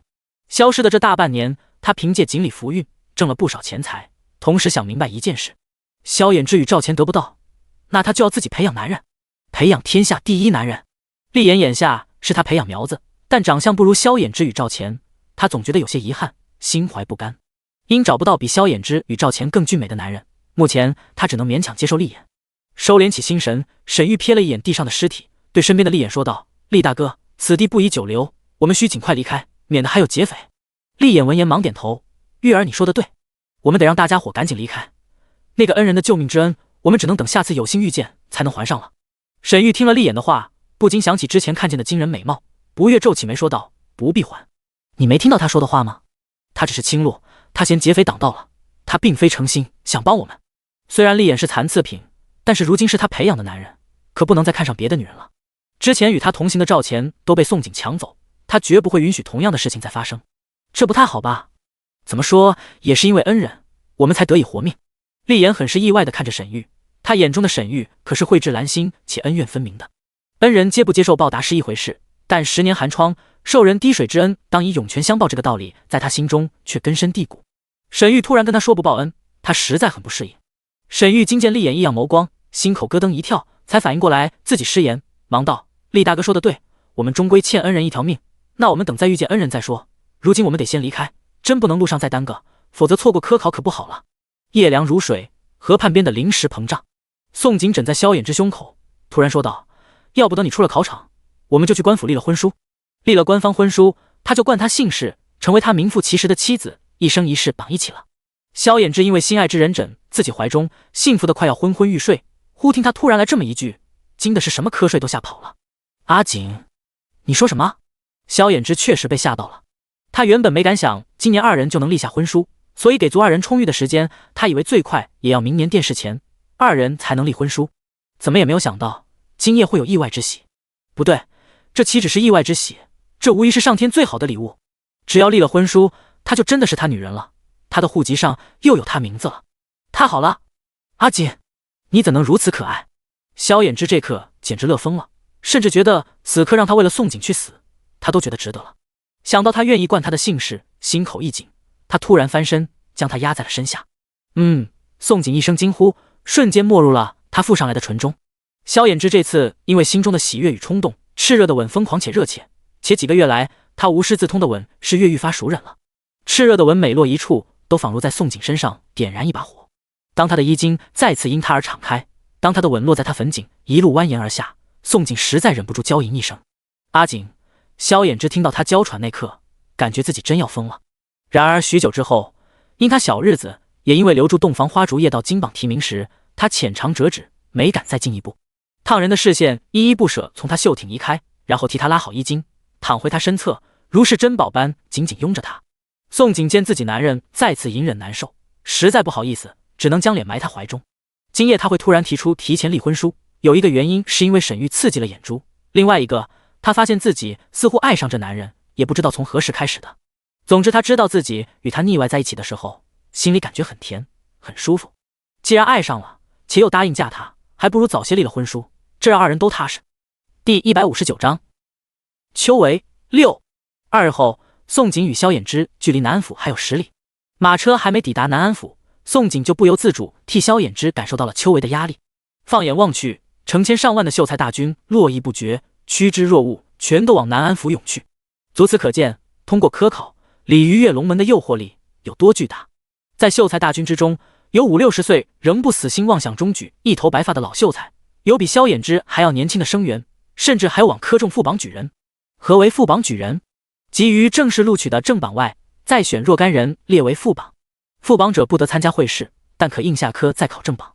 当马车驶进繁华的府城，宋景与萧衍之看到城内已经人满为患，不仅各大客栈早已满员，就连百姓的私宅也都供不应求，全被此次秋闱应考的秀才们高价租住。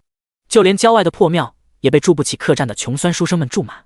因为金掌柜的火锅分楼开到了南安府，拖着金掌柜的关系，宋景早在1个月前就让金掌柜这边的人给他打点，在距离贡院、考场最近的天下客栈租了2间天字号房。当时会租2间，是想着有备无患，且不必他出钱，一点小钱自然金掌柜包揽。没想到歪打正着，多出的1间正好给魑魅魍魉与马夫住。于是宋景与萧衍之住天字1号房，魑魅魍魉与马夫住在隔壁天字2号房。当宋景与萧衍之住进天字1号房时，发现沐浴的地方只有一道镂空屏风隔着，登时脸都红了。虽说宋景早就看光萧衍之的身子，但那时他是残疾患者，他是大夫。可如今自从宋景提出乡试考完后就立婚书，二人更是如胶似漆。对洞房那事，二人彼此都心照不宣。衍之，你先洗，我下楼去看下有什么好吃的。当小二抬来2个浴桶热水离去，宋景借口要遁逃，萧衍之大手扼住了他的皓腕，俊脸通红，声音嘶哑：“阿景，我们迟早会，那个你不必刻意躲避。”轻咳2声，又道：“客栈人多混乱，你顶着这张脸，我不放心。吃的且让小二送上来即可。接下来的日子，你与我就关在房里，除了下楼如厕与陪我去贡院，尽量不要出去。”他的女人如今脸上没有半丑，美得如堕落凡尘的谪仙。刚刚二人还没有走入客栈时，他就发现无数肮脏的目光肆无忌惮落在他女人脸上与娇躯上。刚那一刻，他都恨不得想将宋景的脸变丑回去。宋景并不知萧衍之内心还有这么一段，听到他直言那个啥，脸更红了。然而他还没来得及说话，萧衍之直接将他往床榻上带，说道：“你可以先床榻躺一会，我洗好了再换你洗。”萧衍之根本就没有给宋景拒绝的机会，将他按坐在床榻上之后，他则去箱子里翻出自己一套寝衣，去了镂空屏风后面的浴桶沐浴。当宋景透过镂空屏风看见萧衍之宽衣沐浴，羞得当场想找个地洞钻进去。美男沐浴，他本不应该看的，可是眼睛忍不住。然而等半个时辰后，美男出浴，穿着一身雪白寝衣，墨发湿漉漉来到他跟前，他扛不住了。他什么都不需要做，就是简单沐浴、出浴，举手投足都散发着致命引人想生扑他的诱惑力。萧衍之一直知道宋景在看着他沐浴，其实他全身也如火般炙烤着，但是为了让他早些习惯二人的闺房亲密，他一直在强装镇定。他将他的寝衣与亵衣亵裤一并交到他的手里。他的亵衣亵裤长得很奇怪，布料很少，亵衣只有2个半圆形的布料，但是他穿在身上时却美得不可思议。宋景看见他将他的寝衣与赵内递过来，吓得急忙一把夺了过去，很想逃进空间去，但是他又不能逃，他不能不沐浴，毕竟赶路3天不沐浴说不过去。其实他每天都有借口放水时进入空间沐浴，只是他不知道而已。见宋景慌张夺过亵衣亵裤，明白他的窘迫，萧衍之给二人找了一个不尴尬的借口，说道：“你去洗吧，我去温书。”言罢就去搬了自己的书箱到书案上，然后坐在书案前温书，用一个后背对着宋景。后面宋景不知道自己如何钻入浴桶的，他洗时真的挺担心萧衍之突然转身，但是最后他却发现从头到尾萧衍之都没有转身，除了偶尔翻阅一下书册，便一直保持着原来看书的姿势。而且在接下来乡试考前的2天内，每天他沐浴时，萧衍之都会背过身去，除了他温书到半夜将他清醒，即便知道他小日子干净，他也没有多进一步。关房内的2天，萧衍之温书时绝不走神，专心致志，一心温习。宋景也醒了吃，吃了睡，睡了再吃。8月初8，第1场考试入场时间。乡试一共有3场，每场考3天，而且3场考试都要提前1天进入考场。卯时，宋景将包袱里的瓶瓶罐罐拿出2瓶，用在了萧衍之的身上。有除蚊的，如今正值秋老虎，且南方蚊子多。他拿出除蚊药水递给萧衍之，叮嘱道：“你赶快把这个抹身上，可以驱蚊子。”说完又拿出1瓶醒神的，直接喷在他的衣袖上与衣襟上，说道：“这个是提神醒神的，连考3天一定又热又闷，你若忍不住就闻闻自己的衣袖，药效能顶3天。”交代到这里还不止，他想起一事，又道：“进了考场，考前贡院发的饼子要掰开看才能接，别给人陷害了。有的考生为了干掉其他挡他仕途的对手，暗使手段也不是不可能的事。还有沈玉带着的男人也是参加科考来的，谁知道是好是坏的？阿锦，这些我知道，你放心。”萧衍之曾经进过考场，考场上有什么手段还算见过，想陷害他的人还没有出事。不过见自己女人如此关心自己，甚至早早就为他准备了药水，他是真感动坏了。得到宋景，他真的太幸运了。第160章秋闱7。乡试又称大比，在贡院进行，由皇帝亲命委派翰林、内阁学士前往各府城主持，各地布政使衙门则要抽调官员负责具体事项，有考场内负责监考和阅卷的内联官，还有考场外负责监陵、外监事、密封、誊录等事宜的外联官。乡试不是淘汰制，考核看的是3场综合成绩。第1场主考4书5经，第2场则考写各种公文，比如诏、告、表等。最后第3场考实策论，将笔墨纸砚与入场符票、科考必备等物收入考篮。宋景就与萧衍之离开了客栈，前往贡院。二人走出客栈，就看到密密麻麻的考生及送考的家眷一起向贡院涌去。放眼扫去，考生们有的面露紧张，有的神色凝重，有的一脸视死如归。家眷们有的一脸忧心，有的一脸阴盼。宋景有幸成为众多家眷中的一员，将萧衍之送到贡院龙门前，就只能止步，因为栅门拦阻，不能继续往前了。萧衍之看着龙门，眉眼神采飞扬，龙门内将是他一展身手迎向高光的地方，难免激昂。他转过身，大手捏了捏宋景的手指，凤眸含情叮嘱：“阿锦，我进去后你就回客栈，等我考完出来陪你。”为了让萧衍之轻松进考场，宋景听后玩笑说道：“好，第3日我早早就站着等你出来，绝不让人有机会生扑你。”萧衍之闻言，抬眼扫视一眼四周，果然发现那些家眷中未出阁姑娘虎视眈眈的视线纷纷落在他脸上，顿时脸都绿了。不过好在宋景同样暴露了自己美貌，二人站一起成了天造地设的一对，且二人身边有4个杀神魑魅往2寸步步离护着。那些姑娘不得不扼腕打消生扑萧衍之的念头。只是这些姑娘中，其中一个看到萧衍之的时候，脸都白了。沈玉同样正送丽眼进考场，当他一眼看见成千上万的秀才中一袭锦衣、风华绝代、鹤立鸡群的萧衍之正含情脉脉对着几日前遇见的美人话别，他以为自己眼睛出了问题，一定是幻觉，一定是幻觉。他自言自语安慰自己。可是接下来的一幕告诉他并非幻觉。萧衍之抬手指腹，亲密地碰触美人红唇，然后恋恋不舍的模样，提着考篮去排队进场。沈玉瞬间脸无人色，他不明白怎么回事，更不明白那个美人是谁，还有萧衍之的双腿怎么就好了。萧衍之不是应该与宋景在一起吗？他离开的这大半年到底发生了何事？为何萧衍之会换了女人？与前世完全不一样。还有宋景去哪了？莫非选择赵钱进宫当妃子去了？还是那个男子不是萧衍之，只是与萧衍之长得一模一样？沈玉再次生出一种自己的锦鲤体质没用的念头，且再一次发现自己脑子不好使了。正准备去排号进场的丽眼突然发现沈玉脸无人色，以为他怎么了，担忧问道：玉儿，你怎么了？会发生什么不好的事吗？丽眼知道沈玉有做梦的能力，见他瞬间脸色难看，以为自己要落榜，脸色也不好了。沈玉僵硬的转头看着丽眼，好半晌才回过神来，担忧丽眼看出异样，他强装镇定，牵强笑道：丽大哥，我没事，可能起得太早的缘故，我感觉有点不适，不过我缓一下就好。你尽管安心进去科考，一定要将解元夺下来，争取连中3元夺得头魁。丽眼是他的培养苗子，若是连解元都拿不到，谈何状元、探花郎，将来谈何赐府、首府？玉儿，我一定努力高中状元。丽眼见沈玉脸上牵强的笑意，仍不安心，但和验官敲响铜锣提示进场，他只能说道：那玉儿这3天你待在天下客栈，不要外出，等我出来。沈玉目光闪烁，点头：好，你快进去吧。丽眼闻言握了握他的手，这才匆匆提着考篮去排队进场，好巧不巧排在萧衍之身后。进场首先核对考生符票，验明身份。不过每当核对一个环节，总有倒霉催的考生被插出去。排在萧衍之前方的其中一个考生，因为图遇强盗，不仅钱财被抢，还被揍成了猪头，脸包得像半个宗子，导致无法辨认原本面目，直接插出去。还有一位更倒霉的，他因昨晚吃坏了肚子，导致脸起红疹，同样以无法辨认面目，再次插了出去。3年一次的乡试就这么莫名其妙的错过，后面自然是一阵生无可恋的哀嚎声。终于轮到了萧衍之，因为他过分俊美的容貌，还有颀长挺拔的身姿，导致小丽的目光都带着故意找茬的味道。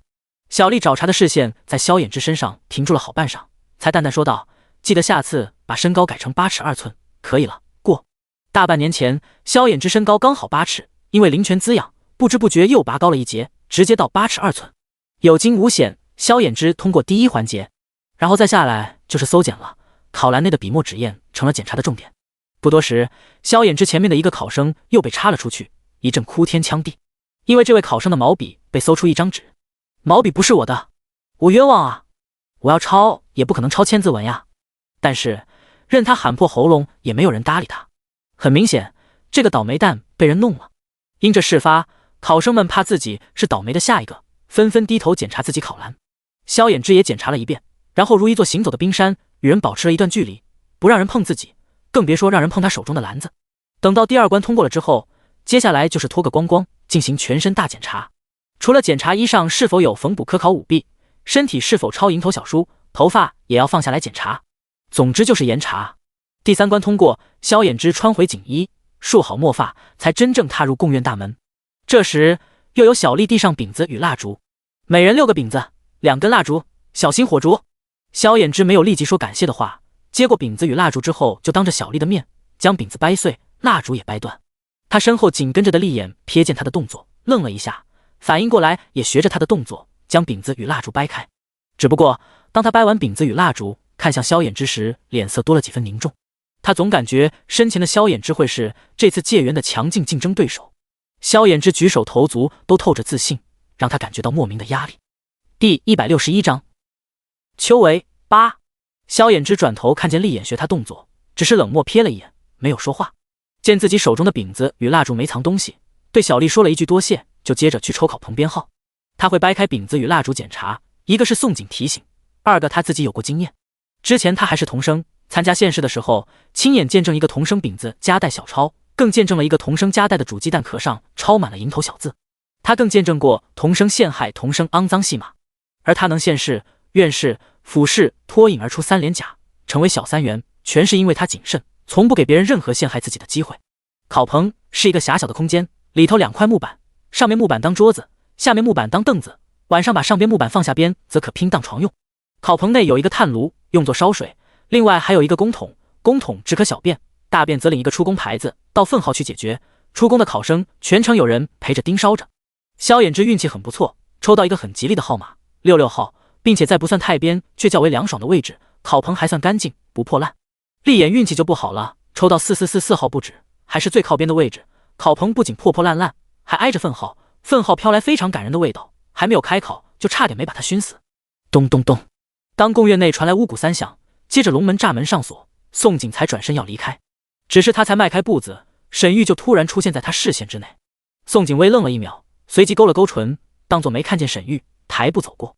沈玉会出现在这，带男人来科考无疑了。至于沈玉为何会选择一个秀才，答案显而易见了。宋景挺想知道，经过他说的一番忠言，沈玉离开大半年，到底变成了什么样子。沈玉见宋景当作没看见他，急忙喊道：“你等下！”然后直截了当地问：“刚与你一起的男人是不是萧衍之？”宋景闻言停下了步子，沉默不说话，等着他后话。沈玉见宋景盯着他不说话，委实迷糊，但他仍忍不住问道：“你到底是谁？宋景呢？为何萧衍之没有与他一起？是不是你抢了萧衍之？你现在是萧衍之小妾，还是宋景选择了赵钱？”他思来想去，始终不相信有人长得一模一样。最后他得一个结论：进入贡院的男子绝对是萧衍之。萧衍之的双腿很可能遇见神医治好了。宋景听到沈玉一口气一连串6个问题，差点气笑了。不过他实在不知道沈玉对萧衍之死没死心，于是点头说道：“宋景确实走了，我现在是衍之的女人。”他想知道沈玉对他现在是什么看法，这个女主是变好了，还是黑化成黑心莲？你说什么？怎么可能？宋景怎么可能走了？他去哪了？真的跟赵钱了？沈玉觉得自己耳朵一定出问题了，不然他怎么听不明白呢？萧衍之不是发下毒誓一辈子不娶2妻吗？为了宋景都不愿意让他当小妾，萧衍之怎么可能转头爱上别的女人，任由宋景走了呢？宋景不是很优秀吗？会武会医会谋略，萧衍之怎么舍得？不对，眼前的女人尾实长得太美了，把萧衍之迷得神魂颠倒也不是不可能。天底下几个男人受得了美色的诱惑？3妻4妾喜新厌旧不是很正常的事？萧衍之是因为你美貌休弃了宋景吗？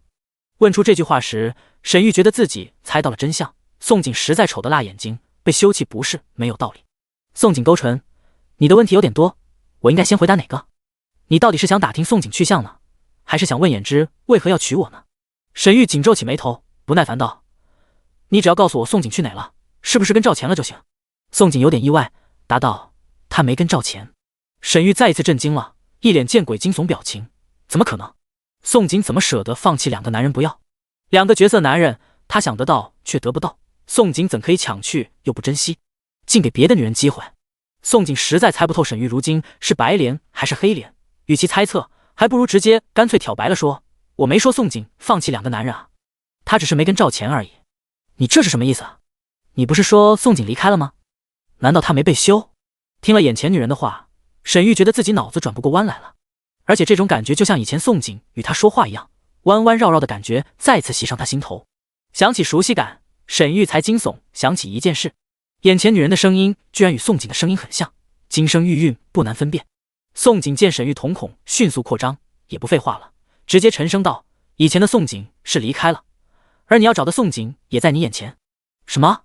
明明话很简单，但是沈玉还是听不明白。宋景难得耐心解答道：“如你所见，我脸上斑点没有了。惊喜不惊喜？意不意外？”不等沈玉反应过来，宋景宛若推销的掌柜，口若悬河：“对了，你想变美吗？若是想变美，可以找我，我可以让给你1瓶域外来的美颜霜，美颜霜一点不贵，只要10万2银1瓶，用完1瓶，保你容颜永驻，一个斑点都不长。”顿了一下，又指着自己的脸，接着道：“你瞧瞧我的皮肤，是不是嫩的能滴出水来？美颜霜很划算哦，我就是用了1瓶美颜霜变美的。”沈玉可是福玉女，钱肯定不少，正好她爱钱，可以捞点来用用。沈玉听了宋景的话后，整个人都不好了，一句话都说不出来了。应该说，他已经大脑轰鸣，都忘记如何思考了。打死他也不可能想到，他刚刚还说丑得辣眼睛的宋景，此刻就在他眼前向他炫耀惊世美貌，向他炫耀白得发光、嫩得能掐出水的皮肤，还向他推销什么美颜霜。太过分了，这简直往他心窝插刀子。他以前还觉得自己美貌胜过宋景1000倍，现在呢，30年河东，30年河西，宋景报仇来了。沈玉感觉自己再一次被打击得生无可恋了，一句话也说不出，气得跑掉了。他觉得宋景就是他命中克星，生来就是克制他的。你别跑啊，美颜霜还要不要？不要我卖给别人就没有了你的份喽。宋景惋惜的声音继续在后面喊，简直气死人，不偿命。第162章秋为酒。沈玉以为自己逃了就不受刺激了，结果发现自己想多了。等后来他回到客栈，发现他一直租不到天下客栈的天字1号房，2号房的租客竟是宋景时，又感觉自己心口挨了一刀。不仅如此，等他看见宋景身后寸步不离、紧紧尾随的魑魅魍魉，更是眼珠子要瞪出来。他才记起来，魑魅魍魉称宋景为少主，为何喊宋景少主他不清楚，但至少他清楚一件事，宋景背后定是结识了什么势力。如今的宋景有才有貌有钱有势，简直就是完美2字的诠释。两项一比较，他觉得自己又不如宋景了。他其实凭着自己锦鲤体质救了一个绣娘，合伙开了一间绣庄，他还救下一对制香姐妹，一起合伙制香，开了一家香粉铺。如今绣房的绣品还有香粉铺里各种线香、香薰、香膏、香泥皆卖得很红火，正日进斗金。只是他想不明白，明明他才是锦鲤福玉女，而且他已经很努力提升自己了，为何还是不如宋景？宋景看见沈玉也正好住在天下客栈的字号房，没有理会，只要沈玉不招惹他，不管是白莲还是黑莲都与他无关。而他也没有在客栈老实待着，空间里的10亩稻谷需要收割，他实在不想再手工收割稻谷。思来想去，灵光一闪，他想到了一个方法，那就是去买玉石提升空间。于是他想到了就去做了，带着魑魅魍魉风风火火去了银楼，然后花了200两买了一对质地较好的翡翠玉镯，再风风火火回客栈进入空间尝试。结果让他发现空间真的再次吞了玉镯，他手心的云纹也闪现了一下。不过他发现空间没有丝毫变化，时速也没有再加快，一切与原来一模一样。难道是玉石不够？宋景想到这个可能，又出了空间，再次去银楼，一口气花出去5000两，买光了银楼的玉器。银楼的掌柜见宋景买完他银楼的珠宝，惊得下巴差点掉地上。他不明白宋景为何买这么多玉器，最后他想了半天，得出一个结论：宋景人傻钱多。宋景出了银楼，再次回到客栈，便关起门进空间，将5000两买的所有玉器一次性使用完。之后，空间里响起他的肆意狂笑，哈哈哈！我果然没猜错，我可以用意念种植收割了。宋景简直高兴疯了，他应该才是天道的亲闺女，他不用再手动给稻田播种，也不必再手动收割了。就是这空间升级有点烧钱啊，这简直就是吞金兽啊！一口气花掉5200两才让空间升级，宋景忍不住肉痛，同时也猜测空间再升级应该很难了，指不定下次会一次性消耗几万两银、几10万两银。不过舍不得孩子套不住狼，该舍的还是要舍。我要努力多挣钱，挣钱升空间。想到挣钱，宋景又出了空间，然后转到去了府城集市。他想着南安府地处南方，且靠近海域，偌大一个府城，总能遇见一个卖海产物、河产物的。宋景运气非常好，他将近逛完整个集市那刻，当真看到一个卖海产物、河产物的摊子，激动走上前去，果然看到摊子前摆着一排排木盆，装水的木盆里不仅有卖腹鱼、鲍鱼，还卖各类蛤蜊、虾等海产物，甚至还卖淡水鱼、河蚌。总之他运气好到不行，遇到了唯一卖河蚌的就对了。宋景当下觉得自己真的来对府城了，二话不说就以超低的价格，不管是大的小的河蚌，一个不少全网罗干净。买完就立刻回去客栈，关在房里再也不出门了。跟着他的魑魅魍魉直接给他整蒙圈了，四鬼心里都同时生出一个念头：这个少主夫人好生奇怪，花5000多两巨资买一堆玉器，不见他佩戴，后面又买2桶没几人愿意吃的河蚌，官房中他不知捣鼓些什么。但他们是死士，从小被驯养3步：不听、不看、不问，即便再好奇也不会去打听。宋景进入空间后便开始捣鼓河蚌，并不是所有河蚌都能育珠，首先要选能产珠的蚌种，也不是买了河蚌扔下灵潭养个1年半载就真能长出天然珍珠。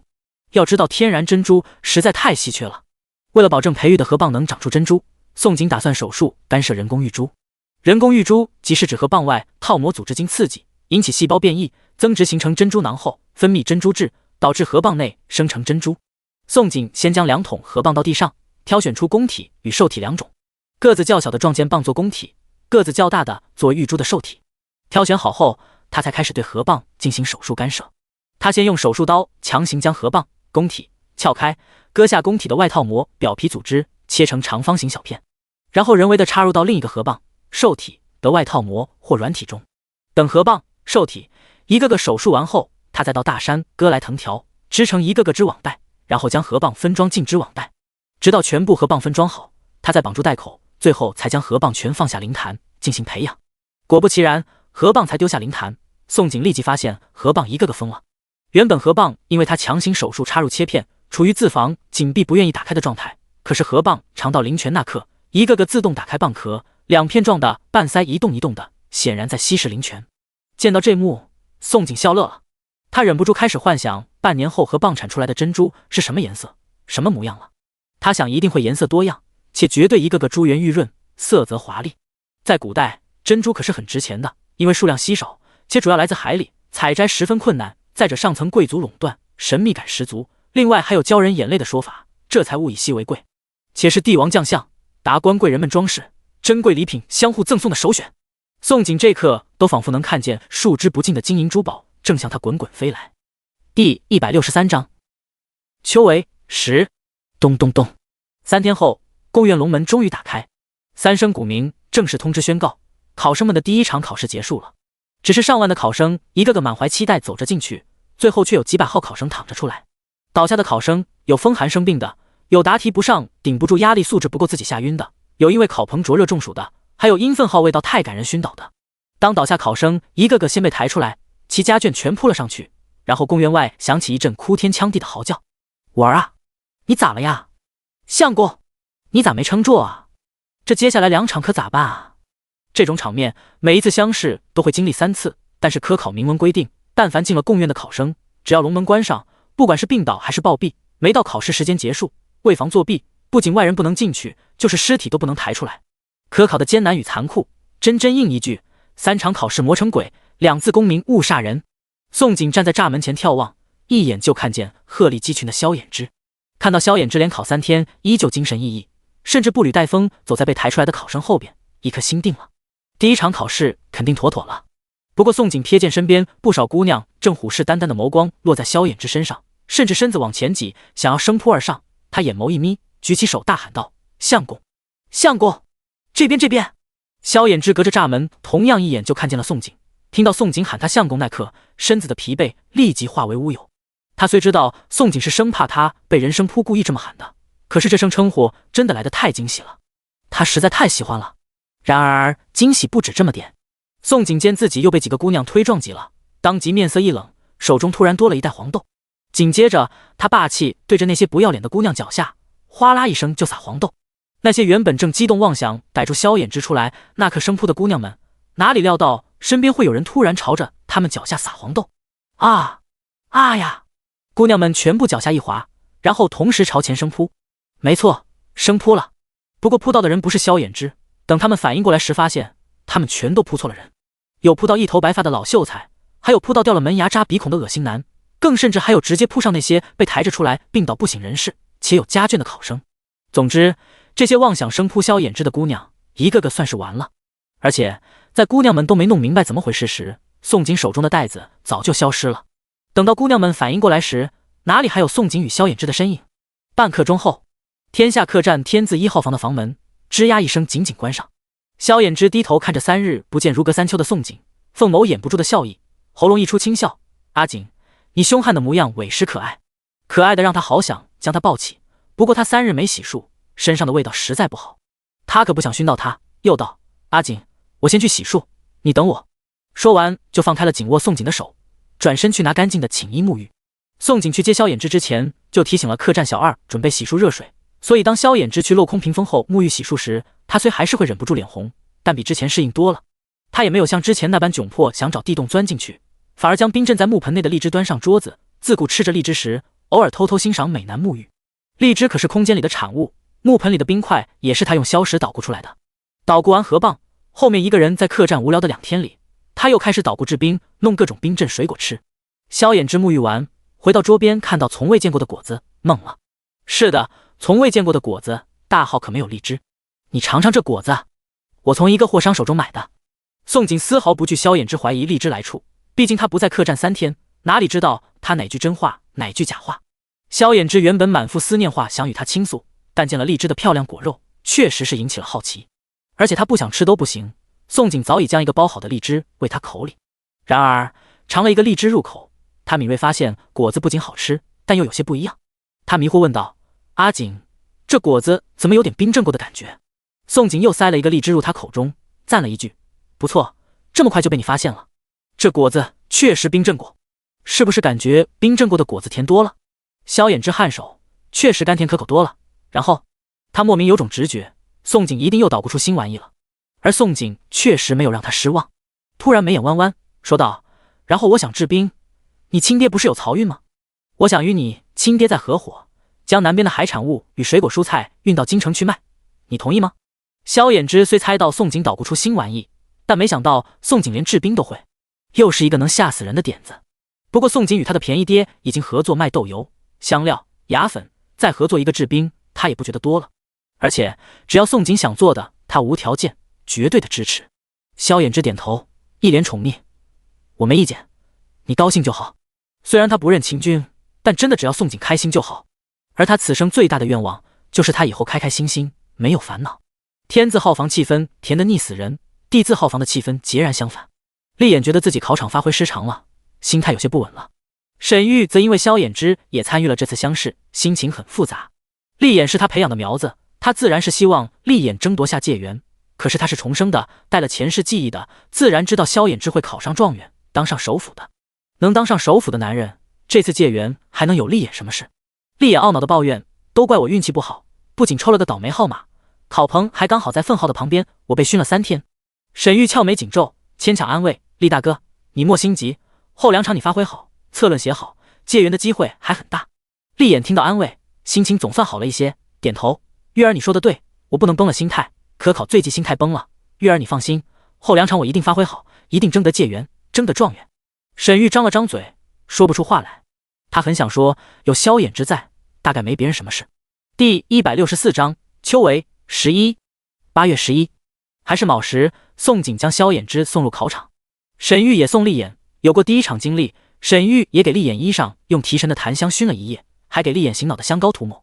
不过他忘记了一件事，分号那边的感人气味只会因为囤积变得越来越冲。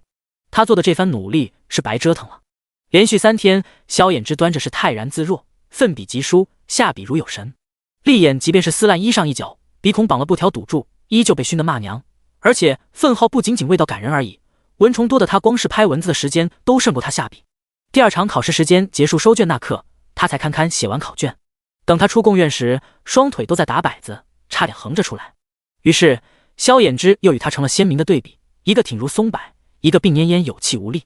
8月13，出了考场刚洗漱干净的萧衍之正饥渴难抑，准备拥住宋景一解3日相思之苦那刻，房门突然被敲响。萧衍之被打断了好事，脸都臭了。当看到门外之人是沈玉，俊脸更是瞬间阴沉的滴出水来。宋景拉开房门，看到沈玉，同样一脸不可思议。当听明白沈玉的来意，更是好笑问道：你怎会觉得赵钱会给我们透题，又怎觉得我们会告诉你？沈玉站在门外一脸窘迫，难得坦言相告：我不会再对萧大哥与赵大哥有何非分之想，我也知道只要萧大哥参与了这次科考，状元就没有旁人什么事，我只要立眼高中探花就足矣。厉眼同样是21岁，虽长相略逊萧衍之与赵钱，可是若不与2男人相比，厉眼也是满身华光。一旦厉眼高中探花，不仅可以去翰林院当编修，还可以凭着他的样貌与才情得到各方势力的招揽。若是再凭借他的福运，将来一定官运亨通，进入内阁。况且他还给了新粮食赵钱，等到赵钱当了皇帝，冲着这层关系，指不定将来厉眼还可以与萧衍之争一争首辅之位。宋景很意外，沈玉不再死磕萧衍之与赵钱，眨了眨眼问：你与你口中的男人成亲了吗？沈玉眸光闪烁了一下，摇头：没有。宋景语出惊人，再问：那你们睡过没有？沈玉顿时脸红，尤其萧衍之就在房内，宋景怎可以问他如此不要脸直白的问题？这种事怎可以当着男人面问？而且这是什么虎狼之词？他一脸如似见鬼，惊恐道：没有。你问这做什么？啧，我还以为。宋锦一脸八卦心气啧了几声。沈玉与丽眼可是同住地字号房哦，孤男寡女睡一房，真没有那啥。不过他转瞬又沉下脸，问道：你一没有和他睡过，二没有名分，你就不怕帮助他高中探花，转头他成了陈世美，去娶高妻美妾？他算是听出来了。沈玉听了他的忠告，没再死磕萧衍之与赵钱两男人，也很努力提升自己。就是他似乎有些高估了沈玉的智商，甚至都忍不住为这女主智商抓急。宋锦字字带血又道：你没名没分，不怕最后竹篮打水一场空，白给他人做嫁衣，最后落得一无所有。面对宋锦一连串的问题，沈玉反而一脸古怪瞪着宋锦，反问：男人三妻四妾不是很正常吗？且丽眼承诺我会是他原配，即便将来不得不娶高门贵女，最多抬成平妻，地位不可能高于我。其实丽眼有向他求亲，但他从头到尾都没有想过嫁给丽眼。在丽眼没有高中状元探花之前，他心中始终抱着了幻想，幻想天上突然掉下一个比萧衍之与赵钱还要俊美且优秀的男人。宋锦一脸惊悚，他这么说你就信了，且接受了？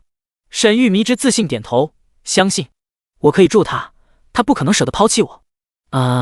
宋锦嘴角抽搐，他不知应该说什么好了。看在一起逃过荒的份上，他该提醒的都提醒了，而且还是提醒了2次。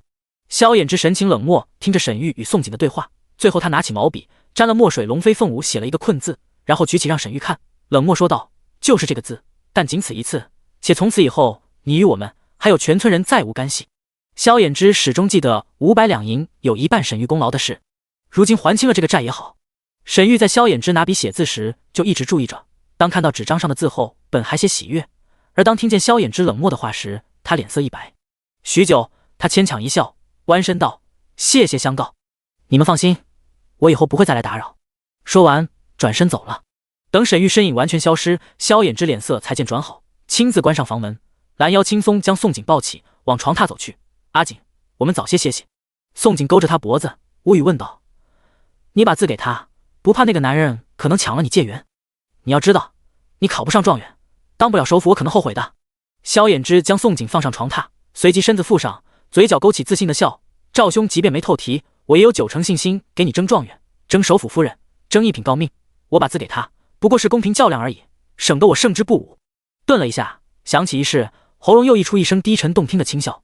你放心，你相公虽没你会挣钱，也没赵兄会武，但是在文方面，这点自信我还是有的。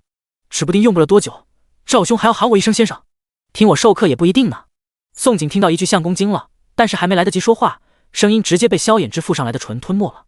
一吻过后，萧衍之得了便宜还卖乖，诱惑道：阿锦，再叫我相公好不好？我想听。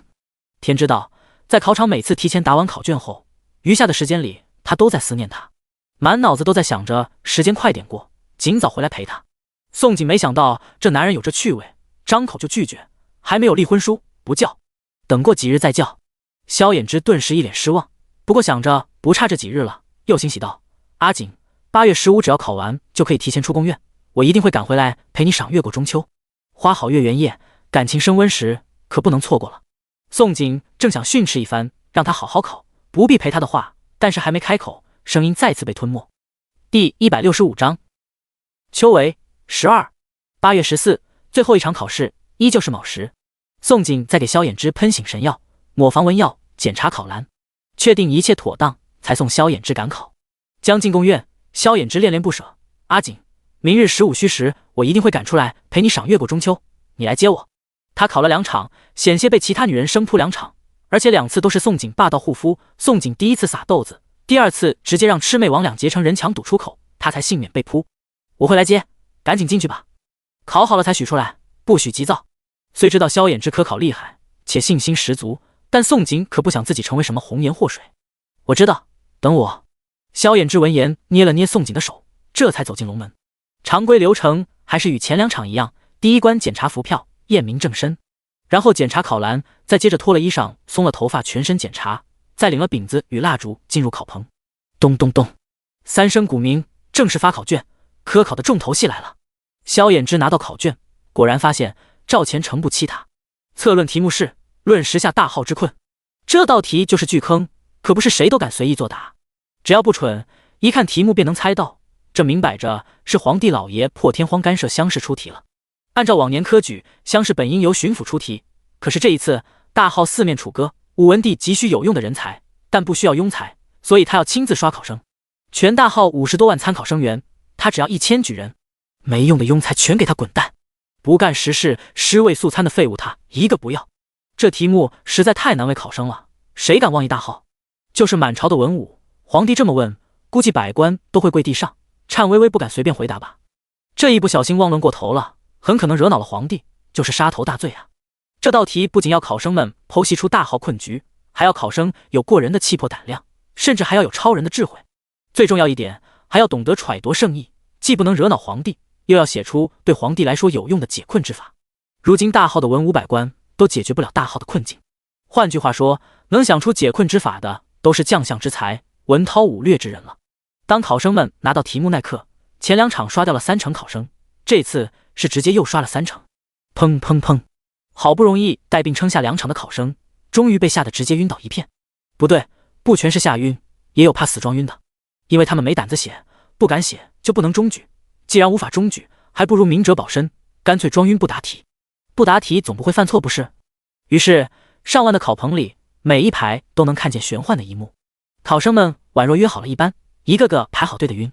而且不只是南安府，是整个大号还完好无损的所有府城，所有在乡试的贡院，同一个时间50多万的生源，不知有多少生源在砰砰砰的晕。萧衍之看着题目，并没有马上下笔，而是凝神聚气，闭着眼眸，一刻钟才选笔而落。且落笔有神，不仅大胆论了大号陷入国困之因，甚至逐一困难出谋献策，比如戎人乌军如何退敌，东边蜀群如何灭，西北灾后如何重建，中州府读的如何应对。整篇策论一气呵成，辞藻犀利，写的是跌宕起伏，波澜壮阔，洋洋洒洒，一页页纸，分不清多少字。等他写完，好几个时辰已过。然而写完策论，他又继续写杂文、檄文，奋笔疾书，宛若忘记了何为疲惫，忘记了时辰。终于，萧衍之引起了明远楼上眺望监考的考官们的注意。他实在太出色了，考官们远远看见他从择笔开始就奋笔疾书，从天明写到天黑，姿势端正，不仅没有像其他考生晕倒，也不像其他考生一个劲的抹冷汗，更不见他拍蚊子，也不见他捂鼻子，甚至很少见他喝水，哪怕是喝水，他也只是只喝一口，尽量不让自己停笔，从头到尾欣赏他答卷，就像欣赏一幅画卷。还有一人也不错，4444号紧挨分号考棚的立眼，虽然用布巾捂住了鼻子，时不时拍蚊子，但是也在奋笔疾书。那2个考生品貌真不错，看来你南方气候挺养人。主考官指着萧衍之与立眼，对南安知府说道：“是不错，且都年轻。”一知府闻言摸了摸下巴笑了。他纵观上万的生源，竟晕倒了一大半，没昏倒的大多在咬笔杆，或者坐立难安，写写停停。只有2个考生不仅顶住压力，还能奋笔疾书，看来解元、亚元要在这2个年轻小伙身上产生了。若是2人都中举，指不定还将是2匹黑马，给他南安府峥嵘，甚至有机会参加殿试，摘下状元探花头衔也不是不可能。一知府越想越激动，离开明远楼与考官后，他就去找了自己南安府的知识，然后私下打听到：“我记得你与我说过，西北南下逃荒的灾民中有个小三元。”一知府不提这事，知识都差点忘记了。对，是有个小三元，就是不知他腿脚好没好。知识迷惑问道：“大人，是有何疑问？”一知府想了一会，又问：“那小三元可还是年轻小伙？”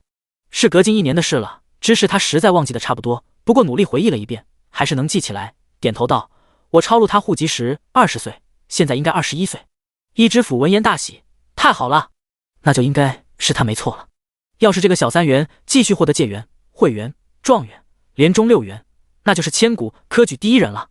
那他南安府想不引起皇帝的注意都很难了。而且他的恩师赐辅正缺这种人才。”萧衍之一点不知自己无意中引起了一知府的青眼，他只知道奋笔疾书，早些考完，早些回去陪宋景。如果可以赶在8月15的白天出去贡院，就趁着这大好日子与宋景去官府立了婚书。他是一刻都等不及让宋景冠上自己的姓氏，与他一生一世绑一起了。第166章立婚书。花开2朵，各表一枝。自萧衍之进入考场之后，宋景并没有回客栈，而是在街上到处闲逛，然后买。因为秋闱在8月中旬，且结束后正好是中秋节，宋景在逛府城的时候，就发现放眼望去，到处多了菊花、桂花与花灯。桂花有寓意蟾宫折桂、金榜题名的意思，而8月正是登高、赏菊、赏月、放花灯的好时节。宋锦想着萧衍之秋闱中举过后，就要立即准备动身进京参加春闱，一旦去了北方，想吃南方的东西就难了。于是趁着萧衍之不在的时候买。他前世是南方人，自然钟爱南方的特产与美食，所以只要看见自己喜欢的，简直不要钱似的，一个字买。于是一直护着他身后的魑魅魍魉明明是死士，摇身一变成了四家丁。四鬼手中东西越来越多，到最后四鬼手中再也塞不下了，视线都挡住看不见了，宋锦才饶过他们。不过四鬼被奴役却没有任何埋怨，他们都知道跟着这个少主夫人以后绝对前途无量。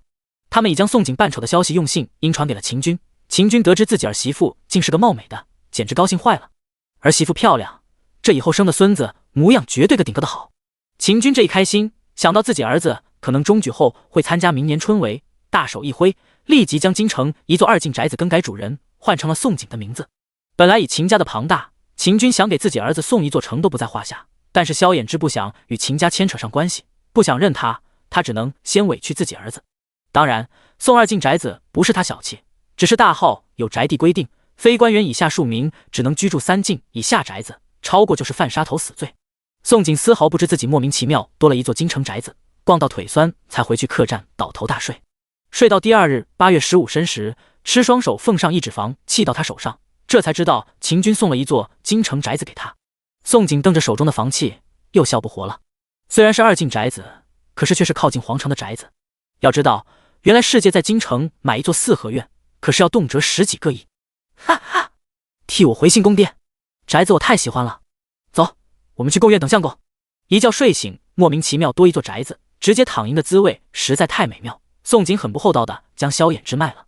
有个这么豪横对他又不错的公公，且背后还是千年士族，这是多少女人打着灯笼都找不到，不珍惜是真傻呀。也幸亏宋锦申时就到贡院外头等萧衍之，否则萧衍之又要被女人生扑了。萧衍之是第一个考完，还不到约定好的虚时就提前出贡院。阿锦，萧衍之一出来就激动地握住宋锦的手，紧张说道：我们趁着今日良辰去立了婚书好不好？立了官方婚书，2人就可以缔结连理，不再是无媒苟合了。其实这半年来2人的亲密举动不合规矩，若不是村里人都不知道2人合离，宋锦早被人戳脊梁骨了。他确实愧对了他。念及此，萧衍之捏了捏宋锦的手，郑重地诱道：将来我定会用命好好待你，若是我负了你，这条命你尽管收去。好好求婚，扯命不命的做什么？宋锦好气又好笑道了一句，但情话是很受用，反牵住他手说道：要立婚书就赶紧的，晚了可就要错过今日了。在大号想成亲，必须要先立婚书后才可以依礼聘嫁。宋锦真的是做梦都没想过自己有朝一日会穿越，且心甘情愿陪同一个古代男人去找官媒立婚书说亲嫁人。媒婆很容易找，随便一打听就找到10几个。不过宋锦与萧衍之找的是官方且最有名的府前官媒李梅氏。当2人找到李梅氏，李梅氏顿时被眼前的2人气质外貌惊呆了。他做官媒20年，还从来没有遇见过如此俊男美人的一对，但他见2人互牵着手，且美人又梳着妇人髻，瞧着像对夫妇，他实在不解2人找他为何。李梅氏将人请进屋，倒上茶水，一脸迷惑地问：2位瞧着是夫妇，找我这事？萧衍之将自己与宋锦的户籍与更帖、生辰八字一并递到桌上，直接说道：我们要立婚书，找你说媒做保。李梅氏迷糊了，看着宋锦书的妇人髻，依旧一头雾水。萧衍之解释又道：我们情况有点复杂，我们2人之前原本就是夫妇，后来因为一些原因和离了，我们今日决定再缔结连理。萧衍之话音刚落，宋锦将之前和离书递给了李梅氏。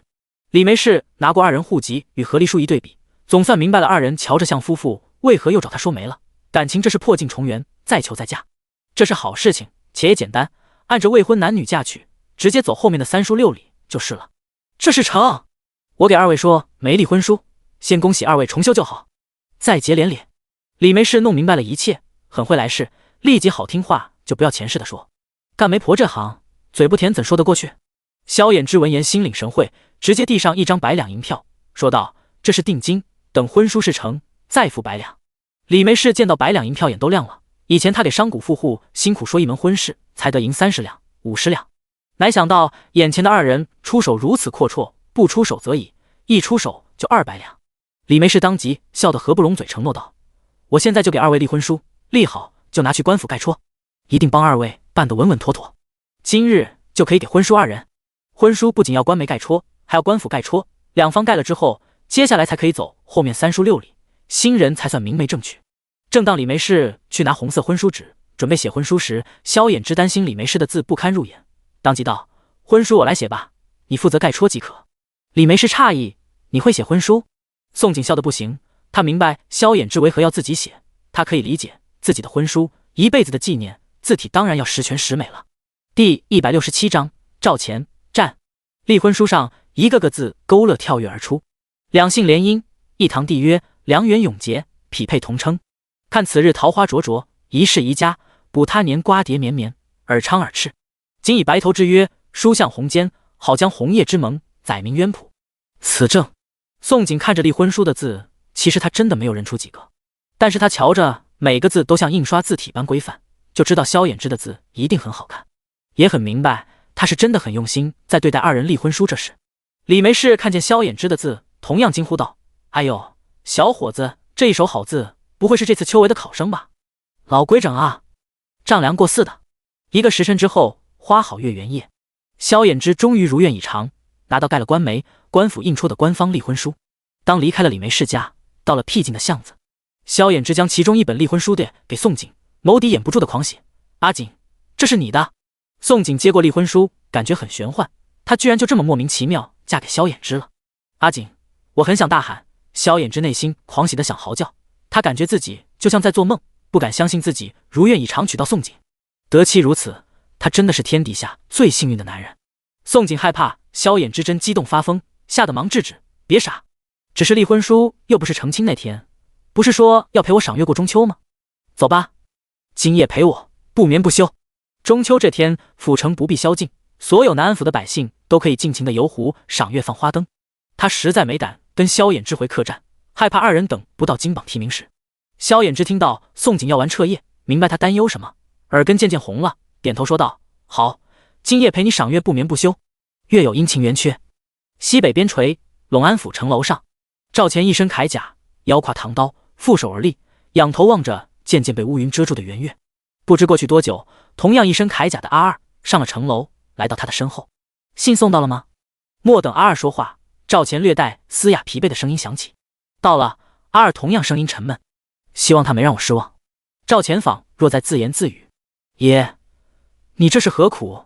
分明思念宋景，分明写信过去了，偏偏却只有1个字。宋景猜得到这个困字只是考题这么简单吗？还有他们爷的情困好吗？”赵钱转头，双眸猩红，瞪了阿二一眼：“闭嘴！我没有想他。”阿二很想问，没有想他，为何每日抱着唐刀睡，从不离手？宋景给的唐刀锻造图，他们只成功打造出1把，其他一律失败，也不知是何原因。但他们爷似乎更开心，觉得那唯一成功的唐刀是宋景留给他一人的礼物，所以每日爱不释手擦着，并且从不离身。第1把成功制成的10发连弩，他也爱不释手，但没有唐刀那么疯魔狂热。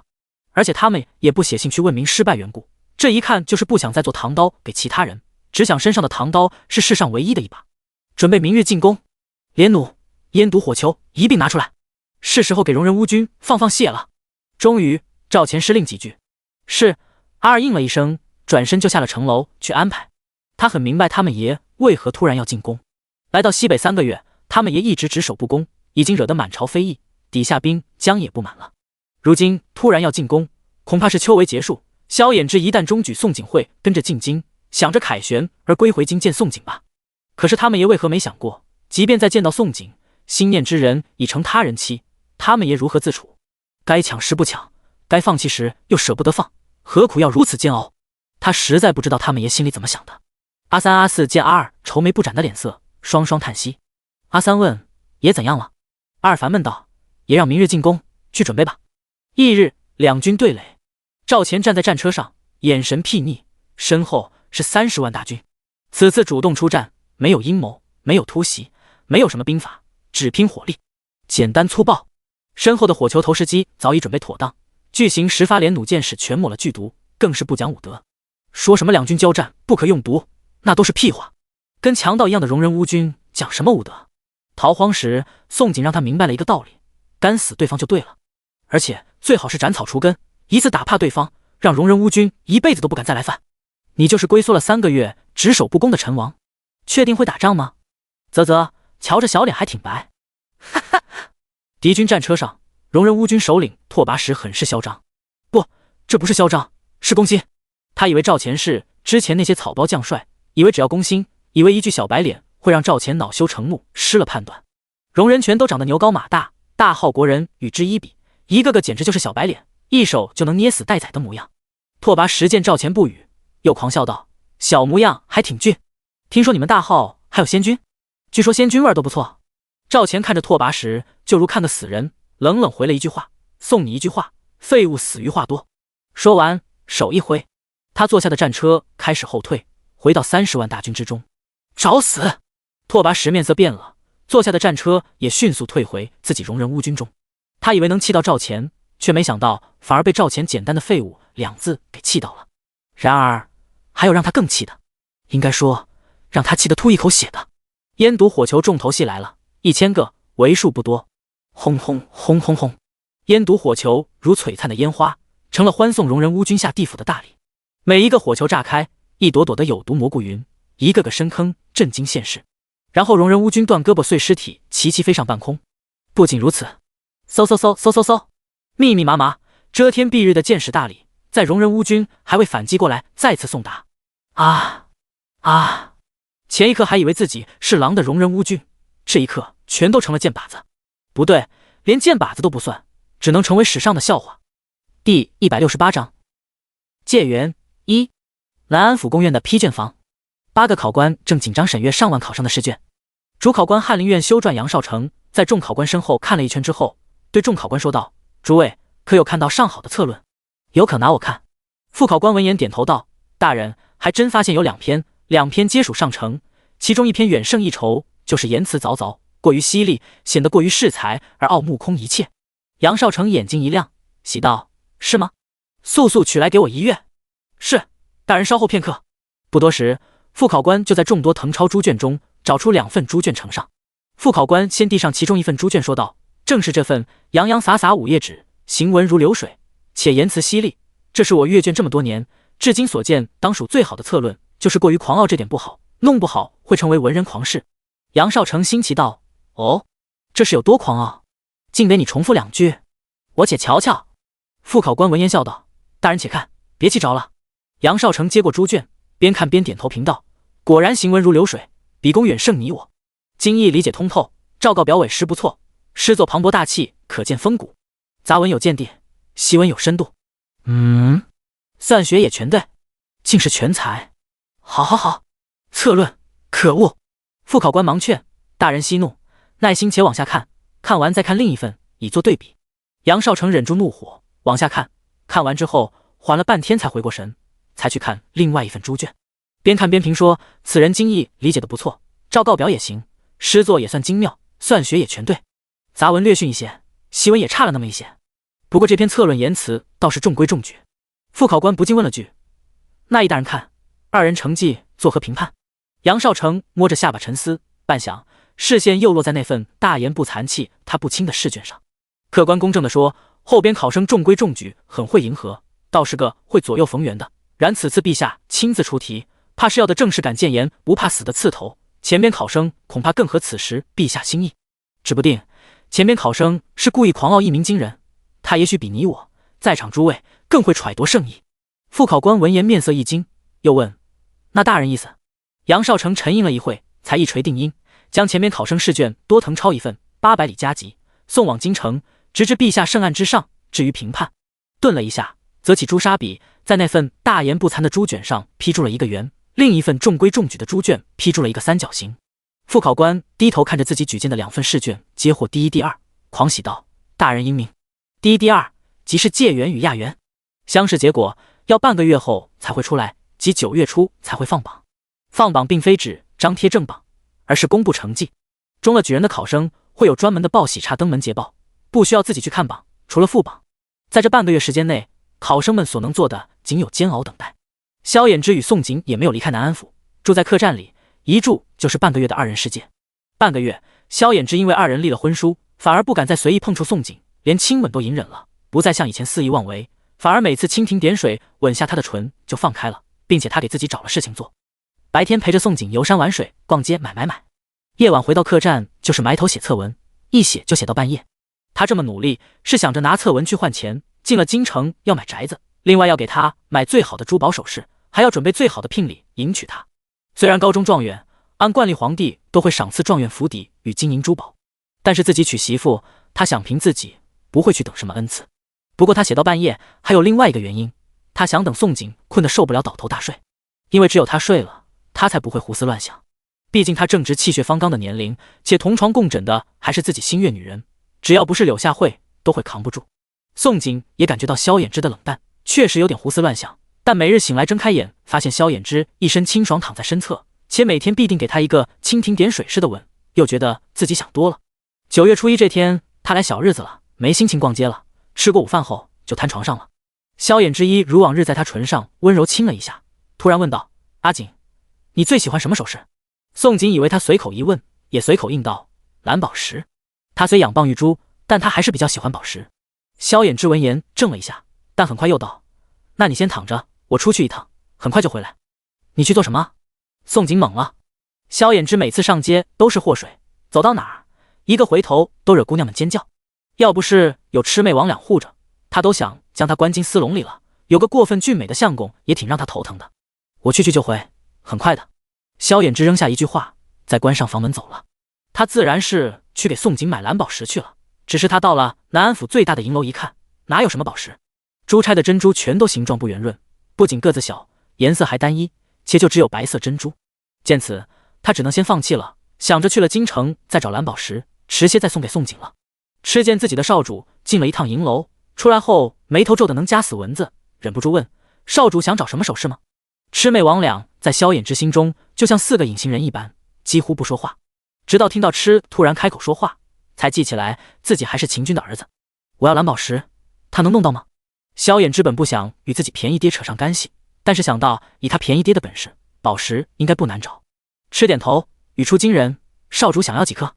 我信应给家主，1个时辰后就能送到少主手中。”萧衍之张了张唇，别扭道：“我只有6000两，够不够买1颗？”魑懵了，随后汗颜道：“少主的身份，想要多少都可以，不必银两。”萧衍之拒绝道：“是我自己娶媳妇，谁要他施舍？你就回答够不够。”魑觉得少主真为难他了，纠结半天才道：“够了，1颗拇指大的宝石，大概价值2000两，少主6000两可以买3颗，红蓝绿颜色皆可。”萧衍之立即将自己挣的6000两银票递给魑：“给我3颗，就你说的3颜色。”魑接过6000两，顿时感觉很烫手，看来想要少主回归秦家还是很难啊。谁见过像自己爹花钱买宝石的少主？第169章借缘2。宋锦瘫在床上，仰头瞪着屋顶时，觉得自己大概病了。若没病，他怎会对萧衍之生出霸道占有欲？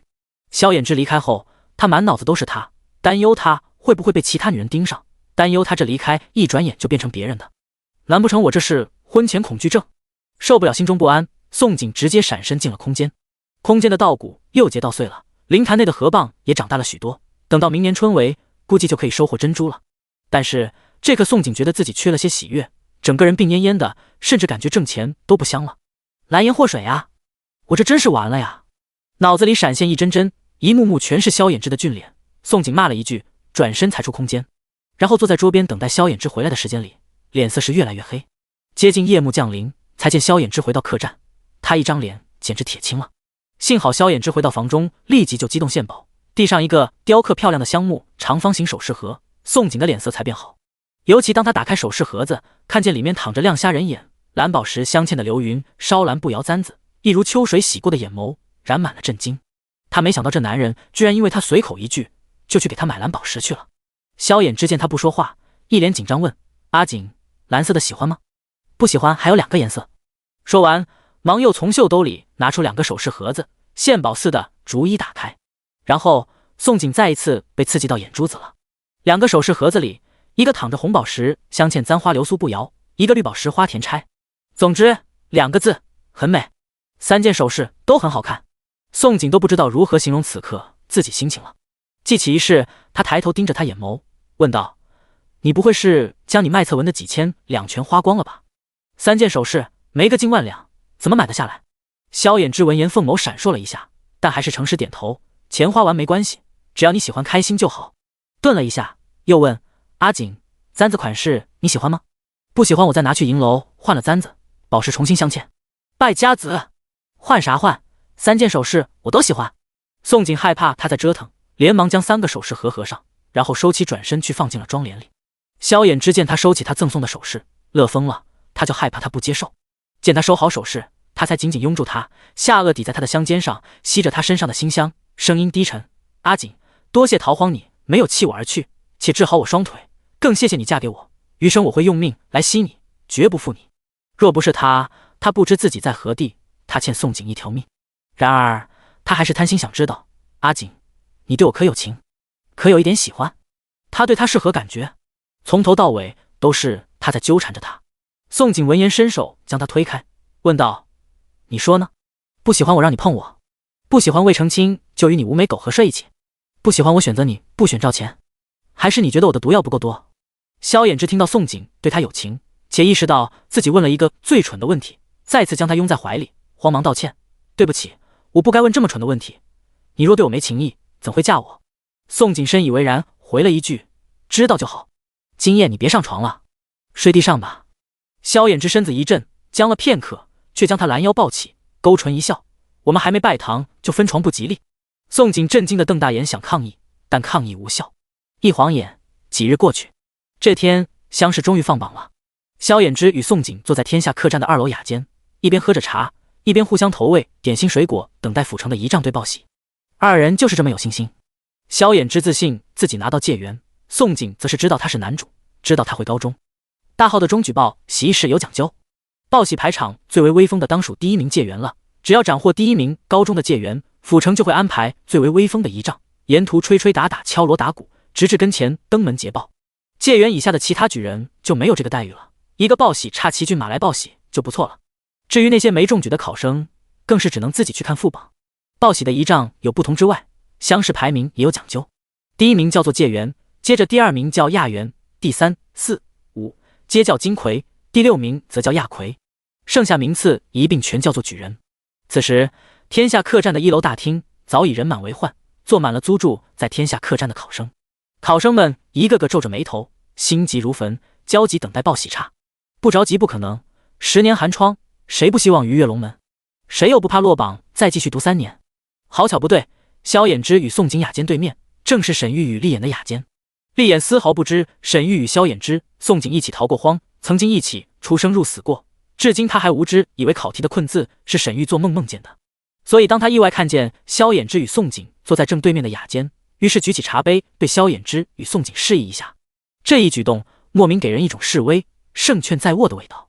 沈玉惊见他无缘无故举杯对萧衍之与宋景示意，面露无语问道：厉大哥，你在做什么？其实他此时内心很想对厉眼说：你是什么鬼？解元有你什么事？但他忍住了。半个月，他几乎每日都看见萧衍之与宋景携手进出，亲密无间，连他都忍不住眼红羡慕了。他与厉眼瞧着也是很登对的金童玉女，可是他一点也不喜欢厉眼碰触，更笑不出来。2人虽睡一间房内，却是2张床榻，他最多与厉眼牵手，连唇都不喜欢厉眼碰的。厉眼并不知沈玉内心戏如此多，一脸盲目自信的笑道：我只是与对面的考生打个招呼，他瞧着不错，绝对是个对手。若是我得了解元，他绝对会的亚元，将来进京殿试，说不定我与他还会再争1、2。沈玉闻言无语的在心里翻了白眼，想说：你怕是反了。第170章解元3。整个府城每家客栈、酒楼的大门全部打开，就是暂时租住在百姓家的考生也打开了院门，只为了迎接仪仗队和报喜差。天下客栈偌大的1楼大厅，万籁俱寂，近100名考生全部鸦雀无声，一个个紧握拳头，手心手背皆是汗，煎熬地等待着。时间不知道过去多久，终于一匹脖上套着红绸的骏马冲着天下客栈方向疾驰而来。没错，是报喜差来了。叔弟，1楼考生全都站了起来，心口都提上嗓子眼，眼珠子瞪大，心跳失常，等待报喜差喊到自己的名字。报喜差跳下马，走进客栈，高声大喊：捷报张会光纪老爷，高中举人第50名！捷报张会光纪老爷，高中举人第50名！各府录取举人名额只有50名，即是上万的考生，只有50人有机会中举，竞争不可谓不残酷。而报喜则是从孙山，即是从榜末最后1名开始。榜首第1名的解元则压轴最后，由敲锣打鼓的仪仗队捷报：捷报张会光纪老爷，高中举人第50名！报喜差又喊了一句，见没有人回应，以为住址出错，又低头看了一遍住址，可是最后确定住址没错，正是天下客栈。当报喜差一脸懵圈的时候，就见一个60几岁花甲老叟突然啪一声一掌拍在桌上，随后狂笑，哈哈哈！我中了，我居然中了！说罢，他突然双眼一翻，晕倒在地。就在众人傻眼之际，老叟叔弟又活了过来。不过等他再爬起来，却不是去给报喜拆封洗钱，而是突然朝门外飞奔。他解了腰带，一边跑一边手扬腰带，口中还狂笑大喊：哈哈，我中举了！我中举了！我终于中举了！2楼雅间的宋景惊见此情此景，呆若木鸡，口中的橘子都忘记了怎么吞下，不敢相信自己亲眼见证了一个举人在眼皮底下疯了。是的，老叟科考一辈子，因为喜从天降中举，乐极生悲，疯了。范进平白无故多了一名老兄。萧衍之瞧见这幕没什么反应，且心思都不在捷报上，他满心满眼都是宋景。他将宋景口中含着的橘子拿了，随后又抬手指腹替他擦唇角，宠自己闺女般，稍会再有捷报，别往嘴里塞吃的，免得噎着了。每隔3年，因为中举疯掉的举人可不止一个，说不定一会还要疯掉几个，这种事真的屡见不鲜。1楼大厅的考生们惊见老叟疯掉这幕，也是司空见惯。众人除了惋惜中举的不是自己，就是好奇谁给洗钱。报喜差都来了，没人给洗钱，这事就滑稽了。最后众人看见是天下客栈的掌柜，直骂晦气之时，还是打赏了报喜差1两银子，毕竟人住他客栈，且又是在他客栈疯的，他不给谁给？接下来又是漫长的煎熬等待。然而除了最开始疯掉的那个举人，久久都没再见报喜差进入天下客栈。虽然众人一直能看到套着红绸的骏马，但是每匹骏马全是擦门奔过，1匹2匹。终于有个考生绝望地问：刚过去的是第几匹马了？另一个考生叹息答道：48。这考生话出口，1楼的气氛陷入低迷，一阵唉声叹气此起彼伏。众人一个个都有自知之明，最后还剩下亚元与介元未报，但绝对不可能是他们。有个较为清醒的考生说道：我还是去看看能不能上副榜吧，上了副榜，下课还能再拼一拼。不过没等到最后，这清醒的考生也没有当即离开，毕竟谁不好奇千军万马中过独木桥的科举考试，最后是谁夺得贵榜的头名。厉言也在数路过马匹，数到48，见对面雅间的萧衍之也没接到捷报，就知道亚元与介元将会是他们其中一个。当他看见萧衍之连眼眸都不曾瞥客站门外眼，只一个劲盯着自己女人看，对功名满不在乎的模样，真刺激了他的眼珠，背脊都在冒汗，整个人都坐不住了。要是这次他没有夺下介元，那状元就与他无望。他可是小3元，很有机会在连中大3元，成为连中6元，载入史册的千古科举第1人。若是错失了解元，等于与第1人痛失交臂，叫他如何甘心？只是他千算万算也没算到，萧衍之同样是小3元，有望成为千古科举第1人，不仅仅他厉眼一个人而已。于是当第49匹高头大马停在天下客栈门口那刻，天下客栈内的考生们全都惊动了。厉眼却不希望听到报喜差喊他的名字，此时此刻他甚至希望报喜差喊的是萧衍之的名讳。偏偏报喜差似乎跟他作对，奔进来就高声连喊3声：捷报厉慧眼老爷高中举人第2名亚元，捷报厉慧眼老爷高中举人第2名亚元。当厉眼手中的茶杯落地上摔碎了，瞪圆双眼，不敢相信自己耳朵，更不敢相信自己与千古科举第1人就这么痛失交臂。沈玉见状扯了一下他的衣袖，皱眉提醒：厉大哥，状元没了你还可以争探花，你如今需要做的是给报喜差封洗钱。自从得知萧衍之参与了这次科考，沈玉就知道厉眼抢不过萧衍之，这可是当初他看上且心心念念想嫁的男人，一个将来权势滔天，连赵钱都忌惮的未来首辅。若是连一个乡试解元都夺不下，岂不成了笑话？厉眼是真的运气不好，他是千算万算都没算到萧衍之腿脚这么快好了，竟能参与这次科考，这才逃荒落户1年不到而已。厉眼听到沈玉的提醒才回过神来，此时不仅报喜差正等他回应，就是1楼的考生们全都在好奇张望，都想知道谁是这次的亚元。他双眸猩红，看向对面，见萧衍之一如之前对报喜差漠不关心，顿时又羞又恼。但是一如沈玉说的，他此时要做的是下楼给报喜差封洗钱，所以他脚下如灌铅离开了2楼雅间，下去了1楼，然后在众考生们又妒又羡慕的眸光下，从袖兜内掏出5两银子递给报喜差，脸色苍白，强颜欢笑说道：劳您奔波一趟，小小心意还望笑纳。报喜差接过银子，乐呵笑道：厉老爷言重了，这都是小人应该做的。是的，但凡成为举人，自然称呼一声老爷。第171章介元4。毫无悬念。第2名亚元刚刚捷报完，第1名界员又产生了。给立眼捷报的报喜差刚走，大街上就立即有几十个衙役开始倾倒，严禁百姓挡道。不多久，大街上走出一队威风仪仗，沿途敲锣打鼓，一直往天下客栈方向走来。走在仪仗最前的衙役一边敲锣一边高声连喊：捷报萧慧眼之老爷，高中举人第1名，界员！捷报萧慧眼之老爷，高中举人第1名，界员！衙役一路高喊而来，声音洪亮，却仍旧淹没在围观百姓惊呼声里。有人说道：解元老爷啊，快跟上，跟上一定有洗钱捡啊！也有人喊道：快抱上孩子去摸解元头。大号有这么一个习俗，让孩子们摸了界元脑袋，孩子不仅可以变聪明，还可以沾福气，以后科举高中。霎时间，整条大街都沸腾了，炸开了锅，妇人们都纷纷抱上自家儿子，男人们也一个个跟在仪仗后面往天下客栈涌来。没多久，威风仪仗停在天下客栈前不走了，天下客栈因此被围得水泄不通，里3层外3层全都是百姓。天下客栈的掌柜在仪仗队停在门外那刻，激动疯了，走出客栈。老天爷，界元竟也在我天下客栈，天降惊喜啊！他的客栈还没有住过界元啊，只要出了一个界元，以后他的客栈不仅可以扬名南安府，来年科举进账还能蹭蹭的涨。掌柜扫了一圈客栈外的百姓，立即高喊吩咐伙计：快去准备洗钱，准备2箩筐铜钱，撒钱，给我狠狠的撒！萧衍之直到仪仗一路高喊他名字，且最终停在客栈前，这才有了反应，握了握宋景的手，才起身独自下去1楼走出了客栈。他的身后跟着魑魅魍魉，魑手中捧着一个红布盖着的托盘。为首衙役见客栈走出一个神仙俊容般的男子，怀疑自己看错，问道：是萧慧眼之解元老爷吗？这一年的界元也太年轻，太好看了吧！往年他报喜的界元一个个不是长得歪瓜裂枣，就是年岁大的喜当爷的。然而这次他真的没有看错。萧衍之对他点头道：我正是萧衍之。说完，从魑手中接过托盘，掀去红布，露出托盘内银灿灿的100两银，这才递向衙役，又道：有劳仪仗奔波，一点喜钱，还望笑纳。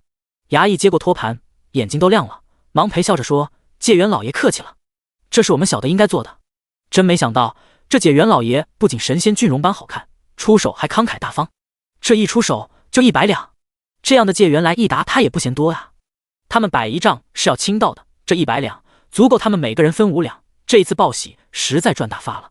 衙役喜滋滋收下打赏，又从另一个衙役手中接过举人符，递给萧衍之：解元老爷，这是举人符，明日巡抚大人大摆路明宴，还请解元老爷这此正装亲至。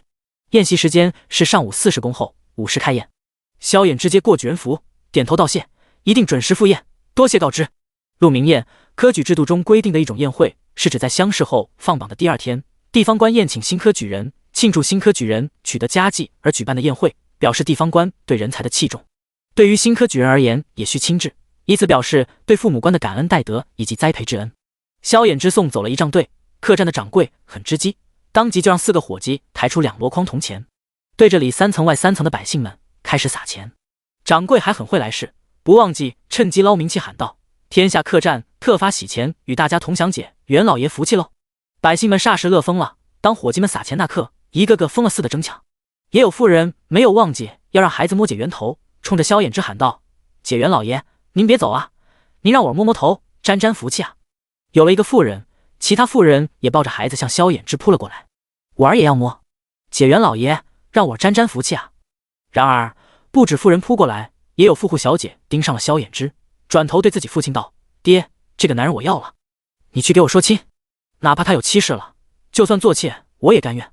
还有姑娘尖叫道：天啊，为何有这么好看的界元老爷？魑魅魍魉怎么可能让他们少主梳的光有的头发被摸成鸡窝，又怎么能让他们少主被女人生扑？他们少主可是有主的，而且夫人长得美若天仙，这些女人一个个真是丑人多作怪，这般丑貌也敢肖想他们少主。4鬼当即向4个凶神恶煞筑成人墙，拦在萧衍之身前。萧衍之听到那些姑娘的话，脸阴沉的能滴水，当即拿着举人符就迅速回去客栈，回到2楼雅监宋景身边。只是他刚坐下，1楼在座上百考生一个个轮番开始来向他道喜，一个个嘴里喊着界元老爷，其实心里正酸死了，一个个口不对心。尤其最后面与沈玉一起来道喜的丽眼，丽眼认出了宋景，是之前陆玉强盗救了他与沈玉一命的美人。原本他心里还很感激宋景，但联想到当时马车内可能坐着萧衍之，而马车一开始冷冷停在后面，他一心想还的救命之恩就变了味道了。他也觉得当时魑魅魍魉会出手，是因为强盗挡路，并非是真心想救他与沈玉，所以没有所谓的救命之恩。恭喜萧兄高中见元。他对萧衍之拱手作揖，然后问道：不知萧兄是否愿意与厉某一起远赴京城参加明年春闱，既能成为同乡，便是有缘。二人路上好有个照应。听到他的话，不仅宋景紧皱眉心，就是沈玉也一脸愕然。萧衍之也只当客套话听听，甚至找了一个很好的借口，笑着回绝了：抱歉，萧某与内人还未决定何时进京，事情太多，可能还要迟好些时日，就不好耽搁厉兄了。逢场作戏这一套，谁不会？第172章，萧衍之成了香饽饽。萧衍之刚应付完客栈所有考生虚伪的客套，还没有与宋景好好说句话，7、8个富户就派来司媒向他求亲。没错，求亲，求他娶。萧衍之用着最平淡的语气，对所有司媒说出最不客气的话：他们姑娘若有病，不应该找我，该去找大夫。然而这还没有完，司媒被气走后，后面又来了好几个乡绅。乡绅得知送女人没用，于是给他送银子、宅子、田产饷8件，全都希望萧衍之高中状元后官运亨通，勿相忘。萧衍之连自己便宜爹、千年氏族少主之位都瞧不上眼，岂会给这些乡绅接近的机会？一声不吭，脸色铁青，带着宋景回去天字号房，然后一律拒绝见人。厉眼看着原本属于他的荣光全都附在萧衍之身上，看着一波波讨好巴结的富户乡绅进进出出天下客栈，握着茶杯的手指指节逐渐泛白。尤其当天下客栈的掌柜大喊一句客栈所有考生3日房费一律全免，更是手上青筋凸显。沈玉盯着厉眼手背，一句安慰的话也没再说，只是失望看着。果然是残次品，就这么一点微不足道的打击就经受不住，如何能培养成他心中的第一男人？与萧衍之两相一对比，当真一个云龙，一个井蛙，天关地距。地字号房气氛压抑，天字号房温馨甜腻，成了鲜明的对比。宋景手只戳着萧衍之心口，坏笑问道：有人给你送小妾，你真的不收吗？一个个可是比我年轻的姑娘哟。萧衍之握住了他的素手，郁闷问：你希望自己向公收小妾？不等他回话，眸色温柔又道：我这辈子只你一人足矣，若有来生，我也只要你；若是有生生世世，依旧还是你。油腔滑调。宋景老脸红了，发现这男人是愈发会撩了。想起一事，又一脸凝重问道：眼下你仅是举人，就有人给你送女人，若是等你高中状元，皇帝发疯给你赐婚，满朝文武给你色女人，你扛得住吗？萧衍之闻言眸色一沉，许久后才问道：若真到逼不得已那步，我大不了不做什么状元，回来跟你做泥腿子，你会不会嫌弃我没出息？宋景。萧衍之见他不语，改口道：或者我认了那个爹，让你当少主夫人。千年氏族少主夫人名号也挺威风，只要宋景高兴，他不介意认了便宜爹，惯着他，宠着他，给他喜欢的一切。宋景，他真没想到这男人愿意为他牺牲这么大，不仅愿为他做泥腿子，还甘愿认便宜爹。虽此时只是嘴上说说，但有这份心意确实足够令他感动，做梦都要笑醒了。不过朝堂才是他的舞台。他沉吟半天才道：你不是要给我争首府夫人吗？说到就应该做到，你还是努力拼一拼吧。我不过就随口一问，若真被我言中，你不可隐瞒着我，出了什么事我们一起商量，天塌下来我与你一起顶着。萧衍之因他最后一句，凤眸逐渐深邃，最后紧紧将他拥入怀里，恨不得与他融为一体。此生能得此贤妻，夫复何求？千言万语化为烫人的吻，再次附在宋景唇上，满是旖旎。陆明彦，科举盛宴。陆者，陆也，寓意升官发财。赴宴之人，除了主考官、统考官、提调、南安知府等各级官员，还有此次乡试的50名新科举人。萧衍之换上了正装举人服，端得是书香文雅，金贵不凡。他按着腰贴的指引，来到了宴席的举办地，然后在衙役的接待下，引到一处大厅之中。他刚走进大厅，就看到所有举人一早到齐了，就是厉眼此时也左右逢源，与其他48个新科举人交际攀谈着。萧衍之寻了个犄角，坐了下来，桌面上的吃食茶水一概不碰。不多时，主办此次筵席的巡抚大人顾宗堂，携着主考官汉林苑修撰杨少成，还有南安知府一业等各级官员，迈着8字步走了出来。欢迎诸位高才前来赴宴，老夫有礼了。在场的举人们何曾有幸见过从2品官员？不对，其身旁还有主考官与南安知府等官员，每一个都足够他们溜须拍马恭迎。大人们言重了。举人们一个个紧张起身。顾宗堂指着座次，又道：诸位高才请按各自名次入座。座次都按照官员职位大小、新科举人名次安排好，且桌面上都放了牌子，上手为官员，下手依次排下去是解元、亚元、魁星。萧衍之坐到属于自己的解元位置，厉言也坐在他的下方亚元座位上。萧衍之刚落座，3道视线齐刷刷落在他的脸上。不管是巡抚大人顾宗堂，还是主考官杨少成，或是南安知府一叶，3个官场上摸爬打滚的人物，都同时被他神仙俊容吓着了。一知府只是从知事口中知道小三元21岁，还很年轻，但真的不知萧衍之还长得这般俊美。而给萧衍之批阅试卷的主考官杨少成更是惊得不轻，这个解元还是经他之手产生的。他读萧衍之策论时，还以为对方至少年龄也应该满30，如此言辞犀利、狂傲作风，实在与此时的书香文雅、艳郎独绝的萧衍之不相匹配。顾宗堂突然语出惊人，问道：“没想到这科的解元竟如此年轻，果然后生可畏，解元可以成家。”萧衍之闻言俊眸一眯，刚落座，又忙起身拱手作揖回答：“晚生已定亲，正筹办嫁娶，春闱后便与倾慕之人成亲。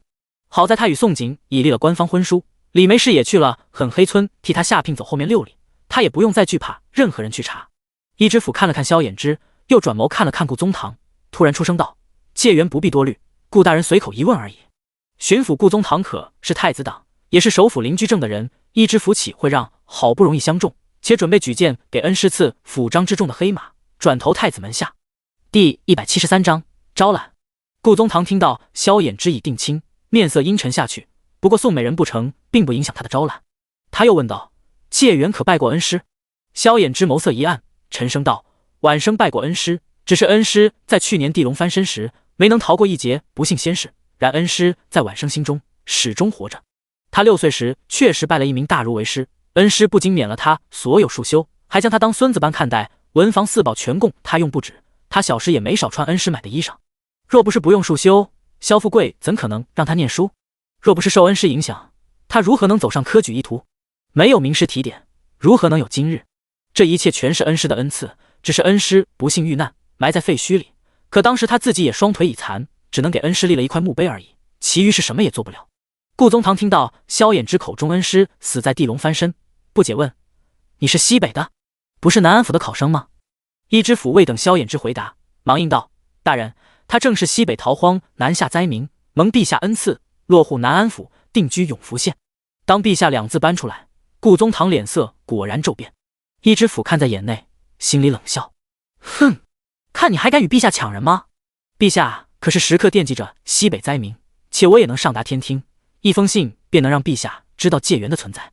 若让陛下知道你结党，你这从2品巡抚恐怕是走到头了。”杨少成闻到这里边的硝烟味，只笑不语。他既不是太子党，亦不是其他皇子党，他是皇帝党，无人知道而已。他的视线落在萧衍之下手的厉眼身上，对顾宗堂说道：“大人，这科的举人当真后生可畏，亚元也很年轻，且生的俊俏呢。明年春闱绝对有望摘的探花。”杨少成看了厉眼的策论，他从策论就看出厉眼将是个左右逢源、会做官的，这类人应该很对太子的胃。顾宗堂闻言，这才看向厉眼。当发现亚元虽容貌不及解元，成了绿叶的陪衬，可是只要不与解元去比较，这亚元确实长得眉清目秀，五官俊朗。他面上一喜，又问道：“亚元可曾婚配？”厉眼前一刻还因为萧衍之被巡抚大人拉拢，五指正在袖中暗暗握拳，突然听到主考官杨少成举荐他，当时愣住了。尤其当巡抚顾宗堂在问他时，脸色大喜，当即激动地站起身，拱手作揖，面上掩不住喜悦，应道：“晚生未曾婚配。他与沈玉虽有肌肤之亲，但也只是牵手亲吻而已，无名无实不曾婚配。”“好，等宴席结束，你且留下来。”顾宗堂喜道，随即拍了拍手。紧接着一阵锣鼓声响，鹿鸣宴正式开始了。鹿鸣宴并非观看舞姬献舞什么，而是所有人一起朗诵鹿鸣之歌。悠悠鹿屋，食野之苹；悠悠鹿鸣，食野之松；悠悠鹿鸣，食野之情。出自《诗经·小雅》的一首乐歌，但凡是文人，全都背得滚瓜烂熟。朗诵完后，接下来是跳魁星舞。没错，所有人一起跳舞。岛舞里作为礼仪的一部分，跳舞才能以示庄重。且有这么一句：皇帝举酒，上下舞蹈，三称万岁。官员不会跳舞后果可是很严重的。萧衍之先是隐忍着朗诵，后又脸色铁青，与所有男人一起跳魁星舞，最后还要隐忍第3部鹿鸣宴诗。不过对于他来说，7部就能成诗，一首藏头的7绝，他虽是随便应付，却也令人拍案叫绝。第3步作诗结束，总算等来开席。桌子上摆满了美酒佳肴，山珍海味。然而萧衍之仍需要忍，因为他不可能低头吃席，相互敬酒是无可避免的。但幸好宋景在他来参加席宴前就给他吃下解酒丸，几杯烈酒下肚，面不改色。等到未时，宴席散时，他第一个离席而去。临走前，他看见厉眼被一个衙役带走了，至于去做什么，他也猜到了。厉眼确实被衙役带进了房内，他满心欢喜，以为是巡抚顾宗堂单独见他，从此以后他便能扶摇直上。哪里知道走进房后，看到了让他眼睛都瞪直的一幕：两个舞姬身段妖娆，身上只披一件薄如蝉翼的薄纱。当房门关上那刻，两个舞姬褪去身上仅存的薄纱，向他盈盈走来，然后一前一后，一个解他腰带，一个解他衣裳，最后芙蓉帐内3具躯体死死交缠一起，从未时一直到入夜都未曾分开。萧衍之回到客栈，就将陆明宴所发生的一切全跟宋景交代。当宋景听到厉眼被带走，整个人都惊呆了，忍不住问：沈玉知道这件事会不会哭死？萧衍之摇头，厉眼应该不会让他知道这件事，我们也别管了。当时他来问字时，你已经提醒过他了，他不听是他的事。宋景想了想，也对，当初沈玉离开狠黑村时，他已经提点过一次。第3场策论考前，他看在一起逃过荒的份上，又提醒了沈玉一次。然而事不过3，他与沈玉还没有好到能当朋友的地步。想起一事，盯着萧衍之又问：你以后不会也瞒着我偷偷干这种事吧？萧衍之躺着也中枪，身子一震，他突然发现这问题太可怕，带了巨坑。因为不管他怎么回答，一定都是他的错。他说不会，他也一定觉得他撒谎。既如此，干脆什么都不说了，日久见真心。宋景见他不答话，脸都绿了，干嘛不回答？难不成被我说中了？萧衍之无语的只能用唇堵住他，许久过后才道：我不会，我又不是畜生，还有我不敢。你这么多毒药，万一你把我毒死了，以后我们的仔仔岂不是没爹了？你不成寡妇了？我怎么舍得你以后一个人？宋景直接被我们的仔仔吓得脸都红了。臭不要脸，谁要跟你生仔？萧衍之见宋景脸红的模样，眸色渐渐幽深，沉吟半晌，才又道：阿景，我们明日就回狠黑村，先将前面无礼走完。二人虽立了婚书，但是1日没拜堂，他心里始终不踏实。只有拜堂成亲，二人才是真正的夫妇，可以生属于他们的孩子。第174章，你想看就看自己相公。力演出常人世的美妙，怎么舍得如此轻易放弃如此良辰美景？他与2个美人关一房里，从未时到虚时，将客栈里的沈玉忘记得一干二净。门外的2个看门衙役都乐呵笑了。他娘的，真能叫，叫的我都要顶不住了。这亚元老爷可以啊，弄了这么久还不出来？啧。面对娇滴滴2美人，谁抽得动腿？衙役的黄段子说了之后，房内才没有了动静。吱呀一声，衙役总算看见厉言脚步虚浮，眼窝凹陷乌黑，衣衫不整走出房来。厉言以为完事就可以见到巡抚顾宗堂了，然而莫等他说话，衙役就对他说道：巡抚大人给亚元老爷留了话，2个美人亚元老爷且带回去养着，有事巡抚大人会让美人传话。厉眼闻言脸色都变了，这才记起来客栈里的沈玉。不过等他再想起与2个美人之间的一幕，顿时觉得口干舌燥，且衙役的话也说得明白，他想搭上巡抚，2个美人就必须带回去。犹豫了一会，他对衙役说道：劳烦替我回巡抚大人，晚生一定好生养着2位美人。没错，养着，不过是舞姬，连妾都不算，只算是外事发泄实用的工具，既不是妾也不是原配，威胁不了沈玉地位，沈玉一定能接受的。不多时，2个舞姬穿好衣裳，一红一绿仪态万千出现，柔软无骨般的藕臂一左一右缠上厉眼的胳膊。红衣舞姬妩媚道：亚元老爷，奴家名叫嫣红，老爷可记住了？绿衣舞姬也娇滴滴道：奴家柳绿，老爷也要记住了。2个衙役忍不住鸡皮疙瘩，他娘的，是个男人都顶不住。果然是巡抚大人招揽人才最厉害武器，有了2个舞姬，以后这亚元就是巡抚大人跟前一条狗。厉眼一点也不知情，自己在巡抚眼中连当棋子都不够资格。他甚至志得意满，将2个舞姬带回了客栈。沈玉未时就看见萧衍之回了客栈，心中还迷惑厉眼为何没回。当亥时已尽，沈玉看着2个舞姬几乎挂在厉眼身上那一刻，当即什么都明白了。他不敢相信自己培养的苗子居然是这般经不住诱惑的恶心玩意。玉儿，你听我解释，巡抚大人赐了2个美人给我，他们顶多就是外事，我不会让他们怀我子嗣。厉眼面对沈玉那刻才想起来，沈玉是可以做梦的福玉女，他怎么可以未经他允许先与别的女人上了床？而且潘上巡抚哪有借助沈玉做梦的本事强？不过他却不知道，他自己也仅是沈玉培养且随时可弃的苗子。沈玉对厉言本就没有什么感情，厉眼还有用处，不过是有机会让他做次府夫人而已。冷冷的眸光落在两个舞姬身上，沈玉善解人意的表情说道：“来人养几个小妾，外事再正常不过，厉大哥不必解释，我也明白，我只要是你心中原配即可。”玉儿，厉也没想到沈玉如此通情达理，握住沈玉的冰凉的手，承诺说道：“玉儿你真好，你放心，金榜题名后，我们即刻成亲，你一定是我厉眼的原配，无人可代替，简直太好了！有个福运妻助他官途，闺房还可以妾室成群，这样的人间美事，他如何不欣喜？今夜就有2外侍伺候你沐浴休息，我去找掌柜另开一间房。”沈玉不着痕迹抽出自己手，心里对厉眼恶心不行。厉眼刚做举人就多了2个外侍，等高中探花，这个原配是不是他的都不一定。不过他忍着，一是想看看厉眼能否说到做到，二是他也想借助厉眼打入皇宫贵族士阀圈子，他的苗子随时都可以换。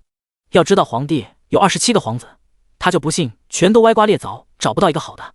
做不了赵钱的皇后贵妃，做不了萧衍之的首辅夫人，那他就做王爷的王妃。总之他不甘心就这么一辈子做泥腿子。她是锦鲤福玉女，上天宠爱的闺女，不应该泯然于众。他的夫君就算不能与赵钱与萧衍之相比，至少不会比2人差才是。子夜得到沈玉允许，可以正大光明与2个舞姬折腾的厉眼更加卖力了。一上一下2个美人，一声高过一声，此起彼伏的叫声，简直将整个天下客栈的屋顶都要掀翻了。然而厉眼不觉得羞耻，也没有制止2个美人叫喊，甚至觉得自己威风极了。天地号房，宋锦与萧衍之相拥而眠，正做着美梦，哪里知道睡到半夜，突然听到楼下传来女人尖叫声，2人都双双惊醒了，黑暗中大眼瞪小眼。宋锦迷惑问道：“什么声音？”住在天下客栈1个月，客栈里住着全是考生，极少家眷，且因为乡试考生们全部安静备考，根本不会制造出这般吓死人的尖叫声。这种情况2人还是头一次遇到。萧衍之与宋锦互相瞪眼好半天，最后总算弄明白了过来，那根本不是什么尖叫声，而是我撤草会母。宋锦忍不住口吐芬芳，谁能想到好好的文人墨客住的客栈，一夜之间变成了青楼。萧衍之也闹了个脸红，尴尬不已，见宋锦起身想去找人麻烦，急忙将人捞了回去，轻咳2声道：“等等，掌柜与其他考生应该会闹。”后来还真是被萧衍之猜中了，住在地字号房隔壁的考生实在受不了，砰砰砰砸在地字号房的门上，骂道：“他娘的，给我滚出来，还让不让人睡觉！”骂完又奔下楼去，朝掌柜吼道：“掌柜出来，我隔壁的字1号房何时住进来一头种？猪，你给我将人赶出去！不赶出去，你退我房钱！没中举，老子已经不爽，还嫌我不够晦气吗？”萧衍之与宋锦听到那考生大吼声，才听清楚了地字1号房5个字。宋锦惊悚坐起来，一脸好奇问：“该不会是沈玉叫的吧？”“哈哈，走，我们去看看。太劲爆了，有瓜吃，不看岂不可惜了。”萧衍之再次将宋锦捞回来，吃味道：“看别人做什么，你想看就看自己相公。”宋锦吓了一跳，这话也太那个啥了吧。第175章借缘回乡喽。宋锦最后自然没能看见自己相公身体，萧衍之不过是吓唬他，逗他玩乐而已。次日巳时，碧空如洗，万里无云。宋锦与萧衍之终于要回乡，离开南安府了。出门至今，时隔1月有余。萧衍之高中借缘一事，已有南安府衙役提前回永福县捷报，官媒李梅氏也去了狠黑村说没下聘。如今不仅永福县所有百姓得知本县出了一个连中4元的借缘老爷，就是娘家人也知道2人立婚书的事情。宋锦与萧衍之携手走出客栈的时候，客栈外满满都是考生，所有考生们与他们目的一样，正准备回乡。准确的说，原本成千上万涌向南安府的考生，也同样在这天，有人衣锦还乡，有人落榜而归，全都要离开南安府了。当然，人群中还有沈玉与厉眼，只是原本2个人变成了4个人。厉眼如今是享尽了奇人之福，一男3女。沈玉无意中转头看见成双成对如一对璧人的宋锦与萧衍之，觉得自己脸面都给厉眼丢尽了。厉眼与2个舞姬在客栈闹出的动静成了天大的笑话，不仅被掌柜敲开门，亚元老爷与2个外侍没节制乱搞的消息被传得沸沸扬扬。沈玉回想起之前去问考题要字时，宋锦对他说的话，顿时感觉自己被人狠狠扇了一掌般。宋锦的眼光多毒辣，轻而易举就看出了厉眼是个恶心玩意，而且从不出错。他觉得自己再一次被宋景打击了。最后，他没忍住向宋景与萧衍之走了过去。看着宋景发上的蓝宝石镶嵌的流云烧蓝步摇簪子，猜测是萧衍之送的，很是羡慕。他对二人问道：“你们是回去很黑村吗？”宋景与萧衍之都很意外沈玉主动示好，甚至以老熟人的口吻。宋景盯着沈玉的眼眸，回答：“对，你有什么事？”沈玉一脸窘迫，沉吟一会才道：“没什么事，就是想说明年京城再见。”说完，逃也似的离开。从头到尾不过几个眨眼时间而已。宋景吃惊地瞪着沈玉的背影，半天都合不拢嘴，一脸懵圈。萧衍之握了握宋景的手，低声提醒道：“我们与他没有关系了，即便有，私底下顶多点头之交，没有必要与之交好。”二人都看出沈玉转了性子，但是立眼攀上巡抚顾宗堂。先不管顾宗堂是谁的人，但是他与宋景都是赵钱的人，以后注定与赵钱一起站在太子与其他皇子的对立面。无论沈玉会不会嫁给立眼，与之撇清了关系最好。我知道，走，回家。宋景虽意外沈玉主动示好，但二人真还没有好到能当朋友的地步。一如萧衍之说的，以后与沈玉点头之交就是最好的关系了。当沈玉与立眼马车离开后，宋景与萧衍之也乘坐自家马车离开了南安府。如来时一般，魑魅魍魉骑马护在马车的前后方。3天后，二人终于远远看到永福县的城门，归乡之心更急切了。只不过二人做梦也没有想到，许知县太会来事了。永福县的城楼上挂了一副大红符，红符上写着一行巨型大字：喜庆。本县很黑村萧慧衍之老爷高中举人，夺得贵榜第1名解元。然而挂红符不止，当马车穿过城楼那刻，宋景与萧衍之都被眼前景象惊到了。只见整个主大街都被上百个衙役倾倒了，两边全是被拦阻的百姓。没错，密密麻麻的百姓，男女老少皆有，最多的是抱着儿子的妇人，最可怕的是未嫁姑娘几乎全县都差不多出动了。宋景与萧衍之还没反应过来，两边的百姓突然有人大喊道：“咱们永福县的解元老爷回来了！咱们永福县的解元老爷回来了！”街上的百姓们听到这人的喊话，全是激动坏了，如同一把盐撒入了油锅，炸开了。所有人的视线齐刷刷全落在宋景与萧衍之的坐下马车上，身子也纷纷往前挤。有个妇人突然大喊：“解元老爷，求您给我摸摸头啊，让我沾沾福气啊！我儿也要摸啊，我家3个，随便你摸一个呀！”也有姑娘不要脸喊道：“解元老爷，你看看我呀！”还有人喊道：“解元老爷出来看看呀，你别藏着呀！”听到这些喊话，萧衍之与宋景哪里还不明白，这些妇人全都是冲着解元名号来摸头的，姑娘们则是想给萧衍之做妾来的。这一幕太熟悉了，前几天才发生。看来之前南安府妇人抢摸头，姑娘抢男人的一幕又要开始了。不过好在这次情况与南安府不一样，还莫等魑魅魍魉找到应对之策，郑县尉就身骑骏马，手扬鞭子，带着10几个衙役骑马迎了过来。郑县尉一路扬鞭，啪啪啪连声打在大街上，弄出的动静真的不小，拼命想挤到马车前，让摸头的妇人与往前凑的姑娘们纷纷被震慑住了。郑县尉可是整个永福县专门捕捉犯人的8品县尉，谁不认识他？且又有几个人不惧他？最后不管是男女老少，只要他经过的地方，都齐整整的往后退。郑县尉见众人退散了一些，冷声大喊道：“解元老爷回乡要见知县大人，全都赶紧避开，否则误了解元老爷见知县大人的时辰，重打50大板。”围观的都是泥腿子、平头百姓，哪个不怕郑县尉手中的挥鞭？哪个不怕进了衙门会挨打？围观的老百姓听到要打50大板，一个个吓得不敢再往前挤了，再次老老实实一退到底。衙门的50大板可是轻而易举就能将人活活打死的。郑县尉见自己起到了震慑，骑马到宋景与萧衍之坐下马车前：“衍之，人太多了，你随我先去见一见许知县，县衙内刚好暂避一避，等百姓散去，你们再回很黑村。”萧衍掀起了车帘，对郑县尉回了一句：“郑叔来的真是时候，那就辛苦郑叔了，护我去县衙了。”整个大街上的百姓最少也有近几千上万人，若是百姓一哄而上，魑魅魍魉恐怕也护不住他。先去见许知县，顺带避避也挺好。第176章风水福地。虽然主大街有上百衙役倾倒，也有郑县尉在前阳鞭策马开路，但百姓伪事太多，简直是倾倒衙役在哪，百姓就围在哪儿，衙役们反倒成了引路人一般，以至于县衙外也同样围得水泄不通。当马车抵达县衙外，萧衍之一申锦衣先走下马车，暴露了俊容那刻，姑娘们全都疯了，真的疯了。不管是闺阁小姐们还是寡妇们，一个个礼仪廉耻、名节什么的，全都抛到九霄云外，可以不要了。天哪，这是什么神仙？解元老爷，爹，我非他不嫁！你快去给我到很黑村说亲。解元老爷，奴家有田有宅，有花不完的银子，不介意做妾，嫁你可好？解元老爷扶下马车的丑八怪是谁？不要啊！解元老爷居然被个丑女玷污了！丑女，赶紧放开你的脏手，别玷污解元老爷！宋景听到这些女人的喊话与谩骂，脸都黑了。这些女人都瞎眼了吗？没看见萧衍只敢众目睽睽之下牵她下马车，说明已经有原配了吗？而且她穷吗？她如今怎么也是永福县的首富，稳妥妥了好吗？眼下永福县谁比她有钱？给她站出来比划比划！还有，她丑吗？暴露美貌打击，不死你们！祸水！跳下马车那刻，宋景把怨气撒在萧衍之身上。萧衍之听到宋景被人骂，脸都沉了，忽又听到宋景骂他祸水，顿时觉得自己真的是无妄之灾，冤枉极了。也不是他想长成这样的，要怪只能怪他的便宜爹秦俊。不过当他幻想将来他与宋景生的崽崽一定会很好看，唇角又勾起，态度好到不行。对不起阿锦，以后你扮丑我也扮丑，绝对扮成和你一样登对。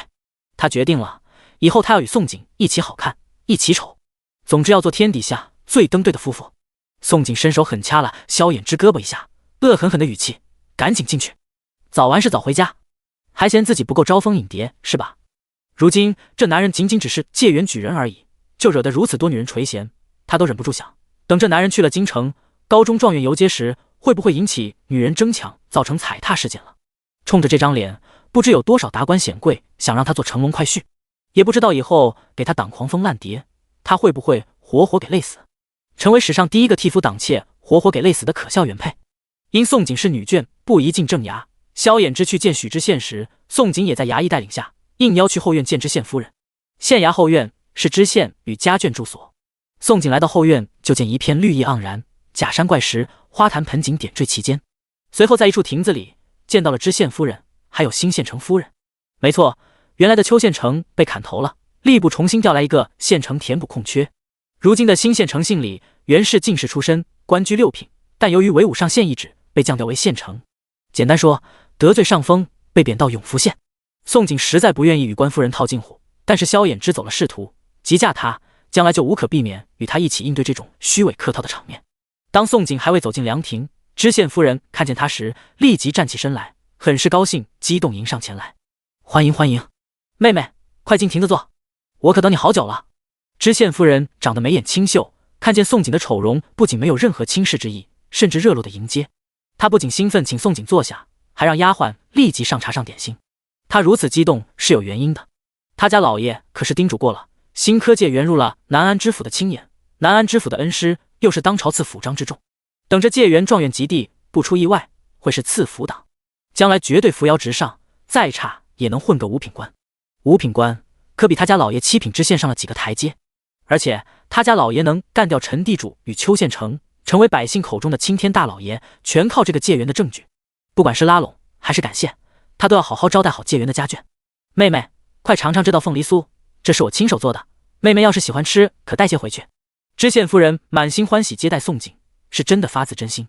一旁的8品县城夫人反而坐在原位无动于衷，既没有表面的客套，看见宋景脸上的斑点，眼中也闪过轻蔑之意。其实不难理解，曾经的6品官夫人突然被贬，让他去迎接一个还没有官职的举人夫人，怎可能有好脸色？两位夫人，谁可交谁不可交，高下立判。宋景不动声色，将2人反应看在眼内。一阵寒暄之后，县城夫人突然插进来一句：妹妹已是举人夫人，身边怎么有一个贴身丫鬟随侍？这个问题出口，不仅宋景双眼一眯，知县夫人脸色也不太好看了。然而还莫等2人说话，县城夫人又端着姿态的口吻说：我身边2个丫鬟都是貌美的，你若是瞧着喜欢，且带回去一个，咱们女人身子不适时，还是多替自己男人想想。顿了一下，又盯着宋景脸上的斑点，自顾道：妹妹想永远留住自己男人，这张脸还得下点功夫才是。我正好得了一瓶淡斑膏，妹妹也先拿去用吧。言罢，不仅他身后模样清秀的一个丫鬟走向宋景，就连一瓶淡斑膏也盛到石桌上，推到宋景的面前。知县夫人哪里还听不明白，这个县城夫人倚仗着之前6品官的威风，既想搞拉拢，却又端着姿态，甚至自以为是给解原色女人。知县夫人当即直言道：陶夫人，这淡斑膏给妹妹用可以，不过丫鬟的话，我想妹妹是不想买，否则就很黑村那座大庄园而言，想买180个丫鬟随时买得起。因为萧衍之高中介元的消息传回永福县，很黑村再次出名了。如今整个永福县都传得沸沸扬扬，狠黑村建了一座占地200多亩的大庄园，成为永福县第一个家家户户住一进宅子、最有钱的富裕村。狠黑村不再黑了，如今百姓眼中，狠黑村是一处人杰地灵的风水福地。第177章，相公他爱惨了我。宋锦也听明白县城夫人想给萧衍之赛女人，县城夫人说的可一点也不含蓄，都不需要脑子去猜。他抬眼看了看身前的丫鬟，半晌才语出惊人道：“瞧着是个水灵讨人喜的，不过妹妹实在不好夺夫人所爱，妹妹打算去了京城再买下人。还有。”将淡斑膏又推了回去，眉眼弯弯说道：“相公说，我即便长得貌丑无颜，他依旧爱惨了我。如此贵重的珍品，实在不好浪费在我脸上。就这么一个只能算作清秀的丫鬟，也想来膈应他，简直不知所谓。夫人，凤梨酥好吃，夫人能教我做吗？回去后我也做给相公吃，相公一定喜欢。”一刻也不想再看县城夫人恶心嘴脸，宋锦立即找借口将知县夫人支走。他本来要见的只是知县夫人，又不是见什么县城夫人，没必要将时间浪费在这种膈应人的身上。知县夫人也不喜欢县城夫人的做派，被贬了还在人前装什么蒜。听到宋锦找借口离开，知县夫人很直击，反应很快，当即道：“好呀，难得妹妹喜欢，妹妹要是不怕累，我还有几个拿手绝活，一并教给你。”宋锦闻言当即一笑：“我不怕累，夫人尽情教我。”“好，全交给妹妹。妹妹且跟我去灶房。”等到县城夫人反应过来自己拉拢被拒时，哪里还有二人身影？宋锦与知县夫人已经去了灶房捣鼓点心，不仅将他一人扔在了凉亭，二人进了灶房后便不愿意再出来。县城夫人何曾受这种冷待，当时就气愤，带着淡斑膏还有自己2个丫鬟愤怒离开。虚实，宋锦与萧衍之趁着宵禁，百姓不得不离开散去之后，终于摸黑回到狠黑村。时隔1个多月，当马车驶进庄园，停在萧衍之的2进宅子前，4小家伙得知自己爹娘回来，简直高兴得疯了，一个个如狼崽子嗷嗷大叫，撒开脚丫就直接扑到2人身上。从未离开过爹娘1天的4小家伙，想爹娘简直想疯了，在家里的每一天都望眼欲穿的等待爹娘归来。娘，今夜我想和娘睡。水水发现自己真的太喜欢这个娘了，1个多月没见，他每天思念娘亲比思念爹爹还要多。我也想和娘睡。木木同样恳求的眸光，可怜兮兮抱住宋锦，求摸头。他真的不坏了，他超级乖，而且他还学武功了哟。他现在有6个师傅，姥姥、姥爷、大舅舅、二舅舅、大舅娘、二舅娘，厉害吧？放眼天下，谁有他师傅多？要是娘亲再收他为徒，他就一共7个师傅。长大了，他一定会变得又美又飒，像娘亲一样。爹爹，我们也想和爹睡。晶晶与火火最近被姥姥教导宫廷礼仪，明白自己是男孩，不能与娘睡一床，所以2男娃听到2女娃的话后，眸光同时投向萧衍之。嗨嗨，萧衍之没想到刚回家就要与宋锦分开睡，自然不乐意，面不改色说道：“你们6岁了，不能再缠着爹爹睡了。”转头又对2个女娃道：“你们娘亲坐马车颠簸，劳累了几日，你们先让你们娘今夜歇歇好，明日再让你们娘陪你们午歇。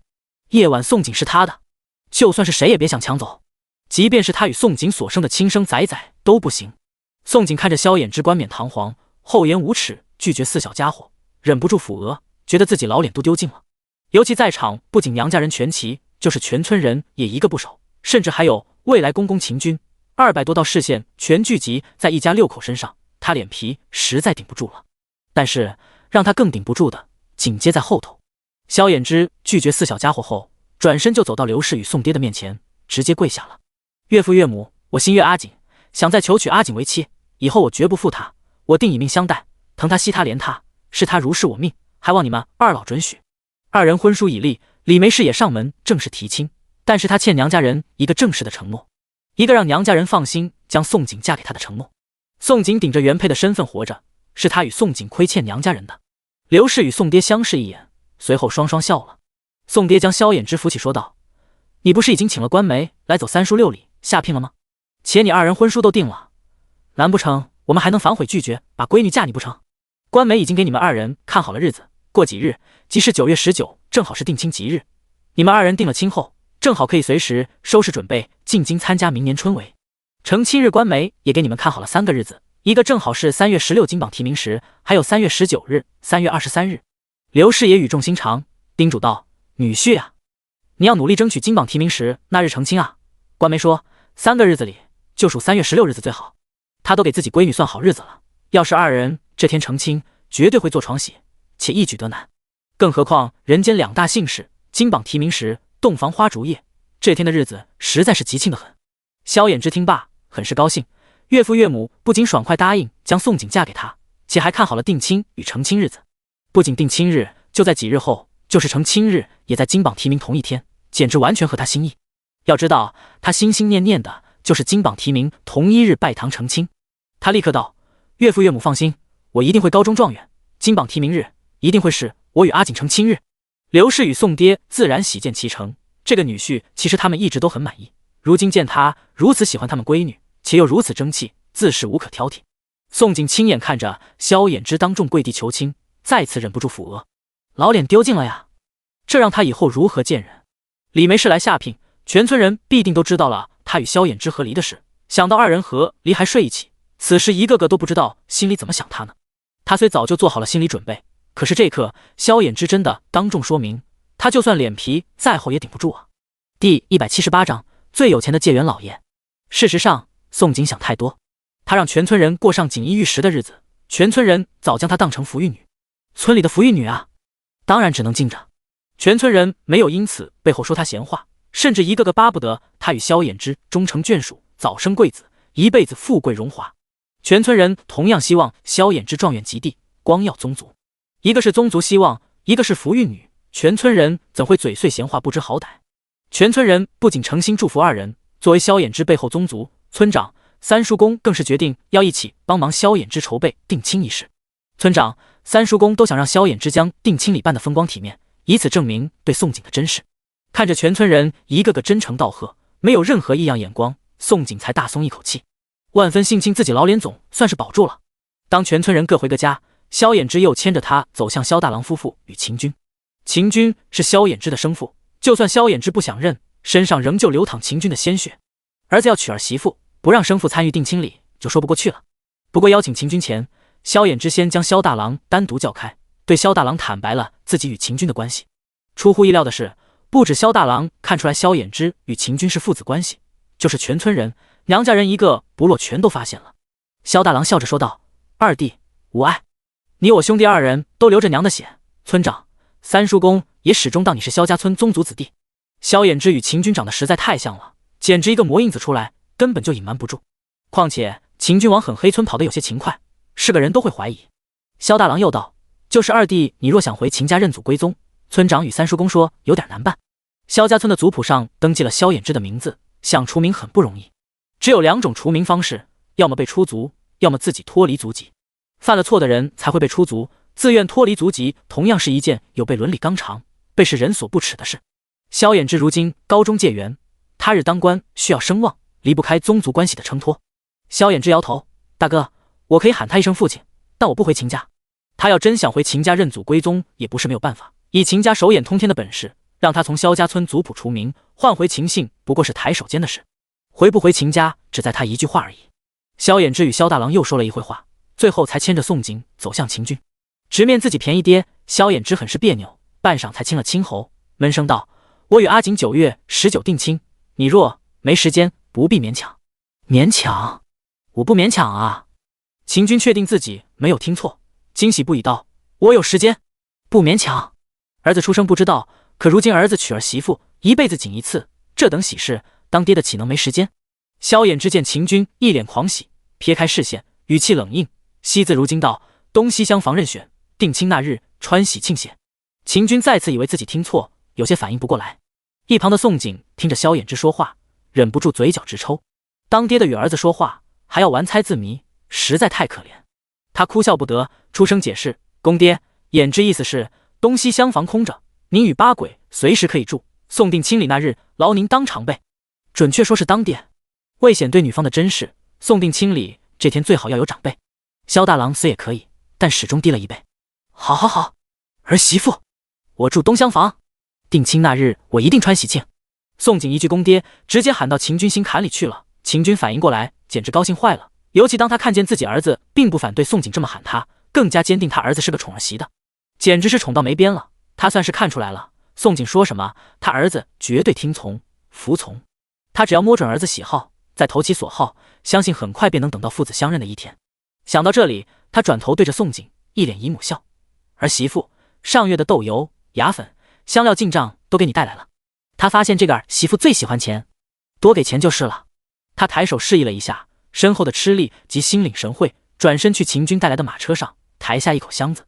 宋景看见吃台箱子轻飘飘的模样，就知道里面肯定躺着银票，立即挣脱了萧衍之的大手，笑呵呵迎上去。当吃打开箱子，露出里头整整齐齐满满一箱，全是面值千两的银票。宋景笑得咧开一口白牙，就是萧衍之也忍不住俊眸一缩。宋景初步估计箱子里至少装了200万两，不过他知道其中有100万两是秦军暗戳送给自己儿子的。他很清楚上月的账目，即便豆油、牙粉、香料收入再好，一个月顶多100万两，因为豆油、牙粉、香料产量都摆在账目上，没有产量不可能多生出钱来。多谢公爹，我又想到了2个挣钱点子，明日与公爹再说道。他知道却不点破，笑着将箱子合上，爽快收下了。其中100万两确实是秦军给自己儿子的，不过这些钱也是他与宋景合作后上个月挣到的。秦军想着，他这是在替自己儿子暂时打理产业，儿子产业，钱给儿子不是很应该吗？1个时辰后，秦军欢喜住进东厢房，宋景也在正房内的实按前盘点清算。他不仅将秦军给的100万两银票分了出来，还有3大作坊属于萧衍之、赵钱、娘家人、萧大郎夫妇的份子钱全部结算分了出来。最后他将属于萧衍之的份子钱，包括秦军给的京城宅子房契一并还给萧衍之。阿锦，你把这个给我做什么？萧衍之刚刚美男出狱，怀里就被宋景塞了一口箱子，满脸不解。宋景笑眯眯道：这是你的资产，不少哦。永福县的首富，这下轮到你来当了。你如今可是最有钱的介元老爷了。虽然二人很快澄清了他的一切也是他的，但是账目还是要先给他看，他的那份钱也应该先交给他，至于他如何做，看他表现喽。第179章，不叫惧内，这叫宠妻。萧衍之得知箱子内装着全是银票，毫不犹豫将箱子放回实按，随后转身大手一带，将宋景圈入怀里，郑重说道：阿锦，我们过几日便要定亲，不应再分彼此，我的便是你的，以后银两全归你管，不必给我。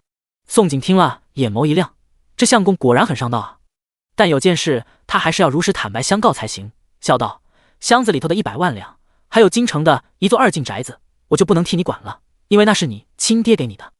你说什么？萧衍之闻言浑身一震，怀疑自己听错，这事为何他一点不知情？又是何时的事？宋景尬笑解释：我们立婚书那日，你爹送了京城一座2进宅子，虽是我名下，其实是给你的，我瞒着你替你收下了。还有他刚给的1箱银票里，其实多给了100万两，你会怪我收他心意吗？宋景会收下银两与宅子，是真的觉得秦军这个公公很不错。秦军知道自己儿子不喜自己，曲线讨好，既顾及了儿子脸面，又恰到好处将宅子和银票送到儿子手中。最主要，秦军是一个千年氏族的家主，能爬上家主位置，久居上位的人物，又岂是简单角色？但此时他却在做着一个父亲最平凡且又应该做的事，实属难得了。萧衍之凝视着宋景，好半晌才摇头：不会，你要是真的满意他，我可以认他。他是看出来了，宋景叫公爹时是出自真心的，显然很满意他的便宜爹。只要自己媳妇开心，他可以满足媳妇一切要求。宋景见萧衍之愿意为他认爹，脱口而出：你这么听话，很有做妻管严的潜力。萧衍之不解，妻管严是何意？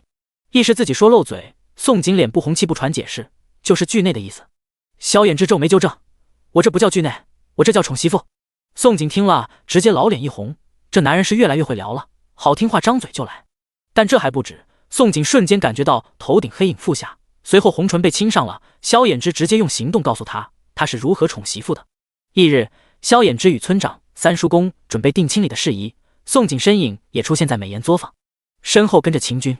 秦军见宋景提着半个麻袋，很是好奇：儿媳妇，你说的2个挣钱点子是什么？宋景笑着应道：人工制冰与制灭蚊香，眼下我先教公爹制冰。秦军听了工人制冰点子，吓了一个大跳。整个大号只有士族与皇家掌控冰窑，等到炎热的酷暑，只有士族门阀、皇帝与后宫妃嫔及文武百官才可以享受冰食的待遇。但冬天人工开采的天然藏冰很是稀缺且珍贵，人工制冰是他头一次听说。不过他到底久经上位，即便再惊吓也面不改色，屏气凝神，认真看着宋景捣鼓制冰。消食制冰其实很简单。宋景放下手中麻袋，找来一个小木盆，一个大木盆，然后分别将2个大小木盆都装上水，之后再将小盆放进大盆里面，最后再将麻袋内他准备的消食、加入到大盆内，利用溶于水吸热的原理，让小盆内的水结冰。当秦军看到宋景往大盆倒入1:1比例消时，就不再捣鼓蹲着，在一边静静等待，吃惊问：“儿媳妇，就这么简单？这样就能制冰了？”宋景笑着点头：“对呀，就这么简单。公爹且耐心等着看。”小半个时辰之后，小木盆内的水已经凝结成冰块。秦军瞪着小木盆内的冰块，激动得再也无法强装镇定。他在抬眼看着宋景时，简直用无可挑剔，甚至佩服来表达他内心。他儿子这是多有福气，居然娶了一个宝藏。制冰过程瞧着简单，看似微不足道，可是他却看到了后面的泼天财富。只要掌握这门制冰手艺，就等于拥有了一条冷链。秦军按捺住自己激动的心情，又问：“儿媳妇，这硝石是不是还可以再次利用？”宋景笑着再次点头：“没错呀，大盆内溶于水的硝石可以再次降温结晶，重复使用。不过加了硝石的冰不能食用，用来冷藏海鲜肉品倒是可行。”秦军说不出话了，这儿媳妇果然与他想的一样，制冰目的冲着冷链去的。震惊了好半晌，他才点头豪横说道：“我明白儿媳妇意思，制冰作坊我来弄，还是7/3分成，儿媳妇坐等收钱即可。”秦家掌握了河运与海运，制冰作坊开在大号所有渡口，再合适不过。哈哈，多谢公爹。宋景最喜欢听的就是躺赢。秦军见儿媳妇笑得见牙不见眼，想到还有一个点子，再次黑眸晶亮，又问道：“儿媳妇另外一个点子叫灭蚊香，不错，可以灭死蚊子的蚊香。”其实宋景早就想过自制灭蚊香，与萧衍之一起去南安府乡试时，他亲眼看见考生们一个个被蚊虫叮咬得不成人样，更是看见了灭蚊香的商机。虽然大户人家也用艾草或香薰驱蚊，但也只是驱蚊而已。要是有灭蚊效果的蚊香推到济世坊售卖，绝对又与牙粉一样，财源滚滚来。宋景拿了一个簸箕，走到美颜作坊内的一排大药柜前，分别取藏红花、黄芪片、丁香、七里香、香茅草等中草药。取完之后，全部倒入石春，用石锤捣碎成细粉，捣得差不多后，便将细粉全倒在筛子上，将细粉筛出来，装入陶盆中。这步结束后，又取来一些植物粘粉，倒入细粉中，然后加入清水捣拌，揉搓成团。到了这步，还差最后2步，制成棒香形状与凉晒。宋景又拿来擀面杖，将粉团擀成手指厚度的长条，随后拿来刀子切成约莫10公分长的棒香。棒香切好后，又装进簸箕，放到作坊外的太阳底下暴晒。秦军看见宋景很是轻松，就做好灭蚊香，不可思议：“儿媳妇，这就行了？”宋景回头一笑：“对，蚊香晒个1天就差不多了，点燃就能灭蚊，晚上公爹就能看见灭蚊效果了。灭蚊香制作不难，重点是药材配比，我一会就让相公将方子写给公爹。”秦军看着宋景，真觉得自己大开了眼界。这个儿媳妇，他实在太满意了。他都忍不住想，要是他儿子不愿意回去秦家，要不是先将儿媳妇拐回秦家，他儿子这么惧内，指不定还会欢欢喜喜跟着。第180章定亲回礼。由于春闱在明年2月，而且离开狠黑村后，不知还有没有机会再回来。宋景找萧衍之写了制蚊香的方子给了秦军，又叫上魑魅魍魉去后山荒地搬山。没错，搬山就是硫磺能挖多少是多少。硫磺、硝石、木炭作为火药的制作化学物质之3，缺一不可。宋景知道赵钱此次西征能退敌，甚至所向披靡，将戎人乌军赶出边陲，收复失地。但是赵钱无法灭掉戎人乌军想继续侵占大号疆土的野心，甚至还因为与戎人这一战，引起另一方敌人部落的虎视眈眈。若说接下来的大号是酣睡病虎，那大号的侧榻之下，则卧着2只虎视眈眈，随时准备扑上啃咬分尸大号的恶狼。想到日后火药随时都会用上，宋景自然大力开挖硫磺，以备不时之需。因为庄园建了10米围墙，且之前为了掩人耳目，因塌方暴露的硫磺矿，此时用一间100平青砖瓦房完完全全遮挡。村里人都不知宋景建泥瓦屋的实际意义，大家伙还以为屋子是宋景建来供全村人放农具用的。宋景打开门锁，带着4鬼走进屋里，就见全村人耕地用的农具全部堆积在屋里。5人经过农具之后，宋景再拿钥匙打开了后门，跟着他身后的魑魅魍魉走出后门，就看见屋子后面是一个高墙围建起来的后院。院子里除了杂草，还有奇怪鲜黄色他方下来的泥土，别无其他。宋景在屋内搬来4把铁铲，对着4人一脸坏笑：“接下来的几日，你们4人不必再护着相公，你们只要负责将后山这些鲜黄泥土装满屋内堆放的麻袋即可。”魑魅魍魉听到宋景让他们干农活，都怔住了。半晌，魑仙回过神来，点头道：“是，少主夫人，保证完成任务。”虽不知道为何死士变成搬运工，但是少主夫人的能力连家主都钦佩，他们自然服从。宋景很不厚道的闷笑：“那辛苦了哈，装好就堆放院子里就可以，不必绑带。”说完，转身就离开了。他想着，魑魅魍魉反正闲着也是闲着，且是自己人，还不如好好利用人力。魑魅魍魉看着自己少主夫人离去时的坏笑，全都生了不好的预感。许久，魑问道：“为何我感觉不妙？”魅魍魉三人立即点头，异口同声：“我也是，我也是。”魑又问道：“你们刚进来时，可有仔细留意屋内的麻袋？”三人同时摇头，随后三人都极有默契，一并跟着魑再次进了屋。当四人看见墙角堆着整整齐齐上千个麻袋，四张嘴都张大的，险些能塞下鹅蛋。没错，上千个麻袋。魑又问：“你们是不是犯了错误，惹恼少主或少主夫人了？”魅魍魉再次同时摇头：“冤枉！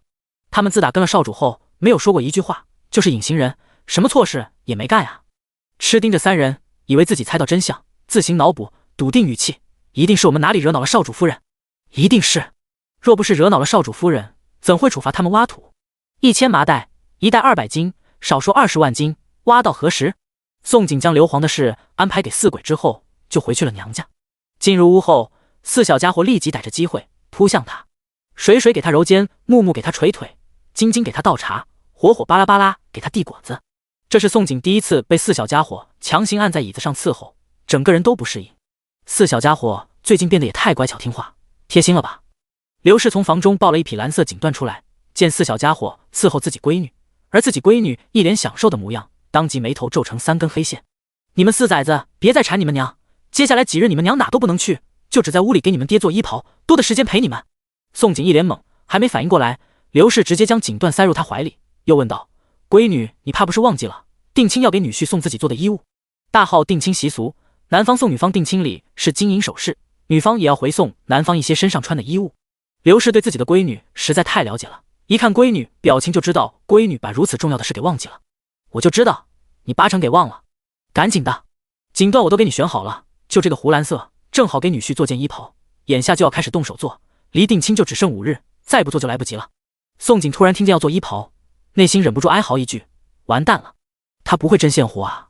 不过不对啊，原主似乎也不会针线活吧，否则他怎么没有继承这方面技艺？还是摔了脑袋，不仅字都不认识，连针线活都忘记。宋景害怕暴露，试探问道：娘，能不能不做，直接买？刘氏刚要坐下，听了他的话，怀疑自己听错，倏地又站起来，瞪大了眼：你说啥？直接买？没等宋景回答，劈头盖脸一顿训斥：你怎么可以说直接买？这一辈子就一次的事情，怎么可以说买？宋景见刘氏一惊一乍，硬着头皮尬笑：娘，我这不是生怕自己做的太难看，才想直接买好看些。刘氏听了解释，脸色才好看不少，将绣架与剪刀针线篮子一并塞到宋景身上。我会不知道闺女你手笨，怎么都学不来针线，但心意明白不？重点是心意。顿了一下，想到女婿如今喜欢他闺女的模样，又气笑了。不过瞧着女婿喜欢你那股劲儿，只要是你做的，恐怕你剪块碎布边角送给他，他都喜欢。说罢，又去房内拿出一匹深色的锦缎出来，催促：我亲自给你爹做一件，你依葫芦画瓢总学得会吧？宋景闻言眼前一亮，连连点头：会。他虽不会针线，但他会缝合手术啊，一样用针线，想学做衣裳，难道还能比缝合手术还要难学不成？他刚害怕的是原主会针线活，如今听明白刘氏的意思，得知原主是个什么都不会的，他就放心了，只要不会暴露就好。第181章，四小家伙的志向。不到半日，宋景就被女工狠狠打脸。针线活可不是什么缝合手术，拿针缝补就好了。残忍的事实告诉他，刺绣分什么宫廷绣、民间绣、双面绣等10几种，刺绣针法也分什么齐针、套针、扎针、长短针等几十种。半日不到，宋景左手手指就被扎成筛子，险些泪奔。萧衍之得知他在娘家给他做定亲回礼，欣喜来到娘家，进入他的闺房。刚进房就看见他扎破手指，吓了一跳，二话不说便握住他的手指含进嘴里。见萧衍之含住自己食指，宋景吓了一跳，脸都红透了。你做什么？这动作太撩人了吧，尤其四小家伙还在房中。哥哥，四小家伙看见自己爹在吃娘手指，吓得全部急忙捂住自己眼睛，只是一个个手指都打开一条缝隙偷看着，一边偷看一边嘴里咯咯直笑。他们虽小，但是懂得他们爹一定很喜欢他们娘亲。最近姥姥教了他们，男女授受不亲，只有长大了，有喜欢的姑娘，喜欢的相公，才可以与喜欢的对方有亲密动作。四小家伙此刻看见爹娘如此恩爱，心里开心死了，越笑也越大声。萧衍之听到耳畔传来四小家伙咯咯笑声，并没有放开宋景手指，自顾吮着，直到宋景手指不再出血，很是心疼道：“衣袍别做了，定亲回礼你随意缝这个钱袋或香囊给我就好。钱袋与香囊简单易做，且都是贴身之物，可以随身佩戴，更显二人亲密。看不见他时，他还可以睹物思人。”宋景眨眼，这样行吗？别人定亲不都是送衣物吗？萧衍之皱眉道：“别人如何定亲是别人的事，我们定亲是我们的事。我不想看见你受一丁点伤，哪怕是伤一点指甲盖都不行。”顿了一下，又柔声道：“而且我更喜欢你送钱袋或香囊给我。”真的？那太好了呀！相公，你真好。宋景听罢，感动的不行，这个相公也太体贴了，必须好好奖励奖励。不过四小家伙就在屋子里，要奖励也要等晚上回房。萧衍之忽听他喊一句相公，眼睛都亮了，但看了看他受伤的手，想到他不会刺绣，又道：“阿锦，回礼也不必做这么复杂，你绣一叶轻舟在上面就好。”轻舟是他名字，有着特殊的意义。宋景也听出了萧衍之的意思，被聊得猝不及防，但还是点头说道：“好，钱袋与香囊我一并给你做，其中一个算是之前你秋为钱谦的礼物。”停顿一下，丑话说在前，不过到时候不管我绣得如何，你都不许嫌弃，不许笑。萧衍之郑重承诺：“我保证，只要是你送的，我一定会一辈子珍之惜之爱之。绣工如何真的不重要，只要以后他的身心专属他一人就足够。”四小家伙听着爹娘亲密对话，实在不好意思再待下去了，悄摸摸一个个排着队想溜出房去，给爹娘独处的空间。不过还没有走出去，萧衍之突然回头叫住他们：“你们四小只留下，爹娘刚好有事问你们。”萧衍之每夜缠着宋景一起睡，并不表示二人将四小家伙忘记了，二人都有在为四小家伙未来筹划。等二人定亲后，就要带着四小家伙一起进京，进京路途遥远，要2个多月，这漫长时间里可以利用教导四小家伙。萧衍之看着四小家伙问道：“等爹娘定亲后，就要带着你们进京，你们可否想过长大了要做什么？你们娘让爹先问你们喜好。”四小家伙闻言全都眼睛一亮，他们爹娘总算记起他们来了。最近爹爹忙着求娶娘亲，娘亲也要忙着陪爹爹和忙着挣钱，他们都快成了隐形人了。天知道，他们也很想爹娘疼的。水水第一个抢先举起手大喊道：“娘，我要像娘一样学医，当第一神医。”木木第二个举手道：“我想像娘一样会武功，将来当第一女将军。”火火第三个举手道：“我想像娘一样会挣钱，挣很多很多钱，当第一首富。”晶晶愣住了，为什么都像娘，没有人像爹？爹爹也太惨了吧！晶晶犹豫了许久，举起手：“我要学娘会武，也要学爹会文，将来当第一名臣。”萧衍之与宋景听着四小家伙的志向，都呆住了。二人算是听明白了，四小家伙一个要从医，一个从武，一个从商，还有一个要从文从武。萧衍之与宋景双双互视一眼，心里同时冒出一句：“4个第一都被占了，以后咱们生的崽要当什么？没有其他第一位置留给后面的崽崽了呀！”嗨嗨，萧衍之忍不住轻咳了几声，对四小家伙笑道：“你们的志向爹娘都知道了，以后爹娘都会倾尽全力教导你们，将来你们能不能当第一，就看你们自个了。”四小家伙听到爹娘要教他们，都乐疯了。水水眼眸晶亮看着宋景，不可置信问：“娘，你要教水水学医吗？”宋景含笑点头：“教，娘收你为徒。”他挺喜欢水水这个小棉袄，而且他瞧着水水很适合学医。木木怯怯问道：“娘，那您愿意教木木学武吗？”宋景还是含笑点头：“教啊，之前答应你的，不过娘教的与你姥姥他们教的不一样，娘教的会很苦，不是谁都坚持得住。”他这么久没有教木木，是在观察木木是不适合当特种兵去栽培。木木听到娘亲愿意收他为徒，眼睛红了，又哭又笑：“谢谢娘。”木木不怕苦，虽然他有6个师傅了，但是他还是最希望娘当他师傅。未等火火与晶晶说话，宋景又对四小家伙笑道：“不管你们从医、从武、从文、从商，娘都希望你们所有人都要先学会武，至少像娘一样有自保的本事，万不能像你们爹哈，还要媳妇保护不好。”萧衍之莫名挨了一刀，整个人都不好了。他怎么听出媳妇有嫌弃他的意思？第182章定亲了。9月19，天未亮，庄园上空盘旋10数只喜鹊，喜鹊的鸣叫声很是喜人，宛若连上天都想参与见证一对新人的定亲礼。定亲礼是有步骤的，宋景一大清早就被刘氏叫起来沐浴更衣，梳头上妆。原本宋景很想找个借口告诉娘家人脸上没有斑点的事，将自己弄得漂漂亮亮的定亲，可是想到娘家人如此聪明，最后他打消了念头，甚至连李梅氏也被萧衍之多给100两银通过气。不过为了让自己没那么难看，宋景少点1半斑点，脸上也打了粉，刘氏一点也没怀疑，只以为他是用胭脂水粉遮瑕了而已。反正今日他便美了不少就是。上好妆后，宋景又在娘家人带领下，在院子里一起祭拜天地祖先。供桌上摆着各种贡品与无字牌位。祭拜祖先的时候，娘家人神情全部一脸严肃。宋爹点头示意道：“闺女，祭拜先祖，告知先祖你要定亲了，祈求先祖护你永世平安喜乐。”宋景眸光落在无字牌位，很是迷惑。过年时祭拜天地，他就发现了自己家的祖先没有名字，不过他还是没有问，按照规矩拿了3支香，点燃，跪拜，祈愿，上香。拜完祖先后，宋爹双手捧着一个4方雕花木匣子，又递给他：“明年娘家人都给你看着庄园作坊，无法进京看着你拜堂成亲，这陪嫁趁着今日先给你，你好好收好，别弄丢了。”“谢谢爹。”宋景恭敬地接过匣子，随后忍不住好奇打开了匣子。原本他还以为匣子里头躺着金银首饰，当看见匣子内只躺着一个镂空朱雀神兽玉佩，瞬间懵了。刘氏看见他一脸迷惑，说道：“祖上传下来家传玉佩，只传女不传男，之前你嫁眼之时就想给你，但那时我与你爹觉得你心性不定，如今瞧你懂事了些，眼智也疼惜你，觉得是时候传给你了。”“好的，谢谢爹娘，我一定保管好。”宋景听了解释，虽然还是有些奇怪宋家祖上是做什么的，居然连玉佩都有，不过他还是没问，乖巧收下传家宝。祭拜完后，刘氏就让他回去闺房里老实等着。然后宋爹打开了宅子2扇大门，大哥、二哥、大嫂、二嫂则从大门处开始铺红地毯，一直铺进花厅。刚铺好红地毯，40吉时正刻，李梅氏一身隆重大装，带着萧衍之、秦军4小家伙，萧大郎、村长、3叔公、村里壮劳力抬着一箱箱绑着红绸大红花的定亲礼来到了娘家。李梅氏用的是3书6礼中的第4礼那征。定亲礼从庄厢再从萧衍之房子出发，就已经耗时半个时辰，等进了娘家。而后一箱箱的开唱礼单，每唱一句礼单就会说一句吉祥语。等唱完礼单，再到揭掉箱子上红绸，又过去半个时辰。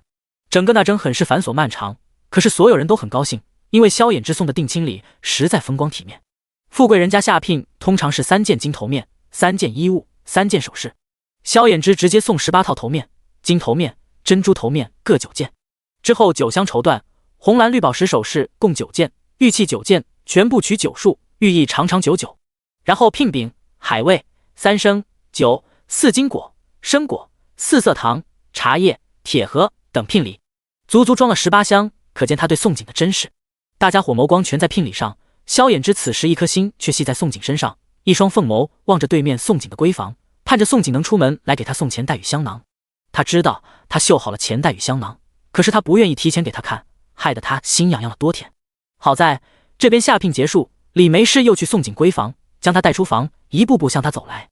宋景头上斜插红宝石镶嵌簪花流苏步摇，身穿了一件束腰逶迤及地的浅红长裙，整个人都变得娇媚动人，婀娜多姿。虽然脸上刻意扮丑了，可是萧衍之仍觉得他能勾他魂魄。萧衍之情不自禁离开座位站了起来，眸光灼热，凤眸一眨不眨凝视着他妙曼的身姿，连呼吸都紊乱了。他从未见过他穿红色，此时的他真的好看的不行。宋景感觉到他肆无忌惮灼热的视线落在自己身上，老脸都红了，不敢抬眸看他。他按着李梅氏要求，变得格外的端庄，距离他短短10几步的距离，愣是走了几十步才走到他的面前。他将自己做的钱袋与香囊递向萧衍之，脸红满面说道：“一针一线皆为你，春夏秋冬皆等你。”妈耶，为何让他说这么羞耻的情话？他一个未来世界的人，老脸都顶不住了。萧衍之接过了他送的钱袋与香囊，低头看着钱袋与香囊上绣的不是那么好看的一叶轻舟，声音低沉磁性：“我一念你成疾，1生有你，3生有幸。”嗨嗨！宋景听到萧衍之更为羞耻的话，直接被口水呛了。惊骇抬眸迎接他烫人的视线，更顶不住了。好在定亲礼走到这步，李梅氏让他与萧衍之互行一礼，就算真正礼成，正式宣告他与萧衍之成了名正言顺被世俗承认的未婚夫妻。然而接下来宋景自己一个人回房，萧衍之则要大摆筵席宴请全村人。一整日偌大庄园很是热闹，小孩们吃喜糖笑闹，男人们推杯换盏，妇人们欢笑吃饭，一片喜庆。宋景知道萧衍之不到半夜不可能回房，且繁琐的定亲礼累得他够呛，于是他早早沐浴就躺床榻睡了。一直到半夜他才被萧衍之狂热的吻弄醒过来。萧衍之本就想念了他一天，再加上喝了酒，酒能助兴，有些失控。阿紧他急切吻着他，凤眸猩红，眸底满是吓人的欲望，大手也不受控制下意要解他腰带，想褪去他身上的束缚。你醉了？宋景被他举动吓坏了，忙抓住他的手。这男人莫不会是喝醉了吧？他已经醉得忘记了最后一步要留到金榜题名吗？这可怎么办？他还没想好要不要今夜就满足他啊。第183章进京一。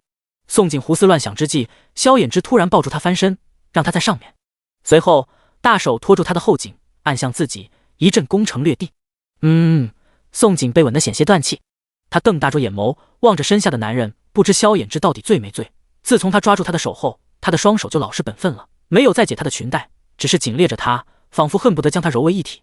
就在他无法呼吸，犹豫要不要一个手刀将人劈晕之际，萧衍之宛若心有灵犀，突然放开了他，喉咙溢出沙哑的声音：“阿锦，我没喝醉，我只是酒不醉人人自醉。”今夜想要他的冲动尤为强烈，尤其当他进房，看见他红色寝裙下若隐若现的妙曼风姿，还有他暴露在外凝脂玉般的秀腿，顿时血脉奋张，理智再也不可控制。没醉就好，吓我一跳。宋景听到他言辞清晰，总算相信他没醉，他就说奇怪，他都吃了他特制的醒酒药，怎可能醉？然而他不知道的是，萧衍之真希望自己醉了好，醉了就可以毫无顾忌。如今才9月，距离明年3月金榜题名还要半年，时间实在太漫长了。每夜娇妻在怀，他又气血方刚，叫他如何忍？莫非成亲前二人分开睡才好？他要是主动要求分开睡，他会不会胡思乱想？二人好不容易走至今日，容不得一丝误会。宋景感觉到身下他烫人的僵硬，脸红的滴血，支吾半天问道：“你要不要先洗个冷水浴，冷静冷静？”其实他不是古代人，那方面倒是看得比较开。若是他真的开口需求，他也不一定非要等到什么金榜题名时。二人若是相爱，对他来说，夜夜都是新婚，夜夜都是洞房花烛。不用，萧衍之暂时不想冷静。穿红色寝裙的她美得不可方物，他一刻都舍不得放手。阿锦，你穿红色寝裙真美，以后都穿寝裙睡好不好？他猜测这寝裙是他刻意为他准备的。宋景确实是刻意为他准备的，闻言脸颊滚烫。可以，你真喜欢，我以后都穿你看。他其实还做了几件寝裙，不过他暂时没敢告诉他。寝裙会选红色，也是因为正好与他定亲，想着喜庆一些。女为悦己者容，他也不能免俗，他也希望自己男人多爱自己一些。想起一事，他抬起头，又道：“我送给你的钱袋与香囊喜欢吗？”“喜欢，我定会一辈子珍之爱之。”萧衍之闻言，将钱袋与香囊拿了出来，凤眸看着上面绣着的一叶轻舟，眸底里没有因为绣工不堪入眼有任何轻笑之意，只有浓浓的情意与心疼。不过只做这一次，以后不要再碰女工了，你受伤我会心疼。宋景盯着他眼眸看了许久，发现他真的没有嫌弃，心口一甜，将脸枕在他心口，吐气如兰：“好，听你的，我以后都不碰了。”怎么办？他发现自己真的完了，他感觉自己沦陷他的温柔里不可自拔了。他一个穿书的，爱上了书本上虚构男人，以后不会消失吧？算了，想这么多做什么？先痛快爱一场再说。10月初1，祭祀节日，寒衣节。萧衍之、宋景与全村人、梁家人一起祭拜完先祖之后，终于要动身进京了。临出发前，萧衍之宅子前，宋景给了村长一口大箱子。我怀疑原来很黑村村民短寿是因为吃水的缘故，所以我为大家特意做了解药。箱子里头是我为全村人调配的解药，一人1瓶发下去，1个月吃1粒。大家伙吃完前，我会提前让济世方给大家送药回来。解药其实是空间大山草药与灵泉制成的糖丸，其实最有效的解毒办法就是全村人每人喝1碗灵泉，但灵泉的事不能让任何人知道，所以他让大家伙慢慢吃糖丸解毒。交代村长后，宋景又给了一本簿子送爹：“爹，以后作坊就交给您来打理了，我已经将所有人员按实力且可靠选出了管事、副管事等众人，爹以后就按着名单委任大家伙，表现出色者工钱适当提升，人不够可让济世方帮忙买签了死期的下人与护院，另外再请夫子来私塾教村里孩子。如今作坊有原来世界公司的规模，人事管理自然提携一些会做事的管事，梁家人也不必再辛苦劳作，将来做东家盯着作坊运作，发工钱这些就可以了。村里孩子上私塾也不能没有夫子。”宋景几乎将该交接的一个不漏的交接。宋爹接过簿子，点头：“闺女放心，梁家人一定帮你守好作坊，私塾也会请可靠的夫子，你安心陪女婿进京复考，庄园作坊无需担心。”宋景想起一事，又道：“村里的田地耕种，还是请新村的吕村长带人来种，种植的草药济世方周大夫会来收。总之，田地不能荒，粮食才是生存之根本。不管是前世还是今生，宋景都习惯囤粮、囤物资，以防天灾人祸。钱固然重要，但遇天灾人祸，没有粮食没物资，钱就是废纸。”刘氏见宋景这也担心，那也操心，忍不住红了眼眸催道：“好了，这才18岁，比你老娘还能唠叨，你与女婿去乡试时，娘家人不也帮你管得好好的？你且放心陪着女婿进京，一定要注意自个身体。害怕宋景粗心大意，不放心，又交代身边的萧衍之，女婿你也多看着闺女，如今入冬了，去了京城更是天寒地冻的，你多看着她，万不能让她着凉受寒了。他的闺女与女婿都在一起睡了大半年了，原本以为二人定亲日9月19也是宜孕日，闺女好歹能怀上，哪知道闺女今日又来小日子，这肚子里一直没有消息，他瞧得实在担心。如今他也只能寄希望于二人成亲日一举得男，天听由命了。岳父岳母放心，我一定不会让阿锦受凉的。萧衍之听明白了刘氏的暗示，哭笑不得，很想说，等我与你闺女洞房了，您一定能抱上外孙。第184章进京2。1个时辰后，宋景、萧衍之4小家伙秦军在全村人与娘家人萧大郎夫妇依依不舍殷盼的泪光下，上了马车，在八鬼的护送下出了庄园。魑魅魍魉被少主夫人命令挖土，简直被折腾惨了。他们实在不明白少主夫人为何要降罪他们。总之，他们将1000个麻袋全部装满泥土后，宋景只对他们说了一句辛苦，之后就没其他表情了。宋景越是没反应，4鬼越是胆战心惊。4鬼甚至觉得伺候少主夫人比伺候少主与家主还要可怕。至于秦军为何也在马车上，自然是儿子到哪跟到哪儿。他其实很忙，只不过秦家是隐世千年氏族，在整个大号狡兔三窟，到处都有秦家的产业房子土地，京城更是秦家根本之地，他去了京城也可以看一下产业。另外，秦军陪着儿子送定亲礼，当了一把父亲瘾，更是希望看着自己儿子成亲。宋景娘家人不去京城，他不去，谁给他儿子主持婚礼？他可是眼巴巴盼着喝儿子茶媳妇茶。至于开作坊，不是还有一个莫白吗？他如今一心只想着当个好爹，也一心希望媳妇早点3年抱两，让他抱金孙。2辆载人马车，2辆拉货马车，8鬼骑着骏马，依次排成长队驶出庄园。庄园外边守株待兔半个月，想给富户乡绅说媒的7、8个司媒们，看见紧闭的庄园大门终于打开，很是激动，一个个以为逮到介元老爷外出，可以把富户家的姑娘塞给介元老爷当小妾了。可是当司媒们看到12匹高头大马从庄园内出来，一个个傻眼止步，不敢上前了。大号马车规制很是森严，因为马匹稀罕，8品官员最多只配2匹马，7品官员以上才可以拥有3匹马以上，富户家拥有马车也不能超过3匹。然而此时7、8个司媒们看到12匹马出来，是吓了一个大跳。先不说怕被马匹冲撞，更是害怕拥有这个马队的人来头太大，他们招惹不起。于是萧衍之堂而皇之在司媒们眼皮底下离开了庄园。那些妄想给他当小妾的富户姑娘们，一辈子都没有机会实现自己的愿望。从南方北上进京，一共3种选择交通方式：海路、水路、陆路。大号开放海禁，可直接渡船沿海北上，直抵京城。但走海路容易遇到域外海盗，一旦倒霉在海上遇到海盗，下场只有一个，要么死，要么活。宋景与萧衍之不做走海路的考虑。原本萧衍之凭着举人身份选择走陆路，朝廷会给予票券补贴，票券可以在各地的驿馆免费吃住，另外还可以拿到一个火牌，凭着火牌可以在沿途的驿站领取一辆插了写着礼部会试4个字的黄旗马车，然后坐这辆马车到下一个驿站。然而二人还是不予考虑陆路，一个他们如今财大气粗，瞧不上朝廷那点钱，也不缺马车。再者走陆路2个多月，车马劳顿岂是好受的？何况他们是从西北逃荒而来，很明白走陆路的艰辛，他们只有走水路这一个选择。只不过走水路也遇2个问题，一个南方到京城没有直达路线，必须中途中转换船，且中间要换乘马车走一段官道陆路。另外一个问题，可能官船还没有抵达京城，遇到极寒天气，运河极可能结冰。宋景与萧衍之只能寄希望天公作美，别这么倒霉。走水路要先赶去广安府的运河渡口，然后买船票乘坐官船。因为有秦军，宋景与萧衍之带着4小家伙上了马车后，就一概不管。秦家掌控漕运，别说买船票，就是包下官船单独北上都不在话下。不过秦军没这么干，木秀于林峰必摧之。萧衍之如今只是个举人身份，太过招摇未必是好事，而且秦家的行事风格从不招摇，秦家能千年传承，正因为大隐隐于世，世人所不知。2天后，宋景、萧衍之4小家伙在秦军的带领下登上了一艘大气夺目、宛若巨舰的官船。官船一共分4层，一层是一个世界。第1层为讲室，第2层大多是囊中羞涩的穷苦书生乘坐，房间全部是刚好容纳一个人休息的小隔间。第3层房间约10平，一般为家境殷实、富户商贾、官家小姐所亲媚。秦军没有包下整艘官船，但包下了最气派的第4层顶层，楼下的乘客未经允许一律不许上来。顶层一共并排2个大房间，走出房就可以观光，在甲板上享受美景的同时，还可以煮酒烹茶、吟诗作画。言之，儿媳妇，你们先挑，挑剩下便是为妇的。2个大房间都接近30平，里边一如客栈一般，应有尽有，摆饰也一模一样。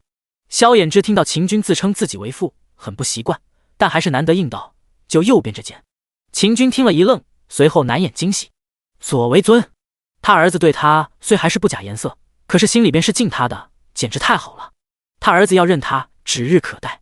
他一起上京果然对了，至少接下来在上京的日子里，他多的是机会与自己儿子儿媳接触。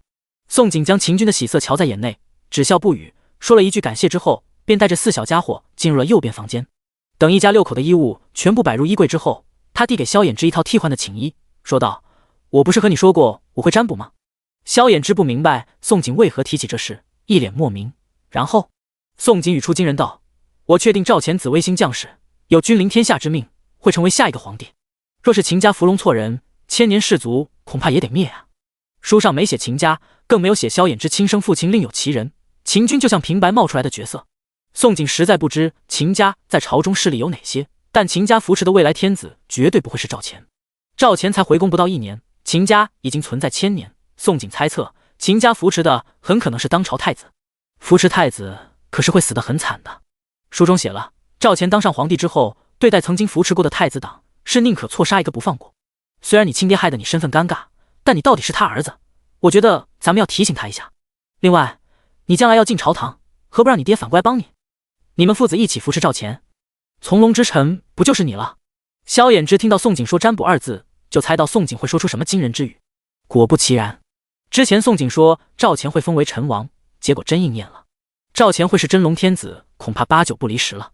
萧衍之是一点不怀疑宋景说的话，沉吟许久后说道：“我一会就找他谈。”第185章，陈王胜，800里加急，800里加急。同一日，2匹骏马后面黄尘滚滚，一先一后抵达皇城。随后2封写着800里加急的信件，宛若约好了一般，先后呈到圣案之上。陛下，是翰林院修撰杨少成宋城南安府乡试解元考卷。大太监李毅打开第1封800里急件，发现是考卷，速度极快，看了一眼上面解元名字，不动声色，弯腰双手奉上。哦，快呈给朕看看。武文帝闻言立即放下了手中折子。杨少成奉他命令网罗人才，800里加急送来的策论想必出色。武文帝接去考卷，一边审阅一边微笑点头，此子确实不错，经文、诏告表都很出色，诗作可见其内心宏图大志，杂文、檄文写的还可看，策论。下一瞬，武文帝砰一声将考试拍在圣案上，怒骂：“大言不惭！此子居然说戎狄敢屡次来犯，皆因朕胆惧未战先怯，朕胆惧吗？”李毅，你说。李毅吓了一个大跳，伴君如伴虎，这问题给他10颗脑袋也不敢回答啊。而且事实是，不仅武文帝，整个朝堂的文武百官，大号的百姓，哪个不怕戎狄？这策论说的似乎也没啥毛病啊。就是这考生怕不是个疯子，这也忒大胆了吧？当然，武文帝也没有非逼李毅回答，只是自顾恼怒而已。生气归生气，骂完之后，他还是忍不住又拿起策论继续看，边看边骂：“大胆！此子居然说大号的兵器即是废铁，不堪其用。我皇儿的10发连弩岂是废铁？李毅，10发连弩不也是半年前陈王突然带回来的？且是3个月前才打造出来，刚上战场，这解元恐怕也不知道呀。而且大号的原来兵器与戎狄对战，确实形同废铁。”武文帝又骂：“荒唐！此子竟说敌强我弱可用毒攻，两军交战岂可用毒如此无耻手段？还有这什么东边灭蜀，此子居然建议用投毒诱蜀方式，还建议整个大号所有号子都用绝育毒。李毅，貌似戎狄烧杀掳掠，把大号百姓当畜生看更无耻吧？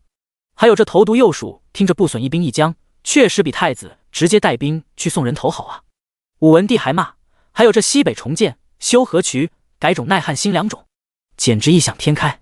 修河渠哪那么容易？新良种岂是那么好找的？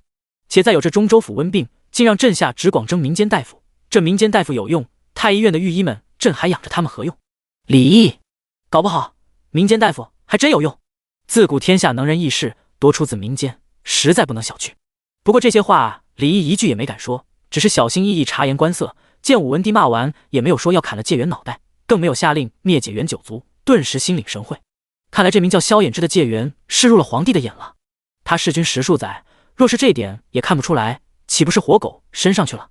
武文帝此刻确实很气恼，写这篇策文的介元，要是介元此时在他跟前，指不定他还真会下旨砍了介元脑袋。但是他坐上龙椅20多年，从未有人冒死谏言，除了赐府偶尔敢直言，满朝文武百官一个个溜须拍马，只求自保。就是后宫的妃嫔，为了获得圣宠，一个个巧言令色，如此不怕死，就差指着他鼻子骂他是昏君的刺头。除了他儿子赵钱以外，这真的是大号史上头一次见。他若将这个介元砍了脑袋，先不说损失了一个直言不讳的人才，就是他刻意干涉乡试出题，也会变得毫无意义。他如此大动干戈，为难此次乡试，不就是想求一个敢对他谏言不怕死的刺头吗？所以他舍不得杀了这个刺头，甚至还希望这个刺头能杀入殿试。李毅看着武文帝脸色渐渐缓和，才敢将手中另外一封信递上。陛下，还有另外一封800里急谏。自然不可能是武文帝自己拆信。李毅拆开信后大惊，陛下，是西北捷报。武文帝还未从之前的愤怒完全缓和过来，突然听到赵钱消息，脸色大惊，急切地说道：什么？快报！李毅震惊回禀：回陛下，是捷报。8月16陈王率兵30万，直面迎战敌军，不仅大破戎人乌军，灭敌25万，成功收复3座城池，还将敌军首领拓跋实吓得闻风而逃，遁入归隐山。什么？朕皇儿灭敌25万不止，还把拓跋实吓得闻风而逃？武文帝怀疑自己听错了，等不及李毅禀报了，直接一手夺过信件。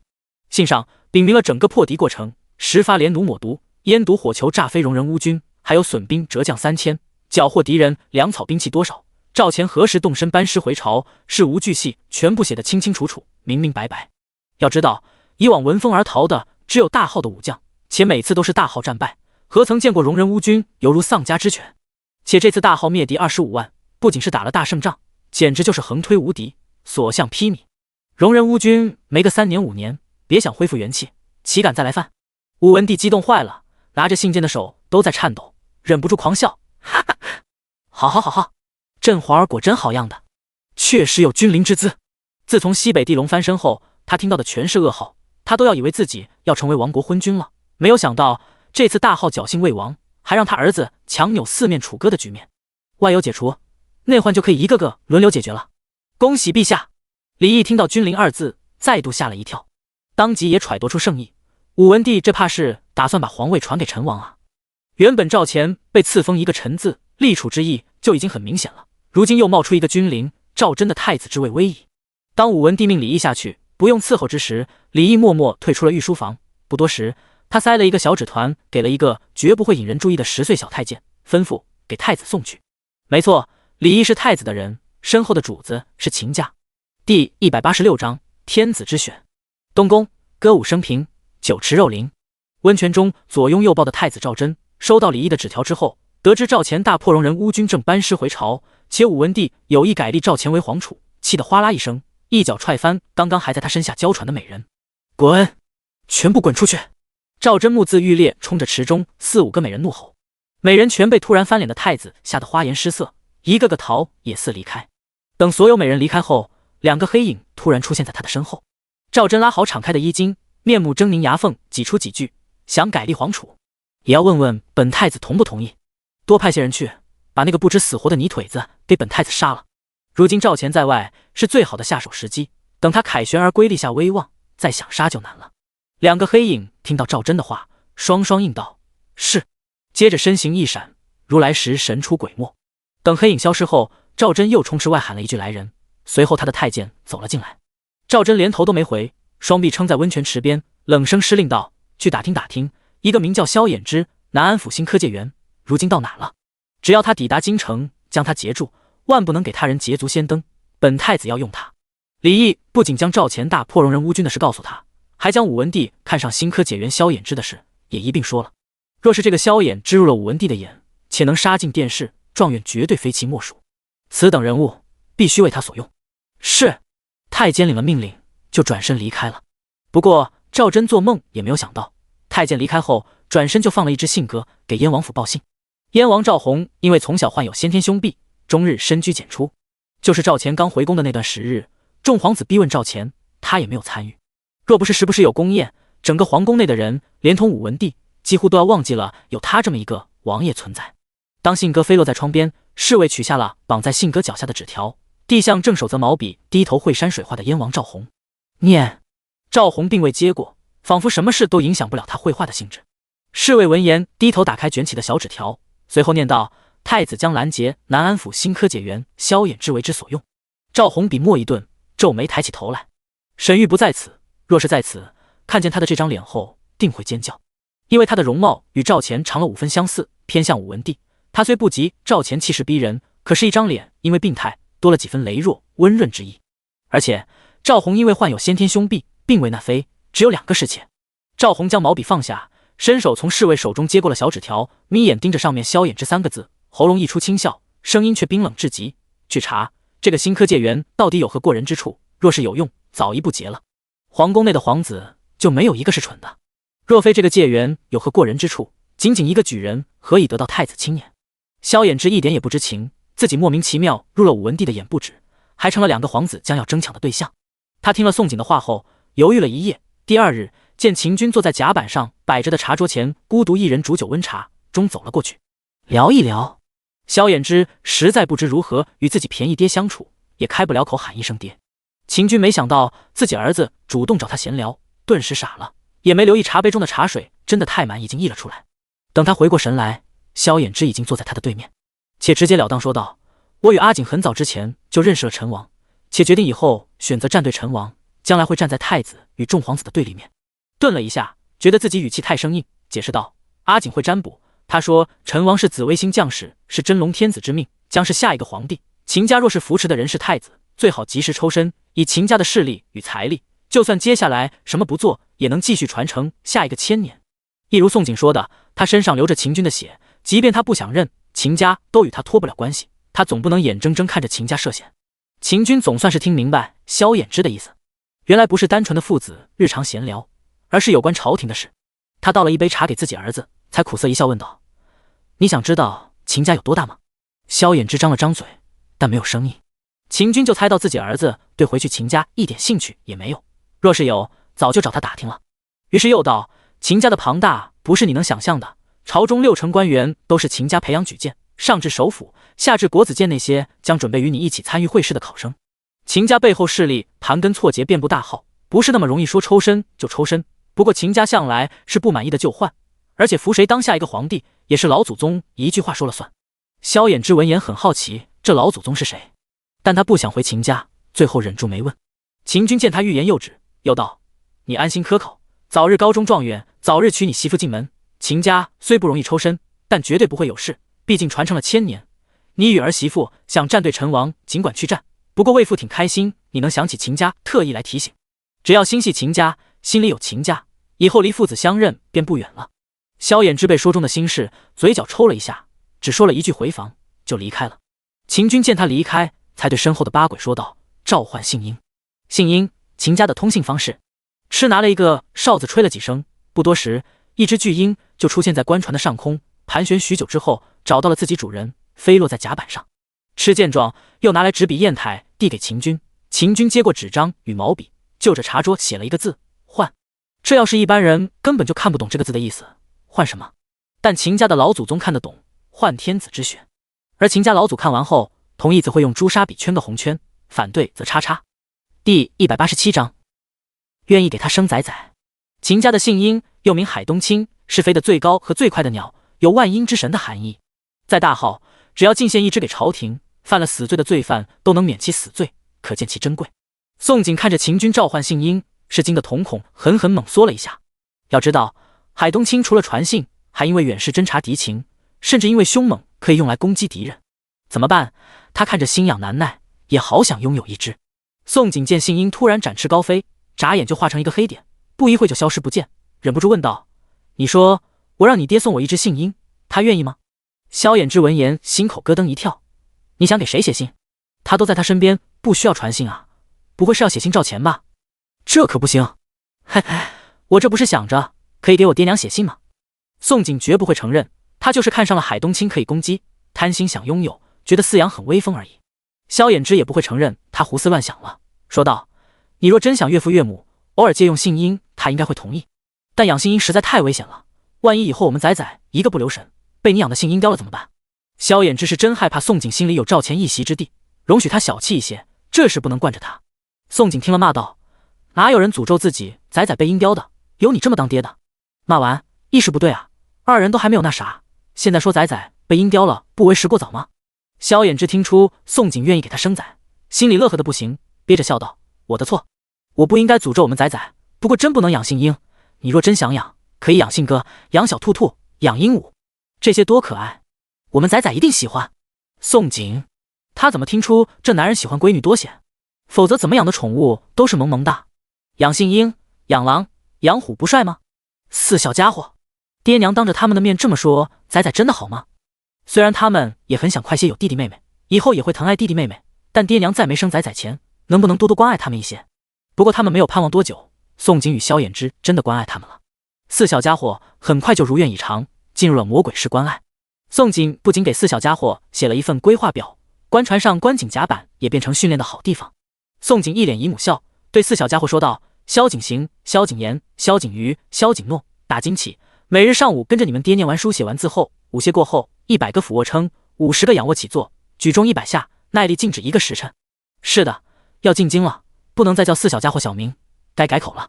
去了京城，若被非亲非故的人称小名，代表卑称、贱称。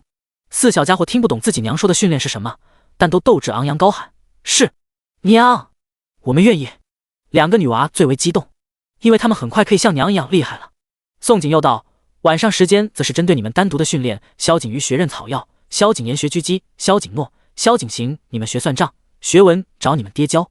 四小家伙都以为训练很容易且好玩，一个个又齐声高喊：知道了，娘。等到他们训练体验半天后，终于弄明白什么叫魔鬼关爱，也弄明白了为何他们娘一直会说跟他学武会很辛苦了，因为他们练了1个下午后就全部倒地爬不起来了，而且他们娘一点也不温柔了，变得好可怕。四小家伙甚至生出不想要什么第一的念头，还希望爹娘快点生仔仔或弟弟妹妹去。宋景见四小家伙躺甲板上，板着脸严厉喊道：不许躺着，起来肢体放松，歇息1刻钟，沐浴吃饭，上晚课。四小家伙本爬不起来，但是听到可以沐浴吃饭，顿时一个个眼睛都亮了，仿佛打了鸡血一般，又活了过来，迅速爬起做放松运动，然后一个个排队跳入浴桶沐浴吃饭上晚课。等到上完晚课，四小家伙是一个个睡成小猪猪，天塌下来都能当被盖。3日无话，官船仍旧平稳在运河上行驶上京，而离去3日的信鹰，天亮之时突然降落在甲板上，信鹰脚上绑了信筒，带着秦家老祖宗的回信。吃见信鹰飞落，迅速解下信鹰脚上绑着的信筒，然后递给房中正起身穿鞋的秦军，惊喜道：家主，老祖宗回信了。秦军闻言伸手接过信筒，随后扭开信筒，抽出信筒内的回信。当他看见信上的字多了1个圈，面上不由一喜，老祖宗果然没让他失望，且深谋远虑。要知道皇帝27子不对，加上陈王，如今28子，他只写1个换字，老祖宗立即就猜测到是陈王，可见老祖宗也因为时局判断出陈王有机会成为下一个天子。老祖宗点头换陈王，这件事若让他儿子与儿媳妇知道，一定会非常高兴。笔墨伺候，老祖宗已经点头换人，接下来的活儿就是他的事了。赤也看明白了信件的意思，脸色忍不住欣喜，迅速拿来笔墨与特别纸张，让秦军写信。这次秦军写了1个廷字，但不是寄给秦家老祖宗，而是寄给当朝首辅林居正。而这一个廷字，对于被扶持中的太子，无疑是晴天霹雳，惊天噩耗。当信鹰飞入首辅府邸，林居正拿到信件的时候，看到纸条上廷字，顿时怀疑自己看错了。停止扶持太子的意思。林居正一脸惊悚，猛揉双眼，怎么可能？怎么可能？秦家从他还是举人便开始选中了他，让他扶摇直上，官运亨通，一直扶持到今天，他权势滔天，成为当朝首辅。扶持了数十年，眼看他的外甥当朝太子很有机会坐上龙椅，怎么中途发生这种变故？等他外甥坐上龙椅，他不仅是首辅，还是国舅了啊！秦家突然要求他停止扶持当朝太子，这意思非常明显，要换天子人选。第188章快穿系统女。宋景与萧衍之很快就从秦军口中得知秦家老祖同意扶持赵钱的事。二人听到这事之后，都双双暗松了一口气。有了秦家的支持，赵钱等于1日之间拥有了半壁江山，已经有实力与太子、众皇子抗衡，不再是孤立无援了。当秦军说完事，准备起身离开时，萧衍之突然出声叫住秦军：那个，马上午饭了，你留下与我们一起吃。上了官船之后，父子二人虽是挨一起住，但是萧衍之从不开口，秦军是一点也不敢与儿子儿媳一起用饭。宋景一直没有开口请公公一起吃，也是觉得由当儿子的开口最合适。果不其然，秦军听到萧衍之邀请他留下一起吃饭，激动的说不出话来了。好半晌，才听他试探问道：“不会打扰到你和儿媳妇吧？”其实在秦家，他也是一个人吃饭，就算萧衍之从不叫他一起吃，他也没觉得有什么不对，反正习惯了。如今突然听见儿子邀请他，他反而有些受宠若惊，生怕自己会不会讨嫌。宋景及时出声：“怎么会打扰到呢？公爹喜欢吃什么菜，可以写一个单子，以后让楼下送上来。官船上有负责做饭送食的，想吃什么，想要热水沐浴，只要有银票便能送上来。”秦军摇头：“魏父没什么要求，随意就好。”在外人眼中，所有秦家人其实就和普通人一样，吃食上也从不挑剔。宋景听见秦军没特别要求，且又想给父子二人独处的机会，于是转身去找吃，让吃按着秦军平时常点的菜去点菜。只是不管是宋景还是萧衍之都没有想到，每日送食的小厮会混进来一个女人。这个女人任全天下人想破脑袋也想象不出她是谁。她名叫宋云锦，快川系统女。是的，快川系统女。她本来与宋景一样来自同一个世界。宋景的原来世界异变了，大地震过后再下一场红雨，每个人都获得不同金手指，有人获得锦鲤体质，有人获得空间，有人获得异能，还有人长了翅膀或狐狸尾巴，总之千奇百怪，什么人都有。宋云锦获得的是快穿系统，这个系统很暗黑很变态，叫什么拆 CP 系统，就是专门拆散3000世界所有男女主，拆散一对他就能补血续命。如今系统命他必须拆散与萧衍之在一起的女人，拆不散他不仅得不到补血，还可能被系统削成人质，永远留在这个世界里。削成人质，他不明白系统为何有这么变态的要求，可是为了活命，他只有2个选择，一个是抢了萧衍之，另外一个方法是必须毁了萧衍之身边的女人。系统，你确定男主就在顶层？宋云锦心里问着系统。系统瓮声瓮气却又人性化的声音随后传入他脑海：是的，宿主，男主就在顶层，男主可是第一美男哦，宿主看见后一定会喜欢的。宿主只要将男主抢过来，或者杀了他身边女人，系统不仅奖励宿主50年寿命，还奖励宿主1个亿。50年，1个亿。宋云锦闻言心动了。马德，他上一次穿书拆散一对男女主才获得3年的续命，收入1000万，这次拆男女主还挺划算啊，不仅白得50年寿命，还能白第一美男。是的，宿主，加油，看好你，快去拆吧。系统已帮你抹除了小厮记忆，记住哦，拆不散，你最后会削成人质，生不如死哦。宋云锦闻言情不自禁打了个寒战，而他也很清楚自己在与魔鬼交易，只有魔鬼才会有这么变态的要求。不过系统，男女主会不会很难拆？系统要不将我的脸变成女主模样，我直接冒充女主将男主睡了，生米煮熟饭，男主不敢不收我吧？宋云锦又在心里问道。宿主要对付的女人并非女主，且系统无法改变宿主容貌，要接近男主需靠宿主自己哦。宋云锦迷惑了，与男主在一起的不是女主？没错，与男主在一起只是女配。宿主快上顶层吧，抢了男主或杀了女配，宿主就可以得50年寿命，1个亿。宋云锦眼眸一眯，好，拼了，2个古代人而已，我还不信我一个快穿系统女拆不散他们。对，宿主加油，看好宿主，快上吧。宋景与萧衍之一点不知情危险在接近，见10个小厮端菜上来，二人像往日一样带着4小家伙进手之后，再与秦军一起围着食案坐下。眼看着一碟碟素菜、荤菜、点心缓慢呈上桌，却在最后一碟果盘的时候，打扮成小厮的系统女宋云锦身子突然一歪，紧接着果盘哗啦连同水渍一并全倒在萧衍之的身上。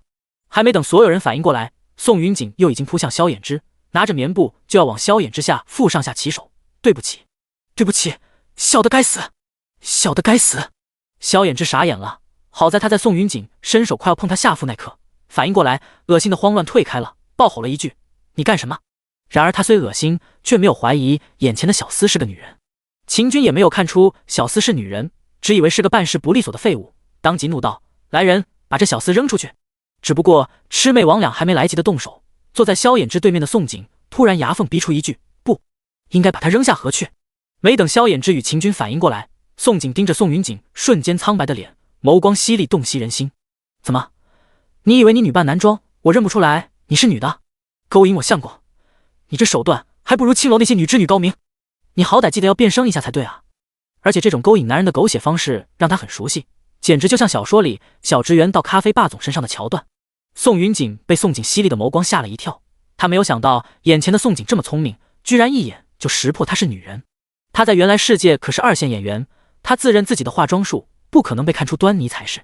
第189章最惨快穿女。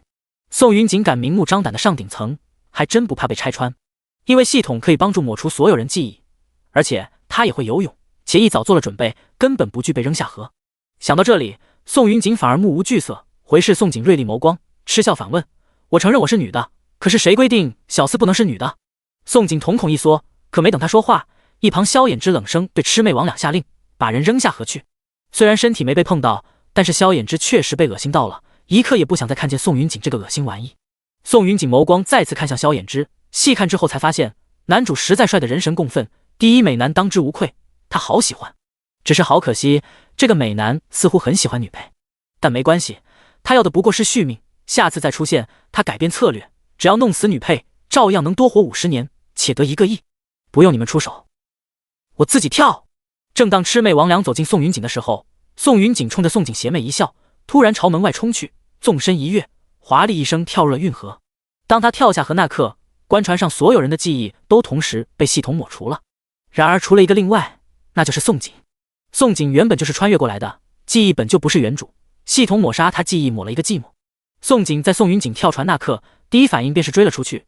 之后他果然看见宋云锦会潜水与游泳，且宋云锦表面跳河了，实际早就准备了一根绳索，趁机又摸上了官船。宋锦不动声色，眯眼盯着宋云锦溜上船。不多时，萧衍之一脸迷惑走出房来，问道：阿锦，正要吃饭，你怎么跑出来了？不合胃口吗？突然又咦了一声，怪哉，我衣裳怎么弄湿了？秦军与4小家伙也走了出来，一个个一脸莫名看着甲板上的宋锦，全都心道奇怪，大家伙刚刚正要吃饭，宋锦怎么莫名其妙就跑出房？八鬼也不明白宋锦何时跑出去，他们一点记忆都没有。等萧衍之靠近，宋锦脸色阴沉的能滴水，转身问道：你不记得自己衣裳怎么弄湿的？萧衍之一愣，反问：是我勺汤意外倒湿的吗？宋锦听了心下一沉，他曾有预感会突然跳出一个很厉害的女人，也早就预料到改变了剧情肯定会对付他，千方百计抹杀他，没想到派了一个能抹杀记忆、拥有金手指的女人过来。不过金手指又如何？谁敢招惹他，那就弄死谁。对付敌人，宋锦向来不会心慈手软，就是他很好奇剧情派来抹杀他的角色到底是谁。宋锦原本想将这事告诉萧衍之，但想到敌人要是再来，估计又会故技重施抹掉记忆，最后他选择暂时将这事隐瞒了下来，并且他也装作自己被抹杀记忆，按兵不动。3日后，宋云锦再一次上了官船顶层，给宋沐浴用的热水。宋云锦第一次探过底，他知道宋锦不蠢且很聪明，所以他什么也没做，老老实实送了热水就离开。宋锦看在眼内，也当作没发现。第5日、第6日、第7日，宋云锦依旧是负责送热水、倒公桶。等到了第8日，宋云锦正准备对宋锦下手，宋锦突然鬼魅一般出现在3楼他的房内。宋锦坐在石案前，手里把玩着原来世界才有的热舞，朝他勾唇一笑，说吧，你是谁？什么名字？知己知彼，百战不殆。宋云锦一连8天观察宋锦，宋锦又何曾不知道来搜宋云锦的底细？这不，一搜就在宋云锦房内搜出一把热舞。看到热舞那刻，宋锦哪还猜不到对方也是穿越的，而且有备而来。宋云锦看到系统奖励的热舞落在了宋锦手中，心知自己这下死定了，踢钢板了。尤其当他后面看见宋锦动作无比熟稔，拆了弹夹之后熟稔装回去不止，还打开保险，冷冰冰黝黑的枪口突然对准他的眉心，吓得脚都软了。快说，我与你无冤无仇，为何想杀我？宋云锦哪敢回答，脑子里立即向系统求救，系统滚出来，这个女配到底是谁？她怎会使枪？为何不告诉我她也是穿越的？为何她的记忆没有抹除？系统报警声音响起，一个劲重复：宿主快逃！宿主快逃！宿主快逃！宋锦岂容宋云锦逃，宛若修罗又道：给你5秒钟考虑要不要回答，不答死。宋云锦在听到熟悉5秒钟3个字，100%确定宋锦是穿越的，身子直颤抖。他这是倒了什么8辈子血霉？一个身怀系统的快穿女，居然被一个穿越女抢了武器不止，还被指着眉心。而且他发现自己用武器都还没有穿越女熟练。他立即举起双手，笑得比哭还要难看，求饶道：我说，我叫宋云锦。宋景听到宋云锦3个字时，眉心狠狠跳了一跳，居然是书中被削成人质，下场生不如死的女人。宋景以为宋云锦是原主，命令道：露出你原本面貌。宋云锦哪敢不从，立即将自己脸上贴的浓眉还有假胡子撕了，露出一张姿色上乘却与原主完全不一样的脸。发现不是原主脸，宋景试探又问：身体是你自己的还是别人的？他想知道原主是不是也魂穿了。若是原主回来抢萧衍之，想来杀他就合情合理了。若不是，这个宋云锦就可以死了。宋云锦莫名感觉到宋景的杀意，慌不择言：身体当然不是我的，我与你一样都是未来穿越的。老乡，我们都是穿越老乡啊，看在老乡份上，你不能杀我啊。宋景闻言气笑了，半晌牙缝挤出一句：老乡老乡，背后一枪，说的就是你。对方既不是原主，他就不亏欠。一个穿越女出现就处心积虑想杀他，抢他男人，难道他还要与穿越女称老乡？宋景双眸一眯，脸上戾气纵生，牙缝吐出5个字：你可以死了。言罢，在宋云锦惊恐扩张的瞪视下，扣下了扳机。对敌人仁慈，就是对自己残忍。宋景对付敌人，从来不会眨眼。第190章火铳搞起。砰！一声枪响，经过消音器，并没有引起官船上他人的注意。宋云锦到死都不明白，自己终日打雁，竟被雁啄了眼。宋景神情冷漠，看着宋云锦的尸体一点点沉入了运河，直到完全消失，才敛神离开3楼，回到了顶层。萧衍之丝毫不知宋景干掉一个女人，记忆里更没有宋云锦这号人，他只以为宋景下1楼去买食材了。是的，宋景下楼的借口就是买鱼，买回来在甲板上晚上烤鱼吃。萧衍之吃着烤鱼的时候，一点也没有察觉到宋景情绪有何不对。等到夜深人静，4小家伙睡沉之后，他才敏感发现宋景情绪不高。不是小日子，媳妇没有道理，心情不好啊，不会这么快就厌倦他的吻了吧？这才定亲多久？这还得了？萧衍之忍不住多想，沉闷问道：你心情不好吗？宋景闻言眸光闪烁了一下，没有告诉他自己今日杀了人，牵强回以一笑道：可能是越靠近京城，心里越不安，我没事。但他确实没有睡意，干脆翻身坐起，又道：我突然想到一个新型武器，正好没睡意，我去试着画出来，你先睡。原本宋景想将手上热舞给萧衍之以后防身，但是他不喜自己男人沾上别的女人气息。再者，手上热舞太过先进，惊世骇俗，且子弹不多，思来想去，还是自己用最稳妥。不过得到热舞之后，他突然奇想，打算做火铳。萧衍之虽然不会舞，但他学了射击，如果他真的研做出火铳，他拿到就能防身使用。你别画太晚，还有别着凉了。若是以前宋景说要捣鼓新玩意，萧衍之一定会担忧，且想办法劝阻。但今时不同往日了，用不了多久，他就有足够实力护住他的东西。另外2人身后已经有了秦家，还有他说过不管什么事都无条件支持宋景，所以他没有反对，而是起身给宋景加了一件披风。只是等到第2日他醒来，看见宋景通宵达旦初步画出来的武器模型，还是被狠狠吓了一跳，不解问道：这是你家乡最厉害的武器？他媳妇的家乡这是有多强？榨油机、制冰、灭蚊香、牙粉、新农具、火锅、香料、10发连弩、唐刀、烟毒火球，这些新玩意几乎每一样都在刷新他的认知。如今又出了一个他闻所未闻、见所未见的火铳。他媳妇生活在如此强大的疆国，委实叫他羡慕了。萧衍之忍不住问道：以后你能不能带我回你家乡去看看？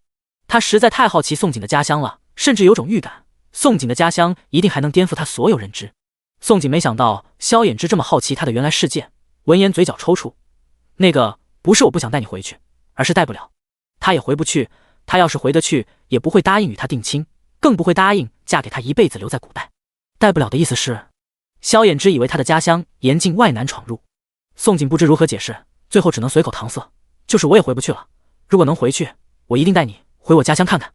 2个月后，白雪皑皑，寒风刺骨，放眼眺望，运河两边银装素裹。宋景与萧衍之都不知道自己运气算好还是算坏。若说运气好吧，官船还没有抵达京城，距离京城还有300里便不能走了，运河结冰了，且好巧不巧在距离京城最近的顺安府遇见了厉言与沈玉。哦，还有2个舞姬。若说2人运气坏吧，又歪打正着下了船，很巧合地避开了太子与燕王的2方人马。太子与燕王的2方人马蹲守渡口接近3个月，结果双双扑了空。当然这事宋景与萧衍之一点也不知情。时隔几个月，在渡口遇到另一艘官船下船的沈玉，宋景与萧衍双双发现沈玉瘦了，不仅瘦了，眉眼更冷了。沈玉则发现宋景更美了，即便冷天披着狐裘披风的宋景依旧肌肤透光，一种发自灵魂的高贵与傲然，瞬间让天地景色为他黯然失色。萧衍之也一样，二人就像壁画走出来的神仙眷侣，而他与厉眼站在二人身前，就像凡夫俗子。宋景看着沈玉，笑着道了一句：“好巧啊。”“一点不巧，我们迟了1个月出发。”沈玉难得没有拐弯抹角，他做梦了，梦见运河结冰了，然后梦见一个身穿蟒袍、发束玉冠、腰缠玉石带，长得极像赵钱的男子出现在顺安府。因为梦境很模糊，所以他故意延迟出发，他想确认一下梦境里出现在顺安府的男人是不是赵钱。要是赵钱，近1年没见了，见一面也好；若不是赵钱，或许属于他的缘分到了。他这几个月瘦了一圈，全是给厉言给气的。在官船上近3个月，厉言每日与两女在房内交缠不止，还在官船上花钱如流水。厉眼身上的盘缠早1个月前就已用光，如今是花他的钱。沈玉每每想起这个就火冒3丈，他养着厉眼不止，还养了2个贱蹄子，心情怎能好，怎能不瘦？对比宋景，宋景被萧衍之的爱滋养，变美不是没道理的。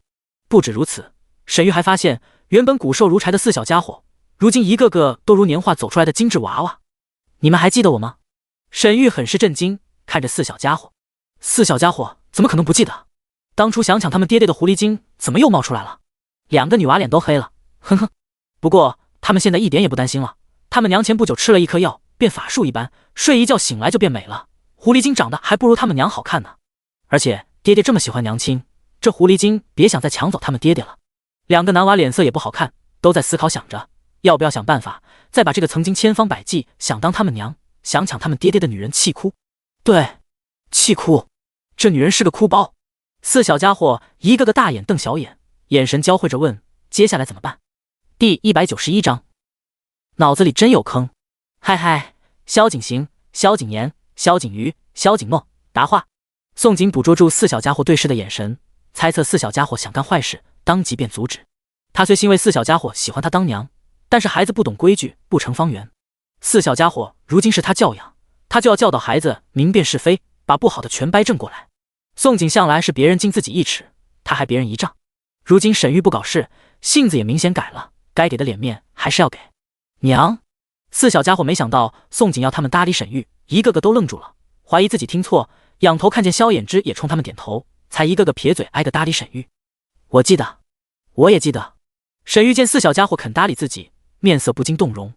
要知道逃荒时4小家伙对他的态度实在恶劣，更甚至当着全村人骂他狐狸精，骂他丑。如今因为宋景一句话，4小家伙就对他和颜悦色，心里顿时如打翻了5味瓶。许久，他对宋景说道：我们打算去悦来客栈投宿，你们要一起吗？宋景闻言往不远处的厉眼瞄了一眼，似笑非笑回了一句：不了，我们有地方住。相识时厉眼将文人墨客住的天下客栈变成青楼，宋景到现在都记忆深刻，实在不想再听一次少儿不宜的叫声。再者他公公秦军狡兔3窟，顺安府也有房子，住客栈哪有住自己公公房子舒坦？宋景刚说完话，5辆马车正好赶至，出现在视野。萧衍之握了握宋景的手指，暗示宋景离开。宋景心领神会，没再与沈玉掰扯，转身就带着4小家伙上了马车。当沈玉看着5辆马车井然有序绝尘而去，他再转身看向一边的厉眼与2个贱蹄子，脸都绿了。对比被萧衍之宠爱的宋景，他觉得自己就是厉眼的粗使婆子。马车要自己找，住客栈要花自己银两，包袱要自己提，实在忍无可忍了。沈玉阴沉着脸问道：厉眼，你想与你的2个外室住街头吗？对，不是厉大哥了。早在盘缠花光，厉眼让他养着，就已经改口了。厉眼正与2个美人交头接耳，商量夜晚换什么姿势，突然听见沈玉让他住街头，吓得脸色一白，连忙放开2个美人。玉儿，需要我做什么吗？厉眼如今可不敢得罪沈玉，先不说沈玉是福玉女，还是养着他的衣食父母。眼下12月中旬，他身上带着的5000两银却已花光，距离春闱还长达2个月。要是衣食父母不管他了，他岂不是要流落街头了？沈玉将包袱扔厉眼身上：你的2个外室，我瞧着不像外室，更像你原配，我反而像你的粗使婆子。厉眼面色一惊，知道沈玉这次是真生气了，连忙哄道：怎么会？玉儿，我的原配永远只能是你啊！他们不过是外室而已，连小妾都算不上。沈玉冷哼一声：是吗？即是外室，怎么没见他们伺候我？他们不应该喊我一声姐姐，给我端茶倒水，活儿不该他们做。你很快就要春闱，用不了多久就要当官，这点规矩应该不需要我来教你吧？要不是培养的苗儿暂时找不到更好的，沈玉早叫厉眼滚蛋，哪凉快回哪去了？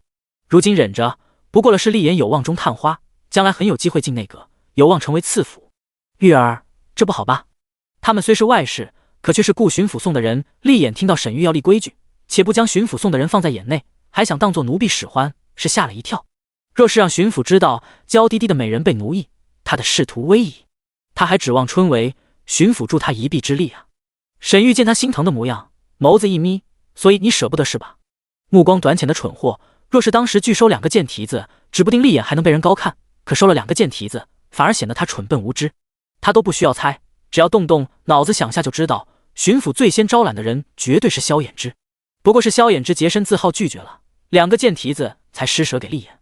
偏偏立眼还沾沾自喜，每天与2个贱蹄子私缠，连温书都没心知。这探花头衔，他都忍不住怀疑立眼能不能摘下。沈玉抱起自己的包袱，撂下狠话：你真舍不得可以，不过从今日起，你用自己钱去养，我不奉陪。他养着立眼可以，但让他继续养2个贱蹄子，除非他脑子里有坑。玉儿，你不能走啊！你走了我怎么办？我没钱了呀。若不你先借我1万两，等我高中探花有钱了再还你。立眼家族前几代都是当官的，后来近几代才渐渐没落了，因为家族发现他是念书的料，整个家族都紧着他，以至于他大手大脚习惯了，1万两他是张口就来。他却不知他带的盘缠5000两是家族便凑足给他的，他更不知挣钱有多艰难。你说什么？1万两？沈玉怀疑自己听错了。1万两，他有，而且他的小金库已经有10万两银子。不过这都是他用自己福运、制香与绣坊2个作坊辛苦1年挣来的。1万两是他2大作坊1个多月的收入。立眼见沈玉一脸见鬼的模样瞪着他，忙解释：玉儿，我是这么打算的，租房子住实在不划算，所以我打算咱们直接京城买座2进宅子。顿了一下，又道：不过京城的2进宅子没个5、6千两，恐怕买不下来。再者，距离春闱还有2个月，这段时间要花费。最重要，咱们不是金榜题名后就打算成亲吗？成亲总不能委屈了你，连宅子也没有不是。等沈玉嫁给了他，以后这个钱可以慢慢还。不对，是不用还了，毕竟都是他原配了。沈玉的小金库也等于是他的了，而且买了宅子，他的2个美人也可以一起住，既不会亏待2美人给巡抚一个交代，又留住了沈玉，简直一举3得。这想法是刚想到的，还是想了多久？沈玉还没有傻到听不出来，立眼似乎一早就有了打算。玉儿，我刚想的，你放心，等我高中探花，一有钱了我一定还你。立眼自然不会承认自己在盘缠用光时就这么打算了。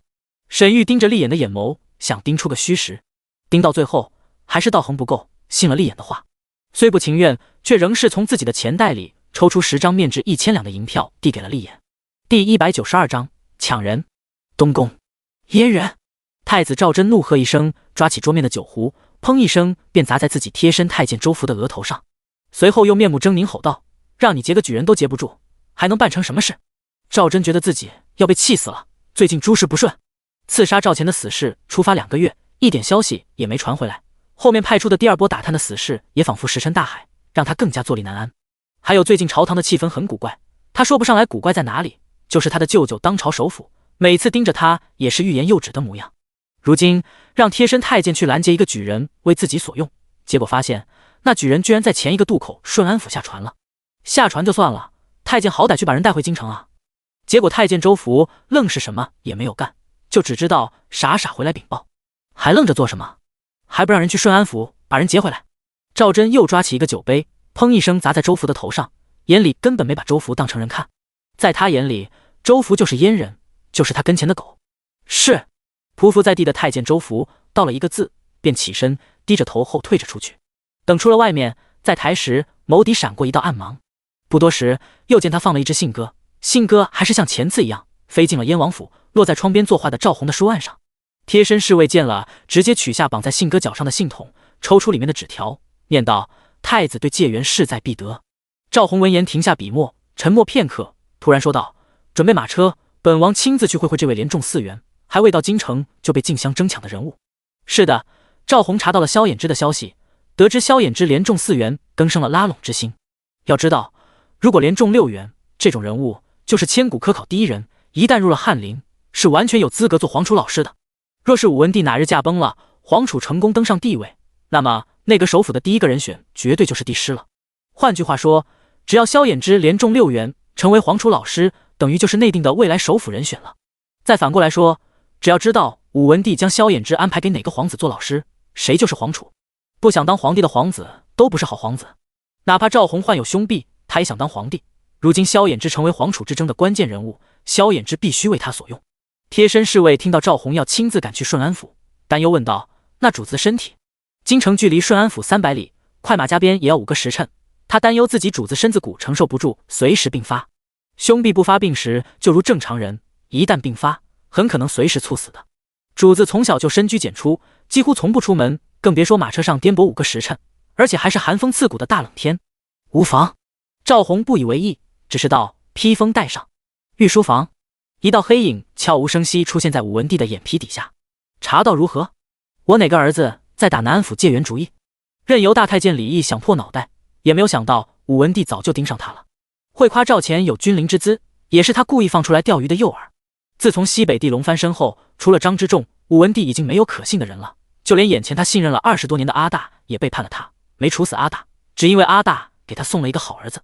要不是阿大护的赵钱周全，他的儿子恐怕早死了。太子与燕王。阿大声音毫无波澜。谁？红儿？武文帝以为自己听错了。赵弘的生母端妃与先皇后其实折属姐妹，因为他当年误会了先皇后，端妃虽没有一同赐死，也没有打入冷宫，但从此不再得他恩宠。尤其赵弘患了先天凶弊，他的目光更是从来没有落在这个儿子身上。除了宫宴，一年偶尔见那么1次2次。想到赵弘的野心有可能是自己促成的，武文帝烦躁地对阿大摆手。阿大再如之前一般，来无影去无踪。顺安府城内隐于众多百姓宅子中的其中一座2进宅子。时隔2个半月，终于可以不必再与4小家伙挤一个房间。萧衍之刚进了主房，关上门就激动地将宋景拦腰抱起。在官船上2个半月，2人连亲吻都小心翼翼，每次宛若做贼似的，就生怕4小家伙突然哪个睁开眼睛。这回总算可以肆意妄为一回，萧衍之自然不愿意放过。宋景也没有矫情，热情似火回应。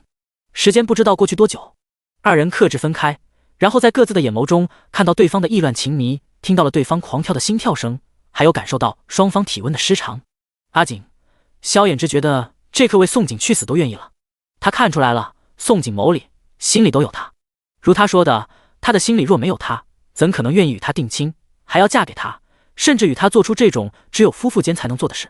别说话，你不说我也明白你爱我。宋景感受到萧衍之眸中浓浓的情意，制止他打破这种宁静的美好。萧衍之闻言当真没再说话，只是紧紧抱着他，抱了许久，直到宋景让他起身，他才不情不愿放开手。见萧衍之转身去沐浴冷静，宋景也起身继续捣鼓他的火铳。自从计划做火铳后，在官船上长达2个多月的时间里，每到了夜晚，宋景都在绘画火铳设计图，并且修修改改，不断的完善改进，从不厌烦。因为修了几十次，慢慢积攒了经验，宋景觉得今夜基本就能将火铳完整设计图敲定下来。当萧衍之沐浴出来后，果然看见宋景又在全神贯注捣鼓火铳绘图了。不过他没有说什么，而是给他加了一件披风防寒，随后又走出房去，跟自己便宜爹要来一盆炭火，然后回来将炭火放到他的脚边。全程他一直默默做着这些事，一直没有说话打扰。总算在1个时辰之后，宋景的火铳设计图终于宣告完工。第193章，赵钱。宋景看着完工火铳设计图，很是满意。我决定打造成镀金火铳送给你，喜不喜欢？若是外形镀金，再刻些雕纹上去，简直不要太帅。喜欢，只要是你送的一切，我都喜欢。萧衍之低头在宋景眉心亲吻了一下。就是黄金，好像有点俗气。当然，这句给他1万个胆也不敢说。他的媳妇儿果然很爱钱，连武器都要打造成镀金。不过正是因为他喜欢钱，才显得他小女人特别可爱。3个月时间，火铳应该能打造出来。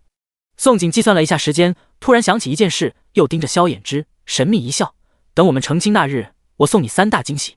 若是2人成为名副其实的夫妻，他不介意让他知道他的秘密。萧衍之听到3大惊喜，吓了一跳，喉结忍不住上下滚动。什么惊喜？居然有3个！把他自己送给他算一个，还有2个是什么？他实在想象不出，除了金榜题名与洞房一样惊喜的还有什么。不能告诉你，反正洞房花烛夜，保证让你很刺激，一辈子铭记于心。宋景都忍不住想看到萧衍之被吓坏时的神情了。阿景，话说一半又不说，这样故意诱惑他，真的好吗？翌日午时，沈玉按着再次的梦境，来到顺安府主大街的拱桥边。没错，昨夜他又做梦了，再次梦见身穿紫色蟒袍、发束玉冠、腰缠玉石带的男人。虽然梦境里男人的脸孔很模糊，但是沈玉觉得梦里的男人就是赵钱。沈玉梦见赵钱在拱桥边走下双马并驾的奢华马车，然后与一个带刀侍卫说话。没说多久，赵钱突然捂着心口倒地昏迷。梦见赵钱倒地，可把沈玉吓死了。虽然赵钱看不上他，他也不敢再对赵钱抱任何幻想，但是他不能眼见赵钱出事，毕竟这是他之前看上的男人啊，且是未来皇帝。冲着2个原因，他按着梦境找到了赵钱梦境出现的地方，打算救赵钱一命。他想着，即便不能成为赵钱的皇后贵妃，让他再欠他一条命也值了。有粮食与一条性命，足让赵钱保他一辈子。沈玉来到了拱桥边，并没有看到双马并驾的奢华马车，于是抬头看时辰，知道赵钱很快就要出现了。他既激动的同时，心里又很担忧。激动是因为时隔快1年，他还可以再遇赵钱；担忧则是赵钱的身体，他不知赵钱得了什么隐疾。瞧着会武功挺厉害的一个人，怎么就突然生病了呢？沈玉在拱桥处心急如焚地走来走去，总算正值午时当刻，他梦中双马并驾的奢华马车终于出现在他的视野。他惊喜地想奔过去，只是双腿刚迈开，他莫名又犹豫起来，不知道是与赵钱来个偶遇好，还是直接过去好。赵红并不知自己不仅出现在沈玉的梦中，还被当成了赵钱。当马车过了拱桥，他就叫停了马车，然后拉拢了一下身上的狐裘披风，掀开车帘下了马车。不多时，提前去打探消息的贴身侍卫骑着骏马回来，跳下马就禀报道：“主子，打听清楚了，介元乘坐的马车往城南方向去的。”赵红闻言拢了拢披风，沉声道了一句：“那去城南找。”言罢，他便转身正欲回去马车，可就在这时，他呼吸一滞，心口宛若被刀捅了一般，随之熟悉的钻心之疼瞬间侵袭他整个身子与四肢百骸。紧接着，他在所有人还没有反应过来之刻，身子突然直挺挺往后仰。这一切发生的猝不及防，最后自然是一阵人仰马翻。主子，快！主子的药！赵红的贴身侍卫双目赤红大喊，随身御医慌乱给赵红喂药，但这些药不是什么神丹妙药。赵红不仅没有一点起色，反而陷入了昏迷，面如死色，情况非常不好，随时可能猝死。正当所有人都不知如何是好慌乱之际，身后突然响起一道女声：“那个，我也许能救他。我认识一个很厉害的神医。”女声的主人正是沈玉。当沈玉看清楚自己梦见的男人竟与赵钱长得5分相似，实在吓得不轻。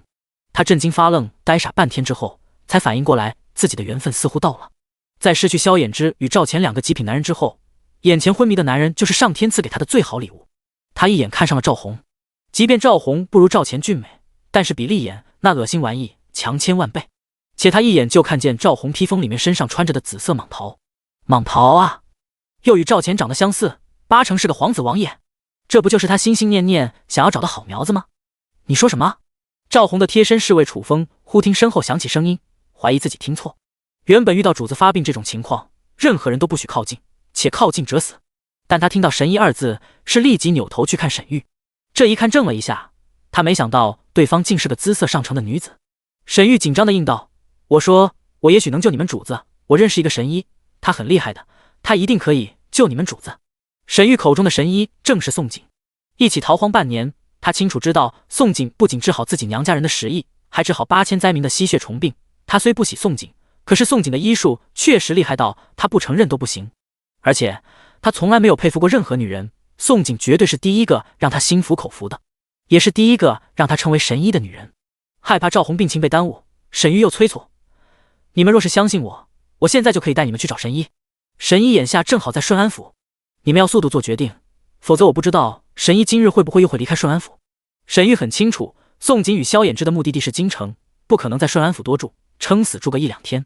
赵红的随身御医见沈玉莫名其妙跳出来，还说认识什么神医，当即怒斥：“哪里来的黄毛丫头？神医2字岂能你张嘴就来？你以为什么人都能当得起神医？什么病随便一个人都能治？”沈玉见御医身上背着一个药箱，顿时明白这个御医就是个眼红症，懒得理会，又对楚风说道：“你快些做决定，现在午时，再迟神医真可能离开的，一旦错过，再后悔就来不及了。”他瞧着赵红的病似乎挺严重的，否则都不需要带个御医在身边。他看上的男人啊，万不能刚刚遇见就死了呀。第194章成神医了。任宋锦想破脑袋，也想不到自己有天会被沈玉卖了，而且他也不知道沈玉是如何带着人找到他的。总之就是一家七口正准备吃午饭的时候，秦宅大门被砰砰砰砰的拍响了。随后沈玉一脸神色慌张冲进了院落，跑到他的面前，乞求的语气：景姐姐，求求你帮我救个人，求你一定救他，不救他会死的。宋景当即整个人都不好了，沈玉又喊他景姐姐了，萧衍之也没了吃饭的胃口了，你喊啥不好，喊我媳妇儿姐姐。而且他转身瞄了一眼院落，看见一身侍卫打扮的楚风，还有楚风背上的赵红，不仅没了胃口，整张脸都直接绿了。让他媳妇去救别的男人，他不爽快。宋景抬手握了一下萧衍之的手，说道：我去看看，你与公爹孩子们先吃，人都直接背进来，再拒绝也迟了，还不如早点看完催人离开，省得耽误了吃饭。萧衍之反握住宋景的手，很不情愿，酸溜溜道：你先回房拿面巾戴上。他媳妇脸上没丑话，如今这么美，别救个人反被人看上，惹来狂风浪蝶，他岂不得气死的份。宋景闻言抽了一下嘴角，但还是听了萧衍之的话，转身对沈玉丢下一句：把人背去西厢房，我一会就来。好。沈玉根本不管宋景生不生气，丢下一句就立即回到院落，让楚风背着赵红去西厢房。宋景回房什么也没拿，就只是拿了面巾遮脸才去西厢房。沈玉在门口看见宋景遮了脸，愣了一下，反应过来宋景故意遮了美貌，忍不住说道：谢谢你。宋景瞥他一眼，将进厢房前，很不客气对沈玉说道：我不要你谢我，我只要钱，帮你救人可以，不过你先让人准备好5000两枕巾，记住，只是枕巾。什么？沈玉怀疑自己听错，5000两，只是枕巾。沈玉忍不住怀疑宋景是伺机想宰羊。宋景就是想宰肥羊，他一眼就看出赵红身上的蟒袍，不宰肥羊宰谁？没有再搭理沈玉，宋景迈开步子走进了厢房。进去之后，就看见乔装打扮的御医正在给赵红诊脉，楚风则与5个侍卫守在床边。楚风见他走进来，双眸通红，急切问道：听沈姑娘说你是神医，医术很厉害，可以救我们主子？宋景闻言打量楚风，一眼就看出对方下盘稳扎，更加确信床上躺着是只大肥羊。不过沈玉破天荒把他夸上天，让他忍不住打了个寒战，挑了挑眉，他道：能不能救你们主子，我要先看了才知道。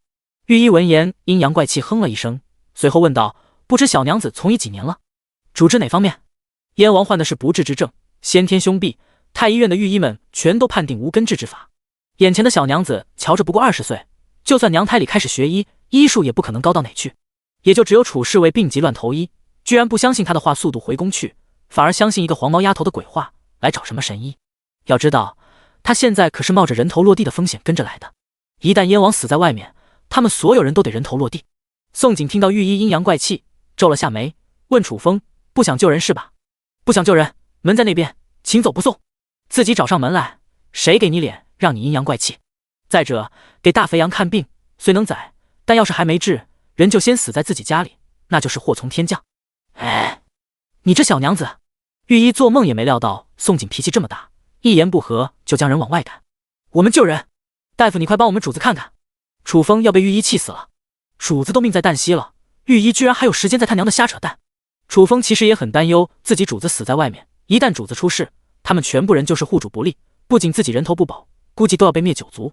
眼下虽是病急乱投医，可是能救他们主子的，真的就只剩下眼前的宋景而已。其实算来，他们也连累宋景了。万一赵红醒不过来死了，只要最后与赵红接触过的人，全部通通都得死。大夫请快些，主子昏迷近半个时辰了。楚风一刻也等不及了，见御医不愿意离开，又道：魏大夫，你先让开一下。宋景也不是真将人赶出去，只是御医的态度让他太讨厌了，心里不爽。直到楚风将御医赶离开，他才抬步走到榻边。当他抬眼看见赵红的长相那刻，确实怔了一下，随后不解地看向沈玉。沈玉心虚地撇开脸，不敢回视宋景询问的眼神。然而就算沈玉不说，宋景也猜到沈玉这时又转移目标了，且这次眼光上了一个档次。至少眼前与赵钱长得5分相似的男人，确实比厉眼好的太多了。宋景隔着一条纱巾，将手指搭在赵红脉搏上把脉，把完脉又问赵红一些平时症状。不多时，他就知道赵红得的什么病，当即道：你们主子患的是先天凶病。楚风闻言面色一惊，居然与宫内所有御医说的一样，着急又道：那我们主子能治好吗？宋景语出惊人道：你其实是想问你们主子能不能醒来吧？放心，一会你们主子我有办法弄醒，不过以现在的条件，你们主子的病无法根治，只能靠药物续命。如果是原来的世界，赵红或许可以做胸外科手术，在古代什么就别想了，他只能靠药物治疗。楚风听到宋景说能弄醒赵红，很是激动。真的，我们主子能醒过来？只要赵红能醒过来，那所有人的性命都保住了。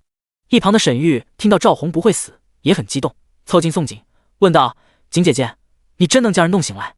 宋景闻言转头看向沈玉，忽地勾唇一笑：不是我弄醒，而是我有办法弄醒。至于弄醒他的那个人，就你来帮忙吧。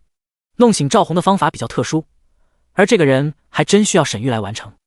第195章舍身相救。宋景所说的办法是给赵红人工呼吸，若是赵红突然停止呼吸，人工呼吸这个活儿自然不能他去做。他探了赵红颈动脉，发现暂时还能感觉到搏动，但是搏动明显在减弱，赵红随时可能呼吸停止猝死。他当即一手按住赵红额头向下压，另一手托起其下巴向上抬，替赵红开放了气道，然后纱巾盖在赵红的嘴上，对沈玉说道：你过来给他渡气。沈玉对赵红什么心思，宋景很明白，只要以后不再来烦他与萧衍之，他就当成全了这个女主。至于将来会如何，暂时他不管，只要赵红不要死在秦家宅子里，不要耽误他吃饭就可以。渡气。沈玉听到宋景让他给赵红渡气，整个人呆如木鸡，是他以为的那个意思吗？宋景点头证明他没听错。对啊，他马上就要断气了，其他都是男人，你让男人给他渡气吗？人是你带来的，在场没其他女人，你不给他渡气，谁给他渡气？大夫，你的意思是？楚风从未听过渡气，猜到是什么意思，狠狠吓了一跳。他们主子虽有2个侍妾，但从来没有碰过，这要是让主子醒来发现自己被一个女人亲了，不知会如何反应。宋景转头又问楚风道：你们主子有带侍女来吗？还是你要亲自给你主子渡气？我丑话说在前，将来你们主子被传成断袖，可不关我的事。断袖2字吓得在场所有男人破门一惊。楚风反应更为激烈，吓得脸都白了，忙摇头：不，还是麻烦沈姑娘了。说完又觉得不合适，扭头对沈玉说道：沈姑娘，你若舍身相救，等主子醒了，主子一定会补偿你，给你一个名分的。做主子的正妃侧妃是不可能的，但救了他们主子，即便不是夫人，再差也能纳为侍妾。然而他不知道的是，这话正合沈玉的心意。沈玉很有信心，哪怕只是侍妾，将来他也能成为赵红的正妃。沈玉在怔愣许久之后反应过来，心里又惊又喜，却脸红扭捏道：这不太好吧？别磨磨唧唧的，还救不救人了？要就赶紧的。宋景可没耐心等沈玉，打断催促：过来，按我说的做。左手捏住他鼻子，大口吸气，屏住俯身，嘴包住他的嘴，给他渡气。渡完后松开他鼻子，然后再继续第2次渡气，如此反复。沈玉听了宋景的话后，既期待又害羞上前。他期待与赵红有亲密接触，害羞是因为在场还有其他人，让他在众目睽睽之下做这种夫妇才能做的事，岂能不羞？但是为了自己的缘分，他选择拼了。他听从宋景的吩咐，按照指示，左手捏住赵红的鼻子，右手扶住赵红下巴，吸气，然后封住赵红的唇，渡气。荒唐！御医简直不敢直视，但他又很想知道宋景所谓的方法能不能将赵红弄醒过来。楚风与其他5个侍卫也不好意思看，一个个避开眼去。只有宋景始终盯着赵红胸腔起伏。当沈玉渡气几10下之后，他伸手探了一个赵红的颈动脉，感觉到搏动明显增强，才道：你继续，直到他醒过来为止。醒来不必再找我，留下诊金5000两便，可以带人直接离开。言罢，宋景转身就走。楚风与御医双双以为自己耳朵出了问题，他们没听错，诊金5000两。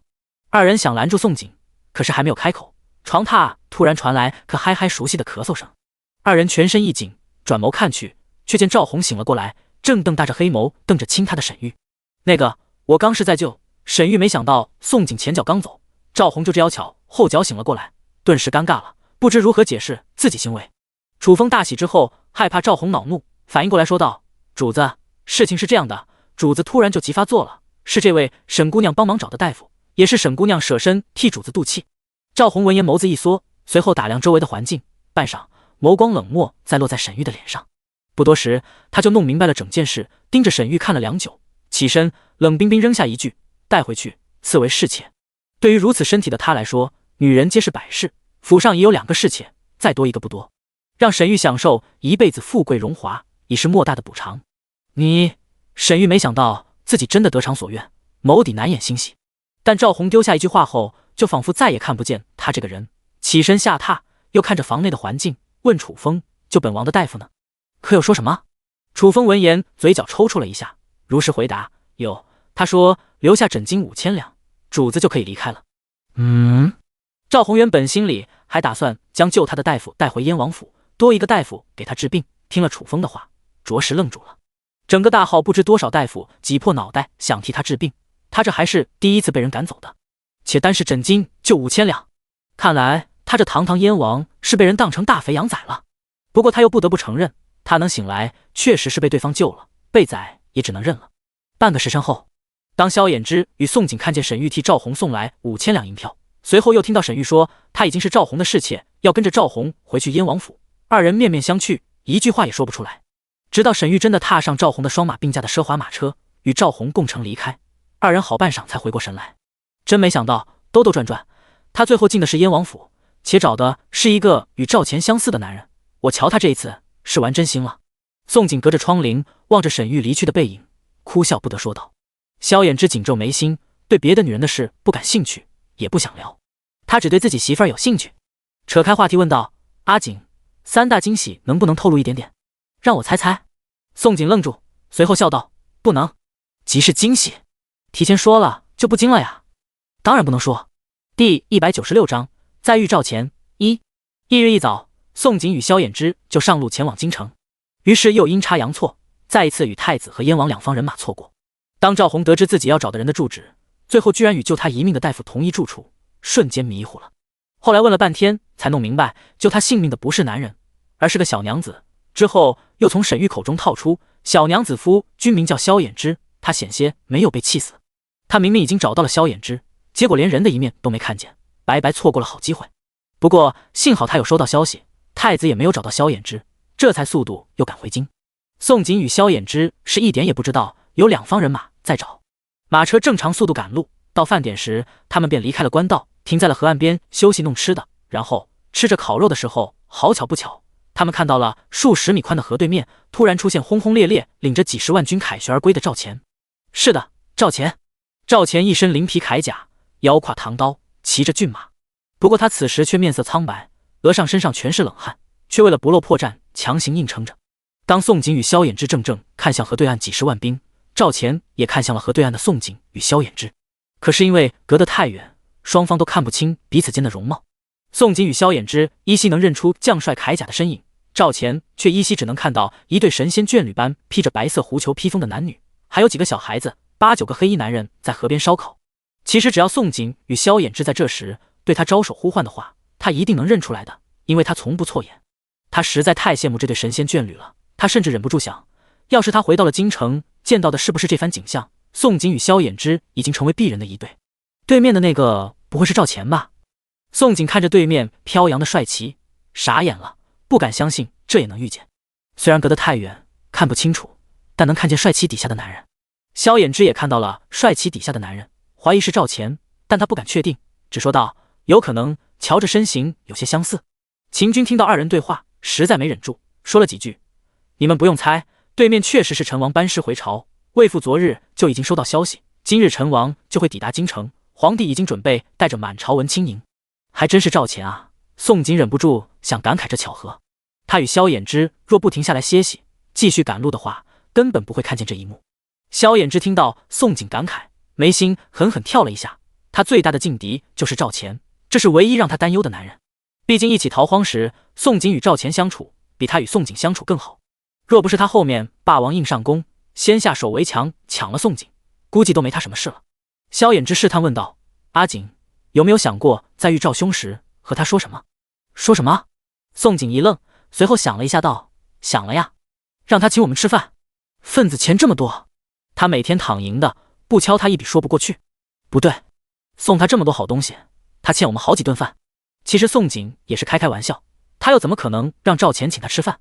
时隔近1年，谁知道赵钱对他现在是什么想法？如果真的将他忘记了，当他是兄弟，他当然乐见；可若是没忘记，他就不能和赵钱有任何接触了。他与萧衍已经是未婚夫妻，且二人快要成亲了，避嫌自然要注意。况且这里是京城，任何不利清白的事情，绝不能发生在他与赵钱身上。萧衍之听到宋景说的是“我们”2字，提到嗓子眼的心总算悄悄放下。他就害怕宋景要去私会赵钱，万一他媳妇儿要去私会，他还真的想拦也拦不住。河对岸。阿二、阿三、阿四顺着赵钱的目光也看向河对岸，只见一对男女在烧烤。不一会，三人瞬间就明白他们爷在看些什么。三人都互视了一眼，但这时他们谁都没有心情说话。三人都知道他们爷又在想念宋景了。最近他们爷总是失神恍惚，尤其他们爷被人刺杀，胸口中了毒箭，且距离京城越来越近，他们爷失神的时候就越多了。是的，刺杀他们爷的那箭上抹了域外剧毒，虽有之前宋景给的解毒药暂时压制了毒性蔓延，可是却不能完全解毒。他们爷每拿出宋景送的解毒药，就会盯着药瓶失神半个时辰，让他们瞧着既可怜又心疼。他们爷明明是如此心高气傲的一个人，何苦如此折磨自己？阿二看着他们爷毫无血色的嘴唇，最后终忍不住担忧：爷还好吗？赵钱艰难地转头，抽回自己的视线，将视线落回前方，声音冰冷：没事，只要我不死，回去了就是别人死。派来刺杀他的死士一共2波，2波死士一个也没有活下来，但他的胸口仍旧中了一箭，且射中他的那箭叫沙矢。沙矢不仅可藏剧毒，箭头还有倒刺，呈倒钩形状。沙矢射入他胸口之后，箭头就卡在体内，他硬拔出箭头，结果造成大量失血，所以此时的他才会看去面无人色。阿二张了张嘴，又问了一句：爷，阿大传来消息，萧衍之抵达顺安府了，爷回京后要不要叫宋景来帮忙解毒？可是他这句话还未出口，赵钱就立即双眸猩红瞪他一眼：不要找他，他只想让宋景看见他凯旋而归，看见他成就霸业，而不是如此狼狈的他。阿二瘪了瘪嘴：看吧，他都还没有提到宋景的名字，他们爷自己不打自招。赵钱又警告了道：不要将他牵扯进来，谁都不许找他，否则你们别再跟我。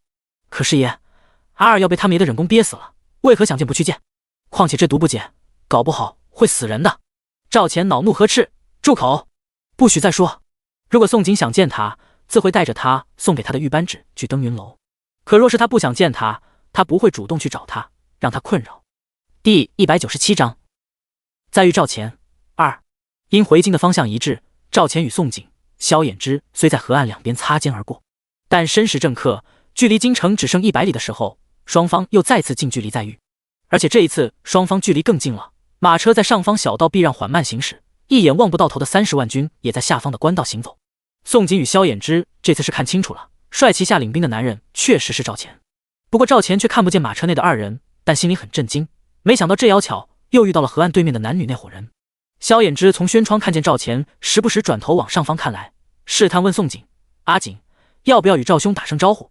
他其实打心底里不想宋景与赵钱过多接触，宋景一日没有与他拜堂洞房，2人就不算夫妻，宋景随时还有被抢走的可能。会有这么一问，不过试想到赵钱应该一早收到2人进京的消息，就这么擦肩而过不太合适，且如果赵钱真要抢，一味的回避根本无济于事。宋景并不知萧衍之想这么多，沉吟片刻，从衣裳箱子里翻出一方新锦帕，递给萧衍之：把这个给他吧。锦帕，锦字，以赵钱的聪明，拿到手便能猜到。宋景想的也是近距离遇见，却要当没看见擦肩而过，确实说不过去。于是不多时，锦帕经过痴之手，几经周折，终于成功送到阿二手上。爷，上方小道避让的路人送来一方手帕。阿二拿着锦帕，心里觉得自己猜到了什么，但不敢确认，急切地将锦帕递给赵钱。赵钱有看见上方小道有人下马，向30万军走来，视线一直有留意着。当阿二将锦帕递给他那刻，他心口一震，俊眸扩张到极限，震惊地看向缓慢并齐的马车。他不敢相信，马车内的男女居然是宋景与萧衍之，那对神仙眷侣般让他羡慕的男女。没错了，他看见的4个孩子不就是4胞胎吗？正当他失神之际，马车轩窗突然伸出来一只纤细的手，朝他挥了挥，随后马车转弯驶离。看着渐渐消失的马车，赵钱哪能猜不到那手的主人是宋景。宋景在与他打招呼，甚至挥手告别。逃荒的时候，宋景去救他娘家人时，也是这种挥手奇怪的告别方式。爷，阿二、阿三、阿四也看见这一幕，一个个惊呆了。谁能想到，还没有回到京城，时隔近1年，他们这妖巧就在路上遇到宋景。3人惊喜同时转眸，正当他们以为赵钱会命他们去追人的时刻，却看见赵钱压抑着冲动，甚至对他们说道：传令下去，全速回京。他心悦的女人已经是别人的女人，他不能追了。能再次遇见她，对他来说已得来不易。萧衍之看着宋景与赵钱挥手告别，没说什么，只是紧握宋景另一只手，不自觉用了力。媳妇儿有个优秀的男人惦记，这种感觉真的太不好了。他决定要把媳妇看牢了，突然说道：“阿锦，进京后我打算闭门温书，你也在家陪我，不要出门好不好？等我们成亲后，我再陪你出街。”其实最好的办法就是今夜就将宋锦变成自己的女人，不给赵钱惦记的机会。可没成亲就提前圆房，对他是一种轻视，这不是他所希望的。宋锦没觉得萧衍之要求有什么不对，毫不犹豫就答应了。好啊，我在家陪你。北方天气如此寒冷，他一个南方人初来乍到一点也不习惯，他是恨不得接下来躲被窝猫冬，无聊了可以买些下人来玩玩。你答应了？萧衍之以为听错，难道你希望我不答应？宋锦眨眼，那我以后多出街走走。不，萧衍之立即握住他另一只手，生怕他后悔，忙说道：说好陪我，就在家陪我。看来他白担心了，他媳妇心里全是他，就算别人惦记也抢不走。傻子，宋锦哪里猜不到萧衍之为何突然有这要求，不就是怕他与赵钱接触吗？马车渐渐远离了赵钱，一路向北，最后在武文帝下旨倾道迎接赵钱凯旋之前，终于抵达京城。因为是天子脚下，进京需要排队进城，且由于北方难民所与中州府已经成了两大毒地，城门口因此盘缠严谨，法度极严。但凡查到有来自北方难民所、中州府等周围附近几个府城逃出来以染10亿的人物，一律抓走隔离或烧死。宋锦与萧衍之、秦军所有人都下了马车，不仅户籍，就是萧衍之南安府介元身份抬了出来，盘问清楚他们出发地、行走路线。马车严查之后，这才准许让他们进入京城。宋锦与萧衍之进入城内，看见眼前琼楼林立，车水马龙，说书唱戏，卖艺杂耍，遛猴投壶，令人眼花缭乱的繁华景象，很是感慨。想起城外还在严查10亿，还有西北与中州府正民不聊生，宋锦一阵唏嘘。看来朝廷还是没能解决掉10亿，也不知道西北灾民还有多少活下来的。10亿距今时长已经1年多，宋锦怀疑没有治疫良方，当初选择北上的西北灾民应该几乎都要死光了，剩余没死的估计都成了携带病源的免疫体。萧衍之听到宋锦突然提起西北灾民，莫名想起被赶走的老萧家一家6口，脸色瞬间变得异常难看。当初老萧家一家6口被赶走后，所有人都不知道老萧家逃往了哪里，但是可以很肯定，老萧家没有逃往南方。老萧家要不是死在路上，就是可能逃往北方了。但萧衍之有种直觉，老萧家一家都是祸害，祸害1000年，往往命长得很，不可能那么轻易就死在路上。宋锦见萧衍之脸色，就猜到他在想什么，问道：你怀疑老萧家逃京城来了？萧衍之嗯了一声，点头，我有预感，那一家子活得好好的。4小家伙突然听见自己爹娘提起老萧家，莫名想起杨氏面目可憎的脸，4张小脸也瞬间白了，嘴唇也失去了颜色。第198章赵钱毒发。秦宅2进宅子，不仅靠近皇城，地处皇城最昂贵地段，里面的崭新豪华装潢也令宋锦叹为观止。秦军为了让萧衍之喊他一声爹，可谓费尽了心思。正房左右两边的耳房，左边成了藏书阁，里面书架陈列着满满当当的书籍，不管是兵书、杂学、史学等书应有尽有。右边则成了萧衍之的书房，里面除了书案与文房4宝，还有青瓷玉器摆饰，墙上也挂着山水壁画。且宋锦与萧衍之还发现左右耳旁皆被打通了，与正房连通一起。正房还故意隔开了一间洗漱房，全都是按着2人的需求而装潢。4小家伙的房间则在东厢房，东厢房同样隔开了2间，男娃一间，女娃一间，里面装潢床褥全以孩子喜好为主。萧衍之看见，哪还不知秦军特意为之。秦军见宋锦很满意新宅子，一脸姨母笑：儿媳妇，为父不知你喜欢用怎样的下人，届时找官衙买人，你自己挑选。他可不敢随便给自己儿子挑婢女下人什么的，别挑的婢女对他儿子起心思，儿媳生气吃醋可怎么办？如今不仅他儿子惧内，他也怕惹自己儿媳妇不高兴，儿媳妇不高兴，儿子就会不认他了。宋锦见秦军这么会来事，笑道：好啊，谢谢公爹，这个公公太会做人了，做事面面俱到，该包揽的他包揽了，不该管的他一概不插手，真的是天底下第一好公公。就是不知道他有没有婆婆。萧衍之有没有同父异母的兄弟姐妹？这个问题他与萧衍之一直没有问过，秦军也没有提过。想到这里，宋锦忍不住好奇问道：公爹，我有没有婆母？秦军闻言明显怔了一下，没有料到宋锦会问得如此突然，愣了半晌，看向萧衍之，忙解释说：你放心，你没有后娘什么的，嗨嗨，秦家所有男人只收妾不娶妻，秦家男人收妾也仅仅是为传子嗣。至于少主，优先挑选家主子嗣，若是子嗣资质平平或者意外身故，不能成为下一任家主，少主才会从其他人的子嗣挑选。萧衍之眯眼问：那意思你有妾，还有其他儿子？秦军连忙摇头：我是有个妾，不过没其他儿子，有一个女儿，似乎现在11岁。宋景震惊瞪大眼，似乎自己女儿多少岁不知道。秦军不得不硬着头皮解释，秦家男人纳妾是为了传宗接代，生的女儿不太重视，刚出生就会送去女子私塾，培养长大之后，长相好看的会送入宫中选秀，长得一般的给朝中文武百官做妻做妾。宋景听后傻眼了，原来秦家是这样的，女人居然是这么不值钱，竟是生育工具，没有一点地位。萧衍之听了，脸色也不太好看，又问：若是我与阿景回了秦家，阿景给我生的女儿，不会也被这么对待吧？还有，为何秦家男人都只纳妾不娶妻？秦军闻言立即解释道：秦家男人只纳妾不娶妻，这不成文的规定是从1000年就开始传下来的，至于什么原因我也不知。不过你放心，只要是家主与少主是有娶妻的权利的，为父当时没想娶妻而已，所以你不用担心。儿媳妇回了秦家，不仅不会被轻视，还能享受少主夫人的权利。顿了一下又道：至于生女儿一事，你也不用担心，家主与少主也有选择自己留在身边养着的权利。我那个女儿会被送去女子私塾，其实是他娘自己要求的。宋景与萧衍之听完秦军的话后，总算初步了解了秦家的一些情况，二人也因此得知秦家女人地位很低，也只有少主夫人才能享受特殊独有一份算是正常人的权利。花开2朵，各表一枝。金碧辉煌的成功，凯旋回归，应付完武文帝，又在满朝文武面前强撑下来的赵钱，回到成宫就迅速吃了几粒宋景给的解毒丸，随后脸色苍白如纸，艰难脱去了一身铠甲，露着上身，显出胸口刺目惊心的剑伤。只见他胸口一个窟窿，仿佛被挖了块肉，且体内的剧毒明显压制不住了，伤口处周围一圈都呈现吓人的乌黑。爷，要不叫宋景过来吧，这毒不解爷真可能会死的。阿二看着赵钱的剑伤，实在看不下去了，哪怕惹恼赵钱，这些话他也要说出口。阿三阿四也同样劝道：爷，宋景那么会使毒，或许这毒他真的会解的，请他过来吧。赵钱听了三人的话，气得额头青筋突突的跳，不想说话，也没有力气说话。他何曾不想见宋景，但是他不能，他怕自己把宋景叫过来了，会管不住自己的心，对他说出什么痴心妄想的话。他不想最后让二人形同陌路。就如今日，他与他挥手告别，这种关系刚刚好，至少他当他是朋友。爷，阿二见赵钱固执不说话，眼眸都红了。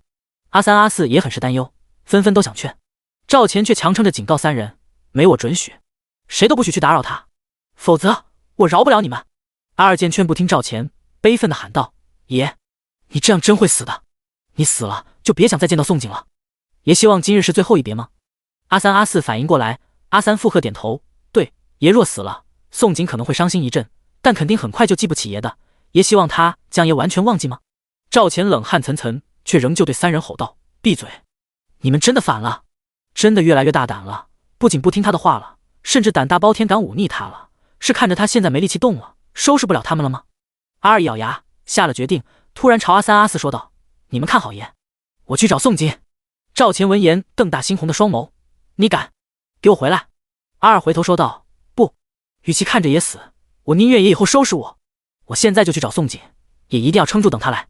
言罢，阿二头也不回，在赵钱瞪视下离开。第199章，替赵钱解毒。阿二救人心切，很是冲动。当阿二找到萧衍之与宋景的住址，也不从大门进入，直接就翻墙飞跃进去。可是他没想到，宅子里头住着8个与他一样都是从小受训的死士。当阿二翻越进2进宅子，8鬼也如鬼魅般立即将他团团围住了。不过吃很快就认出这是阿二，讶异问：你为何不走正门？知不知你险些就成了一具尸体？若是8鬼同时出手，即便阿二有3头6臂，也抵挡不住他们的蝎子刀。阿二没有时间回答吃的问题，大喊道：宋景，你出来，我们爷快死了，赶紧去救我们爷。宋景正好在沐浴，听到喊话脸都黑了。什么鬼？什么赵钱快死了？下午路上不是还看见赵钱活得好好的？不过想到阿二应该不敢诅咒赵钱，他还是出了浴桶。萧衍之也很不喜阿二对宋景如此口气，气恼走出书房，结果不小心看见宋景只披了一条大棉巾从洗漱房走出来，想到他里头什么也没穿，顿时气血翻涌。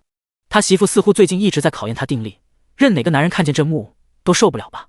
嗨嗨，萧衍之急忙又转回身去，他是很想看，但实在刺激顶不住。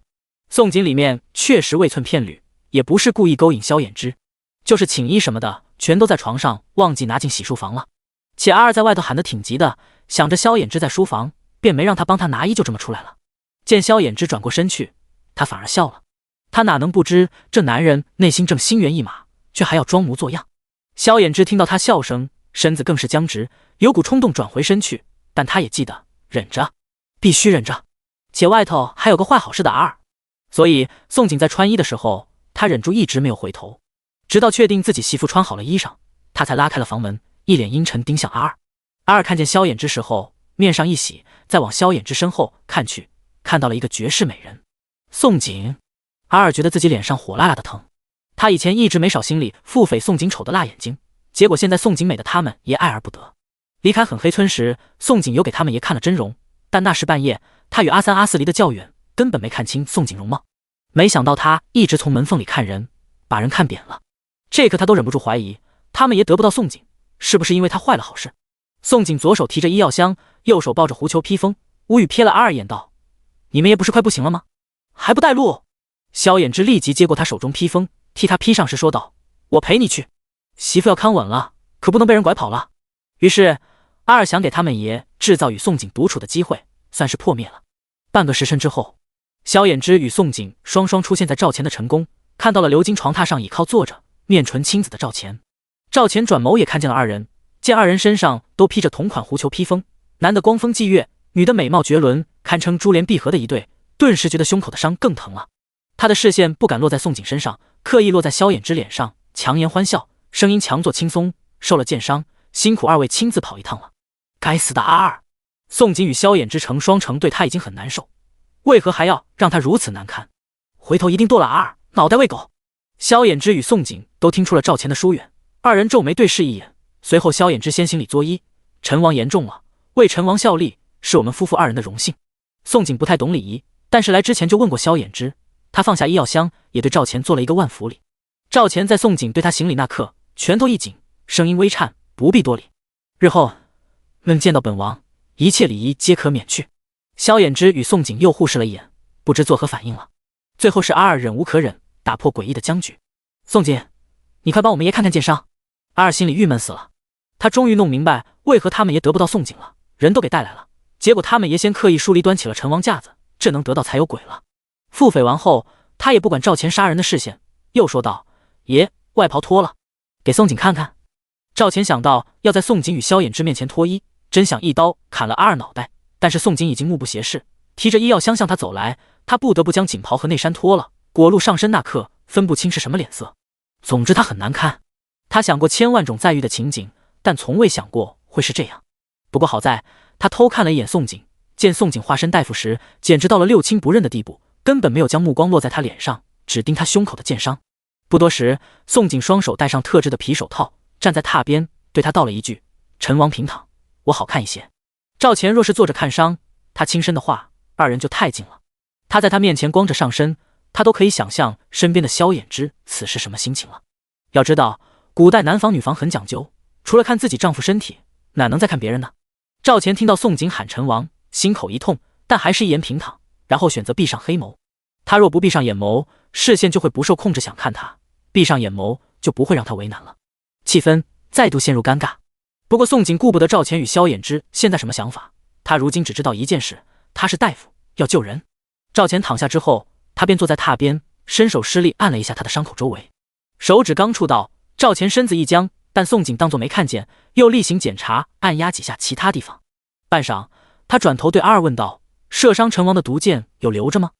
拿给我看看。”“有，当然留着。”阿二闻言立即点头，然后将毒箭递上。宋景先是查看毒箭，看到上面倒钩处有粘物，又凑到鼻尖去嗅了嗅，嗅了许久，又问阿二赵钱的一些症状，这才放下毒箭，对众人说道：“我想我大概知道陈王中的什么毒了。”第200章替赵钱解毒2。宋景通过阿二形容的症状描述，还有赵钱面唇青紫以及伤口几处血样脓血，再加毒箭上残留的粘物，可以判断赵钱这次是栽了个大跟头。要不是认识他，且他这妖巧进京了，估计赵钱这次还真是无药可救。宋景脸色沉重，对骤然睁眼的赵钱说道：“毒箭上的毒叫做金枝，即是粪便，另一个叫法破伤风杆菌。古代若不幸患上破伤风，只有等死一条路。破伤风若用在战场上，无疑就是生化武器。刺杀赵钱的凶手可谓是邪恶狠毒。”“你说什么？粪便？”赵钱得知自己中的毒竟是粪便，周身瞬间裹挟肃杀之气。这是耻辱，天大的耻辱！然而意识到自己不应该在宋景面前流露杀气，又急忙收敛起锋芒，目不转睛看着宋景，问道：“本王可还有救？”宋景起身，从医药箱里拿出一瓶麻沸散，一坛灵泉，对阿二吩咐道：“拿个碗过来。”等到阿二拿个干净的玉碗过来，宋景就将麻沸散到了一定量到碗中，然后再倒了大半碗灵泉冲散，递给赵钱，说道：“我需要给陈王伤口坏死组织进行清创切除，陈王先喝了麻沸散，睡一觉即可。”赵钱没有犹豫，起身接过玉碗，仰头就将麻沸散全部喝下。宋景下的麻沸散的量有点多，赵钱很快就昏昏欲睡。等到宋景把一阴手术要用的工具消完毒，赵钱已经失去了意识。宋景又用镊子夹着棉花给赵钱伤口周围消毒。在用烈酒进行消毒的时候，宋景暗暗下了决定，回家后一定要捣鼓酒精和方便药，没有酒精和方便药实在太不方便了。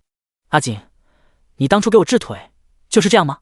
萧衍之在旁边看着宋景拿着手术刀给赵钱清创，血淋淋的模样，看得他眼皮直跳，直心疼自己媳妇。他只知道自己醒来后双腿就已经做完治疗了，丝毫不知道场面如此血腥，这换成其他男人看了也会犯恶心想吐。宋景听了萧衍之问话，一边给赵钱清创，一边笑着回答：“你的比陈王的可要难多了，为给你治腿，我可是整整站了4个时辰，给你做完手术，我腿都酸了，腰也疼了，头都晕了。”萧衍之，原来媳妇为治他这么辛苦，以后他会好好补偿。阿二看着宋景轻松自在的与萧衍之撒娇玩笑，又看了一眼昏迷的赵钱，心里暗暗叹息。2个时辰之后，宋景总算给赵钱将坏死的组织全部切除，且用灵泉清洗干净伤口，再给上了金疮药，纱布包扎好。等一切结束之后，他将剩下的半坛灵泉，还有萧衍之替他写的退热与预防栓塞的药方子一并给了阿二。这坛里的药水可以杀死毒菌，你们也醒来后就让他喝，最好让他全喝完了。等他有发热症状，就按这个方子熬药汤他喝。若是伤口有恶化情况发生，你且再来找我。宋景交代完，就收拾自己的医药箱，一切收拾妥当，重新披上披风，就要与萧衍之离开。阿二见状，僵硬的抽搐嘴角，唤住了他：“那个，多谢了，等爷醒来，我会传达你的话。另外报酬也需等爷醒来决定。可惜了，他们爷还昏睡不醒，连句谢谢也说不上。”宋景听到报酬2字，记起一事，从袖兜里拿出厚厚一沓最大面值1万两的银票，再次递到阿二手中。报酬就不必了，以后让陈王在朝堂上多照着点我相公就好。这些都是属于陈王的份子钱，一共78万两银。以后每年年尾我会结一次份子钱，等他醒来你且告诉他。什么？阿二低头看着手中烫手的银票，不敢相信他们爷之前投入的500多两银，1年不到就变成了78万两。宋景这是有摇钱树还是聚宝盆？怎么这么会挣钱？简直太恐怖了！今日的宋景全身家当有多少？不会千万两了吧？记住了，等你们也醒来，叫他以后在朝堂上对我相公好一点。宋景可没有忘记以前萧衍之为了抢他，直接挑衅赵钱。阿景，我们回家。萧衍之2次听到宋景喊他相公，之前宋景给赵钱治伤的郁闷瞬间烟消云散。宋景对他实在太好了，他这可真是爱惨宋景了。赵钱麻沸散药效过去，并没有醒，而是神奇的睡了一个好觉，且一直到第2日醒来，中途也没有发热，尤其原本青紫的唇色也神奇变成了正常的唇色。阿二近1年没有见过他们爷像昨夜睡得这么踏实安稳，尤其他们爷中毒后每日肌肉疼痛，就没有睡过好觉，那一双黑眸是一直布满血丝。如今他再看赵钱，发现赵钱黑眸里的血丝消失大半不止。爷，这坛子药水是宋景让你醒来就必须喝完的，他说能杀死你体内的毒菌。阿二想起昨夜自己冲动擅自做主，违抗命令，现在才开始后怕。赵钱面无表情盯着阿二，大有山雨欲来风满楼之势。他还说了什么？阿二感觉自己后脖发凉，咚一声跪下了，颤巍巍将78万两银票捧高过头，笑得比哭还要难看，又道：“他还说给爷治伤不用报酬，而且这是爷今年的份子钱。”赵钱低头看着阿二手中高捧过头，厚厚一沓面值1万两的银票，瞳孔狠狠一缩。他没想到宋景真的给他分了份子钱，而且1年不到就分了78万两。阿二不敢等赵钱再问，又老实交代：“爷，他还说了一句，让你以后在朝堂上多照着点他相公。”赵钱良久，阿二感觉到一道冰冷的目光落在脖子上，顿时凉飕飕的。他立即秒耸，急忙求饶：“爷，我错了，我该死，我不该擅自做主去找宋景，我这就去自领200鞭，哦不，300鞭。”这次也明显真动怒了，他再不自救，也真会砍他脑袋剁了喂狗的。他可是死士，只有绝对服从，不能逾矩。但他最近真的一直在爷头上蹦跶。